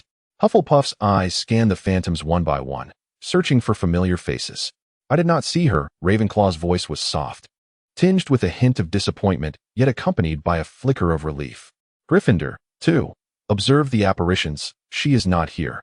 I suspect Helena is more likely in the Great Hall or perhaps in your common room. Compared to the others, the ghosts of Hogwarts exhibited a heightened interest in the unabashed scrutiny directed towards the newcomers. After being traversed by a 4th ghost, Gryffindor could not suppress a shiver, inhaling sharply as he deftly caught a piece of chalk that came hurtling towards him. The ghost that had just passed through him, witnessing Gryffindor's precise catch, became somewhat irate and performed a somersault in midair, exclaiming, "Newcomers, how outrageous! Arriving at school and already being disobedient." For a fleeting moment, Gryffindor's expression froze, but fortunately, another bloodied ghost drifted forth from the wall, causing the previously shouting specter to vanish into the wall at the sight of him. The bloodied ghost then melded into another wall, leaving the 3 unable to discern his identity, though an unsettling sense of familiarity lingered. Setting aside this feeling, they redirected their attention to another pressing concern as Gryffindor craned his neck among the newcomers. "Stop searching, Godric. Sal is truly absent." Hufflepuff tugged at his sleeve, exuding a sense of resignation. "Where could he possibly be? We have not seen him since last night." Gryffindor's brow furrowed deeply, his tone finally infused with a semblance of worry. Hufflepuff and Ravenclaw exchanged glances, and at that moment, the previously overlooked suspicion resurfaced within their minds. They cast an uncertain glance towards the already ajar door, their expressions rife with doubt. Yet, Professor McGonagall had already called for them to line up and exit the room. They found themselves nearly at the end of the queue, and upon leaving the chamber, both individuals instinctively turned their gaze towards the teacher's table. Salazar had not experienced such a sensation in a long time. He could no longer contain the smile that danced at the corners of his mouth. Upon meeting the gaze of Ravenclaw and Hufflepuff, he caught sight of the resplendent golden crown of Gryffindor's head, and his grin blossomed fully. He slightly lowered his head to mask the joy illuminating his face, yet he was unwilling to miss even the slightest moment, for Gryffindor had yet to turn around. Hufflepuff tugged at Gryffindor's robe, signaling him to look towards the teacher's table. At that moment, Gryffindor realized and turned to meet Salazar's deep green eyes, brimming with mirth, and he was utterly astonished. How could he? Was he had agreed upon? Gryffindor made every effort to control his volume. Just before he could utter anything that might reveal too much, Hufflepuff timely covered his mouth. Ravenclaw sighed softly, offering Gryffindor a sympathetic glance, whispering, "Have you forgotten? He agreed to come to Hogwarts with us, whether to study or to teach." Salazar made no promises. Gryffindor felt as though he had momentarily short-circuited, his mouth agape, fixated on Salazar. This prompted Hufflepuff to incessantly explain to those who noticed them that the new professor was their cousin, and they had been unaware of his arrival at Hogwarts as a professor. "Oh, yes, he is fine, merely surprised. No need to worry about him. He is truly all right, not cursed. No need to summon the teachers. Thank you very much." Ravenclaw nodded in agreement, striving to maintain a sincere expression and suppress her urge to cast a reproachful glance towards Salazar. Tom, at the back of the group, had witnessed the entire scene and felt a slight lift in his spirits. In his mind, the image of Salazar Slytherin accompanying Harry Potter in a game of wizard's chess had faded, and all he wished to exclaim was, "Well done." After hearing Hufflepuff's explanation, Fred and George exchanged glances, seemingly anticipating something, and quietly inquired of Hufflepuff, "So, Mina, what is your cousin like?"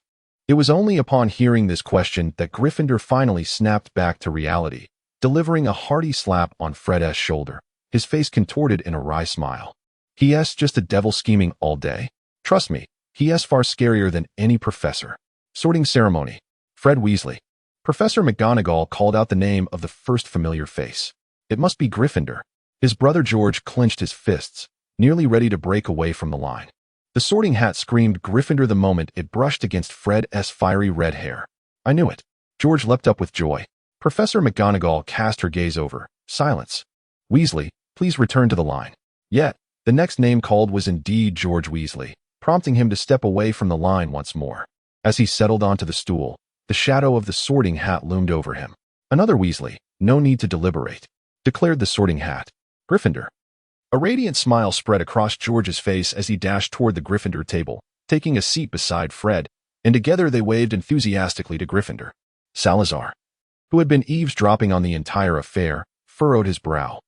Sensing that many of the conflicts among the houses at Hogwarts stemmed significantly from the limitations placed upon young witches and wizards based on their lineage. It was indeed a rarity for those like Sirius, who were not influenced by family expectations, to distinctly identify the house they truly belonged to during the sorting. At that moment, Sirius approached, unaware of what he had whispered to Professor Sprout on Salazar's left, as the two exchanged seats. Sal, which house do you think your children will be sorted into? Salazar was intently eavesdropping on the conversation between the Sorting Hat and the young wizard. Completely oblivious to the presence of Sirius, who had seated himself beside him, until Sirius suddenly gave him a playful slap. Salazar instantly realized the situation. Yet it was too late. Driven by instincts forged in the crucible of war, his wand was already pressed against Sirius's chest. Fortunately, the attention of all was captivated by the sorting ceremony, with only Gryffindor, Dumbledore, and Snape taking note of the unfolding actions over here. Salazar gently inhaled, allowing his wand to slide gracefully up his wrist and into his sleeve. A reflex, my apologies. Sirius remained in a state of disbelief. Gazing at Salazar with an incredulous expression, he could not shake the feeling that Salazar's earlier remark was merely a clumsy excuse.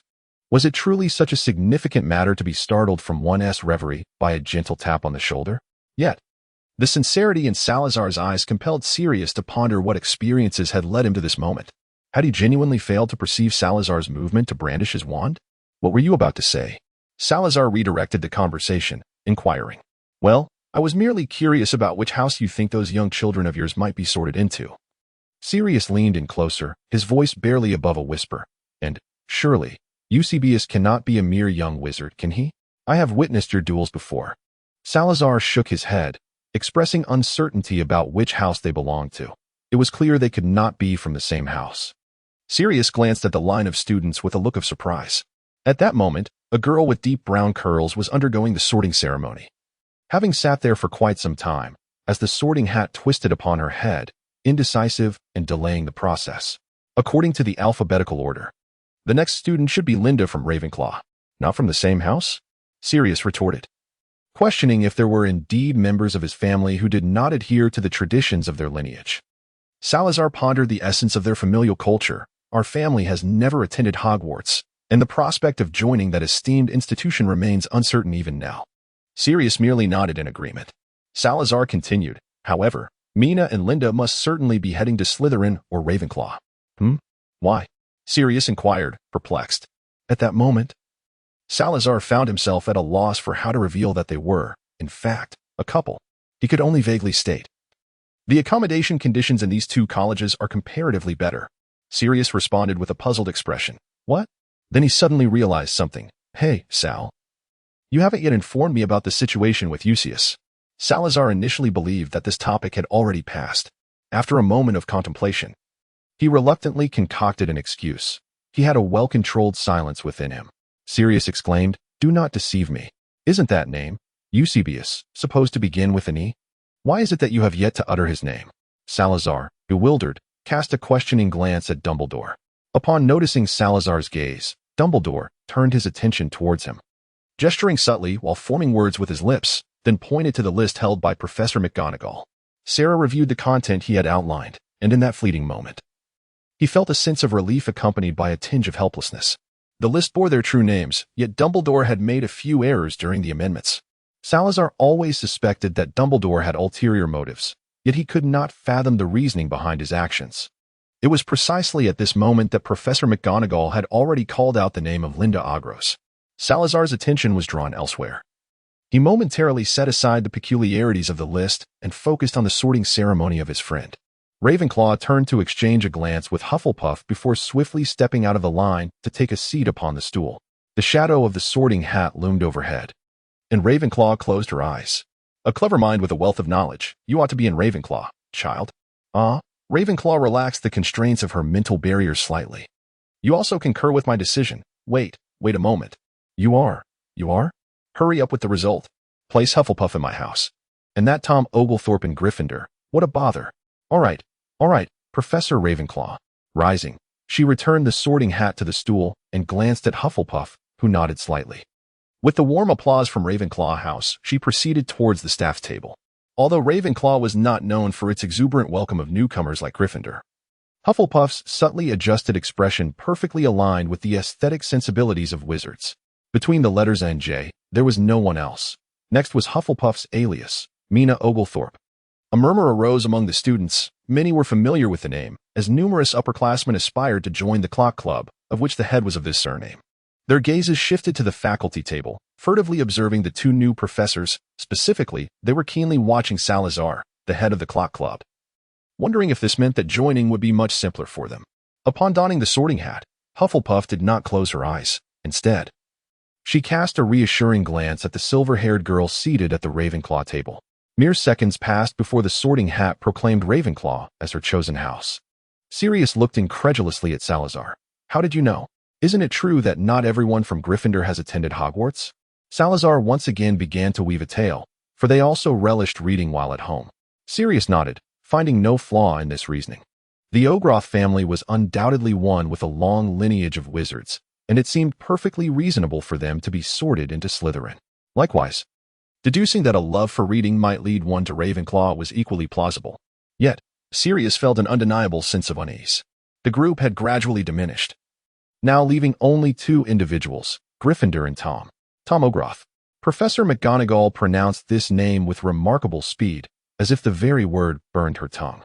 The four long tables erupted into a cacophony of discussions. 2 Ogroths was somewhat expected, but 3, all entering in the same year, was particularly noteworthy. As Tom approached the Sorting Hat, Dumbledore's gaze remained fixed upon him, sensing something amiss with the boy. The name Tom stirred within Dumbledore a mixture of concern and comparison to a child from many years past. The dark hair and eyes, the pale complexion, they bore an uncanny resemblance. Moreover, was it possible that he was brought forth by the 4 founders? However, the list clearly indicated that his surname was Ogroth, not Riddle. It was worth noting that the 3 founders, masquerading as young wizards, had initially revealed their true names on the list. At the Ravenclaw table, Hufflepuff observed Dumbledore's expression from afar, her face adorned with a knowing smile, while her Ravenclaw companion exchanged a glance, as if understanding the significance. It appeared to be a success. Yes, only in this manner could their true names appear on the list. Tom was the only one using an alias, thus preventing Dumbledore from confirming whether Tom truly was Voldemort. Seated upon the stool and donning the Sorting Hat, Tom's heart had grown numb. Yet he clung to the last flicker of hope, repeating fervently in his mind, "Not Gryffindor, not Gryffindor, not Gryffindor." The Sorting Hat declared, "No, child.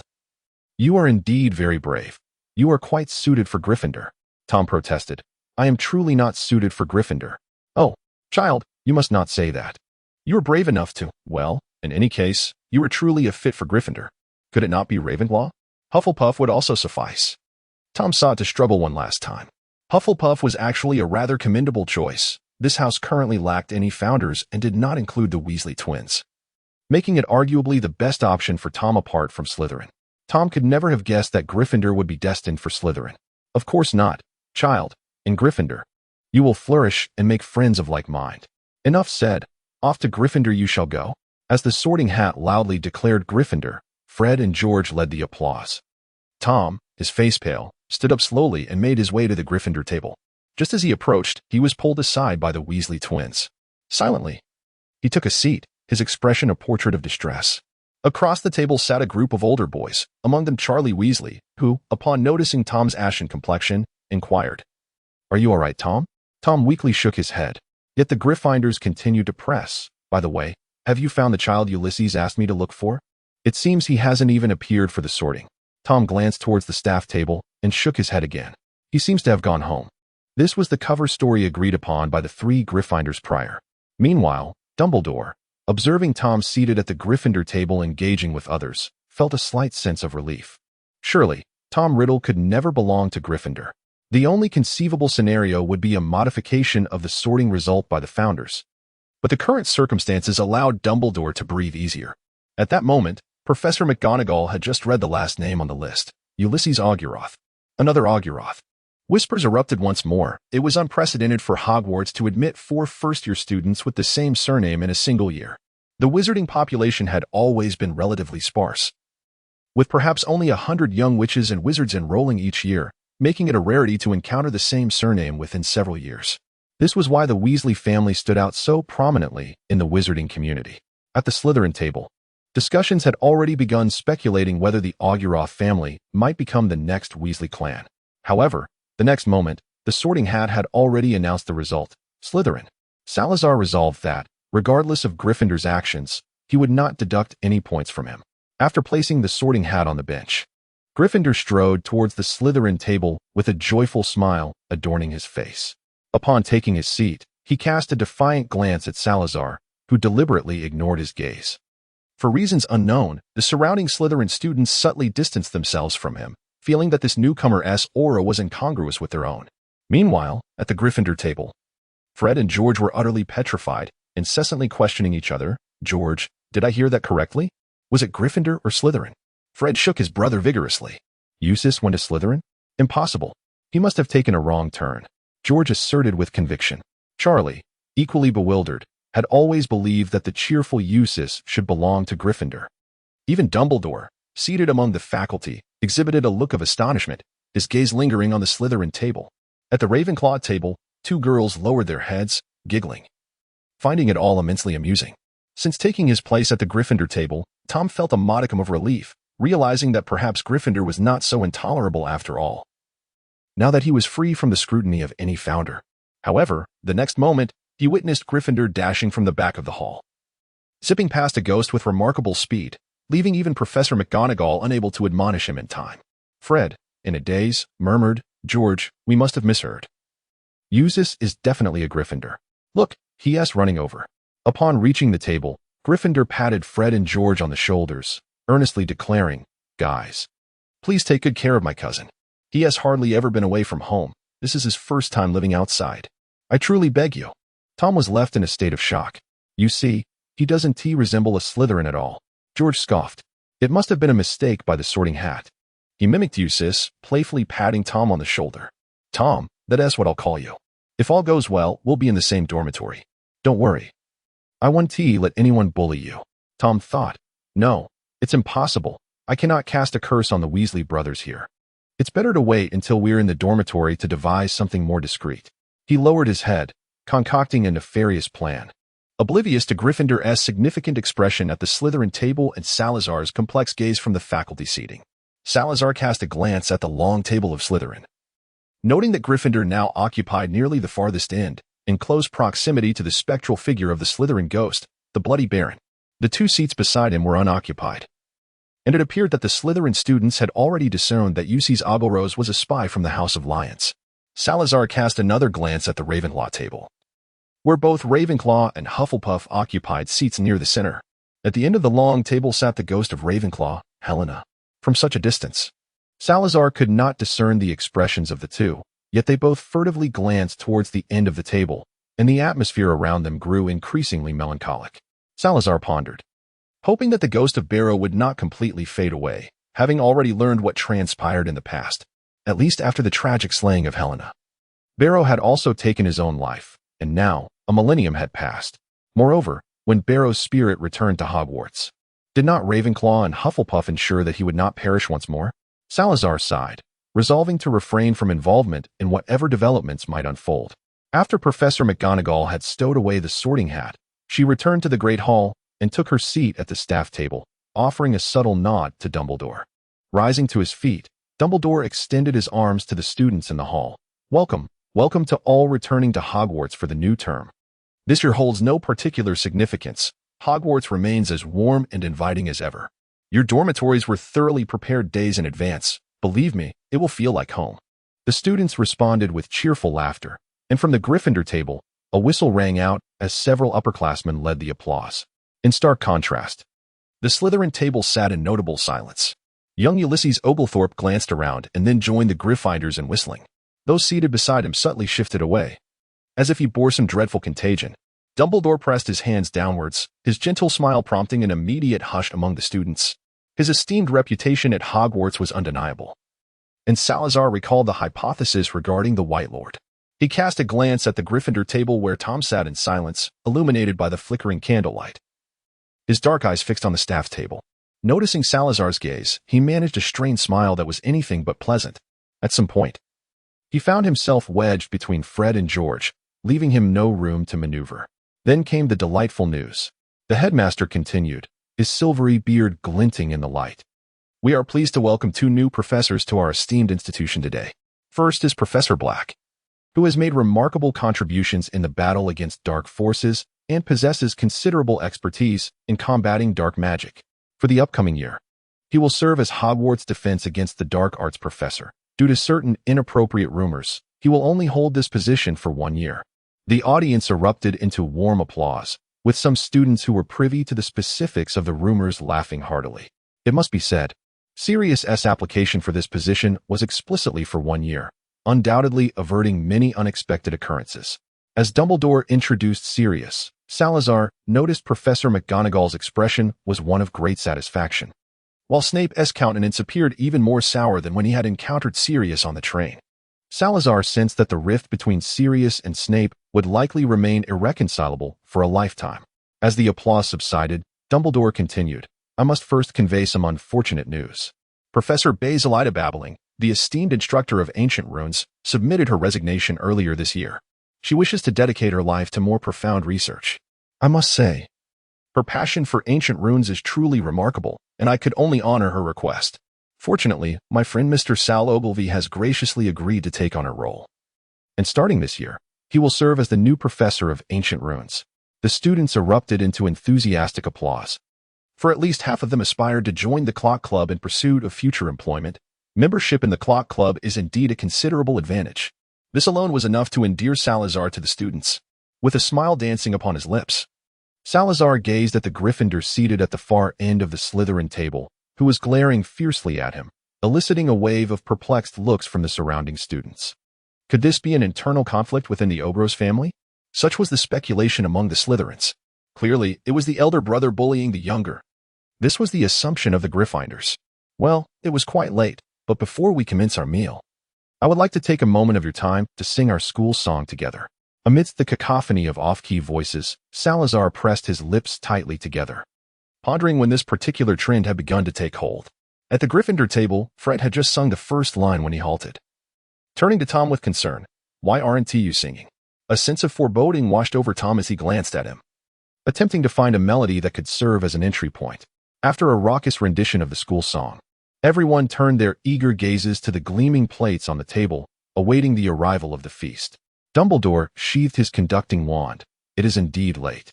Let us begin our meal. Almost instantaneously, the once pristine plates were adorned with an array of delectable dishes. They were heaped generously, appearing especially tantalizing in the flickering candlelight. Salazar had merely consumed a light breakfast, and at noon, unwilling to compromise the integrity of the enchanted cart, he refrained from purchasing any provisions. In the morning, his anticipation for the evening ahead had been overwhelming, and in a moment of negligence, he neglected to bring along anything to stave off hunger. This night, Salazar anticipated, would be anything but tranquil. It was simply untenable that he had concealed the truth from them for so long. It was absurd that Gryffindor had not sought him out for a confrontation. Salazar now fervently wishes that Hufflepuff and Ravenclaw would refrain from getting involved. However, nearby, Sirius acted with even greater swiftness. By the time Salazar had finished off a blueberry pie, he had already devoured half a turkey. Did you not eat anything at noon? Salazar inquired softly. After swallowing his mouthful, Sirius wiped his lips and replied, for lunch today, I merely had a pot-shaped cake. I truly ought to have saved the Bertie Bott's every flavor beans for last. Can you imagine, Sal? The bean I consumed was the devilishly spicy flavor. Salazar chuckled and shook his head, acknowledging that Sirius was indeed rather unfortunate. Dumbledore, overhearing their conversation through Professor McGonagall, raised his cup of pumpkin juice in their direction. I too have experienced such misfortune. It is truly regrettable. After dinner, the hour had grown quite late. Salazar hastily departed from the hall, keen to avoid being intercepted by Gryffindor at the entrance. He was not eager to be the center of attention on his very first day. Once the food was served, Helena exited the hall, and Ravenclaw and Hufflepuff resumed their usual demeanor. After Salazar's departure, they exchanged a distant glance with Gryffindor, who remained at the Slytherin table and nodded ever so slightly. Each followed their respective prefects out of the hall. Among the Slytherin group, Ulysses still felt out of place, despite his earlier attempts to blend in. The other Slytherins maintained a respectful distance. It was widely believed that Ulysses belonged in Gryffindor. However, with a relative in the teaching staff, they refrained from overtly ostracizing him, opting instead for a subtle form of coldness. Such behavior was hardly significant to Gryffindor. He draped an arm around the shoulders of a rather introverted boy, who appeared notably frail amidst the typical Gryffindor vigor, unable to struggle against the grip. Their magical abilities were now comparable to those of graduates, and with the passage of time, they would regain their former strength. Correspondingly, their physical prowess exceeded that of their peers, despite Hufflepuff's minor adjustments. Their current magical capacity was only slightly elevated compared to their age group. This represented the limits of their 11-year-old bodies. "Classmate, what is your name? Shall we befriend each other?" The boy cast a pleading glance at the Slytherin prefect, his expression resembling that of a hostage. Meanwhile, on the way to the Gryffindor common room, Tom found himself in an equally precarious situation, sandwiched between the mischievous twins, Fred and George. Their journey was far from orderly as they occasionally sprinted ahead to inspect a portrait or abruptly halted to tinker with a suit of armor. Tom felt dizzy from the chaos. During dinner, Fred and George had indeed kept a watchful eye on Ulysses, scrutinizing as Tom consumed 3 times his usual portion of food. To avoid further targeting from Gryffindor or attracting Dumbledore's attention, Tom had no choice but to endure the discomfort. Even now, surrounded by a throng of students, he dared not utter a single spell. In contrast, Ravenclaw's experience was notably more serene. 2 girls strolled together at the back of the line, hand in hand, passing familiar corners. "Hogwarts hasn't changed much," Ravenclaw mused. "Well, there are a few more portraits and a couple of secret passages excavated. Rona, did you see the armor we just passed? Was there not a hidden passage behind it? I did not examine it closely, but it is highly likely that we shall require these secret passages tonight. Indeed, there is a strong possibility. Do you think Sal will run?" "Uncertain. Yet it seems quite probable. After all, there are 3 of us, and he is in the wrong." The voice of the Ravenclaw prefect suddenly echoed from ahead, urging the 2 girls at the back not to fall behind. Around 11:30, the trio convened on the first floor of the castle. Gryffindor peeked out from behind a large vase and discerned that Hufflepuff and Ravenclaw were descending. "At last, you have arrived. I believe the caretaker was called Filch. His cat just passed through here. Let us proceed cautiously to avoid detection." "Is that truly necessary?" Hufflepuff muttered. "Gordy, we aren't first-year novices. If we are discovered, a simple obliviate charm will suffice. Our control over magic will not cause him any harm." Ravenclaw nodded in agreement, recalling their encounter with a ghost while descending the stairs. The very same spirit that had hurled chalk at them in the small room before the sorting.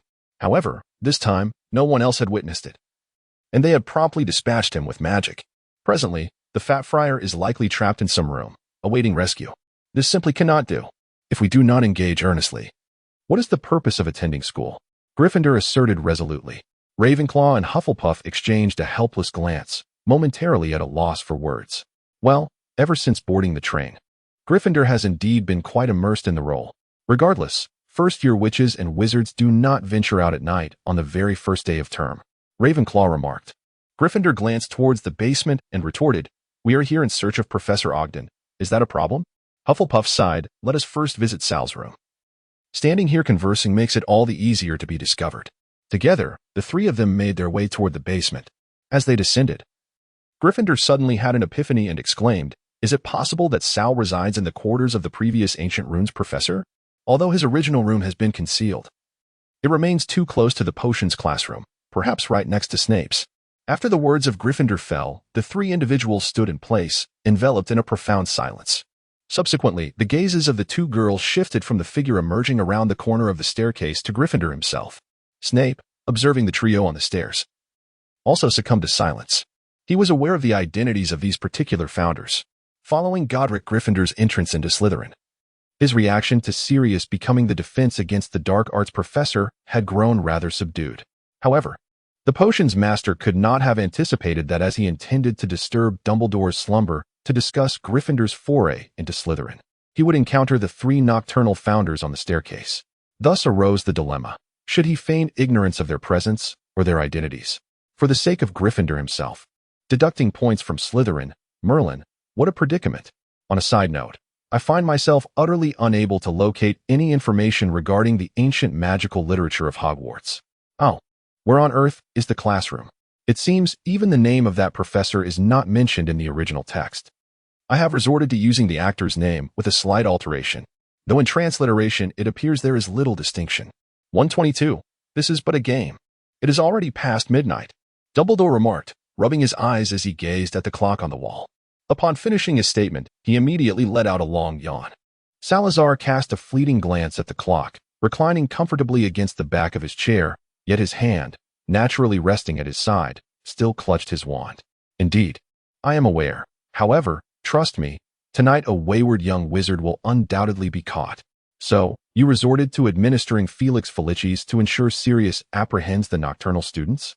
Salazar turned his head, narrowing his eyes slightly as he regarded Dumbledore.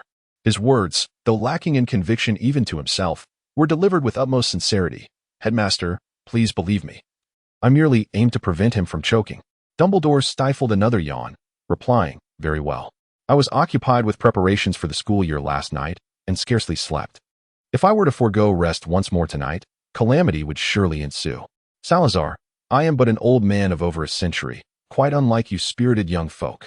Salazar continued to gaze at the wall clock and candidly remarked, I am also in my 60s, headmaster. I can hardly be considered a youth. Dumbledore turned to look at him and said, you know well what I am referring to, Salazar. Time has always been exceptionally generous to you. It is indeed getting late. Could you enlighten me as to what you are truly engaged in? Salazar furrowed his brow, feeling that this matter was rather difficult to comprehend. It was undeniably quite childish. This is merely a game. What? Dumbledore seemed not to understand, frowning as he inquired. Salazar shook his head and shifted the topic. Headmaster, if you require it, you may purchase the vitality potion from me. I have discovered alternative materials in the modern age. The effects are somewhat diminished compared to before, yet they remain adequate. Dumbledore offered a wry smile. There is no need for that. I have witnessed too many landscapes. The remaining time is sufficient for me to attend to certain matters. The headmaster's office fell into silence, save for Fawkes the Phoenix, who was preening his feathers on the perch, occasionally emitting a faint sound. I found it difficult to comprehend such a perspective on life. Many have told me that as long as one is alive, anything is possible. Headmaster, you need not confine yourself within a tower. Perhaps a step back could benefit both sides. Dumbledore gazed deeply at him, his eyes revealing a complex spectrum of emotions through the lenses. I am not like you, Sal. I do not have many companions to accompany me on this journey. I have no retreat. Another moment of silence ensued, and Dumbledore pondered before asking if they had not created the Horcruxes. Would you have remained lost in the past until now? Salazar twirled a lock of hair around his finger, a smile gracing his lips as he remarked, I still have Teresa. For a moment, Dumbledore was at a loss for words. The events unfolded as follows. After being caught by Snape, the trio from Gryffindor politely made their escape.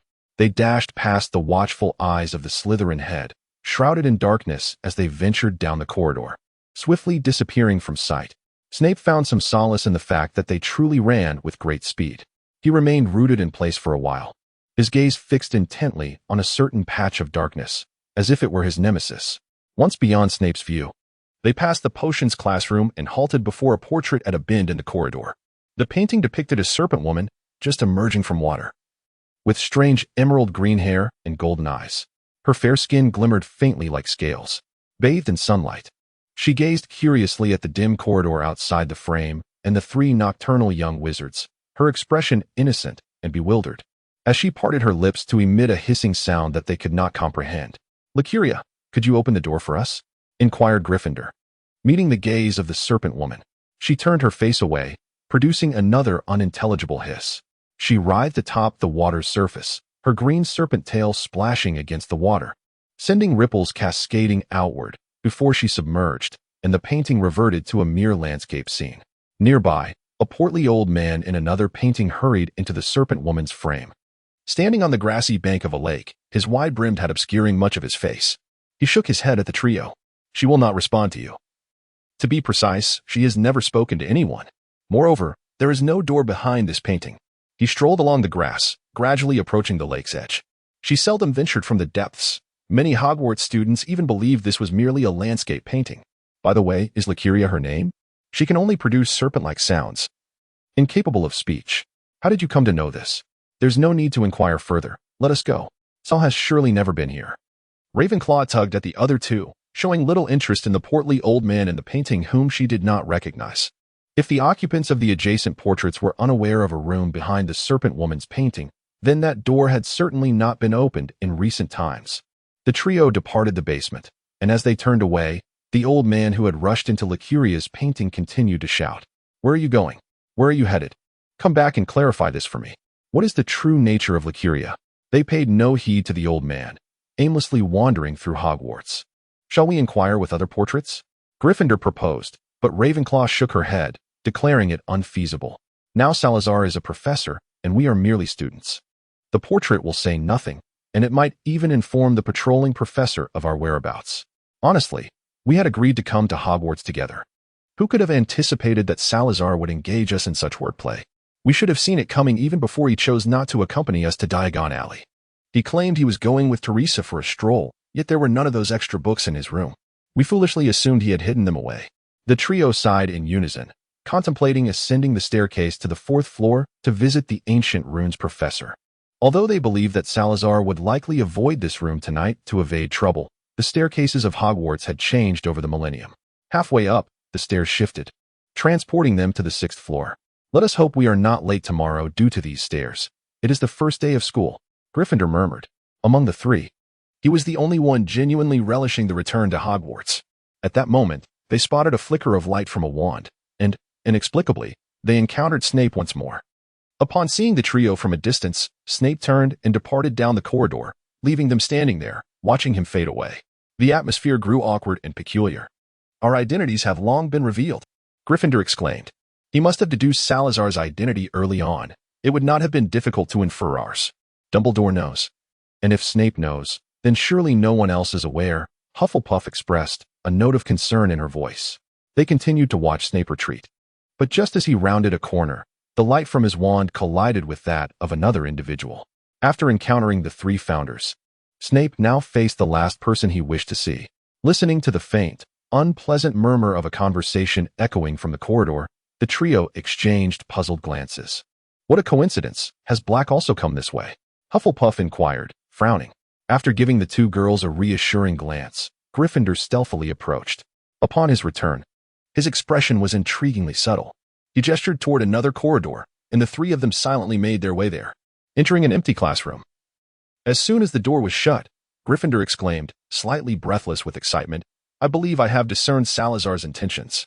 The two girls looked at him in shared confusion, eagerly awaiting his explanation. "As I passed by, I caught a whiff of Felix Felicis on Sirius."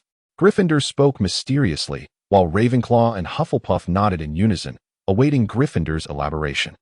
Such a potion of Felix Felicis could only be crafted by a master potion maker, and the only masters Sirius had access to were Salazar and Snape. Do you believe Snape would bestow Felix Felicis upon Sirius? How could that be? Well, it would be remarkable if he refrained from poisoning him. In their student days, Sirius and his companions were truly excessive. Had they been our contemporaries, they would undoubtedly have been confined to the dungeons, or more directly, subjected to an eye for an eye, a tooth for a tooth. However, Ravenclaw and Hufflepuff remained perplexed, unable to comprehend what Gryffindor had grasped, nor the purpose behind Salazar administering Felix Felicis to Sirius. "This is a game," Salazar implies. "Within the bounds of the castle tonight, we shall refrain from using magic. If we are caught by the other professors, we shall let the matter pass without further entanglement. Should we locate him, he must apologize for deceiving us. And tonight we shall deal with him as we see fit." How did you discern that? Gryffindor scratched his head before leaving the Great Hall.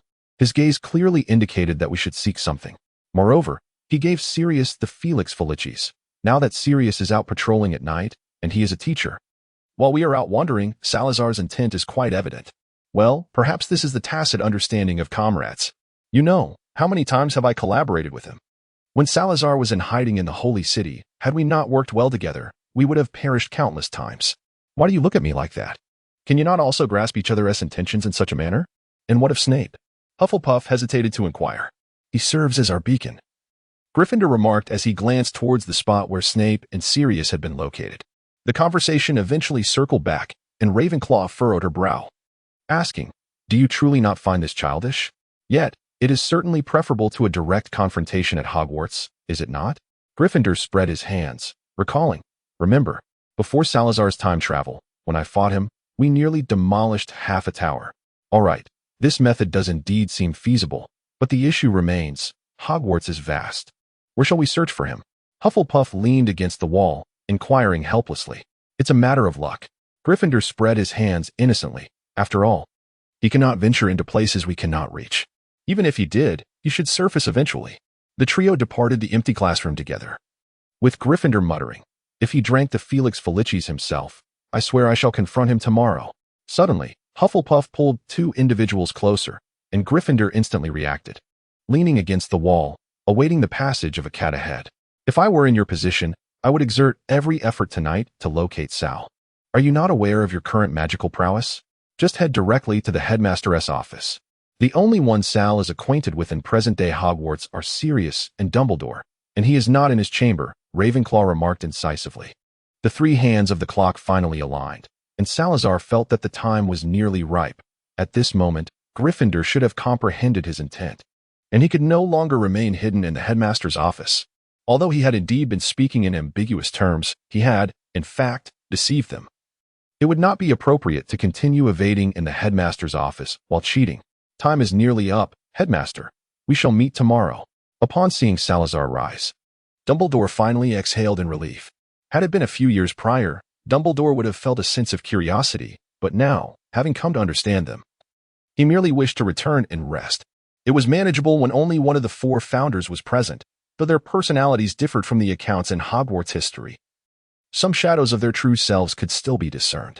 Yet, when they convened together, only one phrase could encapsulate the scene: a merry band of jesters. One might ponder whether they were always this way a millennium ago, or perhaps the tranquility of this era rendered them overly so. Subsequently, Dumbledore watched as Salazar casually lifted an inconspicuous ancient map hanging on the wall and stepped through it. Dumbledore was taken aback.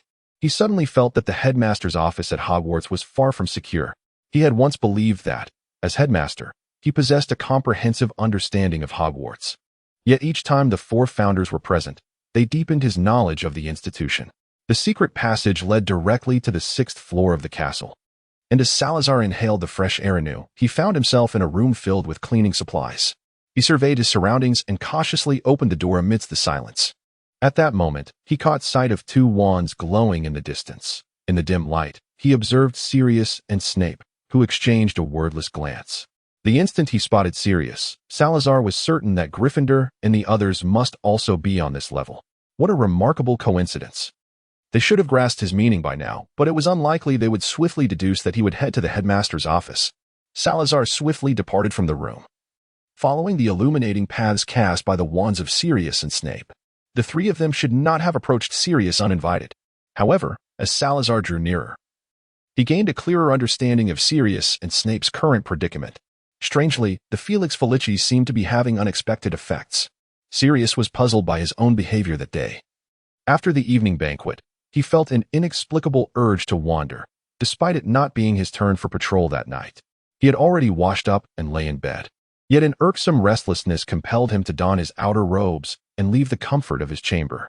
Unfortunately, just as he stepped outside, he encountered Snape mere moments later. September 1st had proven to be an ill-fated day for Snape as well, and this misfortune might very well extend into September 2nd. Black. The beam from the wand shot forth, elongating the figure of the approaching individual. He too brandished his wand, his hair unkempt and disheveled, with pronounced bloodshot eyes, clearly indicating his dismal state. Snape furrowed his brow deeply, raising his wand slightly higher as he sneered. "Black, I believe it is not your turn for patrol tonight. Are you reminiscing about your reckless escapades through Hogwarts at night? It's rather fortunate you didn't meet your demise at the corner of the staircase back then." Sirius merely shrugged, unwilling to engage in an argument with Snape at that moment. Yet, as he attempted to circumvent Snape to ascend the stairs, the staircase inexplicably shifted, thwarting his passage. Sirius felt as though the staircase was conspiring against him. In the distance, he perceived the faint sounds of movement, and he distinctly heard the creaking of a door opening. Noticing a sudden change in Snape's expression, Sirius observed him subtly directing his gaze toward the source of the noise, yet he made no attempt to apprehend the wandering student. It was inconceivable that Snape would remain indifferent upon knowing that a student had ventured out in the dead of night. The noise had not originated too far away, but it was evident that the individual responsible was being exceedingly cautious, clearly aware of the light emitted by their wands. Such behavior could only indicate a student out for a nocturnal jaunt. Could it possibly be a Slytherin student? No, Snape likely did not care much for the House Cup. During their school days, he had never been particularly proactive in answering questions for the sake of house points, although he had not allowed Slytherin to incur many penalties either. Reflecting on those times, Gryffindor had certainly faced numerous point deductions due to their four-member cohort. Nearly a decade has passed, and Sirius Black should not be so easily swayed by memories of the past. In an instant, he regained his composure. He raised his wand high, emulating Snape, directing the luminous magic towards Snape's face. What is the matter? Snape, have your ears deteriorated to such an extent? Or have you begun to deem your responsibilities as a teacher insignificant? Snape let out a cold huff, shoving Sirius aside as he ascended a staircase that had just shifted behind him.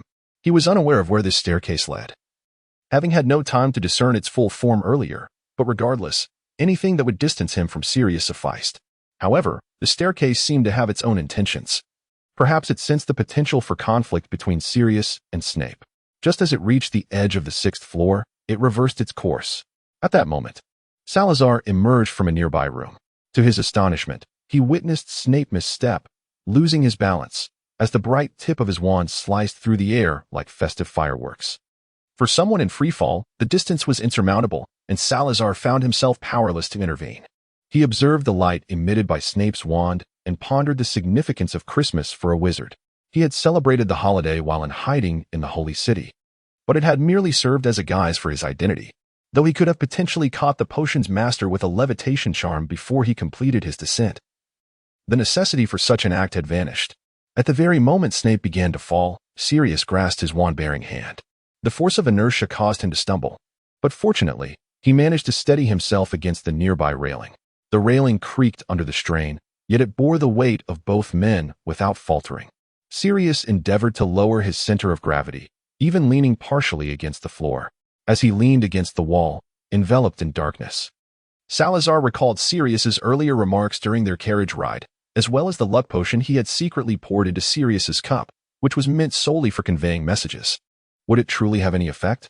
Could Sirius possibly apologize to Snape for past transgressions under such circumstances? Would Snape harbor even greater resentment towards him?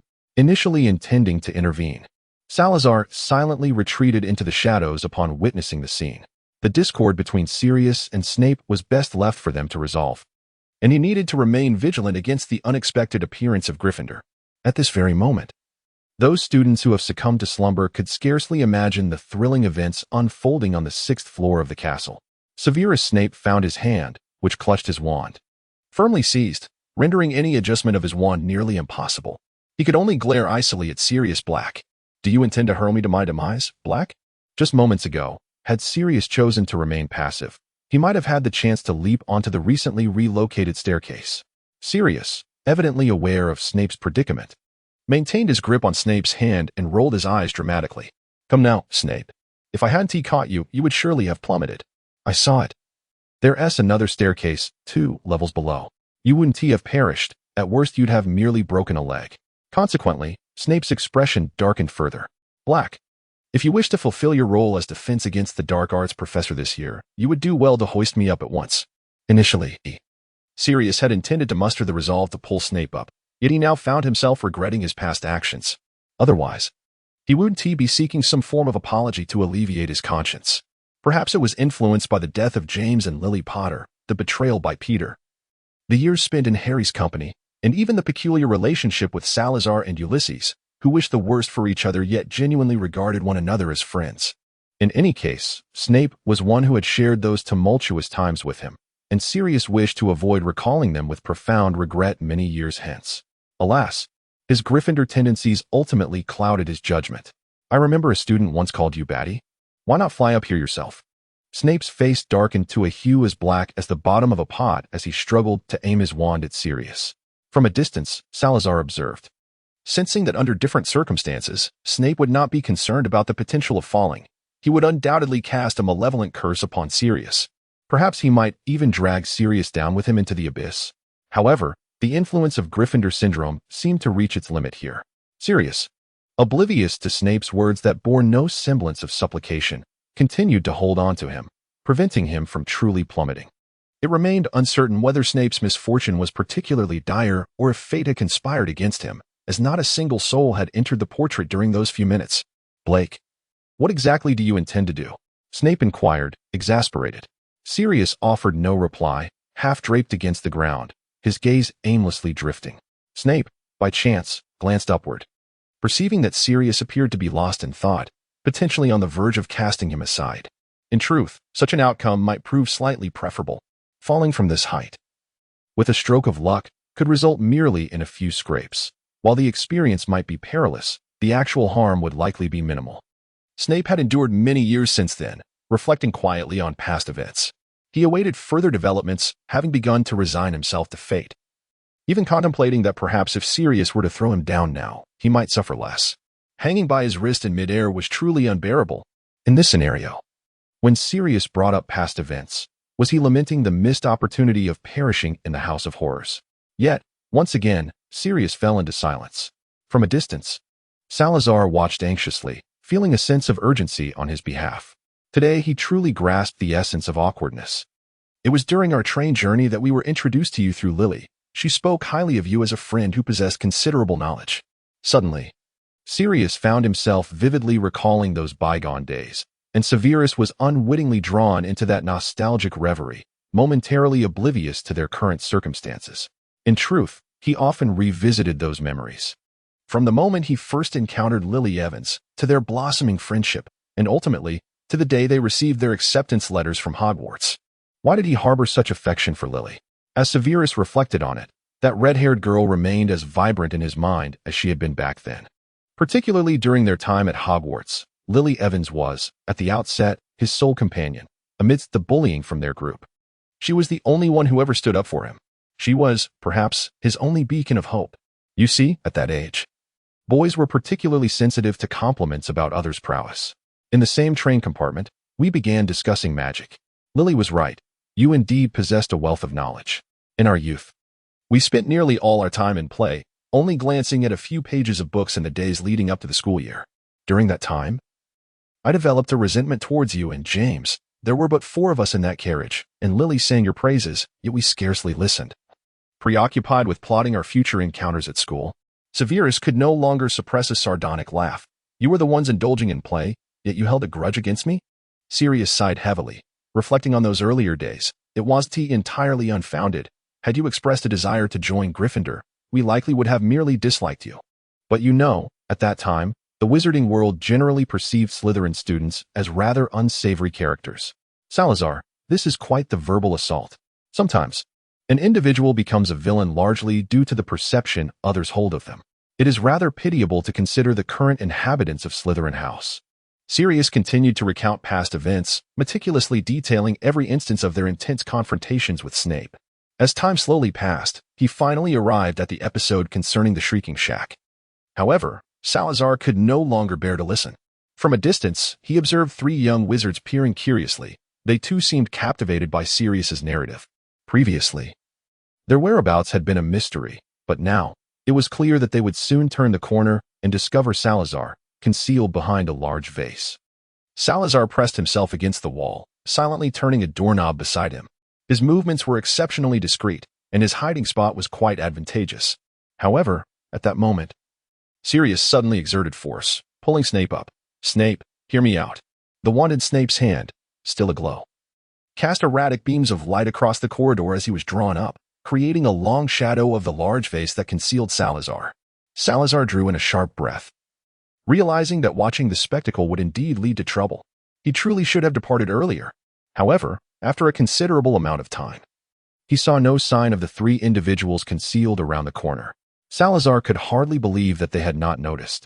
Perhaps they too were intent on witnessing the entirety of this unfolding drama?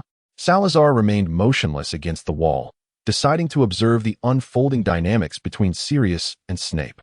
Indeed, Sirius, having overcome the Gryffindor syndrome, was now able to express himself candidly, thanks in part to his Felix Felicis. Previously, when he had infused Felix Felicis into Sirius's pumpkin juice, he had overlooked the fact that not every teacher, upon venturing out at night, sought to catch wandering students. Snape leaned against the railing, silent, his brooding gaze fixed intently on Sirius. Yet, he refrained from turning away outright. At that moment, we merely found it amusing. Intending to play a spirited prank, I had never considered the potential consequences of our actions, even in later recollections. James still relished the notion that he had saved Sirius's life. However, prior to this incident, I had narrated the tale to Harry. To preserve his godfather's reputation, I omitted the part about our involvement. Upon hearing Harry's name, Snape's eyes flickered, and for the first time, a semblance of life returned to his demeanor. Do you know what Harry remarked? He said, "What is the difference between those four and Dudley's gang, who bully their classmates every day? They will all grow into a bunch of villains, societal parasites. It is astonishing that a child could possess such discernment." Merlin's socks. I had never taught him anything. It was only then that I realized how utterly hopeless we were back then. Snape parted his lips, as if to speak, but under the glow of his wand. He noticed the tears silently trailing down the corner of Sirius's eye. Suddenly, Sirius struck himself fiercely. What the hell was I thinking? Just today in the carriage. I had been telling Salazar that I hadn't done anything gravely wrong, believing an apology would suffice, as long as I could live with myself. He stood up. Snape, we were just a bunch of scoundrels. I don't need to justify myself anymore. Continue to hate us. As Sirius departed, it seemed as though his soul had vacated his body. He collided forcefully with a pillar, and Snape, recognizing the pain from the sound, noted that Sirius appeared oblivious. Continuing onward, Snape remained leaning against the railing, gripping his wrist with his other hand. After a considerable time, he finally let out a low chuckle. Indeed, you are all a bunch of miscreants. Lost in his emotions, Snape failed to notice the silent opening of a door in the adjacent corridor. Upon entering, Salazar did not close the door behind him. After approximately half a minute, 3 seemingly clandestine individuals stealthily slipped in as well. It appears that Ravenclaw was compelled against her will. To elaborate, since departing from the Ravenclaw dormitory, her actions have been heavily influenced by a sense of coercion. Salazar did not enroll alongside them. Instead, he chose to take up a position at Hogwarts, a decision that was both unexpected yet entirely reasonable. This circumstance, paradoxically, facilitated their actions within the walls of Hogwarts. Ravenclaw felt a tinge of disappointment, akin to the sentiment of having planned an outing with 4 friends, only for one to suddenly withdraw. Nonetheless, she could empathize with Salazar, especially since he had clearly shown a reluctance to return to Hogwarts with them from the outset. Were it not for Helena, Ravenclaw herself might not have contemplated returning to Hogwarts. This place, naturally, was where they had toiled their entire lives. Yet it consistently reminded her of Helena's tragedy. In those days, Salazar had reached a point of no return, although the events of the past had long since transpired. Reflecting upon them still evoked discomfort, particularly with regard to the matters surrounding Hufflepuff. Furthermore, their lives were far from over, and the future held the promise of unforeseen vistas. There was no need to remain confined within such a limited space. As the door closed, a barrier enveloped the room, isolating it from the outside world.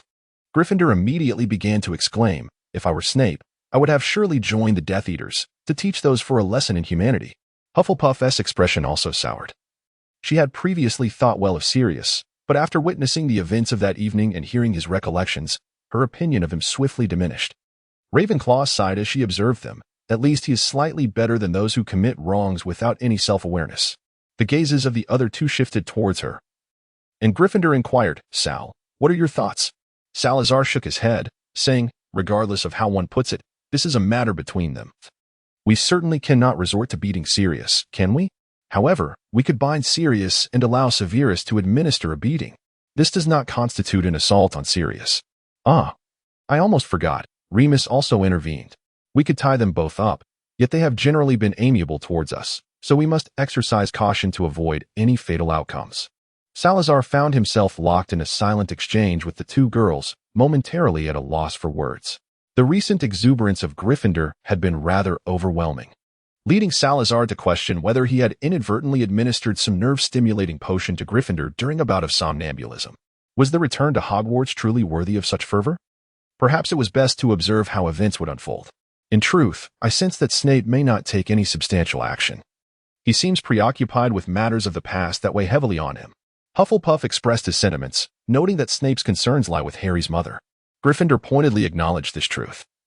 And it indeed appeared to be the case. Salazar recalled the moment several years ago when Snape posed a question to him, shortly after the Whispering Souls bookstore had opened its doors. Yet, it was all too late. The myriad of misfortunes ultimately culminated in the tragic prophecy coming to fruition. Alas, let us not dwell on such matters. The eventual outcome rests in their own hands. That said, Sal, well done. As fate would have it, Hufflepuff suddenly switched allegiances. Huh. The Gryffindors gazed incredulously at the two, with one exclaiming, "Hell, what is going on with you?" Or rather, the two of you. Hufflepuff cast a sidelong glance at the Gryffindors, a knowing smile gracing her face. If one of us were to become a professor, our subsequent actions, no matter what they entailed, would be considerably easier. If we truly cannot provide an explanation, we could always say it was Professor Ogros who instructed us. She turned to Salazar, her golden brown eyes brimming with anticipation. Isn't that right, Professor Ogros? Salazar let out a resigned sigh and nodded slightly. Fully aware that this promise was inescapable, he could only hope that his name would not be associated with anything peculiar. Once the commitment was made, Salazar instantly became emboldened and turned to Gryffindor, questioning, "Why must you insist on my attendance at school with you? Is it to remedy the regret we share from a millennium ago when we never truly experienced education? Personally, I believe that if one wishes to pursue learning, it would be more prudent to adopt a false identity and infiltrate a Muggle university, where one could glean some knowledge." Gryffindor crossed his arms and shivered, exclaiming, "Oh, please. The subjects taught in Muggle schools might allow me to endure a bit of history or philosophy, and perhaps even art or religion. But my years as a paladin were not in vain." After a brief moment of pride, Gryffindor's expression shifted to one of bittersweet amusement. "The sciences you mentioned, physics, for instance, merely lull me to sleep. Even Lona would find such classes soporific. Am I truly suited for that?" Hufflepuff chuckled softly, while Ravenclaw turned to them, a faint smile gracing her face. This reminiscence harkened back several years, when the two had magically infiltrated a university in Paris. They wandered the library, perusing books that piqued their interest based on their titles. In a burst of inspiration, Ravenclaw had sneaked into a Muggle classroom. The first lesson was geography, specifically human geography, which she adapted to quite well. However, halfway through, Hufflepuff became engrossed in a cookbook from an Eastern nation. They hastily consumed sandwiches at a CAF in Place Saint-Michel during lunch, then returned to the university in the afternoon, settling into seats by the window in a lecture hall. Hufflepuff was preoccupied with thoughts of the dubious quality of the coffee they had at noon. The mathematics class, however, proved to be a challenge even for Ravenclaw. Known as the Mobile Library, as she too began to feel drowsy. Leaning against Hufflepuff, they both regained their alertness just as the bell signaled the end of class. Yet upon returning, Ravenclaw did not abandon her pursuits. She frequently visited Muggle bookstores and, while assisting Hufflepuff with his studies in life alchemy, took it upon herself to self-study Muggle mathematics. Observing her fervor for learning, Hufflepuff mused that, at this rate, Ravenclaw might soon attend university without the need for subterfuge. In truth, studying Muggle sciences proved beneficial, as integrating Muggle mathematics could significantly enhance one's control over magic. However, this modest improvement made little difference to the four of them, prompting Salazar to pivot towards the more comprehensible realm of biology, though, to this day, he had grasped little. After all, the genetics of wizards differed somewhat from those of Muggles. Understanding Muggle biology was not overly difficult, at least until one ventured into more advanced concepts. Had they not, in their youth, also disguised themselves as wandering bards or scholarly travelers to conceal their identities? The difficulty lies not only in their study of Muggle sciences but also in the need to equivalently replace them with wizarding knowledge. Returning to the present. "What are you still entangled in?" Salazar retorted with a scoff. "We did not return to Hogwarts merely to experience life. Do you not think it would be delightful for the four of us to attend school together?" Gryffindor argued defiantly. "However, even if I were to attend school with you, we would not be in the same house. Believe me, if I were to attend, I would undoubtedly choose Hufflepuff." Salazar shrugged with a serious expression. "Why?" Gryffindor's voice was filled with disbelief. He felt that Salazar attending Gryffindor would be more understandable than him choosing Hufflepuff. Salazar Slytherin would never be content merely to safeguard the beauty that lies before him. He could not possibly devote himself to the meticulous study of culinary delights. His experiences of survival in the wilderness a millennium ago merely equipped him with the knowledge to discern which mushrooms were edible and how to ensure the safety of his food. In truth, given the lineage of the feathered serpent, the toxic mushrooms and undercooked meat should not pose much of a threat. After all, when he was accompanied by the other four, it was generally understood that none would dare consume the mushrooms collected by Salazar. Salazar would not indulge in the observation of herbs' growth. His interest in these plants arises solely from the necessity of potion making. The notion that he would concern himself with fostering harmonious relationships among those around him or act selflessly is utterly absurd. Therefore, Salazar's presence in Hufflepuff seems to serve the purpose of ensuring that the young witches and wizards of Hufflepuff cannot find joy in socializing with the kitchen next door, instead laboring diligently in their studies. Yet, can a Hufflepuff, whose sole focus is relentless study, truly embody the essence of Hufflepuff? Even the very thought instills a sense of dread. Well, in recent years, Salazar has indeed developed a profound interest in brewing coffee, but to this day, Gryffindor would declare that anyone brave enough to drink the coffee crafted by Salazar is nothing short of a warrior. Salazar seemed to perceive the chaotic thoughts swirling within Gryffindor's mind. He let out a heavy sigh, lamenting, "Our two houses are embroiled in daily quarrels, viewing one another with disdain. I wish to avoid being involuntarily drawn into these unnecessary disputes within our own house. Moreover, after the recent dinner, you should have garnered a sufficient understanding of the current state of Slytherin, should you not? Even if I were to attend, it would serve little purpose. You alone are more than enough." Gryffindor nodded in agreement, exclaiming, "They are merely a bunch of pretentious young fools, prattling on about decorum. Yet I hardly observed anyone displaying true elegance during our meal." Salazar initially intended to elaborate on the issues currently plaguing Slytherin House. However, Gryffindor's sudden interjection left him feeling utterly disjointed. After a brief silence, Salazar exerted considerable effort to restrain himself from retorting. Moreover, how could he articulate his thoughts? Salazar's brow furrowed deeply as he recalled a certain nation's transition from feudalism to modernity, which he had encountered in a book. In the present-day Slytherin House, many individuals remain ensnared in the glories of a bygone era. Their surnames, once symbols of pride and honor, have morphed into shackles that bind them. To employ a term I discovered in my reading, they have become the remnants of feudalism. Salazar shrugged, leaning against the wall, his voice tinged with weariness. The remnants of feudalism necessitate a counterbalance of new ideas. My entrance into my college, in truth, yields little impact. The philosophy of Slytherin has merely contorted. The key tenets remain unchanged. They likely crave something more provocative. At this juncture, Salazar began to ponder whether introducing the very essence of Gryffindor into Slytherin might be excessively stimulating. Nevertheless, the current state of Slytherin's philosophy devolving into feudal remnants can be attributed not solely to Voldemort's influence, but predominantly to the issues rooted in the foundational principles he left behind. Had he not departed when Hogwarts was still in its developmental infancy, we might not find ourselves in this predicament. This situation is not solely your burden, Sal. Do not overthink it. Our colleges, aside from Ravenclaw, have encountered troubles as well. Spoke Hufflepuff gently. That is because my college lacks any guiding principles, Ravenclaw murmured. The students cultivate their individuality. The only requirement is to respect knowledge. Furthermore, the sorting hat has already filtered out those who do not meet the criteria. Salazar forced a smile. Yet he could not shake the feeling that the legacy he had left behind at Slytherin was indeed problematic. Ambition and glory, one need only possess one. Shaking his head, he continued from where he had left off. The Slytherin of today is no longer in pursuit of pure blood. I hope my students can embody both ambition and glory. Yet glory should not be a mere facet of ambition. He reflected upon the Malfoy family. Salazar recalled the history of the Malfoy lineage, beginning with their earliest recorded ancestor, Aedaemon Malfoy, who utilized magic to assist William I, amassing great wealth and acquiring a fief in Wiltshire, where he established the Malfoy Manor for his descendants. Through his aid to Muggles, he became one of the wealthiest families in England. However, Aedaemon also instilled in his descendants a belief in the supremacy of pure-blood wizards. Eventually, in pursuit of familial advancement, the Malfoys opted to intermarry with Muggleborns, which, in a sense, rendered them not the purebloods they so ardently proclaimed. Following Voldemort was an absurdity, as it was merely a means to eliminate Muggleborn wizards. The trio listened in silence. They were somewhat familiar with this history, but they had not studied it in depth. Hufflepuff and Ravenclaw exchanged glances, conveying a shared sentiment, It was clear that Salazar was genuinely concerned about the current state of Slytherin. Subsequently, as the statute of secrecy took effect, the astute Malfoys severed ties with Muggles.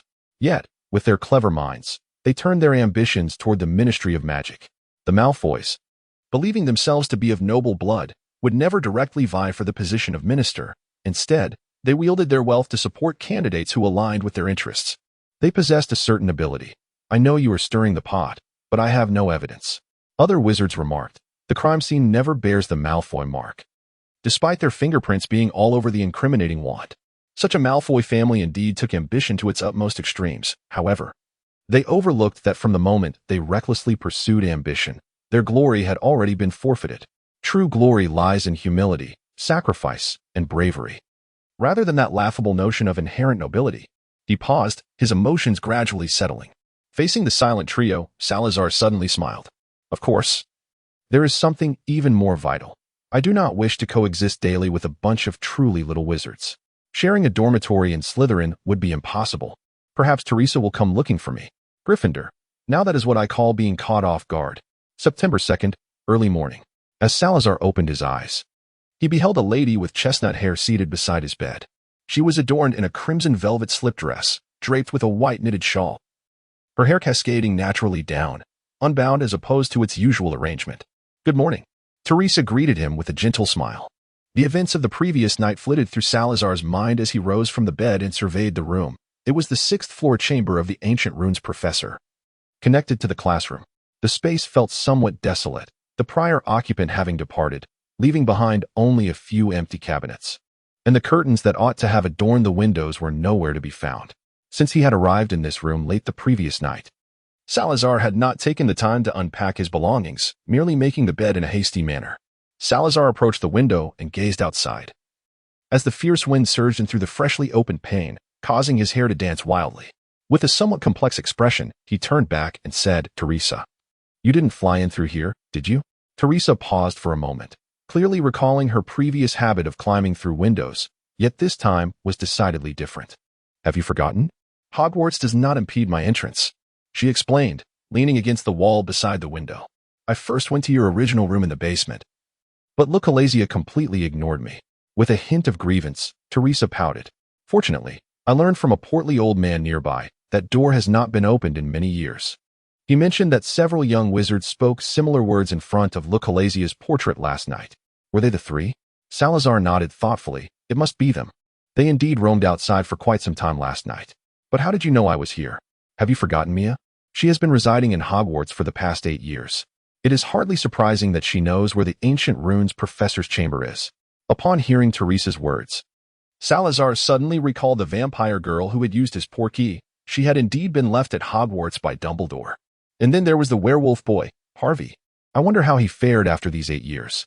If he did not repeat a year, he should have graduated by now. Given the current attitudes of the wizarding world towards werewolves, I hope he has managed to secure a good position. Salazar gazed upon the resplendent morning light filtering through the clouds, illuminating the enchanting grounds of Hogwarts. From this vantage point, one could discern the greenhouses and vegetable patches of the castle, and in the distance, the peculiar willow tree, so unlike its surrounding companions, stood proudly, along with Hagrid's quaint hut. Upon learning that Salazar would be joining Hogwarts as a teacher this year, Hagrid, during a chance encounter at the Leaky Cauldron, eagerly engaged Salazar in a lengthy discourse on the intricacies of raising a dragon. Throughout this exchange, Salazar's mind wandered, while Gryffindor struggled with a rather mischievous book that Hagrid had gifted him for his birthday. It was evident that Gryffindor harbored the suspicion that Hagrid, fearing the book might gnaw off his nose while he slept, had felt compelled to present it as a birthday offering. The book remains tightly bound to this day, only released for a playful chase when boredom strikes. Harry, too, found himself entangled in this chaotic escapade. Upon his initial experience, he exclaimed, "This is even more exhausting than playing tag with Dudley and his gang at school." Gryffindor, preoccupied with the welfare of his students, insisted on the truth, ultimately revealing that he was, in fact, the one being pursued by Dudley's crew at school. After all, the training methods of a paladin are not merely for show. Salazar would rather that he had never known any of this.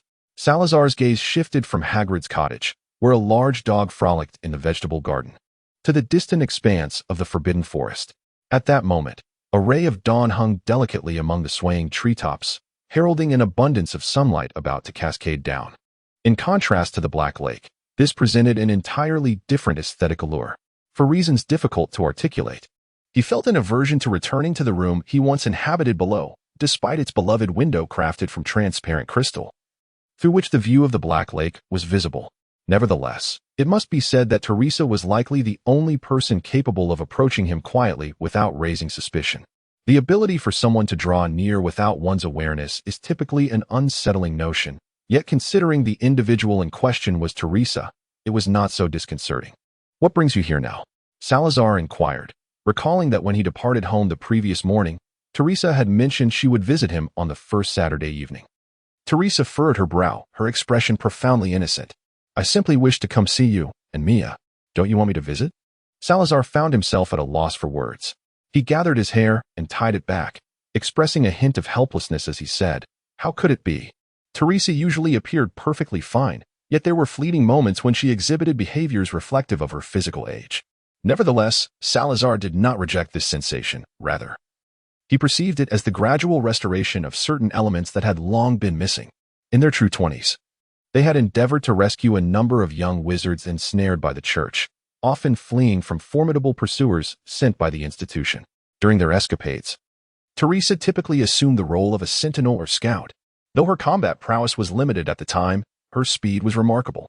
Under the cover of night, she moved with such stealth that even the most adept priests of the church found it challenging to detect her presence. At that juncture, Ravenclaw and Hufflepuff had yet to encounter Helena. The significant gathering of wizards for a formal counterattack would not transpire for another 3 or 4 years. The early years of life alchemy saw rapid growth. Meanwhile, the Gryffindor dormitory was in a state of chaotic disarray. "Hurry up, get out of bed. If we don't rise soon, we shall miss breakfast." The loud exclamation startled Tom, who was in the midst of his morning routine. He had little desire to respond. But merely 2 minutes later, the door to the washroom burst open, and the twins rushed in with urgency. Upon spotting Tom washing his face, George immediately approached him, exclaiming, "You're up so early, Tom." Just as he aimed to ruffle Tom's hair with his arm, the boy stood up, allowing droplets of water to cascade into his collar. After returning to his room the previous night, Tom had intended to seize an opportunity to teach the twins a lesson. Yet inexplicably, upon sitting on the deep crimson canopy bed, he found himself disinclined to act, yearning only for the comfort of his pillow and a good sleep. The faint glimmer of red emanating from his black eyes momentarily slowed the twins' movements. They exchanged glances, both registering surprise in one another's expressions. "Was that an illusion?" Fred inquired. George nodded in agreement. "It must be." They both approached Tom, their wands gripped tightly within their robes. In that instant, Tom felt that he could withdraw his wand and utter a single incantation to silence the twins forever. However, when he drew his wand and murmured a curse, nothing transpired, not even a splash of water. Tom's hand, clutching the wand, began to tremble slightly, and he could not comprehend his own turmoil. Just before the spell could culminate, it felt as though a small hammer had struck him sharply on the head. A stream of blood rapidly flowed from his nostrils. "Tom, what has happened to you?" "Oh, George, we must take him to the infirmary." However, little Tom from Gryffindor had already collapsed, dazed. "On the very first day of school, my dear headmaster, a student has already found his way into the infirmary. An incident occurred in the washroom. We did not fight him, nor did we bully him." Fred protested loudly on their behalf. "Indeed, we have never bullied him. He fainted all on his own." George echoed his brother, arguing just as vocally. Madame Pomfrey glared at the two. "How did you get in here? Both of you out. The patient needs to rest." Dumbledore intervened, blocking the irate Madame Pomfrey. "Poppy, we must ascertain what transpired. We need to inquire about these 2 children. After all, they brought him here. Could you not ask them at the door?" "Dumbledore, you must be quick. These 2 children have already missed breakfast, and if this drags on, they will be late for their first class," Madame Pomfrey remarked, frowning. Dumbledore nodded, casting a glance at the quietly lying Tom, lingering a moment longer on his notably pale face, his initial thoughts increasingly questioned. "As you can see, let us step outside." In the corridor, devoid of students, as the door to the infirmary closed behind them, George hastily began to explain. "It was like this, Professor Dumbledore."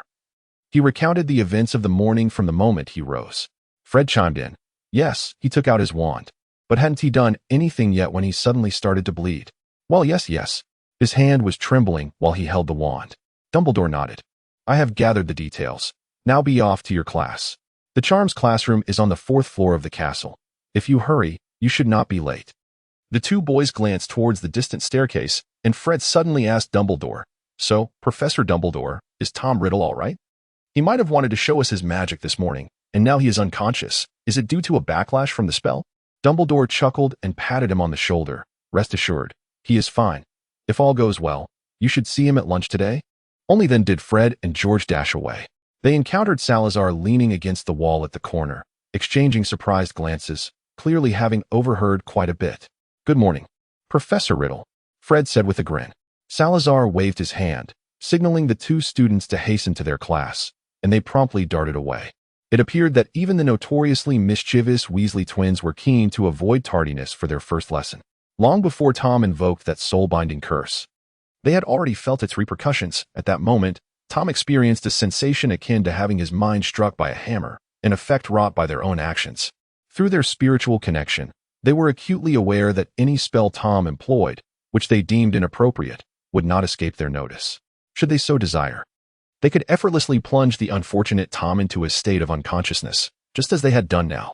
Dumbledore stood steadfastly at the entrance of the infirmary, seemingly anticipating Salazar's arrival, showing no surprise as he emerged from around the corner. Sal, it seems you are already aware of the events that transpired this morning regarding the child? Salazar recalled the identity they had previously crafted for Tom. He could be considered a student among the four of them, albeit his physical condition was rather precarious. Dumbledore's face displayed a look of astonishment as he cast a glance towards the infirmary, as if seeking to peer through the heavy wooden door to discern the unconscious child within. Your student? His health is in a fragile state?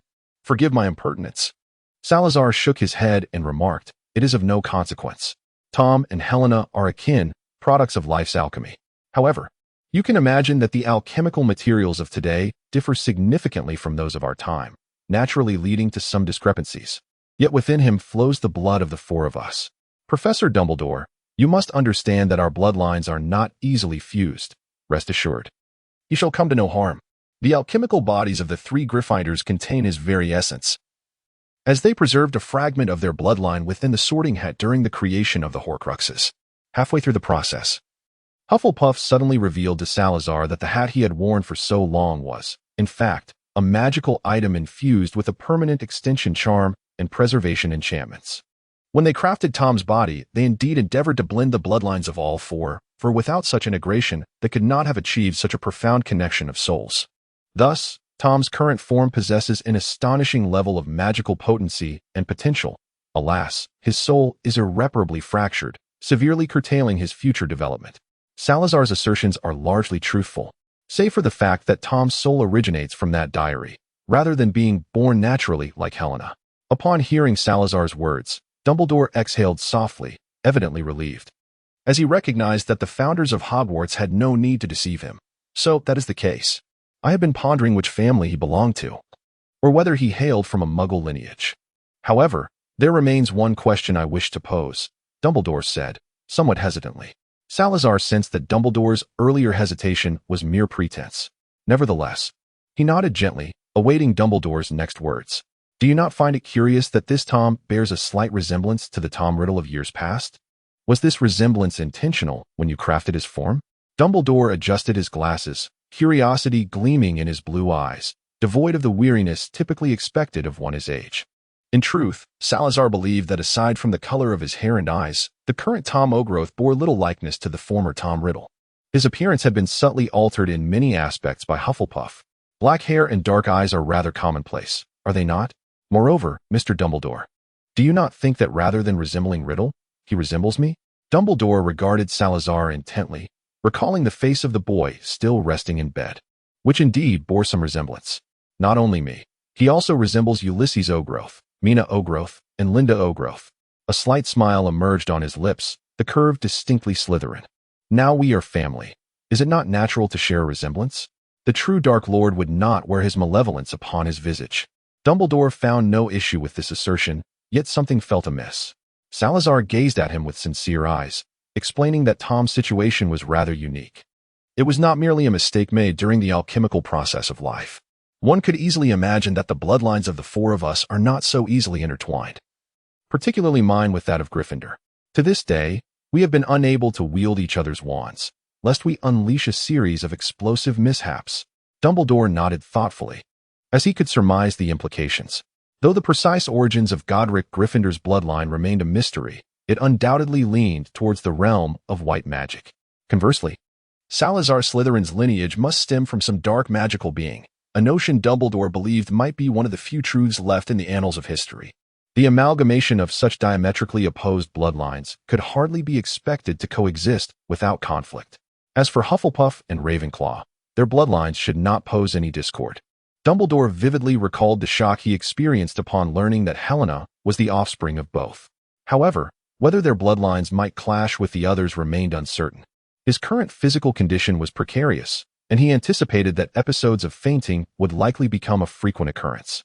Salazar sighed, his face etched with regret. As if genuinely mourning for the child lying in the infirmary, Dumbledore blinked, a look of understanding dawning upon him. So that was it. To be frank, I had been pondering how you managed to produce a riddle. He is certainly not a child who can be easily guided onto the right path. Indeed, even if given another chance, I would lack the confidence to steer him towards righteousness. Salazar couldn't help but feel that Dumbledore's words were rather questionable. What did he mean by saying that the child was not easily teachable? The inner world of a child is exceptionally sensitive. If a teacher approaches them with preconceived notions from the outset, the child is bound to grow more radical over time, ultimately becoming increasingly difficult to educate. However, he refrained from voicing his thoughts. Dumbledore was no longer an immature young wizard. Salazar believed that altering his mindset would require nothing short of a soul-binding curse. The evidence was clear. Having known Dumbledore for 8 years, he had yet to witness any shift in Dumbledore's perspective on dark magic. Nevertheless, under the current circumstances, I find no cause for concern. I will ensure that the other teachers remain vigilant regarding young Tom's condition. He shall encounter no peril at Hogwarts. Salazar nodded, casting a glance towards the infirmary, reluctant to prolong the conversation. May I enter to see him? The door to the infirmary creaked open gently. Tom Riddle lay motionless on the bed, his consciousness still unresponsive. In response to Dumbledore's return and Salazar's request for a visit, Madame Pomfrey readily acquiesced. Typically, she barred others from entering the infirmary, fearing that young wizards might cause a ruckus. However, she maintained a lesser degree of vigilance with the professors. Surely, no professor would venture in here to cause mischief, right? Even this year's defense against the dark arts instructor, Sirius Black, despite his notorious reputation as a troublemaker during his own school days, was unlikely to engage in such antics. Salazar approached Tom's bedside and gently touched his forehead. In that fleeting moment, through their profound spiritual connection, he gleaned an understanding of Tom's current condition. It appeared he was on the verge of awakening, a testament to the commendable medical facilities at Hogwarts. Dumbledore was at the bedside, arranging a collection of Honeyduke's delicacies on the cabinet, which made Salazar wince at the very thought of its sweetness. Dumbledore seemed disinclined to depart until a tremendous explosion echoed from downstairs over 10 minutes later, prompting him to prepare for his exit. Ah, this is a welcoming gift for young Tom, even though we met just last night. Well, Sal, perhaps it is time for me to take my leave.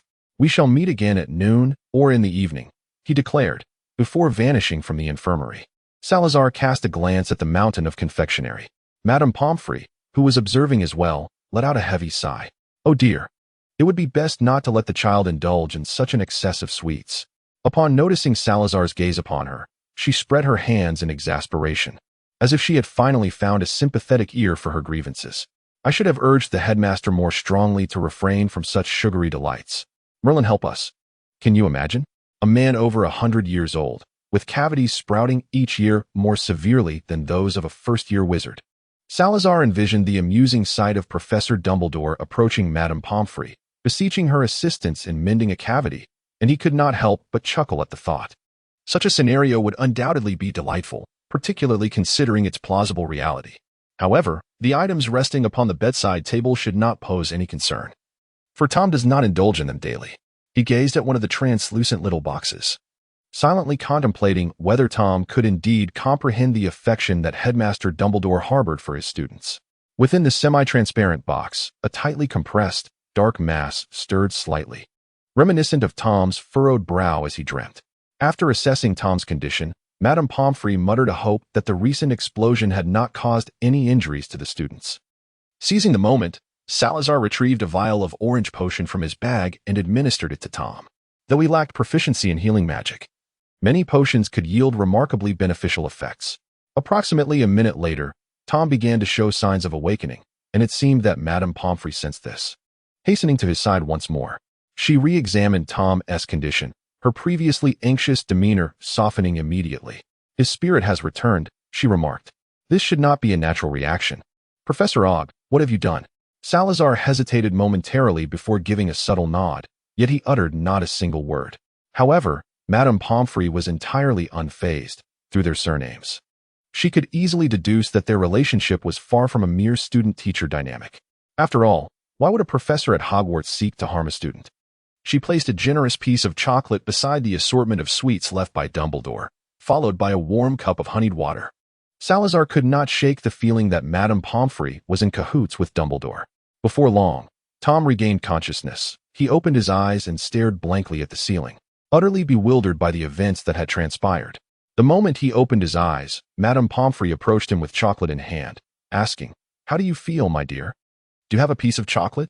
"Salazar, what grounds do you have to claim that Dumbledore indulges excessively in sweets?" Upon realizing his inability to resist the allure of chocolate and honey water, Tom resignedly accepted the offering, grimacing as he swallowed the chocolate in large bites. Fortunately, Madame Pomfrey had not presented him with dark chocolate. Otherwise, he might have been unable to resist sampling some of the candies Dumbledore had left by the bedside. He gazed at a translucent box within, teeming with wriggling cockroaches, clearly the handiwork of that old bee. However, this time, Tom was less concerned with Dumbledore's opinion. In his eyes, this contemporary paragon of wizardry could never rival the four founders. Madame Pomfrey watched as Tom disposed of the sizable chunk of chocolate and finished the honey water. And with his grim expression, she contentedly declared that he could prepare for discharge. After her departure, Salazar observed Tom's grimace as he tidied the pile of candies left by Dumbledore, nodding in satisfaction. His voice resonated within a range audible only to Tom. "You would do well to obey." Tom's movements visibly stiffened. "Attend to your studies diligently in Gryffindor. Do not entertain notions of creating a sensational scandal. We will not prohibit you from employing advanced magic, but should you dare to lay a hand on your classmates, you can surely imagine the consequences, Tom?" A standard smile graced Salazar's face, his gaze towards Tom resembling that of a concerned teacher watching over a pupil. Tom nodded with difficulty. "Indeed, I shall get along well with the Weasley twins." In that fleeting moment, Tom sensed a flicker of something perilous in Salazar's deep green eyes. A competent Dark Lord would not overtly display his malevolence within the school walls. Before fully maturing, he would skillfully masquerade as harmless, labeling himself innocently, and rallying all available power around him, embodying innocence to an extreme degree. Do you comprehend this? To speak such words directly in the corridors of Hogwarts? Yet, in the next instant, Tom realized that Salazar was speaking Parseltongue. He promptly nodded, yet a bold conjecture began to form in his mind. "Yes, Professor. I shall indeed get along splendidly with my classmates." Salazar maintained a smile at the corners of his mouth. "Even if you possess sufficient power, you should not contemplate ruling the world through sheer force. Reflect on how the Church operated a millennium ago and how Grindelwald acted mere decades past." Tom pondered this notion, following Salazar as they traversed the corridor until they reached the grand oak door, where Salazar abruptly halted. "Are you not heading to class?" Tom scanned his surroundings, only then realizing that they were on the path leading out of Hogwarts Castle. "I shall go at once," he added. "I will adhere to the instructions given by the professors." As he ascended the stairs once more, Tom was consumed by thoughts regarding the intentions of the four founders in resurrecting him. Were they seeking to exploit him for dominion over the wizarding world? That seemed rather improbable. After all, if that were their aim, they could have acted upon it immediately without the need for experiencing the campus life at Hogwarts. They possessed the capability, did they not? His brow furrowed deeply, his mind a tumult of confusion, devoid of clarity. How could he fathom that these four ancient wizards might merely be engaged in a delightful game of development, one they found exceedingly entertaining? Although their initial intention may have been to balance the Dark Lord with the light, it did not take long for them to perceive this as an enjoyable diversion. In truth, another interpretation could be that they sought to demonstrate how significantly a student's character and ideals are influenced by their mentors.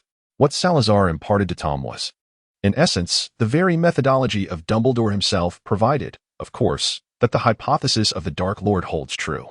Imagine, in the distant future of the wizarding world, facing two Dark Lords simultaneously presents a rather intriguing scenario. The rapid advancements in the Muggle world since modern times are indeed a reflection of those Dark Lords among the Muggles. Had nothing transpired over the years, it is likely that Tom would have been swept away alongside them. Gryffindor would certainly not relinquish Tom. He had not encountered such an entertaining soul in many years. Well, if this child's thoughts are irrevocably beyond salvation, perhaps a humane termination would be in order. Thus, when selecting a soul for resurrection, the diary was chosen, as the other fragments were beyond redemption. Upon relinquishing contemplation of this dilemma, Tom's thoughts began to meander, leading him to reflect upon his current circumstances. His situation, in fact, was relatively favorable. At least none of the four founders appeared to regard him with the same wariness as the former Dumbledore. Moreover, his current identity allowed him to operate under Dumbledore's very nose, cloaked in secrecy. Yet, the mere thought of the four founders now residing at Hogwarts caused him considerable distress. Confronting Salazar Slytherin himself loomed heavily upon him, especially since he was not disguising himself as a mere young wizard like Gryffindor and the others. Due to Godric Gryffindor's frequent antics, he had diminished in Tom's mind, becoming less formidable, merely a foe he could not vanquish. A profound sense of frustration and helplessness pervaded him, dissipating the oppressive weight of historical legends after witnessing Gryffindor's petty cheating and being pursued by a biting book. Were Salazar to discern Tom's perspective on Gryffindor, he could only lament that this unfortunate fellow had yet to see beyond the superficial to grasp the essence of the matter. Gryffindor was far from the noble white wizard depicted in history. Many of his victories were achieved through assassination. Ravenclaw and Hufflepuff had minimal interactions with him. They were nearly inseparable, and at times, their intimate gestures were evident even to the most oblivious. Most importantly, they scarcely paid any heed to matters concerning Tom. On occasion, when a Gryffindor prank became excessively outrageous, Hufflepuff had even defended him. She remarked, "That cannot be said. That was the future him. From my perspective, at this moment, he is not irredeemable. The death of Myrtle can certainly be deemed an accident. I believe that at that time, whether it be he or, well, never mind, Gody. That is sufficient." Tom was eager to discern the meaning behind that sigh, yet he lacked the courage to inquire about matters the Hufflepuff preferred to keep unspoken. Had he been in a more resolute state, perhaps he would have dared to ask. However, at that moment, even a less than formidable adult wizard could easily send him to St. Mungo's Hospital for magical maladies and injuries. And then there was the incident in the Chamber of Secrets. Indeed, Myrtle was an unfortunate casualty, and to this day, Tom still harbored a semblance of guilt towards that girl. Nevertheless, he recognized that following that incident, he had entirely ceased to regard murder with any concern. He felt he had betrayed the trust of the Hufflepuff lady, and thus, uncontrollably, he developed an affinity for both Hufflepuff and the reticent Ravenclaw, who had done nothing but remain silent. He self-deprecatingly mused that he was fully aware this was not a commendable sentiment. Yet, in an environment where he felt surrounded, any kind word spoken by another would inevitably evoke fondness in that helpless little soul. A torrent of chaotic thoughts raced through his mind until the bell rang throughout the castle, jolting Tom back to reality as he realized he had missed the first class upon returning to Hogwarts. As a side note, I personally believe that Tom was truly beyond redemption when he murdered the Riddle family. 127. The first lesson of Serious Tom. "What are you doing here?" came Fred's voice as the bell for class dismissed echoed, pulling Tom's attention. He turned to see Fred, George, and Eustace standing on the staircase, beckoning him from a distance. The stairs beneath them were slowly shifting, and the expressions on their faces were far from pleasant. The staircase had unexpectedly begun to move while they were halfway up, leaving them uncertain of where it would ultimately stop. Fortunately, Tom found himself on a different staircase, one that was rather compliant, remaining still until now. "Tom, our second class is Defense Against the Dark Arts, on the second floor," George shouted from the staircase. Defense Against the Dark Arts. Wasn't that easily accessible via the marble staircase? Why venture onto the moving stairs? He had completely forgotten that he had previously descended these very stairs with Salazar and found it to be quite convenient. At that moment, however, the staircase beneath him suddenly jolted into motion, swaying precariously before lunging towards the staircase where the others stood. Tom quickly grasped the railing to prevent himself from being thrown off balance. The two staircases twisted together in midair, and astonishingly, they truly converged. Tom cast a glance towards the Gryffindor staircase nearby, sensing an unsettling feeling. Yet at that instant, Fred had already seized his arm, scrutinizing the staircase to ensure it would not act erratically again in the near future. Come on, Tom, since you have no idea where your staircase leads. Why not join us? Tom recalled Salazar's advice about getting along with the Weasley twins, coupled with the watchful gaze of Gryffindor nearby. He could only rely on the twins' strength to hoist himself over the railing and leap onto another staircase. Throughout this endeavor, the staircase he had been on remained stubbornly immobile. At that moment, it dawned on Tom that as a founder of Hogwarts, both Slytherin and Gryffindor should possess the ability to control the staircases here. Thus, Gryffindor's current journey with the Weasley twins on this moving staircase was surely not for a leisurely stroll. However, one could celebrate the fact that Gryffindor finally had new candidates for mischief. With this thought in mind, Tom was certainly not going to volunteer to lead. Instead, he quietly followed the trio as they navigated the corridor. Fortunately, Tom, you nearly frightened me this morning. We all know you hail from a reclusive family that traditionally educated its own children, but there is no need to rush into displaying your magical prowess. Indeed, just moments ago, Lucius had already informed us of your condition.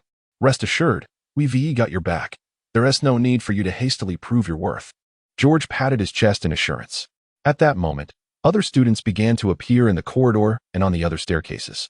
Tom remembered the bell that had just rung for the end of class and deftly shifted the topic. Wasn't class just dismissed? How did you all end up here? The three fell into silence, and the atmosphere became palpably awkward. Finally, Fred explained, Professor Flitwick actually let us out 10 minutes early. He wanted to give us enough time to find the defense against the dark arts classroom. But as you can see, we're still lost. He spread his hands in a gesture of helplessness. Let us hurry. We can't waste any more time here. I heard Angelina mention yesterday that the defense against the dark arts classroom is on the second floor.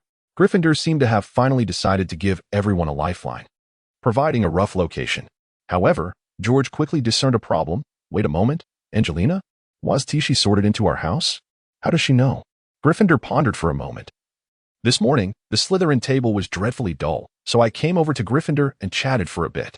Then, I received the class schedule. Angelina must have someone in her family still at Hogwarts, so she shared the location of the classroom with me. The schedules for Gryffindor and Slytherin are nearly identical. Well, except for History of Magic. I have both schedules here. Fred and George chimed in. All right. Lucius seems to be from Slytherin. But it appeared that Lucius's house affiliation was of little consequence. Even if he were in Slytherin, he would still be Lucius. All right, we're on the second floor. But now, let me count. 1, 2, 3, for marvelous. How do we get down? There is but one course of action. We must run faster than the stairs. Ultimately, Mr. Gryffindor decided to spare the trio, who barely reached the door of the defense against the dark arts classroom just as the bell tolled. They rushed into the classroom on the tail end of the chime, taking their seats toward the back. The Weasley twins occupied one table, with the cousins from the Ogilvy family seated to their left.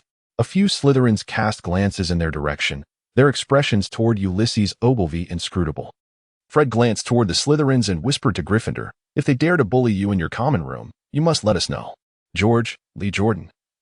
And I will come to your defense. Lee Jordan, seated in the front row, turned around and gave Gryffindor a thumbs up. Don't worry, Ulysses, do as you wish. No need to concern yourself with those Slytherins. Gryffindor cast a furtive glance at the green trim of his robes, feeling somewhat embarrassed as he nearly forgot that he was now a member of Slytherin House. Once the bell's echo faded, hurried footsteps could be heard in the corridor, and the figure of Sirius appeared at the entrance. His appearance was rather disheveled. His hair looked unkempt, as if he had hastily ruffled it before stepping out, and his clothing was somewhat askew, with his collar still standing upright. To make matters worse, dark circles under his eyes suggested he had not slept a wink. Merlin's ballet shoes. What on earth is the matter with Professor Black? George muttered, uncertain if he was speaking to himself or inquiring of those nearby. Fred shook his head, his attention fixed on the Slytherin side, occasionally shooting glares at the Slytherins who cast unfriendly looks their way. Is it the excitement of being at Hogwarts that has disrupted his meals and sleep? On the Slytherin side, murmurs could be heard, with the two houses sitting in separate sections, maintaining a respectful distance, yet sharing the same classroom in the last few rows, where Gryffindors promptly glared back. The one who had spoken merely shrugged and continued in a hushed tone. Am I mistaken? Sirius Black, a pure blood traitor. Now anyone can teach at Hogwarts. What do you mean? Montague? Lee Jordan nearly stood up, but fortunately his desk partner, a blonde girl with prominent freckles, restrained him. We're in class. I'm sure Professor Black can handle himself." The girl's eyes sparkled with admiration as she gazed at Sirius, who had entered the classroom and stood at the lectern, in her eyes. His disheveled state was merely a mark of nonchalance. In recent years, apart from its somewhat disorganized nature, the Clock Club has essentially transformed into a literary discussion group. While the Order of the Phoenix, established by Dumbledore, has also gained significant notoriety, it is somewhat inaccurate to state that the Order was merely a recent phenomenon. It was already a well-known organization during Voldemort's reign, boasting an impeccable reputation. However, following the Gathering in 1982, the Order gradually faded from public consciousness, and those who participated in that meeting refrained from mentioning it. Only a few years ago, approximately 3 or 4 years back, did the Order reemerge into the limelight, and its reputation remained commendable. The Order has taken a stand on justice, engaging in activities that the Aurors cannot overtly partake in, as long as the Ministry of Magic has not explicitly prohibited such actions, thus swiftly garnering a grassroots following within the wizarding community. Yet, the Order has exclusively drawn fresh talent from the recent graduates of Hogwarts. Consequently, Sirius, a key member of the Order, has naturally begun to attract attention. Beyond the ill-intentioned individuals, it is primarily the young wizards of Gryffindor who have shown interest in Sirius. I have heard that in recent years, he has even relinquished the ancestral home of the Black family, donating it to Dumbledore's order, and has chosen to reside among Muggles. Oh, and there is that Sal Agros, rumored to hail from a reclusive family, who has also mingled with this traitor in recent years, bringing shame to our pure blood lineage. He remains oblivious to the peculiar gazes directed at him by those around him. Sirius, already standing at the podium, suddenly began to applaud. "Well said, Graham Montague. It seems you know me quite well." "You are correct. Allow me to introduce myself. My name is Sirius Black. However, you may address me as Sirius or Padfoot in casual settings. Though let's maintain a level of formality during class." Sirius stowed away his wand, pointing at the still bewildered Slytherin student. "What I just employed was a sound amplification charm. But due to my precise control over magic, combined with a personal silencing spell, Mr. Graham Montague noticed nothing at all. If only his alertness had been a tad higher, perhaps this situation could have been avoided." Sirius feigned exasperation, spreading his hands and shaking his head. Graham Montague, seated in the second-to-last row, flushed crimson. While it may not be problematic to speak ill of professors in private, should his voice resonate openly within the classroom. Now, why do I assert that Graham Montague's words were indeed correct? Sirius elongated his tone. The students watched him with wide eyes, brimming with confusion. This was undoubtedly a conundrum they could not grasp. Should a teacher not be indignant upon hearing a student openly slander them? Because he spoke the truth, it cannot be deemed slander. The students erupted in a flurry of discussions, their incredulous gazes darting around the classroom, while only Gryffindor seemed to grasp what Sirius intended to convey. "Indeed, my home life has not been conducive to proper nourishment or restful slumber. But this is to be attributed to your Professor Oglethorpe, who has developed an intense passion for coffee over the recent years. You can well imagine. He approaches the art of brewing coffee with the same fervor as concocting potions, and the flavor is simply indescribable. Trust me. A cup in the morning will render you disinterested in food for the entire day." A ripple of laughter coursed through the students. However, Gryffindor felt an ominous premonition. As for the matter of sleeplessness, Sirius's gaze shifted, only to be met with a fierce glare from Gryffindor, yet his words showed no signs of ceasing.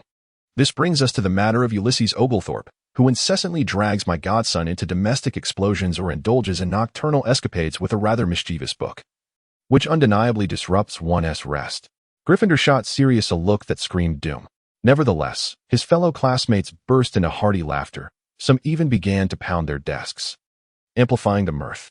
Even Tom couldn't help but curve his lips into a subtle smile, not out of the desire to fit in, but genuinely amused by Sirius's earlier remarks.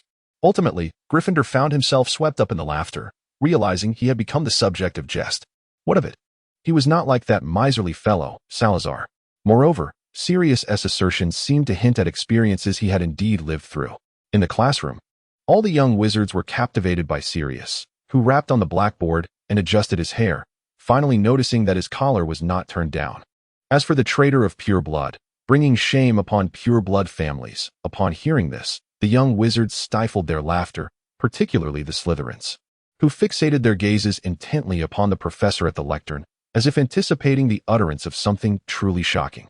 "Our identities should not be dictated by our lineage. Which house we belong to ought to be determined by our aspirations, rather than our origins. Tom inhaled deeply and exhaled helplessly, wishing he could decide for himself. He glanced toward Slytherin, and indeed, disapproval was etched on every face. Whether you are pure blood, half-blood, or of Muggle descent, it does not influence your examination results. Nor does it enhance or diminish your magical prowess. Thus, what significance does birth hold? The young wizards exchanged glances, and gradually, some members of Gryffindor began to nod in agreement. Among them, a few Muggle-born wizards appeared to be inspired, with one even clenching their fists in excitement. In stark contrast, the Slytherins remained silent, their gaze fixed intently on Sirius standing at the podium. If a Gryffindor were to describe their expressions at that moment, they would surely exclaim, "Oh, my dear Merlin, it is already the year 1989, and we are still at Hogwarts. Why do I see expressions akin to those of priests from a millennium ago?" Indeed, the faces of the Slytherin students resembled those of clerics encountering a wizard. To them, Sirius must truly appear as a heretic, faced with the icy stares from the Slytherins. Sirius maintained his composure and continued, "As for my residing in a house built by Muggles, that was purchased for me by Professor Dumbledore. Is there a problem?" "There is a problem, Professor." Fred suddenly raised his hand. Everyone turned to him in astonishment, with a few Slytherins even pondering whether they had produced a traitor this year, just as Gryffindor had. However, those familiar with Fred stifled their laughter. "Please, go ahead." Sirius smiled from the podium. Having known the Weasley twins long enough to anticipate the nature of the forthcoming inquiry, it certainly wouldn't be anything serious. "Professor Black, is this a staff benefit at Hogwarts? Or perhaps a perk of the Order of the Phoenix?" Fred boldly inquired. The classroom erupted with laughter once more. "Of course not." Sirius elongated his tone. "Isn't it preferable to reside directly in the castle while teaching at Hogwarts?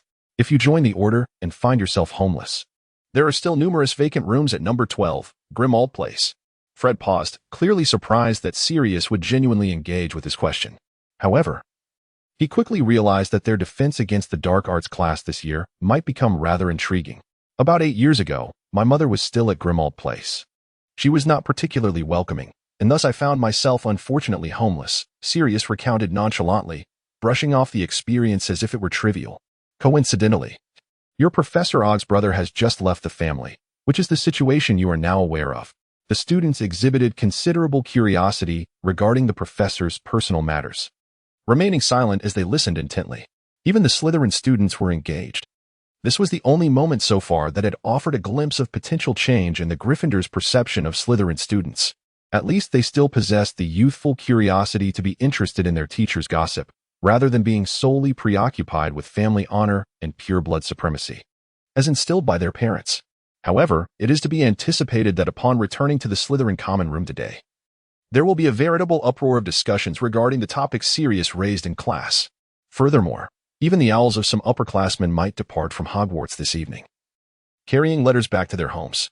While Sirius is undeniably witty and humorous, this does not alter the fact that he fundamentally opposes the long-standing blood purity theories of the wizarding world. Moreover, he not only stands against such notions himself, but also propagates this ideology within the Defense Against the Dark Arts classroom. It is conceivable that Dumbledore will be inundated with a plethora of complaint letters in the coming days, and the headmaster may once again find himself grappling with sleepless nights.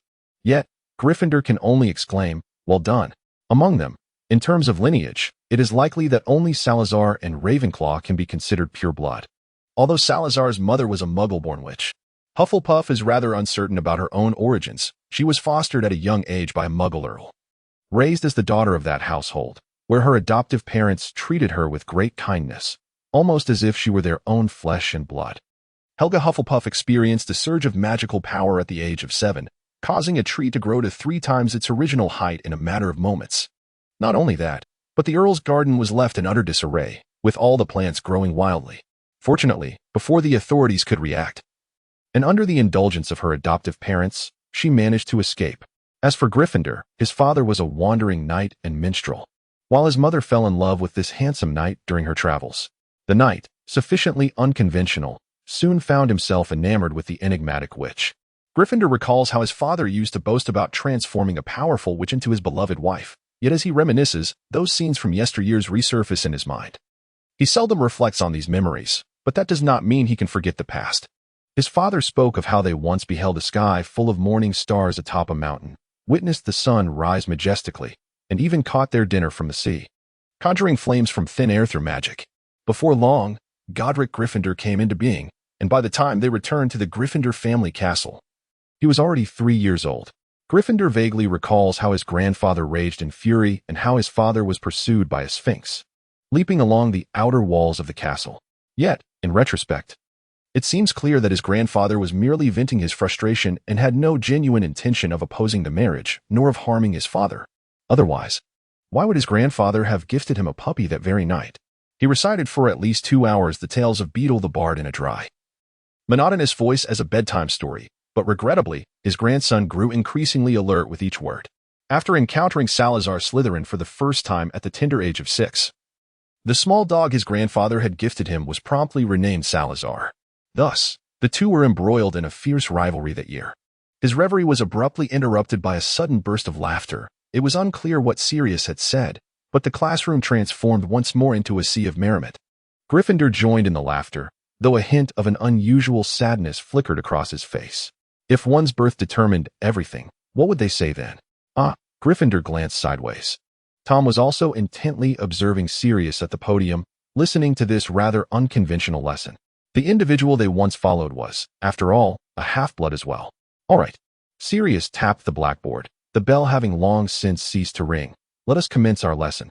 Upon pushing open the grand oak doors and departing from Hogwarts Castle, Salazar made his way directly to Hagrid's hut. The weather today was exceptionally fine, seemingly intent on making up for the sun that had not shone sufficiently the day before. The greenhouse basked in the brilliant sunlight, with the plants within stretching out to absorb as much of the sun's rays as possible. Salazar squinted against the sunlight, and as he stepped into its warmth, he was once again struck by the terrifying brightness reminiscent of the summer of 1989, though summer was nearing its end. He could not fathom why the heat now seemed far more intense than it had a millennium ago. That morning, Teresa had mentioned she was searching for him and Mia, who, at that moment, should be at Hagrid's hut. To be precise, she was not a student of Hogwarts. Since her arrival at the school, Mia had frequently accompanied Hagrid into the Forbidden Forest, sometimes even patrolling it alone at night. Although she often found herself summoned by Dumbledore for what she perceived to be utterly pointless lessons, he also provided her with a salary for her role as a keeper of the forest. Despite feeling that something was amiss, Mia ultimately concluded that receiving a paycheck was a rather pleasant arrangement, even though she possessed considerable wealth. As an immortal vampire, she had ample time to amass her fortune, particularly during the previous 2 tumultuous eras. While her methods may have been somewhat dubious, she had indeed become quite affluent. However, after a year in this position, Mia was thoroughly weary of cohabiting with the students of Hogwarts. One fateful morning, after being roused from her slumber by the raucous noise of students passing by her door, she resolutely decided to vacate the castle and construct a small wooden cabin beside Hagrid's hut. Sarah gazed at the diminutive wooden cabin before her, pondering whether Mia had deliberately fashioned it this way to deter Hagrid from entering her abode. Just as she contemplated knocking on the door, a Neapolitan Mastiff suddenly charged towards her, skidding to a halt mere meters away, barking ferociously at Salazar. Although the creature was tethered by a chain around its neck, Salazar couldn't shake the feeling that even if the chain were to break, this seemingly fearsome beast would not truly launch an attack. Salazar disregarded it and proceeded to knock upon Mia's cottage door. In less than 10 seconds, the door swung open from within. Through the veil of black lace draped across the entrance, the young vampire girl gazed up at Salazar, her golden locks fashioned into a multitude of tiny braids. The intricate endeavor appeared nearly complete, with only a few stray strands remaining. At a glance, Salazar could tell that Teresa must also be present. She has always delighted in braiding others' hair while preferring to style her own in an elegant updo. In her childhood, Salazar often transformed into Teresa's large toy.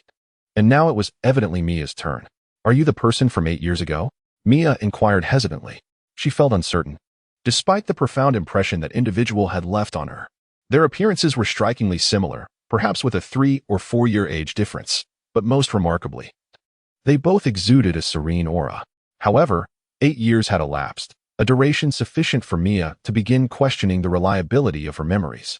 After all, that person had been transformed into a vampire by her mother, and she had never encountered anyone who had successfully undergone such a transformation and returned to humanity.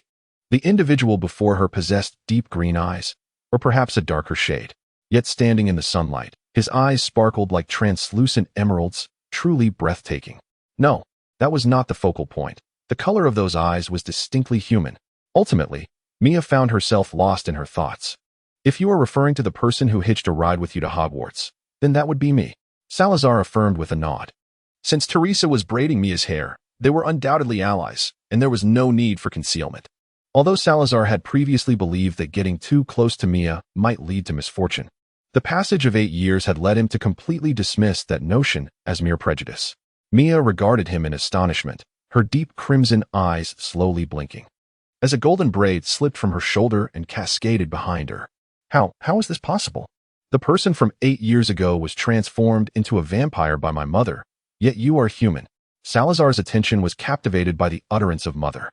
He certainly would not misconstrue anything. Within the vampire clan, the leaders are also parents. He merely pondered what bloodline Mia inherited when she was first embraced by Teresa. However, observing Mia's current demeanor, he resolved to inquire directly with Teresa shortly. At that moment, Salazar summoned Teresa's source blood, and the hue of his eyes underwent a rapid transformation, while the sunlight pouring in from the side became intolerably grotesque. Mia, momentarily lost in thought, was abruptly pulled aside by Teresa, who appeared behind her and grasped her shoulder. Teresa glanced at the altered color of Salazar's eyes, hastily drew aside the veil, and, frowning, spoke with a hint of irritation. What are you doing manipulating source blood under the sun? In an instant, the source blood returned to its tranquil state, and Salazar stepped into Mia's wooden abode. The temperature plummeted immediately. It was evident that Mia had put considerable effort into constructing this wooden house, likely aware that she would be unable to leave Hogwarts for an extended period. The entire structure was built underground, resembling merely an attic, which explained why the house appeared so diminutive from the outside. A ladder on one side led directly underground, where a space approximately 3 meters high had been excavated. Extending over 10 meters in length and width, Mia had arranged a living room here, while to the right of the ladder, a space surrounded by fabric curtains served as her bedroom.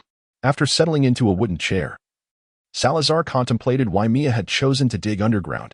Was it that the castle could not accommodate her, or did the structures above pose a threat to her safety? Teresa sat in a chair to his right, while Mia stood with her back to her, allowing Teresa to continue tending to her hair. In that moment, Mia realized that the person from 8 years ago was indeed the one standing before her now. After Salazar inquired about her decision to dig underground, Mia could only stammer a hesitant explanation. The castle is too noisy. The underground is relatively quiet, she began, but then paused, clearly recalling some unpleasant memories. Some wizards regard vampires similarly to werewolves, she continued, her voice tinged with frustration.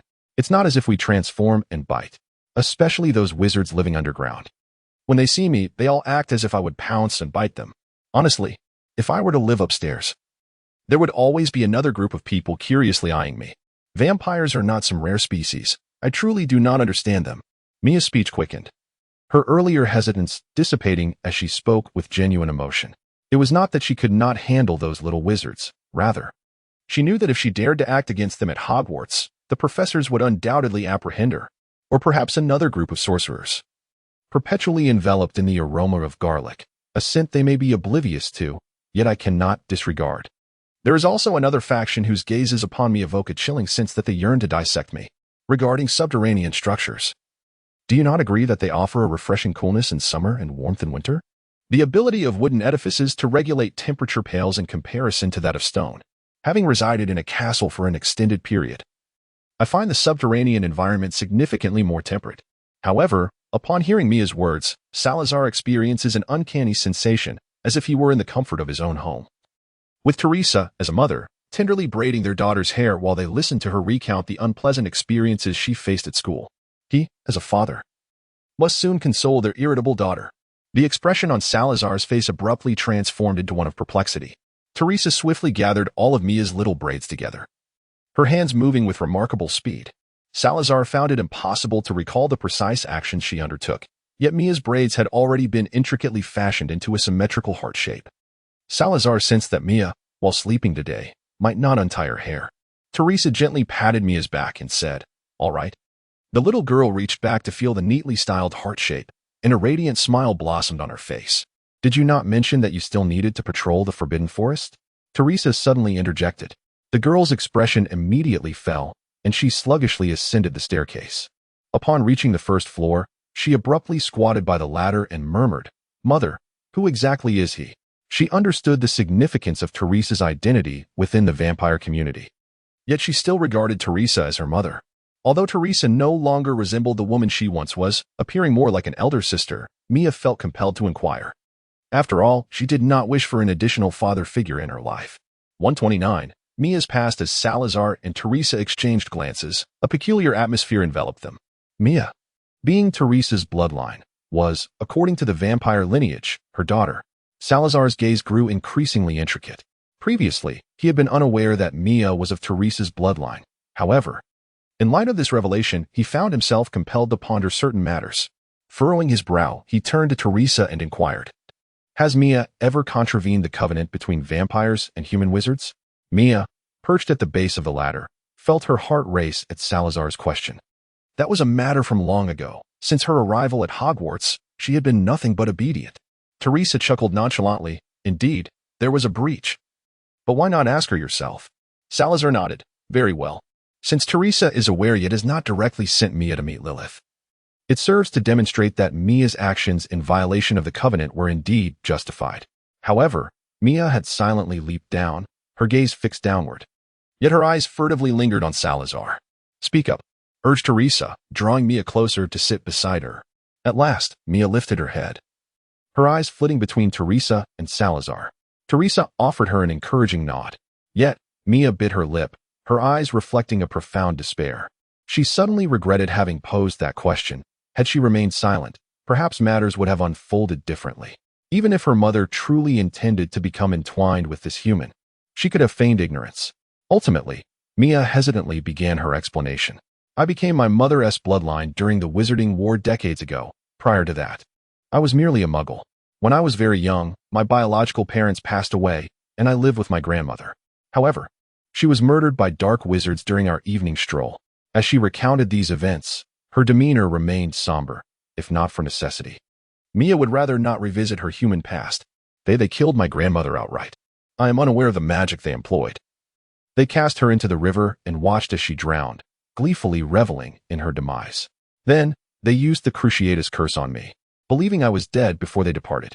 The flickering light of the lantern cast a warm glow from the wall-mounted candelabra, illuminating Mia's expression. Her lips curled slightly, yet her eyes were filled with sorrow. "Saints?" Salazar inquired in a low voice. Mia shook her head. "No, not saints. Those who call themselves saints would never stoop to mock muggles. They are merely a band of scoundrels who dare to strike only at muggles.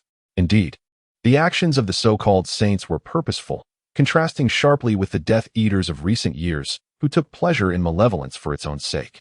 Teresa was also reminiscing about those times. Mia continued, "If only we had encountered one of the saints then. When I awoke, I found myself in the Rodriguez castle. I should have perished in my unconscious state, but my mother bestowed upon me a drop of her source blood." As she spoke, the vampire girl's mood lifted slightly. Her hand clenched into a fist at her side. "After that, I spent 2 years seeking those individuals." She paused momentarily, her breathing quickening. "Then you killed them?" If that is the case, Salazar found himself at a loss for words. The principle upheld by wizards a millennium ago was indeed one of retribution, an eye for an eye, a tooth for a tooth. Mia's act of slaying her enemies could hardly be deemed unjustifiable. However, her experiences as a human could not sway the Covenant's judgment. Salazar speculated that this might be the very reason why the original Covenant had faded from the minds of the present generation. Yet Mia shook her head, asserting, "It is not only that. I have slain not just them, but their families as well. They all believe that killing a muggle is of little consequence, and moreover, they thwarted my quest for vengeance." The basement, filled to the brim with various items, fell into a hushed silence. "Let's head upstairs," Teresa gestured to Mia. Then, she tugged at Salazar's sleeve, exclaiming, "The ones Mia has killed were no virtuous souls." As Mia vanished at the mouth of the ladder, she cast a glance back, her face awash with an indescribable sense of grievance. Salazar let out a heavy sigh. He understood her desire for revenge. Yet the relatives of her adversaries were intent on protecting their kin. This had always been the way of the world, favoring blood over justice. "There seems to be no better course of action," Teresa remarked with a furrowed brow, her gaze fixed upon the flickering light of the lantern. Salazar rose to his feet, acknowledging, indeed, it is true. At times, each individual, standing from their own perspective, is not at fault, yet this can ultimately lead to calamitous consequences. I find myself rather fortunate that those individuals believe that the death of a muggle is inconsequential. Otherwise, I might truly struggle to accept Mia as my daughter with a clear conscience. Teresa paused for a moment, then erupted into a soft laughter. She rose gracefully and glided to Salazar's side, her crimson skirt fluttering in the dim light. If they did not harbor such thoughts, and you were Mia, would you act in such a manner? Salazar pondered for a moment. They will surely wish to protect their loved ones. Thus, I need only to demonstrate my power, and then compel his family to relinquish their defense of him. Teresa furrowed her brow and inquired, there will always be those who fear not death, or who believe that sheer numbers can defy authority. Salazar shook his head, a smile gracing his lips, his expression innocent as he mimicked Dumbledore, winking playfully. I shall inform them that if they are willing to slay my adversaries, I shall grant them clemency. Likewise, I will tell my foe that if he wishes to eliminate his own kin, I shall spare him. Thus, should even one person's resolve waver, the entire assembly will falter. What could be more gratifying than revenge without the necessity of direct slaughter? Furthermore, this approach might not even contravene the covenant. Teresa gazed at him in astonishment, slowly managing to utter, truly remarkable. It seems those who chronicled history were not entirely fabricating tales. Salazar, he attempted to divert the conversation. Which family does the source blood you provided to Mia originate from? Those source bloods can completely merge within Teresa's body.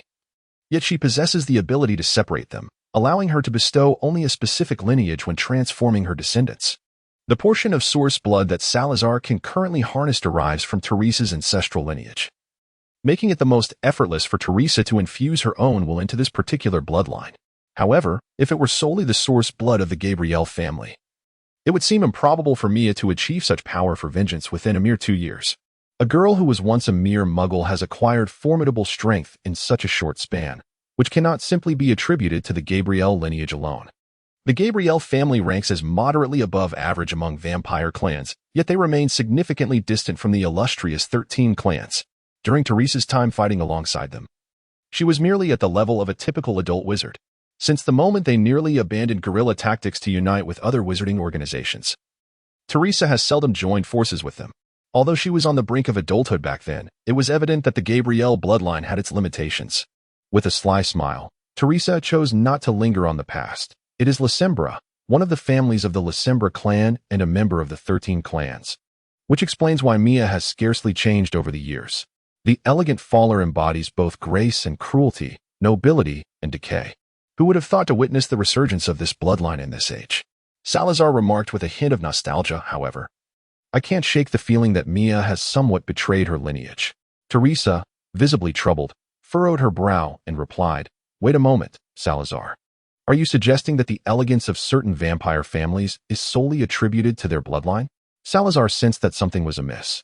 We, like you wizards, possess not only the strength bestowed by our lineage, but also the temperament and etiquette cultivated by our families over time. Surely, you do not still believe the fanciful tales I spun during your childhood, do you? Salazar took a deep breath.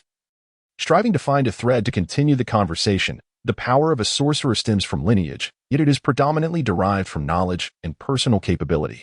However, are not the innate vampires, or those born of muggles, entirely governed by their bloodlines? He noticed Teresa nodding with a smile, and Salazar sensed that the discussion had reached an impasse. Time gradually slipped away, and soon it was nearing noon. Salazar felt it was nearly time to return to the castle, as he had a 4th grade class scheduled for the afternoon. The Ancient Runes class was attended by all 4 houses, and he was eager not to falter in his inaugural lesson. Upon his return, he could inquire with Sirius about whether the students of this era were well behaved in class, as the young wizards from a millennium ago were remarkably composed during their lessons. Just before he departed, Teresa suddenly grasped his sleeve. With an expression that seemed somewhat forced, she said, by the way, Salazar, please do not be deceived by Mia's appearance. What do you mean? Mia may seem to be around 12 or 13 years old, but in reality, she is, well, approximately this many years old.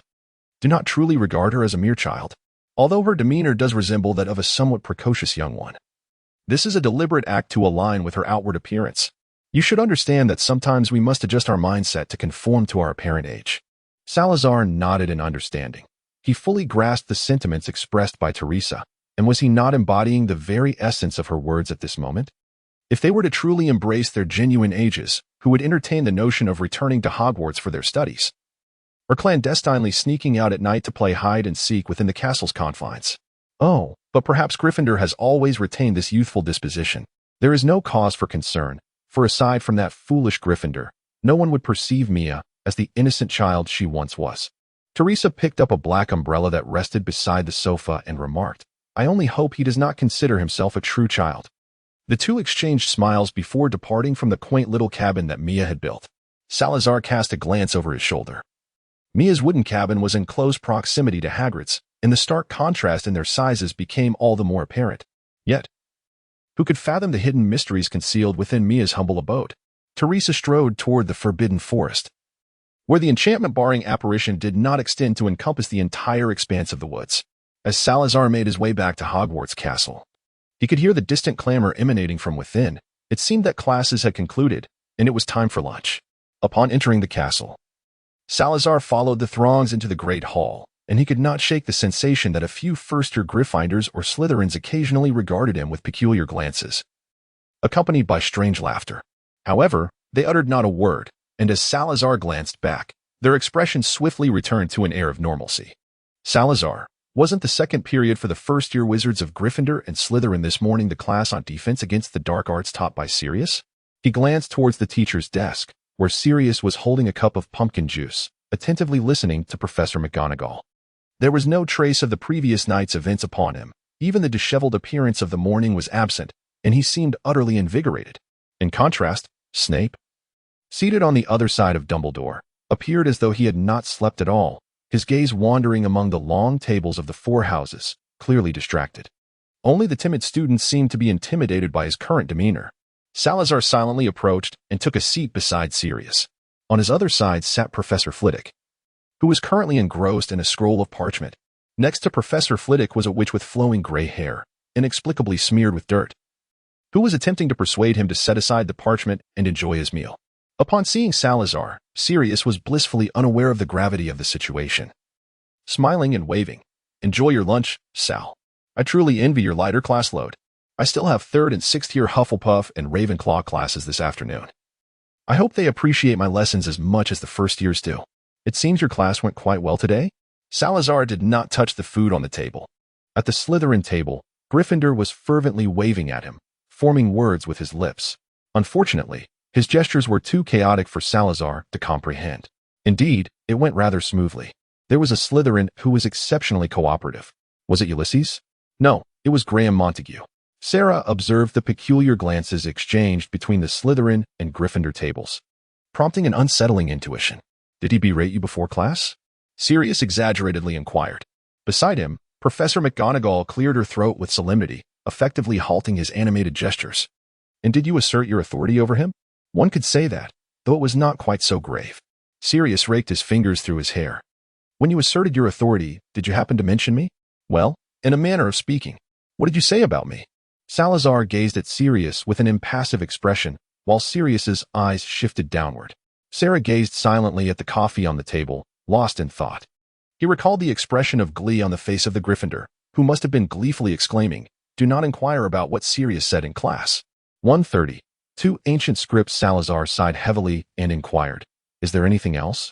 Sirius quickly shook his head, indicating that he had nothing more to say. With a sense of relief, Salazar commenced addressing the matter of today's luncheon. It was merely an instance cited in class, nothing of great significance. If only Gryffindor had not been intent on spreading rumors alongside a certain individual from their house. But why, pray tell? Was classmate Ulysses Ugaros seated at the Gryffindor long table? Furthermore, the person beside him appeared utterly unconcerned by the situation. Salazar felt that yesterday's sorting ceremony was utterly wasted. Tom sat despondently in the left seat of Gryffindor. Just a moment ago, the founder of Gryffindor had taken a seat beside him under the pretext of searching for his cousin, yet he didn't spare a glance at his so-called cousin, instead engaging with other students to spread rumors about the founder of Slytherin. This left Tom uncertain whether Gryffindor was merely playing a prank on Salazar or persecuting Sirius, who had just been mentioned in class as an example by Salazar. Fortunately, the rumors he spread were not excessively outrageous. They even resembled the clumsy bragging of a younger brother about his elder sibling, albeit exaggerated to the point of being almost mockingly flattering. He was genuinely curious about Salazar Slytherin's thoughts when confronted with the tales being spun by Gryffindor during class. What was this notion of facing dozens of swamp lizards all alone? Tom was familiar with similar creatures, yet none seemed to match. After all, Gryffindor claimed that such beings were, under certain circumstances, even more formidable than fire dragons. Wait, swamp? As Tom listened to Gryffindor's seemingly absurd claims, he gradually fell into deep contemplation. He then began to listen intently, hanging on to every word of Gryffindor's boasting. Salazar was utterly unaware that at the long table of Gryffindor, someone was vividly recounting a reimagined version of events from a millennium ago. He cast a glance towards the Slytherin table and, indeed, observed the young wizards who had just endured a lesson in defense against the dark arts, all wearing expressions of discontent. It was uncertain whether Sirius had made some astonishing remarks that challenged their worldviews or if Gryffindor had once again engaged in some extraordinary antics. One could only hope that it was not Sirius who had spoken. For such matters that influence the beliefs of the next generation ought to be approached with gradual and subtle transformation. Salazar pondered for a moment on specific measures for reform. Ultimately, he concluded that it sufficed to make the current Slytherin wizards realize that glory would not yield to ambition. Of paramount importance was the notion that students should devote themselves to their studies rather than fill their minds with schemes of factionalism. As for the rest, those were merely his personal reflections, and there was no need to impose his views entirely upon the present Slytherin house. The only essential was to ensure that the events surrounding Voldemort would not recur. Salazar felt a profound aversion to such actions undertaken in the name of ambition, cloaked in false glory. While ambition can indeed be commendable, there is no necessity to conceal it. One should display it openly and with pride. Sirius patted Salazar on the shoulder and remarked, "Sal, ever since you arrived at Hogwarts, something has seemed amiss." Salazar, this time, did not completely lose his focus. He managed to restrain the impulse of his wand that emerged from his sleeve and cast a curious glance at Sirius. What was amiss? Sirius, holding a piece of sausage, remarked, "I can't quite articulate it, but it feels as though you have found something to occupy yourself with, yet are uncertain of what to do. Which is why I often catch you in a daze." Salazar gazed at him with an impassive expression and asserted, "It is merely an illusion." "Well then, Gryffindor, Sal, are you perhaps feeling anxious about attending class?" he inquired. Salazar retorted, "Are you feeling nervous?" Sirius furrowed his brow, his expression revealing a hint of inner turmoil.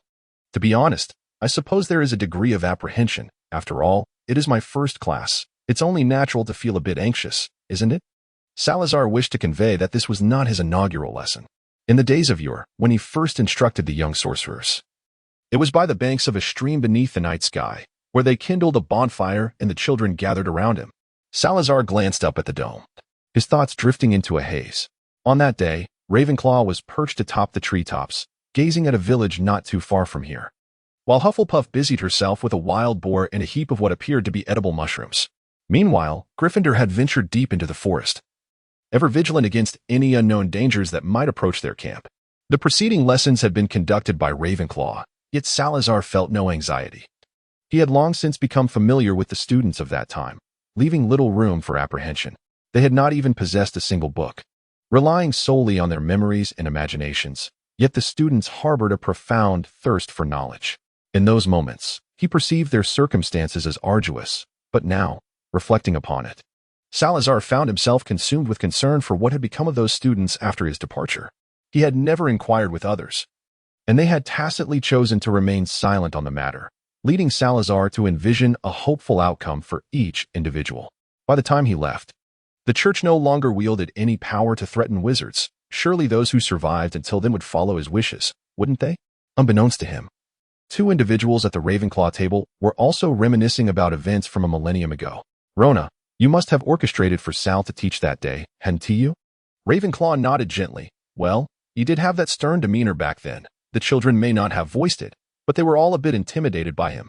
The two leaned closer together, almost whispering, yet none of the Ravenclaws showed any interest in eavesdropping. Perhaps he still had not realized that the children had indeed feared him beforehand, but fortunately, the outcome had been quite favorable. Speaking of which, it seems that only Gordy has yet to master the art of dealing with his prideful demeanor. Ravenclaw scoffed lightly, her glass of orange juice swaying in her hand. "He hasn't mastered it. He merely enjoys stirring trouble and provoking Sal." Hufflepuff chuckled. leisurely savoring a steak. Don't you think Gordy resembles a dog, while Sal is akin to a cat? When they share a space, tranquility is forever elusive. Yet, should they part ways, they would inevitably begin to yearn for the chaotic days of old. Ravenclaw pinched her waist, cats and dogs creating chaos.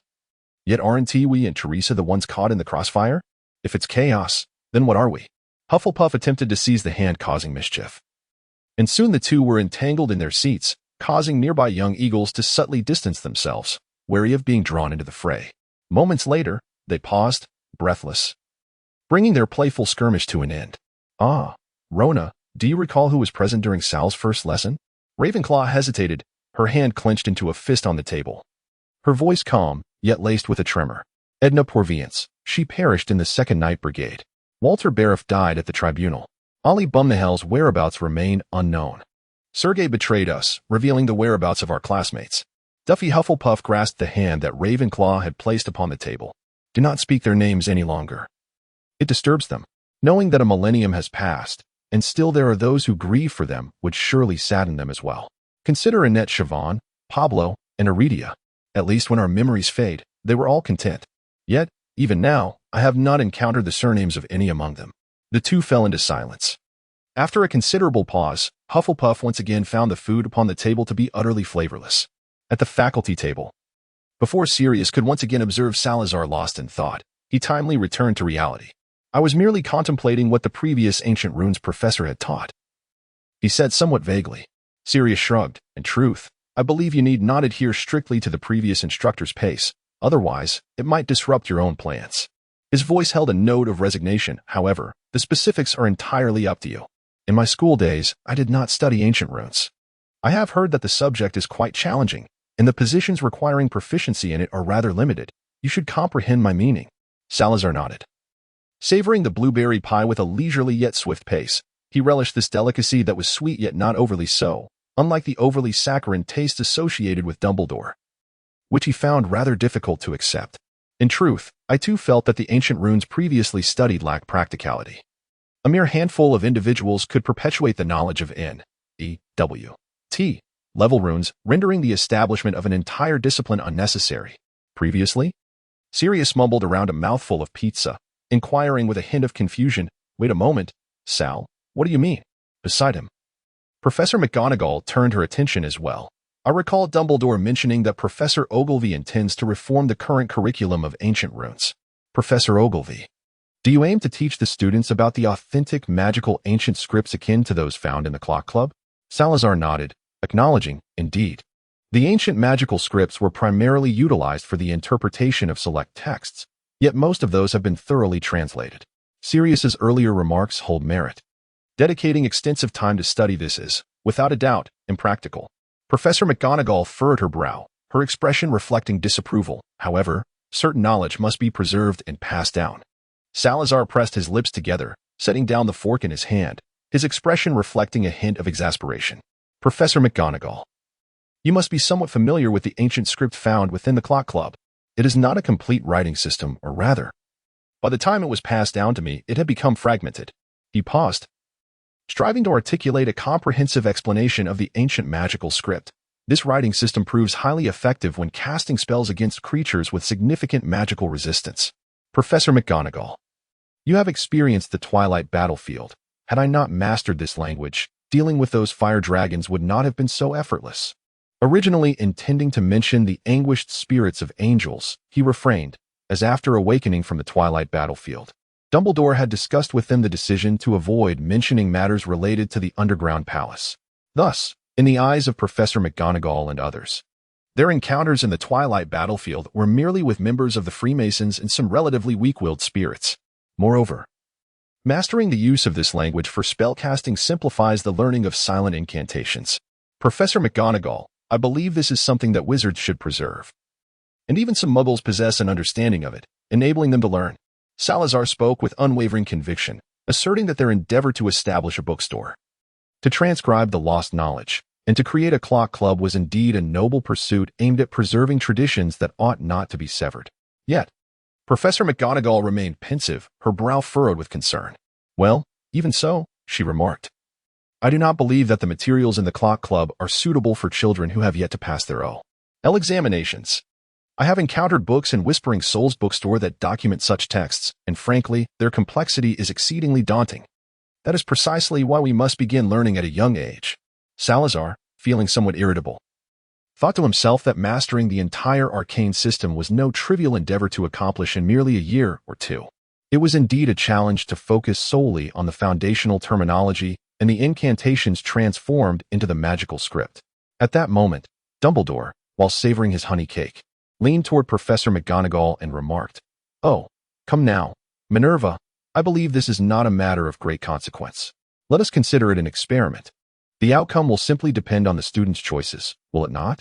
Professor McGonagall nodded in agreement, albeit with a hint of complaint, saying, "Dumbledore, I believe these should be regarded as two distinct disciplines. We ought not to choose between these two ancient scripts."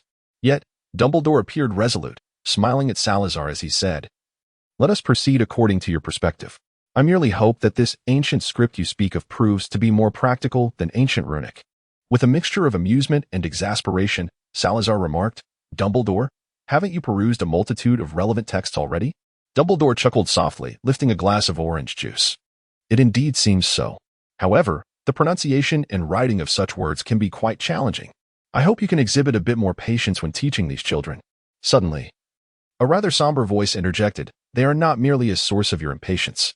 Severus Snape had long since set down his utensils. Now crossing his arms and leaning back against the chair, his eyes resembling a bottomless black lake, casting a dark gaze towards Sirius. Some individuals refuse to grant their minds the opportunity to falter, resulting in their own discomfort. Today has been quite enlightening. A sixth-year student managed to blow up his own cauldron. Salazar recalled the explosion that had echoed through the morning. Yet, observing Sirius's pallor now, he was struck by an odd thought. Could he possibly know? It seemed rather ordinary for Salazar to be aware of the events from the previous night. Sirius did not contest Severus's remarks. Instead, he earnestly provided an explanation. The textbook had lacked detail. Who could discern whether the porcupine quills ought to be positioned upright or inverted? Severus's gaze grew significantly profound as his eyes met Salazar's, both conveying a singular sentiment. After 6 years of education, how could the textbooks be so meticulous? Sirius noted the silent exchange between the two masters of potion-making, yet what could he possibly say? The art of potion-making was indeed reliant upon intuition. This also reminded Salazar that ancient runes similarly depended on the individual. Perhaps some would grasp it effortlessly, while others might linger on the same word for years. He turned to Dumbledore and stated, "This year, I shall take the lead, but if too many struggle, I hope that by next year." These two ancient languages can be separated into distinct subjects. Headmaster Dumbledore, I trust you would not wish to face complaints from the students' parents alongside me? How unfortunate it is that Sal's class is an elective for the 3rd years. Otherwise, we could observe him teach right now. Hufflepuff lamented, feeling as though she were still immersed in an era long past upon returning to Hogwarts. However, for her, the current atmosphere at Hogwarts was quite pleasant. The air was free from the tension wrought by war, and students could freely allocate their time outside of classes, rather than being compelled to dedicate every moment to acquiring life-saving skills. They no longer needed to be hyper-aware of whether their words or actions might provoke undesirable consequences, nor did they have to don masks to stabilize the emotions of their peers. Even now, as a professor, Salazar was unburdened by the need to conform to the expectations of his Slytherin identity. Who could argue otherwise? In the past, Hogwarts students were compliant during lessons, never causing disruptions in class, but who could say the same now? Remarked Gryffindor, his tone tinged with a hint of schadenfreude. Sal looked no older than a recent graduate, and he did not possess the intimidating demeanor one might expect. It would indeed be odd if those students listened to him attentively. I am eager to see how he would handle a student causing mischief in his classroom, Gryffindor expressed with anticipation. Although he and Salazar were the best of friends, it was only natural for friends to wish to witness each other's moments of embarrassment, was it not? He grinned mischievously. Let us hope those students do not become too unruly. For these past few years, Sal has seemed remarkably unperturbed. I almost forget the idiom. What was it again, Rona? The one you mentioned the day before you boarded the train? Cultivating oneself. Ravenclaw sighed helplessly. Indeed, self-cultivation seems to have transformed Sal into a rather composed individual, at most. He merely wears a stern expression and has ceased his usual banter.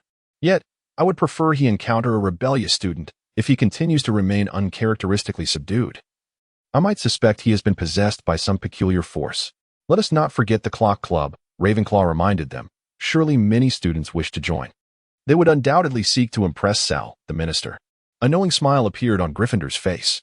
This notion is typical of you overachievers. Besides, isn't he currently teaching a class for 3rd or 4th years? These young wizards, right in the throes of rebellion, would hardly heed the minister, should the lesson prove dull. Hufflepuff, lost in thought, suddenly burst into laughter. Let us not trouble Sal. His idea of engaging lessons likely involves sharing cold jokes. The trio exchanged glances and erupted in laughter. At that moment, they stood in the trophy room of Hogwarts, admiring the gleaming trophies meticulously polished by Mr. Filch. It must be Mr. Filch's handiwork. After all, it is only the 2nd day of term, and no student has yet been punished to work under his supervision. What I see here dates back nearly 6 centuries to the age of European exploration. It is truly a pity we could not witness that era firsthand. I have heard tales of the first circumnavigation of the globe. Gryffindor lamented. Imagining setting sail on a grand adventure with a crew is simply romantic. The more he pondered, the more he felt that Salazar's time travel had tragically missed that remarkable period. Perhaps not, Ravenclaw interjected. Did Malfoy not write in his diary? He and Rona left Hogwarts under mysterious circumstances. It is possible they encountered that era. Malfoy claimed you had perished, but who knows the truth? We certainly had our share of feigned deaths back then. Perhaps you merely sought an excuse to depart Hogwarts. She nudged Ravenclaw with her elbow. Right, Rona? Hey now. I have no reason to conceal anything from my students. If I were to leave, could I not do so as you did? Gryffindor exclaimed. Hufflepuff and Ravenclaw exchanged glances. Contemplating the likelihood of Gryffindor actually executing such a plan, they averted their gazes, eager to shift the topic. Ravenclaw cast a conflicted glance at Hufflepuff. We are not of Sal's lineage. Such self-reinvention is beyond our capabilities. Alas, should Sal hear you bringing up his previous incident of shedding skin, Hufflepuff merely shrugged, wrapping his arm heavily around Ravenclaw's waist. I am aware that our potion skills do not yet match his, he mused. By the way, has Sal managed to recreate the vitality potion? It seems plausible, though I am not privy to the specifics, having never inquired, and my understanding of potions is rather limited. Gryffindor replied absent-mindedly, continuing to gaze at the trophies displayed in the next crystal cabinet. Oh, look at this, Tom Riddle. It is truly a pity we did not bring him along to see.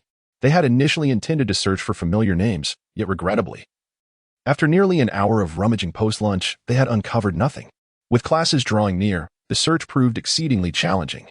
An uncertainty loomed over whether this was indeed the sole repository for trophies. What if some antiquated awards were stored elsewhere? Gryffindor inquired, a hint of frustration evident in his tone. Let us continue our search, but personally, I believe we ought not to delay our classes any further. Goaty. As you mentioned last night, one must present oneself appropriately for school. This afternoon, Ravenclaw has potions with Snape, and I am quite eager to observe his teaching. Hufflepuff exclaimed enthusiastically. Following the events of the previous night, Hufflepuff found himself empathizing with Snape's tumultuous student days, thus feeling particularly melancholic about his classes. Earlier that morning, when perusing the schedule, Hufflepuff had been lamenting the past. However, as soon as her words fell, the trophy room door was swung open. A gaunt cat with brownish-gray fur and piercing yellow eyes slinked in, fixating its gaze intently upon the trio. Surely, there is no rule prohibiting students from entering the trophy room? Gryffindor whispered, not wishing to lose house points on the very first day of classes. For them, the House Cup was not merely a competition among the 4 houses but an engaging game amongst themselves. Yet, as Gryffindor reflected on his current status as a Slytherin student, the earlier apprehensions dissipated in an instant. Well, with the Weasley twins around, perhaps there is cause for concern. Following closely behind the cat was a diminutive, balding old man, the caretaker, Filch. He scrutinized the 3 students with a grim expression, his tone decidedly unfriendly as he queried, "What are you doing here, wandering about? I warn you, should you dare to damage anything in this room, I shall see to it that the headmaster punishes you with the task of cleaning the entire castle." Surely not? Gryffindor mumbled under his breath. To his mind, if any unprotected items were to be damaged, it would merely require a repair charm.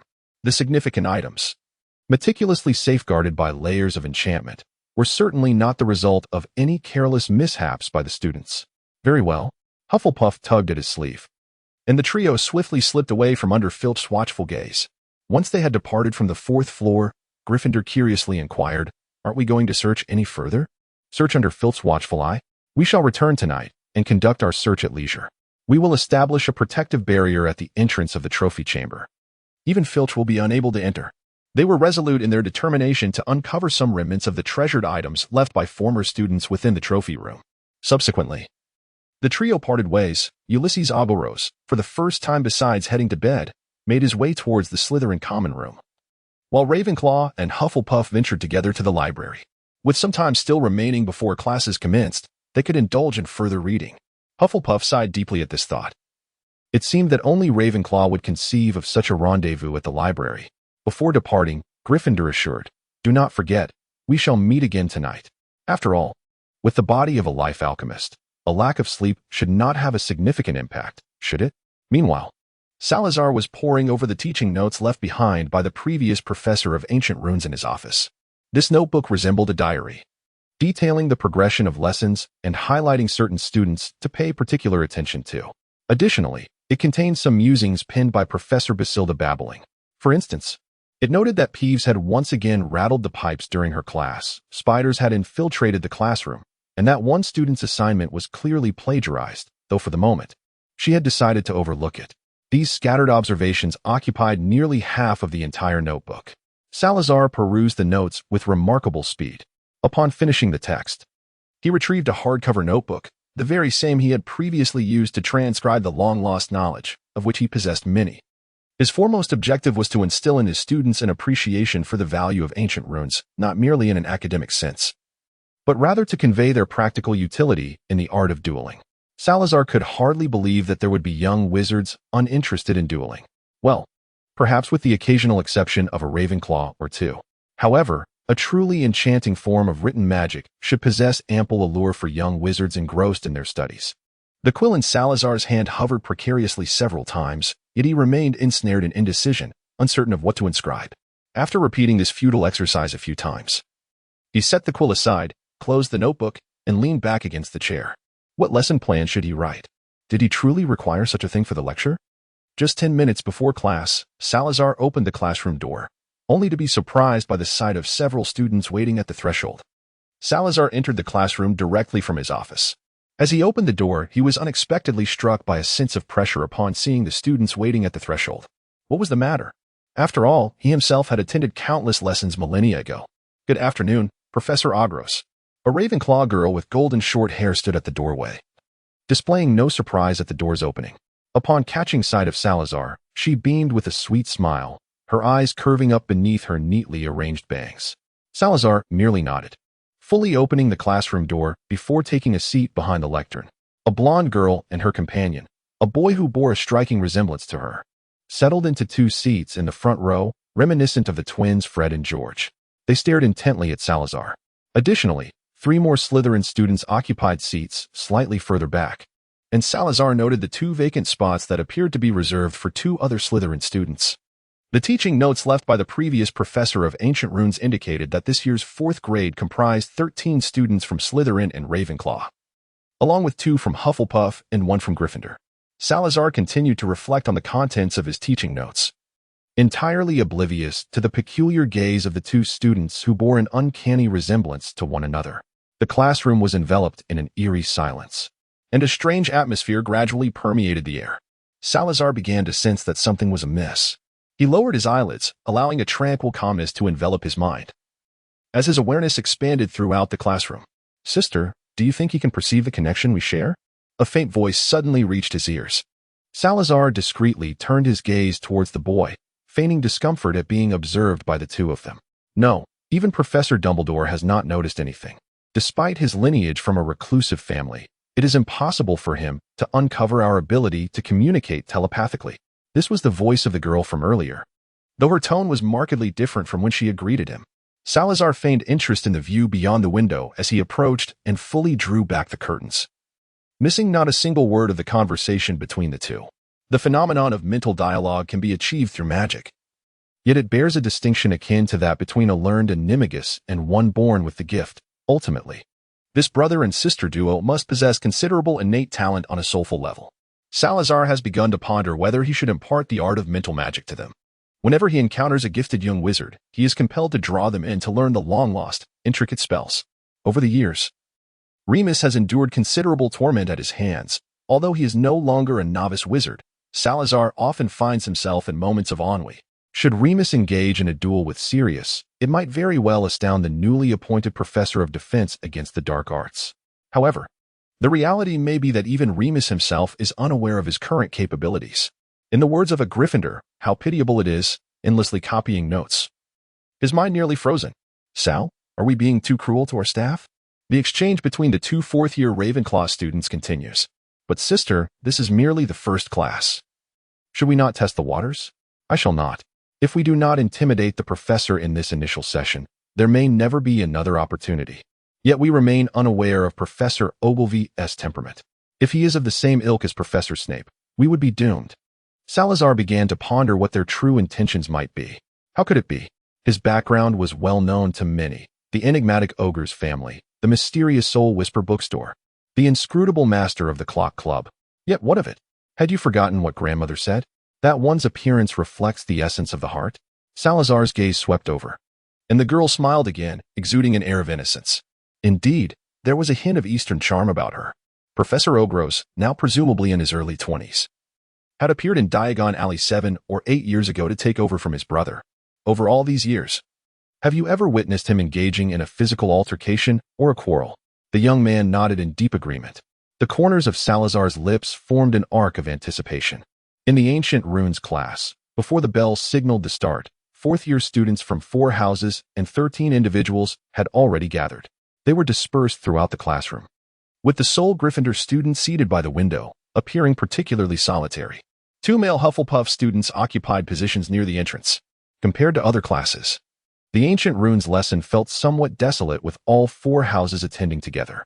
Aside from the students, Professor McGonagall occupied the last row, her brow furrowing as she noticed the absence of textbooks among the students. During the summer, Professor McGonagall had begun to wonder why this year's Ancient Runes class lacked a single textbook. As she entered the room and passed by Salazar, she whispered to him, I have already communicated with Professor Dumbledore, Ogsworth. Let us hope the Ancient Runes class does not devolve into a practical combat course. Salazar shrugged, offering no assurance. After all, his educational philosophy was rooted in the ancient doctrines of survival. How could one disregard practical experience?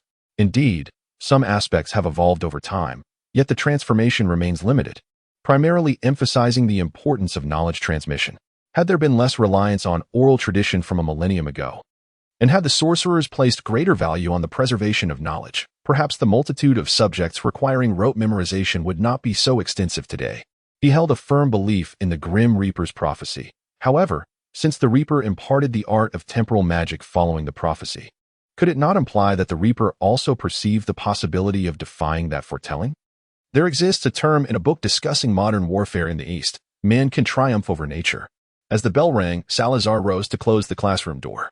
He stood at the lectern, facing 14 pairs of eyes gazing at him, suppressing the emotions within and before the assembly. He raised a smile that was both befitting of his apparent age and distinctly Gryffindor, brimming with youthful exuberance. I have not required you to purchase any textbooks, he declared, which means that I shall not be utilizing them in my lessons. So what purpose do your notebooks and quills serve? Professor McGonagall's brows furrowed deeply. Yet she restrained herself. Having anticipated Salazar's unconventional teaching methods, she deemed it unnecessary to dwell on his opening remarks. Nevertheless, this introduction was sufficient to captivate all the students' attention. Had this been a class on defense against the dark arts, they might not have found it particularly alarming. However, the subject at hand was ancient runes. This was a course centered on written language, without textbooks and note-taking. What indeed was the point of the lesson? They set down their quills, their eyes fixed unwaveringly on the professor at the lectern. Even the seemingly rebellious Ravenclaw twins began to blend in with their peers. The runes were a system of ancient Germanic letters, typically employed for writing, divination, and sorcery. They flourished in Northern Europe, the Scandinavian Isles, the British Isles, and Iceland from 100 BC to 1600 AD. Some were disappointed, furrowing their brows, twirling their quills in their hands, silently contemplating that indeed, these matters did not necessitate note-taking. The Ravenclaw twins resumed their whispered exchanges. I expected something more intriguing. Instead, it's just this. The girl muttered, how dull. Enrique, are you ready? Yes, sister. Salazar smiled faintly, gazing into the eyes of the twin sisters. All right, let us not dwell on that. Suddenly, a gasp echoed through the air. followed by the sound of a quill dropping to the floor. Professor McGonagall's brow furrowed even deeper. Retrieve your wands and prepare the flame charm. Surely you are all familiar with it? In the next moment, Salazar overheard the twin silent communication commence anew. First year magic. Can you believe he doubts our proficiency in this? One girl's voice sounded somewhat irritable. Calm down, sister. After all, he hails from a secluded family, so it is perfectly natural for him to be unaware of our progress. Salazar, he merely uttered an introductory remark. The students eagerly brandished their wands, with the exception of the twin sister, who did not perceive Salazar as doubting their abilities. This should be the expected reaction, Salazar mused, pondering whether he had been eavesdropping for too long, allowing their enthusiasm to influence his thoughts. His listening was quite overt. It was their own communication that lacked discretion. Thus far, the class had not spiraled out of control. Professor McGonagall sat in the last row of the classroom, also ready with her wand, prepared for any unforeseen occurrences. Amidst the twilight battlefield, the performance of Salazar's brother was impressively remarkable. Yet it did not necessarily reflect his own capabilities. Flashes of fire erupted from the tips of the students' wands, and upon witnessing their coordination, Salazar nodded in satisfaction. Now, can you manipulate the flame shape and temperature variations? Salazar descended from the podium, casually wielding his wand as he recited incantations incomprehensible to the students. Flames elongated into delicate strands, while the surrounding air, along with the light, exhibited subtle distortions. The students fixated on him, their eyes brimming with astonishment and curiosity. Having spent several years at Hogwarts, they were acutely aware of the formidable difficulty in achieving such precise manipulation of magic. Transforming flames into slender threads might be within their grasp in a few years. Yet managing the temperature to alter the color of the flames was an altogether more daunting task. The pair of twin siblings clasped each other's hands, their expressions unmistakably tense. Meanwhile, several Slytherin students in the back strained their necks to observe intently. A Gryffindor seated by the window attempted to conjure flames, striving for greater precision in their control. What you know as Nivern is but an ancient magic script, Salazar's voice resonated. Yet ancient magic scripts encompass more than just Nivern. This is an even older form of writing, devoid of a specific name, yet inherently imbued with magic. The twin sister from Ravenclaw raised her hand. Professor Ogros. Is it akin to what you are demonstrating now? Salazar initially assumed that the twins would be rebellious students, yet at this moment, they unexpectedly displayed remarkable cooperation. It would be more accurate to say that they were indeed meant to be troublemakers, but when faced with the choice between disrupting the class and engaging with intriguing content, they opted for the latter. Indeed, through the enchantment woven by these words, control becomes significantly more attainable, effectively amplifying the potency of the magic. Furthermore, in the future, as you delve into the realm of silent spells, your learning shall be rendered considerably easier. But what about this script? The twin sister inquired, her brow furrowed with concern. How are we to learn it without any textbooks? At this moment, their earlier intentions to disrupt the class had completely evaporated. No young sorcerer could withstand the might of more formidable magic. Textbooks are unnecessary, he lamented. Regrettably, I too do not fully comprehend this script. It resembles runes used for translating texts, but I have yet to encounter any documents recorded in this script. He sighed and continued, currently, it is possible that only my family possesses any records pertaining to this script. What I know consists merely of a few incantations. Those incantations were indeed passed down through his family lineage, yet some were collected during tumultuous times, while a comprehensive understanding was unattainable. Employing this script for common spells was certainly feasible. He inscribed a line of letters on the blackboard that bore little resemblance to English. This is the incantation for the fire spell. To wield it, you must not only memorize the incantation or pronounce it accurately, but you must also grasp the essence of fire and appreciate the subtleties of the fire spell. By the end of the class, all the students were in a daze. As they exited the classroom, they continued to grapple with Ogros's notion of understanding fire and appreciating its essence. Thus far, no one had successfully unleashed magic using the incantations provided by Salazar, despite their precise pronunciation and correct wand movements. Yet, none of them doubted Salazar's authenticity. To question him would be akin to doubting the very existence of the Clock Club and the Soul Whispers bookstore. Not to mention that the majority of them yearned to join the Clock Club, and even its members were beyond reproach. Once everyone had departed, Salazar closed the classroom door and turned to Professor McGonagall, who remained seated in the last row. The class has ended, Professor McGonagall. She rose, her brow still furrowed as she glanced at the unfamiliar line of text on the blackboard. I am aware, Oh, gross. Her tone seemed somewhat weighty. And I must concede that the language you speak of indeed possesses remarkable value. Previously, I had caught a fleeting glimpse of it in a book from the Clock Club. However, that instance was rather incomplete, as the author may have intended it merely as an illusion. This time, I have thoroughly experienced the enchantment of this language. When I employed it to conjure magic just now, I felt a significant improvement. As Sarah gazed at Professor McGonagall's expression, she sensed that a storm was brewing. However, Oglerose, do you not believe that this presents an insurmountable challenge for the young wizards? Even I struggled to fully unleash the flame charm just moments ago. Do you truly expect the students to dedicate an entire semester to mastering a single incantation? It certainly would not take a semester, perhaps not even half a month. When he studied this particular magic, he only required 2 days, with the primary difficulty lying in adapting to the linguistic demands of understanding the spell. Perhaps, Professor McGonagall. Salazar raised his hands in a gesture of resignation, expressing with a hint of exasperation, "Please believe me, this language is not particularly difficult within our family. Even the children who have yet to reach school age are well versed in it." Professor McGonagall furrowed her brow as she regarded him, her gaze still tinged with skepticism. Sarah glanced at the clock hanging in the classroom. The first-year students of Slytherin House had also concluded their lessons. "Let us wait a moment, Professor McGonagall. I shall demonstrate this to you." Just then, a rapid knocking echoed from outside the classroom. With a smile in her eyes, Salazar gazed towards the doorway. "Come right in." Eustace Ogres, without hesitation, pushed the door open. "Sal, why did you ask me to come over during lunch?" Professor McGonagall observed the newcomer at the threshold, scrutinizing the boy who seemed rather uncharacteristic of a Slytherin. "Professor Ogres. Is he the child you mentioned who mastered the language you teach before even reaching the age of 10? Salazar nodded. "That's him. Come forth, Eusebius." Gryffindor cast a meaningful glance at Salazar, yet when he turned towards Professor McGonagall, his expression instantly transformed into one of utmost obedience.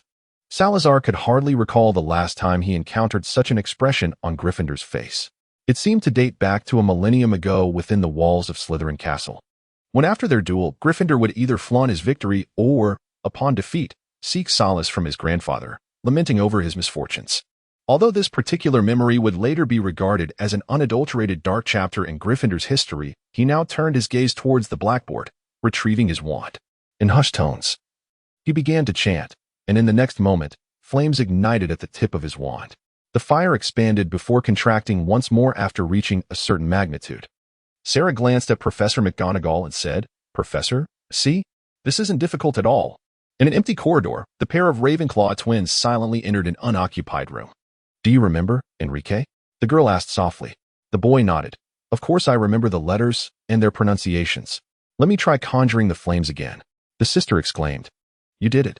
Enrique looked on in astonishment as his sister recited the spell taught by Professor Ogroth in class, and a flickering orange flame emerged from the tip of her wand.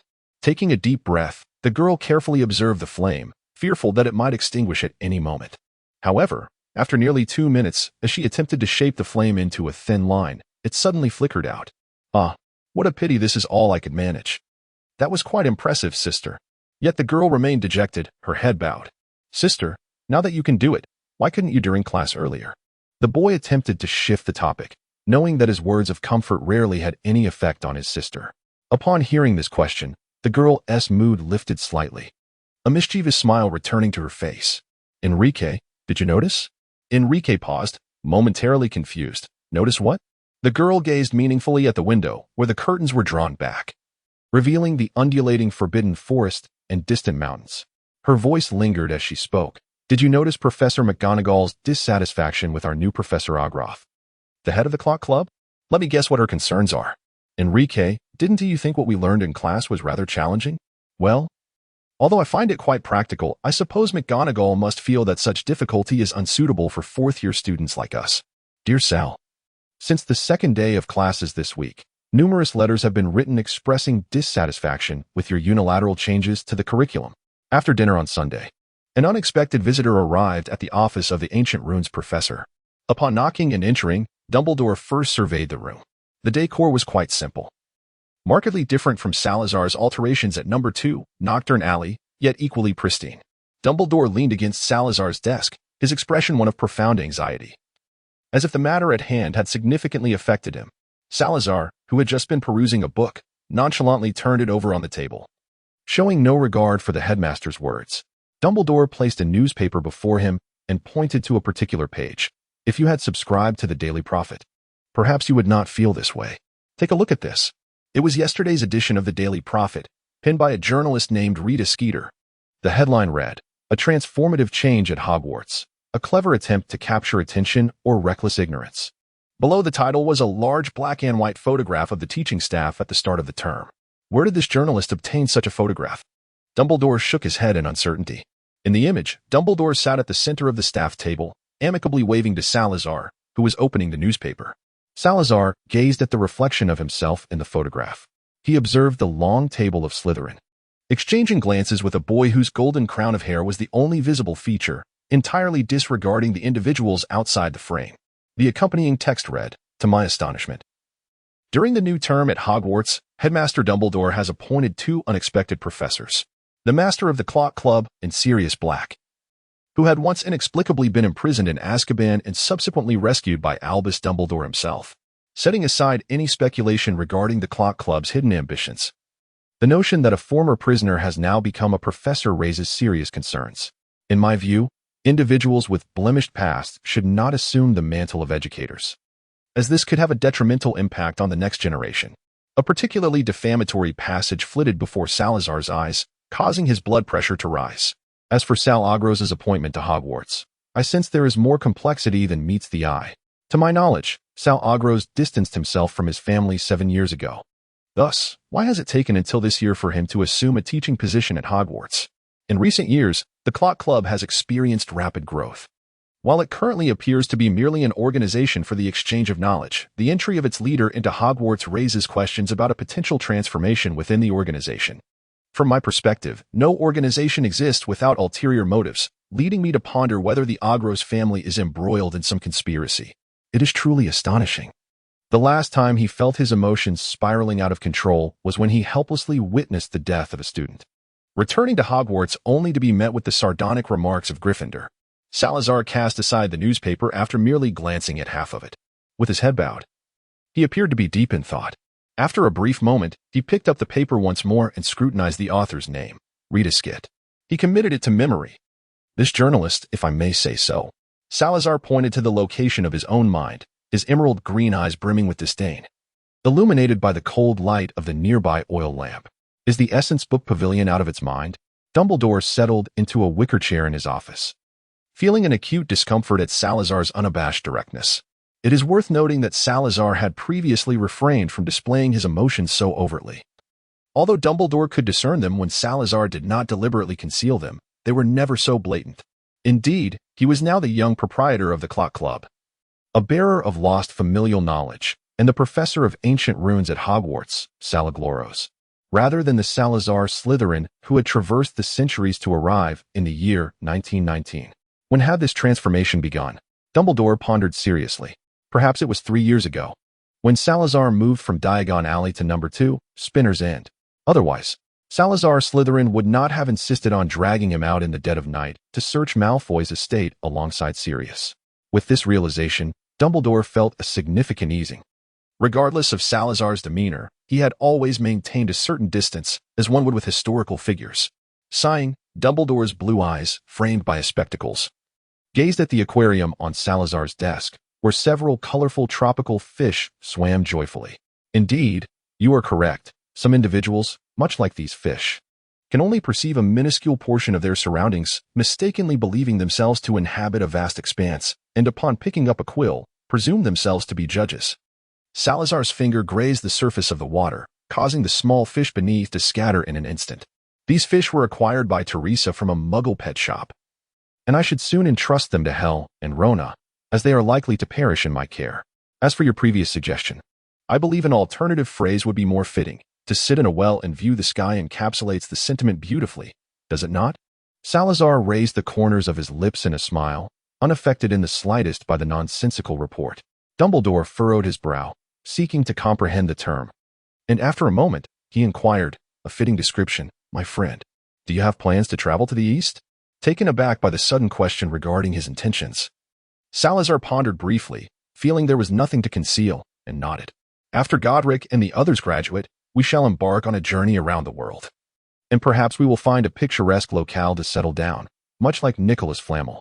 It is also possible that we will engage in another time travel, to glimpse what this world will be like in hundreds or even thousands of years hence. To be candid, Headmaster Dumbledore, I am quite eager to witness the advancements in Muggle technology. To me, their science is akin to another form of magic. Dumbledore appeared equally enchanted by the notion, a splendid plan.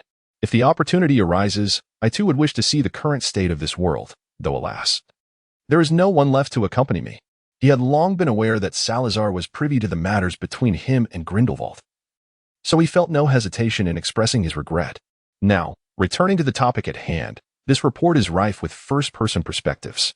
I cannot believe that a journalist could concoct such a narrative merely through subjective imagination and a few interviews. Furthermore, Miss Nora Akes and Mr. Enrique Akes did not grant her an interview, Salazar added. Nora and Enrique Akes were the twin siblings from Ravenclaw. Ancient magical literature had always been a weekly class, and after that Tuesday, they had not attended any of Salazar's lessons. However, whenever they encountered Salazar in the corridors, they would eagerly engage him with inquiries, not only about the lessons but also regarding Salazar's personal matters. Just yesterday, while strolling by the lake, he had been approached by them. Starting from a discussion on class material, the conversation gradually shifted to, Professor Ogros, do you have a girlfriend? Enrique tugged at his sister's sleeve, his expression clearly disapproving. Nora brushed Enrique's hand away, her golden short hair dancing in the breeze, the air brimming with youthful enthusiasm as she continued, Professor Ogros, do tell us. Salazar shook his head, his gaze drifting past her to the tranquil surface of the lake, a subtle smile playing at the corners of his lips. If Teresa were here, she would undoubtedly be splashing the water, sending ripples cascading far and wide. At this moment, what might Teresa be doing? Nora Oakes suddenly felt invigorated. However, Salazar remarked, she is my fiancée. Miss Oakes instantly deflated. Salazar heard her brother's thoughts resonating in their mental connection. It is truly unfortunate that sorcerers like Professor Aglaros are becoming increasingly rare. Her brother replied with resignation, sister. We are only 14. No, you do not understand. Boys our age hold no allure for girls. Just this morning, I overheard several girls in the common room discussing Professor Aglaros. Nora Oakes continued to chatter on. The key is that although he is in his 20s, he appears as if he has just graduated, not much older than us. And, oh, never mind. I won't bother explaining it to you since you wouldn't comprehend. Enrique Oakes cradled his head in his hands. Salazar felt that their communication was exceedingly conspicuous, yet he could only feign ignorance. Regrettably, he was already engaged, and thus I had no choice but to relinquish my hopes. Had she been merely a girlfriend, perhaps I could have pursued the matter. It is truly a lamentable situation. Salazar let out a sigh of relief. However, just a moment later, she sprang back to life, continuing to skip along beside Salazar, dragging her brother along. So, Professor Oglas, when do you intend to marry? When do you wish to have children? And may I be invited to your wedding? Enrique Oakes wore an expression of utter desolation as his sister pulled him along, constantly casting apologetic glances at Salazar. After confirming that there was no further communication between the two, Salazar paused. One delivered a sharp tap to the head. Nora Oakes was heavier, while her brother Enrique Oakes was lighter. Rather than fretting about this, why not pay attention to the completeness of your history of magic notes? As they finally departed from the lakeside, Nora Oakes continued to complain about a woman who had inexplicably approached her the previous day, inquiring about the current ancient runes class. Although she claimed to have been permitted by the headmaster to conduct interviews, I find it unlikely that Mr. Dumbledore would grant her such access. Her sneaking into the school seems a far more plausible scenario. She persisted in bombarding us with questions, which I had no desire to answer until we encountered Professor Flitwick, at which point she vanished completely. Professor Ogros, do you think this matter should be reported to the headmaster? Salazar recounted to Dumbledore the events of yesterday, albeit only the latter part. Dumbledore furrowed his brow in contemplation, yet soon he sighed and offered a wry smile. Hogwarts had been infiltrated by outsiders. I had previously believed that as long as the gates were shut, this place would be impenetrable. At that moment, Salazar was contemplating the numerous secret passages within Hogwarts. It would indeed be peculiar for a graduate not to know at least two of these hidden routes. However, he shifted the conversation to another matter. By the way, Professor Dumbledore, I believe it might be prudent to separate ancient runes and arithmancy into two distinct courses. Dumbledore, caught off guard by this sudden change in topic, gazed at Salazar in surprise. How shall I put this? Although the students who have attended the classes do show a genuine interest in these subjects, there are still those who favor arithmancy. We cannot deprive them of their right to study it. After pondering for a moment, Dumbledore nodded in agreement. Indeed, we cannot entirely abandon arithmancy. Otherwise, in several decades or even centuries, this script might be completely lost to time. Salazar did not claim that Muggles had already mastered this script. He merely nodded. After discussing this matter, Salazar found that his emotions remained unrelieved, and he sighed. Redirecting the conversation, that Lita Lestrange, since she was able to enter the first time, would undoubtedly return. At this moment, Salazar's tone was resolute and unwavering. Dumbledore looked at Salazar in astonishment. Are you suggesting? As Salazar smiled, an icy glint gradually mingled within her deep green eyes. If she dared to infiltrate and weave rumors with mere fragments of words, then should she dare to enter again, I would not hesitate to let her witness the fortresses of war from yesteryears. Dumbledore cast a profound glance at Salazar, his expression revealing a hint of complexity. He then shifted his gaze to the aquarium on the table, where a few small fish swam aimlessly. He twitched the corner of his mouth, forcing out a smile. This is hardly amusing, dear Sal. Salazar lifted his gaze, locking eyes with him, his deep green irises gleaming with a sharp brilliance. In that moment, he resembled the ocean before a tempest, exuding a stifled tranquility that deepened the previously serene atmosphere around him, culminating in an exquisite indifference. Yet, I had not felt such ire over a matter in a long time. Dumbledore regarded Salazar. Though it seemed he was peering through him at a once familiar figure from the past, he slowly blinked, smiling as he lowered his head. Please, do not create too much commotion, my friend. I have always been quite fond of cleanliness, dear headmaster. After Dumbledore's departure, Salazar picked up the Daily Prophet that lay on the table. The journalist, Rita Skeeter, after having manipulated his words, went on to sensationalize Sirius's statements regarding the ineffectiveness of purebloods in defense against the dark arts. Although her portrayal was far from the original, although Salazar had not attended that lesson on Sirius, he could nonetheless envision how much had been subsequently added. Moreover, there were those interviews. Sarah examined a passage. A certain unnamed Slytherin student remarked that Professor Black exhibits a blatant favoritism towards the Gryffindor students during class, perceiving Slytherins as mere recruits for Death Eaters, destined for Azkaban. Even more egregiously, he openly disparages the entire Slytherin house, suggesting that it ought not to exist at all. Another Hufflepuff student lamented that he has consistently adopted a condescending attitude towards them, believing that none of them will amount to anything, and shows utter disregard for questions posed by Hufflepuff students during lessons. Currently, attending his class fills me with anxiety. If Sirius truly harbors such sentiments, Salazar would be the first to send him away from this wonderful world. The next victim is Mia. To my knowledge, Headmaster Dumbledore brazenly harbors vampires within the school, prompting me to worry for the safety of Hogwarts students. In fact, Mia has always procured her sustenance from Diagon Alley. And then there are the Gryffindors. Moreover, among this year's Hogwarts students, there exist insidious parasites, as it is well known how catastrophic the consequences can be once they erupt. And the newly appointed professor of ancient runes has allowed his brother, who is infested with such parasites, to enter the school. I cannot help but question whether the Ogilvy family truly embodies the previous demeanor of being unassuming, or if their prior behavior was merely a fade. Consequently, I must also ponder if the Clock Club is genuinely just an organization for the exchange of knowledge. Does Sal Ogilvy, as the initiator, harbor some indescribable ambition? Upon reaching the final sentence, Salazar felt that refraining from rushing into the offices of the Daily Prophet to await Rita Skeeter's inevitable downfall was already an act of great mercy. Previously, he had merely been concerned that the articles in the Daily Prophet might adversely affect the Clock Club, and whether a scheming individual like Rita Skeeter possessing unrestricted access to Hogwarts might lead to trouble, prompting him to consider putting an end to her. However, now Salazar feels that even without the aforementioned concerns, he still wishes to eliminate this female journalist. Yet another question arises regarding the incident with the parasites. How did Rita Skeeter come to know about it, considering he had only mentioned it to Sirius in passing? It cannot be Sirius. Although, in Salazar's view, this fellow occasionally acts rather thoughtlessly, being rather careless and prone to emotional impulses, he would never betray a friend. Otherwise, Salazar would not have continued their friendship despite being aware of his past indiscretions. Salazar felt that he was the kind of person who compromised his principles when it came to those close to him. He maintained that if he were to befriend Snape, Then regardless of how loyal Sirius might be, he would consider himself complicit with that group. He pressed his forehead and let out a deep sigh, unappreciative of the moniker bestowed upon him. Those who adhered strictly to their principles were knights. He, Salazar Slytherin, was merely a dark wizard without any principles, and what of it?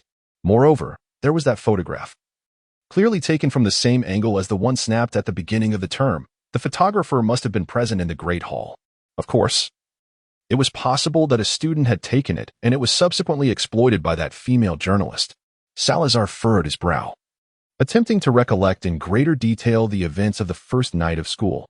Regrettably, his attention had been entirely consumed by the reactions of Gryffindor and others, rendering him oblivious to everything else.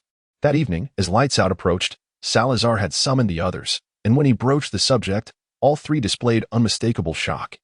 It was evident that their focus that night had been solely on internal strife, completely disregarding their surroundings. I wonder what this is all about. Everything seemed fine before.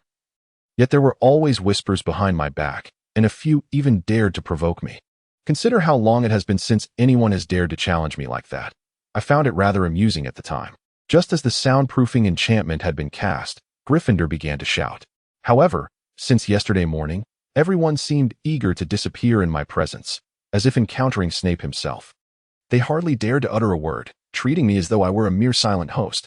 He kicked the stool aside, standing by the library table, indignantly pounding his fist upon it. Fortunately, the soundproof barrier, combined with their somewhat secluded location and the fact that it was a Sunday evening nearing lights out, meant the library was sparsely populated, allowing the commotion to go unnoticed. I truly do not understand how that Rita Skeeter concocted such a fabrication. Have I been particularly outrageous in recent days? Isn't it all rather similar? Salazar turned his head, murmuring softly, after all, should the silent one erupt, it might well be more perilous than you think. At this moment, he was certainly not inclined to admit that the insinuation regarding Ulysses Ogleross's connection to the Silent One likely originated from him. Regardless, for Sirius, who had witnessed their duel, this was the most suitable explanation. As he circled the table, Gryffindor seized Salazar by the collar. Yet the slight frame of an 11-year-old rendered him utterly unthreatening. How is it any different? Sal, am I the type to explode at the slightest provocation? You need to clarify this for me. After perusing the newspaper, Gryffindor's emotions were evidently in turmoil, compounded by his current role as Ulysses Ogleross, leaving no need to mask his feelings. Thus, he presented himself as a completely impulsive 11-year-old, a veritable little scamp. One must admit, Rita Skeeter's prose is quite incendiary. Surprisingly, Salazar found a certain charm in Gryffindor at this moment. He swiftly banished this peculiar thought from his mind. Indeed, Gryffindor's current appearance was undeniably endearing.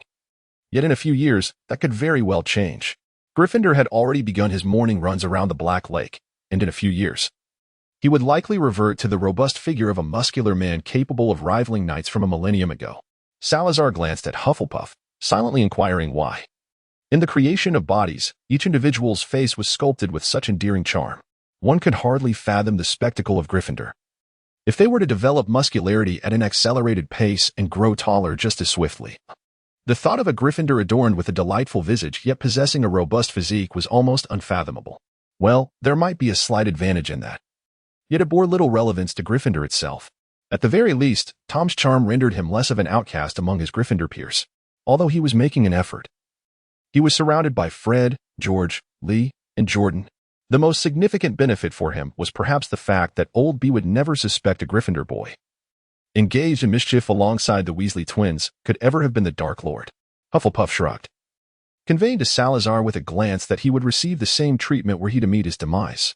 Salazar expressed his reluctance to accept such treatment, believing that he could inhabit this body for a century, at least until they completed their next time travel. That was several years ago. After vanquishing a Death Eater, Salazar had used a part of his essence as a sacrifice, leaving a fragment of his soul within the Sorting Hat. However, he had imposed restrictions on this portion of his soul, rendering it incapable of awakening for a considerable duration. This only intensified his curiosity about the Sorting Hat. His colleague bore the souls of the four of them, and with the addition of the shattered Horcrux of Tom, could the Sorting Hat be considered an entity of equal significance to the Deathly Hallows? As Salazar pondered this, he was reminded of the Resurrection Stone. Encountering it was akin to Ravenclaw confronting an enigma that no one could decipher. Even now, having arrived at Hogwarts, he would still carve out time to delve into its mysteries. Hufflepuff observed Gryffindor tugging at Salazar's collar and suddenly felt that perhaps her earlier designs had been somewhat misguided. Although she had never witnessed Gryffindor in his youth, he did indeed appear rather endearing. Ahem, haha, what's the difference? Aren't they all like gunpowder, ready to explode at the slightest spark? Hufflepuff chuckled mischievously at the present Gryffindor. Ravenclaw, who had been engrossed in her newspaper, lifted her gaze upon hearing Hufflepuff's words, glanced at Gryffindor, and nodded in agreement. A smile graced her lips, the candlelight dancing upon her silvery strands. How does it feel to be a ticking time bomb in Slytherin, my dear Gryffindor? Gryffindor cast a glance at the suddenly speaking Ravenclaw, and then slumped back into his seat, letting out a heavy sigh. Ravenclaw seldom jested, and was not one to engage in debates beyond the realm of knowledge. Thus what she said was generally rooted in truth. During these past few days, apart from his interactions with Tom, had he not behaved rather restrained? Salazar smoothed the creases on his collar that had been tugged by Gryffindor and turned to Ravenclaw. Have you finished? Ravenclaw pushed the newspaper towards Hufflepuff. Her previously serene expression shattered, revealing for the first time a glint of sharpness in her eyes. Well, although I didn't mention my situation with hell, it is indeed quite infuriating. Hufflepuff took the newspaper, gave it a gentle pat on the hand resting on the table, and began to peruse its contents. The more she read, the more her brow furrowed deeply. Now it was Ravenclaw's turn to offer a comforting pat on her shoulder. While Hell is engrossed in the newspaper, why don't we discuss what the greatest white wizard in history has been up to during this period? Salazar wore a sly grin, his deep green eyes fixed upon Gryffindor, genuinely curious about the inquiry at hand. Within his own house, confronted by a group of youngsters who cherished familial honor yet remained untainted by self-interest, one could only wonder what delightful experiences the illustrious Gryffindor, the greatest white wizard in history and a valiant member of the Paladin Order, hailing from an ancient lineage, might encounter. Upon mentioning this, Gryffindor immediately perked up. I had thought none of you would inquire. He cast a peculiar glance at Salazar before posing a question. Sal, are you aware of the headboy selection system in Slytherin? Salazar looked at him in astonishment. What is this system of selecting prefects? Gryffindor nodded in agreement. I believe you mentioned that while you advocate for healthy competition, you do not endorse younger wizards engaging in constant brawls. What exactly did you say back then? Before Salazar could utter a word, Ravenclaw interjected. At that moment, Salazar remarked, watching them fight is rather dull. They should either master more spells to make it worthwhile or refrain from using magic altogether. A good old-fashioned brawl would certainly teach them a lesson. Gryffindor gave a thumbs up to Ravenclaw, exclaiming, exactly. Truly, you are our walking library. Ravenclaw tilted her head in contemplation, stating, I can't help but feel that's indeed the case. A group of lower-year wizards, scarcely proficient in any spells. What do they hope to achieve through such skirmishes? Even so, we cannot expect them to remember every detail. Gryffindor turned to Salazar, asking, but do you know? Know what? Salazar replied, offering polite encouragement out of concern for his house. On the very first day of school, the Slytherin house has the young wizards brawl to choose their prefects. Gryffindor said, shrouded in mystery. Salazar paused momentarily, hesitating before inquiring, a brawl or a duel? Without a moment's hesitation, Gryffindor replied, of course a brawl. Did you witness that spectacle? He was on the verge of suppressing a grin, adding, truly, it was no different from a muggle scuffle. What do first-year wizards know of fighting? What are they even leveling up for? I nearly burst into laughter. You should have seen how serious those children were. In my opinion, Harry could easily serve as a prefect. You should have seen him chasing after that group of bullies. His enthusiasm was far greater than that of the young wizards engaged in the fray that night. This lad, while he hasn't mastered much in magic, has certainly been diligent in practicing the knightly combat techniques I taught him, Gryffindor said with a wry smile. Salazar took a deep breath and inquired, and then what? Did you end up beating everyone? Gryffindor shook his head, replying, how could that be? Just as we were about to start fighting, Snape arrived, berating everyone. And then everyone simply went back to sleep. Finally, Ravenclaw could no longer contain her laughter. Salazar felt that Snape was indeed admirable. He had no qualms about allowing students to elect their prefects based on merit. Wasn't it precisely this idea that had prompted them to begin the selection process? And what transpired thereafter? Did you encounter any further conflicts?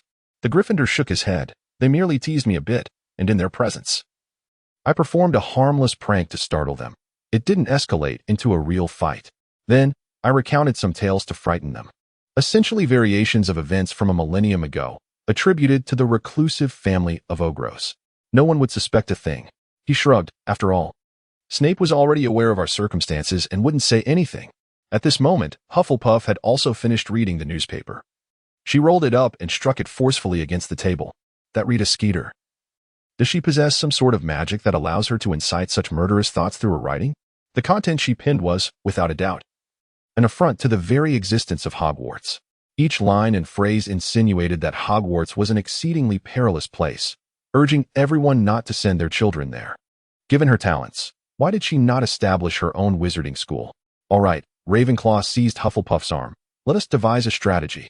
Indeed, this was the reason for their pronounced reaction to the article.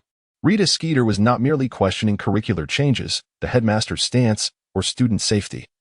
She wove these elements into a singular narrative that directly challenged the very existence of Hogwarts.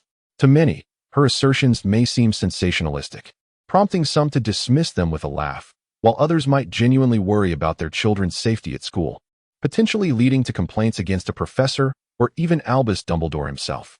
Consequently, these individuals might further scrutinize the Order of the Phoenix and the Clock Club, granting Rita Skeeter an even greater platform for her influence. However, the crux of the matter was that when she published this article, she encountered 4 individuals who could not abide any mockery of Hogwarts. The pressing question now was, how did she manage to infiltrate?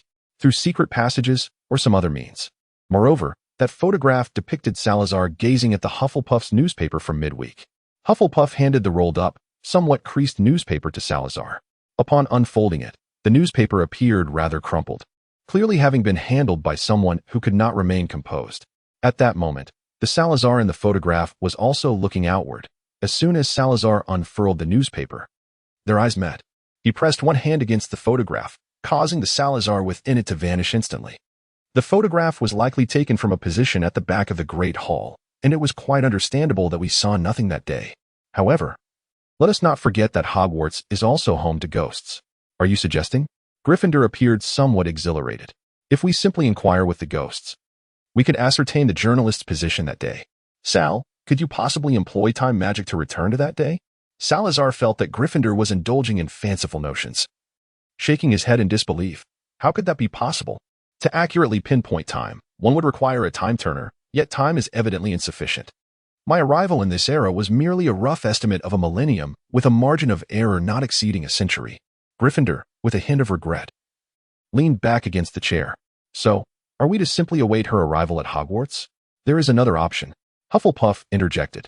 We could solicit Headmaster Dumbledore to invite her to the school for an interview. Her expression carried a weight of significance. How peculiar, Tom remarked. But wouldn't that be blatantly obvious that we orchestrated it? At the very least, it would raise numerous suspicions regarding Hogwarts.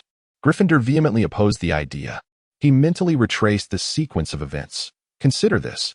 If Hogwarts extends an invitation for her to be interviewed, and she were to perish within its walls, wouldn't that substantiate the claim that Hogwarts is a perilous place? He shrugged, adding, moreover, if one were to entertain conspiracy theories, she currently possesses an air of invulnerability, especially upon her arrival at Hogwarts. If anyone were to dare harm her, it would only serve to enhance the credibility of her narrative. Salazar pondered the words of Hufflepuff, contemplating that perhaps it was not entirely unfeasible. After all, how many wizards had not graduated from Hogwarts? They must possess their own understanding of the institution's true nature. If it were merely a report, its impact would hardly be significant. The most direct evidence lies in the fact that Dumbledore has only received a letter of complaint thus far. Public opinion requires someone to incite it in order to be effective. Salazar did not believe that after the demise of Rita Skeeter, another journalist would emerge to proclaim Hogwarts as perilous. He cleared his throat to express his perspective. In truth, I do not think it is impossible, however. Hogwarts should not extend an invitation solely to her. It would be best if Dumbledore could orchestrate an event to summon the prominent figures of the Ministry of Magic, allowing us to plan accordingly. Salazar pondered deeply, striving to devise an infallible plan. Neither I nor Godric could afford to take action. After all, we were both mentioned in that article as an ambitious professor and an unstable, quietly influential figure, which could easily lead to conjecture. The 3 of us nodded in agreement. Indeed, those referenced in Rita Skeeter's article were not in a position to act freely. Even Sirius, who had no intentions of doing anything, would do well to refrain from wandering about on the day they decided to make a move. Ideally, we could activate the ancient enchantments laid down by Hogwarts. Yet the dilemma lay in the fact that these spells were largely incomplete, unless she ventured into the secret passages. It would be exceedingly difficult for us to leverage them against her. Previously, I had suggested to Dumbledore that the journalist should witness the War Fortress. However, in reality, it would likely be up to us to take action, as the enchantments affixed to the castle had dwindled significantly. So, Godric raised an eyebrow, perplexed by Salazar's sudden utterance of seemingly futile remarks. What about Tom? Salazar replied with enthusiasm. Tom had nearly succeeded in becoming invisible. No one would suspect him. Not even Dumbledore, who had ceased to doubt that he was the same Tom Riddle from years past. They continued their deliberations for a while longer. And just minutes before lights out, Hufflepuff suggested it was time to depart, although their adversary was merely an ordinary journalist. Engaging in such collaborative discourse on how to resolve a matter proved to be a rather enriching experience. Not leaving yet? Afraid of encountering Filch? Salazar inquired, glancing at Godric, who remained seated. Godric returned the gaze, a grave expression gradually overtaking his cherubic features. Really, to kill? Salazar regarded him with a peculiar gaze. Weren't you quite pleased with the plans you had before? I simply believe it shouldn't be this way. A millennium ago, many disapproved of the establishment of Hogwarts. Yet we did not take drastic measures against them, did we? However, the times have changed, Gody. You must sense it as well. Public opinion holds significant weight in this era. Gryffindor rose from his chair, dispelling the soundproof barrier, and approached the window to gaze at the faint lights flickering in the night. Indeed, public opinion is crucial. 1,000 years ago, there were no newspapers. And now even muggles can disseminate information through the internet, which is exponentially faster than owls. I don't even know what I was contemplating before. Given how she is leveraging us and Hogwarts to forge her own influence, I found myself wondering if killing her directly would be too cruel. Salazar approached and, taking advantage of the moment, gently patted the golden retriever. It was a normal occurrence, for we have lingered in this era for far too long. And the hormonal secretions of children differ from those of adults. Gryffindor, he swatted away the hand that Salazar had placed atop his head, his previously contemplative expression swiftly vanishing. Why are we not simply venturing out to find her or seeking Teresa's assistance? Salazar pondered for a moment. Perhaps it is due to art. Gryffindor gazed at him. Disbelief etched across his face. You never used to care about such things, did you? The lights have already gone out. My dear cousin. Do you not wish for your brother to be caught by the caretaker? Then let us depart. Oh, I was merely jesting. Sal, does Teresa know how deeply you care for me? Salazar turned to him in silence, his voice laden with palpable frustration. I shall go to see Lucalacia. And also inform Tom of our plans. It would be remiss to notify him only at the last moment, would it not? Gryffindor let out a scoff, then cradled his face in his hands. You have disappointed me profoundly, Sal. Salazar, I implore you to behave normally. Before departing, Salazar returned the chairs to their original positions. Gryffindor, arms crossed, stood nearby. I have never encountered a black wizard so steadfast in adhering to rules. Are you leaving or not? Salazar inquired impatiently, as Gryffindor's pretentious demeanor invariably irritated him. Come on, Sal. Why did you have to share so much nonsense with Dumbledore beforehand? Hey, don't fall silent. Truth be told, you are the one most reluctant to part with Hogwarts. I have never seen anyone who could grow jealous over a mere school. Who was it that left without a second glance? Wait for me a moment. Thus, Mr. Filch, the caretaker, cradled his Mrs. Norris and observed Professor Ogilvy, the ancient runes instructor, passing through the corridor with a grim expression. Following him was a first-year student clad in Slytherin robes, shouting that he was with the professor. Mrs. Norris called out, and the student, having already dashed past, turned back to pat her on the head. After they had all departed, Filch continued to gaze at the spot where they had vanished. After a prolonged silence, Filch muttered, "What a stroke of misfortune." This newspaper not only determined the fate of a certain journalist, but also subtly spread among the myriad students of Hogwarts, including the professors. There were nearly 1,000 individuals at Hogwarts, and at least a quarter of them had seen that newspaper, while the rest had heard about it from others. It could be said that Salazar, who seldom interacted with others at school, was almost among the last to lay eyes on the paper. That very newspaper was currently being circulated in Tom's dormitory. Tom had completed his homework long ago, apart from the sections he distinctly needed to transcribe. He did not need to open his books again. Now, he sat at his desk, perusing the newspaper for a second time. The first reading occurred during breakfast. But that was yesterday's edition. The one he held now was Angelina's. Since Tom lacked the currency to order newspapers, those who had provided for him completely overlooked his need for pocket money. Tom furrowed his brow once more. He had never considered that matters he deemed ordinary could be so easily scrutinized. Fred let out a tremendous yawn. Tom, could you let me and George take a look at your history of magic assignment?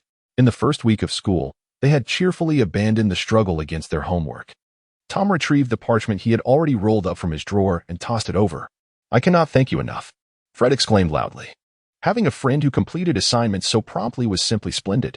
George gave Tom a thumbs up. Tom hesitated for a moment, saying, I finished the assignments for potions and transfiguration as well. The twins, along with Lee Jordan beside them, stared at him in astonishment. Merlin's ballet shoes. Those potions assignments aren't due until Wednesday, and transfiguration is on Thursday. Tom, you are truly remarkable, exclaimed Lee Jordan. If it weren't for you being late to class with us, I would almost suspect you were the next Percy, added George. Quick, we all need to, chimed in Fred. As Tom handed them the assignments, they noticed the newspaper in his hands. Fred's expression grew conflicted. What's wrong? He asked, placing the assignments on Fred's desk, puzzled. Tom, we are all standing by your side. We believe in you and your family. George added.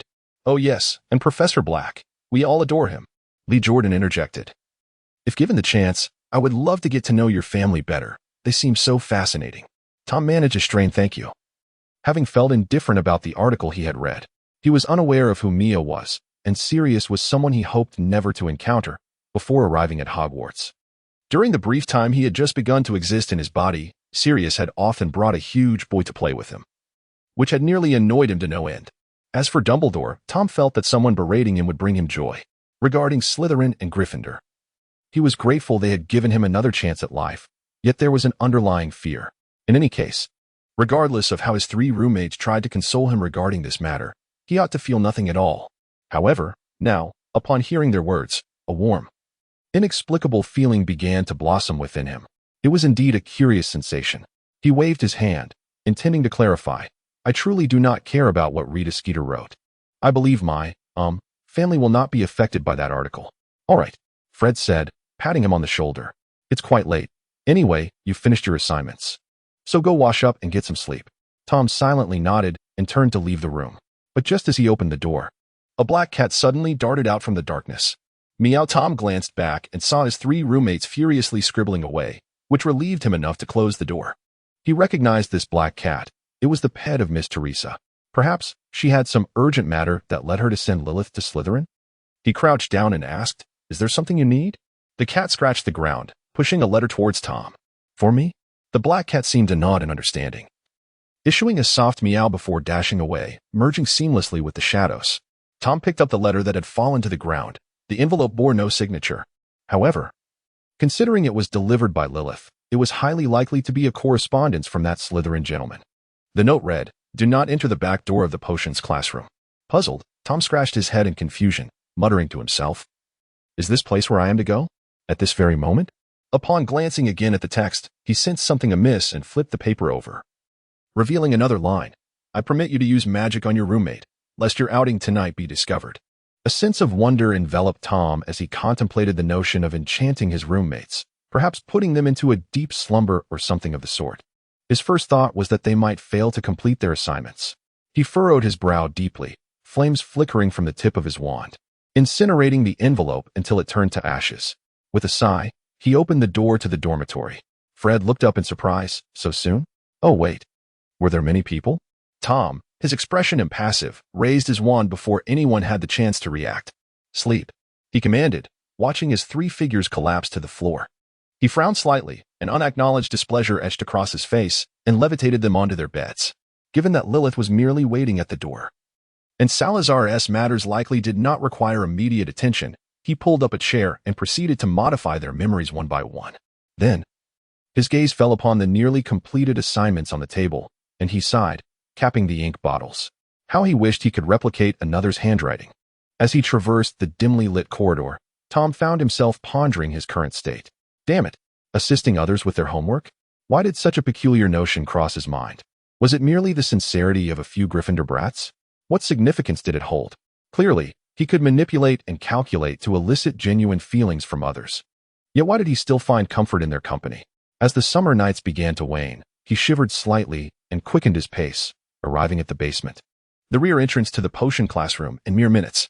Tom glanced around, ensuring no one was in sight. After a brief moment of anticipation, he finally heard a familiar hissing sound. "Come here," a voice beckoned, feminine, yet delicate. Following the sound, Tom approached the painting he had encountered many times before. It appeared to have existed for quite some time. Despite the protective enchantments, the colors were beginning to show signs of fading. The familiar scenery of meadows and lakes was interrupted by the unfamiliar sight of a serpent woman with emerald green hair. Previously, Tom had thought it merely a simple landscape, unaware of the serpent woman lurking beneath the waters. "You are the one Salazar mentioned, the one capable of conversing with me?" he mused, a sense of déjà vu washing over him. Under the gaze of the serpent woman's golden eyes, Tom felt a surge of anxiety, prompting him to speculate on Salazar's reasons for bringing him here. Surely it could not be merely to converse with this painting? Suddenly, it struck him. "You're the one who released Hogwarts years ago, aren't you?" At that time, Hogwarts refused to utter a word to me. Just then, the painting slowly turned aside, and Salazar opened the door to his former office and bedroom. "Come in." Author's note: thank you to all the lovely readers who have supported me with monthly votes. P.S. Just a single monthly vote can elicit a thrill of excitement from an author. Doesn't that tempt you? In a chamber untouched for a millennium, Tom's gaze traversed the threshold revealed by the removal of a painting, peering into the dim interior. The sole illumination emanated from a suspended light source, ensconced within an intricately patterned lampshade, casting clarity upon its immediate vicinity. Thus, Tom could discern, albeit faintly, that directly before him, at the farthest recess of the room, stood a colossal, transparent crystal through which the shadowy depths of a black lake were visible. Much like the Slytherin common room, concealed behind a deep green velvet tapestry, this crystal also offered a glimpse into the lake's profound abyss. On sunlit days, the water would shimmer with crystalline clarity, refracting light to create a rippling dance within the room.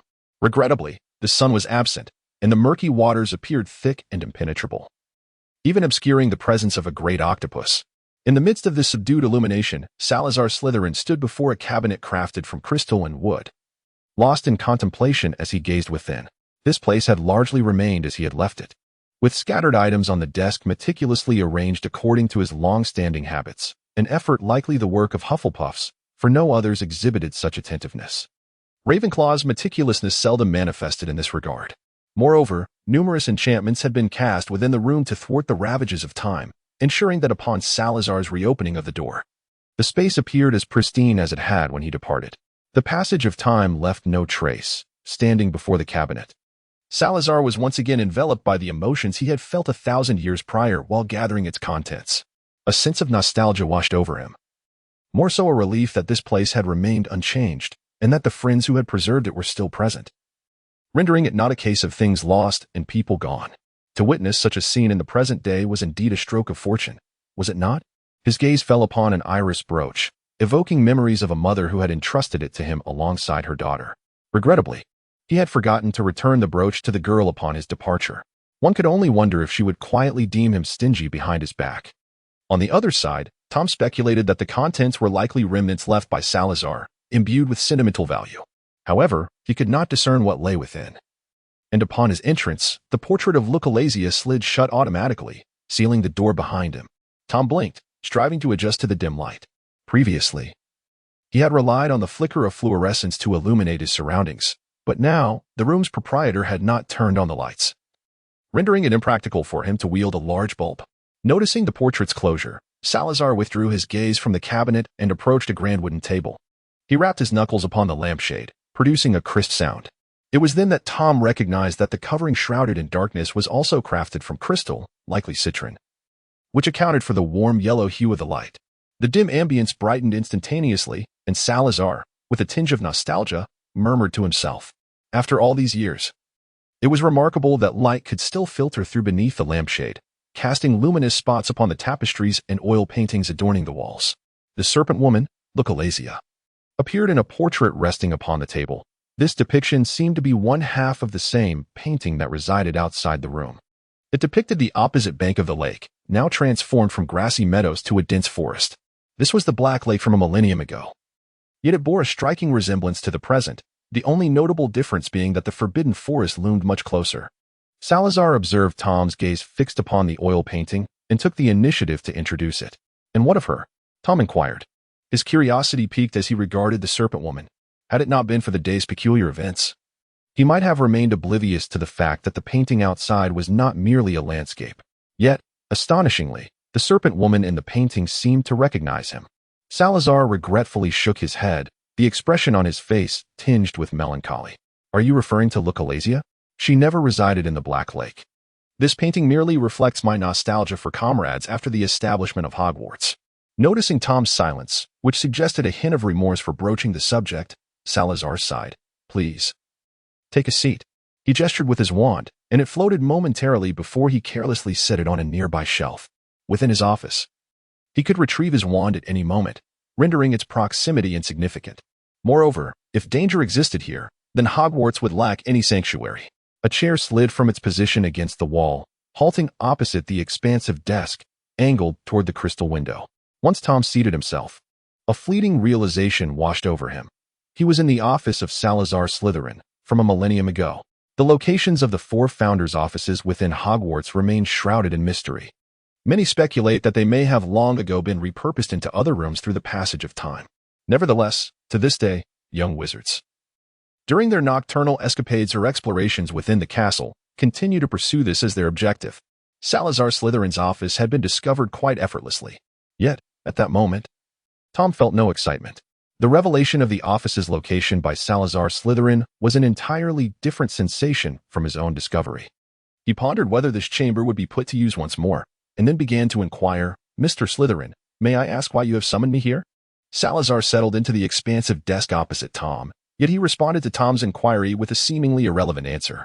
Are you perhaps wondering why Lucrezia was able to recognize you? Tom nodded, his curiosity piqued. He truly wished to unravel this mystery. Having assumed a different form, his bloodline and appearance were markedly altered, to the extent that even Dumbledore had not discerned his true identity. What, then, enabled Lucrezia to identify him? Individuals who spoke Parseltongue were exceedingly rare. And while Lucrezia paid keen attention to everyone, she typically despised being seen. Her golden eyes could pierce through deception, revealing the truth. Even if she existed merely as a painting, Tom gazed in astonishment at the Serpent Woman, eager to inquire about the enchantments required to create such a portrait that retained the abilities of its subject. However, as he locked eyes with Salazar's deep green gaze, he regained his composure, continuing to feign the demeanor of a first-year Gryffindor student, uninterested in deeper considerations. How wondrous it was! His artwork received affirmation from visitors, prompting Salazar to smile and shift the conversation to trivial matters. Would you like to see the Black Lake at night? Tom was momentarily taken aback. Was Salazar Slytherin truly inviting him to visit at night merely for idle chatter? He suppressed the strange thoughts swirling in his mind, convinced that Salazar was not akin to Godric Gryffindor, who would engage in conversation without purpose. Do not feel embarrassed. You carry my bloodline within you. Thus, I am your elder, and there is no need for you to feel awkward. Tom tilted his head, confusion nearly spilling from his eyes. Yet, he continually reminded himself that he was Tom Riddle, a first-year Gryffindor student. Thus, he nodded. I want to see. This was indeed the truth, albeit a truth that Tom Riddle would never openly express. The crystal in the Slytherin common room turned pitch dark at night, rendering everything invisible. In his youth, like others, he had held a lantern up to that crystal, striving to discern the image of the Black Lake amidst the darkness. Salazar, perhaps due to the long absence, found himself suddenly returned to familiar surroundings, stirring his emotions. He had initially intended to directly inform Tom of the need to eliminate Lita Skeeter, but he found himself unable to resist discussing other matters. Additionally, he had spent quite a considerable amount of time with Mia in recent days. At times, one finds themselves unconsciously stepping into peculiar roles. The Ancient Magical Script course is available only for students in grades 3 to 7, and it is attended by all 4 houses together. With only 1 class per week, he finds himself with ample free time, during which he begins to ponder what knowledge he has yet to transcribe, particularly the long-lost wisdom. There are moments when he feels utterly unoccupied, and during such times, he delights in seeking out Mia for leisurely conversations. It seems that Tom's perspective remains rather superficial, or perhaps he perceives Salazar through a peculiar lens.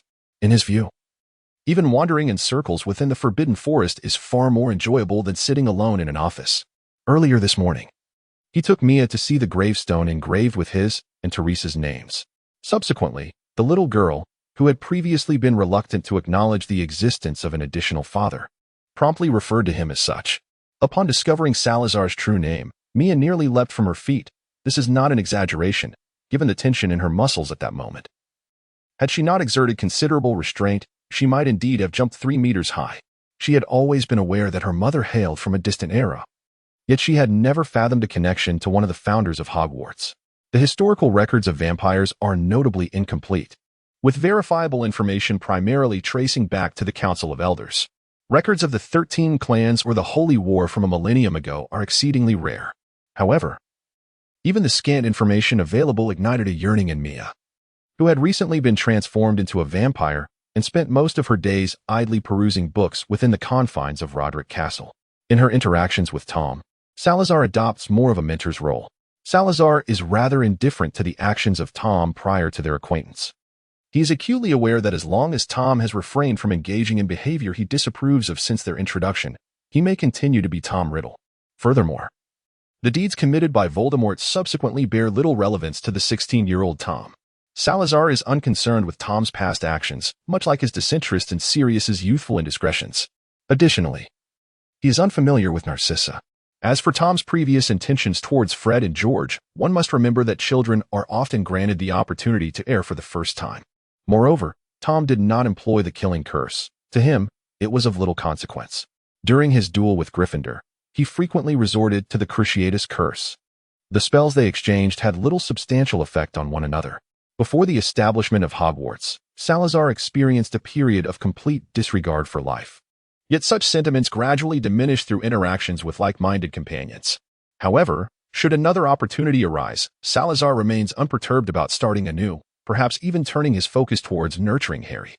Their choice of Tom was predicated on the fact that he was not simply a child. His capacity for understanding various matters was notably robust. Salazar placed his hand upon the crystal lampshade, causing the illumination within the room to dim. In contrast, a crystal adjoining the Black Lake began to glow gradually. Tom observed a colossal octopus tentacle sweep past. A portion brushed against the crystal before swiftly gliding away, and then the water churned, bringing forth 1 or 2 vividly colored fish. He seemed to hear the deep rumble of water, followed by the sight of luminous dots dispersing, genuinely illuminating this small segment of the Black Lake. It was indeed possible. The light's source resided within the lake, something he had never fathomed during his previous studies at Hogwarts, or rather, even if he had contemplated it, the conditions for such a realization were absent. He began to ponder why Salazar would choose to reside in the office of the Ancient Runes professor. Even for the sake of concealment, it should not have been necessary, as Hogwarts students had long grown accustomed to the existence of an additional room. After a span of 2 or 3 minutes, the luminous dots floated back, restoring brightness to the chamber. Only then did Tom notice that Lucrezia had been watching all along, her portrait turned toward the crystal window, able to witness the enchanting scene that had just unfolded. At that moment, the Serpent woman lay by the water's edge, her golden eyes lingering on the Black Lake. Gazing out at the now pitch-dark window, Tom suddenly grasped the solitude that Lucrezia experienced. The room fell into silence, and Salazar, reflecting upon that fleeting moment, recalled the original intention behind designing this magic during the nascent days of Hogwarts, when the 4 of them had yet to diverge. Despite the ravages of war, they had still harbored a sense of innocence. Salazar suddenly clenched his fist beneath the sleeve of his wizard's robe, recalling recent events. He promptly discarded his earlier musings into the wastebasket. Time was of the essence. It was time to address the matter at hand. Did you read yesterday morning's Daily Prophet? Upon being unexpectedly posed this question, Tom was momentarily flooded with various speculations, yet he merely nodded in a seemingly earnest manner, affirming, "I have." He was so candid that he even refrained from mentioning his lack of pocket money. Salazar chuckled, yet there was not a trace of warmth in his deep green eyes. That poses no issue. Soon, that female journalist will arrive at Hogwarts. Seize the opportunity to eliminate her. Tom's eyes widened in astonishment. Me? Is that not feasible? He hastily shook his head, then nodded in affirmation. No problem. I shall ensure that no one discovers my actions, but... Salazar's fingertips drummed upon the tabletop. Do not fret. Headmaster Dumbledore shall not uncover anything, and he has tacitly permitted me to eliminate Leta Lestrange. Very well, Tom replied. His gaze lowered, a flicker of crimson light shimmering once again within his obsidian eyes. The portrait of the Serpent woman, Rowena Ravenclaw, swung open once more. Tom recognized it was time for him to depart. He rose from his chair, bowing silently in place, before exiting the clandestine chamber. To his surprise, Rowena followed suit. her portrait closing before she presented him with a somewhat rigid smile, clearly revealing her prolonged absence from such expressions. "Would you care to converse with me?" Tom inquired. "There are so few who can engage in dialogue with me." Her voice, sharp yet gentle, echoed the same hissing tones that only he and Salazar could comprehend. "If that is your request, then by all means. Surely you would not wish for Hogwarts' reputation to be tarnished, would you? What other classes do we have today besides history of magic?" George despaired during breakfast. "Let me think. The first lesson this morning was history of magic, followed by transfiguration, and in the afternoon, what was it?" Lee Jordan endeavored to recall the lessons listed in their textbooks. Finally, he slapped the table in frustration. "Damn it. Why did we retire so early last night?" Tom, immersed in his breakfast, pondered the absurdity of their early slumber and its connection to forgetting that afternoon's herbology class. "Oh right. Last week, September 1st was a Monday. The day we took the train to school, meaning we actually have not attended a single class this week. Forgetting is quite reasonable, isn't it?" His mind swirled with chaotic thoughts, allowing him to overlook his role in assigning them the history of magic homework. It was indeed a curious matter. When Tom recalled the accidental demise of Moaning Myrtle, he felt a twinge of apprehension but little guilt. Yet, in this current situation, an unsettling discomfort arose from within him. Sensing the need to break the prevailing silence, Tom remarked, "This afternoon, we only have herbology. We have not attended that class yet, so no homework." Upon hearing there was no assignment, the expressions of the three visibly relaxed. "I was pondering earlier that it seemed we had 3 classes today. Yet we have only completed the transfiguration homework. What on earth happened last night?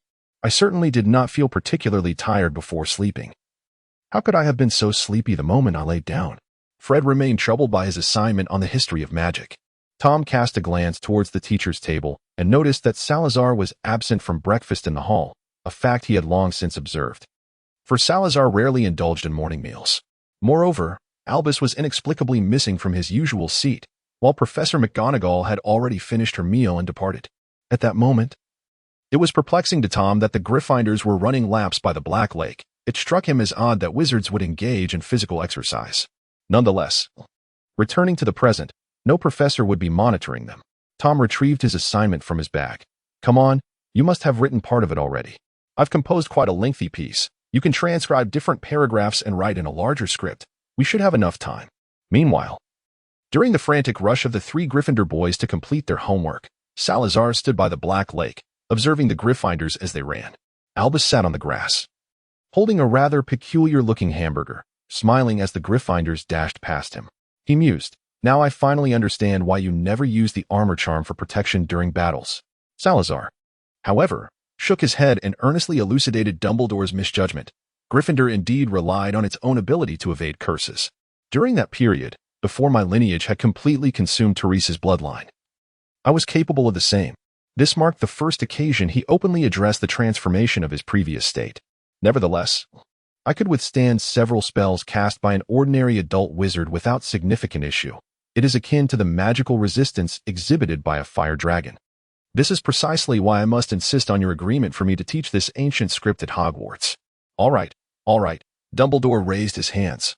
There is no need to reiterate the significance of that script.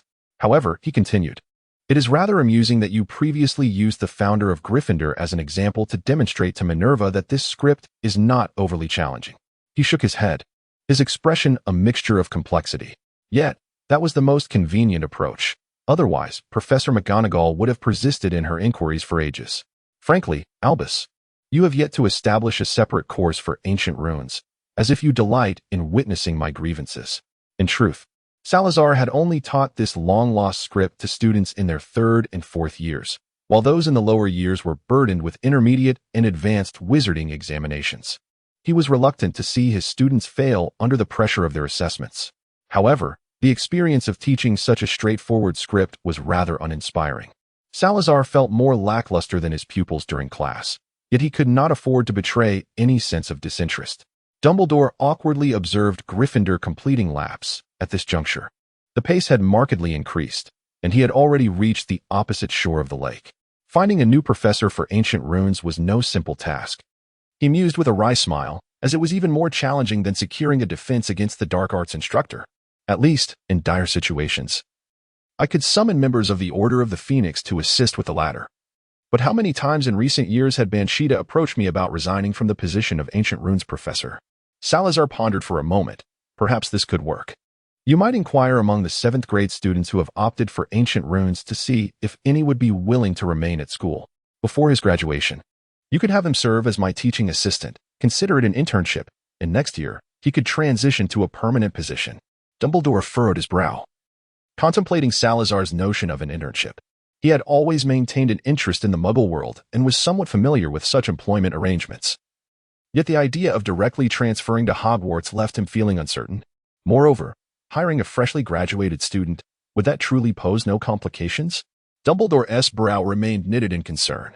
Before Halloween, I will provide you with an answer, one way or another. I shall investigate further, if no viable options present themselves. We may need to consider hiring a current student.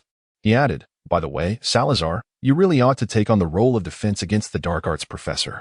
Salazar resolutely shook his head, stating, it would be exceedingly busy, with every moment of the day meticulously scheduled. I experienced such a life a millennium ago, and it was far from a delightful experience. Moreover, he paused, seemingly contemplating his phrasing. A millennium ago, there was no course on defense against the dark arts. Would it not be more effective to directly teach students how to combat rather than merely educate them about dark magic? I believe it is essential for students to understand dark arts to better protect themselves from its harms, is it not? Dumbledore appeared to be intentionally avoiding this topic, engrossed in his rather peculiar-looking burger, seemingly oblivious to the conversation. Meanwhile, the corners of Salazar's mouth curled into a significant smile, suggesting that perhaps leaving the resolution to the savior would be far more intriguing. He cast a sidelong glance at Dumbledore's expression. Yet, Dumbledore seemed resolute in his unwavering battle with the burger, wholly dedicated to it. Curiously, aside from the gatherings of the Order of the Phoenix and the onset of the Masonics' Twilight battleground, Dumbledore had indeed been rather unsporting. At other times, as long as Dumbledore refrained from recommending his culinary delights, their interactions were quite pleasant. Nevertheless, Salazar felt that Dumbledore was not suited for deep camaraderie. This was perhaps a form of self-protective instinct when dealing with the old fox. Salazar speculated in this manner. It is certainly possible that Dumbledore was on guard against him from the very beginning, and it was only when they sought the Horcruxes together that such tensions dissipated. When one merely wishes to dabble in a place and perform benevolent deeds, yet is constantly under scrutiny, it is undoubtedly an unpleasant sensation. Gryffindor had completed his lap, his pace slowing as he approached Salazar, seizing an apple pie resting on oiled paper alongside a roasted chicken leg. As he devoured it ravenously, he couldn't help but notice the subtly strained atmosphere between Salazar and Dumbledore. He discreetly inquired through a whispering charm, "What troubles you? Why does Oldby seem so perturbed when that burger is so delectable? Or have you asked him something again?" Salazar, maintaining an air of composure, subtly referred to his earlier inquiries, while Gryffindor listened with an equally impassive demeanor. However, on the surface, it appeared as though he was earnestly savoring his breakfast. This scene prompted Salazar to feel that not partaking in some sustenance would be a disservice to the present atmosphere. As time passed, Dumbledore could no longer feign his concentration on the hamburger. He swallowed the last morsel, raised his head, as if just coming to a realization. "Ah, my dear friend. You called me forth in such haste before I arrived at the hall, not merely to witness Ulysses running, I presume?" He resumed his act of feigned ignorance. Salazar pressed his lips together and turned to Gryffindor. "Not running anymore?" Gryffindor shook his head, wiping the sweat from his brow. "This is already the 6th lap. Do you have any idea how vast the Black Lake is? There's no rushing such matters. Well then, let us devise a plan to invite Lee to skit once more to Hogwarts." Dumbledore observed the two, as if he had anticipated their intentions all along, and inquired, "You must have been prepared for this, haven't you?" Salazar nodded. "We have made thorough preparations. Now we simply require your cooperation, Headmaster." Gryffindor cast a sidelong glance at Salazar, perplexed by the notion of such thorough preparations. Had they truly devised a plan the day prior? Or was it merely Salazar and Tom who had conspired? Dumbledore nodded. Having spent the night reflecting on the matter, he now viewed it with a sense of calm. Initially, when Salazar had expressed a desire to make that journalist disappear, Dumbledore had pondered whether such an approach was excessively extreme and dismissive of life. However, a night's contemplation had afforded him ample time to consider the implications. If one were to resolve every issue through gentle means, might it not alleviate a considerable amount of trouble? Much like Grindelwald.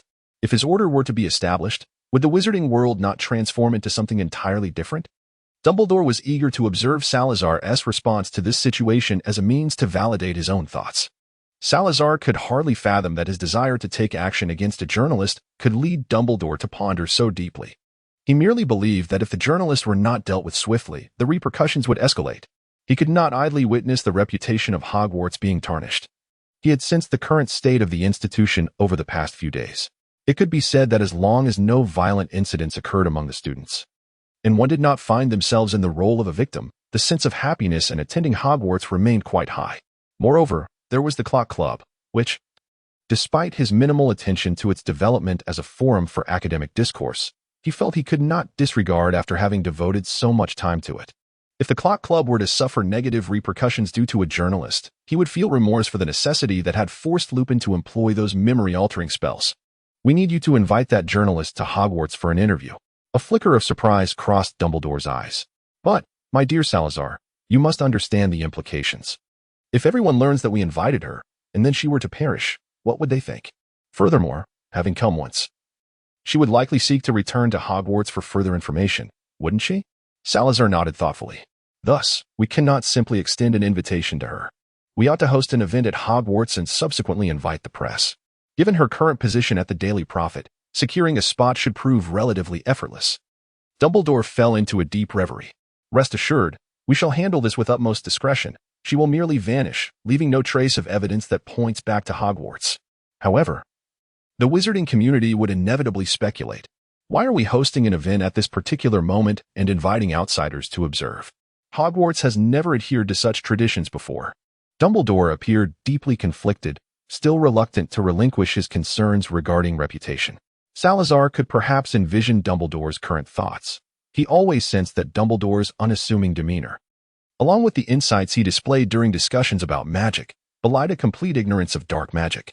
He still recalled Lucius Malfoy's remarks from a few years ago, suggesting that Dumbledore might be well-versed in the dark arts, which lingered in his mind.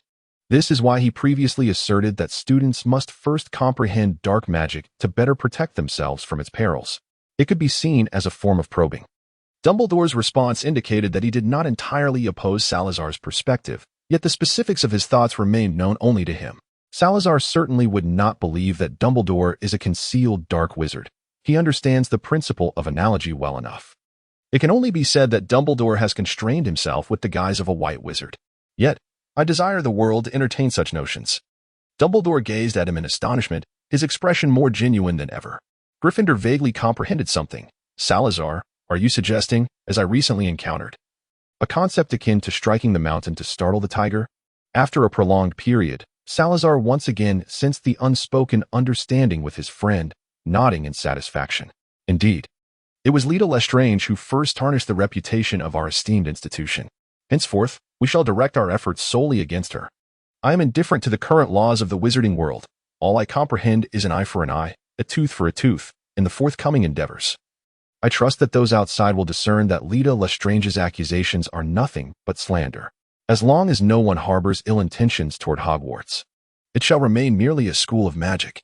Salazar rose to his feet, his gaze sweeping across the black lake toward the direction of the castle. If anyone harbors ill intentions toward us, we too could form a wizarding organization. After a prolonged silence, Dumbledore exhaled deeply. At that moment, Salazar turned to him and inquired, Mr. Headmaster, you wouldn't wish for Hogwarts' reputation to be tarnished, would you? Dumbledore smiled wryly, spreading his hands, his fingers still smeared with a touch of syrup from breakfast. Then, what kind of event shall we organize? Following Dumbledore's pronouncement, Salazar and Gryffindor exchanged glances, their expressions tinged with a hint of peculiarity. They had both assumed that Dumbledore would not so readily acknowledge their perspective, yet it appeared that he was, in fact, not entirely opposed to Salazar's previous remarks. Gryffindor turned to gaze toward the forbidden forest, letting out a subtle sigh. He had prepared a persuasive speech to sway Dumbledore, only to find that his efforts that morning had been in vain. However, the fleeting disappointment quickly evaporated. This was more like it. Hogwarts headmaster should not be indecisive or overly cautious. A sheep cannot defend its territory. Had it not been for Dumbledore's resolute stance, Gryffindor might have begun to doubt whether he truly graduated from his own house. Yet, he mused, if Hogwarts were to possess a house of foxes, the Sorting Hat would surely scream to place Dumbledore there upon encountering the tips of his hair. That said, if one ascends to the position of headmaster yet still perceives oneself solely as a headmaster, it would be a disservice to Hogwarts' esteemed status within the wizarding community of Britain. However, while the headmaster may transcend the confines of that title, the professors must not. Otherwise, chaos would surely ensue within the school.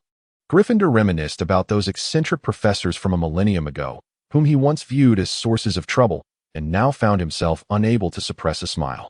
Yet soon, he was compelled to confront the pressing question at hand. What kind of event should they host? Their objective transcends merely eliminating a single Leta Lestrange. Rather, they intend to transform her into a cautionary symbol for all. Having lingered in this era for quite some time, Salazar has discerned that since the age of Grindelwald, a certain disquietude has begun to permeate Hogwarts. The discord and rigid stereotypes among the four houses have given rise to thoughts that ought not to exist. In Salazar's perspective, the root of all this turmoil lies in Hogwarts having adopted a stance. As an institution, Hogwarts ought to perpetually uphold its neutrality to maintain its transcendent status. However, the emergence of Voldemort from Slytherin and Dumbledore from Gryffindor, who stands resolutely against him, complicates matters. They entered Hogwarts with the intention of dismantling stereotypes and resolving inter-house conflicts. Perhaps this forthcoming event may serve as a fortuitous opportunity. As Salazar pondered deeply, the eager voices of Gryffindor suddenly echoed around him. What if we escape from the sacred city? Let us use our memories from our time hidden within its confines as a foundation, immersing the student's consciousness into that very realm. His excitement grew with each word, even conjuring vivid images of the event as it might unfold. This is truly a moment to reflect on past hardships and savor the sweetness that follows. Experiencing the environment of that time, I doubt anyone would remain indifferent to their studies. Furthermore, it would enhance the student's vigilance. And if the young ones from the four houses do not unite in such circumstances, then I shall. Salazar regarded him with an impassive expression. Gryffindor, having pondered the matter for quite some time, realized that no one was responding to him. And only then did he come to his senses. He scratched his head, a look of confusion crossing his face. What is it? Is there a problem? The current headmaster of Hogwarts, Mr. Albus Dumbledore, seemed lost in thought, his gaze cast downward as if he were seriously contemplating Gryffindor's proposal. Gryffindor looked at Salazar with a gaze full of perplexity, while Salazar returned the look with a fierce glare. Then, with a sardonic smile, Salazar remarked, "My dear Mr. Gryffindor, how many students do you believe Hogwarts has? With your mental fortitude, can you truly manage several hundred wizards entering the realm of illusions simultaneously?" Gryffindor was momentarily taken aback. He had indeed not considered this matter before, being preoccupied with maximizing the effects. The thought of Gryffindor's recent childish antics ignited Salazar's ire. Could you refrain from immersing yourself so deeply in the persona of Ulysses Oglethorpe? You are merely in a smaller body. Remember your true age this year. Salazar, plagued by a headache, continued. If we had united all the professors of Hogwarts and the guardians remaining at the school a millennium ago, we might have succeeded. But now, do you intend to shoulder the mental burdens of all others alone?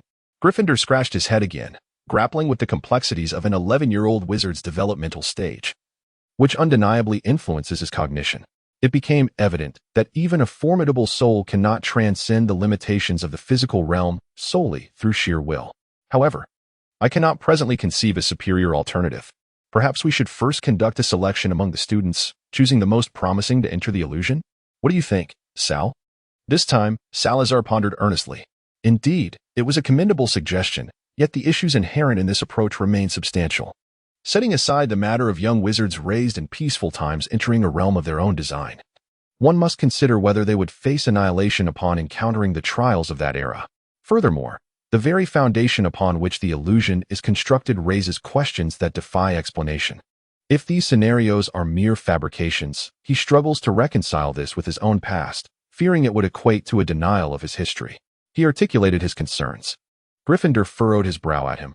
This shouldn't have any bearing, does it? What does this have to do with denying the past? We can't simply declare, yes, we are indeed people from 1,000 years ago. Sarah gazed at him, her thoughts entangled, momentarily at a loss for words. The Gryffindor whispered, "We are all grown-ups now. There is no need to be awkward over such trivial matters, is there?" Salazar, Gryffindor gazed at his expressionless face and tugged at the corners of his mouth. "Very well. Let us consider this matter settled. From now on, let no one speak ill of another." Salazar, and then the three fell into a deep contemplation.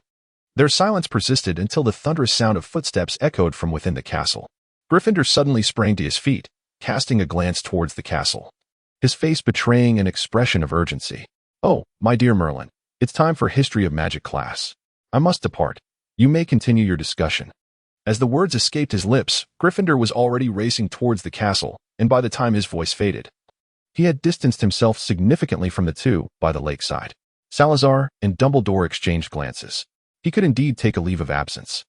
Dumbledore remarked with a hint of nostalgia, how wonderful it would be if Hogwarts students exhibited such enthusiasm for their lessons. Salazar shook his head and let out a soft sigh. What he is doing is hardly attending class. However, Mr. Gryffindor, in his own way, has undeniably invigorated the students' enthusiasm for learning. The study of magical history necessitates someone to enliven the atmosphere. To be honest, even I find myself drowsy during Professor Bin's lectures. Dumbledore continued to express a considerable degree of appreciation for Gryffindor's dedication. Salazar was eager to inquire of Dumbledore why another teacher had not been hired. Yet considering the challenges associated with recruiting such an academic, he swallowed the question that lingered on his lips. Who would not appreciate a ghostly professor, diligent and unpaid? In an empty classroom, Tom was diligently rolling up his assignment. They were certainly not audacious enough to brazenly copy homework in the hall under the professor's scrutiny. Instead, they opted to pack some bread and sausages, munching as they walked, until they discovered an unoccupied room.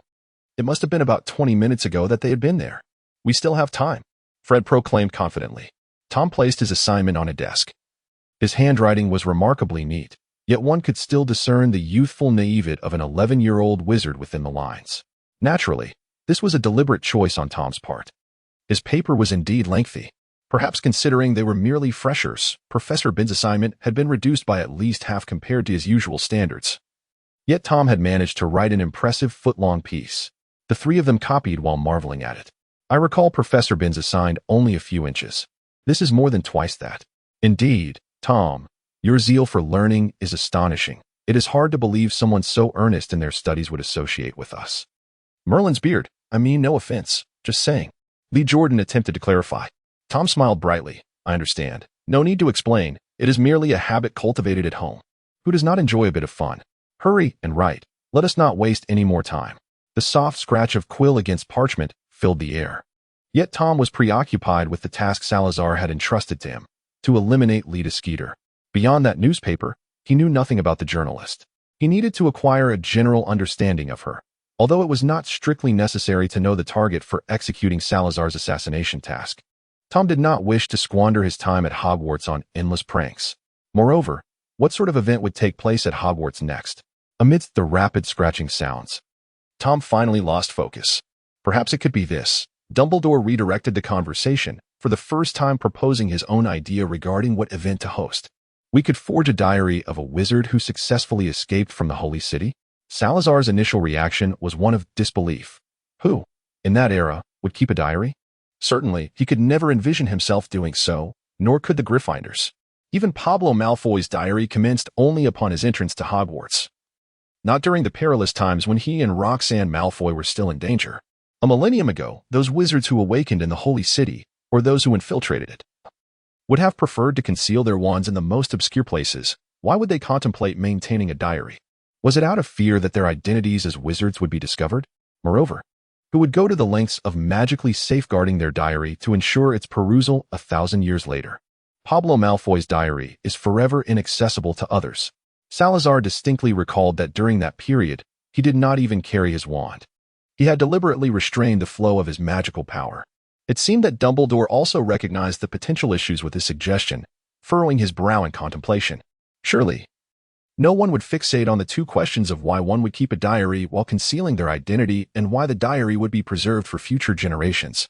Just as Salazar finally convinced himself of this logic, a sudden spark of inspiration illuminated his mind, leading him to devise a relatively comprehensive solution. At worst, he could compose the diary in a half-diary, half-magical log format, which would appear far more conventional. He could simply fabricate the identity of the diary's owner.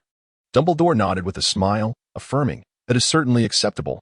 He exhaled deeply, as if a long-standing concern had at last been alleviated. "However, this will require your assistance. To be honest, I am quite curious about that era. You see, the current wizarding world possesses scant records of that time. and the little we can glean often feels like an itch in my mind, urging me to seek further knowledge. Thus, the plan was finally established, leaving only the finer details to address. Another matter remained: how to select the students to enter the illusion. Upon hearing Salazar's query, Dumbledore once again knitted his brow in distress. Yet Salazar was unconcerned with how Dumbledore would resolve the issue.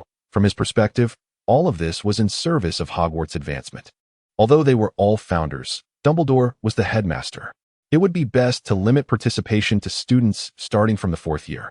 Younger students would find it difficult to survive in the Sacred City. When I first entered the Sacred City to convey messages for the Wizarding Alliance, I was already of age. While the students would not face life-threatening dangers, experiencing death within the illusion could still inflict significant psychological trauma. As Salazar spoke, he pondered, feeling a genuine anticipation for the forthcoming event. The total number of participants should not exceed a certain limit. Otherwise, we cannot guarantee the authenticity of the illusion. Approximately 100 individuals per grade should suffice, although perhaps a few more would be acceptable. Yes, I must enlist Severus's cooperation. The effect of entering the illusion while in slumber is optimal. We also need to prepare a calming potion for when the students awaken. Dumbledore managed a wry smile as he noted everything down, contemplating internally whether he ought to offer Severus some overtime compensation. Nevertheless, he was genuinely pleased at the prospect of Hogwarts hosting such an event. Aside from the Quidditch matches, it had been far too long since the school had organized a collective gathering. Is there anything I might have overlooked? It has been ages since I last organized an event of this nature, making my excitement quite understandable. Salazar shook his head, stating, there are no issues remaining. I must return to inform Rona and Hell about this. He had already discussed the conditions for the enchantment with Dumbledore, leaving only this final question. Dumbledore, exhibiting a hint of concern, inquired, will the ladies from Ravenclaw and Hufflepuff consent to this proposal? Salazar confidently stated, no problem. They certainly did not escape from the Sacred City. That wizard's journal was pinned by Gody and me, and perhaps Teresa could lend a hand as well. Had it not been for the collaboration of the three of us during that period, we might have faced even more challenges. The only issue is that Gody and I are not as adept at the formation as they are, so we will need their assistance in setting it up. Maintaining the illusion is best achieved through the formation. I believe they will not refuse. I noticed you have been studying books on formations recently. You might want to take a look when the time comes. Dumbledore nodded with a smile.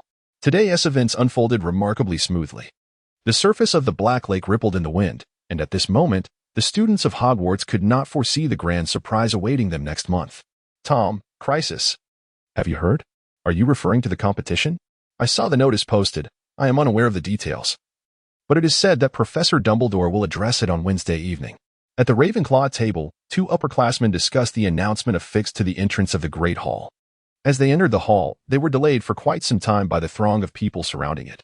Almost immediately, the attention of the Ravenclaw and Hufflepuff students across from them was drawn to the notice. Hell, did you see it at that moment? The Hufflepuff shook his head, a hint of exasperation on his face. There was nothing to be done. The notice was surrounded by people, and given our height, that is indeed a dilemma. It will be easier in 2 years. Ravenclaw lifted a cup of pumpkin juice, exclaiming, so sweet. After setting it down, she twirled a piece of bacon with her fork. The first bite made her frown, yet she managed to finish it, looking at Hufflepuff with a conflicted expression. Hell, do you have any secret plans to sneak into the kitchen lately? The house elves should not report us. Hufflepuff's face lit up with a radiant smile. Anytime. The food at Hogwarts is rather greasy, entirely British cuisine with a complete lack of variety. Ravenclaw nodded in agreement. Indeed, on the first day, I found it quite delectable. But later, I wondered why it became increasingly greasy. After we graduate, let us head east. I read that the cuisine there is entirely different from ours. She particularly emphasized the word graduate. They continued their idle chatter about these trivial matters until the conversation inevitably returned to the notice posted at the entrance of the Great Hall. It must be the result of discussions between Salazar and Dumbledore. What a coincidence. Hufflepuff furrowed his brow slightly. But speaking of which, what kind of event are they preparing? I did not encounter Salazar today, but I did run into Gody during lunch. However, that fellow was rather enigmatic and refused to divulge anything. It is truly astonishing. And what is this talk of preparing for flying lessons? Flying lessons? Is there any notification? Ravenclaw inquired with perplexity. Hufflepuff shook her head, stating, not at the moment. But it should be soon. Honestly, in our time, we didn't lack brooms. Why must it be a constant topic of discussion? She referred to the occasions when they ventured to Diagon Alley and Gryffindor would often vanish at a mere turn, only to reappear in the Quidditch shop. Perhaps it was because the brooms of a millennium ago were indeed rather sluggish, and their flying altitudes were severely restricted, in every conceivable aspect. They paled in comparison to the art of flying. However, I once perused a tome chronicling the Quidditch World Cup since the 18th century, and it seems that contemporary flying brooms have become significantly more adept in the art of flying itself. One can now seize the golden snitch while mounted on a broom. Yet flying necessitates the coordination of additional spells. As Hufflepuff listened to Ravenclaw's fervent discourse on Quidditch, a disquieting suspicion began to brew within her. Surely not?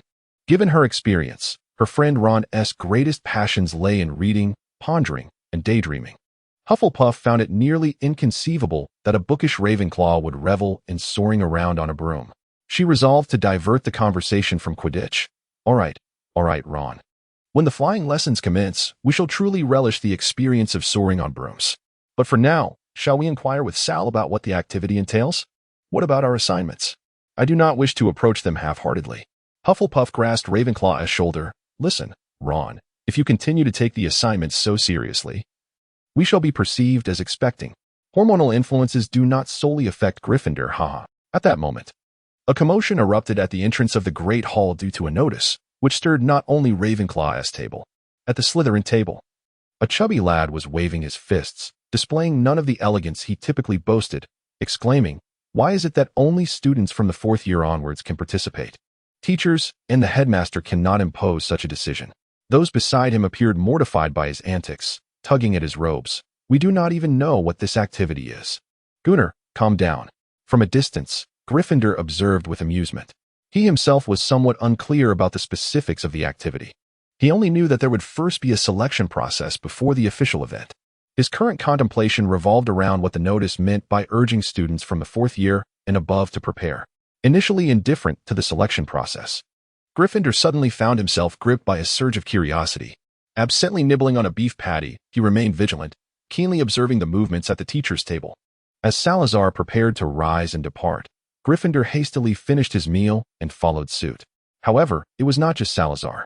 Sirius was also engaged in a discussion with him regarding the announcement. To be precise, it was Sirius who animatedly voiced his opinions, while Salazar feigned interest. From a distance, Salazar noticed Gryffindor approaching, and they exchanged a quick, knowing glance, signaling their agreement. Then, Gryffindor rushed over, his face a mask of urgency, as if something of great importance was at stake. "Sal, come with me at once." Salazar stifled a laugh and regarded Sirius with an expression of resigned exasperation, before being whisked away by Gryffindor. No sooner had they turned a corner than Gryffindor, brimming with impatience, inquired, "So, Sal, what did you and Dumbledore discuss this morning when I left?" Salazar recounted his morning conversation with Dumbledore, noting that Gryffindor exhibited no aversion towards the forgery of the diary. Rather, there was a sense of delight in the matter. "How do you intend to conduct this election? Through dueling, perhaps?" Salazar shook his head and said, "Do not perceive it so simplistically, all right? It is not merely prowess in combat that ensures survival in the Holy City." "What then?" asked Gryffindor, tilting his head. "Well, I haven't quite figured it out yet." "Huh, so shall we simply post a notice?" Gryffindor inquired incredulously. "Didn't we agree to discuss the specifics on Wednesday evening?" Salazar replied with an air of calm. "We are not entirely at a loss. We merely require further details, you see. The challenges of surviving in the Holy City are manifold." Gryffindor nodded in understanding. Sarah gazed at him, questioning whether they should truly engage in this conversation in such a public space. It felt somewhat inappropriate. The students departing the hall after their meal were numerous, and as a professor at Hogwarts, Salazar drew a measure of attention. If they lingered here conversing, it was only a matter of time before someone, out of curiosity, feigned passing by to eavesdrop on their discussion. "Where to?" Gryffindor surveyed their surroundings. "Let us head to the library. I just sent a note to Helga and Rowena. They should arrive shortly. We can establish a soundproof barrier and converse at our leisure." Hufflepuff and Ravenclaw entered the common room, preparing to return to their quarters to deposit their bags before proceeding to the library for their rendezvous. They had resolved to hastily address their assignments, and matters requiring little cerebral effort, such as this, could be easily managed with a magically enhanced quill. However, upon stepping into the common room, an unsettling feeling washed over them. The room was utterly deserted, eerily reminiscent of the times they had stealthily slipped out under the cover of night. Did we leave the hall too early? Hufflepuff mused, half in wonder, half in soliloquy. Just as she was about to advance, Ravenclaw abruptly grasped her sleeve. With a questioning glance, Hufflepuff sought to understand Ravenclaw's anxiety, only to find her beloved visibly tense. The most sagacious witch, who had faced the onslaught of the paladins a millennium ago without a hint of trepidation, now felt apprehensive in what could be considered her own domain. Following Ravenclaw's line of sight, Hufflepuff indeed beheld a familiar, yet disquieting figure. The silhouette retained a semblance of its former self, yet the form appeared pale and translucent. At that moment, Hufflepuff recalled that her initial contemplation of creating a Horcrux had arisen after Helena returned as a ghost. She could not bear the thought of her daughter confronting the transformed castle alone, and should the burden become too great, she might awaken her essence contained within the Horcrux. Yet, she ultimately refrained from taking that step. Several years later, upon Gryffindor's discovery of Salazar's temporal magic in the Forbidden Forest, and after proposing that audacious notion, she readily acquiesced. Even in her slumber within the Sorting Hat, Hogwarts was no longer a frigid entity for Helena. Reflecting on her motivations during the creation of the Horcrux now seemed absurd. Helena was unaware of her own existence, let alone finding solace in the remnants of her soul lingering in this realm. After arriving in this era, they had never mentioned Helena, much like Salazar, who had refrained from speaking of Hufflepuff for 7 years. They were the kind of individuals who harbored secrets yet never revealed their true feelings. Had it not been for that occasion when Salazar, along with Gryffindor, discussed Helena with Dumbledore at the Three Broomsticks and later relayed the conversation to them, this ostrich-like behavior would likely have persisted. Helena lingered beside a white statue, her pale form partially obscured by the sheer curtains swaying in the breeze. Having resided there for a week, encountering Helena had become an utterly mundane experience. They had seen her multiple times in the common room, but never had it been just the three of them in her presence. The voice of Hufflepuff was barely above a whisper, almost as if it were a secret. Ravenclaw's hands hung at her sides, clenched into fists. I know, it is not yet the time. Indeed, it was not yet the time. They had yet to unravel why Barrow had slain Helena all those years ago, nor did they fathom the simplicity of her act of stealing the diadem. Surely, if Helena desired it, would Ravenclaw have obstinately denied her?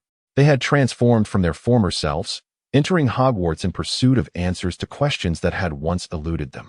Yet at that moment, Helena turned toward them, her hollow, vacant eyes gazing into theirs as she glided closer.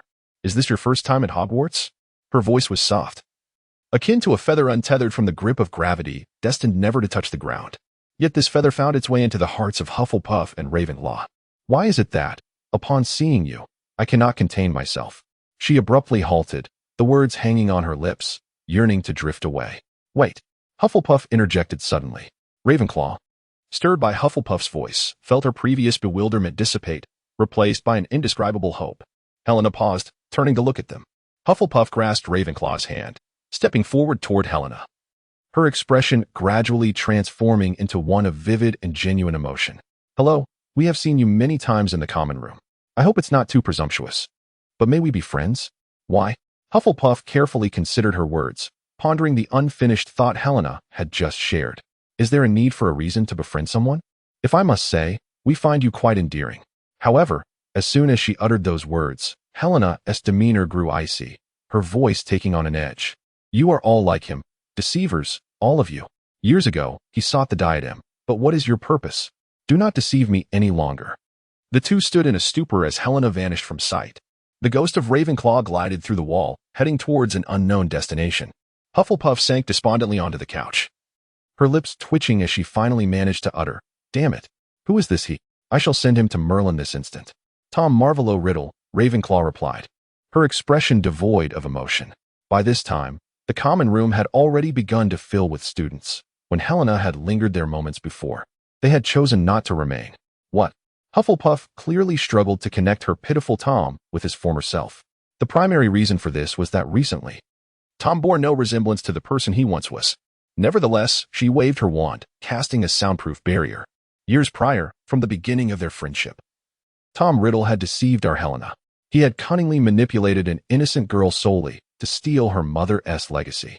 How naive I had been to believe he had found the diadem through his own efforts, or that it had merely fallen into his hands over the millennia. Yet, Ravenclaw's tone remained steady, though anyone could sense the turbulent undercurrents beneath her calm facade. Let us go. Hufflepuff was momentarily taken aback. Where to? Ravenclaw's voice retained its unperturbed quality. Gryffindor Tower. His memories, though halted at the creation of the diary Horcrux, had begun to deceive Helena upon the revelation of his lineage. This marked a significant turning point in his ideology. Strictly speaking, it was not entirely his doing. Hence, I shall not kill him. What is happening? Are we merely to fetch a book bag? How long has it been? Gryffindor lamented, resting her head on the table. Salazar sat in his chair, furrowing his brow. His intuition hinted that something unforeseen might have transpired. Let us wait a while longer. Salazar rose to his feet and casually pulled a book from a tall row of shelves. At that moment, he sensed a weakening of the connection he shared with Tom on a spiritual level. Turning his head, he observed the same astonishment mirrored on Gryffindor's face. What could possibly harm the soul of the former Voldemort in present-day Hogwarts? Recalling the absence of Ravenclaw and Hufflepuff, a peculiar thought struck Salazar. If Ravenclaw's diadem truly was a Horcrux, how had Tom Riddle acquired it? The diadem was likely in Helena's possession. The connection to Tom's soul weakened again, prompting Salazar to return to his seat, his brow furrowed. Surely, they wouldn't have killed Tom, would they? It was hard to say. But Barrow could think because he was a ghost. Tom was eager to understand how events had unfolded to this point. Approximately 10 minutes prior, he had been seated in Gryffindor's common room, engaged in a game of wizard's chess with Lee Jordan. Perhaps due to the frantic assignment completion earlier that day, they had managed to finish their homework without any procrastination, especially since Professor Sprout had assigned minimal work. They now felt utterly unburdened. Of course, Tom, hailing from an ancient family with its own rigorous system of magical education, had played a pivotal role in this. Although Tom possessed more memories than Lee and his companions, he was not particularly adept at wizard's chess. Previously, he had been too preoccupied with diligent study or exercising his emotional intelligence to focus on the game. Thus, he had truly immersed himself in this match. However, with the opening of the fat lady's portrait, two upper-class women entered the room. They surveyed the common room before striding directly toward Tom, who was deeply engrossed in his game. The four newly enrolled Ogroth siblings had already garnered a certain level of recognition at Hogwarts. It was exceedingly rare for four children with the same surname to enroll in the same year, especially with the presence of Ulysses Ogroth, who seemed to be a Gryffindor spy infiltrating Slytherin, and the recent article by Lita Skeeter, which had piqued the curiosity of the student body regarding the Ogroths. The girls approached Tom directly. Tom Ogroth, your two cousins are looking for you outside. Tom paused, perplexed as to why Ravenclaw and Hufflepuff sought him out. Yet he nodded and offered a polite smile. All right, I understand. After the girls departed, he cast an apologetic glance at Lee Jordan. You should go. Lee Jordan waved his hand, signaling Tom to proceed swiftly. After Tom departed, Fred took a seat, assuming control of Tom's chess game. They exchanged glances, and Lee Jordan suggested, shall we go and take a look? What is there to see but the affairs of others? Despite his words, George's face was alight with eagerness. No, no, no. Fred shook his head. You truly do not understand. Just now, Tom became noticeably tense upon overhearing his two cousins outside. The three exchanged glances once more, their eyes reflecting undeniable excitement. Let us go and see. The twins chimed in unison. However, as they exited through the portrait of the rotund lady, the corridor lay utterly deserted. The moment Tom stepped out from the portrait, he sensed an unsettling atmosphere. The Ravenclaws and Hufflepuffs regarded him with a chilling gaze. Though they uttered no words, Tom could palpably sense an aura of hostility emanating from them. Instinctively, he reached for his wand tucked away in his pocket, but halted midway, stifled by his own resolve.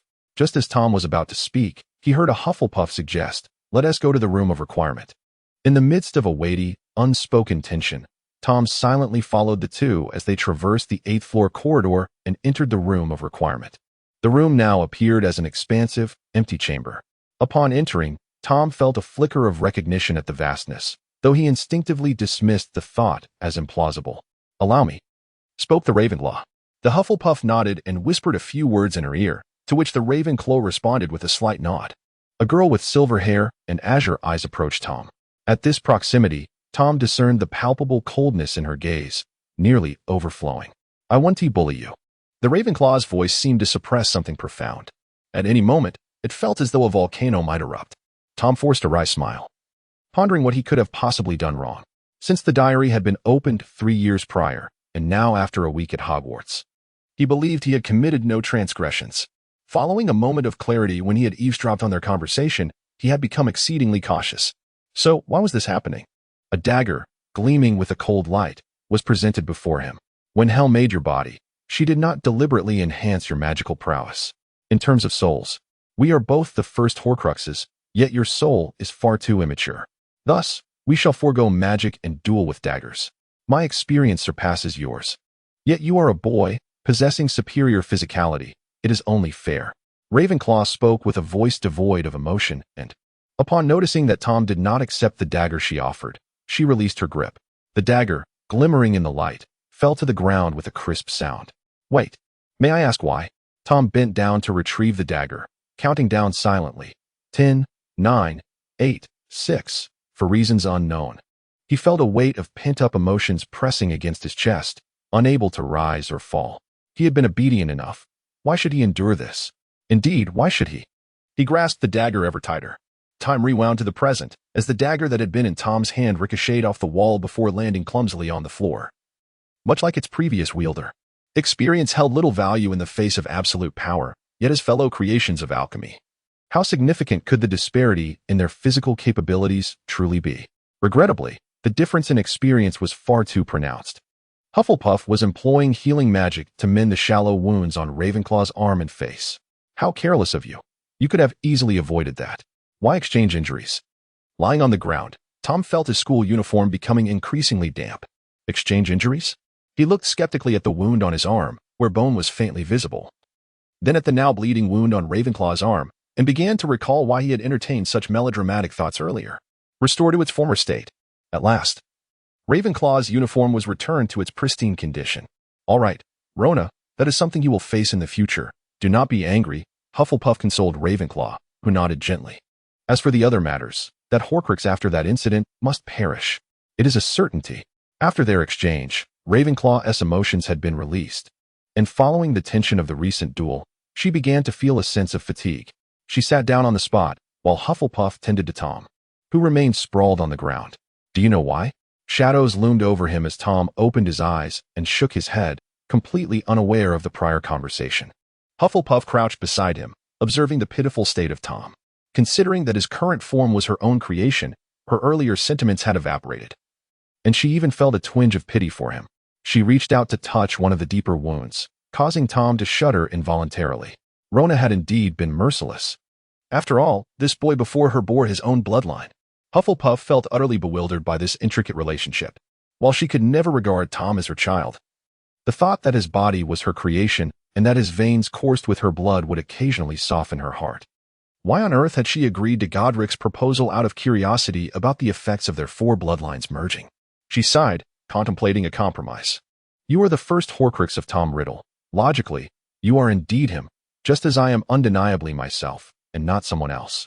Hufflepuff began to employ healing magic.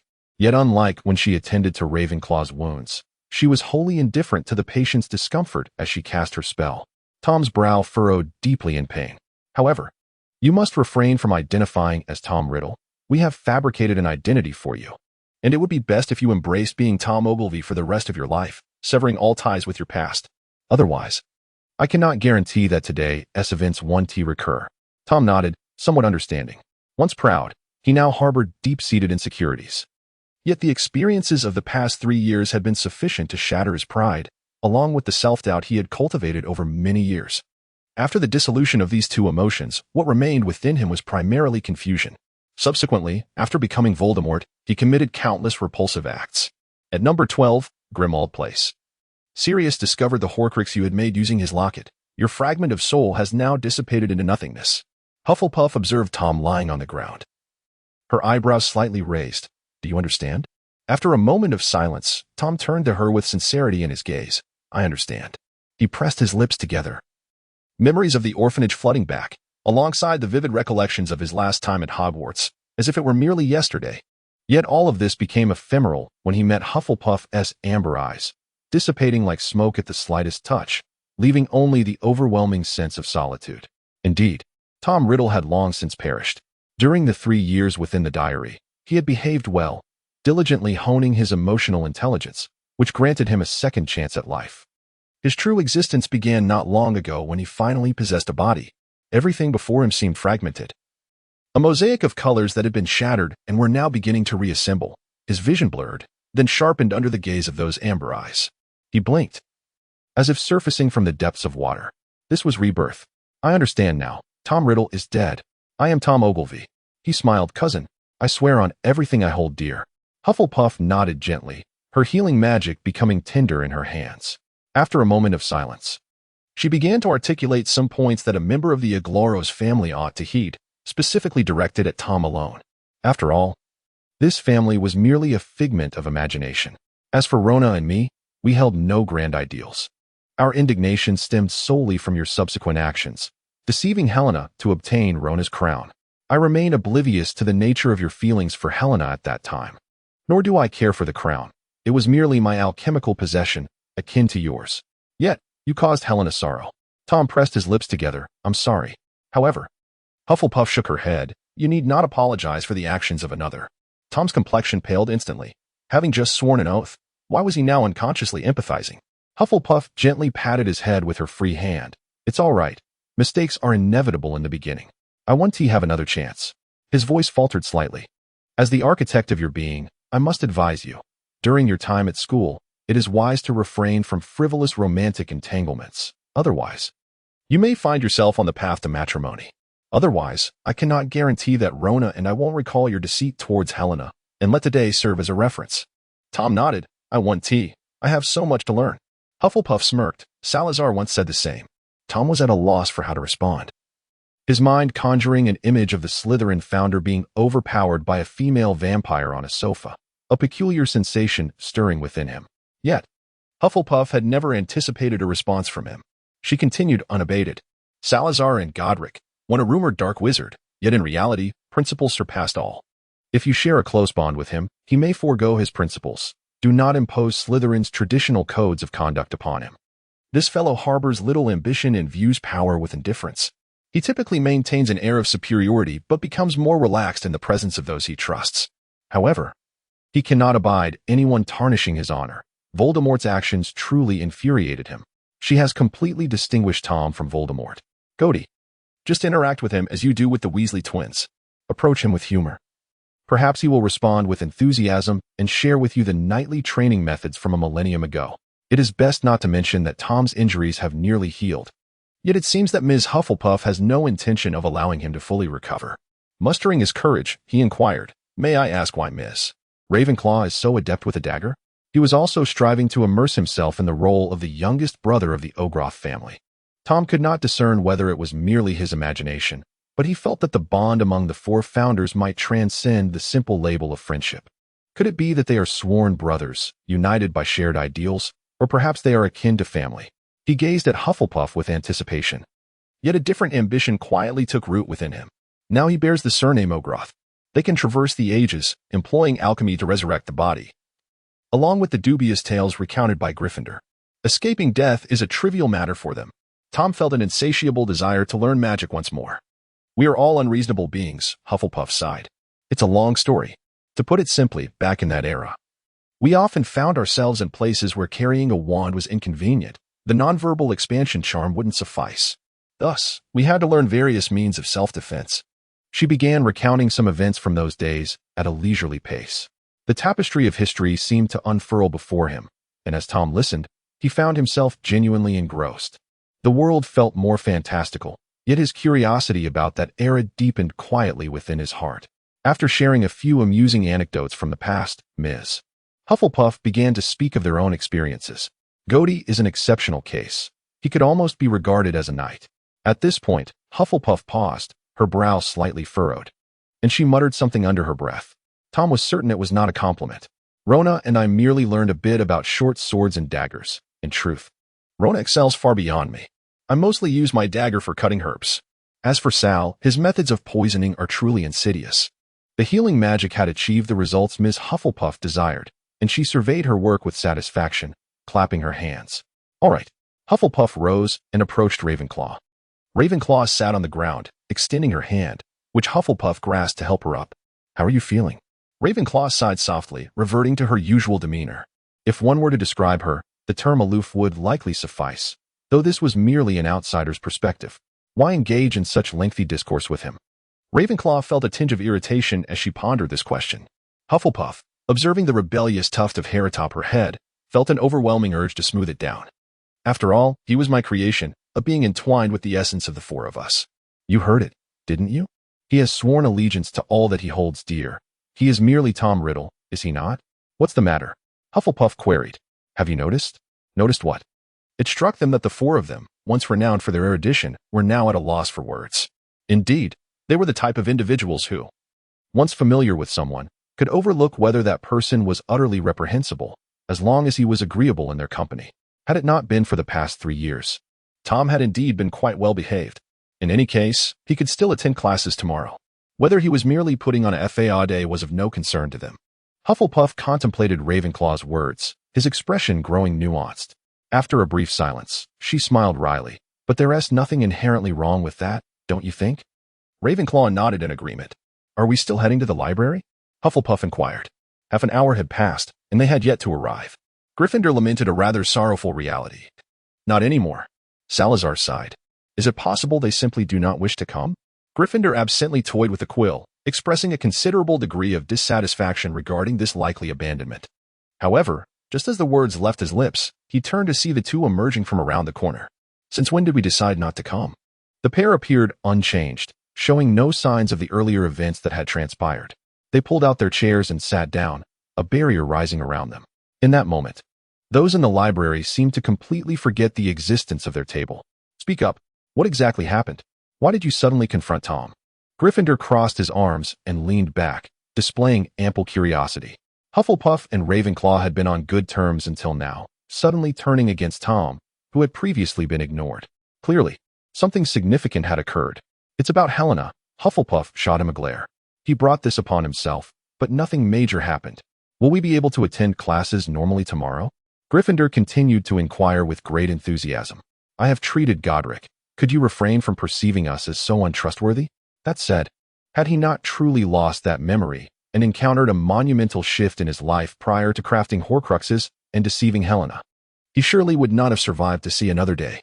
It is a blessing to be alive, Gryffindor remarked, mostly in jest. Salazar cast a glance at him, still eager to discern what had transpired previously. Could you elaborate? He inquired. I sensed that Tom's spirit had been significantly weakened. Hufflepuff tapped the table, remarking, Is it truly necessary to delve so deeply? However, Ravenclaw promptly countered her assertion. The weakening of his spirit you refer to must pertain to the moment he chose to sever ties with his past. Although, strictly speaking, the events that followed were not his doing, we cannot help but feel a lingering discomfort. Yet, there is no issue now, she earnestly explained, her cerulean eyes devoid of the previous chill. So, does this mean that Tom, in his current state, is indeed our little brother? I have always struggled to comprehend how severing ties with the past could have such an impact on one's soul. Salazar placed his hand on Gryffindor's shoulder. Must you insist on being so contrary? Well, at any rate, he has been quite well behaved these 3 years. Thus, the topic was laid to rest. Salazar recounted the plan he and Dumbledore ultimately devised. Gryffindor exhibited a palpable eagerness regarding the matter of forging diaries. However, the crux of today's discussion lay in strategizing the selection process. Surviving in the Holy City necessitates consideration of myriad factors, not to mention the element of luck, which remains incalculable. Hufflepuff expressed a significant degree of skepticism towards this selection. Indeed, relying solely on examinations conducted within the confines of the school proves insufficient for assessing a person's comprehensive abilities. Nevertheless, the practical skills of an individual are undeniably crucial and could serve as one of the evaluation criteria, remarked Gryffindor. This assertion came as a surprise. Furthermore, the ability to adapt swiftly to changing circumstances, Hufflepuff added. Although she had never truly experienced life in the Holy City, she possessed some understanding. After all, as long as one did not retreat to the most remote wilderness, wizards would inevitably face scrutiny. The church had deeply ingrained itself among the vast populace. And during that period, a casual stroll through the city would reveal numerous individuals willing to sacrifice their lives for their faith. If wizards lacked sufficient adaptability, it would only be a matter of time before their identities were discovered by the church's adherents. At that moment, Salazar found himself reminiscing about the current head selection system at Slytherin House, as previously articulated by Gryffindor. Regardless of how a selection system is designed, It cannot comprehensively assess an individual. However, allowing students to choose for themselves might yield unexpected results. Perhaps this is a viable approach. The three turned their gazes towards him, their eyes brimming with curiosity. What if each house had 10 slots to allocate as they see fit? The head selection system of Slytherin? Almost instantaneously, Gryffindor grasped the implication, yet wondered if such an arrangement might lead to chaos. Salazar raised an eyebrow. Are you afraid it will become chaotic? Gryffindor looked at him helplessly. Do you not realize that your proposal is something Dumbledore would never agree to? Or do you intend to oust the headmaster and orchestrate everything by yourself? Upon hearing this, Salazar found himself in a quandary. It was unlikely that Dumbledore would endorse such an idea, though he was not one to adhere strictly to conventions. He would likely harbor skepticism towards the notion of relinquishing authority entirely to the students. Whatever, exclaimed Hufflepuff. Salazar finally discerned that, despite their outward demeanor, the two of them were indeed affected by the recent events. I believe there is no better course of action. Gryffindor attempted to instill their ideas into Dumbledore. The headmaster furrowed his brow in contemplation. However, allowing students the freedom of choice may result in outcomes that reflect individual social skills rather than their overall competence. Dumbledore found the current situation exceedingly peculiar. In the past, others had remarked upon his actions as lacking the composure befitting a headmaster. Some suggested he ought to serve as a role model for students and even professors, yet certain of his behaviors contradicted this expectation. Now, however, he pondered how to dissuade the four founders from pursuing that excessively perilous notion. Headmaster Dumbledore, you may not fully grasp the situation. He gazed wearily at Gryffindor as she spoke. At that time, Salazar and I were in the Holy City, and during that period, we dared not carry our wands openly. If discovered, there would be no room for subterfuge. Assassinating a significant figure within the clergy, gathering intelligence, or more simply, rescuing some wizards trapped in the Holy City. Salazar interjected suddenly, stating that, generally speaking, they would not venture into the Holy City to rescue anyone, as the risks were exceedingly high, often resulting in a net loss. Indeed, it was a losing proposition, but if they coordinated their efforts, the outcomes could consistently be favorable. Gryffindor began to reminisce about those times, only to be brought back to the present by Salazar's soft cough. In essence, within the Holy City, what we wizards aimed to accomplish fundamentally revolved around our interpersonal skills. One must possess the ability to navigate close to their targets. Take the simplest example of escaping. Once outside the city, one would encounter scrutiny. And the walls of the Holy City were imbued with the capacity to detect fluctuations in energy. This implied that one must at least acquire the identity of a novice cleric or a knight's attendant. Thus, the plan was set into motion. Something felt amiss. Yet nothing seemed overtly wrong. Before long, Wednesday night arrived, and upon Dumbledore's announcement of the event's arrangements, the hall erupted in excitement. It was truly exhilarating. At the Gryffindor table, Fred waved his fist, cheering loudly. The notion that students could choose their representatives was unprecedented in Hogwarts history. It was a pity that only fourth-year students were eligible. If only he had been born 3 years earlier, Charlie would undoubtedly participate, being the male prefect, and his chances of securing a spot were quite high. As Fred voiced this, his tone was laced with envy. Nevertheless, at least they would glean what transpired within the illusion. By Merlin's puffy sleeves, if they chose to set the illusion at the Quidditch pitch, does that mean we can witness the happenings within? George speculated. If that were the case, it would indeed be splendid, albeit lacking the thrill of first-hand experience. Tom lamented. The notes from the era of the four founders had somehow survived to this day. He wondered if their author had ever encountered the founders of their school. He yearned to peruse the contents of that manuscript, while he was uncertain if its author had met the four founders. There was no doubt that they had indeed crossed paths with them. Tom mused. His current contemplation revolved around whether that manuscript had genuinely been passed down through the ages or if it had been fabricated by a few individuals traversing time. He personally leaned towards the latter. Regardless, the authenticity of the manuscript's contents was undoubtedly trustworthy. He never anticipated that just 2 days prior, he had developed a profound curiosity about that era, only to learn that he might soon behold it firsthand. Though it was a replica, it should be quite similar. Wouldn't he? As Tom listened to the cheers and fervent discussions surrounding him, he pondered. Was it truly necessary to create such a commotion merely to deal with a journalist? In any case, he felt they were using the resolution of a certain reporter as a pretext to make their lives at Hogwarts a tad more interesting. At the teacher's table, Dumbledore pressed his hand downwards, and the hall gradually fell silent. He continued, in light of this being the first instance of selecting participants in such a manner. I must elaborate further. I do not wish for any discord to arise among you due to the allocation of slots in this illusion. Nor do I desire anyone to be harmed as a result. I encourage you to compete, but only under the condition that you protect yourselves and refrain from inflicting severe damage upon your opponents.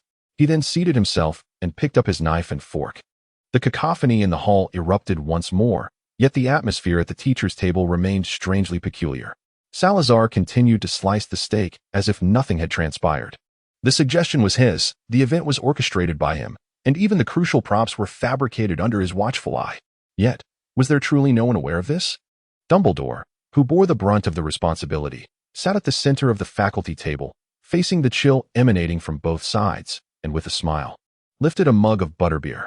Sirius was attempting to inquire whether the professor could also participate, to which Dumbledore merely responded that he could observe. In the end, Sirius was left to watch the students below, sighing in exasperation.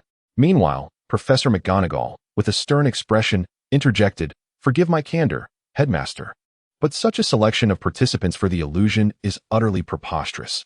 The students will be too distracted to focus on their studies." Dumbledore, are you even listening to me? Dumbledore raised his mug of butterbeer. Minerva, might we discuss these matters after our meal? But, Headmaster, Minerva, do try today's coconut pudding. It is simply delightful. As the trio made their way to the common room, they continued to deliberate on the recent event. As newcomers, they hardly knew the older students, and their discussions were but a series of wild conjectures. I wrote home to inquire after seeing that notice the day before yesterday, but alas, the owl has yet to return. I hope nothing has befallen it on the way, Lee Jordan expressed with concern. You're aware that the school's owls aren't particularly swift. This pace is quite normal. However, if your home isn't too far from the school, it should arrive before the weekend. George reassured him. By the way, it seems the school has never hosted such an event in many years. Otherwise, Percy would surely return to boast about it. What is this all about? Is it perhaps a commemorative event for the school's 1000th anniversary? Fred speculated. What do you think, Tom? Why not ask your cousin? He might know something. Tom shook his head. My cousin probably doesn't know either. As you know, my family has had little contact with the outside world. He was intentionally feigning ignorance. He was well aware of the underlying truths but was not inclined to share them. Mainly, he felt unable to disclose anything. Ah, by the way, Tom, do you have any way to see that diary? I heard the professors are currently studying it, but who knows when we might get a chance to look at it? Lee Jordan inquired. Tom recalled his earlier encounter in the library with Salazar, who had been tutoring him. It may take a while longer, but I can certainly ask on your behalf. Indeed, Salazar advised him to maintain harmonious relations with his classmates while simultaneously providing him with tutelage in the dark arts. Earlier today at noon, Salazar merely handed him a collection of past notes, and then proceeded to collaborate with Gryffindor in fabricating a diary belonging to a wizard named Caleb Vran. As they conversed while walking, they soon arrived at the Gryffindor common room on the 8th floor. Peppermint toffees. The fat lady's portrait swung open, and the four of them filed in. Who altered the password this time? It resembles the style of the one for the headmaster's office, Tom remarked, feeling somewhat less awkward. Similar to the headmaster's office password? Have you been to Professor Dumbledore's office? George inquired from behind him. It couldn't possibly have been my cousin. The headmaster's passwords are all sorts of sweets. George shrugged with a hint of regret. Well, it seems that Professor Dumbledore's office is also on the 8th floor, but I've never seen it. It's normal. There are many undiscovered rooms in Hogwarts, Fred suggested. Since we have no classes tomorrow afternoon, how about we explore the castle? Tom shifted his gaze elsewhere, catching sight of Charlie and Percy by the fire. Fred and George evidently noticed their two older brothers as well. Fred grimaced and whispered, Percy's in his 3rd year this time and can't participate. Just look at his expression. He seems on the verge of tears. We can't participate. And neither can he. That's what we call fairness. George retorted sarcastically. The two brothers were quite disdainful of Percy's ever-serious demeanor, feeling that he was out of place in their warm, jovial family.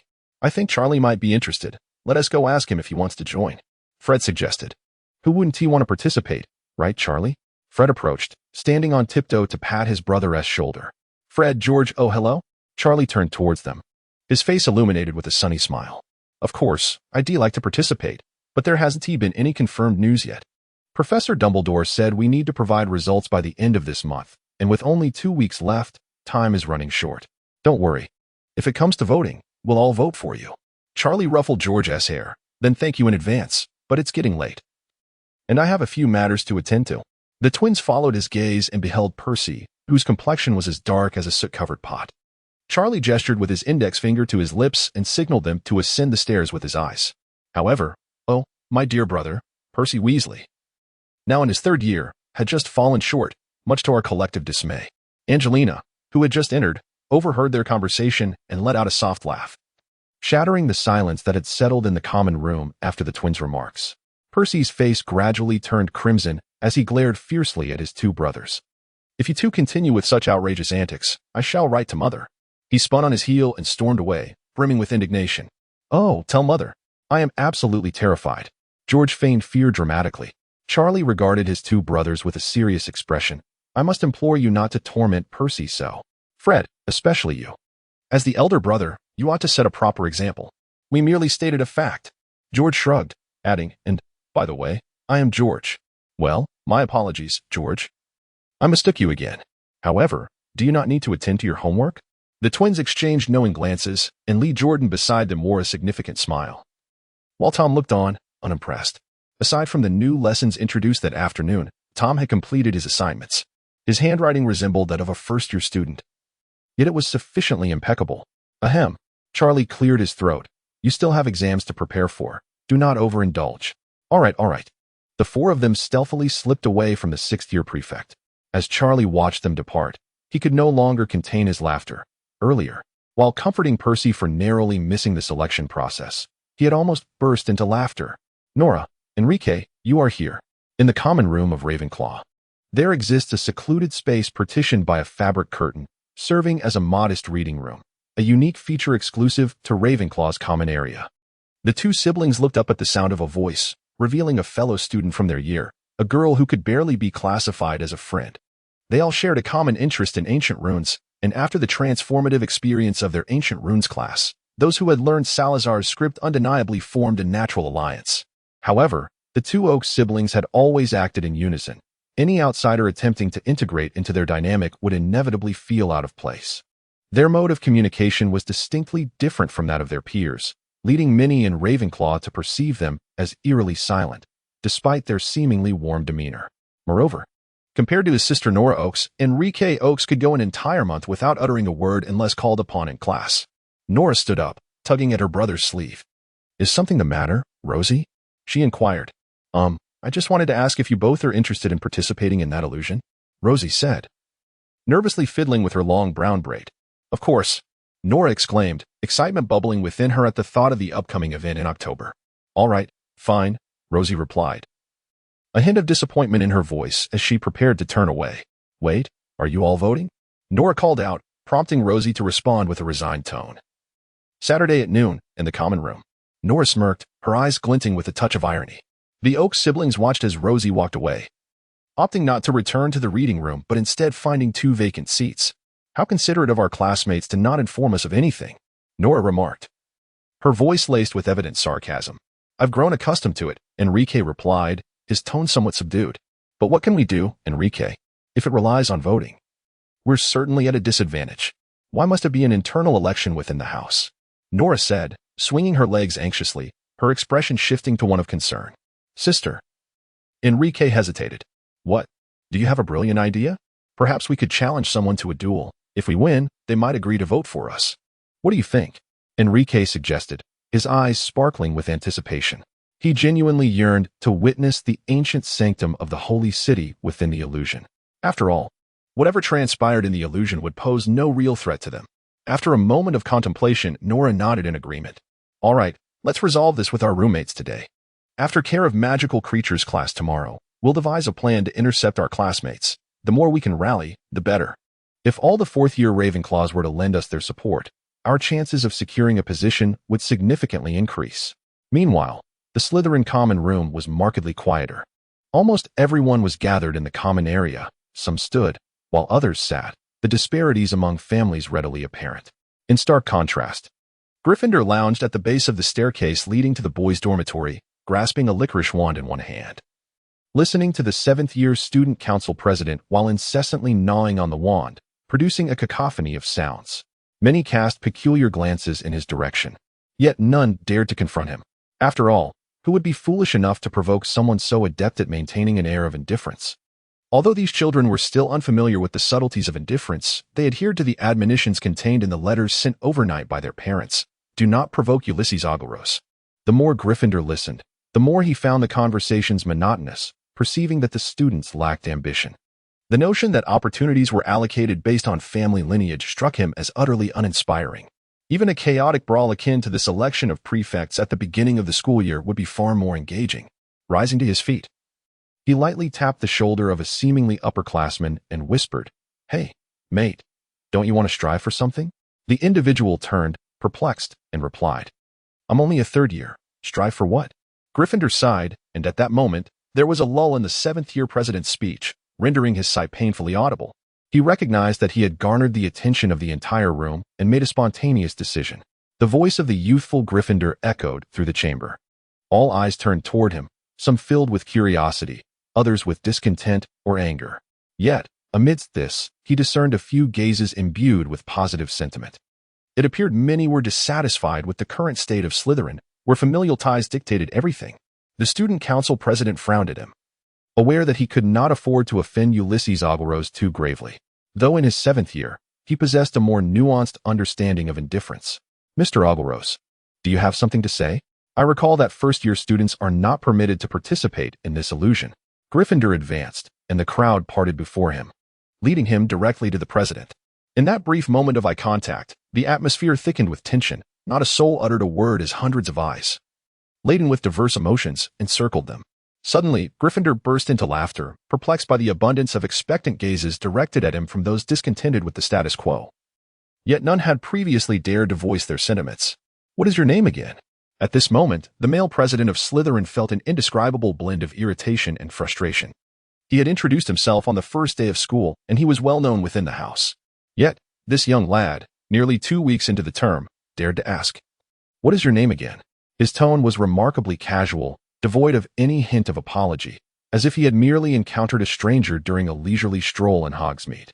However, he took a deep breath to calm his emotions. It would be unwise to openly confront Ulysses Agaros. He was a silent holder. And the Agaros family was undeniably formidable. The extensive library within the Agaros family could easily support a soul-whispering bookstore and a clock club. Moreover, there was Salagloros, the ancient runes professor, a connection he could actually access. The Slytherin president forced a strained smile onto his face. "I am Valerie Selwyn. Do not forget it again." The Gryffindor, standing on tiptoe with arms outstretched, perched himself upon the table, wearing a knowing expression as he slowly applauded. "Selwyn, no wonder, after all. You are one of the sacred 28 pureblood families." Even with a temperament as amiable as his, Valerie could not contain himself. "Ulysses Agaros, what is the meaning of this?" The Gryffindor rested his chin on his hand, continuing to scrutinize Valerie with that knowing gaze. "What could my intentions be? Yet, it is only natural for you to think so, given your background." Valerie's expression darkened significantly, yet, displaying his cleverness, he refrained from drawing his wand, which made it difficult for the Gryffindor to act directly. "This is a formal meeting, Mr. Agaros. I hope you realize that this is not the place for jest. If there is something to discuss, we can do so later. May I kindly ask you to return to your seat?" The Gryffindor raised an eyebrow, choosing not to respond to Valerie any further. Instead, he climbed atop the table, instantly towering over the remaining students present. He then turned to address the assembled students directly. "Ladies and gentlemen, are you truly willing to accept this method of allocating positions?"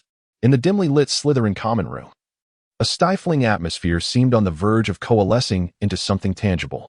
The deep green velvet curtain was drawn aside, revealing the Black Lake, which appeared as a light-absorbing void, shrouded in darkness, concealing whatever lay beneath its surface. Perhaps the air, along with the light, was being absorbed, thus contributing to the oppressive ambience. Standing upon the table, Gryffindor's gaze swept across the faces of those gathered. Expressions of disdain, confusion, yet there were always a few displaying positive emotions. Indeed, some evidently resonated with his words. Yet they remained silent, standing amidst the crowd, allowing the silence to persist. Why? No wonder Salazar felt disappointment when discussing the current state of Slytherin House. Gryffindor found it utterly ironic that these students, yet to step into the world, still ensconced within their ivory tower, had already forsaken the enduring glory and ambition instilled by their founder. Slytherin took pride in its unwavering spirit, not in bloodlines. They remained ever ambitious, aspiring to forge a better life rather than trampling on the dignity of others. Surely, it should not have manifested as a microcosm of society, delineated by the strength or weakness of familial backgrounds. If they could not embrace simplicity within the confines of the school, what significance did their establishment of Hogwarts hold? Hogwarts is an institution, not a mere reflection of society. Every student therein is equal, at least until their graduation. He was uncertain about the specifics of other houses. Yet none among them had established a hierarchy among students. Was this distribution of opportunities truly acceptable to them? He reiterated the question, his voice resonating clearly. Still, no one spoke. Instead, many glared at him with discontent for interrupting the internal meeting of the house. At that moment, Gryffindor felt a twinge of gratitude towards Rita Skeeter for her article. Had she not referred to him as a silent parasite, a throng of individuals would have surely brandished their wands in an attempt to expel him, the disruptor of order. Unlike now, where everyone seemed apprehensive of that nebulous silence. Merely observing as he stood upon the table, delivering his address to the entire house. Slytherin's Code of Conduct, Rule 44. Unity creates indomitable strength. Gryffindor's voice echoed in the seemingly empty space. Unity. Yes, you are truly united. He recalled the glimmer in Salazar's eyes as he penned the house rules a millennium ago, envisioning the future of Slytherin. It mirrored the anticipation they exhibited while strategizing. Additionally, there was a spark, long extinguished, that had once frequently appeared in their childhood. He had once harbored hope for the present Slytherin, believing it to be a temporary error, convinced that its core spirit remained unchanged. However, such hope gradually dissipated amidst the silence of those around him. Moreover, why should he, a Gryffindor, possess a deeper understanding of Slytherin's ethos than this assembly of Slytherin students? Enough. Valerie Selwyn could no longer contain himself. He withdrew his wand from the inner pocket of his wizarding robes. Usus Ogros, regardless of your intentions, I implore you to temper your words and actions in this serious setting, rather than behaving recklessly like a Gryffindor. The Slytherin Code of Conduct states, only you can determine your actions. What does that mean? Valerie Selwyn furrowed his brow, gripping his wand tightly, casting a cold glare at the Gryffindor standing atop the table. He lowered his voice. Usus Ogros, do not act foolishly. Respect your lineage, the Ogros family, but do not tarnish your family's legacy. Gryffindor laughed, seemingly oblivious to Valerie Selwyn's admonitions. I merely wish to inquire how many present here still adhere to the Slytherin Code of Conduct? He turned his gaze toward Valerie Selwyn, silently urging him to remain silent. Valerie Selwyn felt as though his mouth had been sealed, unable to break free, forced to watch as Usus Ogros continued his oration. Is this what it means to be silent? To bask in Slytherin's glory and pride, yet here stand some, while others sit. What determines the standard? Gryffindor paused momentarily, striving to compose himself. He had indeed acted impulsively today, but the dissatisfaction with the status quo had been mounting since his entry into Slytherin House. Today's decision regarding family quotas had finally pushed him over the edge. Surely, had Sal been here, he would have acted similarly, right? Is it a matter of seniority? Of academic achievements at Hogwarts? Or do you determine one's seat through dueling? The boy's voice echoed through the vast common room, and at last, a murmur arose from the crowd. Gryffindor listened intently to the voices around him. It was the same group that had previously shown anticipation. What good news. But none of you truly understand. You rely on your family names. Alas, what you fail to grasp is that this is Hogwarts, not the outside wizarding world. Within these walls, you are merely yourselves, not representatives of some illustrious family. Gryffindor felt himself becoming increasingly animated. He could discern the sounds of agreement from those nearby. It was about time. Don't dwell on it. Nothing will change. The entanglement of familial interests is beyond the comprehension of a mere child. Was he not expressing the sentiment that family rivalry should not infiltrate the school? Is that not a noble stance? Speak quietly. No. Do not utter such things. Remain silent. But how could those entrenched in privilege relinquish their hold? Then let us duel. Our status within the house should be determined by ourselves. Slytherin reveres the strong, not merely those of noble lineage. You possess strength and cunning. Since you have been sorted into Slytherin, you must surely embody pride and ambition. The other three houses also boast numerous pureblood wizards. If that is the case, why would you willingly submit to inferiority based solely on bloodline? This Valerie Selwyn, your male president, cannot possibly resemble the Voldemort of years past, so exceptional that you would willingly follow him. Gryffindor leapt from the table, weaving through the crowd once more. As he passed, someone appeared to want to speak, their expression a tumult of confusion and conflict. However, Gryffindor showed no inclination to pause and exchange further words. He strode into the boys' dormitory without a backward glance. He held no desire for acclaim within the house. Yet, as his figure vanished from the sight of the Slytherin students, they remained ensnared in the tumultuous emotion stirred within them. Today's experience had been profoundly shocking. One individual had stood up to denounce the current order of Slytherin, audaciously accusing them of lacking any semblance of Slytherin spirit. Yet, for the majority, there was an unsettling resonance in his words. "Am I losing my mind?" A golden-haired girl exclaimed, shaking her head. "Oh, my dear Merlin, please tell me that my recent experience was but a figment of my imagination, and that the boy from the Ograw family said nothing at all. Let us return. Today's meeting cannot proceed." Her companion tugged at her sleeve, whispering softly. Unbeknownst to her, the tone in which she uttered the word meeting was decidedly peculiar. "Chairman Selwynham?" Valerie Selwyn clenched his wand tightly, his expression verging on the ferocious. He shot a menacing glare at those who regarded him with peculiar eyes, snorted dismissively, and made his way toward the boys' dormitory. After his departure, the Slytherin students began to disperse, yet this time, the atmosphere diverged from previous meetings. Silence prevailed, but glances exchanged spoke volumes. Within the quietude lay a simmering undercurrent of unrest. Although Gryffindor's interruption of the allocation meeting could not truly alter the internal dynamics of Slytherin, it was improbable that not a single one of the 100 attendees had been affected. "Hey, Professor Snape, may I presume you were here waiting for me?" At the entrance of his chamber, Gryffindor unexpectedly encountered a figure clad in a voluminous black cloak, with greasy hair that betrayed a lack of care. Severus Snape stood just beyond the reach of the flickering oil lamp's glow, his brow furrowed, yet his gaze seemed distinctly unfocused and lost in thought. The sound of Gryffindor's approach roused Snape from his reverie. He abruptly lifted his head, his demeanor swiftly shifting to one of guarded composure. In a voice barely above a whisper, he inquired, "Mr. Gryffindor, may I ask if those words you just spoke were entirely your own thoughts? Have you laid it bare so plainly?" Gryffindor raised an eyebrow, a hint of displeasure evident upon his countenance. "What else could it be? Do you truly believe that, having witnessed the Slytherin house of a millennium ago, I cannot draw a comparison with the present?" Snape's brow deepened in perplexity. "That is not what I meant." "Very well." Gryffindor shrugged, stifling a yawn that bespoke his weariness. "Is there anything else? If not, I shall retire for the night. The hour grows late, Professor Snape. I actually wish to inquire." He paused, a clear conflict flitting across his features. "What is it?" Gryffindor asked, his interest waning. "This." Snape produced a book. Its black hardcover devoid of any title. Gryffindor accepted it, flipping through its pages until his gaze fell upon a somewhat familiar emblem. It seemed to resonate in his memory, though it had been many years since he last encountered it. Suddenly, an image surfaced in his mind, the clearing before the concealed hut in the Forbidden Forest. The magic that Salazar employed to traverse to this era is none other than this time magic. Where did this book come from? Snape's lips pressed together, yet his eyes betrayed a joy that was hard to conceal. Long ago, he had inquired of Salazar about time magic, but alas, Salazar had merely stated that the endeavor he wished to undertake could not be resolved through such means. Thus, upon encountering this book today, it was inevitable that he would feel a surge of excitement.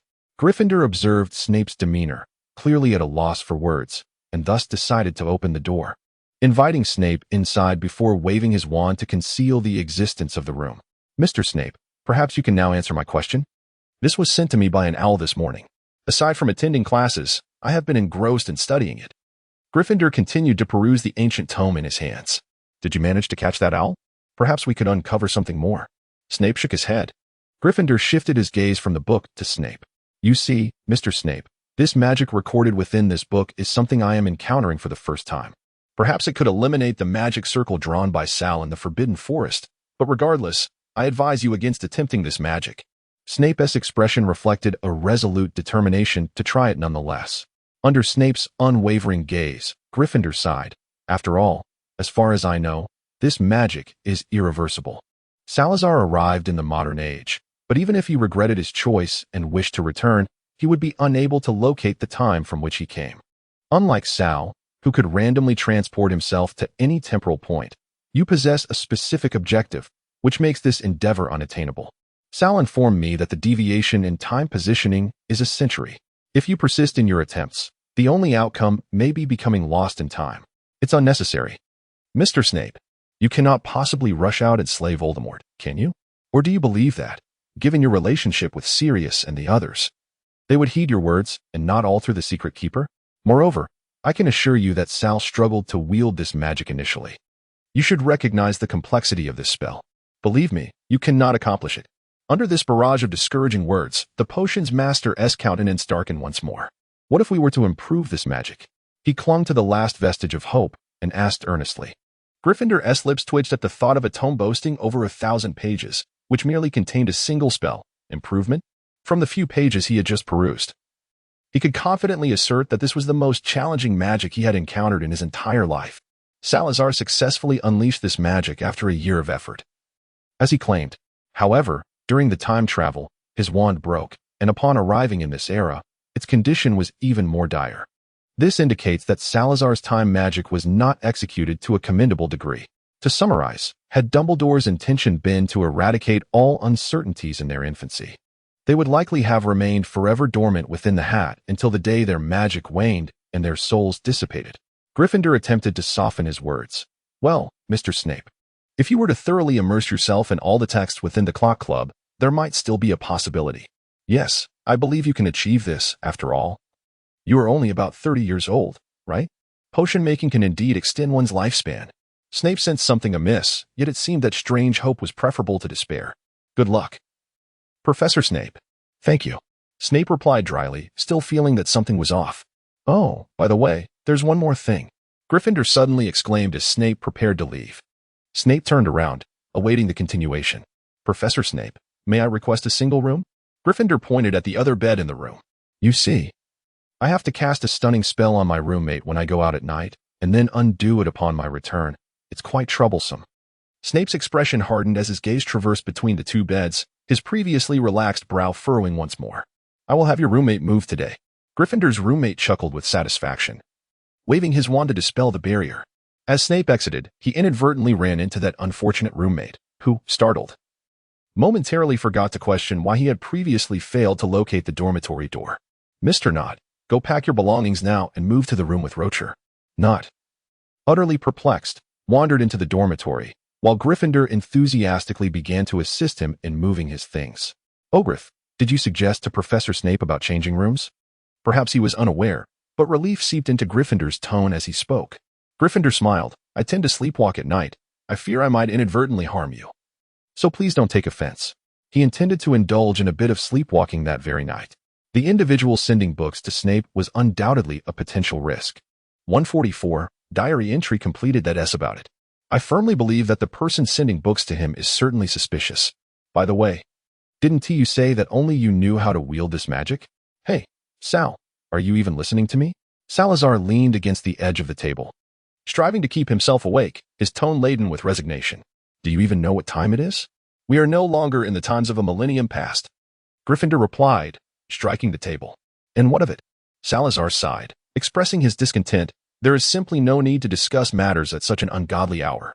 Is there anything that cannot wait until tomorrow? It is abundantly clear that someone harbors intentions regarding Hogwarts. However, what purpose does sending the book containing the time-recording spell to Snape serve? And you know who taught me this spell? It is only natural for him to share it with others. The two exchanged glances. Oh, for heaven's sake. If only that scoundrel Snape could catch that owl. With this thought, Salazar found his drowsiness dissipating.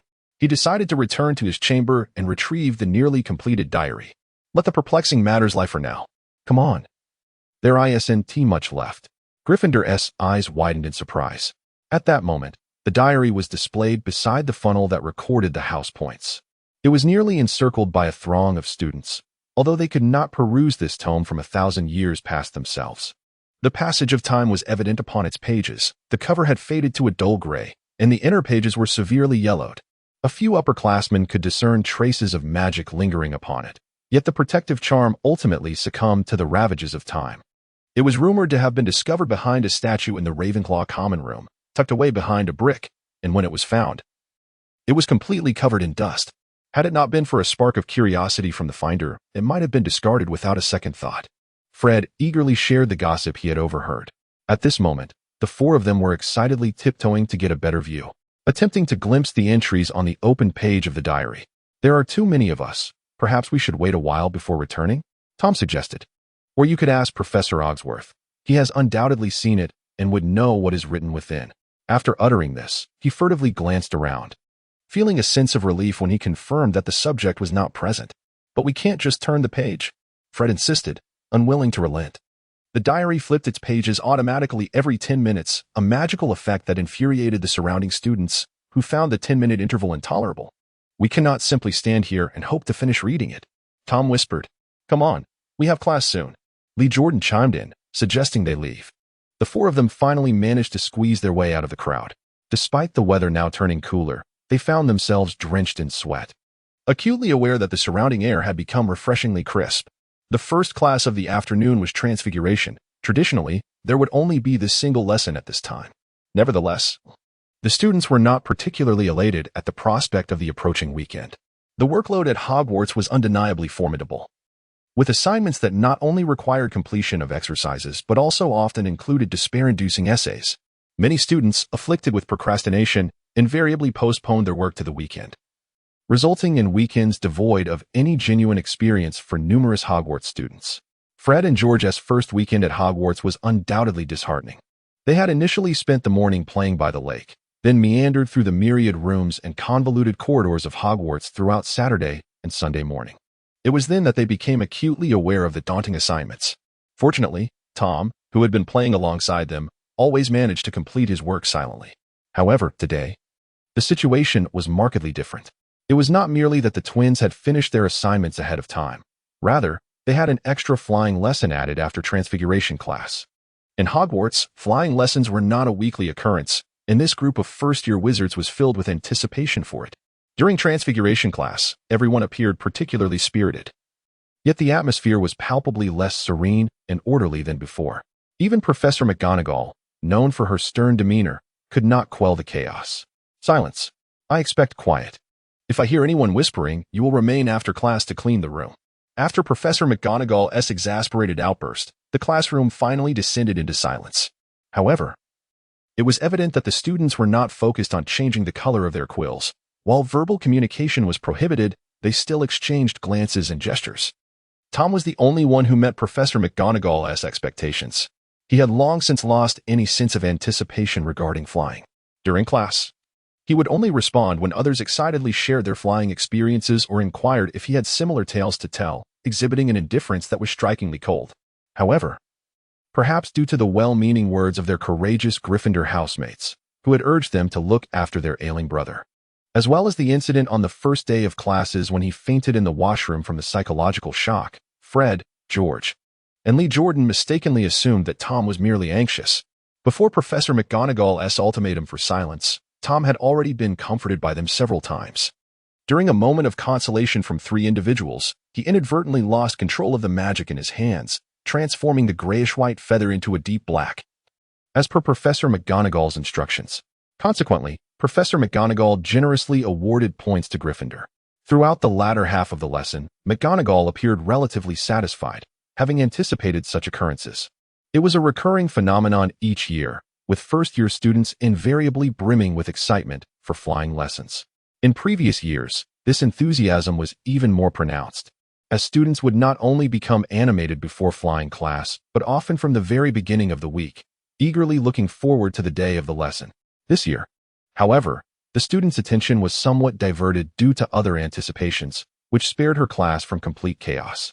Only Mr. Ogilvy managed to complete the transformation successfully. Tom glanced over at Gryffindor, observing that they appeared no different from the other students, all eagerly awaiting the impending flying class. This compelled Tom to admire their acting prowess. Professor McGonagall walked slowly among the students, observing each feather in their hands. "Nevertheless, I can understand your feelings. I too was filled with anticipation for flying when I was in first year." The students raised their heads, their silent exchanges ceasing, all eyes fixed on Professor McGonagall, awaiting her next words. "For this assignment, you are to take the feathers from your desks and practice by the next class.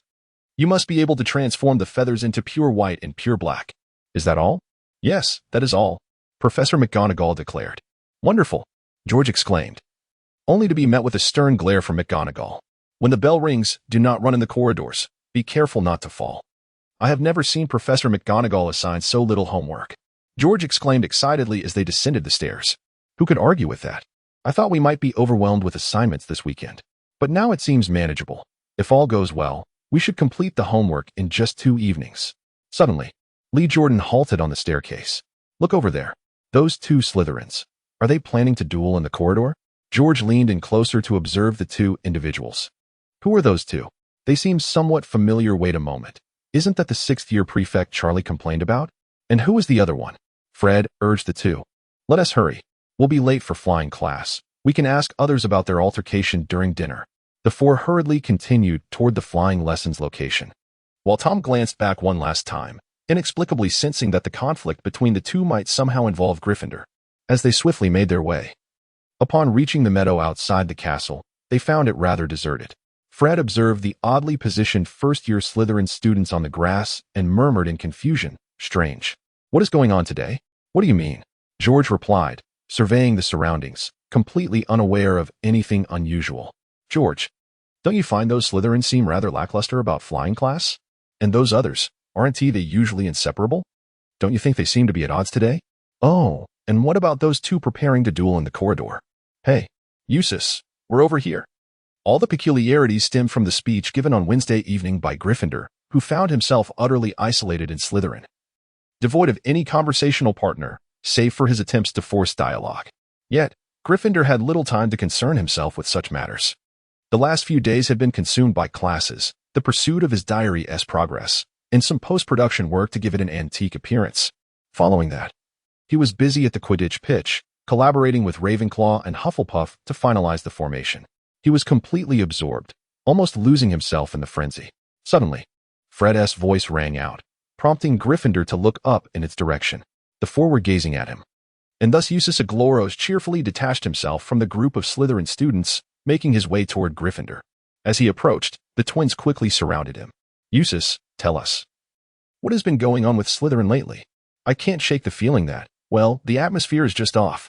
A girl nearby, having overheard their conversation, cast them a peculiar glance. Indeed, something was amiss. If only the source of this disquiet could be sent to Gryffindor and never return. Gryffindor innocently shook his head. "How would I know? You are aware that my reputation in Slytherin has never been stellar. Just a few days ago, Professor Snape even moved me to a single room." Tom pursed his lips, turning away. He feared that watching Gryffindor's antics would betray his own emotions. However, the 3 genuine Gryffindor first years would not discern the truth hidden beneath Gryffindor's innocent facade. "What has happened?" Fred exclaimed indignantly. "Have they been bullying you in the common room? Is Snape actually aiding them? Is he still a professor? Merlin, help us. You must tell your brother." Gryffindor realized that he might have exerted himself a bit too forcefully. The Slytherin girl, who had previously been overheard speaking, wore an expression akin to seeing a ghost. She incessantly rubbed her ears, feeling an overwhelming urge to thrust last week's daily profit into the faces of these individuals. If they could bully Eustace Ogros, would there be such a tumult? Standing beside a window on the 2nd floor, the sounds from the lawn drifted in, still distinctly resonating in Salazar's ears. He pressed his lips together, concealing the smile that threatened to surface. He was already aware of the events that transpired in the Slytherin common room that day and could only commend, splendidly executed. Sometimes, the subtleties of prolonged influence pale in comparison to a direct confrontation. Certain words must be spoken face-to-face to render the recipient unable to feign ignorance. The atmosphere within Slytherin House had indeed become peculiar in recent days, with hidden undercurrents threatening to erupt at any moment. Yet, was not this current chaos a testament to the unfolding of events in a positive direction? While it is improbable that this single incident would transform the ethos of the entire house, there remains ample time ahead. If all goes as expected, they would remain here for 7 years. "Professor Ogros, do you also believe the current state of Slytherin House is favorable?" Snape inquired. They had initially been discussing that book while walking down the corridor, but upon reaching this point, Salazar noticed the flying lesson about to commence on the lawn, prompting him to pause. It was evident that Snape had also heard and was likely aware of the happenings on the grass below. Salazar turned his face, gazing earnestly at him. "It is true that my personal views and thoughts may not entirely align with the ideals espoused by Slytherin House. You see, one represents my individual perspective, while the other embodies the collective will. If they were to become indistinguishable, the outcome might not be as splendid. Moreover, after all these years? Even stones are subject to erosion. Snape nodded, acknowledging Salazar's assertion. Regardless, Ulysses was correct. Students are, after all, merely students. And there is no need to import societal complexities into the realm of education. A prolonged silence ensued. On the grass, Madame Hooch had arrived, instructing each student to retrieve a broomstick. In a short while, the students emerged, clutching their newly acquired brooms. Sarah observed Gryffindor shaking his broom up and down, as if he were attempting to ascertain whether any parts might fall from it. Then, at Madame Hooch's command, everyone placed their brooms at their feet. The experience of riding a broom 1,000 years ago was undoubtedly unpleasant. I wonder how it compares to the present day? Professor Ogroth, what is your opinion? Do you believe that the other three houses have also strayed from the founder's original intentions? Salazar glanced at Snape once more, inquiring, "Why do you ask?" Snape, observing the children playing on the grass, remarked, "It is widely acknowledged that Gryffindor House demands its students to possess courage." He chuckled mockingly. Yet, when the moment arrives, they repeatedly falter. Salazar had a glimmer of understanding regarding what Snape was alluding to, yet he chose to respond to the earlier inquiry. Respect for knowledge and the preservation of self. Ravenclaw exemplified this. Maintaining humility, diligence, and optimism, Ravenclaw succeeded in this as well. Facing all challenges with unwavering courage, Gryffindor achieved this too. Assessing the situation with complexity and nuance. Were you not excelling in this regard? Snape was taken aback. Go forth and pursue what you desire. Salazar fully opened the window, allowing the breeze to caress his fingertips as he reiterated his previous thoughts. To assess the situation is to navigate its complexities. I excelled a millennium ago, yet faltered subsequently. At the very least, I failed to discern the circumstances accurately. Otherwise, I would still be at Hogwarts, embodying the essence of that era, rarely departing from the castle. I hurried daily to my next classroom. Securing competent educators then was far more challenging than it is now. Wizards of that time often possessed commendable individual abilities. Yet when it came to imparting knowledge, their performance could only be described as abysmal. Then, in the dead of night, I would cleanse the cauldron and check if Helga had prepared a midnight meal, rather than engaging in fierce altercations with Godric, ultimately slinking away from my own home like a stray dog, as recorded in history. However, Severus showed no appreciation for the jest I made, nor did he exhibit any interest in the daily lives of the four founders. Are you aware of this? Salazar withdrew his gaze from the grass, furrowing his brow as he regarded Snape. Was it truly necessary to articulate everything so plainly? Could this fellow genuinely be a Slytherin? Snape suddenly experienced a familiar sensation, one that had long eluded him, to the extent that he momentarily failed to react. A searing pain radiated from his left arm. He grasped the area, casting an incredulous look at Salazar. He certainly would not misconstrue any connection between Salazar and Voldemort. No, there was indeed a connection. A vague feeling stirred within him, though he could not precisely identify it. Yet, if Sirius and Lupin's tales from the past held any truth, it must pertain to the Dark Mark. Snape stiffly nodded. Yes, but those were events of yore. I can assist you in erasing it. Thank you, but that won't be necessary. Fred S. broom soared into his hand, which he raised triumphantly, showcasing it to those around him. I am the first, the very first. Shortly thereafter, George swiftly summoned his broom as well, the twins exchanging a triumphant high-five before mounting their brooms under Madame Hooch's guidance. Following them was Slytherin's Graham Montague, who cast a defiant glance at his surroundings before mounting his broom, eager to take flight. Oh, halt, child. Madame Hooch called out behind him, firmly grasping his broom. Do not aspire to emulate those Quidditch players. Gryffindor stifled a yawn, his broom rolling on the ground. Just as he intended to ascend, he was forced back down. He indeed held a fondness for the sport of Quidditch, yet at that moment, he yearned more for the solace of sleep. Tom held little interest in soaring through the skies on a broom. He preferred perusing the notes Salazar had recorded during their discussions on dark magic. At least this would affirm that his return to school was not a futile expenditure of time and life. As he pondered this, he cast his gaze toward his roommates. Perhaps it was not entirely wasted. If, during his previous tenure at Hogwarts, Dumbledore's love magic had transcended mere words and had not been expressed through the incineration of his wardrobe, would everything have unfolded differently? In any case, although Tom Riddle had become a relic of the past, he still harbored a profound disdain. Oh no, an abomination for that old bee. The two of them blended among the other eager first-year wizards, delayed in obtaining their brooms. Such behavior was not overly conspicuous. The number of young wizards who swiftly summoned their brooms remained scant. Once half of the students had acquired their brooms, Gryffindor finally succeeded in getting his broom airborne. With Tom observing from a distance, closely following suit, Salazar recalled the purpose of Snape's visit. Those were matters of the past, yet you still yearn to return to it? Snape remained silent for a moment before murmuring in acknowledgement. Then, to prevent all that from happening before the tragedy, Snape's lips pressed tightly together. It is my fault. I am the one to blame for her. Sarah gazed out the window in silence, harboring little desire to revisit the tale once more. In contrast, he found a greater affinity for comedic narratives rather than listening to a deeply aggrieved individual lamenting over their profound regrets. I wronged her. Had I not swayed to that side, perhaps all this tragedy could have been averted. Or, had I never uttered such words, would the outcome have been different? Salazar inquired quite directly. So, what is it that you wish to do? George, with a sense of dissatisfaction towards Graham Montague's smug demeanor, suggested. Perhaps we could soar above his head. Just moments ago, Graham had ascended to a height slightly exceeding theirs, which prompted the pure-blooded Slytherin to deride Fred and George, who had acquired their brooms before him. Fred nodded in agreement. If we tilt our brooms upward, we can reach 8 feet. Look at that window over there. We should avoid causing a scene. Avoid causing a scene?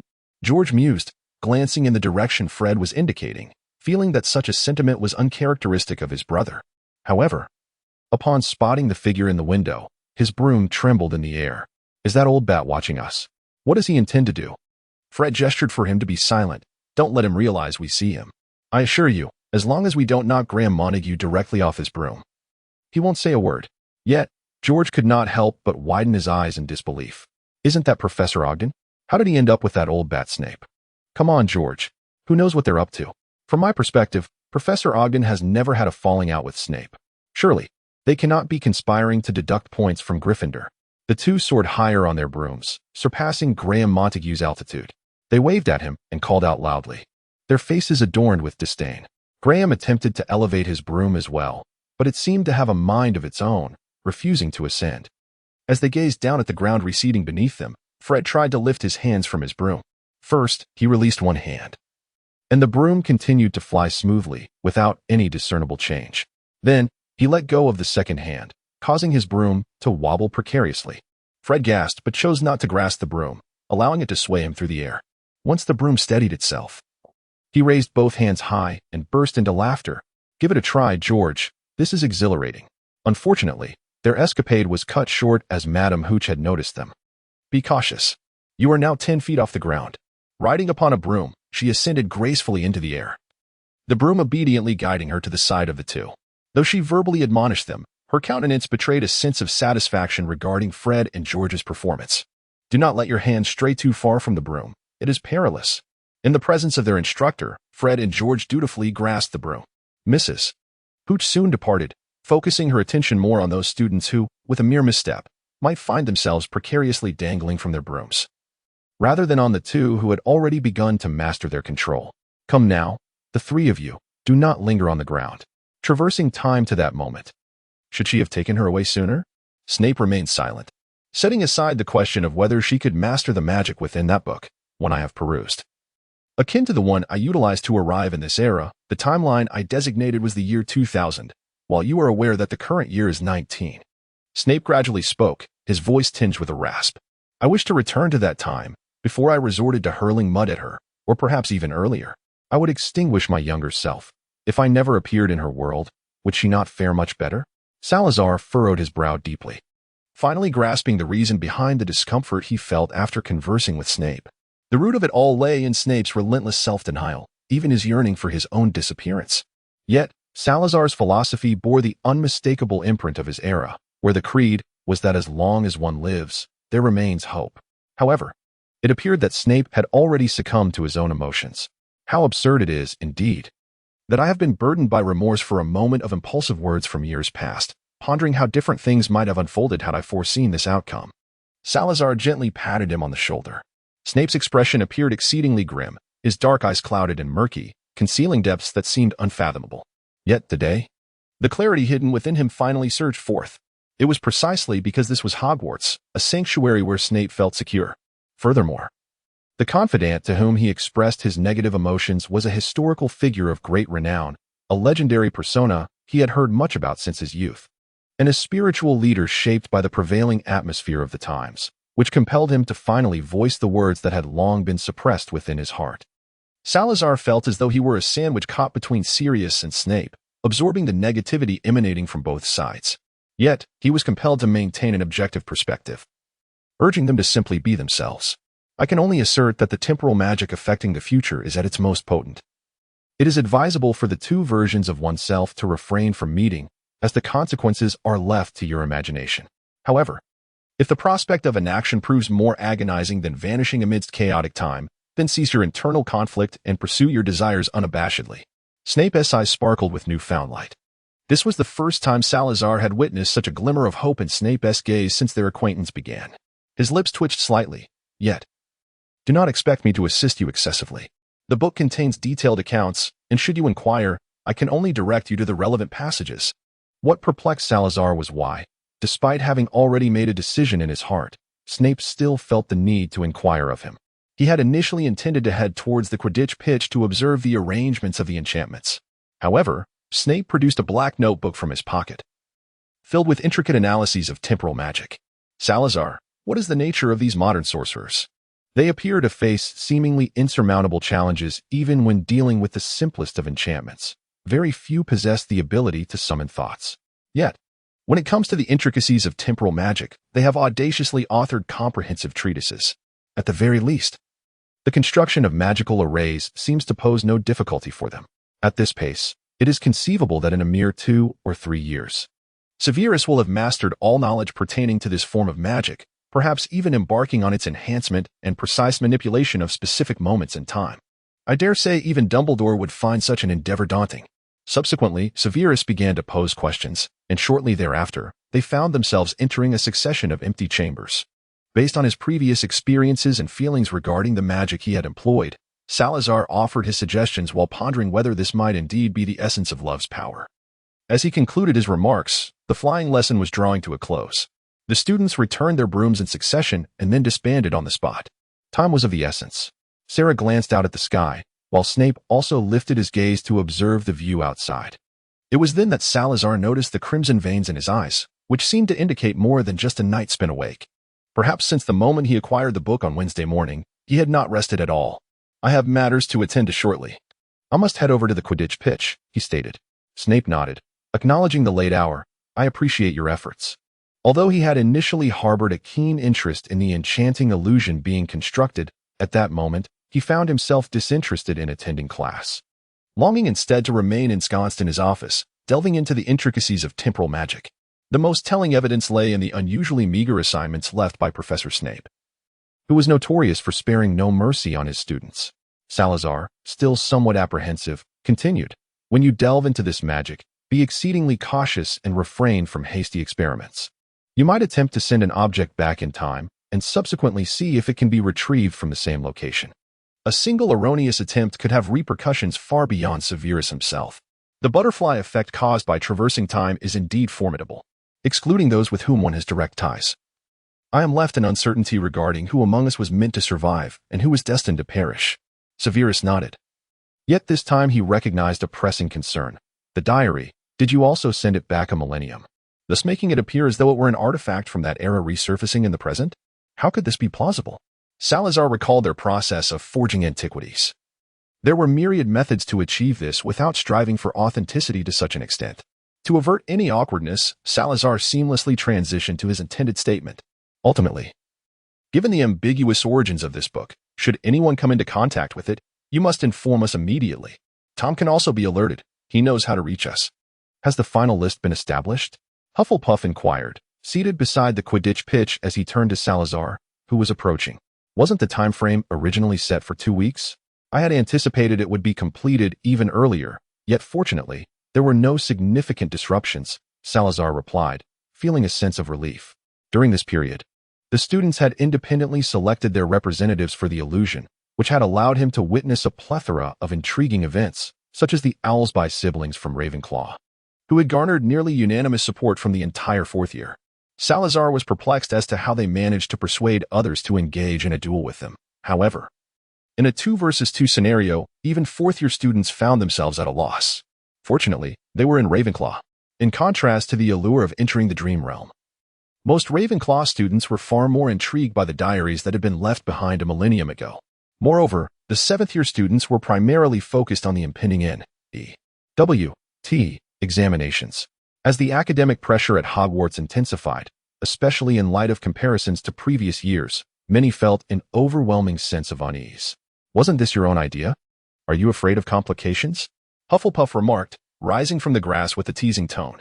"At that time, I believed that even if complications did arise, we could address them. But it's best that nothing went awry. How's the arrangement for the dream realm coming along?" Salazar observed the intricate patterns etched upon the ground, carefully maneuvering to avoid them, even though he was aware that stepping upon them would not mar their design.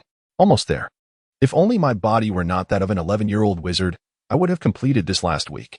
Now, numerous areas are hindered by magical constraints, and it is truly unbearable," Hufflepuff lamented, expressing a desire for improvements in the art of life alchemy, questioning why one would willingly restrict their own magical potential.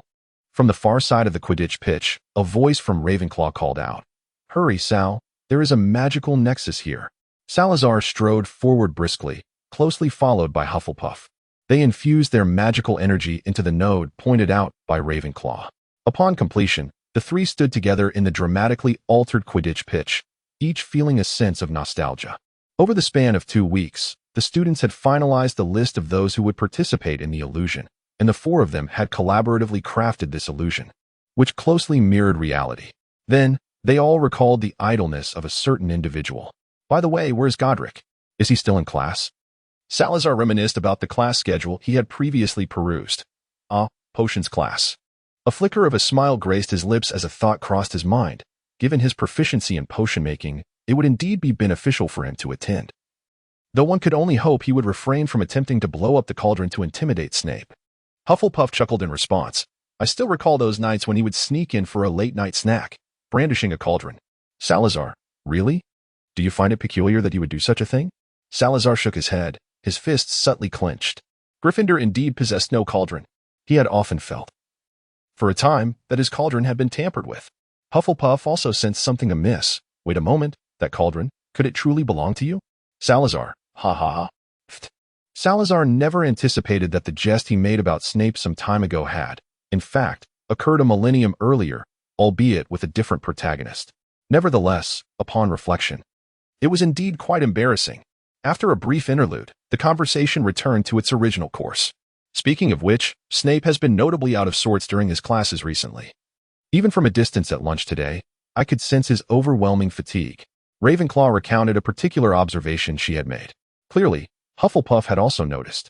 For as he sipped his tomato soup, it seemed he was on the verge of tipping the bowl onto his own face. Was it truly that dire?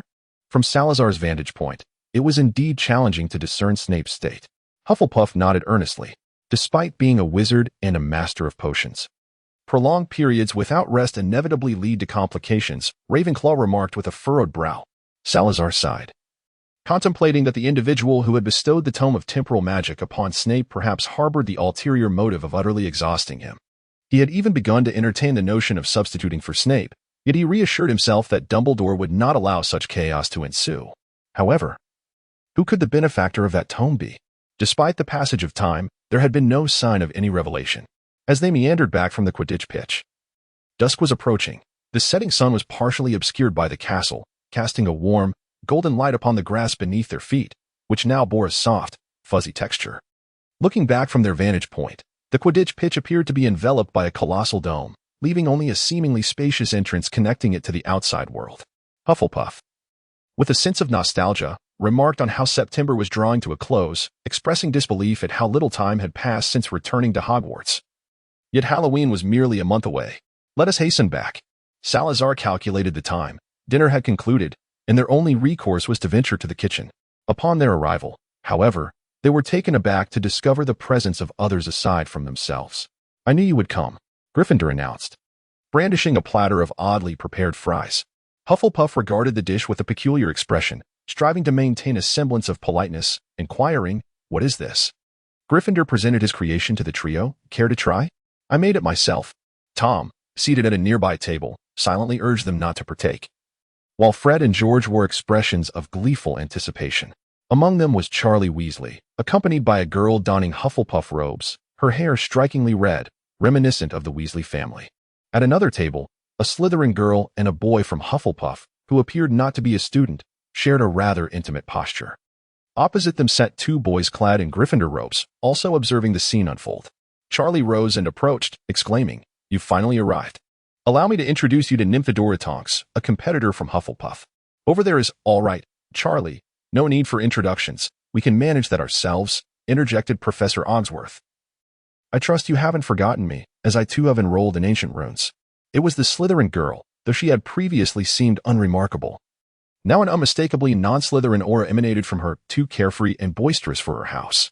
Salazar had always felt that she was distinctly different from others, or rather, she found herself at odds with the current Slytherin house. As for Shauna Sherrick, certainly not. Aside from those twins, it was Shauna who left the most profound impression on her. This girl, though seemingly a bit whimsical, was undeniably an academic prodigy, barring any unforeseen circumstances. She would undoubtedly join the ranks of the Clock Club upon graduation. Shauna pulled over a somewhat shy Hufflepuff boy. "Blur Cadre, my boyfriend. What do you think? Isn't he handsome?" Salazar nodded thoughtfully. Shauna's boyfriend was undeniably handsome, possessing a strikingly refined appearance. Yet, would her family truly approve? Shauna's peculiar gaze seemed to suggest a sense of resignation. "I hail from America, and my family harbors no particular expectations regarding my admission to any specific institution. Just ask Eusebius. My reputation within Slytherin is far from favorable. They constantly believe I am a source of embarrassment for them. Is it not preferable that you are here now?" Salazar remained somewhat bewildered by the situation. "Let us prepare in advance. When we enter the illusion, we can collaborate." Charlie elucidated. "It is said that the illusion perfectly replicates the holy city from a millennium ago, and if we do not cooperate, we may find ourselves meeting a rather grim fate within it," Shauna emphasized. "Regardless, the six of us will undoubtedly act in unison," proclaimed one of the Gryffindor boys. "And us." From an unknown corner, a girl with golden short hair emerged. "Nora Oakes. Where were you all this time?" inquired the Gryffindor boy, somewhat exasperated. "We were attempting to concoct fruit tea. It is your own poor eyesight that is to blame." It was evident that Miss Nora Oakes was far from reticent when in the company of like-minded individuals. "So, it will be the eight of us. When we enter the illusion, we shall undoubtedly constitute the most formidable force within." Salazar expressed that even if all 40 of you united, it would not yield significant results. He cast a glance at Gryffindor, silently inquiring if he had spoken, but Gryffindor merely shrugged and turned away. The house elves in the kitchen prepared food for the more than 10 individuals who were not eating properly. Hufflepuff, initially contemplating improving the meal herself, was warmly declined by the house elves.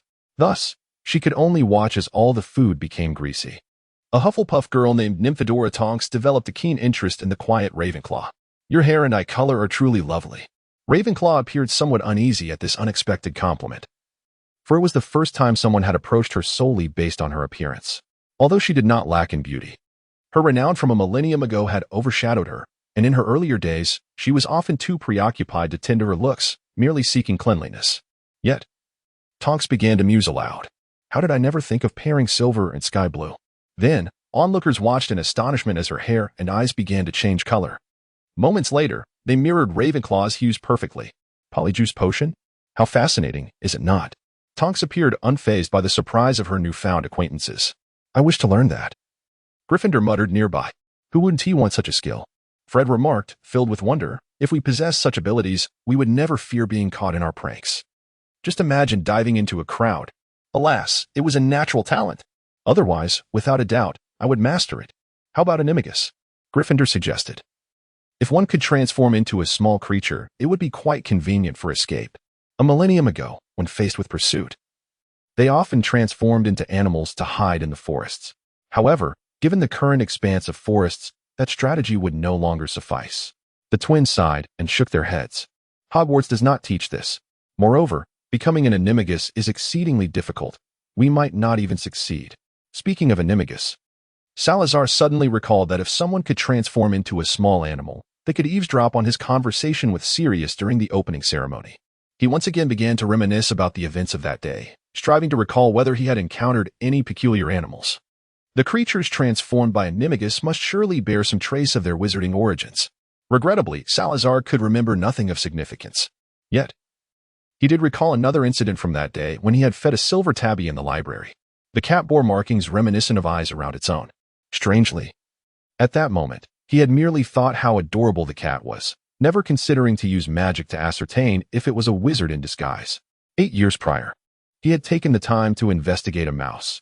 How had he forgotten such diligence upon arriving at Hogwarts? In any case, he felt deeply apologetic towards Professor McGonagall. As Salazar grappled with the whereabouts of his vigilance, 8 individuals poised to enter the dreamscape began to speculate about what awaited them within. It was said that a millennium ago, the church wielded dominion over the world, and wizards lived in dire straits. But why, by the 13th century, did wizards seemingly begin to allow themselves to be captured by muggles, relishing in the ecstasy brought forth by flames? Shauna furrowed her brow in inquiry. According to the records passed down through my family, it is said that during that era, the most powerful white wizard, Godric Gryffindor, pierced the celestial being that descended upon the mortal realm with a sword, subsequently sealing the passage between heaven and earth. Gryffindor then began to attribute all matters to his lineage. And then? Shauna pressed further, her curiosity palpable as all eyes turned toward their classmate, Lucius Ogroth. In an effort to prevent Gryffindor from divulging further details, Salazar quickly interjected. Then, those formidable wizards united and utterly shattered the church's vessel for collecting faith, severing the connection between heaven and earth, leading to the collapse of the church's power structure. Thus began the era of wizards. My family's records contain little more than this. I am not well versed in the details beyond that. Yet, even this scant information was sufficient to pique the interest of the group. They likely assumed that Salazar, as an adult wizard, possessed knowledge far exceeding that of the other Ogroths, and thus they surrounded him, incessantly inquiring about events from a millennium past to prepare themselves for their impending foray into the dreamscape. Could you not elaborate further, Professor Ogroth? Pray tell, what was the holy city like in those days? Were the streets teeming with members of the church? If a wizard were captured, would they truly face execution by fire? Yet, as the initiator of the discussion, Salazar was unwilling to reveal too much. He could only reiterate that his family possessed limited records of that period and was not privy to further details, eventually managing to extricate himself from the circle of inquiry. And what of the dreamscape? Shauna persisted, seeming determined to unearth any morsel of information to aid their preparation for the forthcoming journey. Salazar began to indulge in the snacks laid out on the table. It was the weekend, and he had not eaten breakfast that morning, after lunch. He had headed directly to the Quidditch pitch. However, this would not be necessary in the future, as the arrangement of the illusion was already quite sophisticated, requiring only occasional checks that would not consume much time. The illusion could not perfectly replicate the events of a millennium ago, to my knowledge. It was indeed akin to the records in that diary. In truth, the illusion bore an uncanny resemblance to the reality of 1,000 years past. Since the task was undertaken, it was imperative to execute it flawlessly. That diary, oh, how it troubled Shauna, who murmured to herself, up until now, if you had managed to peruse it in its entirety, the speed at which the pages turned was exasperating. The 4 individuals from a millennium ago exchanged knowing glances. Their intent was twofold: to safeguard the tome that had undergone numerous manipulations and to prevent students from easily finishing its contents. Each of them read a portion, and by piecing it together, they felt they had gleaned a fair understanding, although the diary was rather fragmented, leaving them uncertain if anything had been overlooked.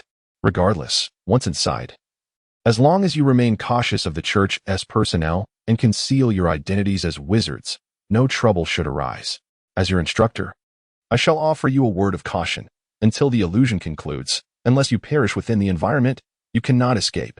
He continued. This means that should you meet your end in the illusion, you will experience the entire process of death firsthand, seeing the change in the expressions of the surrounding students. Salazar smirked. Of course, dying in the illusion does not equate to actual death. You will merely endure psychological anguish, so there is no need for excessive concern. A brief silence engulfed the kitchen, broken only by the sizzle of the house elf grilling steaks. They all felt a twinge of anxiety regarding the matter, though actual death was not a possibility. The records they had consulted and the accounts within the diary indicated that the church captured wizards and would opt for execution by fire. Being burned alive would surely not be a pleasant experience, and regardless of the circumstances, they had no desire to endure it. However, having chosen to partake in the selection and ultimately secured their positions, they were not inclined to retreat. It's not that severe, is it? Worst case, we could end our own lives before being burned. After all, we want to truly die, right? The bacon is ready.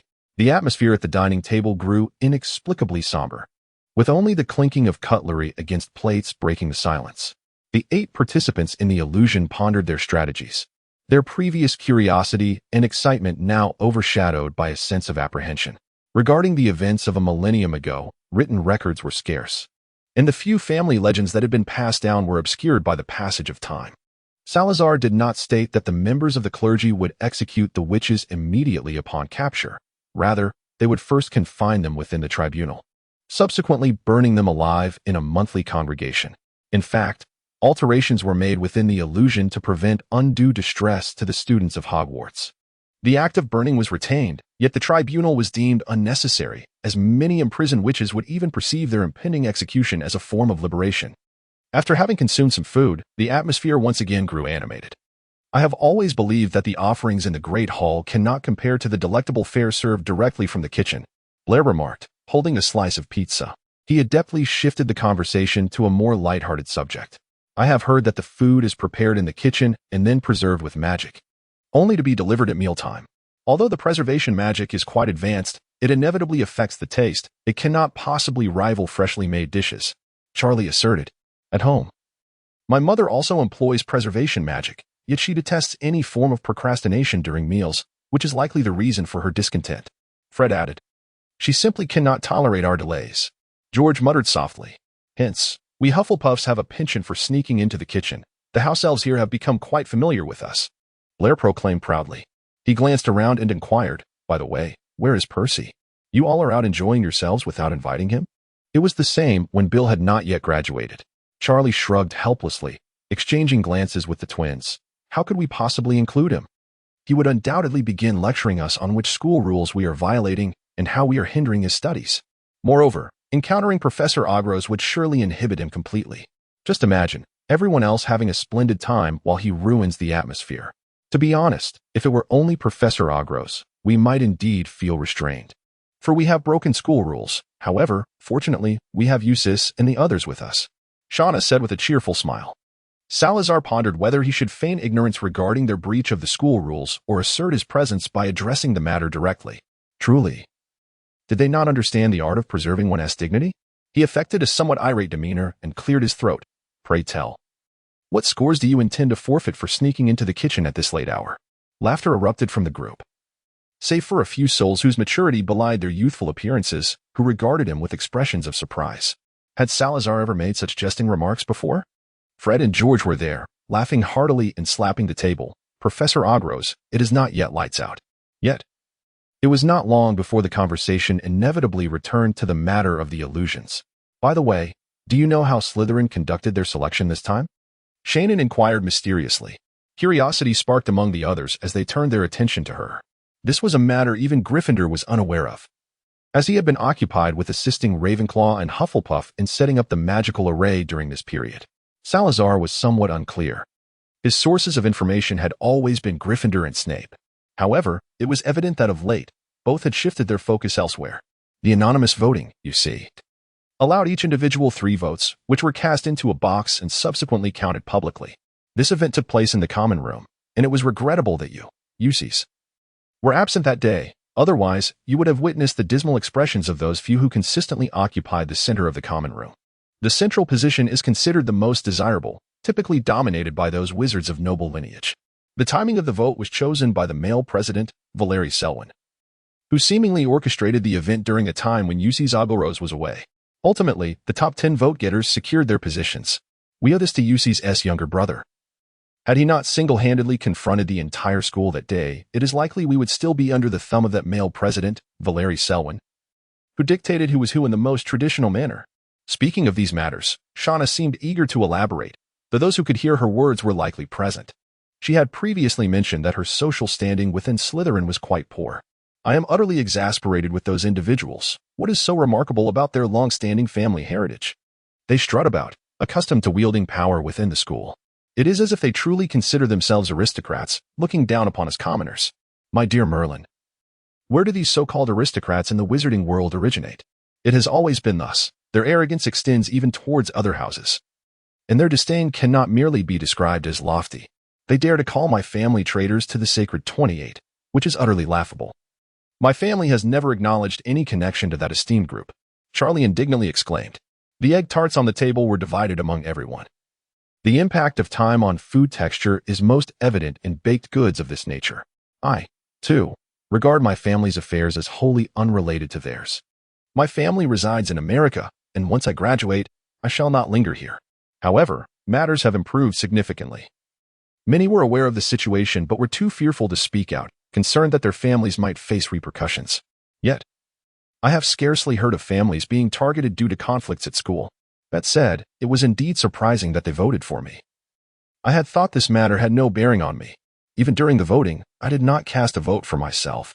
This can only suggest that numerous individuals are dissatisfied with the existing order within Slytherin. As another Slytherin student present, Gryffindor shared his perspective. The families have not declined. And those with ancient legacies are ultimately few. Conversely, many have suffered at their hands.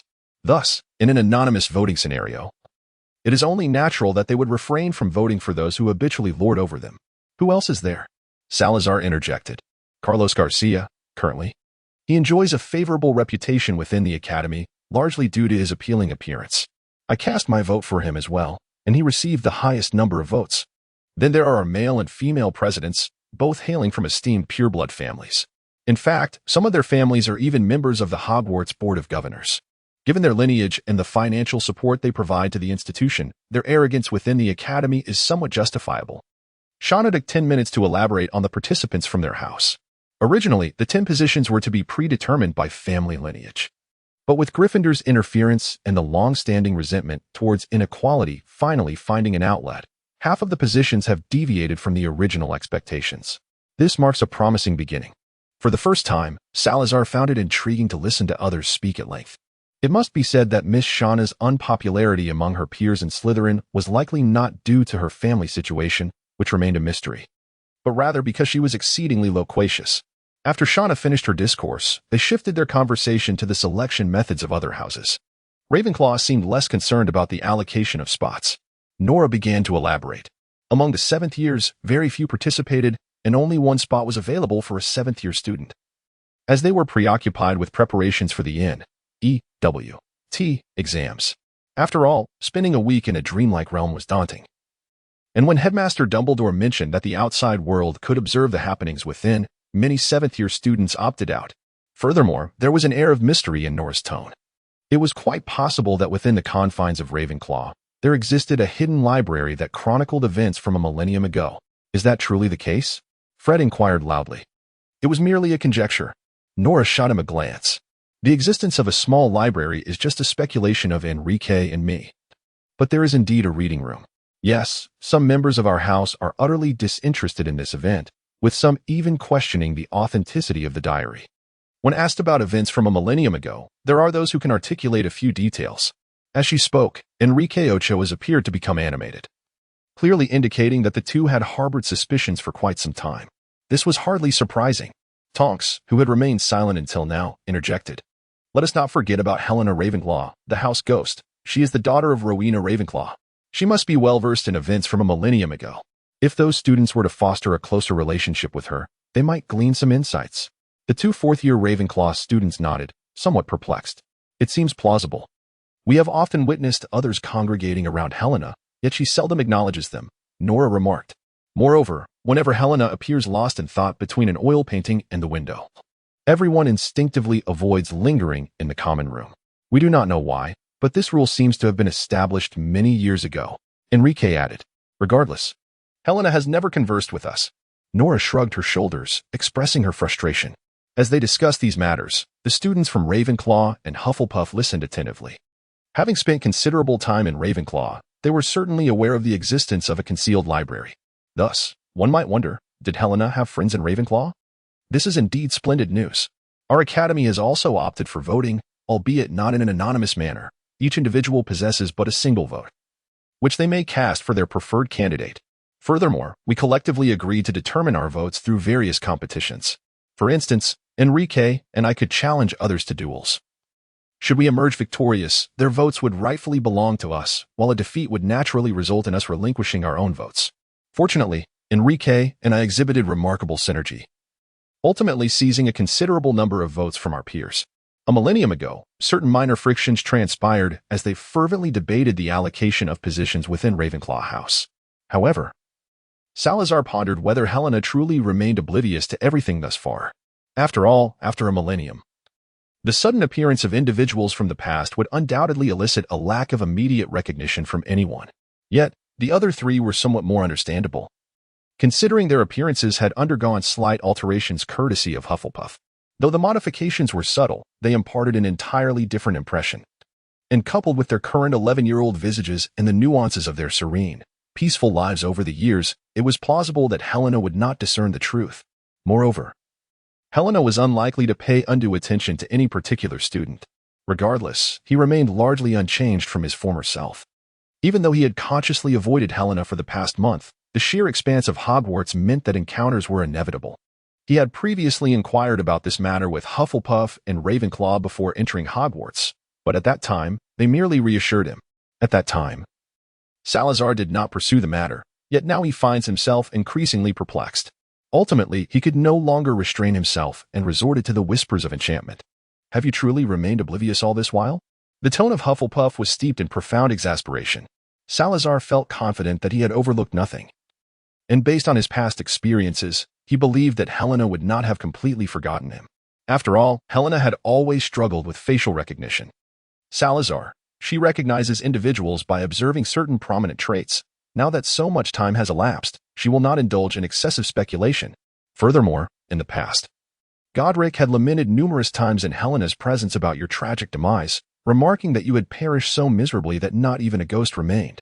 At that moment, Helena was convinced you had indeed departed, adhering to the Gryffindor notion of having truly passed away. Consequently, she would not dwell on it any further. At most, upon encountering you again, she might recall some unfortunate uncle and reflect on that in her heart. When Hufflepuff uttered these words, there was a distinct air of schadenfreude. As Salazar's gaze towards Gryffindor grew increasingly perilous, he realized that some matters were best left unexamined. Otherwise, one could never predict when they might unexpectedly intertwine with Gryffindor. In the midst of innovating beverages alongside Fred and George, Gryffindor suddenly felt a chill run down his spine, while Tom keenly observed the subtle shifts in Salazar's expression, which took on a more profound significance. After all, he hailed from Slytherin House. Although perspectives had evolved somewhat, the core principles remained, merely rearranged in their order, making mutual understanding more attainable. However, the others remained blissfully unaware of the undercurrents swirling nearby. After discussing the allocation methods of Ravenclaw, they turned their attention to the distribution of Hufflepuff and Gryffindor, which bore a striking resemblance to one another. The individuals selected were typically the prominent figures within the houses, those who consistently excelled academically. Generally, these individuals possessed commendable qualities, provided they were not of the ilk of Percy, who, despite meeting the aforementioned criteria, was regrettably too rigid and rule-bound. At the inception of Hogwarts, the four founders shared an unspoken understanding. Discipline was merely a facade, a pretense. As long as one did not get caught, transgressions were permissible. Presently, among them were Gryffindor's Charlie Weasley, Topher Gorees, Simon Kingsburg, and Hufflepuff's Bleer Cattery, Nymphadora Tonks, all embodying the quintessential traits of an exemplary student and enjoying amiable relations. As time gradually slipped away, it eventually approached the hour for lights out.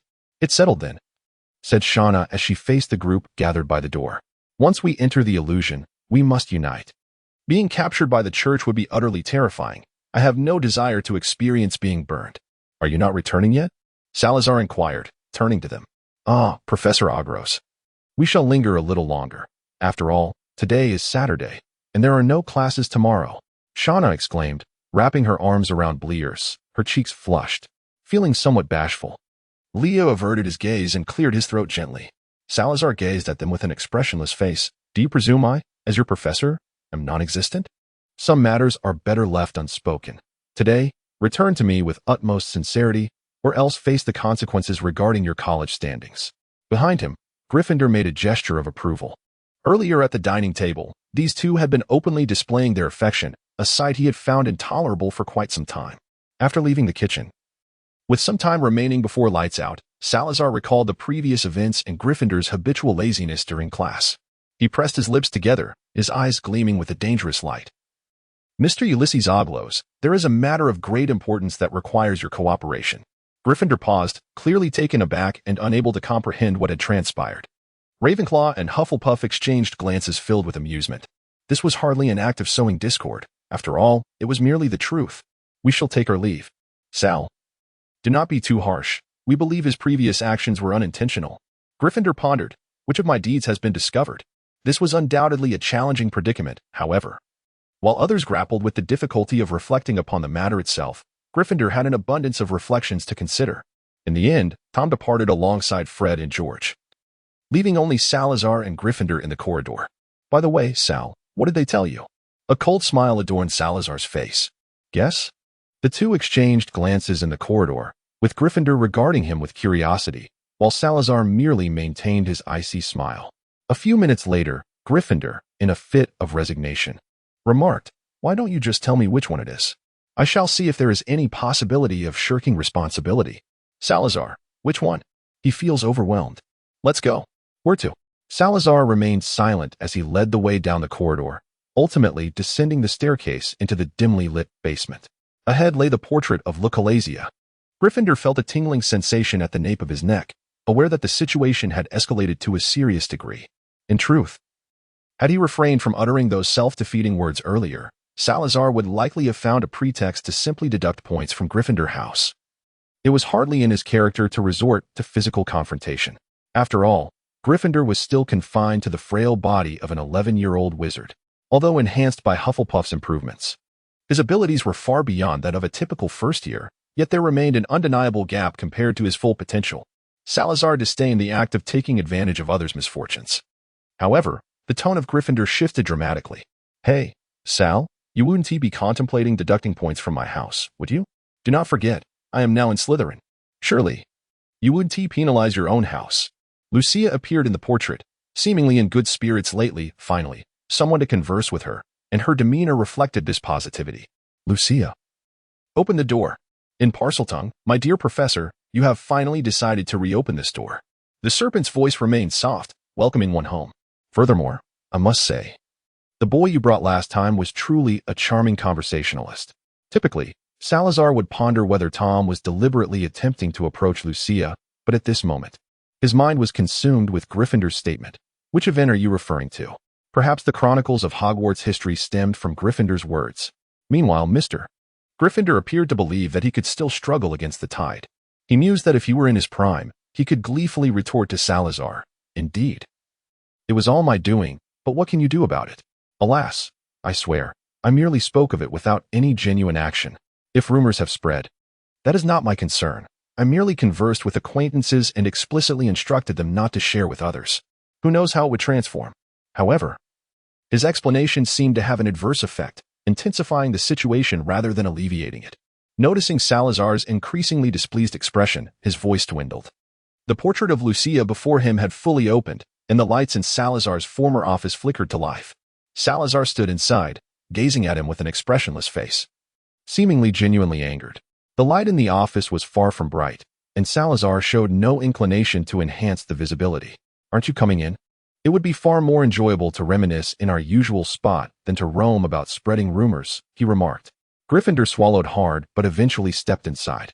He felt the situation ought not to be too dire, for he still had tales to share. Pulling out a chair, Gryffindor settled in, adopting an air of familiarity with the surroundings. In truth, he had frequented this place a millennium ago, but after Salazar's departure, it had been sealed away, and he had not returned in ages. "Why did you leave so abruptly?" he complained somewhat. Sometimes, to defuse an unfavorable situation, one must take the initiative. I cannot argue with Rona and the others. They merely silence me, and fighting with them bears no fruit. You know, they excel in formations and alchemy. Teresa only bombards me with questions about my whereabouts, and then, in a fit of anger, she resorts to violence. The trouble is, I cannot genuinely retaliate. One misstep could injure her. No one has accompanied me into the forbidden forest for reckless escapades. Nor could anyone join me in diving to the depths of the Black Lake to procure dinner. You cannot fathom how arduous these days have been. Amidst the dim lighting, Salazar's expression flickered.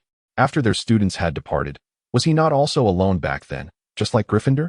In those years, he had consistently rebuffed Teresa, partly due to her youthful appearance, partly because he did not wish to become a vampire. and also because he felt she ought not to become too entangled with someone so ill at ease in the laughter of others. Having traversed time magic to the present, he found himself somewhat relieved. Otherwise, he might have never discovered that he could indeed integrate into others' gatherings. The experience of jesting with students was infinitely preferable to his somber demeanor of a millennium ago. This was also the reason he wished to draw closer to Snape. Nonetheless, he still had Teresa, while Gryffindor was left only with their friends. At that time, I truly believed you had merely vanished to some corner of the world, perhaps to return after a while. It wasn't until much later that I stumbled upon the magical array you left behind in the Forbidden Forest. Gryffindor continued to reminisce about those times, his brow furrowing slightly, his eyes reflecting a complexity of emotions. I tell you, had you wished to engage in time travel, you could have invited me along. I have always held a keen interest in such adventures. Back then, our divergence stemmed from the deaths of those students, compounded by our later disagreements on educational philosophies, but privately, were we not still good friends? You possess such enchanting magic. Yet you do not invite me to partake in its wonders. It seems you hold our friendship in scant regard. Sal, have you never truly experienced the pangs of solitude? Had I known, upon awakening beneath the Sorting Hat, I would have concealed myself alongside Rona and Hal, evading your discovery, and thoroughly embraced the consequences of my impulsiveness. Perhaps initially, Gryffindor merely intended to mask certain past transgressions. However, as the conversation unfolded, genuine emotions began to surface. After Salazar's departure, he deeply regretted his previous nonchalance, realizing that had he not been so carefree and oblivious, he would not have inadvertently driven away his dearest friend. Had he exercised even a modicum of restraint during his jesting, they might not have found themselves in a fierce altercation upon the observatory. This sentiment lingered until he stumbled upon traces of time magic in the Forbidden Forest, which prompted his unhesitating proposal to create a Horcrux. You, my friend, were quite radical during our duels in our youth. Was it truly necessary to grip my throat so fiercely over a mere sword? Salazar coughed awkwardly. What Gryffindor recounted were indeed events that had transpired in the past. As for their childhood, it was nothing short of a chaotic mess, making it nearly impossible to determine who was more egregious. Furthermore, when I encountered you later in the Holy City, I was filled with joy that you were still alive. But what about you? The more Gryffindor spoke, the more he felt that he was the one who had endured the greatest injustice. He vehemently proclaimed that I had sought refuge with an enemy, claiming to assist my grandfather in clearing our ranks, only to ambush us during a mission undertaken by my team. Have you ever considered that if it weren't for my cooperation, my team could have perished, leaving only me standing? Salazar endeavored to maintain his composure. Was I not merely testing you? Had you perceived it and aligned with me, we could have vanquished those adversaries together, allowing you to escape the clutches of the malevolent sorcerer and accomplish the task single-handedly. However, should you choose not to collaborate with me, it would imply a betrayal of your own lineage, aligning yourself with the despicable factions of the ecclesiastical court. But have you ever considered whether my solitary return would raise suspicions? Gryffindor argued tenaciously. Salazar exhaled deeply. Let us proceed. Proceed to where? Gryffindor inquired with a mix of confusion and caution. You cannot possibly be suggesting we engage in a duel, for that would be rather ungracious. To procure tonight's supper. Are you truly unafraid of overindulgence? Salazar replied through gritted teeth. Or do you wish to venture madly into the Forbidden Forest? The ensuing week seemed to pass in a blur. Regardless of the classes attended, the students exhibited an unusual restlessness. This was particularly evident in their approach to homework, which was marked by a notable lack of diligence. Professor McGonagall had already expressed her displeasure on 2 occasions. Her typically stern countenance was further exacerbated by a deepening frown throughout the week. Consequently, Sirius, seated beside her during meals, found himself inclined to distance himself. This, in turn, compelled Salazar to shift closer to Professor Flitwick, resulting in an empty space to McGonagall's right. However, the most astonishing development involved Professor Snape. I assure you, he has not even glanced at our assignments, Fred declared emphatically after breakfast. Indeed, what we submitted the day before yesterday was hardly worthy of his scrutiny. Had he done so, we would have surely faced detention. George chimed in, while indulging in a cheese-laden sausage with utmost certainty. If only it could remain this way. The homework for potions is excruciating. Just imagine, we may never again have to grapple with drafting essays on how to stir those viscous concoctions. Lee Jordan added with palpable enthusiasm. Unbeknownst to them, Tom's demeanor had stiffened, and he frantically gestured for them to glance towards the end of the long table. Oi, Tom, why are you poking me? Tom replied, A foolish teammate is not worth saving. I sincerely hope that some individuals might contemplate their words. This is not your raucous common room. A low voice emerged, akin to a whisper, yet filled with piercing clarity that penetrated the ears of the trio. That's it, George heard himself mutter.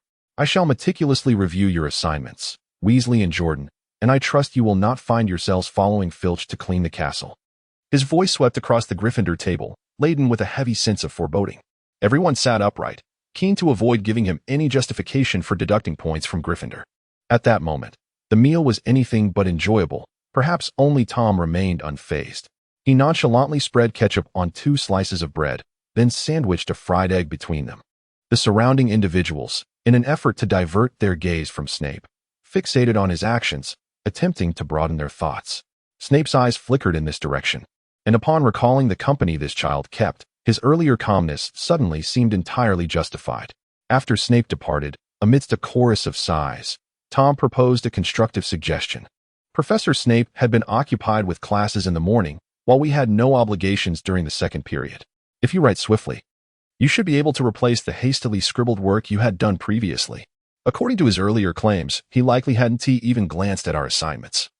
Even if he had left traces, he wouldn't discern anything significant. Speaking of which, the overall attitude toward learning among the first years remained unchanged, with only Ravenclaw and Tom seemingly unaffected. Even Gryffindor and Hufflepuff were somewhat influenced by the anticipatory yet tense atmosphere. No, it would be more accurate to say that Gryffindor was fervently infecting others with this spirit, and he evidently succeeded. As for the two of them, one was driven purely by an academic passion, while the other saw no need to skimp on such simple matters.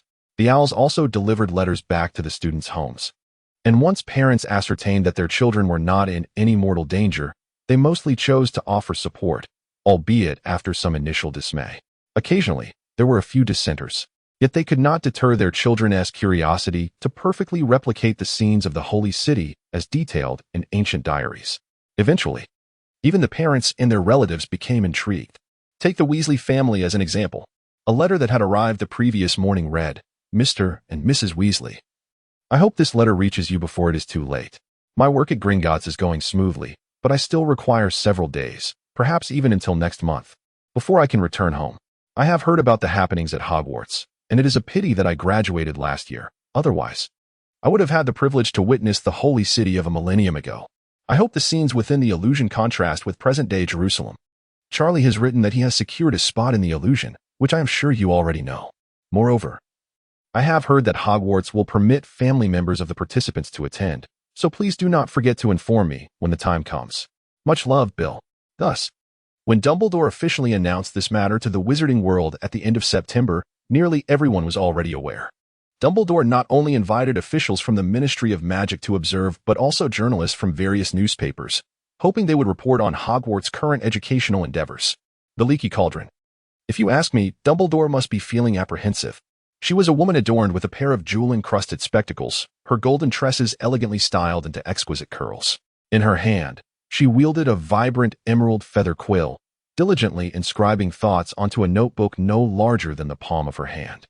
Beside her sat a woman with hair fashioned into braids, accented by large earrings, who took a substantial gulp of butterbeer and remained silent for an extended moment, neglecting to respond to her companion's words.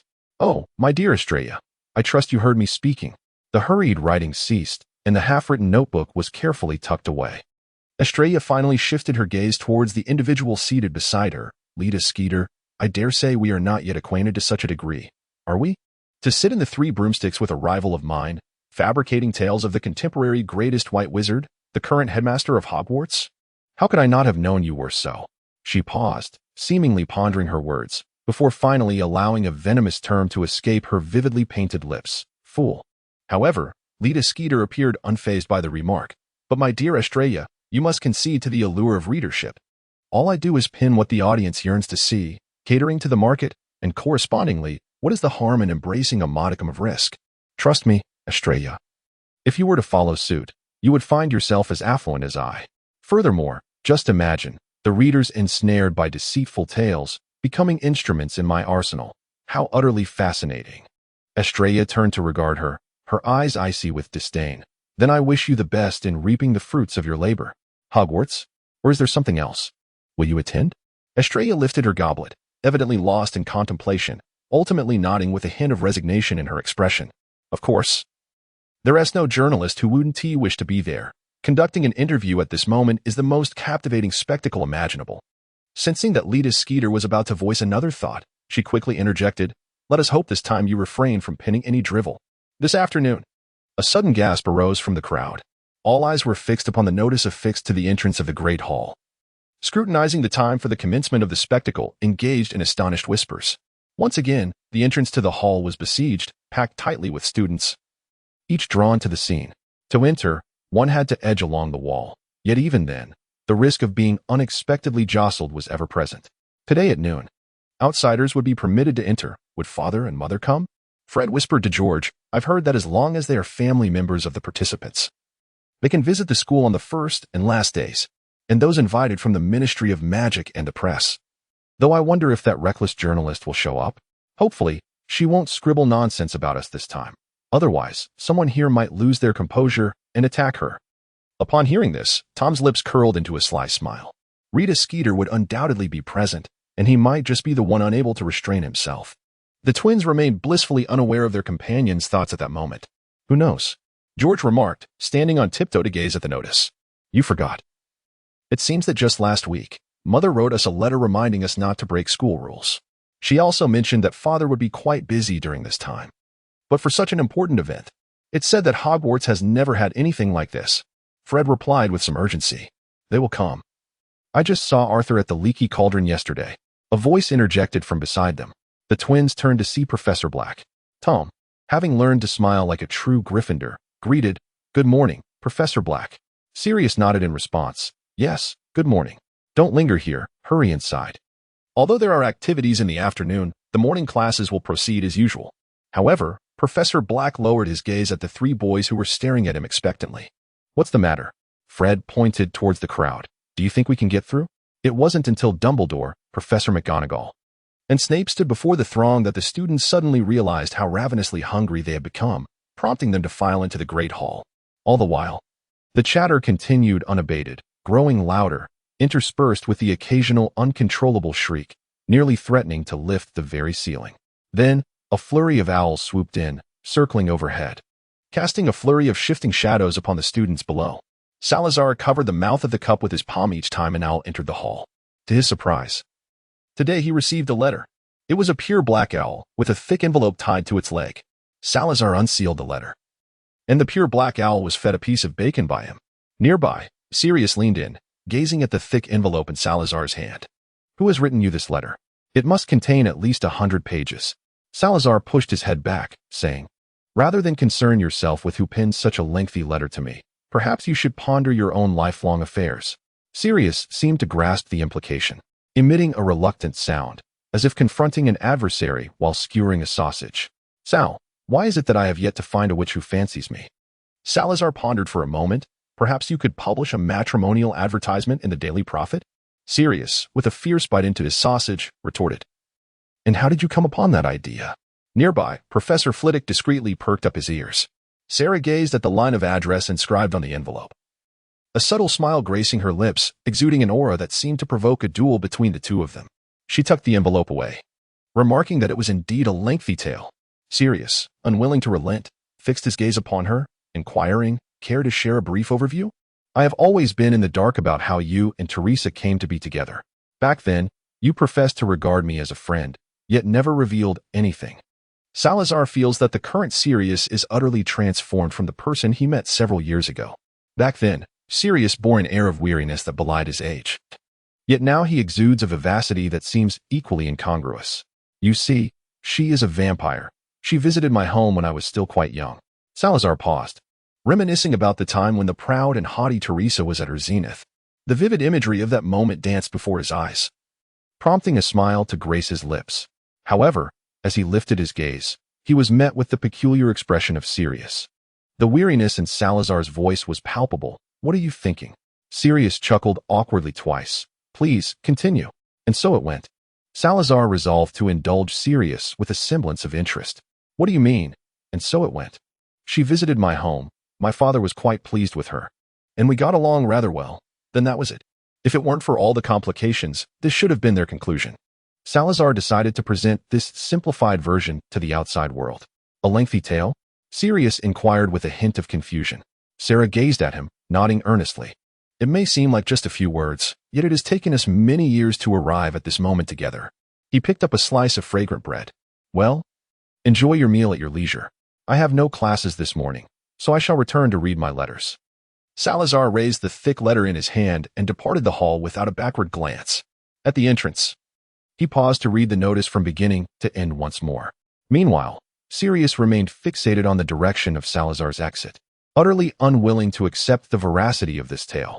Was it a lack of vision or intellect? 8 years ago, when Teresa visited Sal at number 2, Grimmauld Place, Sal had exhibited no semblance of amiability towards her, instead radiating an aura that repelled others from a considerable distance. This demeanor was not solely directed at Teresa. It extended to everyone around him. How to describe Sal back then? He exuded an unmistakable Slytherin essence, more refined than the portraits of his ancestors that boasted of their noble lineage. Proud yet courteous, he would never have departed with a mere utterance as he did now. Oh, and let us not forget the slice of bread he clutched, adorned with a fragrant filling. Truly a regression.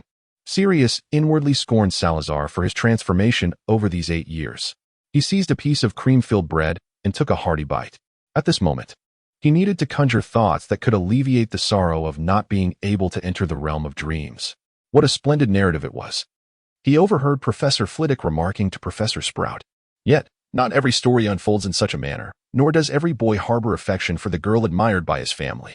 Alas, those events belong to a distant past, hardly worthy of regret. Sirius's ears perked up once more. 152, Teresa's letter. Salazar returned to his office, seated himself at the desk, and opened the thick envelope. It was completely blank. Salazar picked up one of the letters, and as the sunlight streamed through the window, he found himself unable to discern anything at first. Yet, as his fingertips brushed against the surface, he could feel the indentations left by the writing. This was quite ordinary.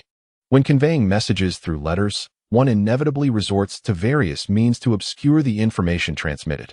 He pressed his lips together, pondering how Teresa might have concealed the contents of her letter. After several attempts, Salazar drew the curtains.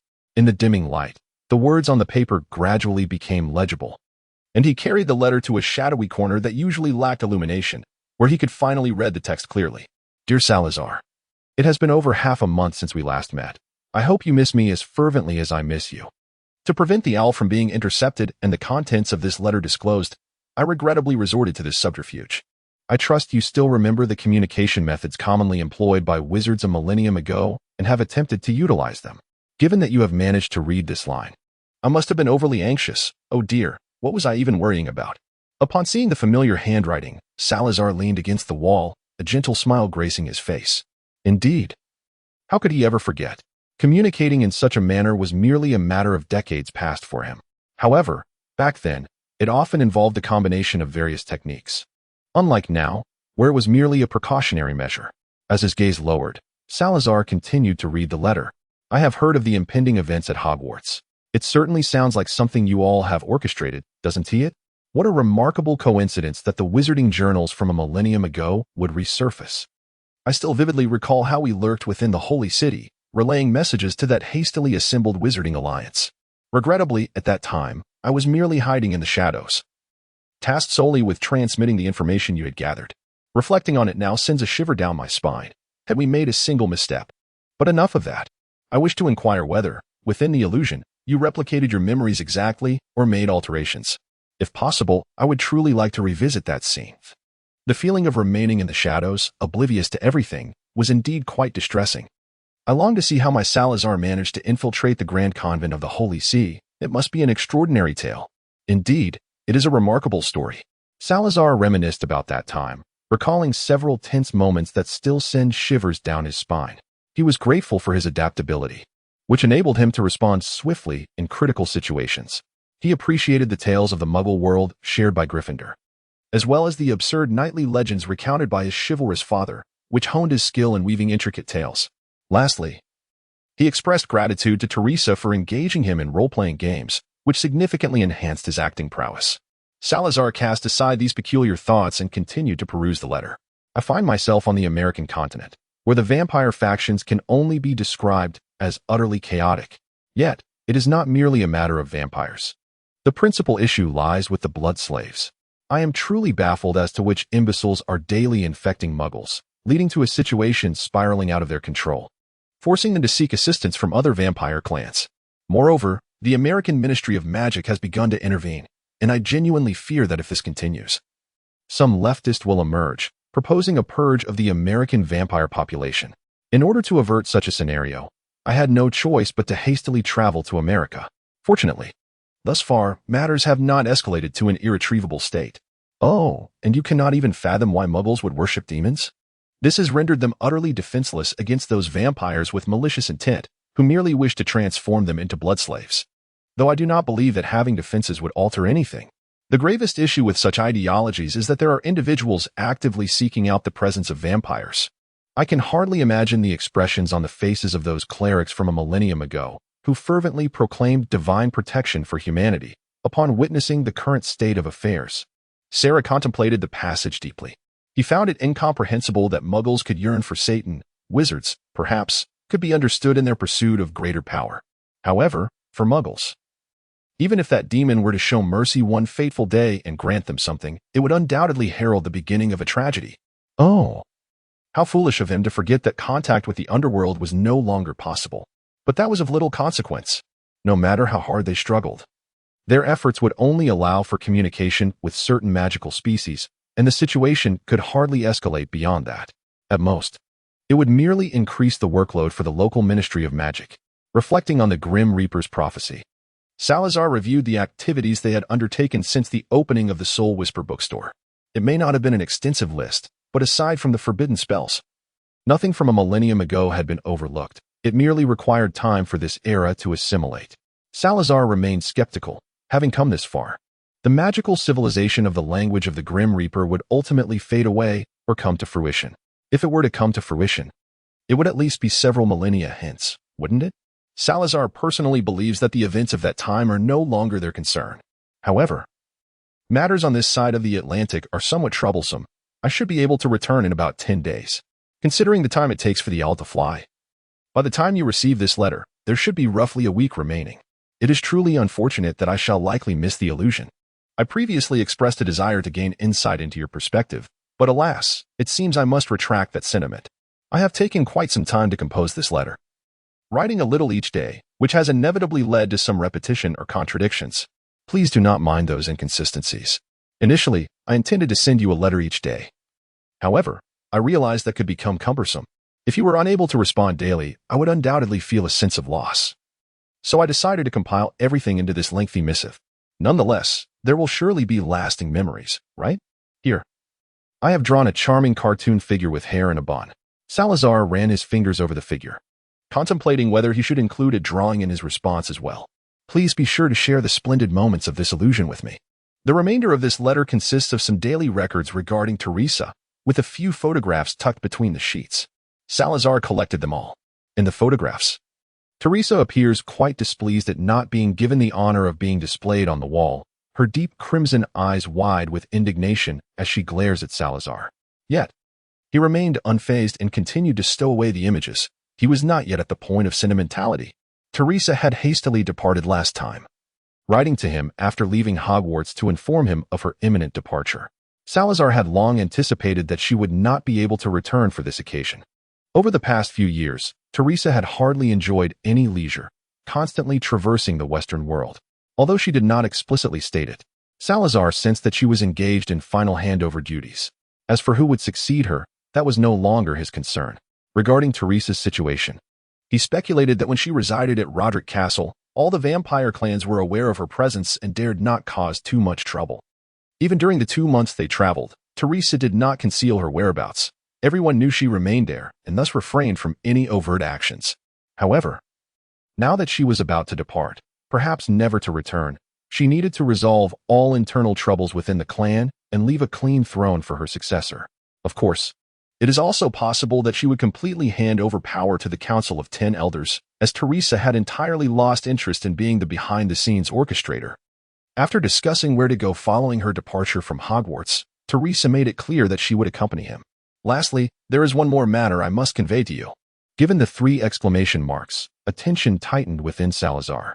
In this passage, Teresa's handwriting appears somewhat hurried, suggesting that her emotions were far from tranquil as she penned these words. During my time in America, I made a truly terrifying discovery.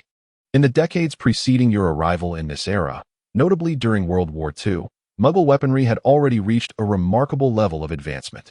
At that time, I personally believed that some of these inventions could pose a threat to wizards. However, I still felt that Muggles could not inflict any genuine danger upon us. Even their formidable bomb could not target us. Even if it could, we would still have time to disapparate. Or perhaps create a protective barrier. Who knows if the confrontation charm would prove effective. Yet, during this period, I stumbled upon one of their research facilities, and out of curiosity, I decided to sneak in and take a look. The facility emanated the presence of humans infected by vampires, which guided me to it. It was indeed well concealed, evoking a sense reminiscent of Diagon Alley. But do you know what happened next? I believed my infiltration to be flawless, even employing magic to disrupt the function of Muggle devices, yet they managed to detect my presence.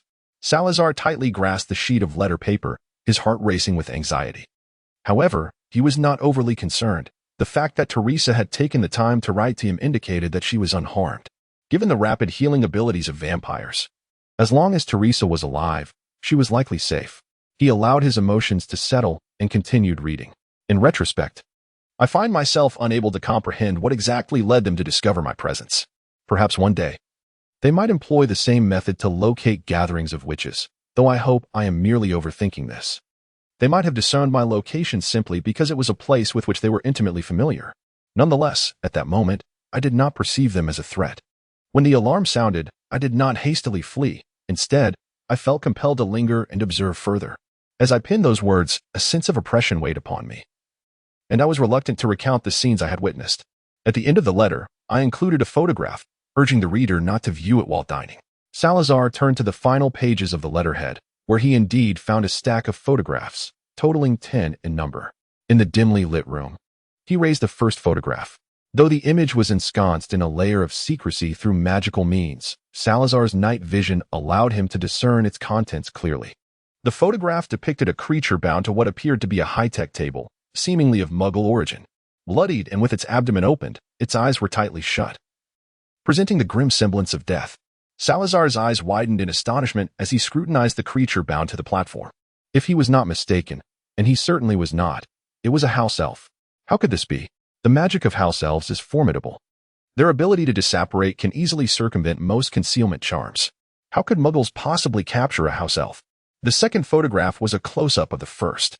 This time, Salazar discerned clearly that the house elf was still alive, gazing at the camera with eyes that had lost their luster, yet its head appeared to be restrained, rendering it immobile. The third photograph depicted an owl, entwined with numerous wires that connected to various machines. The final image featured a child, seemingly 6 or 7 years of age. Salazar surmised that it might be a minor sorcerer. I nearly traversed the entire research institute, and upon the realization of my intrusion, its inhabitants swiftly retreated. Although I found their actions repugnant, I still allowed them to depart. After approximately 30 minutes, I began to feel a sense of dizziness. They had released a terrifying toxin unknown to me, compelling me to make my exit. However, before I left, I liberated several individuals and animals bound within those photographs. And as soon as I released them, they took their own lives. Only the child remained. I bestowed upon him a first embrace, for he may possess knowledge of significance. Subsequently, I reported these events to the American Ministry of Magic, leaving the resolution of the Institute's matters to them. Upon returning to the inn, I finally completed this letter. I am profoundly aware of how terrifying an individual's or a community's curiosity can be. In conclusion, I fear that the advancement of Muggle technology may one day pose a threat to the wizarding world, and I fervently hope that the Muggle-repelling charm remains effective. Salazar held his breath and finally exhaled. He had long been apprehensive that the progression of Muggle technology could lead to dire consequences, yet he never anticipated that. In this very moment, someone would dare to target magical creatures. He carefully placed the gruesome photographs and the final few pages of Teresa's letter back into the envelope, sealing it with the intention of inquiring thoroughly during their next encounter. For now, it seemed prudent to refrain from discussing this with others, at least until the illusion had dissipated. However, in the dimly lit room, He found himself unable to resist repeatedly perusing the last few pages of that letter. Perhaps, he mused, a journey to America might be in order? Salazar was uncertain whether it was merely his own illusion. Yet he could not shake the feeling that this matter was inextricably linked to the Freemasons. Following the events on the battlefield at dusk, the main forces of the Freemasons had been largely neutralized, compounded by the subsequent assaults from the Ministry of Magic and the whispers of rebellions among certain magical races that Salazar himself had heard. He had always believed that the chaos of that time marked the conclusion of this affair. However, he overlooked the fundamental principle of the Freemasons. Their essence lay in infiltrating every corner of this world rather than overtly opposing it. As he contemplated the terrifying curiosity of a single individual or, indeed, an entire community, an uncomfortable feeling stirred within him. While some contemporary wizards might remain indifferent upon learning of the Research Institute, they were witnesses to the world that existed a millennium ago.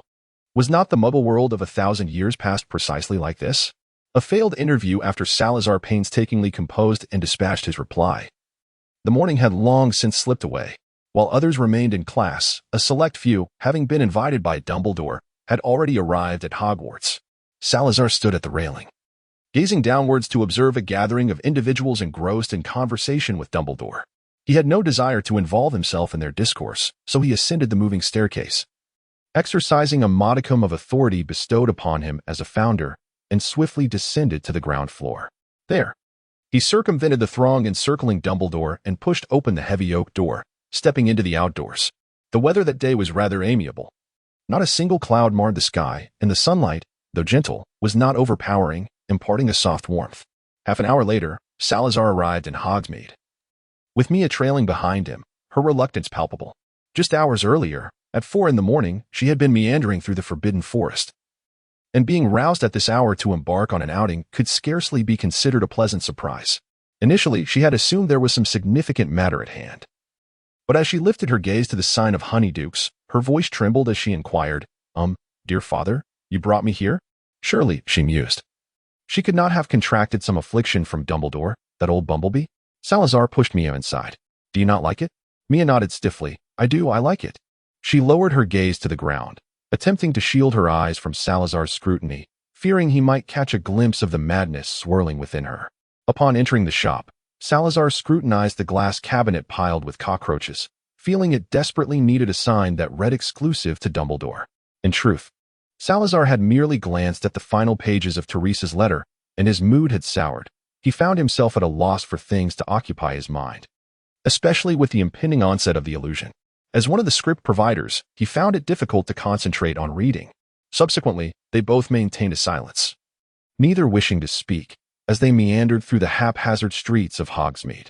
When it became evident that noon was approaching, Salazar began his journey towards Hogwarts. Mia, burdened with bags she had no need for, trailed behind, her spirits waning under the gentle sunlight.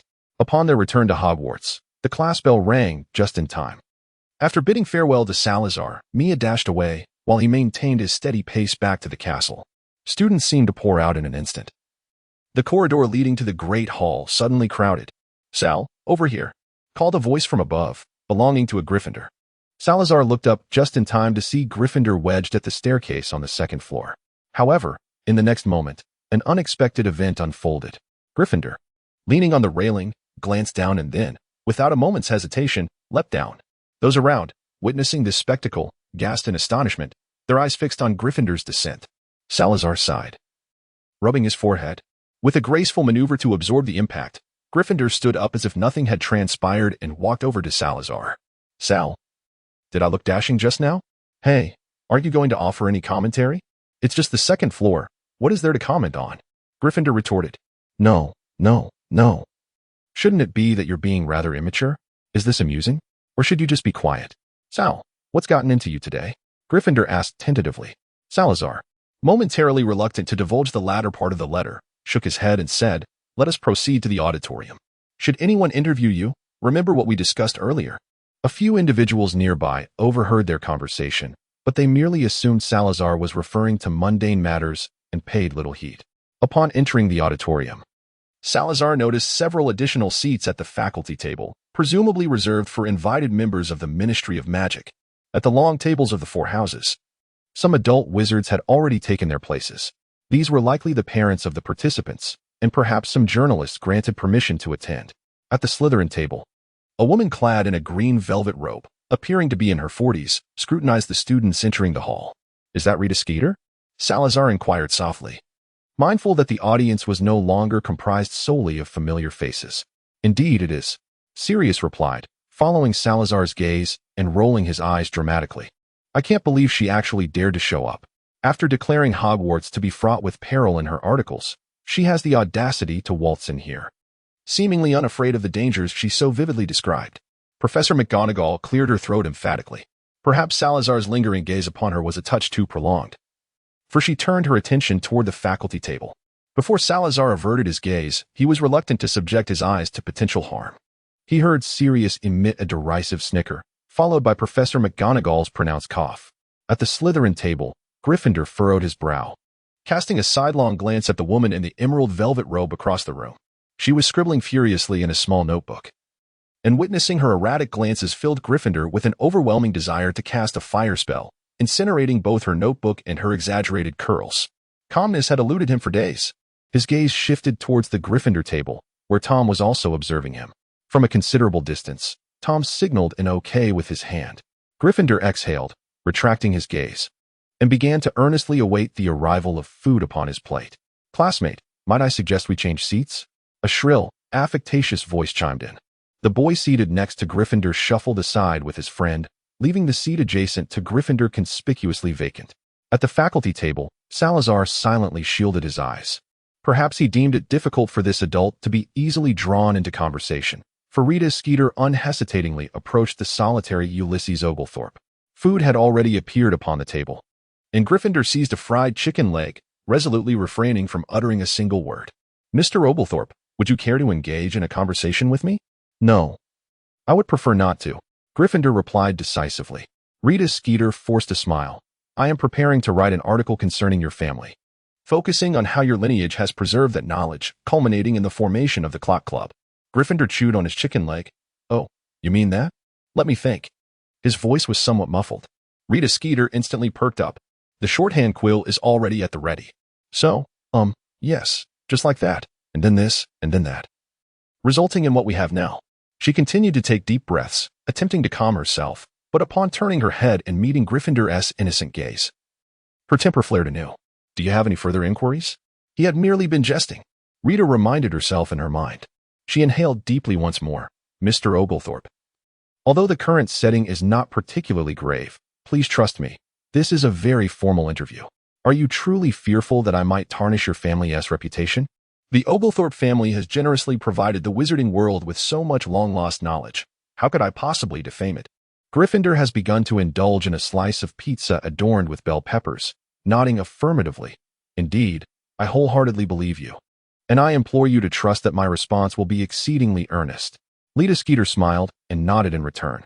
It was likely just a jest, as a first-year child is prone to moments of mischief. As she contemplated this, Gryffindor presented her with a slice of the same pizza. "Please believe me. The food at Hogwarts is exceptionally delectable. You simply must try it." He elongated his tone, leading Rita Skeeter to anticipate some significant revelation, only to declare, "The crucial point is, there is no poison within." Rita Skeeter had no desire to accept that slice of pizza, gripping her quill tightly, summoning her last vestige of composure. "Of course not. Hogwarts is undoubtedly the safest place in Britain. However, my dear child, this is a rather formal interview. Perhaps you could await the completion of my questions before continuing?" Gryffindor, taking a bite of pizza, mumbled, "Continuing what?" At that moment, some Slytherin students could no longer contain their laughter. Although Gryffindor had effectively confronted a member of another house that day, many Slytherin students did not harbor animosity towards him. After all, he challenged them, but he also took on others with even greater fervor.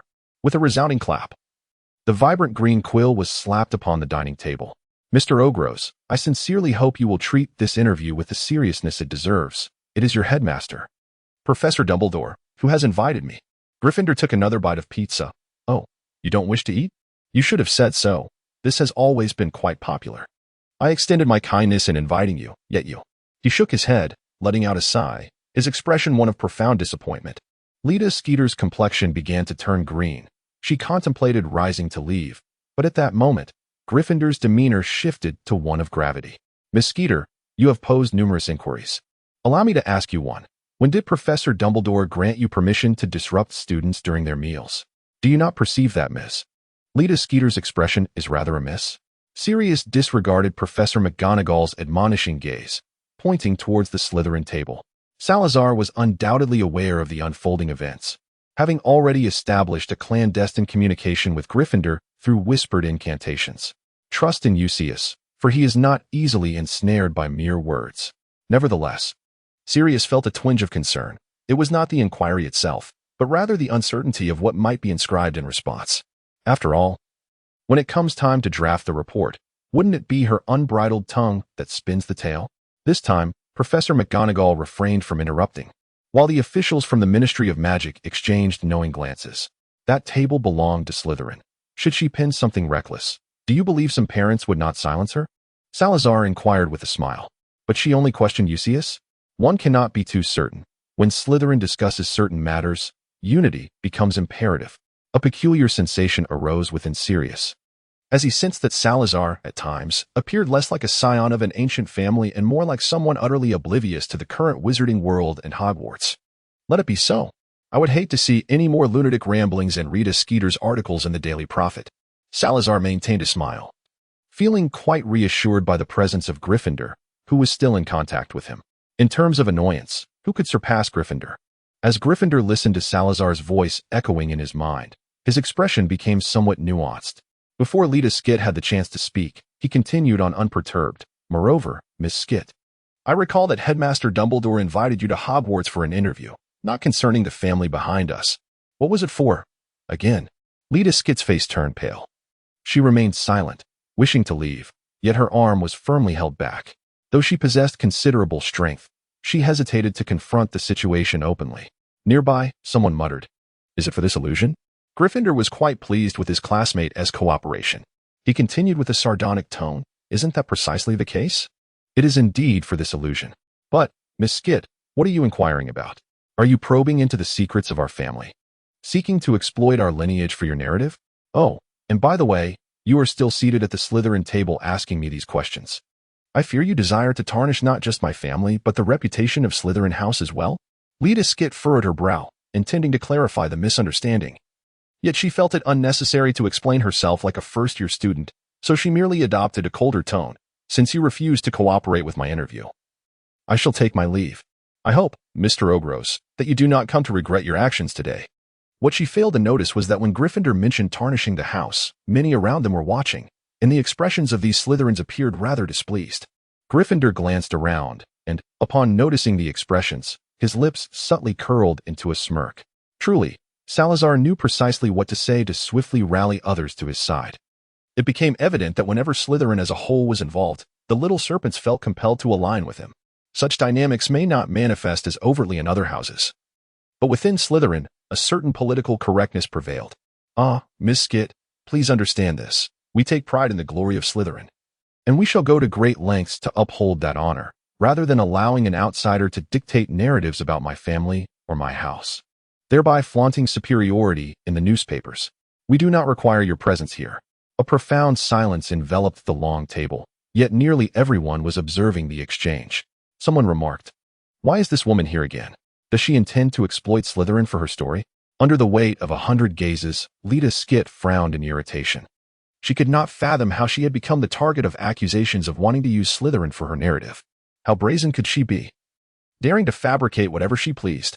"Are you still here, lingering about? What have we done to her? Still not leaving?" Gryffindor inquired, raising an eyebrow. How can one enjoy the match without snacks? Following the events of midday, the previously tenuous relationship between Gryffindor and Slytherin students began to evolve positively. It was not that they shared any particular affection for Rita Skeeter. She was not the type to bite upon merely encountering someone. On the contrary, her slanders against Dumbledore were rather popular among the Slytherin students. Yet, she had seemingly intended to exploit the Slytherin house for her own narrative, hadn't she? The image of Ulysses Oglethorpe had swiftly transformed into that of a defender of the house. All in all, this was a rather pleasant development. Although Gryffindor did not particularly care about having friends within the house, nor did he wish to engage in the childish pursuit of friendships, he was no Tom, who appeared psychologically mature yet still carried the mindset of an ungraduated Hogwarts student. He nonetheless felt a certain comfort in not having anyone gossiping behind his back. "Hey, Sal? Has the whispering charm been disrupted yet?" Salazar cast a glance at the Slytherin long table and replied nonchalantly, "What is it? Do you think that if this were to occur in another house, what would be the repercussions of such moral coercion upon the students?" Salazar pondered for a moment, taking a sip of pumpkin juice to conceal the smile tugging at the corners of his mouth. "As for Gryffindor, I believe no one would dare to reprimand Lita Skit." "How could that be?" "They would simply take action." Gryffindor interjected, "Wait." At this moment, the headmaster, the teachers, representatives from the Ministry of Magic, and parents are all watching. Salazar cast a glance towards Dumbledore and remarked, "Trust me, Dumbledore will remain silent. The parents of Gryffindor students may very well join in, and as for the Ministry officials, they are unlikely to intervene. Are we truly that ruthless?" Gryffindor still cannot fathom the possibility of such violent occurrences within their house. At the very least, such actions should not be conducted in front of so many witnesses. You would not act in such a manner, yet Gryffindor might not share the same restraint. If I were to allow Tom to stir the pot a bit more, the outcome could be even less certain. Let us not forget that we are distinct entities, and while our paths may align, they are not identical. Do you truly wish for your students to engage in the study of how to deceitfully wear a smile? Gryffindor. He found himself at a loss for words. And what of the other two houses? Sal, what are your thoughts? Salazar lifted his head, gazing at Sirius with a look of bewilderment. What was he thinking? He had just been deeply engrossed in contemplating what might transpire if Rita Skeeter were to interview Tom. And then Tom stirred emotions within Gryffindor, completely oblivious to what Sirius was saying. Observing Salazar's perplexed expression, Sirius reiterated his earlier statement. "I was inquiring about the matter of the illusion, though it is not of great significance." "What was going on with you just now?" "You were staring in the direction of the Slytherin table. One might assume you could communicate with UCs through mere glances." Salazar swiftly brushed off the topic, while Sirius found himself bewildered as to why the conversation had abruptly shifted. He had long grown accustomed to such dismissals. What happened? Why had the silence fallen so suddenly? Just moments ago, Sirius had been conversing with me. The whispering charm remains concealed, lest it spoil the amusement.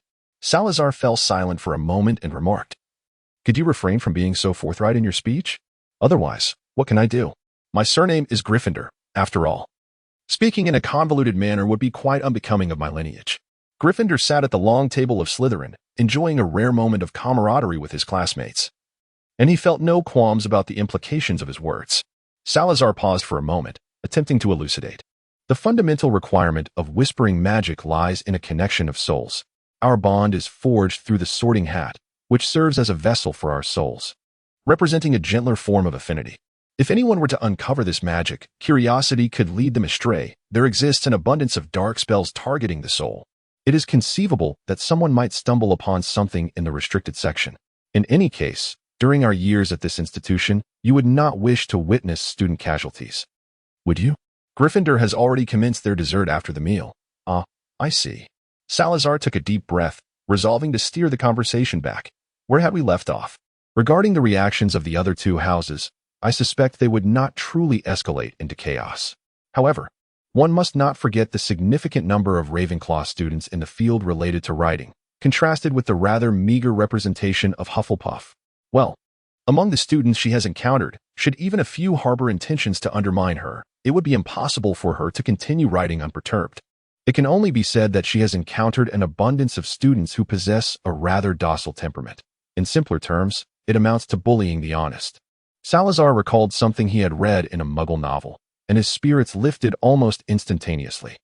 It would be unfair to say that Gryffindor had finally uttered a word on behalf of the young wizards, for they were still merely children. Few possessed the ability to steer conversations or even dig their own graves with intent. Salazar then lifted the half-consumed pumpkin juice, his gaze sweeping across the long table, discreetly glancing at the Ravenclaw table where two girls were sharing a platter of fruit. If Rita Skeeter were to interview them, or perhaps approach me directly, the situation could certainly take an intriguing turn. "Spare me." Gryffindor's voice sounded somewhat muffled. "She would undoubtedly assume that my behavior today was a reflection of your teachings. After all, how much could a first-year child possibly comprehend? And you could hardly refrain from sharing your insights with my younger siblings. She likely would not seek us out again. By the way, Sal, this mango cake and these cookies are absolutely delightful. Would you like me to pack some for you? If we take our time before entering the illusion, we might enjoy them while we watch." Salazar glanced down at the small package he had prepared, a faint smile gracing his lips. No need, you eat it yourself. At this moment, everyone had nearly finished their meals and was preparing to leave. Sirius, observing Salazar's neatly arranged package, suddenly realized and began to pack the remaining desserts. However, his movements were still too conspicuous and came a tad too late. Professor McGonagall's voice drifted over, low yet pointed. Black, are you still hungry? Under ordinary circumstances, she would not have thought much of it. If Sirius had gone a day without eating much, she would have been concerned. But today, with so many eyes upon them, it was a different matter entirely. It was not that she feared others might think Hogwarts was too expensive to dine at. Rather, in her view, the subsequent illusion should not be treated as a casual affair necessitating snacks. To Professor McGonagall, this occasion was meant to be exceedingly formal. The idea of preparing an array of snacks for such a solemn event was nothing short of an embarrassment for Hogwarts. Her gaze sharpened with increasing intensity. Salazar averted his gaze and walked past Professor McGonagall. He too was curious as to why Sirius made no attempt at concealment. Upon exiting the Great Hall, four individuals, accompanied by one Tom, gathered together. It had been quite some time since they had experienced such camaraderie since arriving at Hogwarts. First, Salazar had taken the lead on the train, and then each of the four had ventured off to their respective houses. Shall we head over now? Inquired Gryffindor, clearly having noticed the small package in Salazar's hand. Let us go and conduct a final inspection, just in case there are any details we may have previously overlooked, suggested Salazar, lowering his voice to avoid being overheard by passers-by. We have checked numerous times already. Hufflepuff grumbled, rummaging through her backpack filled with various paper bags, evidently having modified her bag long ago. Here, take these cookies I baked yesterday, along with some gummy candies and dried fruits. Did you all pack those just now? Salazar and Gryffindor exchanged a glance, sensing that the allure of their meticulously packed provisions had suddenly diminished.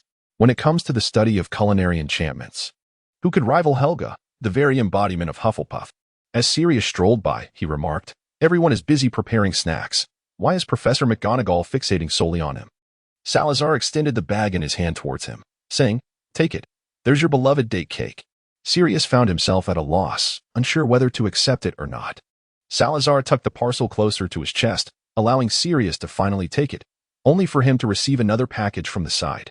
The grin on Gryffindor's face was strikingly insincere as he proclaimed, Professor Black, this is a little something I prepared for you.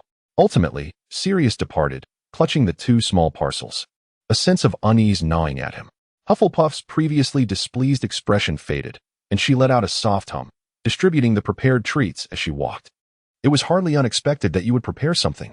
Sitting in the stands, Gryffindor attempted to justify his earlier behavior, feeling as though something was amiss without a nibble. Hufflepuff shot him a withering glance, suggesting that silence would have been preferable. When Hufflepuff handed over the last few packages to Tom, astonishment was clearly etched on his face. I have some too, he mused, at least until I relinquished the name Mina Oglerose. You were still my little brother. A tumult of indescribable emotions surged within Tom, unsettling him and drowning out the words of gratitude he had meticulously planned.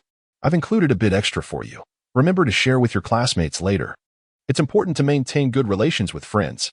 Salazar observed from the sidelines, sensing that a previously underage child was on the verge of tears. Leading the way, Ravenclaw and Hufflepuff exchanged a meaningful glance, their eyes reflecting profound significance. Indeed, love's magic cannot merely be spoken. Dumbledore had always been reluctant to take action. Hush. Let us not let that slip. To their surprise, upon arriving at the Quidditch pitch, they found a considerable crowd already seated. Although there remained over an hour until the originally scheduled start time of 2 o'clock, the prime spots had long been claimed. Which way shall we go? Hufflepuff inquired. Gryffindor cast her a puzzled glance. Aren't we heading back to the common room? Do you wish to maintain the whispering charm indefinitely? Hufflepuff raised an eyebrow. Or do you believe the illusion can operate autonomously, requiring no oversight? Those students have not genuinely experienced that era from a millennium ago. Stepping into it unprepared could lead to complications. With a resigned sigh, she continued, even in an illusion, dying on the first day, being burned alive, is vastly different from meeting one's end on the 7th day. If we can manage the casualties on the first day, it would be prudent, Salazar proposed, attempting to dispel the previously tense atmosphere. Yet, at times, our excessive caution may render the illusion disingenuous, Ravenclaw remarked, lifting her gaze to him. Thus, a minor degree of control would suffice. Ravenclaw nodded, her brow slightly furrowed. You must understand, I am reluctant to compromise authenticity. Offering students some leniency on the first day seems reasonable, but thereafter, even if we guide them within the illusion, I do not wish for it to be utterly transformed. Indeed, Hufflepuff replied, surveying the sprawling lines across the Quidditch pitch. We could actually venture in tonight. After all, it is merely our consciousness that enters, while our bodies enjoy rest. Let us not linger here. Gryffindor urged, pulling the two girls away from their discussion about the impending illusion. Choose a house. Ultimately, they settled at the very back of the Gryffindor stands, effectively claiming that small space. If they wished to sit together, Ravenclaw and Slytherin were not the ideal choices.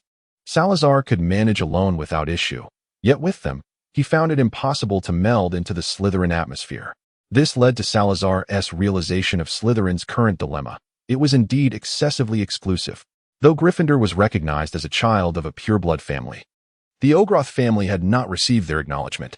Consequently, prior to the revelation of Gryffindor's quiet status as a holder, those students regarded him as belonging to another circle. Is it truly not because the little snakes discovered he was a spy lion? Salazar of Ravenclaw cast a silent glance towards Hufflepuff and Ravenclaw, pondering how they managed to create an atmosphere akin to a private world within the school. Meanwhile, Hufflepuff, lacking any representatives from their own house, found it rather inappropriate to crowd together. At that moment, no familiar faces were present. Dumbledore and Professor McGonagall were likely still engaged with individuals from the Ministry of Magic. How could Snape expect him to arrive so early? At this hour, he should still be grappling with time magic, and Salazar seriously doubted that, when the illusion commenced, he would merely cast a hasty glance. As for Sirius, who could fathom what he was up to? Salazar had the distinct impression that he had been searching for something in recent days. Sal, look over there, Gryffindor exclaimed, pointing towards a red-haired boy seated further back, his voice brimming with astonishment. Salazar followed his gaze and beheld Percy Weasley, a boy with crimson hair, whom he had not encountered on the train but was unmistakably recognizable. The tales told by Charlie and Fred George rang true. Bathed in the gentle autumn light, a red-haired boy sat in the stands. His knees splayed open with a seemingly thick tome resting upon them, accompanied by a piece of parchment upon which Percy Weasley was fervently scribbling. Surely, third-year assignments aren't that voluminous? A Gryffindor inquired hesitantly. He must be at odds with his siblings again. Let him have a moment of solitude. Salazar timely restrained the Gryffindor who was inclined to peer closer. During the ensuing wait, the four engaged in their own pursuits, save for Hufflepuff and Ravenclaw, who remained collectively occupied. They claimed to be finalizing the enchantments, yet some had arrived even earlier than they, resulting in the current state of idleness. Sensing that the time was drawing near, Salazar closed his book and surveyed the surroundings. Figures were beginning to emerge from the castle's direction, and soon the stands would be filled to capacity. Are you prepared? Salazar inquired softly of Tom. Tom glanced around the vicinity, failing to spot Lita Skit. His mind was consumed by the title of the book he had glimpsed Salazar examining earlier. If he had not erred, was that a Muggle novel? From this moment forth, you may prepare to act at your discretion. You are not within anyone's line of sight, and no one shall keep a watchful eye on you, Salazar reassured him. Tom nodded, attempting to dismiss the peculiar thoughts swirling in his mind. At that moment, he felt a weight upon him, yet he affirmed, I understand. As they made their way to the Quidditch pitch, several of the Weasley brothers attending Hogwarts, excluding Percy, gathered together, accompanied by Mrs. Weasley and Mr. Weasley. You truly ought to know better. At the very least, you should not speak so harshly, Mrs. Weasley admonished, her expression grim and her brow furrowed. Mother, we merely spoke the truth. Fred and George interjected in unison. Yes, Mother, it was Percy who first chastised us. Even Headmaster Dumbledore suggested today that we should not dwell on lessons and assignments, urging us to enjoy ourselves. Mrs. Weasley narrowed her eyes. That does not excuse the cruel jest you two played upon Percy. The brothers appeared unfazed by her reprimand. Arthur, I have long warned you that you must not indulge them so.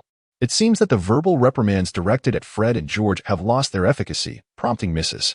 Weasley to redirect her ire towards Mr. Weasley. Mr. Weasley, wearing a wry smile, allows his wife's scolding to flow in one ear and out the other. He firmly believes that as long as the children are given sound reasoning, there is no need for constant oversight. Fred and George, evidently unconcerned by their mother's admonitions, remain in high spirits. They are well accustomed to such reprimands. Charlie, on the other hand, maintains a silent demeanor, yet internally he is far from tranquil. The replicated diary entries have long been ingrained in his memory, but the prospect of actual implementation brings forth a measure of anxiety. Unbeknownst to him, Fred and George have sidled up beside him, struggling to contain their laughter as they engage in hushed whispers. Just like Percy when he ran off. We merely offered him a biscuit that sprouted feathers. One of them jested, "If it were me, I wouldn't cry and flee if someone tricked me into eating such a biscuit. I would surely shove it back down their throat." George animatedly gestured as if addressing an invisible person before Charlie, who had previously overlooked his siblings, suddenly inquired, "What biscuit?" "Oh, it's a type that causes feathers to sprout from one's arms." We were inspired by others. They replied candidly, feeling no need to conceal anything from Charlie. "Did Ulysses mention this?" "It's rather impressive that he has taken to crafting such peculiar prank products," Charlie mused, stroking his chin. He sensed that this was long overdue. And his earlier tension began to dissipate. Thoughts of potential disaster no longer plagued him. "No, it was our idea, brought to fruition with Tom's collaboration," Fred stated without hesitation. "Collaboration?" Charlie regarded his brothers with a skeptical gaze. "More like guidance, I would say. The technicality of a biscuit that induces feather growth is no trivial matter. If Tom can manage it, I can understand. After all, he hails from a distinguished family and has likely studied magic for years." The twins exchanged a glance and nodded in agreement. George raised his hands in a gesture of concession. "Indeed, Tom has consistently concealed his true abilities in class. For instance, when brewing potions, he often deviates from the prescribed methods, yet the results are frequently outstanding. Moreover, in any spellcasting, he is typically the second or third to finish." "Yes, I have observed this deliberately," Fred added. "Before he casts a spell, he does not seem to be genuinely attempting it. Rather, it appears he is deliberately waiting for others to succeed first. His wand movements are somewhat conspicuous. While others may not notice, we certainly do." George added, "Furthermore, he never needs to consult any books when writing his papers. He merely puts pen to paper with remarkable speed, as if he were already intimately familiar with the material." Charlie rubbed his nose, suddenly perplexed as to why anyone would choose to spend time with his two foolish brothers. He resolved to shift the conversation and, after a brief silence, inquired, "What about that biscuit? Is there any left?" "Let me see." "None," Fred replied with a look of disappointment. "It was thrown away by Mom.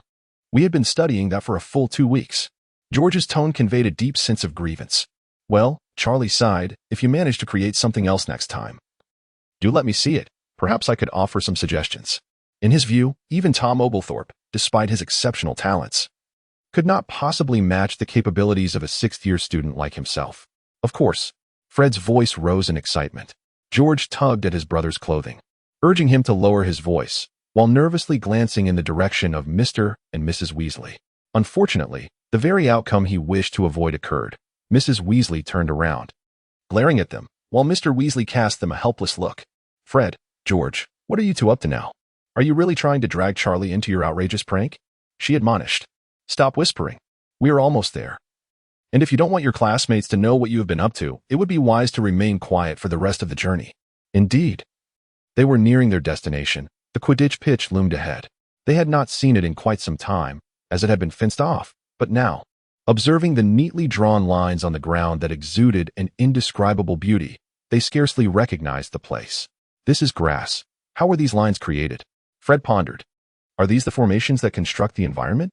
How peculiar. I have never seen such a large-scale array, not even in books." Mrs. Weasley remarked in wonder. "Come on. Don't touch anything. Perhaps the illusion will unfold based on this."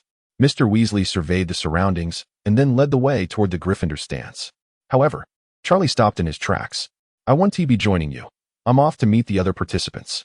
Mrs. Weasley turned around and walked over, gently embracing him. "Charlie, dear, do be careful.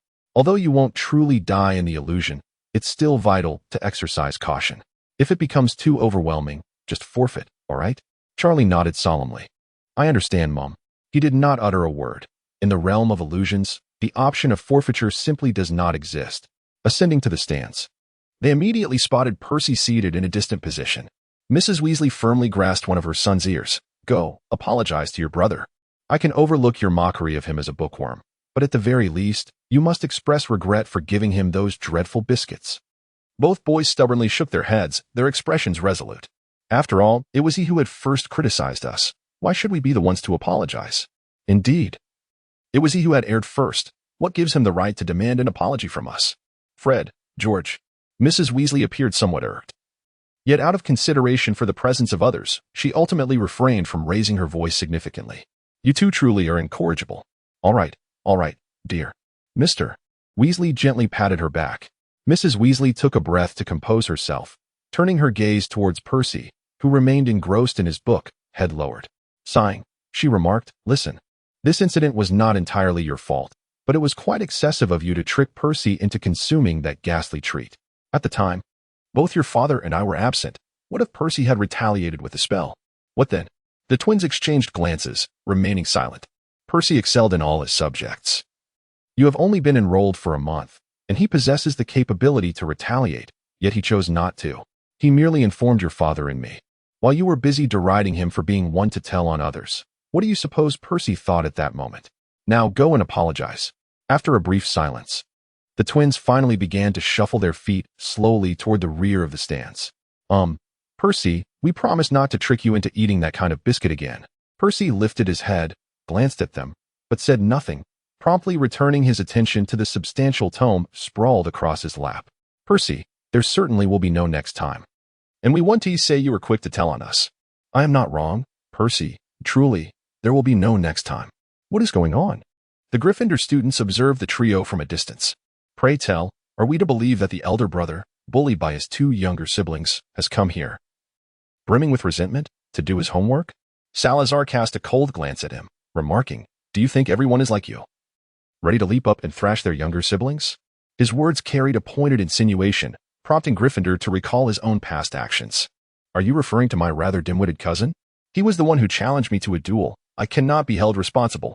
Moreover, did you not witness the circumstances at that time? That fool, there, invoking my father's name, what business do my parents have with him? Given the situation, I felt entitled to remind him that his lineage, though pure-blooded for generations, could not match my half-blood status.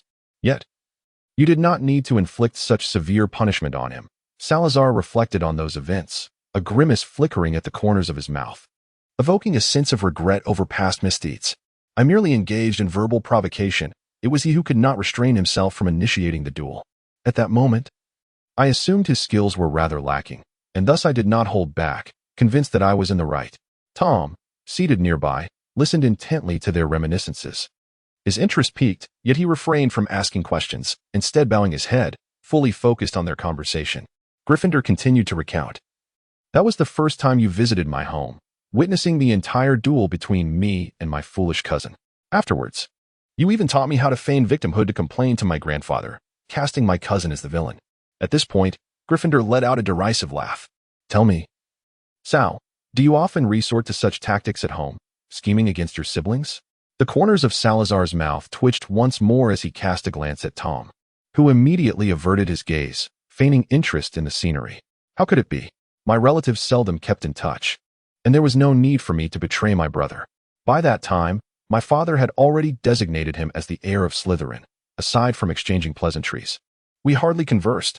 Salazar resolved to put an end to the topic right there, for delving any deeper could lead to unpredictable revelations. He stuffed a piece of dried mango into Gryffindor's mouth, saying, Let us not speak of such matters. If you wish to reminisce about the past, perhaps you should pin it down in a diary. I wouldn't mind at all if, in due course, the diary of Godric Gryffindor were to be unveiled. Gryffindor crushed the piece he was chewing, and, holding the remaining part in his hand, smirked. In that case, I wouldn't hesitate to write in my diary about the time you secretly attempted to sneak out to play, only to be dragged back by Teresa. And well, what were you doing? Salazar grasped his neck firmly. The commotion on their side had grown rather loud, drawing the attention of those nearby.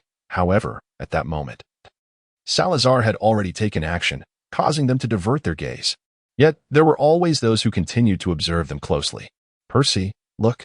Isn't the same true for the Ogros family? Percy let out a cold huff in response. How about this, Percy? Next time we engage in something, just think of Professor Ogros and strike us directly. Fred proclaimed with a sense of righteousness. But do ensure to lift the curse upon us, George added, his tone tinged with a semblance of pitifulness, though his eyes conveyed a different sentiment altogether. Nonetheless, Percy remained oblivious to their undertones. He reluctantly nodded and, under the approving gaze of Mrs. Weasley, extended his hand to shake with each of the twins in turn.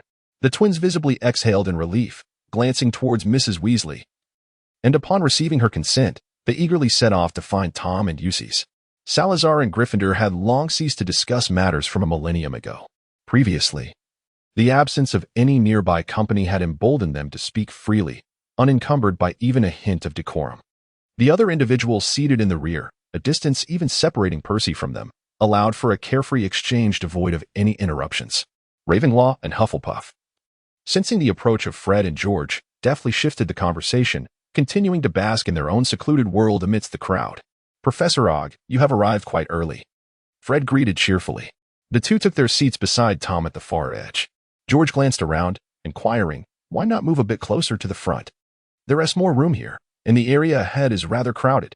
The current positioning of Gryffindor was in the last two rows of their section, far left. Previously, Ravenclaw and Hufflepuff occupied the back row, while Salazar, Gryffindor, and Tom sat before them. Now, Fred and George had joined Tom, unwittingly crafting a more intimate atmosphere for Hufflepuff and Ravenclaw. "Are you not joining us?" Gryffindor asked. Fred shrugged, replying, "What else could we do? If we were to venture forward, Percy would undoubtedly think we were avoiding him. At least here, we can claim to be seeking Tom. In consideration of Percy's tender sensibilities, we simply had to forego the front seats," George added with a hint of regret. Though it wasn't a significant distance to the front. With most of the guests arriving, time was swiftly approaching. Sarah glanced at the time. It was precisely 156. As she entered the illusion, time flowed unusually slowly. The Quidditch pitch, which had once resonated with the vibrant chatter of the audience, gradually succumbed to a profound silence. Occasionally, a few individuals, still engaged in animated conversation, were nudged by their companions to direct their attention towards the referee's position, ceasing their discussions to await the unfolding events. In what was traditionally the referee's spot stood Dumbledore, adorned in a deep purple wizarding robe, with his wand firmly grasped in hand. His eyes, peering through his glasses, reflected an anticipation far more intense than usual. In close proximity to him were personnel from the Ministry of Magic and professors from Hogwarts, though not all were present. For instance, Professor McGonagall's whereabouts were unknown, and Professor Binns Casper was certainly still within the castle. Meanwhile, Salazar found himself seated in the second-to-last row of the Gryffindor stands. Noting several individuals who appeared to be Hogwarts professors, yet he had not encountered them until now. They seemed to have nestled within their respective teaching domains. And Salazar mused that had it not been for this day, he might have never crossed paths with them, as if their realms were dead ends. In this tense yet silent interlude, Salazar's thoughts began to drift uncontrollably. He speculated whether they were preparing their own meals, or had enchanted their plates to connect with the kitchen.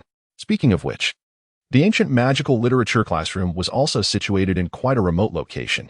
If he were to become a recluse, aside from class hours, it was likely he would remain unseen by anyone. Perhaps that was for the best. Salazar, in a moment of belated realization, discovered that the distribution of classrooms at Hogwarts seemed to favor the more popular locations, which were frequented by a greater number of passers-by. Sirius's gaze shifted over from a distance, imbued with a palpable resentment directed at those seated beside him, most of whom were his former professors. While dining at the staff table, he had not felt the weight of their scrutiny, but now, as he sat in silence, the pressure was decidedly intense, particularly since the once mischievous Sirius had never been a model student. Just as the atmosphere began to settle, Professor Flitwick took the lead in reminiscing about his own student days. Severus Snape, seated further away, cast a glance that pierced like a venomous blade, sending shivers down Sirius's spine. He should have escaped by now. Fortunately, such torment was not without its limits. As the hour hand and minute hand overlapped, Dumbledore raised his wand. Instantly, magical fireworks erupted into the sky. Even in the afternoon light, they retained a vivid presence, painting the azure heavens with a myriad of colors. Everyone awaited Dumbledore's words, yet the fireworks did not dissipate in the air. Instead, they elongated into slender threads, intertwining and tugging gently as they began to sketch a form. All gazes turned skyward, captivated by the unfolding spectacle of magic. What enchantment was this? The patterns in the air bore an uncanny resemblance to the lines on the ground. Merely differing in hue, was it not the same magic that the headmaster had previously employed? How was this achieved? Doesn't this resemble something from the Clock Club's literature? My father is a member of the Clock Club. He brought home books discussing magical arrays, and I have perused them myself. The similarities are striking. I wish to learn more. This looks incredibly impressive. Dumbledore observed the gradually forming array in the sky. exhaling a sigh of relief while maintaining a beaming expression as he continued to wave his wand, yet without casting a single spell. His coordination was flawless. In truth, all of this had been meticulously prepared in advance. The intricate array crafted by Salazar and his companions is set to activate at precisely 2 o'clock this afternoon. This is the reason why Dumbledore preferred to wait with everyone rather than risk an untimely commencement. Should the magical formation initiate even a moment too early or too late, it would result in an embarrassing predicament. All preparations had been finalized days prior, and altering them now would prove to be a formidable challenge, especially under the scrutinizing eyes of the public, where discretion is paramount.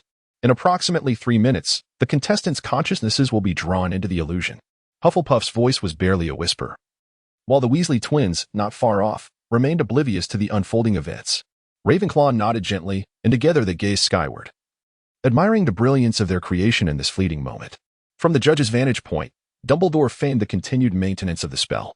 The surrounding spectators were mostly puzzled by the nature of the magic at play, unaware that it was, in fact, a timed activation of a magical array. Generally, if such arrangements go unnoticed on site, they are unlikely ever to be discovered. There exists the possibility of employing a memory charm or a truth serum on those involved. Yet who among them possesses such capabilities? This setup allows Salazar and his associates to maintain a relative low profile at Hogwarts. Though astute observers might suspect that the magical array was likely provided by the Clock Club, they would still attribute the deeper enigmas to Dumbledore, subsequently marveling at the Ogilvy family's esteemed lineage. At that moment, Professor McGonagall finally made her appearance, holding a silver chalice containing a viscous, dark red liquid.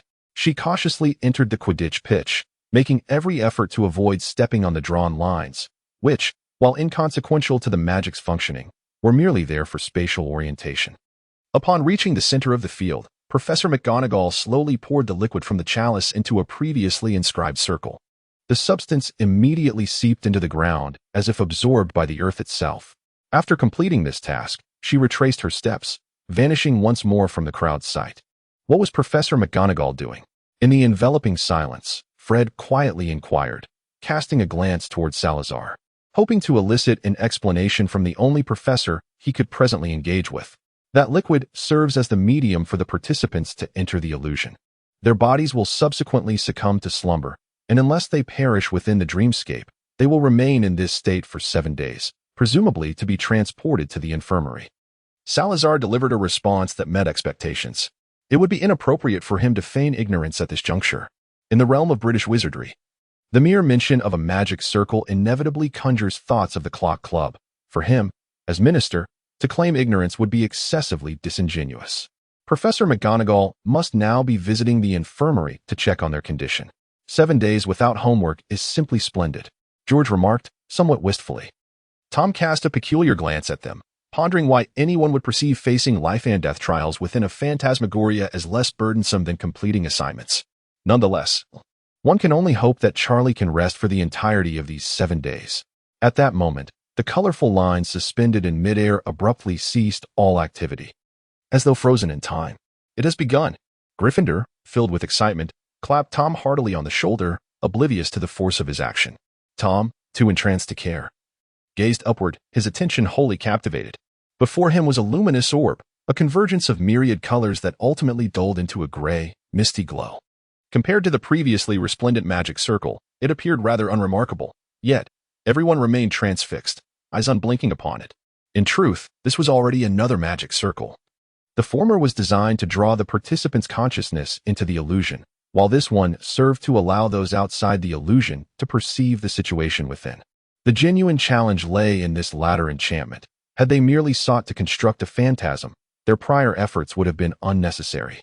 Given their proficiency, even with meticulous attention to detail, accomplishing it in 2 or 3 days would have been feasible. Everything was for the sake of the current spectacle. Through the grayish orb, the first sight that met their eyes was a pure white spire.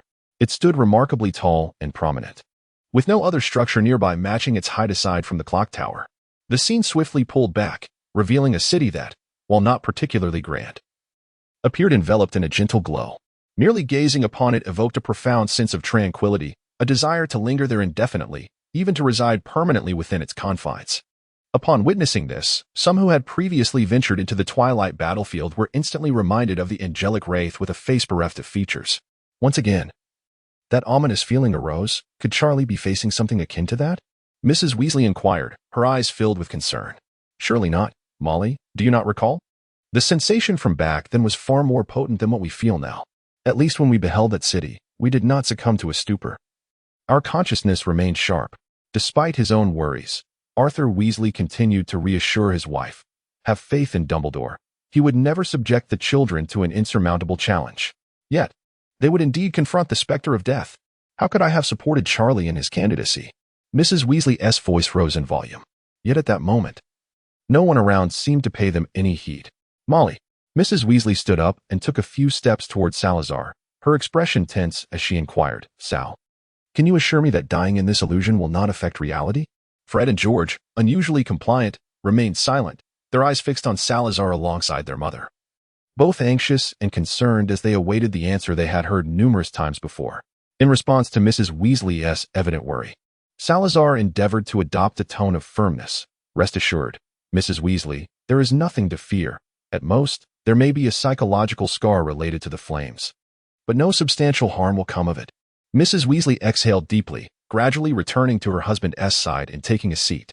At that moment, Dumbledore's voice, enchanted by magic, resonated in the ears of everyone present. Whisper the name of the person you wish to see into the luminous orb above 3 times. And remember to concentrate fully. The list of contestants had already been posted, and almost everyone began to murmur the names of those they most longed to see. Salazar hesitated for a moment, mentally uttering the name of someone he yearned to see, Nora Otis. In the next instant, it felt as though his consciousness were drawn into that orb of light. The Quidditch pitch before him and the luminous sphere above began to dissolve, ultimately transforming into vast, indistinct patches of color. These hues swiftly rearranged themselves. It was as if he had entered a meditative basin, observing the memories of others unfold before him. Salazar recalled their own design. A mere thought could awaken one, or an external call could also bring immediate clarity. Yet, he had no intention of exiting at that moment. Instead, he leisurely observed his surroundings. The ceiling was low, imparting an uncomfortable sense of oppression, and the walls were constructed of wooden planks that appeared rather flimsy, though they at least sheltered the inhabitants from the elements. This was a very impoverished household, seemingly inhabited by only the girl who had crossed over. The immediate danger of being reported by her family had temporarily subsided, and Salazar glanced at the now dazed girl, sensing she had fortuitously assumed a relatively safe identity. The girl shook her heavy head, rising from a makeshift bed of straw atop a hard floor. During the construction of the illusion, Salazar and his companions had conscientiously devised 40 identities for students to utilize upon entering the realm, ensuring randomness while maintaining consistent gender. Upon sitting up, Nora Oakes immediately surveyed her surroundings, keenly observing her current environment. As a participant, she could not perceive Salazar, the observer. Yet she was acutely aware that she was likely under the scrutiny of many, which stirred a sense of anxiety within her. Alongside this unease, there was also a thrill and anticipation stemming from the novelty of her surroundings. Recalling the incantation used to shield herself from the audience during personal hygiene, along with its corresponding dispelling spell, she confirmed that she had firmly committed both to memory. Taking another look around, Nora exhaled softly, clearly pleased with her solitary state. Having read in that diary about believers who, upon suspecting their family members of witchcraft or demonic influence, would not hesitate to report them to the church, she initially found it absurd and unbelievable. However, the more she pondered it, the more terrifying it became. In her current identity, it seemed she was without family, or at least without any family members present. Enrique, can you hear me? Nora silently inquired. Aware of the audience's presence, she continued to survey her surroundings, making no indication that she was communicating with anyone. I just woke up, sister. How are you over there? Enrique's voice echoed, and Nora's lips curled into a slight smile, her worries considerably alleviated. She pushed open the window, a movable wooden panel. If both the doors and windows were shut, the room would be engulfed in darkness. In this era, windows crafted from transparent crystal were truly a luxury. Outside lay a dim, narrow alley devoid of any soul, and to the side stood similarly constructed wooden houses. The arrangement of these dwellings was anything but orderly, chaotic, and disheveled, leading to a winding path. Nora lowered the window and returned to her straw bed, continuing her exchange with Enrique. Other onlookers might presume that Nora was contemplating how to accomplish the 3 tasks required to enter the illusion, or merely reflecting on their current predicament. However, Salazar, who often found himself eavesdropping on their mental exchanges, understood that Nora was undoubtedly conversing with Enrique. Yet, this time, Salazar could not listen in. He was merely a spectator, unable to interfere with the competitor's actions. Of course, as one of the architects of the illusion, they had left themselves an escape route, and could easily enter or disrupt the illusion at will. Moreover, from the outset, they had never intended to remain mere observers. According to the diary's description, Nora was situated in the commoners' district, where the buildings indeed appeared disordered. Fortunately, she mused, the holy city was not like other medieval cities, littered with filth. I too am in the commoners' district, though I cannot pinpoint my exact location. I have yet to venture outside. By the way, sister, the first task requires us to attend a witches' gathering. How shall we proceed? Enrique was primarily concerned with the 3 tasks they had received prior to entering the illusion. There were supposed to be locations mentioned in the diary, specifically 3 gathering sites, one in February, another in August, and judging by the current temperature, it was likely the latter. Nora pondered, rising to search the cramped quarters for any clues. Now that they had identified the location, it would be on Rose Street.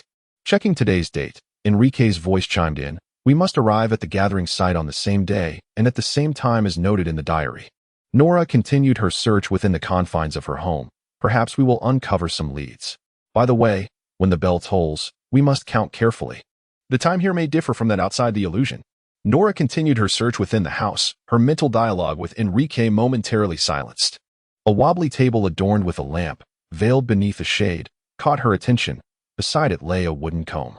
It was only upon touching her hair that Nora belatedly realized that her once short locks, which had barely grazed her neck, now cascaded past her chest. This body bore a significant difference from her own, suggesting an age somewhat greater than hers. Considering the prevalent malnutrition of this era, such a slight discrepancy could indeed be amplified. She then noticed her long, curly red hair, reminiscent of a Weasley, which made her feel rather uneasy.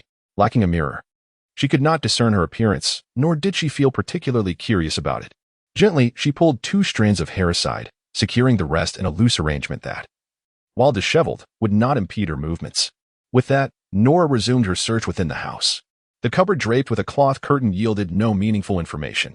Nearby, a straw bed lay covered in dust, suggesting it had not been occupied for quite some time, much to Nora's relief. Unwilling to relent, she focused her attention on the last unsearched area of the room, a wooden wardrobe. Approaching the wardrobe, she craned her neck to scrutinize the slightly taller structure, her hand reaching for the handle. With a gentle tug, she discovered it was locked. Locked? She murmured softly, casting a furtive glance around. Feeling a twinge of guilt, as if she were a thief, gripping her wand, which had been at her side upon awakening. She recalled the deep pocket of her coarse fabric skirt, a detail she had overlooked in her eagerness to fulfill her initial task at the wizard's gathering. Perhaps within the wizard's understanding, such elongated pockets were quite commonplace. Sarah observed the wand she had placed in her pocket without the slightest sense of peculiarity, only feeling a pang of anxiety. Wasn't this worthy of some suspicion? She had initially thought that upon realizing she possessed a pocket seemingly designed for a wand, the student would inevitably become aware of the fact that they were inhabiting the form of a sorcerer. At this moment, however, Nora was contemplating the words inscribed in that diary, which stated that as long as one was not in the heart of the sacred city, using magic privately would go unnoticed, provided no one was watching. Yet, the diary did not elaborate on the methods the church employed to scrutinize wizards, and Nora was exercising an unusual degree of caution in her use of magic. Alahora! The lock emitted a crisp sound as it yielded. A shadow enveloped the surroundings, and 2 corpses collapsed to the ground. Nora's eyes widened in astonishment. Sister, what is happening over there? Why is there no sound? Sister, nothing has happened, has it? Enrique called out repeatedly, his voice laced with urgency. Normally, he might have thought it was merely Nora throwing a small tantrum, but the situation was quite different now. The crucial point was that even if Nora perished in the illusion, their connection should not have been severed. Enrique's complexion grew somewhat pale. A nearby boy, engaged in carving, noticed and inquired with concern, "Are you all right?" Enrique endeavored to calm himself, shaking his head while forcing a faint smile. "Perhaps I didn't sleep well last night." Yet, internally, he continued to question, "You haven't been discovered, have you? If you were burned to death suddenly, He was interrupted by Nora's voice, which sounded remarkably ethereal. "Enrique, at last, I can hear you." Enrique instantly relaxed, grateful that he had turned his back to the boy who was carving, pretending to clean his tools on the workbench. "Nora," Enrique called again, his voice betraying a hint of anxiety. "What's wrong?" Nora, seated on the ground, gazed at the two corpses she had pushed away from herself, her voice trembling slightly. "What corpses? What is happening over there?" Enrique's urgency intensified. "I have found two corpses in the wardrobe, middle-aged individuals. One of them has the same hair color as mine. Silence enveloped them both. At long last." Salazar recalled the identity of Nora. Nora's current persona was that of a witch, a figure who authentically existed in history. In the Holy City, the number of sorcerers surpassed that of the larger cities combined. During this era, the wizarding families yet to be discovered by the ecclesiastical authorities formed an alliance, which frequently dispatched individuals to gather intelligence or assassinate prominent figures within the church. Naturally, there were those who sought vengeance on their own behalf, such as the notorious Gryffindor, who had lurked among the paladins for several years, liberating countless witches who were destined for capture and execution. However, it must be noted that for an extended period, the tactics employed by the Wizarding Alliance proved remarkably effective. Yet the number of wizards willing to sacrifice themselves for the sake of others by infiltrating the Holy City remained limited.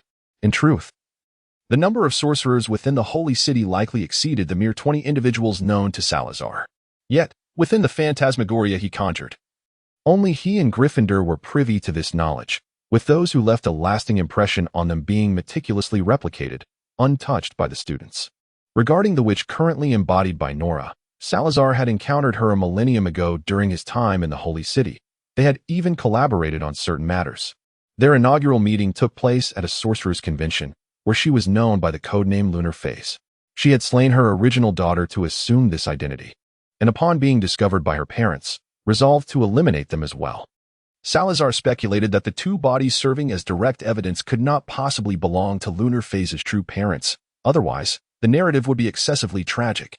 He also pondered why the corpses had not been incinerated, a mystery that eluded him, as he had not discerned the features of the individual at the time.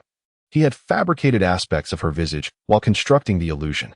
Additionally, the dilapidated house's mundane appearance led him to recall certain details only upon encountering the locked wardrobe. In this context, Salazar stood against the wall, a knowing smile gracing his face.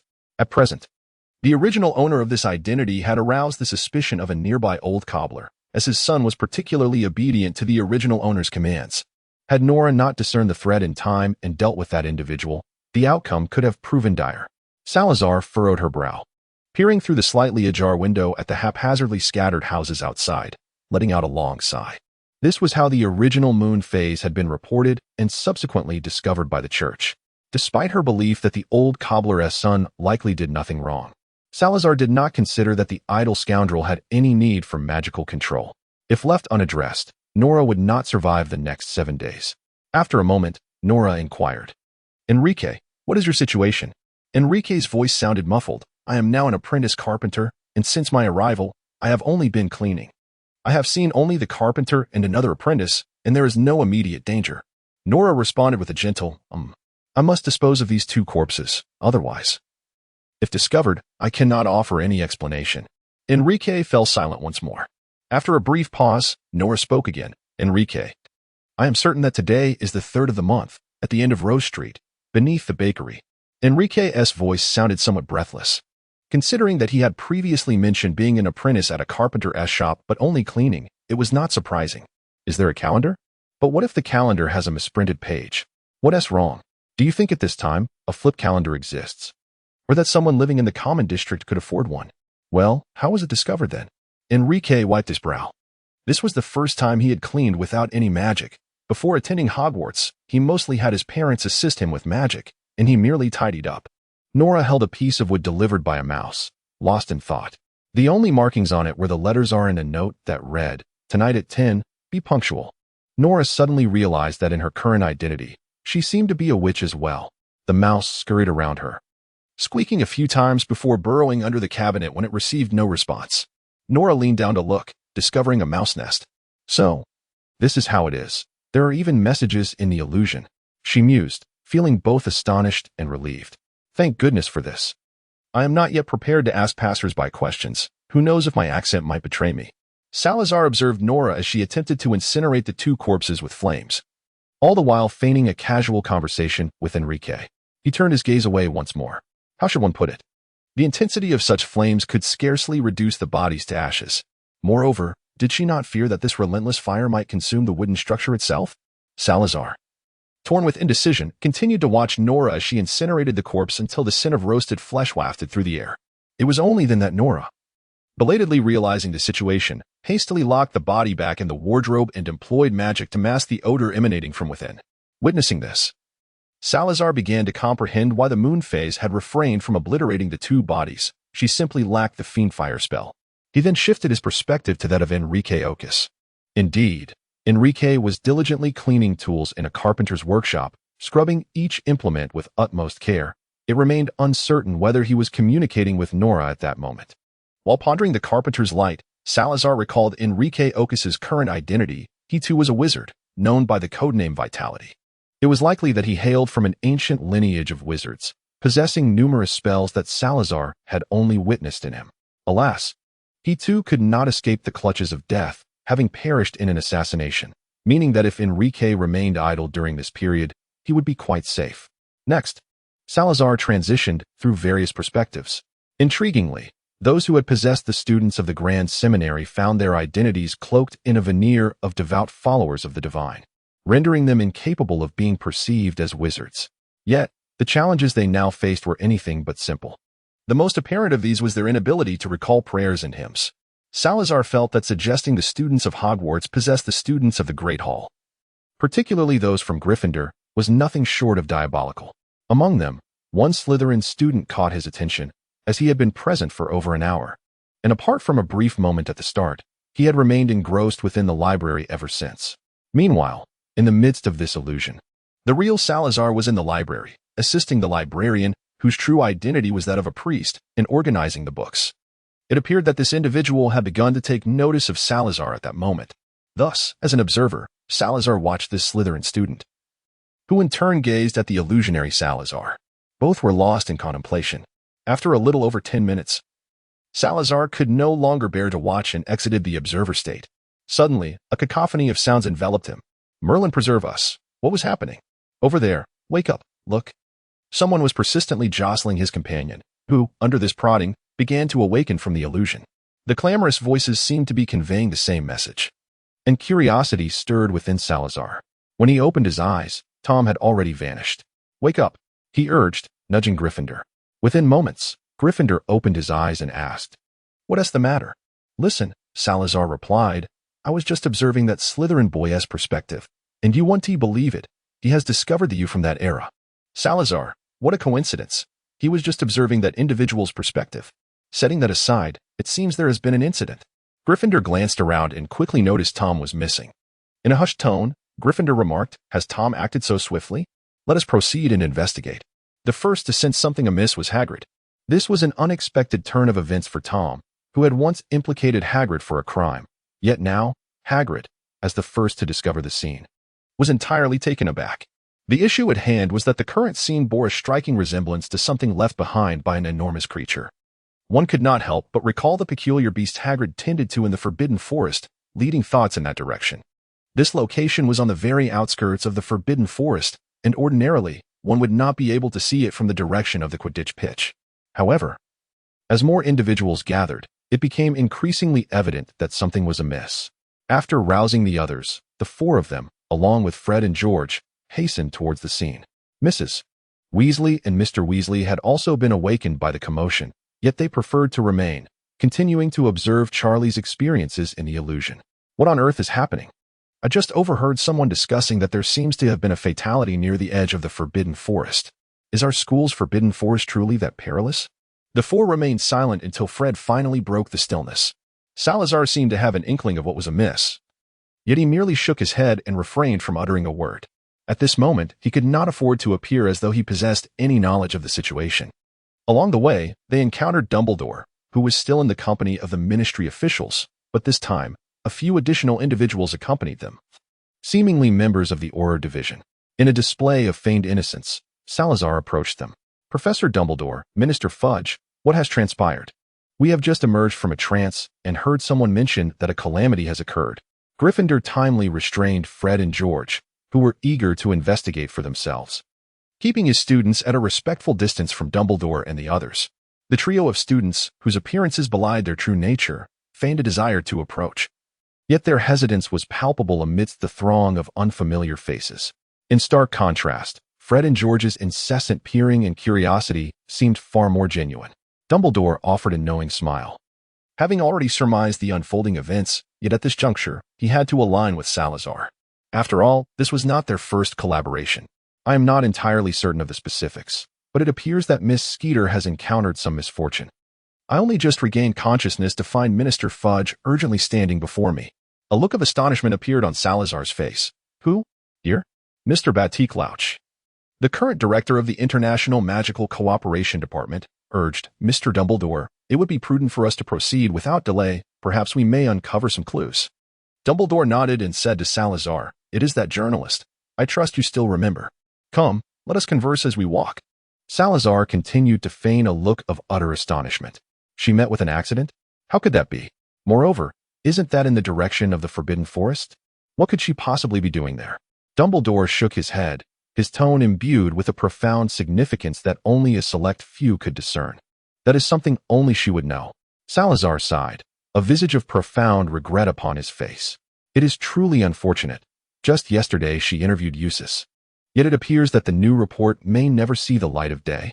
Dumbledore perceived that Salazar was somewhat overacting. Who among them was unaware of the nature of Leda Skid's articles? It would indeed be peculiar if the individuals mentioned in her report were not relieved. However, at that moment, Dumbledore felt constrained from voicing any thoughts.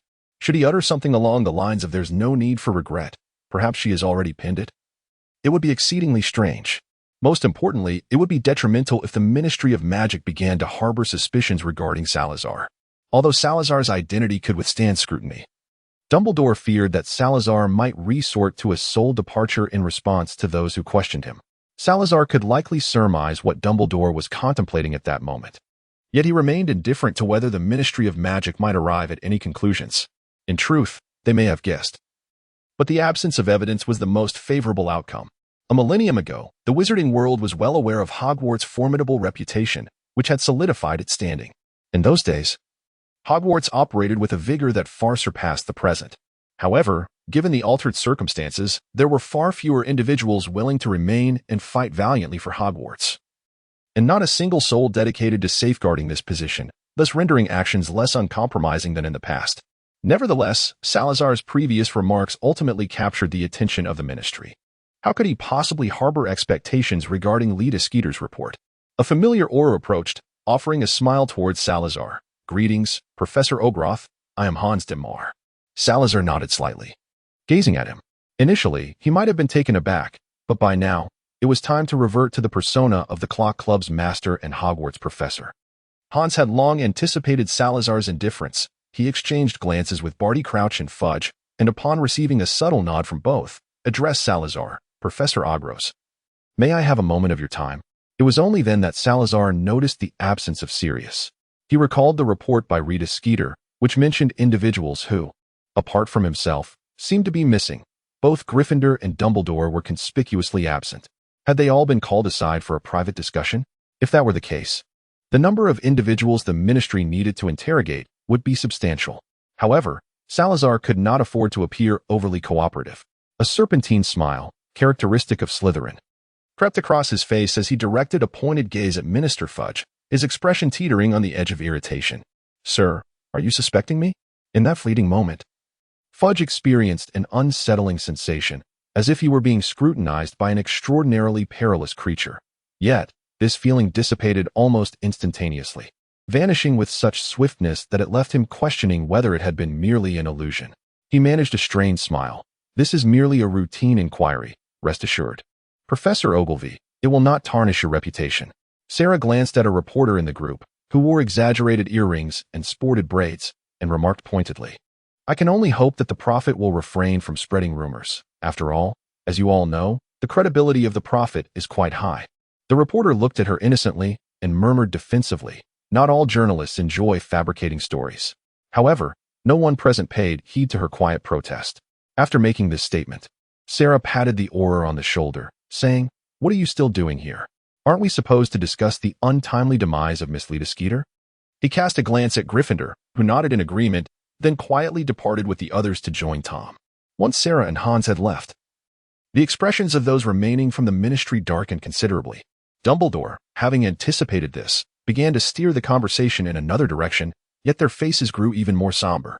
This was because Dumbledore was now engaging them in a discussion about which candy from Honeydukes was the most delectable. Initially, Hans had intended to inquire about something, but as he followed Sarah away from the crowd, he found it increasingly difficult to voice his thoughts. Upon reaching a shaded grove, where they could see the ripples on the surface of the Black Lake from a distance, Sarah's tone resembled that of a casual conversation with a friend. As Hans gazed at the lake, he waved his wand. "Have all those who spread rumors about Lita Skeeter been questioned?" he asked. Hans nodded. "Indeed, that is the case. It is merely a formality." He fell silent for a moment before, inexplicably, he blurted out, "Actually, regarding this matter, Minister Fudge intends to classify it as a disturbance caused by magical creatures in the Forbidden Forest, subsequently attributing the blame to those creatures. All in an effort to refine the agreement between wizards and centaurs today. How disheartening. I do hope Hagrid remains composed." Sarah shook his head with a sigh. His wand had been discreetly stowed away. This once again echoed a lesson from a millennium ago on how to conceal one's magic. Hans felt no change from his earlier unease. He simply found his mind somewhat foggy, realizing how foolish he had been for struggling to find an entry point in the conversation. "Professor Ogg, this is merely a formality. I hope you will cooperate. Are you certain you have never encountered Miss Lita Skeeter before?" Salazar gazed at him with eyes brimming with sincerity. "I am indeed certain. After lunch, my 4 siblings and I proceeded to the Quidditch pitch. Subsequently, I was roused from a reverie, and as I followed the crowd to discern what was transpiring, I encountered you all. By the grand oak door on the first floor, we met Sirius Black, and upon reaching the stands, I distinctly recall Percy from the Weasley family was also present." Hans nodded, feeling that Salazar's trajectory of actions could be aptly described as straightforward. "Then there is no issue. By the way, Professor Ogroth, are you certain your brother, Ulysses Ogroth, was with you the entire time?" In truth, prior to this, Gryffindor had been under the ministry's scrutiny regarding the first-year wizard, a silent infiltrator, especially since he had a confrontation with Lita Lestrange yesterday, making it quite possible for him to act impulsively. "That is certainly the case," Salazar responded with a clear conscience. Hans turned his gaze to the group that was gradually distancing themselves, pointing in their direction. "Shall we approach them? I will corroborate your account with others, yet personally, I would prefer to believe your words hold truth." Salazar chuckled softly. "They are nearly here. Let us proceed directly to the edge of the Forbidden Forest." A few minutes later, Salazar finally beheld the scene before him. In summary, it was quite a gruesome sight. It remained unclear what precisely Tom had done. The body lay face down on the ground, marked by several bite wounds, and the hands that once wielded a quill were nowhere to be found. The grass beneath had been thoroughly soaked, the damp earth mingling with the scent of blood, intertwined with some noxious gas, creating an exceedingly peculiar aroma. Her emerald green quill and the small notebook lay discarded nearby, as if they served as tokens of her identity. The onlookers maintained their distance, forming a circle while craning their necks to glimpse the scene within. Dumbledore spotted him as Salazar approached, immediately inquiring, "Have you finished your questioning so soon?" "Well, after all, I have scarcely done anything since noon." Salazar had already diverted his gaze from the corpse. He was accustomed to witnessing such horrific scenes. Yet that did not mean he wished to gaze upon them indefinitely. It would still evoke a sense of revulsion within him. At that moment, 2 Aurors stepped forward to turn the body over, intending to place it into a large bag. However, as the body was flipped, they both instinctively recoiled, their expressions growing even more grim. Had it not been for their years of experience, they might have screamed at that very moment. In the corpse's mouth lay the right hand, which had previously vanished without a trace. Salazar heard the sound of Dumbledore's intake of breath. At that moment, he pondered how Tom had arranged the corpse in such a manner, leaving the ministry unable to attribute the deed to the mindless magical creatures. "What is it, Salazar?" he replied with remarkable composure. Dumbledore, realizing the inappropriateness of the situation, shook his head and said, "It's nothing." Before Minister Fudge could fully grasp the oddity of their exchange, he took the initiative to inquire, "Mr. Fudge, considering the current circumstances, you have questioned everyone in Hogwarts whom you held even the slightest suspicion against. Do we possess any definitive leads? Meanwhile, Dumbledore was also contemplating who could possibly be responsible for this act. Salazar simply lacked the time to have orchestrated such events. At this moment, Fudge found himself at a loss for words, his brows furrowed in deep concern as he sighed repeatedly. He had merely come at Dumbledore's invitation to observe. So why had such a situation suddenly arisen? A voice suddenly broke through the fog of confusion enveloping Fudge, rescuing him from his disarray. Mr. Fudge, take a look at Miss Leta Lestrange's lifeless body. Her right hand, typically used for writing, has silenced the mouth that spread rumors. You must surely be aware of how many individuals Miss Lestrange offended through her tales. May I then conclude that all this is the doing of those whom Leta Lestrange had wronged? Salazar was undoubtedly aware that the Ministry of Magic knew this.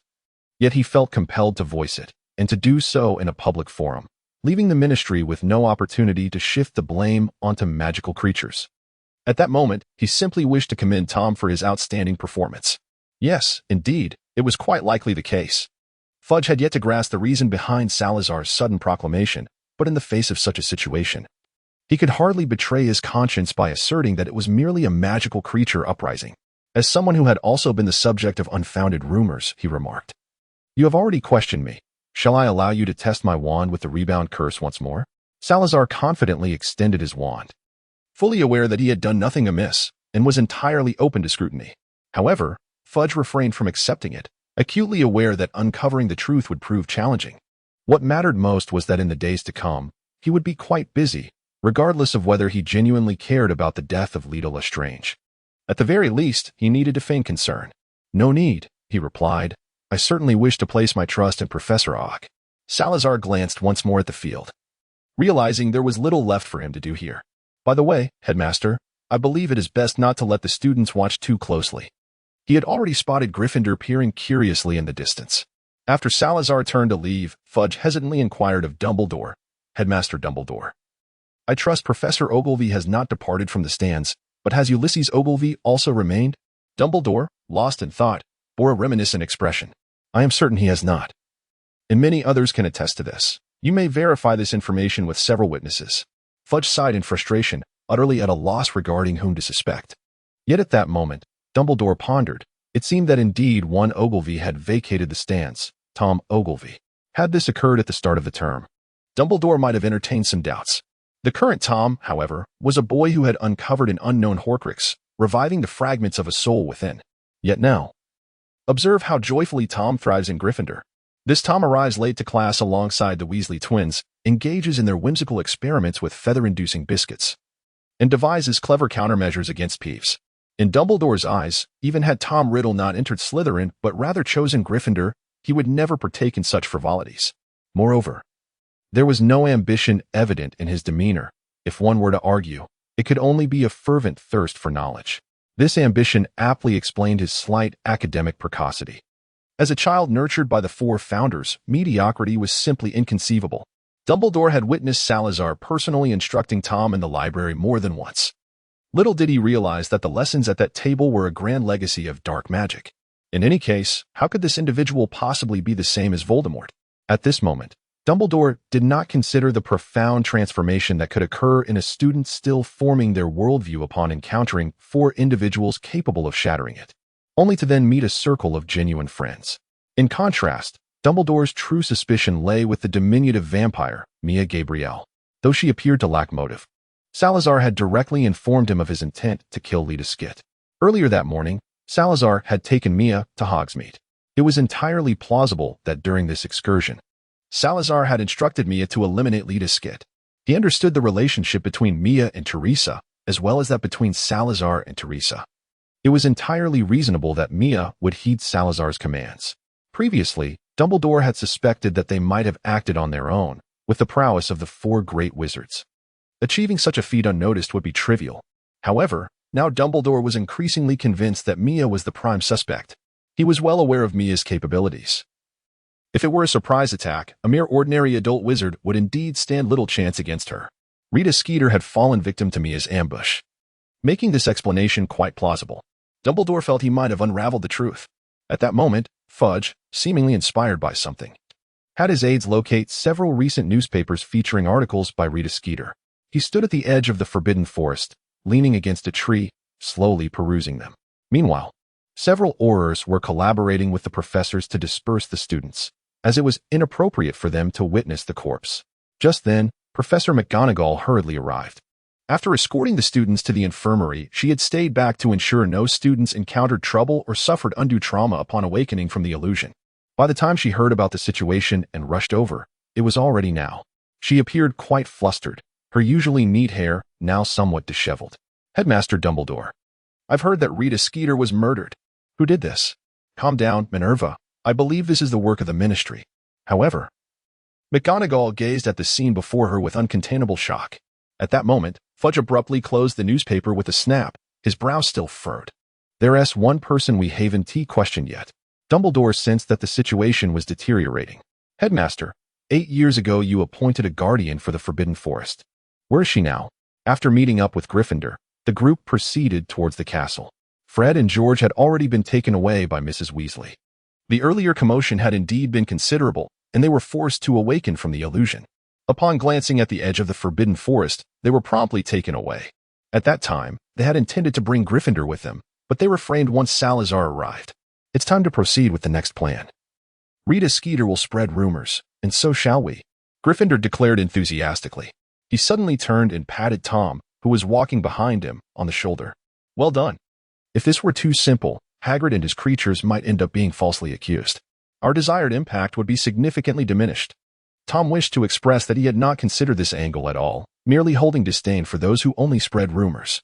Yet, under Gryffindor's approving gaze, he found himself unable to voice his thoughts.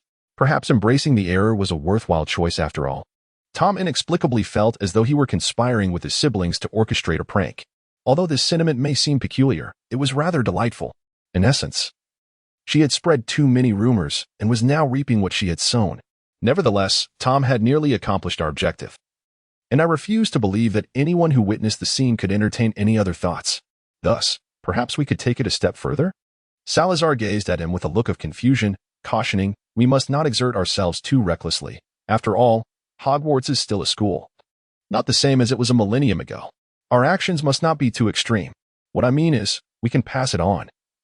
She has provoked the guardian of Hogwarts and consequently faced a curse. Let us not forget the legend of the heir of Slytherin. As Salazar's expression darkened, the voice of Gryffindor gradually diminished. In truth, Salazar had adopted a rather indifferent attitude towards the tarnishing of his reputation, regardless of the circumstances. He felt unworthy of the title of the most malevolent dark wizard in history, yet at times, he found himself jesting about it. However, the matter of Hufflepuff remained a thorn in his throat. To this day, he could not fathom why Hufflepuff had descended into such despair as to take his own life. Or perhaps, he could understand but chose not to. At least this way, recalling those memories felt somewhat more palatable. Sarah gazed at the torches flickering along the corridor, forcibly steering her thoughts back to the present amid the dancing flames. Ravenclaw adeptly shifted the conversation. Do you remember? The Dragon of Sleep is not to be disturbed. This implied that, despite not having fully grasped the matter, Gryffindor chose to engage.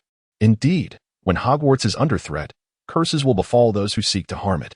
I believe this interpretation holds merit, Ravenclaw elaborated as all eyes turned toward her. I see no issue with that, Salazar mused, half-jokingly suggesting. What if I were to genuinely cast a curse? Do you wish for Hogwarts to lose its Board of Governors? Gryffindor inquired candidly.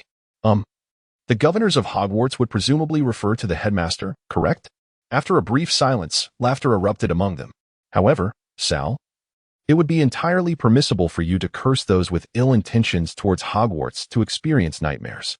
Should you attempt a lethal curse, I fear the numbers would be too overwhelming, resulting in the curse's power dissipating, leaving those with malice toward Hogwarts unable to win the lottery for a lifetime.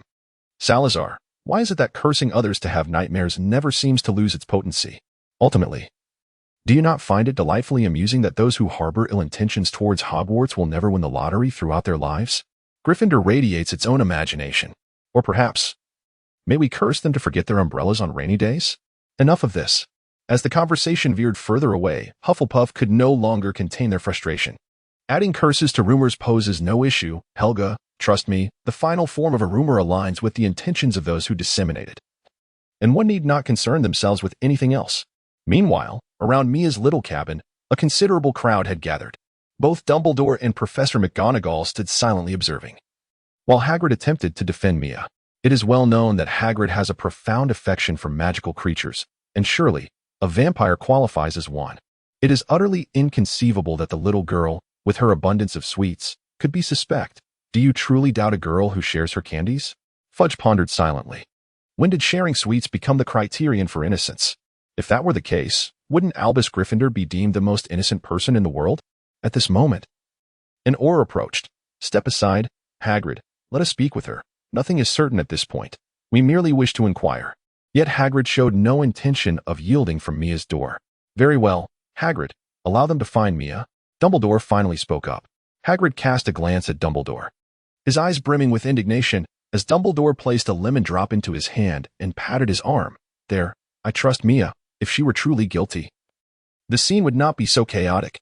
Hagrid sensed something amiss, yet he chose to trust Dumbledore, stepping aside to no longer obstruct the door. In truth, Dumbledore held little belief that Mia was responsible for today's events. He had convinced himself through his own reasoning. However, the reason he remained untroubled thus far stemmed entirely from his trust in Salazar. Should Mia be found culpable, he would be the first to face public condemnation for allowing her to remain at Hogwarts. Yet, considering how long Salazar had taken Mia out today, it was implausible that they were merely strolling about. Perhaps at this very moment, some contingency was left behind. As Dumbledore is aware, there exist several spells capable of perfectly evading the Ministry of Magic's inquiries. Among the simplest is the act of not resorting to dark magic for murder. Considering that Mia is a pure-blood vampire, she could commit such an act without even the use of a wand, merely altering memories slightly afterward. As for the Veritasserum, that is even more straightforward. Salazar Slytherin himself was a master of potion-making, and concocting an antidote to the Veritasserum, one that could be consumed in advance and forgotten, is certainly within the realm of possibility. Even the Veritasserum would be of no consequence. While Dumbledore pondered these methods to evade interrogation, the officials from the ministry had already knocked on Mia's door. The young girl stood at the threshold, dark circles under her eyes plainly visible, gazing in bewilderment at the crowd gathered before her home. Then, her eyes fell upon Dumbledore standing beside Hagrid. Although she harbored a strong dislike for Dumbledore, she nonetheless felt that he was a reliable figure. Mr. Dumbledore, what is happening? Dumbledore stepped forward, mindful that he was not addressing a genuine 10-year-old girl. Yet he endeavored to soften his voice. It is this, Mia. Today, a person was found dead at the edge of the Forbidden Forest, and there are suspicions that your involvement may be connected. You will need to answer some questions. Do not be afraid. Simply speak the truth. Mia replied. What is this about? Hadn't she just returned from Hogsmeade, encountered Hagrid at her doorstep, shared some sweets bought for him by Salazar, and then gone home to sleep? I am indeed a guardian of the Forbidden Forest, but am I not responsible for the night? Why should a death during the day concern me? Mia hesitated to ask. Fudge furrowed his brow deeply. In his view, Mia was merely evading responsibility. Indeed, she must be evading. He signaled an Auror to approach for questioning. The Auror, gazing at Mia, who seemed not even to reach 1.40 meters in height, felt a profound conflict within. He kept reminding himself that she was a vampire. Her outward appearance did not reflect her true age. Nevertheless, he was inevitably affected. What were you doing during this time after lunch? Did anyone see you? He asked, lacking any firmness in his tone. Mia, well aware of how to leverage the advantages of her youthful visage, furrowed her brow slightly and displayed a hint of grievance on her face. After returning with my father, I have been asleep at home. I didn't go anywhere. Did no one see you? The Auror soon realized he had posed a rather foolish question. He paused, then shifted to another inquiry. Your father, who is he? In truth, this was the inquiry he most wished to pose. The previous one had merely been a matter of routine. During their journey, Dumbledore had provided them with a general overview of Mia's situation, yet he had failed to mention the existence of a father. If Mia's father were also at Hogwarts, it was inconceivable that Dumbledore would remain silent on the matter. Instinctively, he sensed that there might be clues concealed within this context. Mia felt that something was amiss here, but she believed that speaking the truth would not lead to complications. After all, she was innocent in this regard, even unaware of the identity of the deceased. It was Professor Ogros, who had no classes that morning. He took me to Hogsmeade and treated me to an abundance of sweets. Many in Hogsmeade can attest to this. Dumbledore, Hagrid, Professor McGonagall, when did this occur? Dumbledore was adamant that Salazar's time travel had not involved any other individuals, and indeed, Mia belonged to this era. However, It soon dawned on Dumbledore that he had been ensnared in the intricacies of vampire lineage, which was distinctly different from human reproductive relationships. Thus, Salazar's role as a father resembled that of a guardian or a godfather. It proved that one should refrain from conflating the familial ties of two civilizations. At that moment, Fudge seemed to suddenly recall something and inquired, "Wait a moment, what is your surname?" He vaguely remembered that in the report, Mia's surname was Gabrielle, a name he certainly did not consider unfamiliar, though it had been quite some time since he had encountered it. It took him a moment to recollect.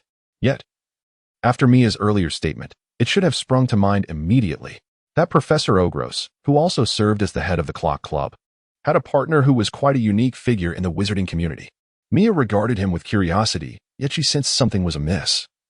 She knew Teresa held a significant position within the vampire community, though she lacked specific details. "I am Mia Gabrielle. Is there a problem?"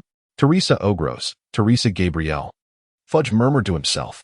He recalled the words of the previous Minister of Magic when he assumed office. "You may treat vampires as you would other magical races, but you must leave them some space to exist. Above all, do not interfere with their internal decisions, and certainly do not disturb that ancient castle situated in London." At that time, Fudge found himself perplexed, until recently when the vampire clan in Britain experienced a brief upheaval. He had initially intended to engage in open negotiations while covertly suppressing them, but then he encountered a striking lady clad in a vintage gown. Ultimately, the result was a seamless transition of power within the vampire community, devoid of any external interference. Reflecting on that negotiation, which was almost unilaterally dictated, Fudge's expression darkened further. Consequently, he chose to merely conduct a routine inquiry with Salazar Slytherin. Should any revealing questions arise, he would certainly refrain from bringing Salazar to trial. "Let us proceed." "No need for inquiries." Minister, what transpired?" Fudge shook his head, opting for silence. He was loath to even utter the name of that woman who had brazenly infiltrated the Ministry of Magic and emerged unscathed. If indeed it was her daughter responsible, any inquiries would likely be met with the same nonchalant demeanor as her mother, who would assert, "Yes, I did it, but what can you do about it?" During that negotiation, the woman exuded an aura that seemed to challenge, "What can you possibly do to me?" Dumbledore appeared to grasp the underlying implications, offering a knowing smile. His interactions with Teresa had been limited, yet the dismissive account Salazar once recounted to Sirius suggested that both had a remarkable aptitude for spreading rumors, placing considerable trust in Tom. Speaking of which, perhaps Tom excelled in such matters as well. Upon concluding his thoughts, Gryffindor recalled another detail. Yes. The wizarding gathering in the dreamscape tonight. Would you care to possess your former self to observe?" However, the unfolding events were far from what they had anticipated. The root of the matter lay in Sirius discovering an item he had crafted during his student days, the Marauder's Map. Upon acquiring this artifact, Sirius could hardly contain his excitement as he unfolded it. Gazing at the map, unchanged from over a decade ago, especially at the names that had faded from view, he couldn't help but feel a wave of nostalgia. He found himself entranced by the moving dots on the map. "Professor Black, what are you doing here?" Philip's voice suddenly pierced the air. Sirius hastily concealed the Marauder's Map, feeling an unexpected rush of nostalgia, reminiscent of his student days when he was often startled by Philip's abrupt appearances. Fergus gazed at the hasty retreat of Sirius, his silhouette fading away. Alongside the suspicious object that had recently occupied his hands, a deep furrow etched upon his brow. During dinner, with Professors McGonagall and Dumbledore absent, Sirius, clutching the Marauder's Map, could no longer contain his curiosity. He unfolded it, brimming with nostalgia. He had initially intended to share this precious artifact with Salazar, an old friend. However, to his astonishment, where Salazar Slytherin's name should have appeared, he found instead the name Sal.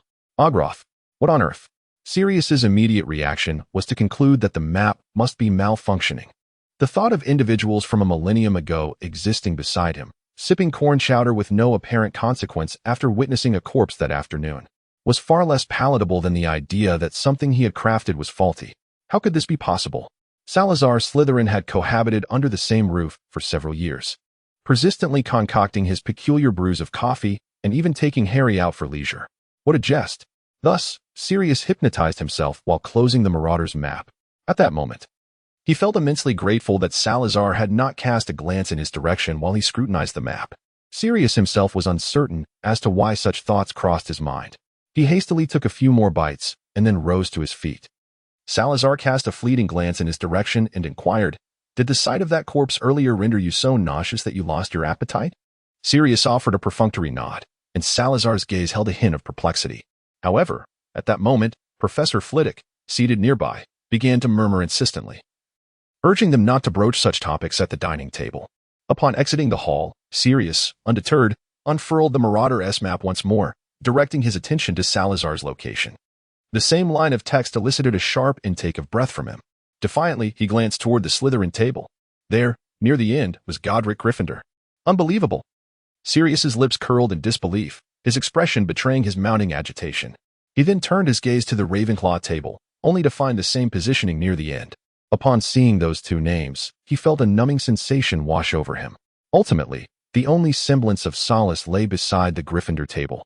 Next to the names of Fred and George, far removed from those thunderous names, Tom Riddle was the sole constant. In a flurry, Sirius hastily rolled up the Marauder S map and wandered off in a state of frantic urgency, though without a clear destination. He stubbornly clung to the notion of denying the glaring truth before him, yet at such moments, he found himself reflecting on the details he had previously overlooked. The relationship between Sal and Eustace is hardly reflective of the significant age difference one might expect between brothers.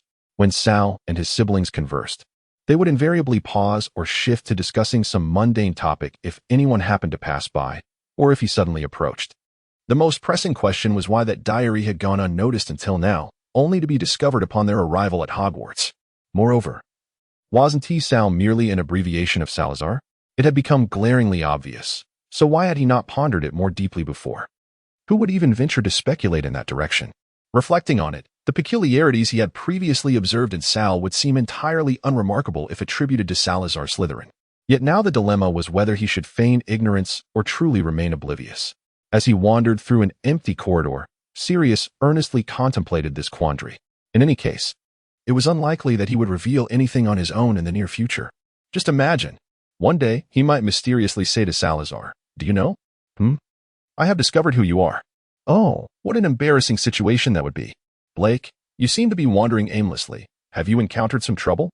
Sirius swiftly turned to find Professor McGonagall, who had just appeared. He was unaware of how he had ended up outside the infirmary, and at that precise moment, McGonagall had returned to check on those who had entered the dreamscape. Although she had reviewed the specifics of the event and consulted relevant materials at the Clock Club, confirming that the students entering the dreamscape would likely only suffer psychological impacts, she still harbored concerns about potential mishaps. "No, nothing is wrong. I was just taking a stroll. I had a bit too much for dinner." Sirius's response was clearly evasive, revealing his intent to conceal something. Years of experience had taught him that certain matters were inherently destined to remain unspoken. Professor McGonagall was evidently skeptical but chose not to press further, as the day had already presented an overwhelming array of events, to the extent that she felt everything could be explained by the occurrences of that very day. "Blake, if you find yourself at a loss for something to do, you might consider visiting the infirmary or calming the students' fears." Sirius concluded that seeking out an activity was indeed a wise choice. At least this way, he could divert his mind from those troubling names. "All right, Professor McGonagall." However, he gazed into the infirmary. Previously, he had merely harbored a curiosity towards that illusion, lamenting the missed opportunity, but now, he perceived the scenes within the illusion as utterly authentic, and his yearning to witness it firsthand burgeoned uncontrollably.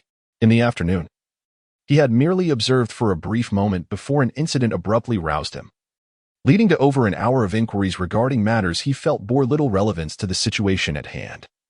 After which he returned to the castle to continue his search for the Marauder's map. Sirius had begun to harbor some regret regarding his quest for the map. Would he not feel considerably better had he remained oblivious to everything? Professor McGonagall had instructed him to soothe the students' anxieties. Yet Sirius felt his own emotions were in greater need of consolation. Glancing at the sky, which had just passed 7 o'clock, Sirius resolved to visit the Quidditch pitch once more. It was there that he overheard the students discussing the afternoon's events. "Do you think the journalist's demise could, perhaps, be as they say? Are you implying the Slytherin curse?" Sirius turned his gaze toward them. The students remained blissfully unaware that a professor was eavesdropping on their conversation. "What if? Look, the Ministry of Magic has been investigating for quite some time now. My brother told me they've questioned numerous individuals. Every person criticized by Rita Skeeter has been interrogated, even Professor Dumbledore himself, yet they have not identified a single suspect. If that is the case, It indeed seems plausible that it could be a curse. I, for one, believe that Professor Dumbledore and our esteemed professors cannot possibly be the individuals depicted in the newspapers, and that Mia has never harmed us. Sirius approached them, saying, "Aren't we here to watch the match?" He intended to inquire about the curse, but hesitated to ask directly. "Good evening, Professor Black. As you know, this matter is rather sensitive. Professor Sprout has forbidden us from discussing it in the common room," one Hufflepuff student said, somewhat sheepishly. "Could you share your thoughts with me? Professor Black, do you believe this incident was a curse?" Sirius contemplated the name on the Marauders map, which he had glimpsed earlier. As he moved toward the library, "I certainly believe so."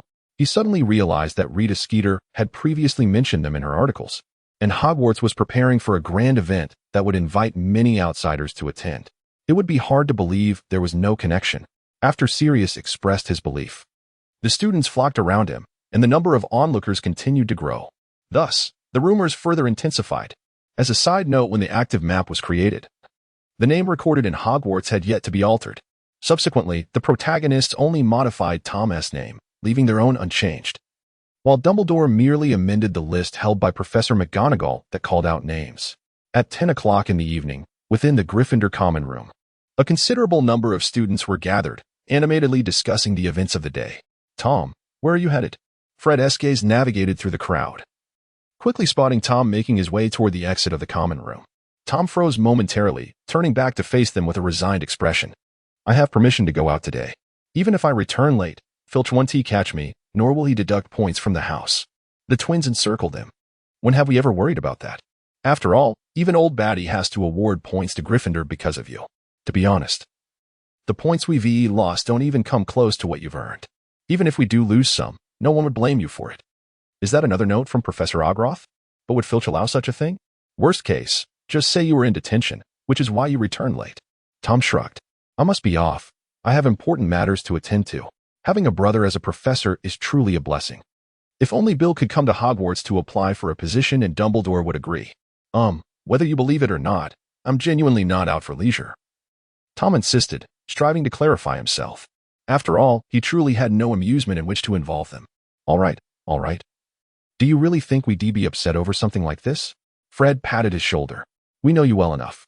If Professor Ogroth truly needed to speak with you, you would sneak out at midnight. Last time we sought the Chamber of Secrets, it took quite a bit of effort to get you out the door." Once Tom departed, the twins huddled together, continuing their whispering. "Hey, do you think Tom might be going out to meet his brother for a private lesson? Moreover, after lunch. He typically didn't play with us. He would head to the library. Fred, I've seen Professor Ogroth teaching Tom several times. Don't forget. They have a family legacy. Perhaps he is teaching him some magic that cannot be disclosed to outsiders. Remember, George, after we proposed the idea of canary biscuits, he taught us that spell that even third-year Percy doesn't know. When did you ask him?" "On the way back, under the pretext of seeking advice from Percy. Even though he might mock you, he generally answers questions well." "All right then. I plan to look at the 7th-year books and memorize a passage that he absolutely wouldn't be able to answer. Would you like to witness Percy struggling to provide answers? However, refrain from doing so, as it would only compel him to exert greater effort in his studies. Just imagine. When we return home for Christmas, Mother will inevitably compare him to us. Alas, let us not dwell on that. Speaking of which, what of Eustace and the others? I have yet to see Professor Auguros imparting any knowledge to them. Is it conceivable that they have already studied the material? Well then, Fred, would you care to venture outside for a stroll? Where to? Was it not said that a curse from Slytherin caused the demise of those who slandered the school? Come, let us seek out the Chamber of Secrets once more."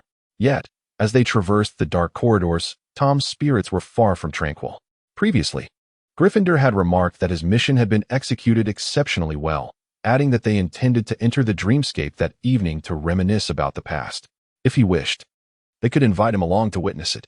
Salazar remained silent at that moment, yet his expression clearly indicated agreement.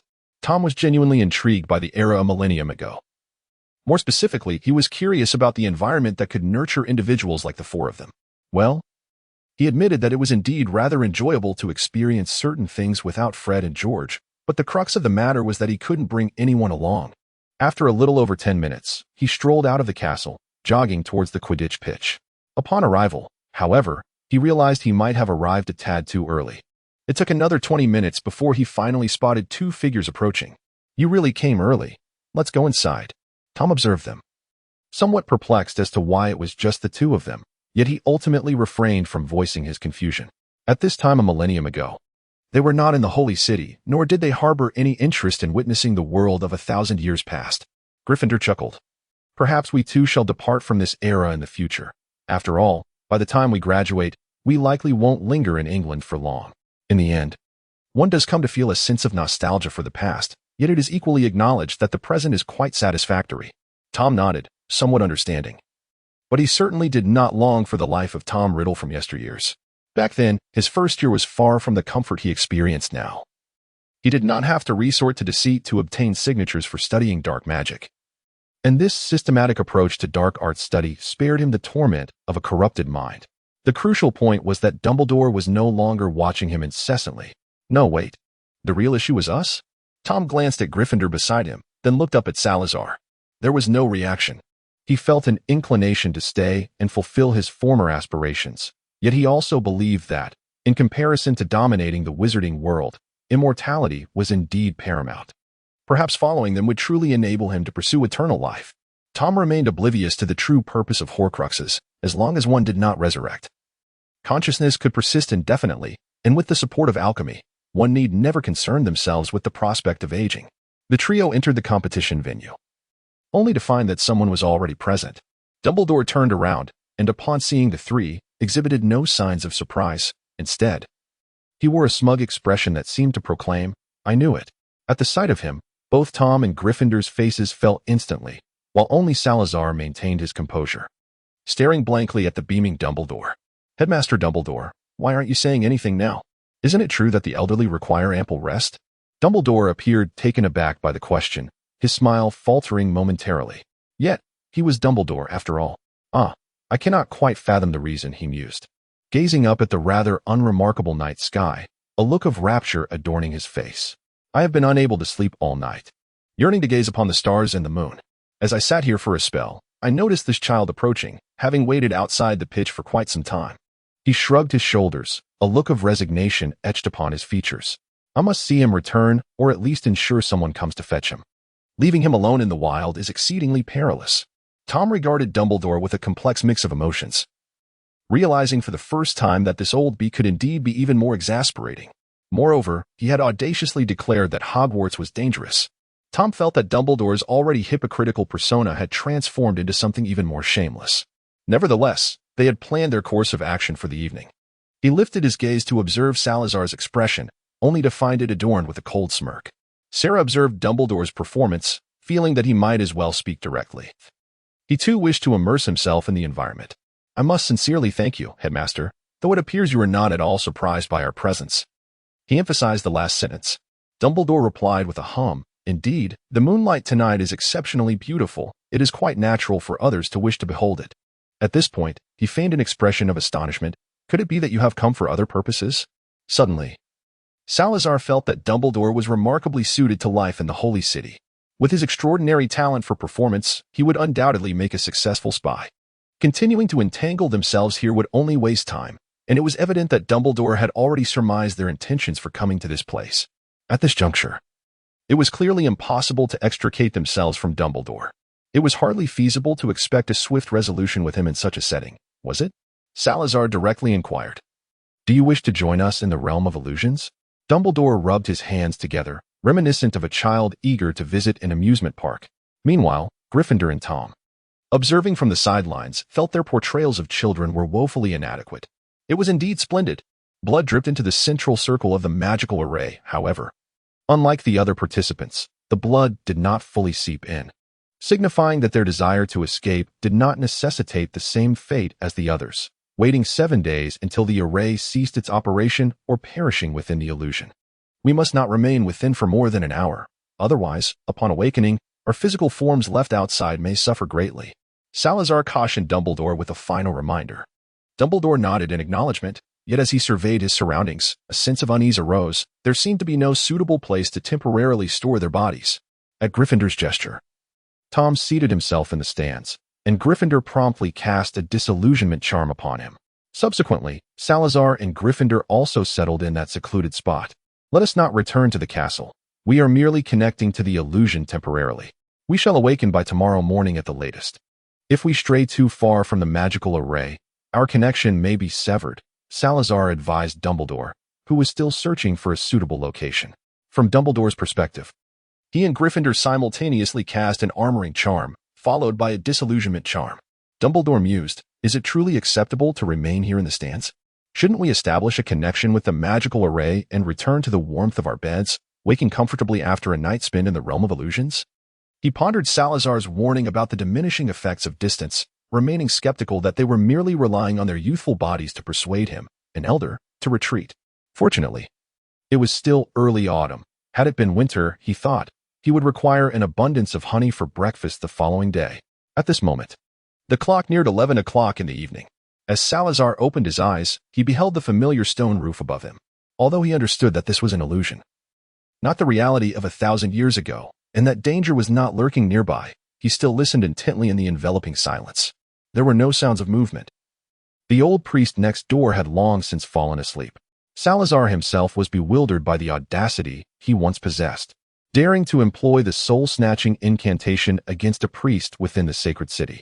Fortunately, the venerable priest had long since relinquished all duties, merely overseeing the library of the Grand Seminary. Even though he had ceased attending church for prayers, his absence went largely unnoticed. Moreover, it was his affection for his son, daughter-in-law, and grandson that prevented Salazar from easily exerting control over him with the soul-snatching spell. Reflecting upon those moments, each stroke of fortune filled him with trepidation. At this hour, a curfew had long been imposed upon the holy city. Salazar emerged from his chamber, refraining from utilizing his privileges as an illusionist to alter anything, akin to donning a black cloak a millennium ago, as he stealthily made his way to the assembly. Although he was aware that the majority of those gathered were merely Hogwarts students, with the remainder being phantoms conjured from his own recollections, anticipation still coursed through him. The distance from his current abode to Rose Street was considerable, and en route, he encountered a contingent of patrolling paladins. Salazar discovered the situation rather early. He hastened to ascend to the rooftop to evade the impending crisis. The immersive experience. Just before the clock struck 11, he finally arrived at the entrance of the bakery. Circumventing to the back door, Salazar gently knocked, and a crack in the door opened. He slipped the invitation to the gathering through the opening. "Who are you?" a low voice inquired from within. "Quetzalcoatl," Salazar replied, equally subdued in tone. Soon, the sound of chains echoed, and the door was opened from the inside. A figure cloaked in a dark mantle stood within a magical circle painted with an unknown ink, a circle designed to obscure perception. Salazar was well aware that beneath this dwelling lay an even larger version. For wizards, such a residence served as an impeccable sanctuary. The Inquisition would remain oblivious to the number of wands concealed within, provided they did not employ advanced divine spells to probe the premises. However, even within these walls, one could not utilize apparition, as the Inquisition maintained stringent defenses against certain forms of magic wielded by wizards. Beyond the perception-blocking magical circle, a series of lethal magical formations awaited, thus granting the wizards a brief window to escape, should the Inquisition discover their hideaway. Without awaiting further words from the figure within the circle, Salazar stepped forward, grasping a charcoal pencil from the ground, adding a stroke to the magical array. The figure noticed where Salazar had marked and nodded, relaying a sequence of numbers to him. Descending into the cellar, Salazar encountered 6 doors. Following the sequence, he opened the third door first, and upon fully opening all 6 doors, he glimpsed a flickering light emanating from one of them. The stroke he had previously drawn served to confirm his identity as a wizard to the other, who would then provide the correct order to unlock the doors, ultimately revealing the concealed space. Naturally, not all individuals could draw magical circles. Any spell could suffice in the presence of that wizard. The individual remained stationed within the magical circle to signal any danger through the onset of an attack, allowing those gathered to make their escape. Noticing a considerable number of people already present, Salazar surveyed his surroundings, quickly recalling the locations of several secret passages. Should the Inquisition surround them, retreating through the upper levels would be impossible. Only the hidden tunnels could offer an escape. Yet, it appeared that some deemed Salazar's scanning of the area somewhat impolite. As several cold glares were cast in his direction, Salazar averted his gaze, focusing on the white candle positioned in the center of the room. The clock was nearing 11, and a wizard, similarly clad in a dark robe and adorned with a silver mask, rose from his seated position on the floor where no chairs had been provided. In the dim light, he cast a sweeping glance around the room, pausing momentarily on each individual, as if to tally their numbers. Salazar had always been oblivious to the name of the gathering's organizer.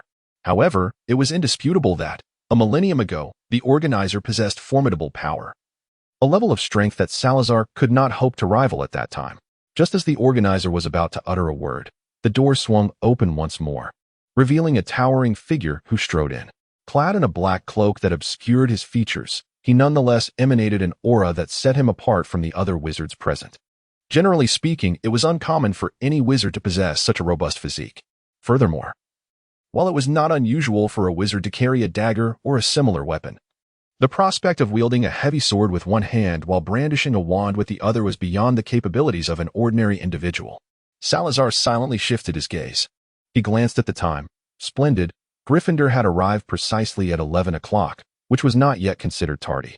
However, he was genuinely inclined to inquire whether donning a black robe to conceal one's identity truly bore any efficacy. Even the most indifferent observer would undoubtedly recognize him upon a second encounter. Yet, it seemed that this very reason had deterred Gryffindor from ever attending such a wizarding assembly in the authentic past millennium. The actual reason was that the Order of the Paladins found it exceedingly challenging to disengage from their ranks at night. However, in this illusion, such trivialities need not be considered. The wizard situated at the center, among the 18 present, spoke in hushed tones, his demeanor revealing nothing, due to the obscured visages. Salazar could not ascertain how many among them were students of Hogwarts. At least half, perhaps. Those wizards whose identities he was distinctly aware of, save for a few whose memories were so indelibly etched that he could not bear the thought of them being supplanted, were all possessed by Hogwarts students. Contemplating this, the gathering took on a somewhat farcical quality. As for the majority of students unable to partake in this assembly, their mission was not destined for failure. During their time, another wizarding gathering would occur, and today's assembly would convey the time and location of the subsequent meeting, provided those students successfully contacted their classmates. They should manage to arrive in time, thus avoiding the embarrassment of failing their inaugural task. Yet, concealed beneath the hood, Salazar discreetly curled his lips into a smirk. Perceiving that those students who had successfully discerned the time and place of the gathering were both fortunate and unfortunate. However, upon hearing the central wizard utter a series of numbers, an air of tension began to permeate the assembly. The wizards attending were typically a familiar handful. The occasional addition of a newcomer was acceptable, but an influx of individuals rendered the situation decidedly abnormal. Previously, the dim lighting had obscured the full panorama of the room, making it challenging to discern the precise number of attendees unless one possessed some special magic affecting the eyes. Nevertheless, there were a few who understood the reason for this sudden increase in numbers. The tense atmosphere did not linger for long before the central wizard spoke once more. He exhibited not a trace of anxiety, possessing ample confidence in the prerequisites he had established for entry. However, those who managed to enter this space, rather than mistakenly wandering into the wrong door and being swept into an erroneous timeline, were assuredly individuals of lineage, not foolish souls who, despite wielding wizardly power, clung to a Muggle mindset. In this era, the disdain of pure-blood wizards towards those of Muggle descent is particularly severe, especially prior to the establishment of Hogwarts. However, this exclusion is not rooted in the so-called glory of pure blood, but rather in the fact that many wizards born of Muggle lineage have been thoroughly indoctrinated by the doctrines of the Church. They perceive their own existence as a consequence of succumbing to the temptations of evil, believing that they are ensnared by malevolent forces.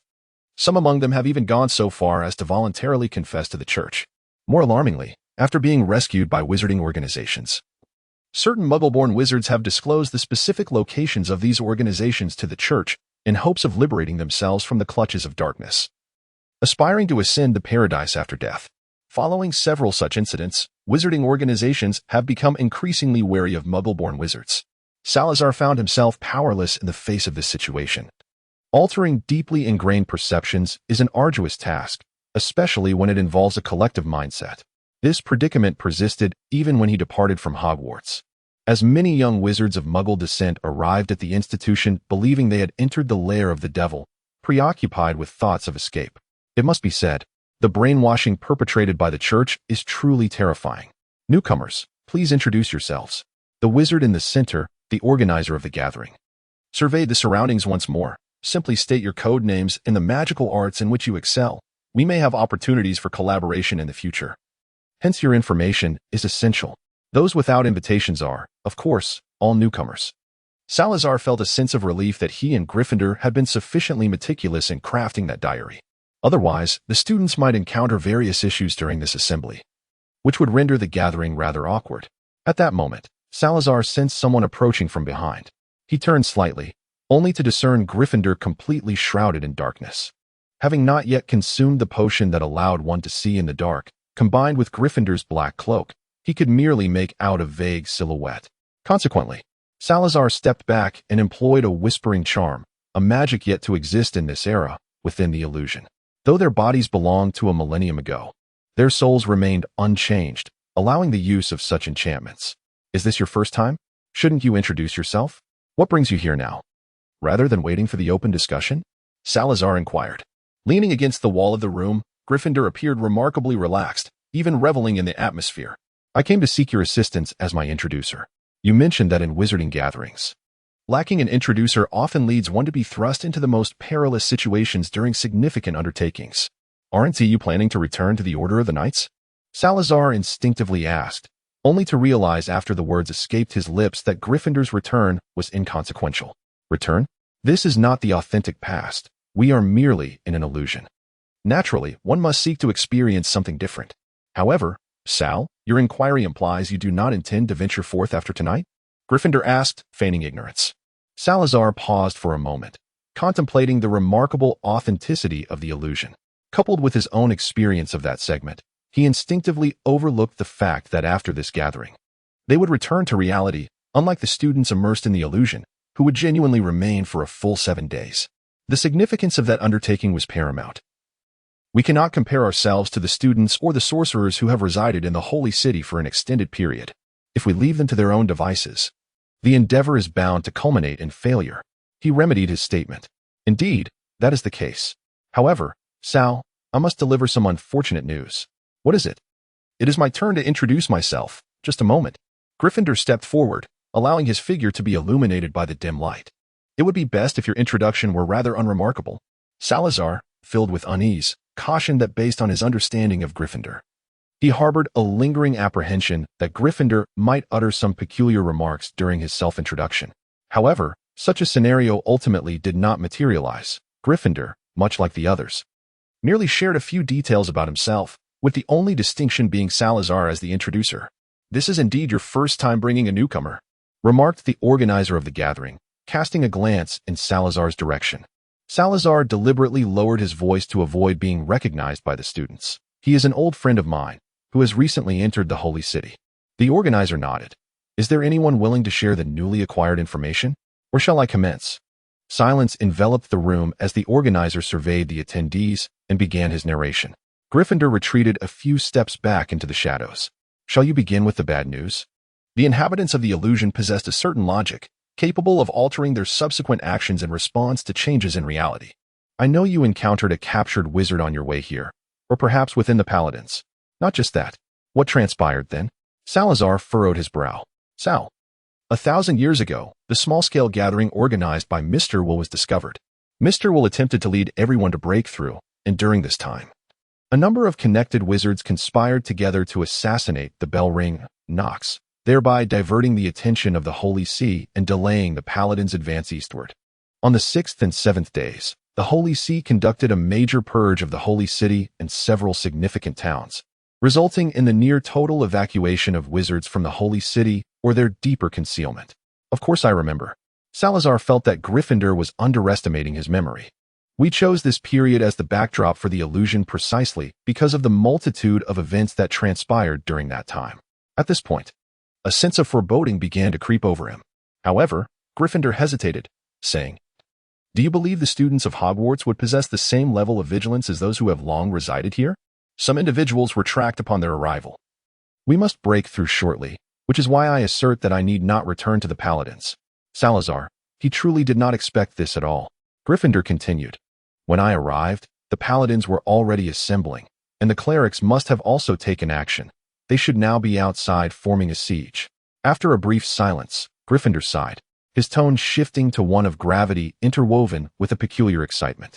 You cannot fathom the exhilaration my commander experienced upon receiving this news. They are fully aware that many sorcerers lurk within the holy city, yet they are unable to unearth them. The last time several of his comrades met their demise at our hands, he was utterly incensed. Now that we have finally found one, it is as if he is on the verge of uncorking a bottle in celebration. To a certain extent, Gryffindor seemed to have forgotten that they were presently ensnared in an illusion. Salazar took a deep breath. Our gathering this time is distinct from the small assembly organized by Mr. Weir. The underground passage is ample enough for our escape, and the magical barrier outside should provide us with some time to evade capture. At this point, Salazar himself was unsure of his thoughts and suddenly added, "If your leader truly opens a bottle of wine, do not forget to report him. Do you not intend to set history back on its rightful course?" Gryffindor inquired after another brief moment of silence. Salazar could no longer contain himself, and, taking advantage of his identity as a dreamweaver, decided to observe the commotion outside. What Gryffindor had stated was indeed the truth. However, he sensed that something within him was secreting a substance that influenced his emotions, urging his mind to exclaim, "Let it be. Let events unfold as they will." He was curious to see what might transpire should a turning point occur in this situation. "No, Godi," he mused. "Don't you think that would render things rather intriguing? After all, it is your commander who surrounds us." Gryffindor's voice resonated with astonishment. "Sal, has anyone ever told you that at times, you truly embody the spirit of Gryffindor House?" Salazar cast a fleeting glance at him before diverting the conversation. "Let it unfold as it may. Had we not whimsically decided to come in tonight, would it not have been the same? However, on a different note, have you seen Dumbledore or Tom? I came straight here from the Order, and I have no knowledge of their whereabouts. Nevertheless, Tom is certainly unharmed. His soul remains intact. And that old fox Dumbledore is quite capable of looking after himself." It seems that long ago, Salazar had the impression that if Dumbledore resided in the Holy City, he would undoubtedly thrive. But wait, the magical array outside has yet to be activated. "Do I detect a hint of anticipation in your demeanor?" Gryffindor remarked, half in jest and half in curiosity. Salazar reminisced about the scene from that time. At the gathering, the organizers had proposed the idea of assassinating the bell ringer. However, many attendees preferred to remain hidden and gather intelligence, shunning such a perilous endeavor. The subsequent assassination was merely a matter of circumstance, and I have always regretted that the organizers' proposal was not accepted. I am intrigued to ponder what developments might have unfolded had the organizer's suggestion been embraced. After a lengthy discourse, the organizer finally shared the intelligence he had acquired, along with some novel insights into the realm of magic. This is precisely why many wizards concealed within the Holy City are willing to heed his words to a certain extent. His formidable prowess and eagerness to share naturally attract a following. Had he not perished in the illusion, perhaps many things would have turned out differently. Salazar pondered with a hint of melancholy, yet it was precisely at this moment that the previously conversing wizard fell silent. The entire room was enveloped in an oppressive stillness, as the once relaxed atmosphere suddenly crystallized into tension. For outside, the magical array had been triggered. It was not as if someone from outside had inadvertently stumbled in and activated the array, alerting those within to the presence of an intruder. Rather, it appeared that someone had indeed discovered this clandestine gathering, relishing the opportunity to instill fear in them. Of course, one could argue that within the Holy City, once the trail of a wizard was detected, the Church harbored no fear regarding whether they had received news or would retaliate with wands drawn. Had the Church truly been concerned about these infiltrating wizards, they would have conducted thorough searches every month. Moreover, what would compel the populace to place their unwavering trust in the Church if not a few wizards remained unscathed? Under this long-established notion, the clergymen residing in the Holy City exhibited a certain disdain when addressing wizards. Truly, this reflected the character of my commander. Through the whispers of magic, Gryffindor expressed his deep sentiments, reminiscing about his former knight commander. Had it not been for their opposing stances, they might have forged a remarkable friendship. Finding someone whose disposition aligns so harmoniously is a rare occurrence. Even the four of them, at the outset, could hardly claim compatibility in temperament. It can only be said that time has passed significantly, and they have shared myriad experiences, united by a common purpose. This prolonged development has gradually nurtured their bond into a profound friendship, evolving over the millennia into a relationship akin to familial ties in this era of peace. Yet, had their temperaments been congenial from the very beginning, Salazar might not have been so incensed as to depart from Hogwarts a millennium ago. Salazar, clearly reluctant to continue the discussion on this topic, felt that there had already been ample discourse regarding the sordid taste of that paladin commander. He was a knight who bore little resemblance to the ideal of chivalry. In Gryffindor's words, even he was more respectable. A leader lacking in decorum could hardly command a knightly order of any substantial integrity.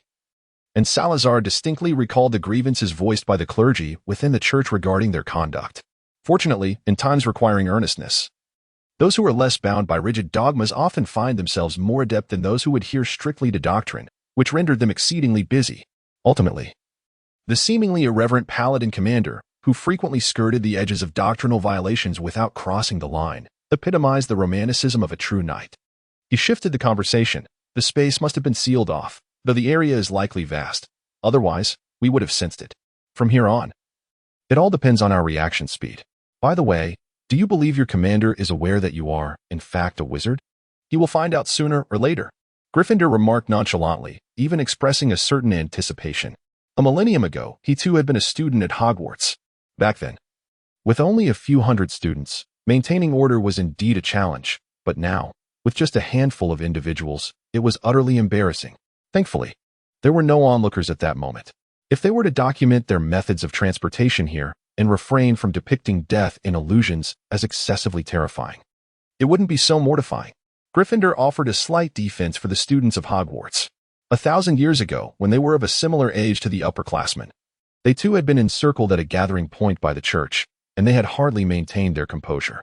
Salazar lifted his head and noticed the reluctant expression on his face within the magical circle, followed by a cold sneer. Yet, if they merely observed, they would discern that the surrounding magical formations, concerning space, should be acknowledged, even if they lack understanding of such arcane matters. They ought to notice the reactions of others. At this juncture, the chaos only serves to hinder the performance of those around. However, as he pondered this, Salazar suddenly questioned whether he was setting his expectations too high for the students of Hogwarts. Wasn't the original purpose of establishing Hogwarts to safeguard those young souls? Perhaps it was best that they had never encountered such situations. The organizer remained steadfast, intimately familiar with this place, at that moment having fully activated all the magical formations. Most of these arrays were his own design, allowing him to mobilize them swiftly. Amidst a cascade of magical flashes, visibility suffered greatly, and Salazar felt as though the very ground beneath him had shifted. In truth, the secret passage was merely a contingency plan. The primary means of transference had not found an appropriate moment to be utilized for a millennium. However, after a prolonged transfer of several seconds, it seemed they had collided with something, resulting in a violent tremor, causing the brilliance of the magical circle before him to dim momentarily. Another jolt followed, the circle's illumination flickering, and the oppressive sensation from the spatial distortion left Salazar feeling an unsettling tightness in his chest.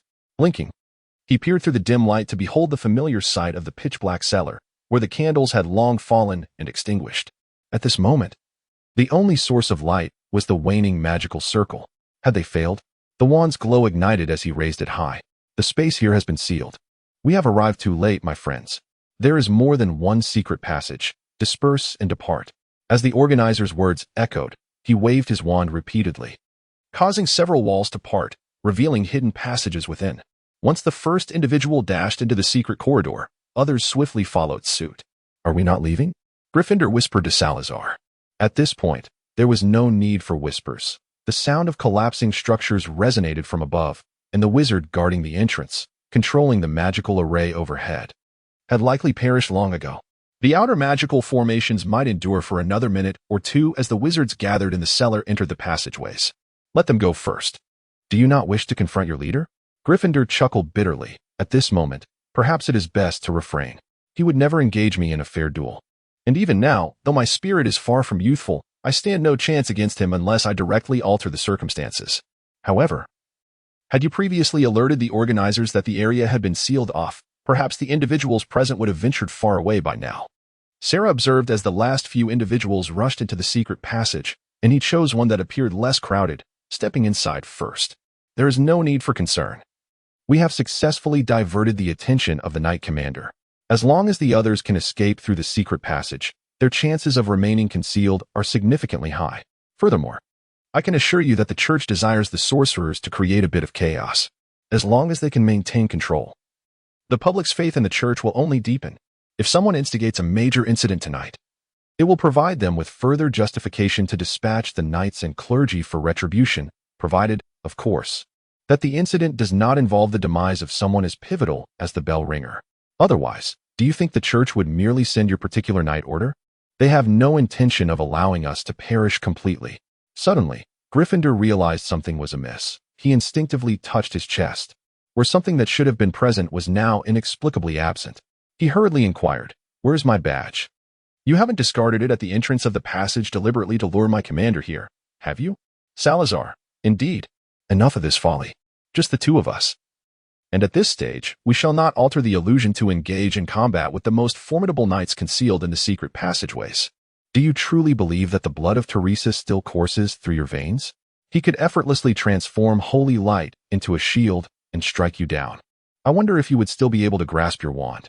Are you Gryffindor, or am I?" Salazar inquired with an unwavering demeanor. Gryffindor hesitated for a moment, lowering his gaze to meet Salazar's deep green eyes. At this juncture, the still juvenile Salazar, having departed from the Slytherin estate, had not maintained a regular diet, often resorting to mere scraps to stave off starvation, presenting a stark contrast to the seasoned knight who had mingled within the order for several years. After leaving the holy city, he would suddenly begin to grow taller. However, at this moment, the gentleness that once characterized his eyes under the peaceful existence of the 20th century was conspicuously absent.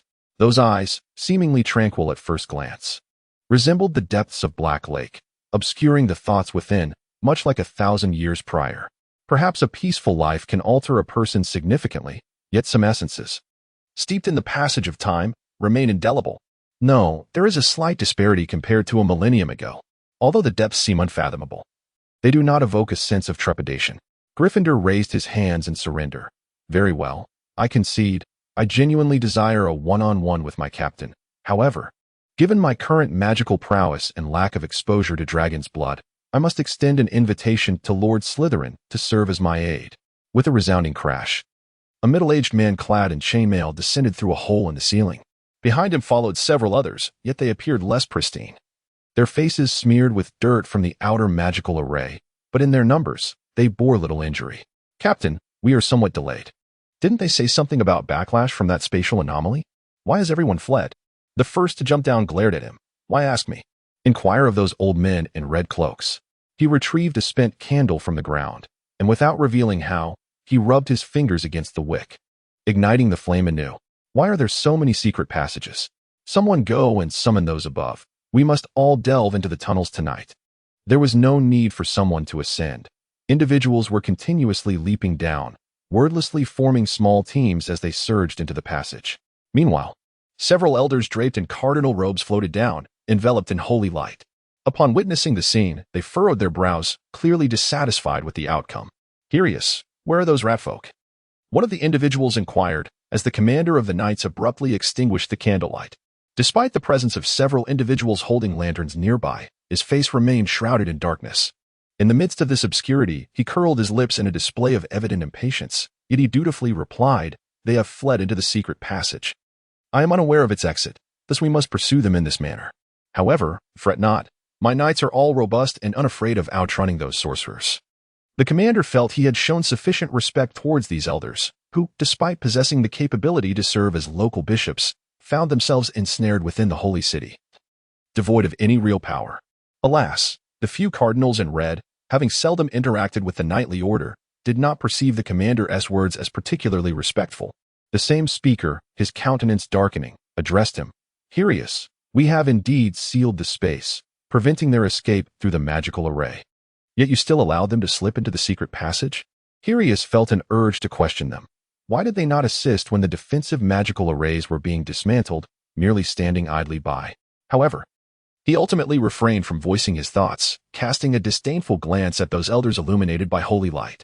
Another cardinal, seemingly less aligned with the knights, remarked, "Curious. We shall continue to uphold the spatial seal, alongside the nodes of the holy city, confining the infiltrating devil worshippers within its bounds, and thwarting their spatial magic and illusions." Hirius' spirits lifted slightly upon hearing this, only to hear the cardinal continue. This time, the devil worshippers emerged from the grand seminary. "I trust the holy knights will not harbor similar individuals." To this, Hirius reassured, "Rest assured, my knights possess no inclination to engage in combat wielding mere wooden sticks. The cardinal then glanced pointedly at the ground beneath Sirius's feet, nodding knowingly. "We shall take our leave now, so as not to hinder your efforts." Among the elders, his standing appeared quite favorable, and following his statement, the others ascended into the air, enveloped in holy light. "Commander, why are you obstructing the secret passage?" a knight captain asked, visibly perplexed. The commander shot him a glance before retrieving an object from the ground. The item glinted with metallic luster, yet in the dim candlelight, all present immediately recognized it. "Whose insignia has fallen?" a nearby knight called out loudly. The commander slapped his head sharply, his tone chilling as he replied, "Learn to read. This is Godric's insignia. I shall deal with that rascal myself." "Commander, what do you mean? What has happened to Godric?" However, the leader of the knights, Sirius, merely shook his head in silence and turned to enter the secret passage. "He is coming," exclaimed Gryffindor, pressing his ear against the earthen walls of the passage, listening intently. "In no more than half a minute, he would arrive at our current location." Salazar nodded, his wand aglow, illuminating a small area around him. Perhaps in consideration of facilitating a hasty escape, the organizers of the gathering had constructed these secret passages in varying lengths. The one they had chosen was likely the shortest among all the concealed routes. Above Gryffindor, a soft ladder ascended, leading to a wooden platform. This might belong to someone's basement, though it was more probable that it served as yet another safe house. Such sanctuaries were not uncommon. However, the wizards typically only knew of a select few they frequented. Yet, if the safe house were to be discovered before the meeting place, retracing one's steps through the connecting passageways to locate the sanctuary would prove to be a formidable challenge. Often, just as they were halfway through, the wizards would cause the tunnel to collapse. Henceforth, uncovering the original destinations of those winding passages would become an endeavor nearly impossible to achieve. "Sal, do you know whose safe house is above?" "It belongs to old Hamadi. He left before us and has likely ascended by now. If all goes as planned, he should have already consumed the polyjuice potion and slipped away. Therefore, apart from us and your leader who will arrive shortly, there shouldn't be anyone else." That old fellow. The image of old Hamadi materialized in Gryffindor's mind. Indeed, that old chap was remarkably resilient. It was infuriating. Just the thought of his animagus form gave me a headache. Salazar also recalled, "Indeed, it is a fly. Who can catch it? Yet, it is quite repulsive. Shall we not venture outside? It is rather challenging to perform here. We are hindered, and so is he, moreover, in such a confined space. Incantations are undeniably more convenient than wielding a sword. Wouldn't you agree, Lord Sirius?" He raised his wand, and from a nearby corner, a middle-aged man grasping a heavy sword was illuminated. The area around that corner, akin to their exit, was somewhat more spacious, allowing for movement without the stifling sensation. Sirius leaned against the wall with his sword, showing no signs of having rushed over. "Am I intruding upon you?" The distance between them and Sirius was less than 10 meters. Yet, before he approached within a certain range, the footsteps previously audible against the wall faded into silence. However, he entirely relinquished the advantages of stealth and ambush, standing there, listening to Salazar and Gryffindor converse. "Hey, Captain, we meet again. Though is it not the case you taught me to strike when the opponent is unprepared rather than waiting for them to turn?" Gryffindor removed the heavy sword from his back, similarly grasping it in hand, turning slightly to face Sirius, his face adorned with a smile. Exhibiting no signs of anxiety regarding the impending battle, Sirius appeared to interpret the phrase "finally meet" as Gryffindor revealing his true identity. "Godric, if you wish to entirely discard that little stick of yours, I would not mind whether you were once a mere wizard. However, it seems you have eagerly awaited this day?" Gryffindor nodded. "Indeed, I have anticipated it, ever since you insisted on my becoming your companion.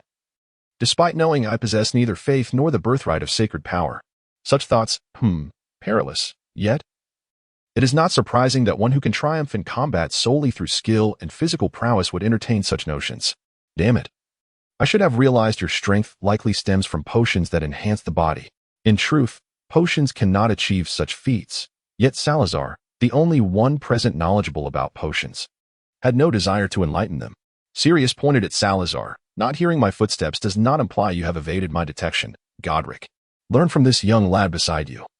He leaves triggering spells at every turn without hindering his pace. Truly remarkable. Just a little trick. Those spells, did they not fail to slow your speed?" Salazar responded with a smile. Fortunately, the illusion was exquisitely crafted. Otherwise, he would undoubtedly feel as if he were merely playing house. Of course, it was also fortunate that Gryffindor understood his commander well. had he been as rigid as those old men from the Holy See. Their current actions would have seemed utterly foolish. Sirius raised his heavy sword, addressing them. Before we engage, I hope you can answer a question for me. Why do you stand here waiting for my arrival? Gryffindor pointed to the overhead, where a series of footsteps echoed. Commander, as long as no one else sees it. You wouldn't call for help. A traitor like me, you would prefer to handle personally. Most importantly, you admire me and wouldn't want to witness my demise in a disgraceful manner. If we were to exit, you would have to join forces with others. Attacking under the banner of righteousness, that would be far too tedious for you. Sirius's sword trembled in his grasp. You speak true. It has been a long time since I encountered someone who understands me so well. Godric, how about this? You killed a little friend beside you, and I shall spare you. In 10 years, when I have aged and you are in your prime, you can send me to the afterlife. Gryffindor waved his free hand dismissively. Perhaps not. I cannot endure a curse from this fellow before his demise. Commander, I have longed for a straightforward duel with you. Not one of those insipid sparring matches where everyone holds back. Sirius raised an eyebrow. A curse? From the Slytherin family? But I thought that family had long since perished. Reflecting on this, Salazar felt little. He still cherished memories of his family, but had long accepted their demise. Moreover, the animosities of yesteryear had long dried up alongside the holy power pool. Yet, there would always be stragglers. One could not expect every member of a family to remain dutifully within the castle. Sirius nodded and inquired of Gryffindor. So, what is your true surname? To be honest, it was only upon discovering your absence during the Knights' Assembly today that I began to suspect you. Wizards with knightly foundations are a rarity. Gryffindor replied, Commander. I too am a straggler. Do you remember? The place where we first met was not far from my family's village. Gryffindor raised his sword. Commander, when did you become so verbose? If we do not fight soon, I fear the knights will be gathering. Sirius shook his head in regret. Then let this be the end. I had hoped to speak with you further, after today. It is highly probable that we shall never meet again. Indeed, we shall never meet again, Gryffindor muttered. However, at this moment, Sirius would no longer concern himself with their words. The disparity in magical prowess between a youthful wizard and an adult sorcerer remained significant. You too, I presume, have yet to reach adulthood? The church permits certain wizards to dwell in the holy city like moles, but only on the condition that none among them can sprout wings. The earth was rent asunder, and rocks transformed into sharp swords that jutted forth. Sirius made no unnecessary movements. Instead, the holy light coalesced around him, forming a radiant armor. As he descended, the swords, crafted from the reshaped stones, shattered effortlessly. The distance of 10 meters gradually diminished, and behind them, there lay no path to retreat. Cracked and splintered, Gryffindor charged forward with sword in hand, while Salazar's incantation whizzed past his ear. A hollow appeared in the radiant armor adorning Sirius's chest. Yet in an instant, the indentation was mended. However, the subsequent spell was directed towards the ground before Sirius. It sank deeply, igniting flames, causing Sirius to falter momentarily. Just as he halted, the momentum of his advance waned. Gryffindor swung his sword, and their blades clashed. Feeling the force of the impact reverberate through his arm, Sirius's earlier nonchalance vanished entirely. He gripped his sword, yet his gaze transcended Gryffindor, fixating on Salazar. He understood the merit in disrupting the knight's advance. Yet the holy city could not accommodate exceptional wizards. Salazar met his gaze. We will all depart eventually. In the next moment, his wand was aimed at Gryffindor. Silas felt that Gryffindor's strength had suddenly surged significantly. Following this brief clash, the two separated, with Gryffindor gripping his sword with one hand while drawing his wand with the other. Then, with a crisp sound, his wand was embedded in a notch on the hilt of his sword. Silas, with both the sword's tip and the wand's tip directed at him, pondered, what is this maneuver? Despite having witnessed it numerous times before, Salazar still experienced a sense of discomfort. However, regarding Gryffindor as the architect of this action, Salazar felt a modicum of responsibility. Initially, Gryffindor had experimented with this approach during their duels in his youth, and it had spiraled into something uncontrollable. Purely in terms of raw power, Gryffindor was certainly no match for Silas, who was enveloped in armor of holy light. Nevertheless, in terms of technique, both had endured the crucible of prolonged warfare, and within such a confined space, they were evenly matched. Without the slightest hesitation, Salazar wielded the powers inherent in the bloodline of the user, entirely unconcerned with the potential backlash of invoking such a curse. Sirius felt as though he were ensnared by countless threads. Initially, The sensation was faint, but as time progressed, it intensified, transforming the once exhilarating battle into a constrained struggle. This could not continue. Although Sirius remained confident of his ultimate victory, he paid a steep price as his shoulder was pierced, nearly causing Gryffindor's sword to slip from his grasp, and he was forcefully thrown against the wall. With determination, Sirius contemplated Salazar's advance. Salazar and Gryffindor wore enigmatic smiles at the corners of their mouths. In the next moment, Salazar's form began to contort. His deep green eyes transformed into serpentine slits. In an instant, dark scales erupted across his body, and then his hands and legs vanished, morphing into a sinuous, obsidian-hued serpent. Though he was not particularly skilled with cold weaponry, in his animagus form, few could inflict harm upon him with such arms. The sword in Sirius's grasp shimmered with an intensified radiance, yet the black serpent moved with remarkable agility. Was it not merely a matter of relinquishing the advantage of distance to engage in close combat? It seemed a triviality. While magic could not be wielded in animagus form, the innate abilities coursing through his veins remained unaffected. Subsequently, Salazar and Gryffindor ensnared Sirius, unleashing a torrent of spells and curses that provoked immense irritation within him. However, the unfolding events would not proceed so smoothly. Almost 10 minutes had elapsed when a thunderous explosion suddenly erupted above them. Salazar's initial reaction was one of disbelief. Had the safe house above been discovered? Indeed, it appeared so, as the occupants seemed to be subjected to a bombardment. A cardinal, enveloped in holy light, floated in the air, while what was once a house lay in utter ruins. The secret passage below had also been exposed. Captain Sirius, it seems you have failed to manage your knights adequately. The cardinal, spotting Gryffindor clad in the knight's armor, revealed a somewhat sinister smile. Meanwhile, Gryffindor heard Sirius's voice. Assist me in vanquishing that serpent, and I shall grant you your freedom. Salazar was perplexed by the source of the animosity directed towards him, leading him to conclude that Sirius was exceedingly concerned about the reputation of the Order of Knights. Sal, I believe we have reached our limit. Both of our bodies are still those of minors, and our magical prowess is regrettably insufficient. We cannot defeat him in this manner, especially with that presence in the sky. Sirius found Granger's statement somewhat peculiar. However, in the next moment, it felt as though the world had been frozen in time, with all actions coming to an abrupt halt. Salazar returned to his human form. He turned to glance at the nearly shattered figure of Gryffindor in black robes, and at the side of him stood Sirius, gripping a sword, seemingly harboring more disdain for the old fellow in the sky than for the wizard himself. It was a pity, for Gryffindor pushed aside Sirius's sword and said, "Let us proceed and see how the others fare. Who shall we visit first?" Gryffindor furrowed his brow in contemplation. "Let us check on Tom. He is currently at the Great Hall, and despite having the time to attend the Wizard Assembly, I wonder what he is engaged in now. Perhaps he is merely being cautious. Sneaking out from the Great Hall at night to attend the Wizard Gathering is no small feat, by the way. How did it feel to confront your commander?" Gryffindor sighed. "I once lamented the fact that I could not face him before his demise. But now it seems his techniques are not particularly remarkable. I had forgotten this is an illusion. What I believed he could do was merely a figment of my imagination. I once felt regret, but now I feel an even deeper sense of loss." He grinned, though the wounds on his body belied the ease in his words. "Nonetheless, the overall sensation is quite pleasant. During that period of pretending to be a child, I was nearly suffocated. Now I finally understand why you cast my badge at the entrance of the secret passage. Let us go and see how the others who entered with us are faring." Summary. After a fierce confrontation with Gryffindor, Salazar Slytherin departed from Hogwarts, employing time magic to traverse a millennium into the future. In 1981, within the peaceful realm of wizards, the Serpent ancestor faces a delicate vampire who harbors intentions of devouring him at any moment, alongside a rather unremarkable hat that bears the soul of a dear friend, incessantly encouraging him to remain stagnant.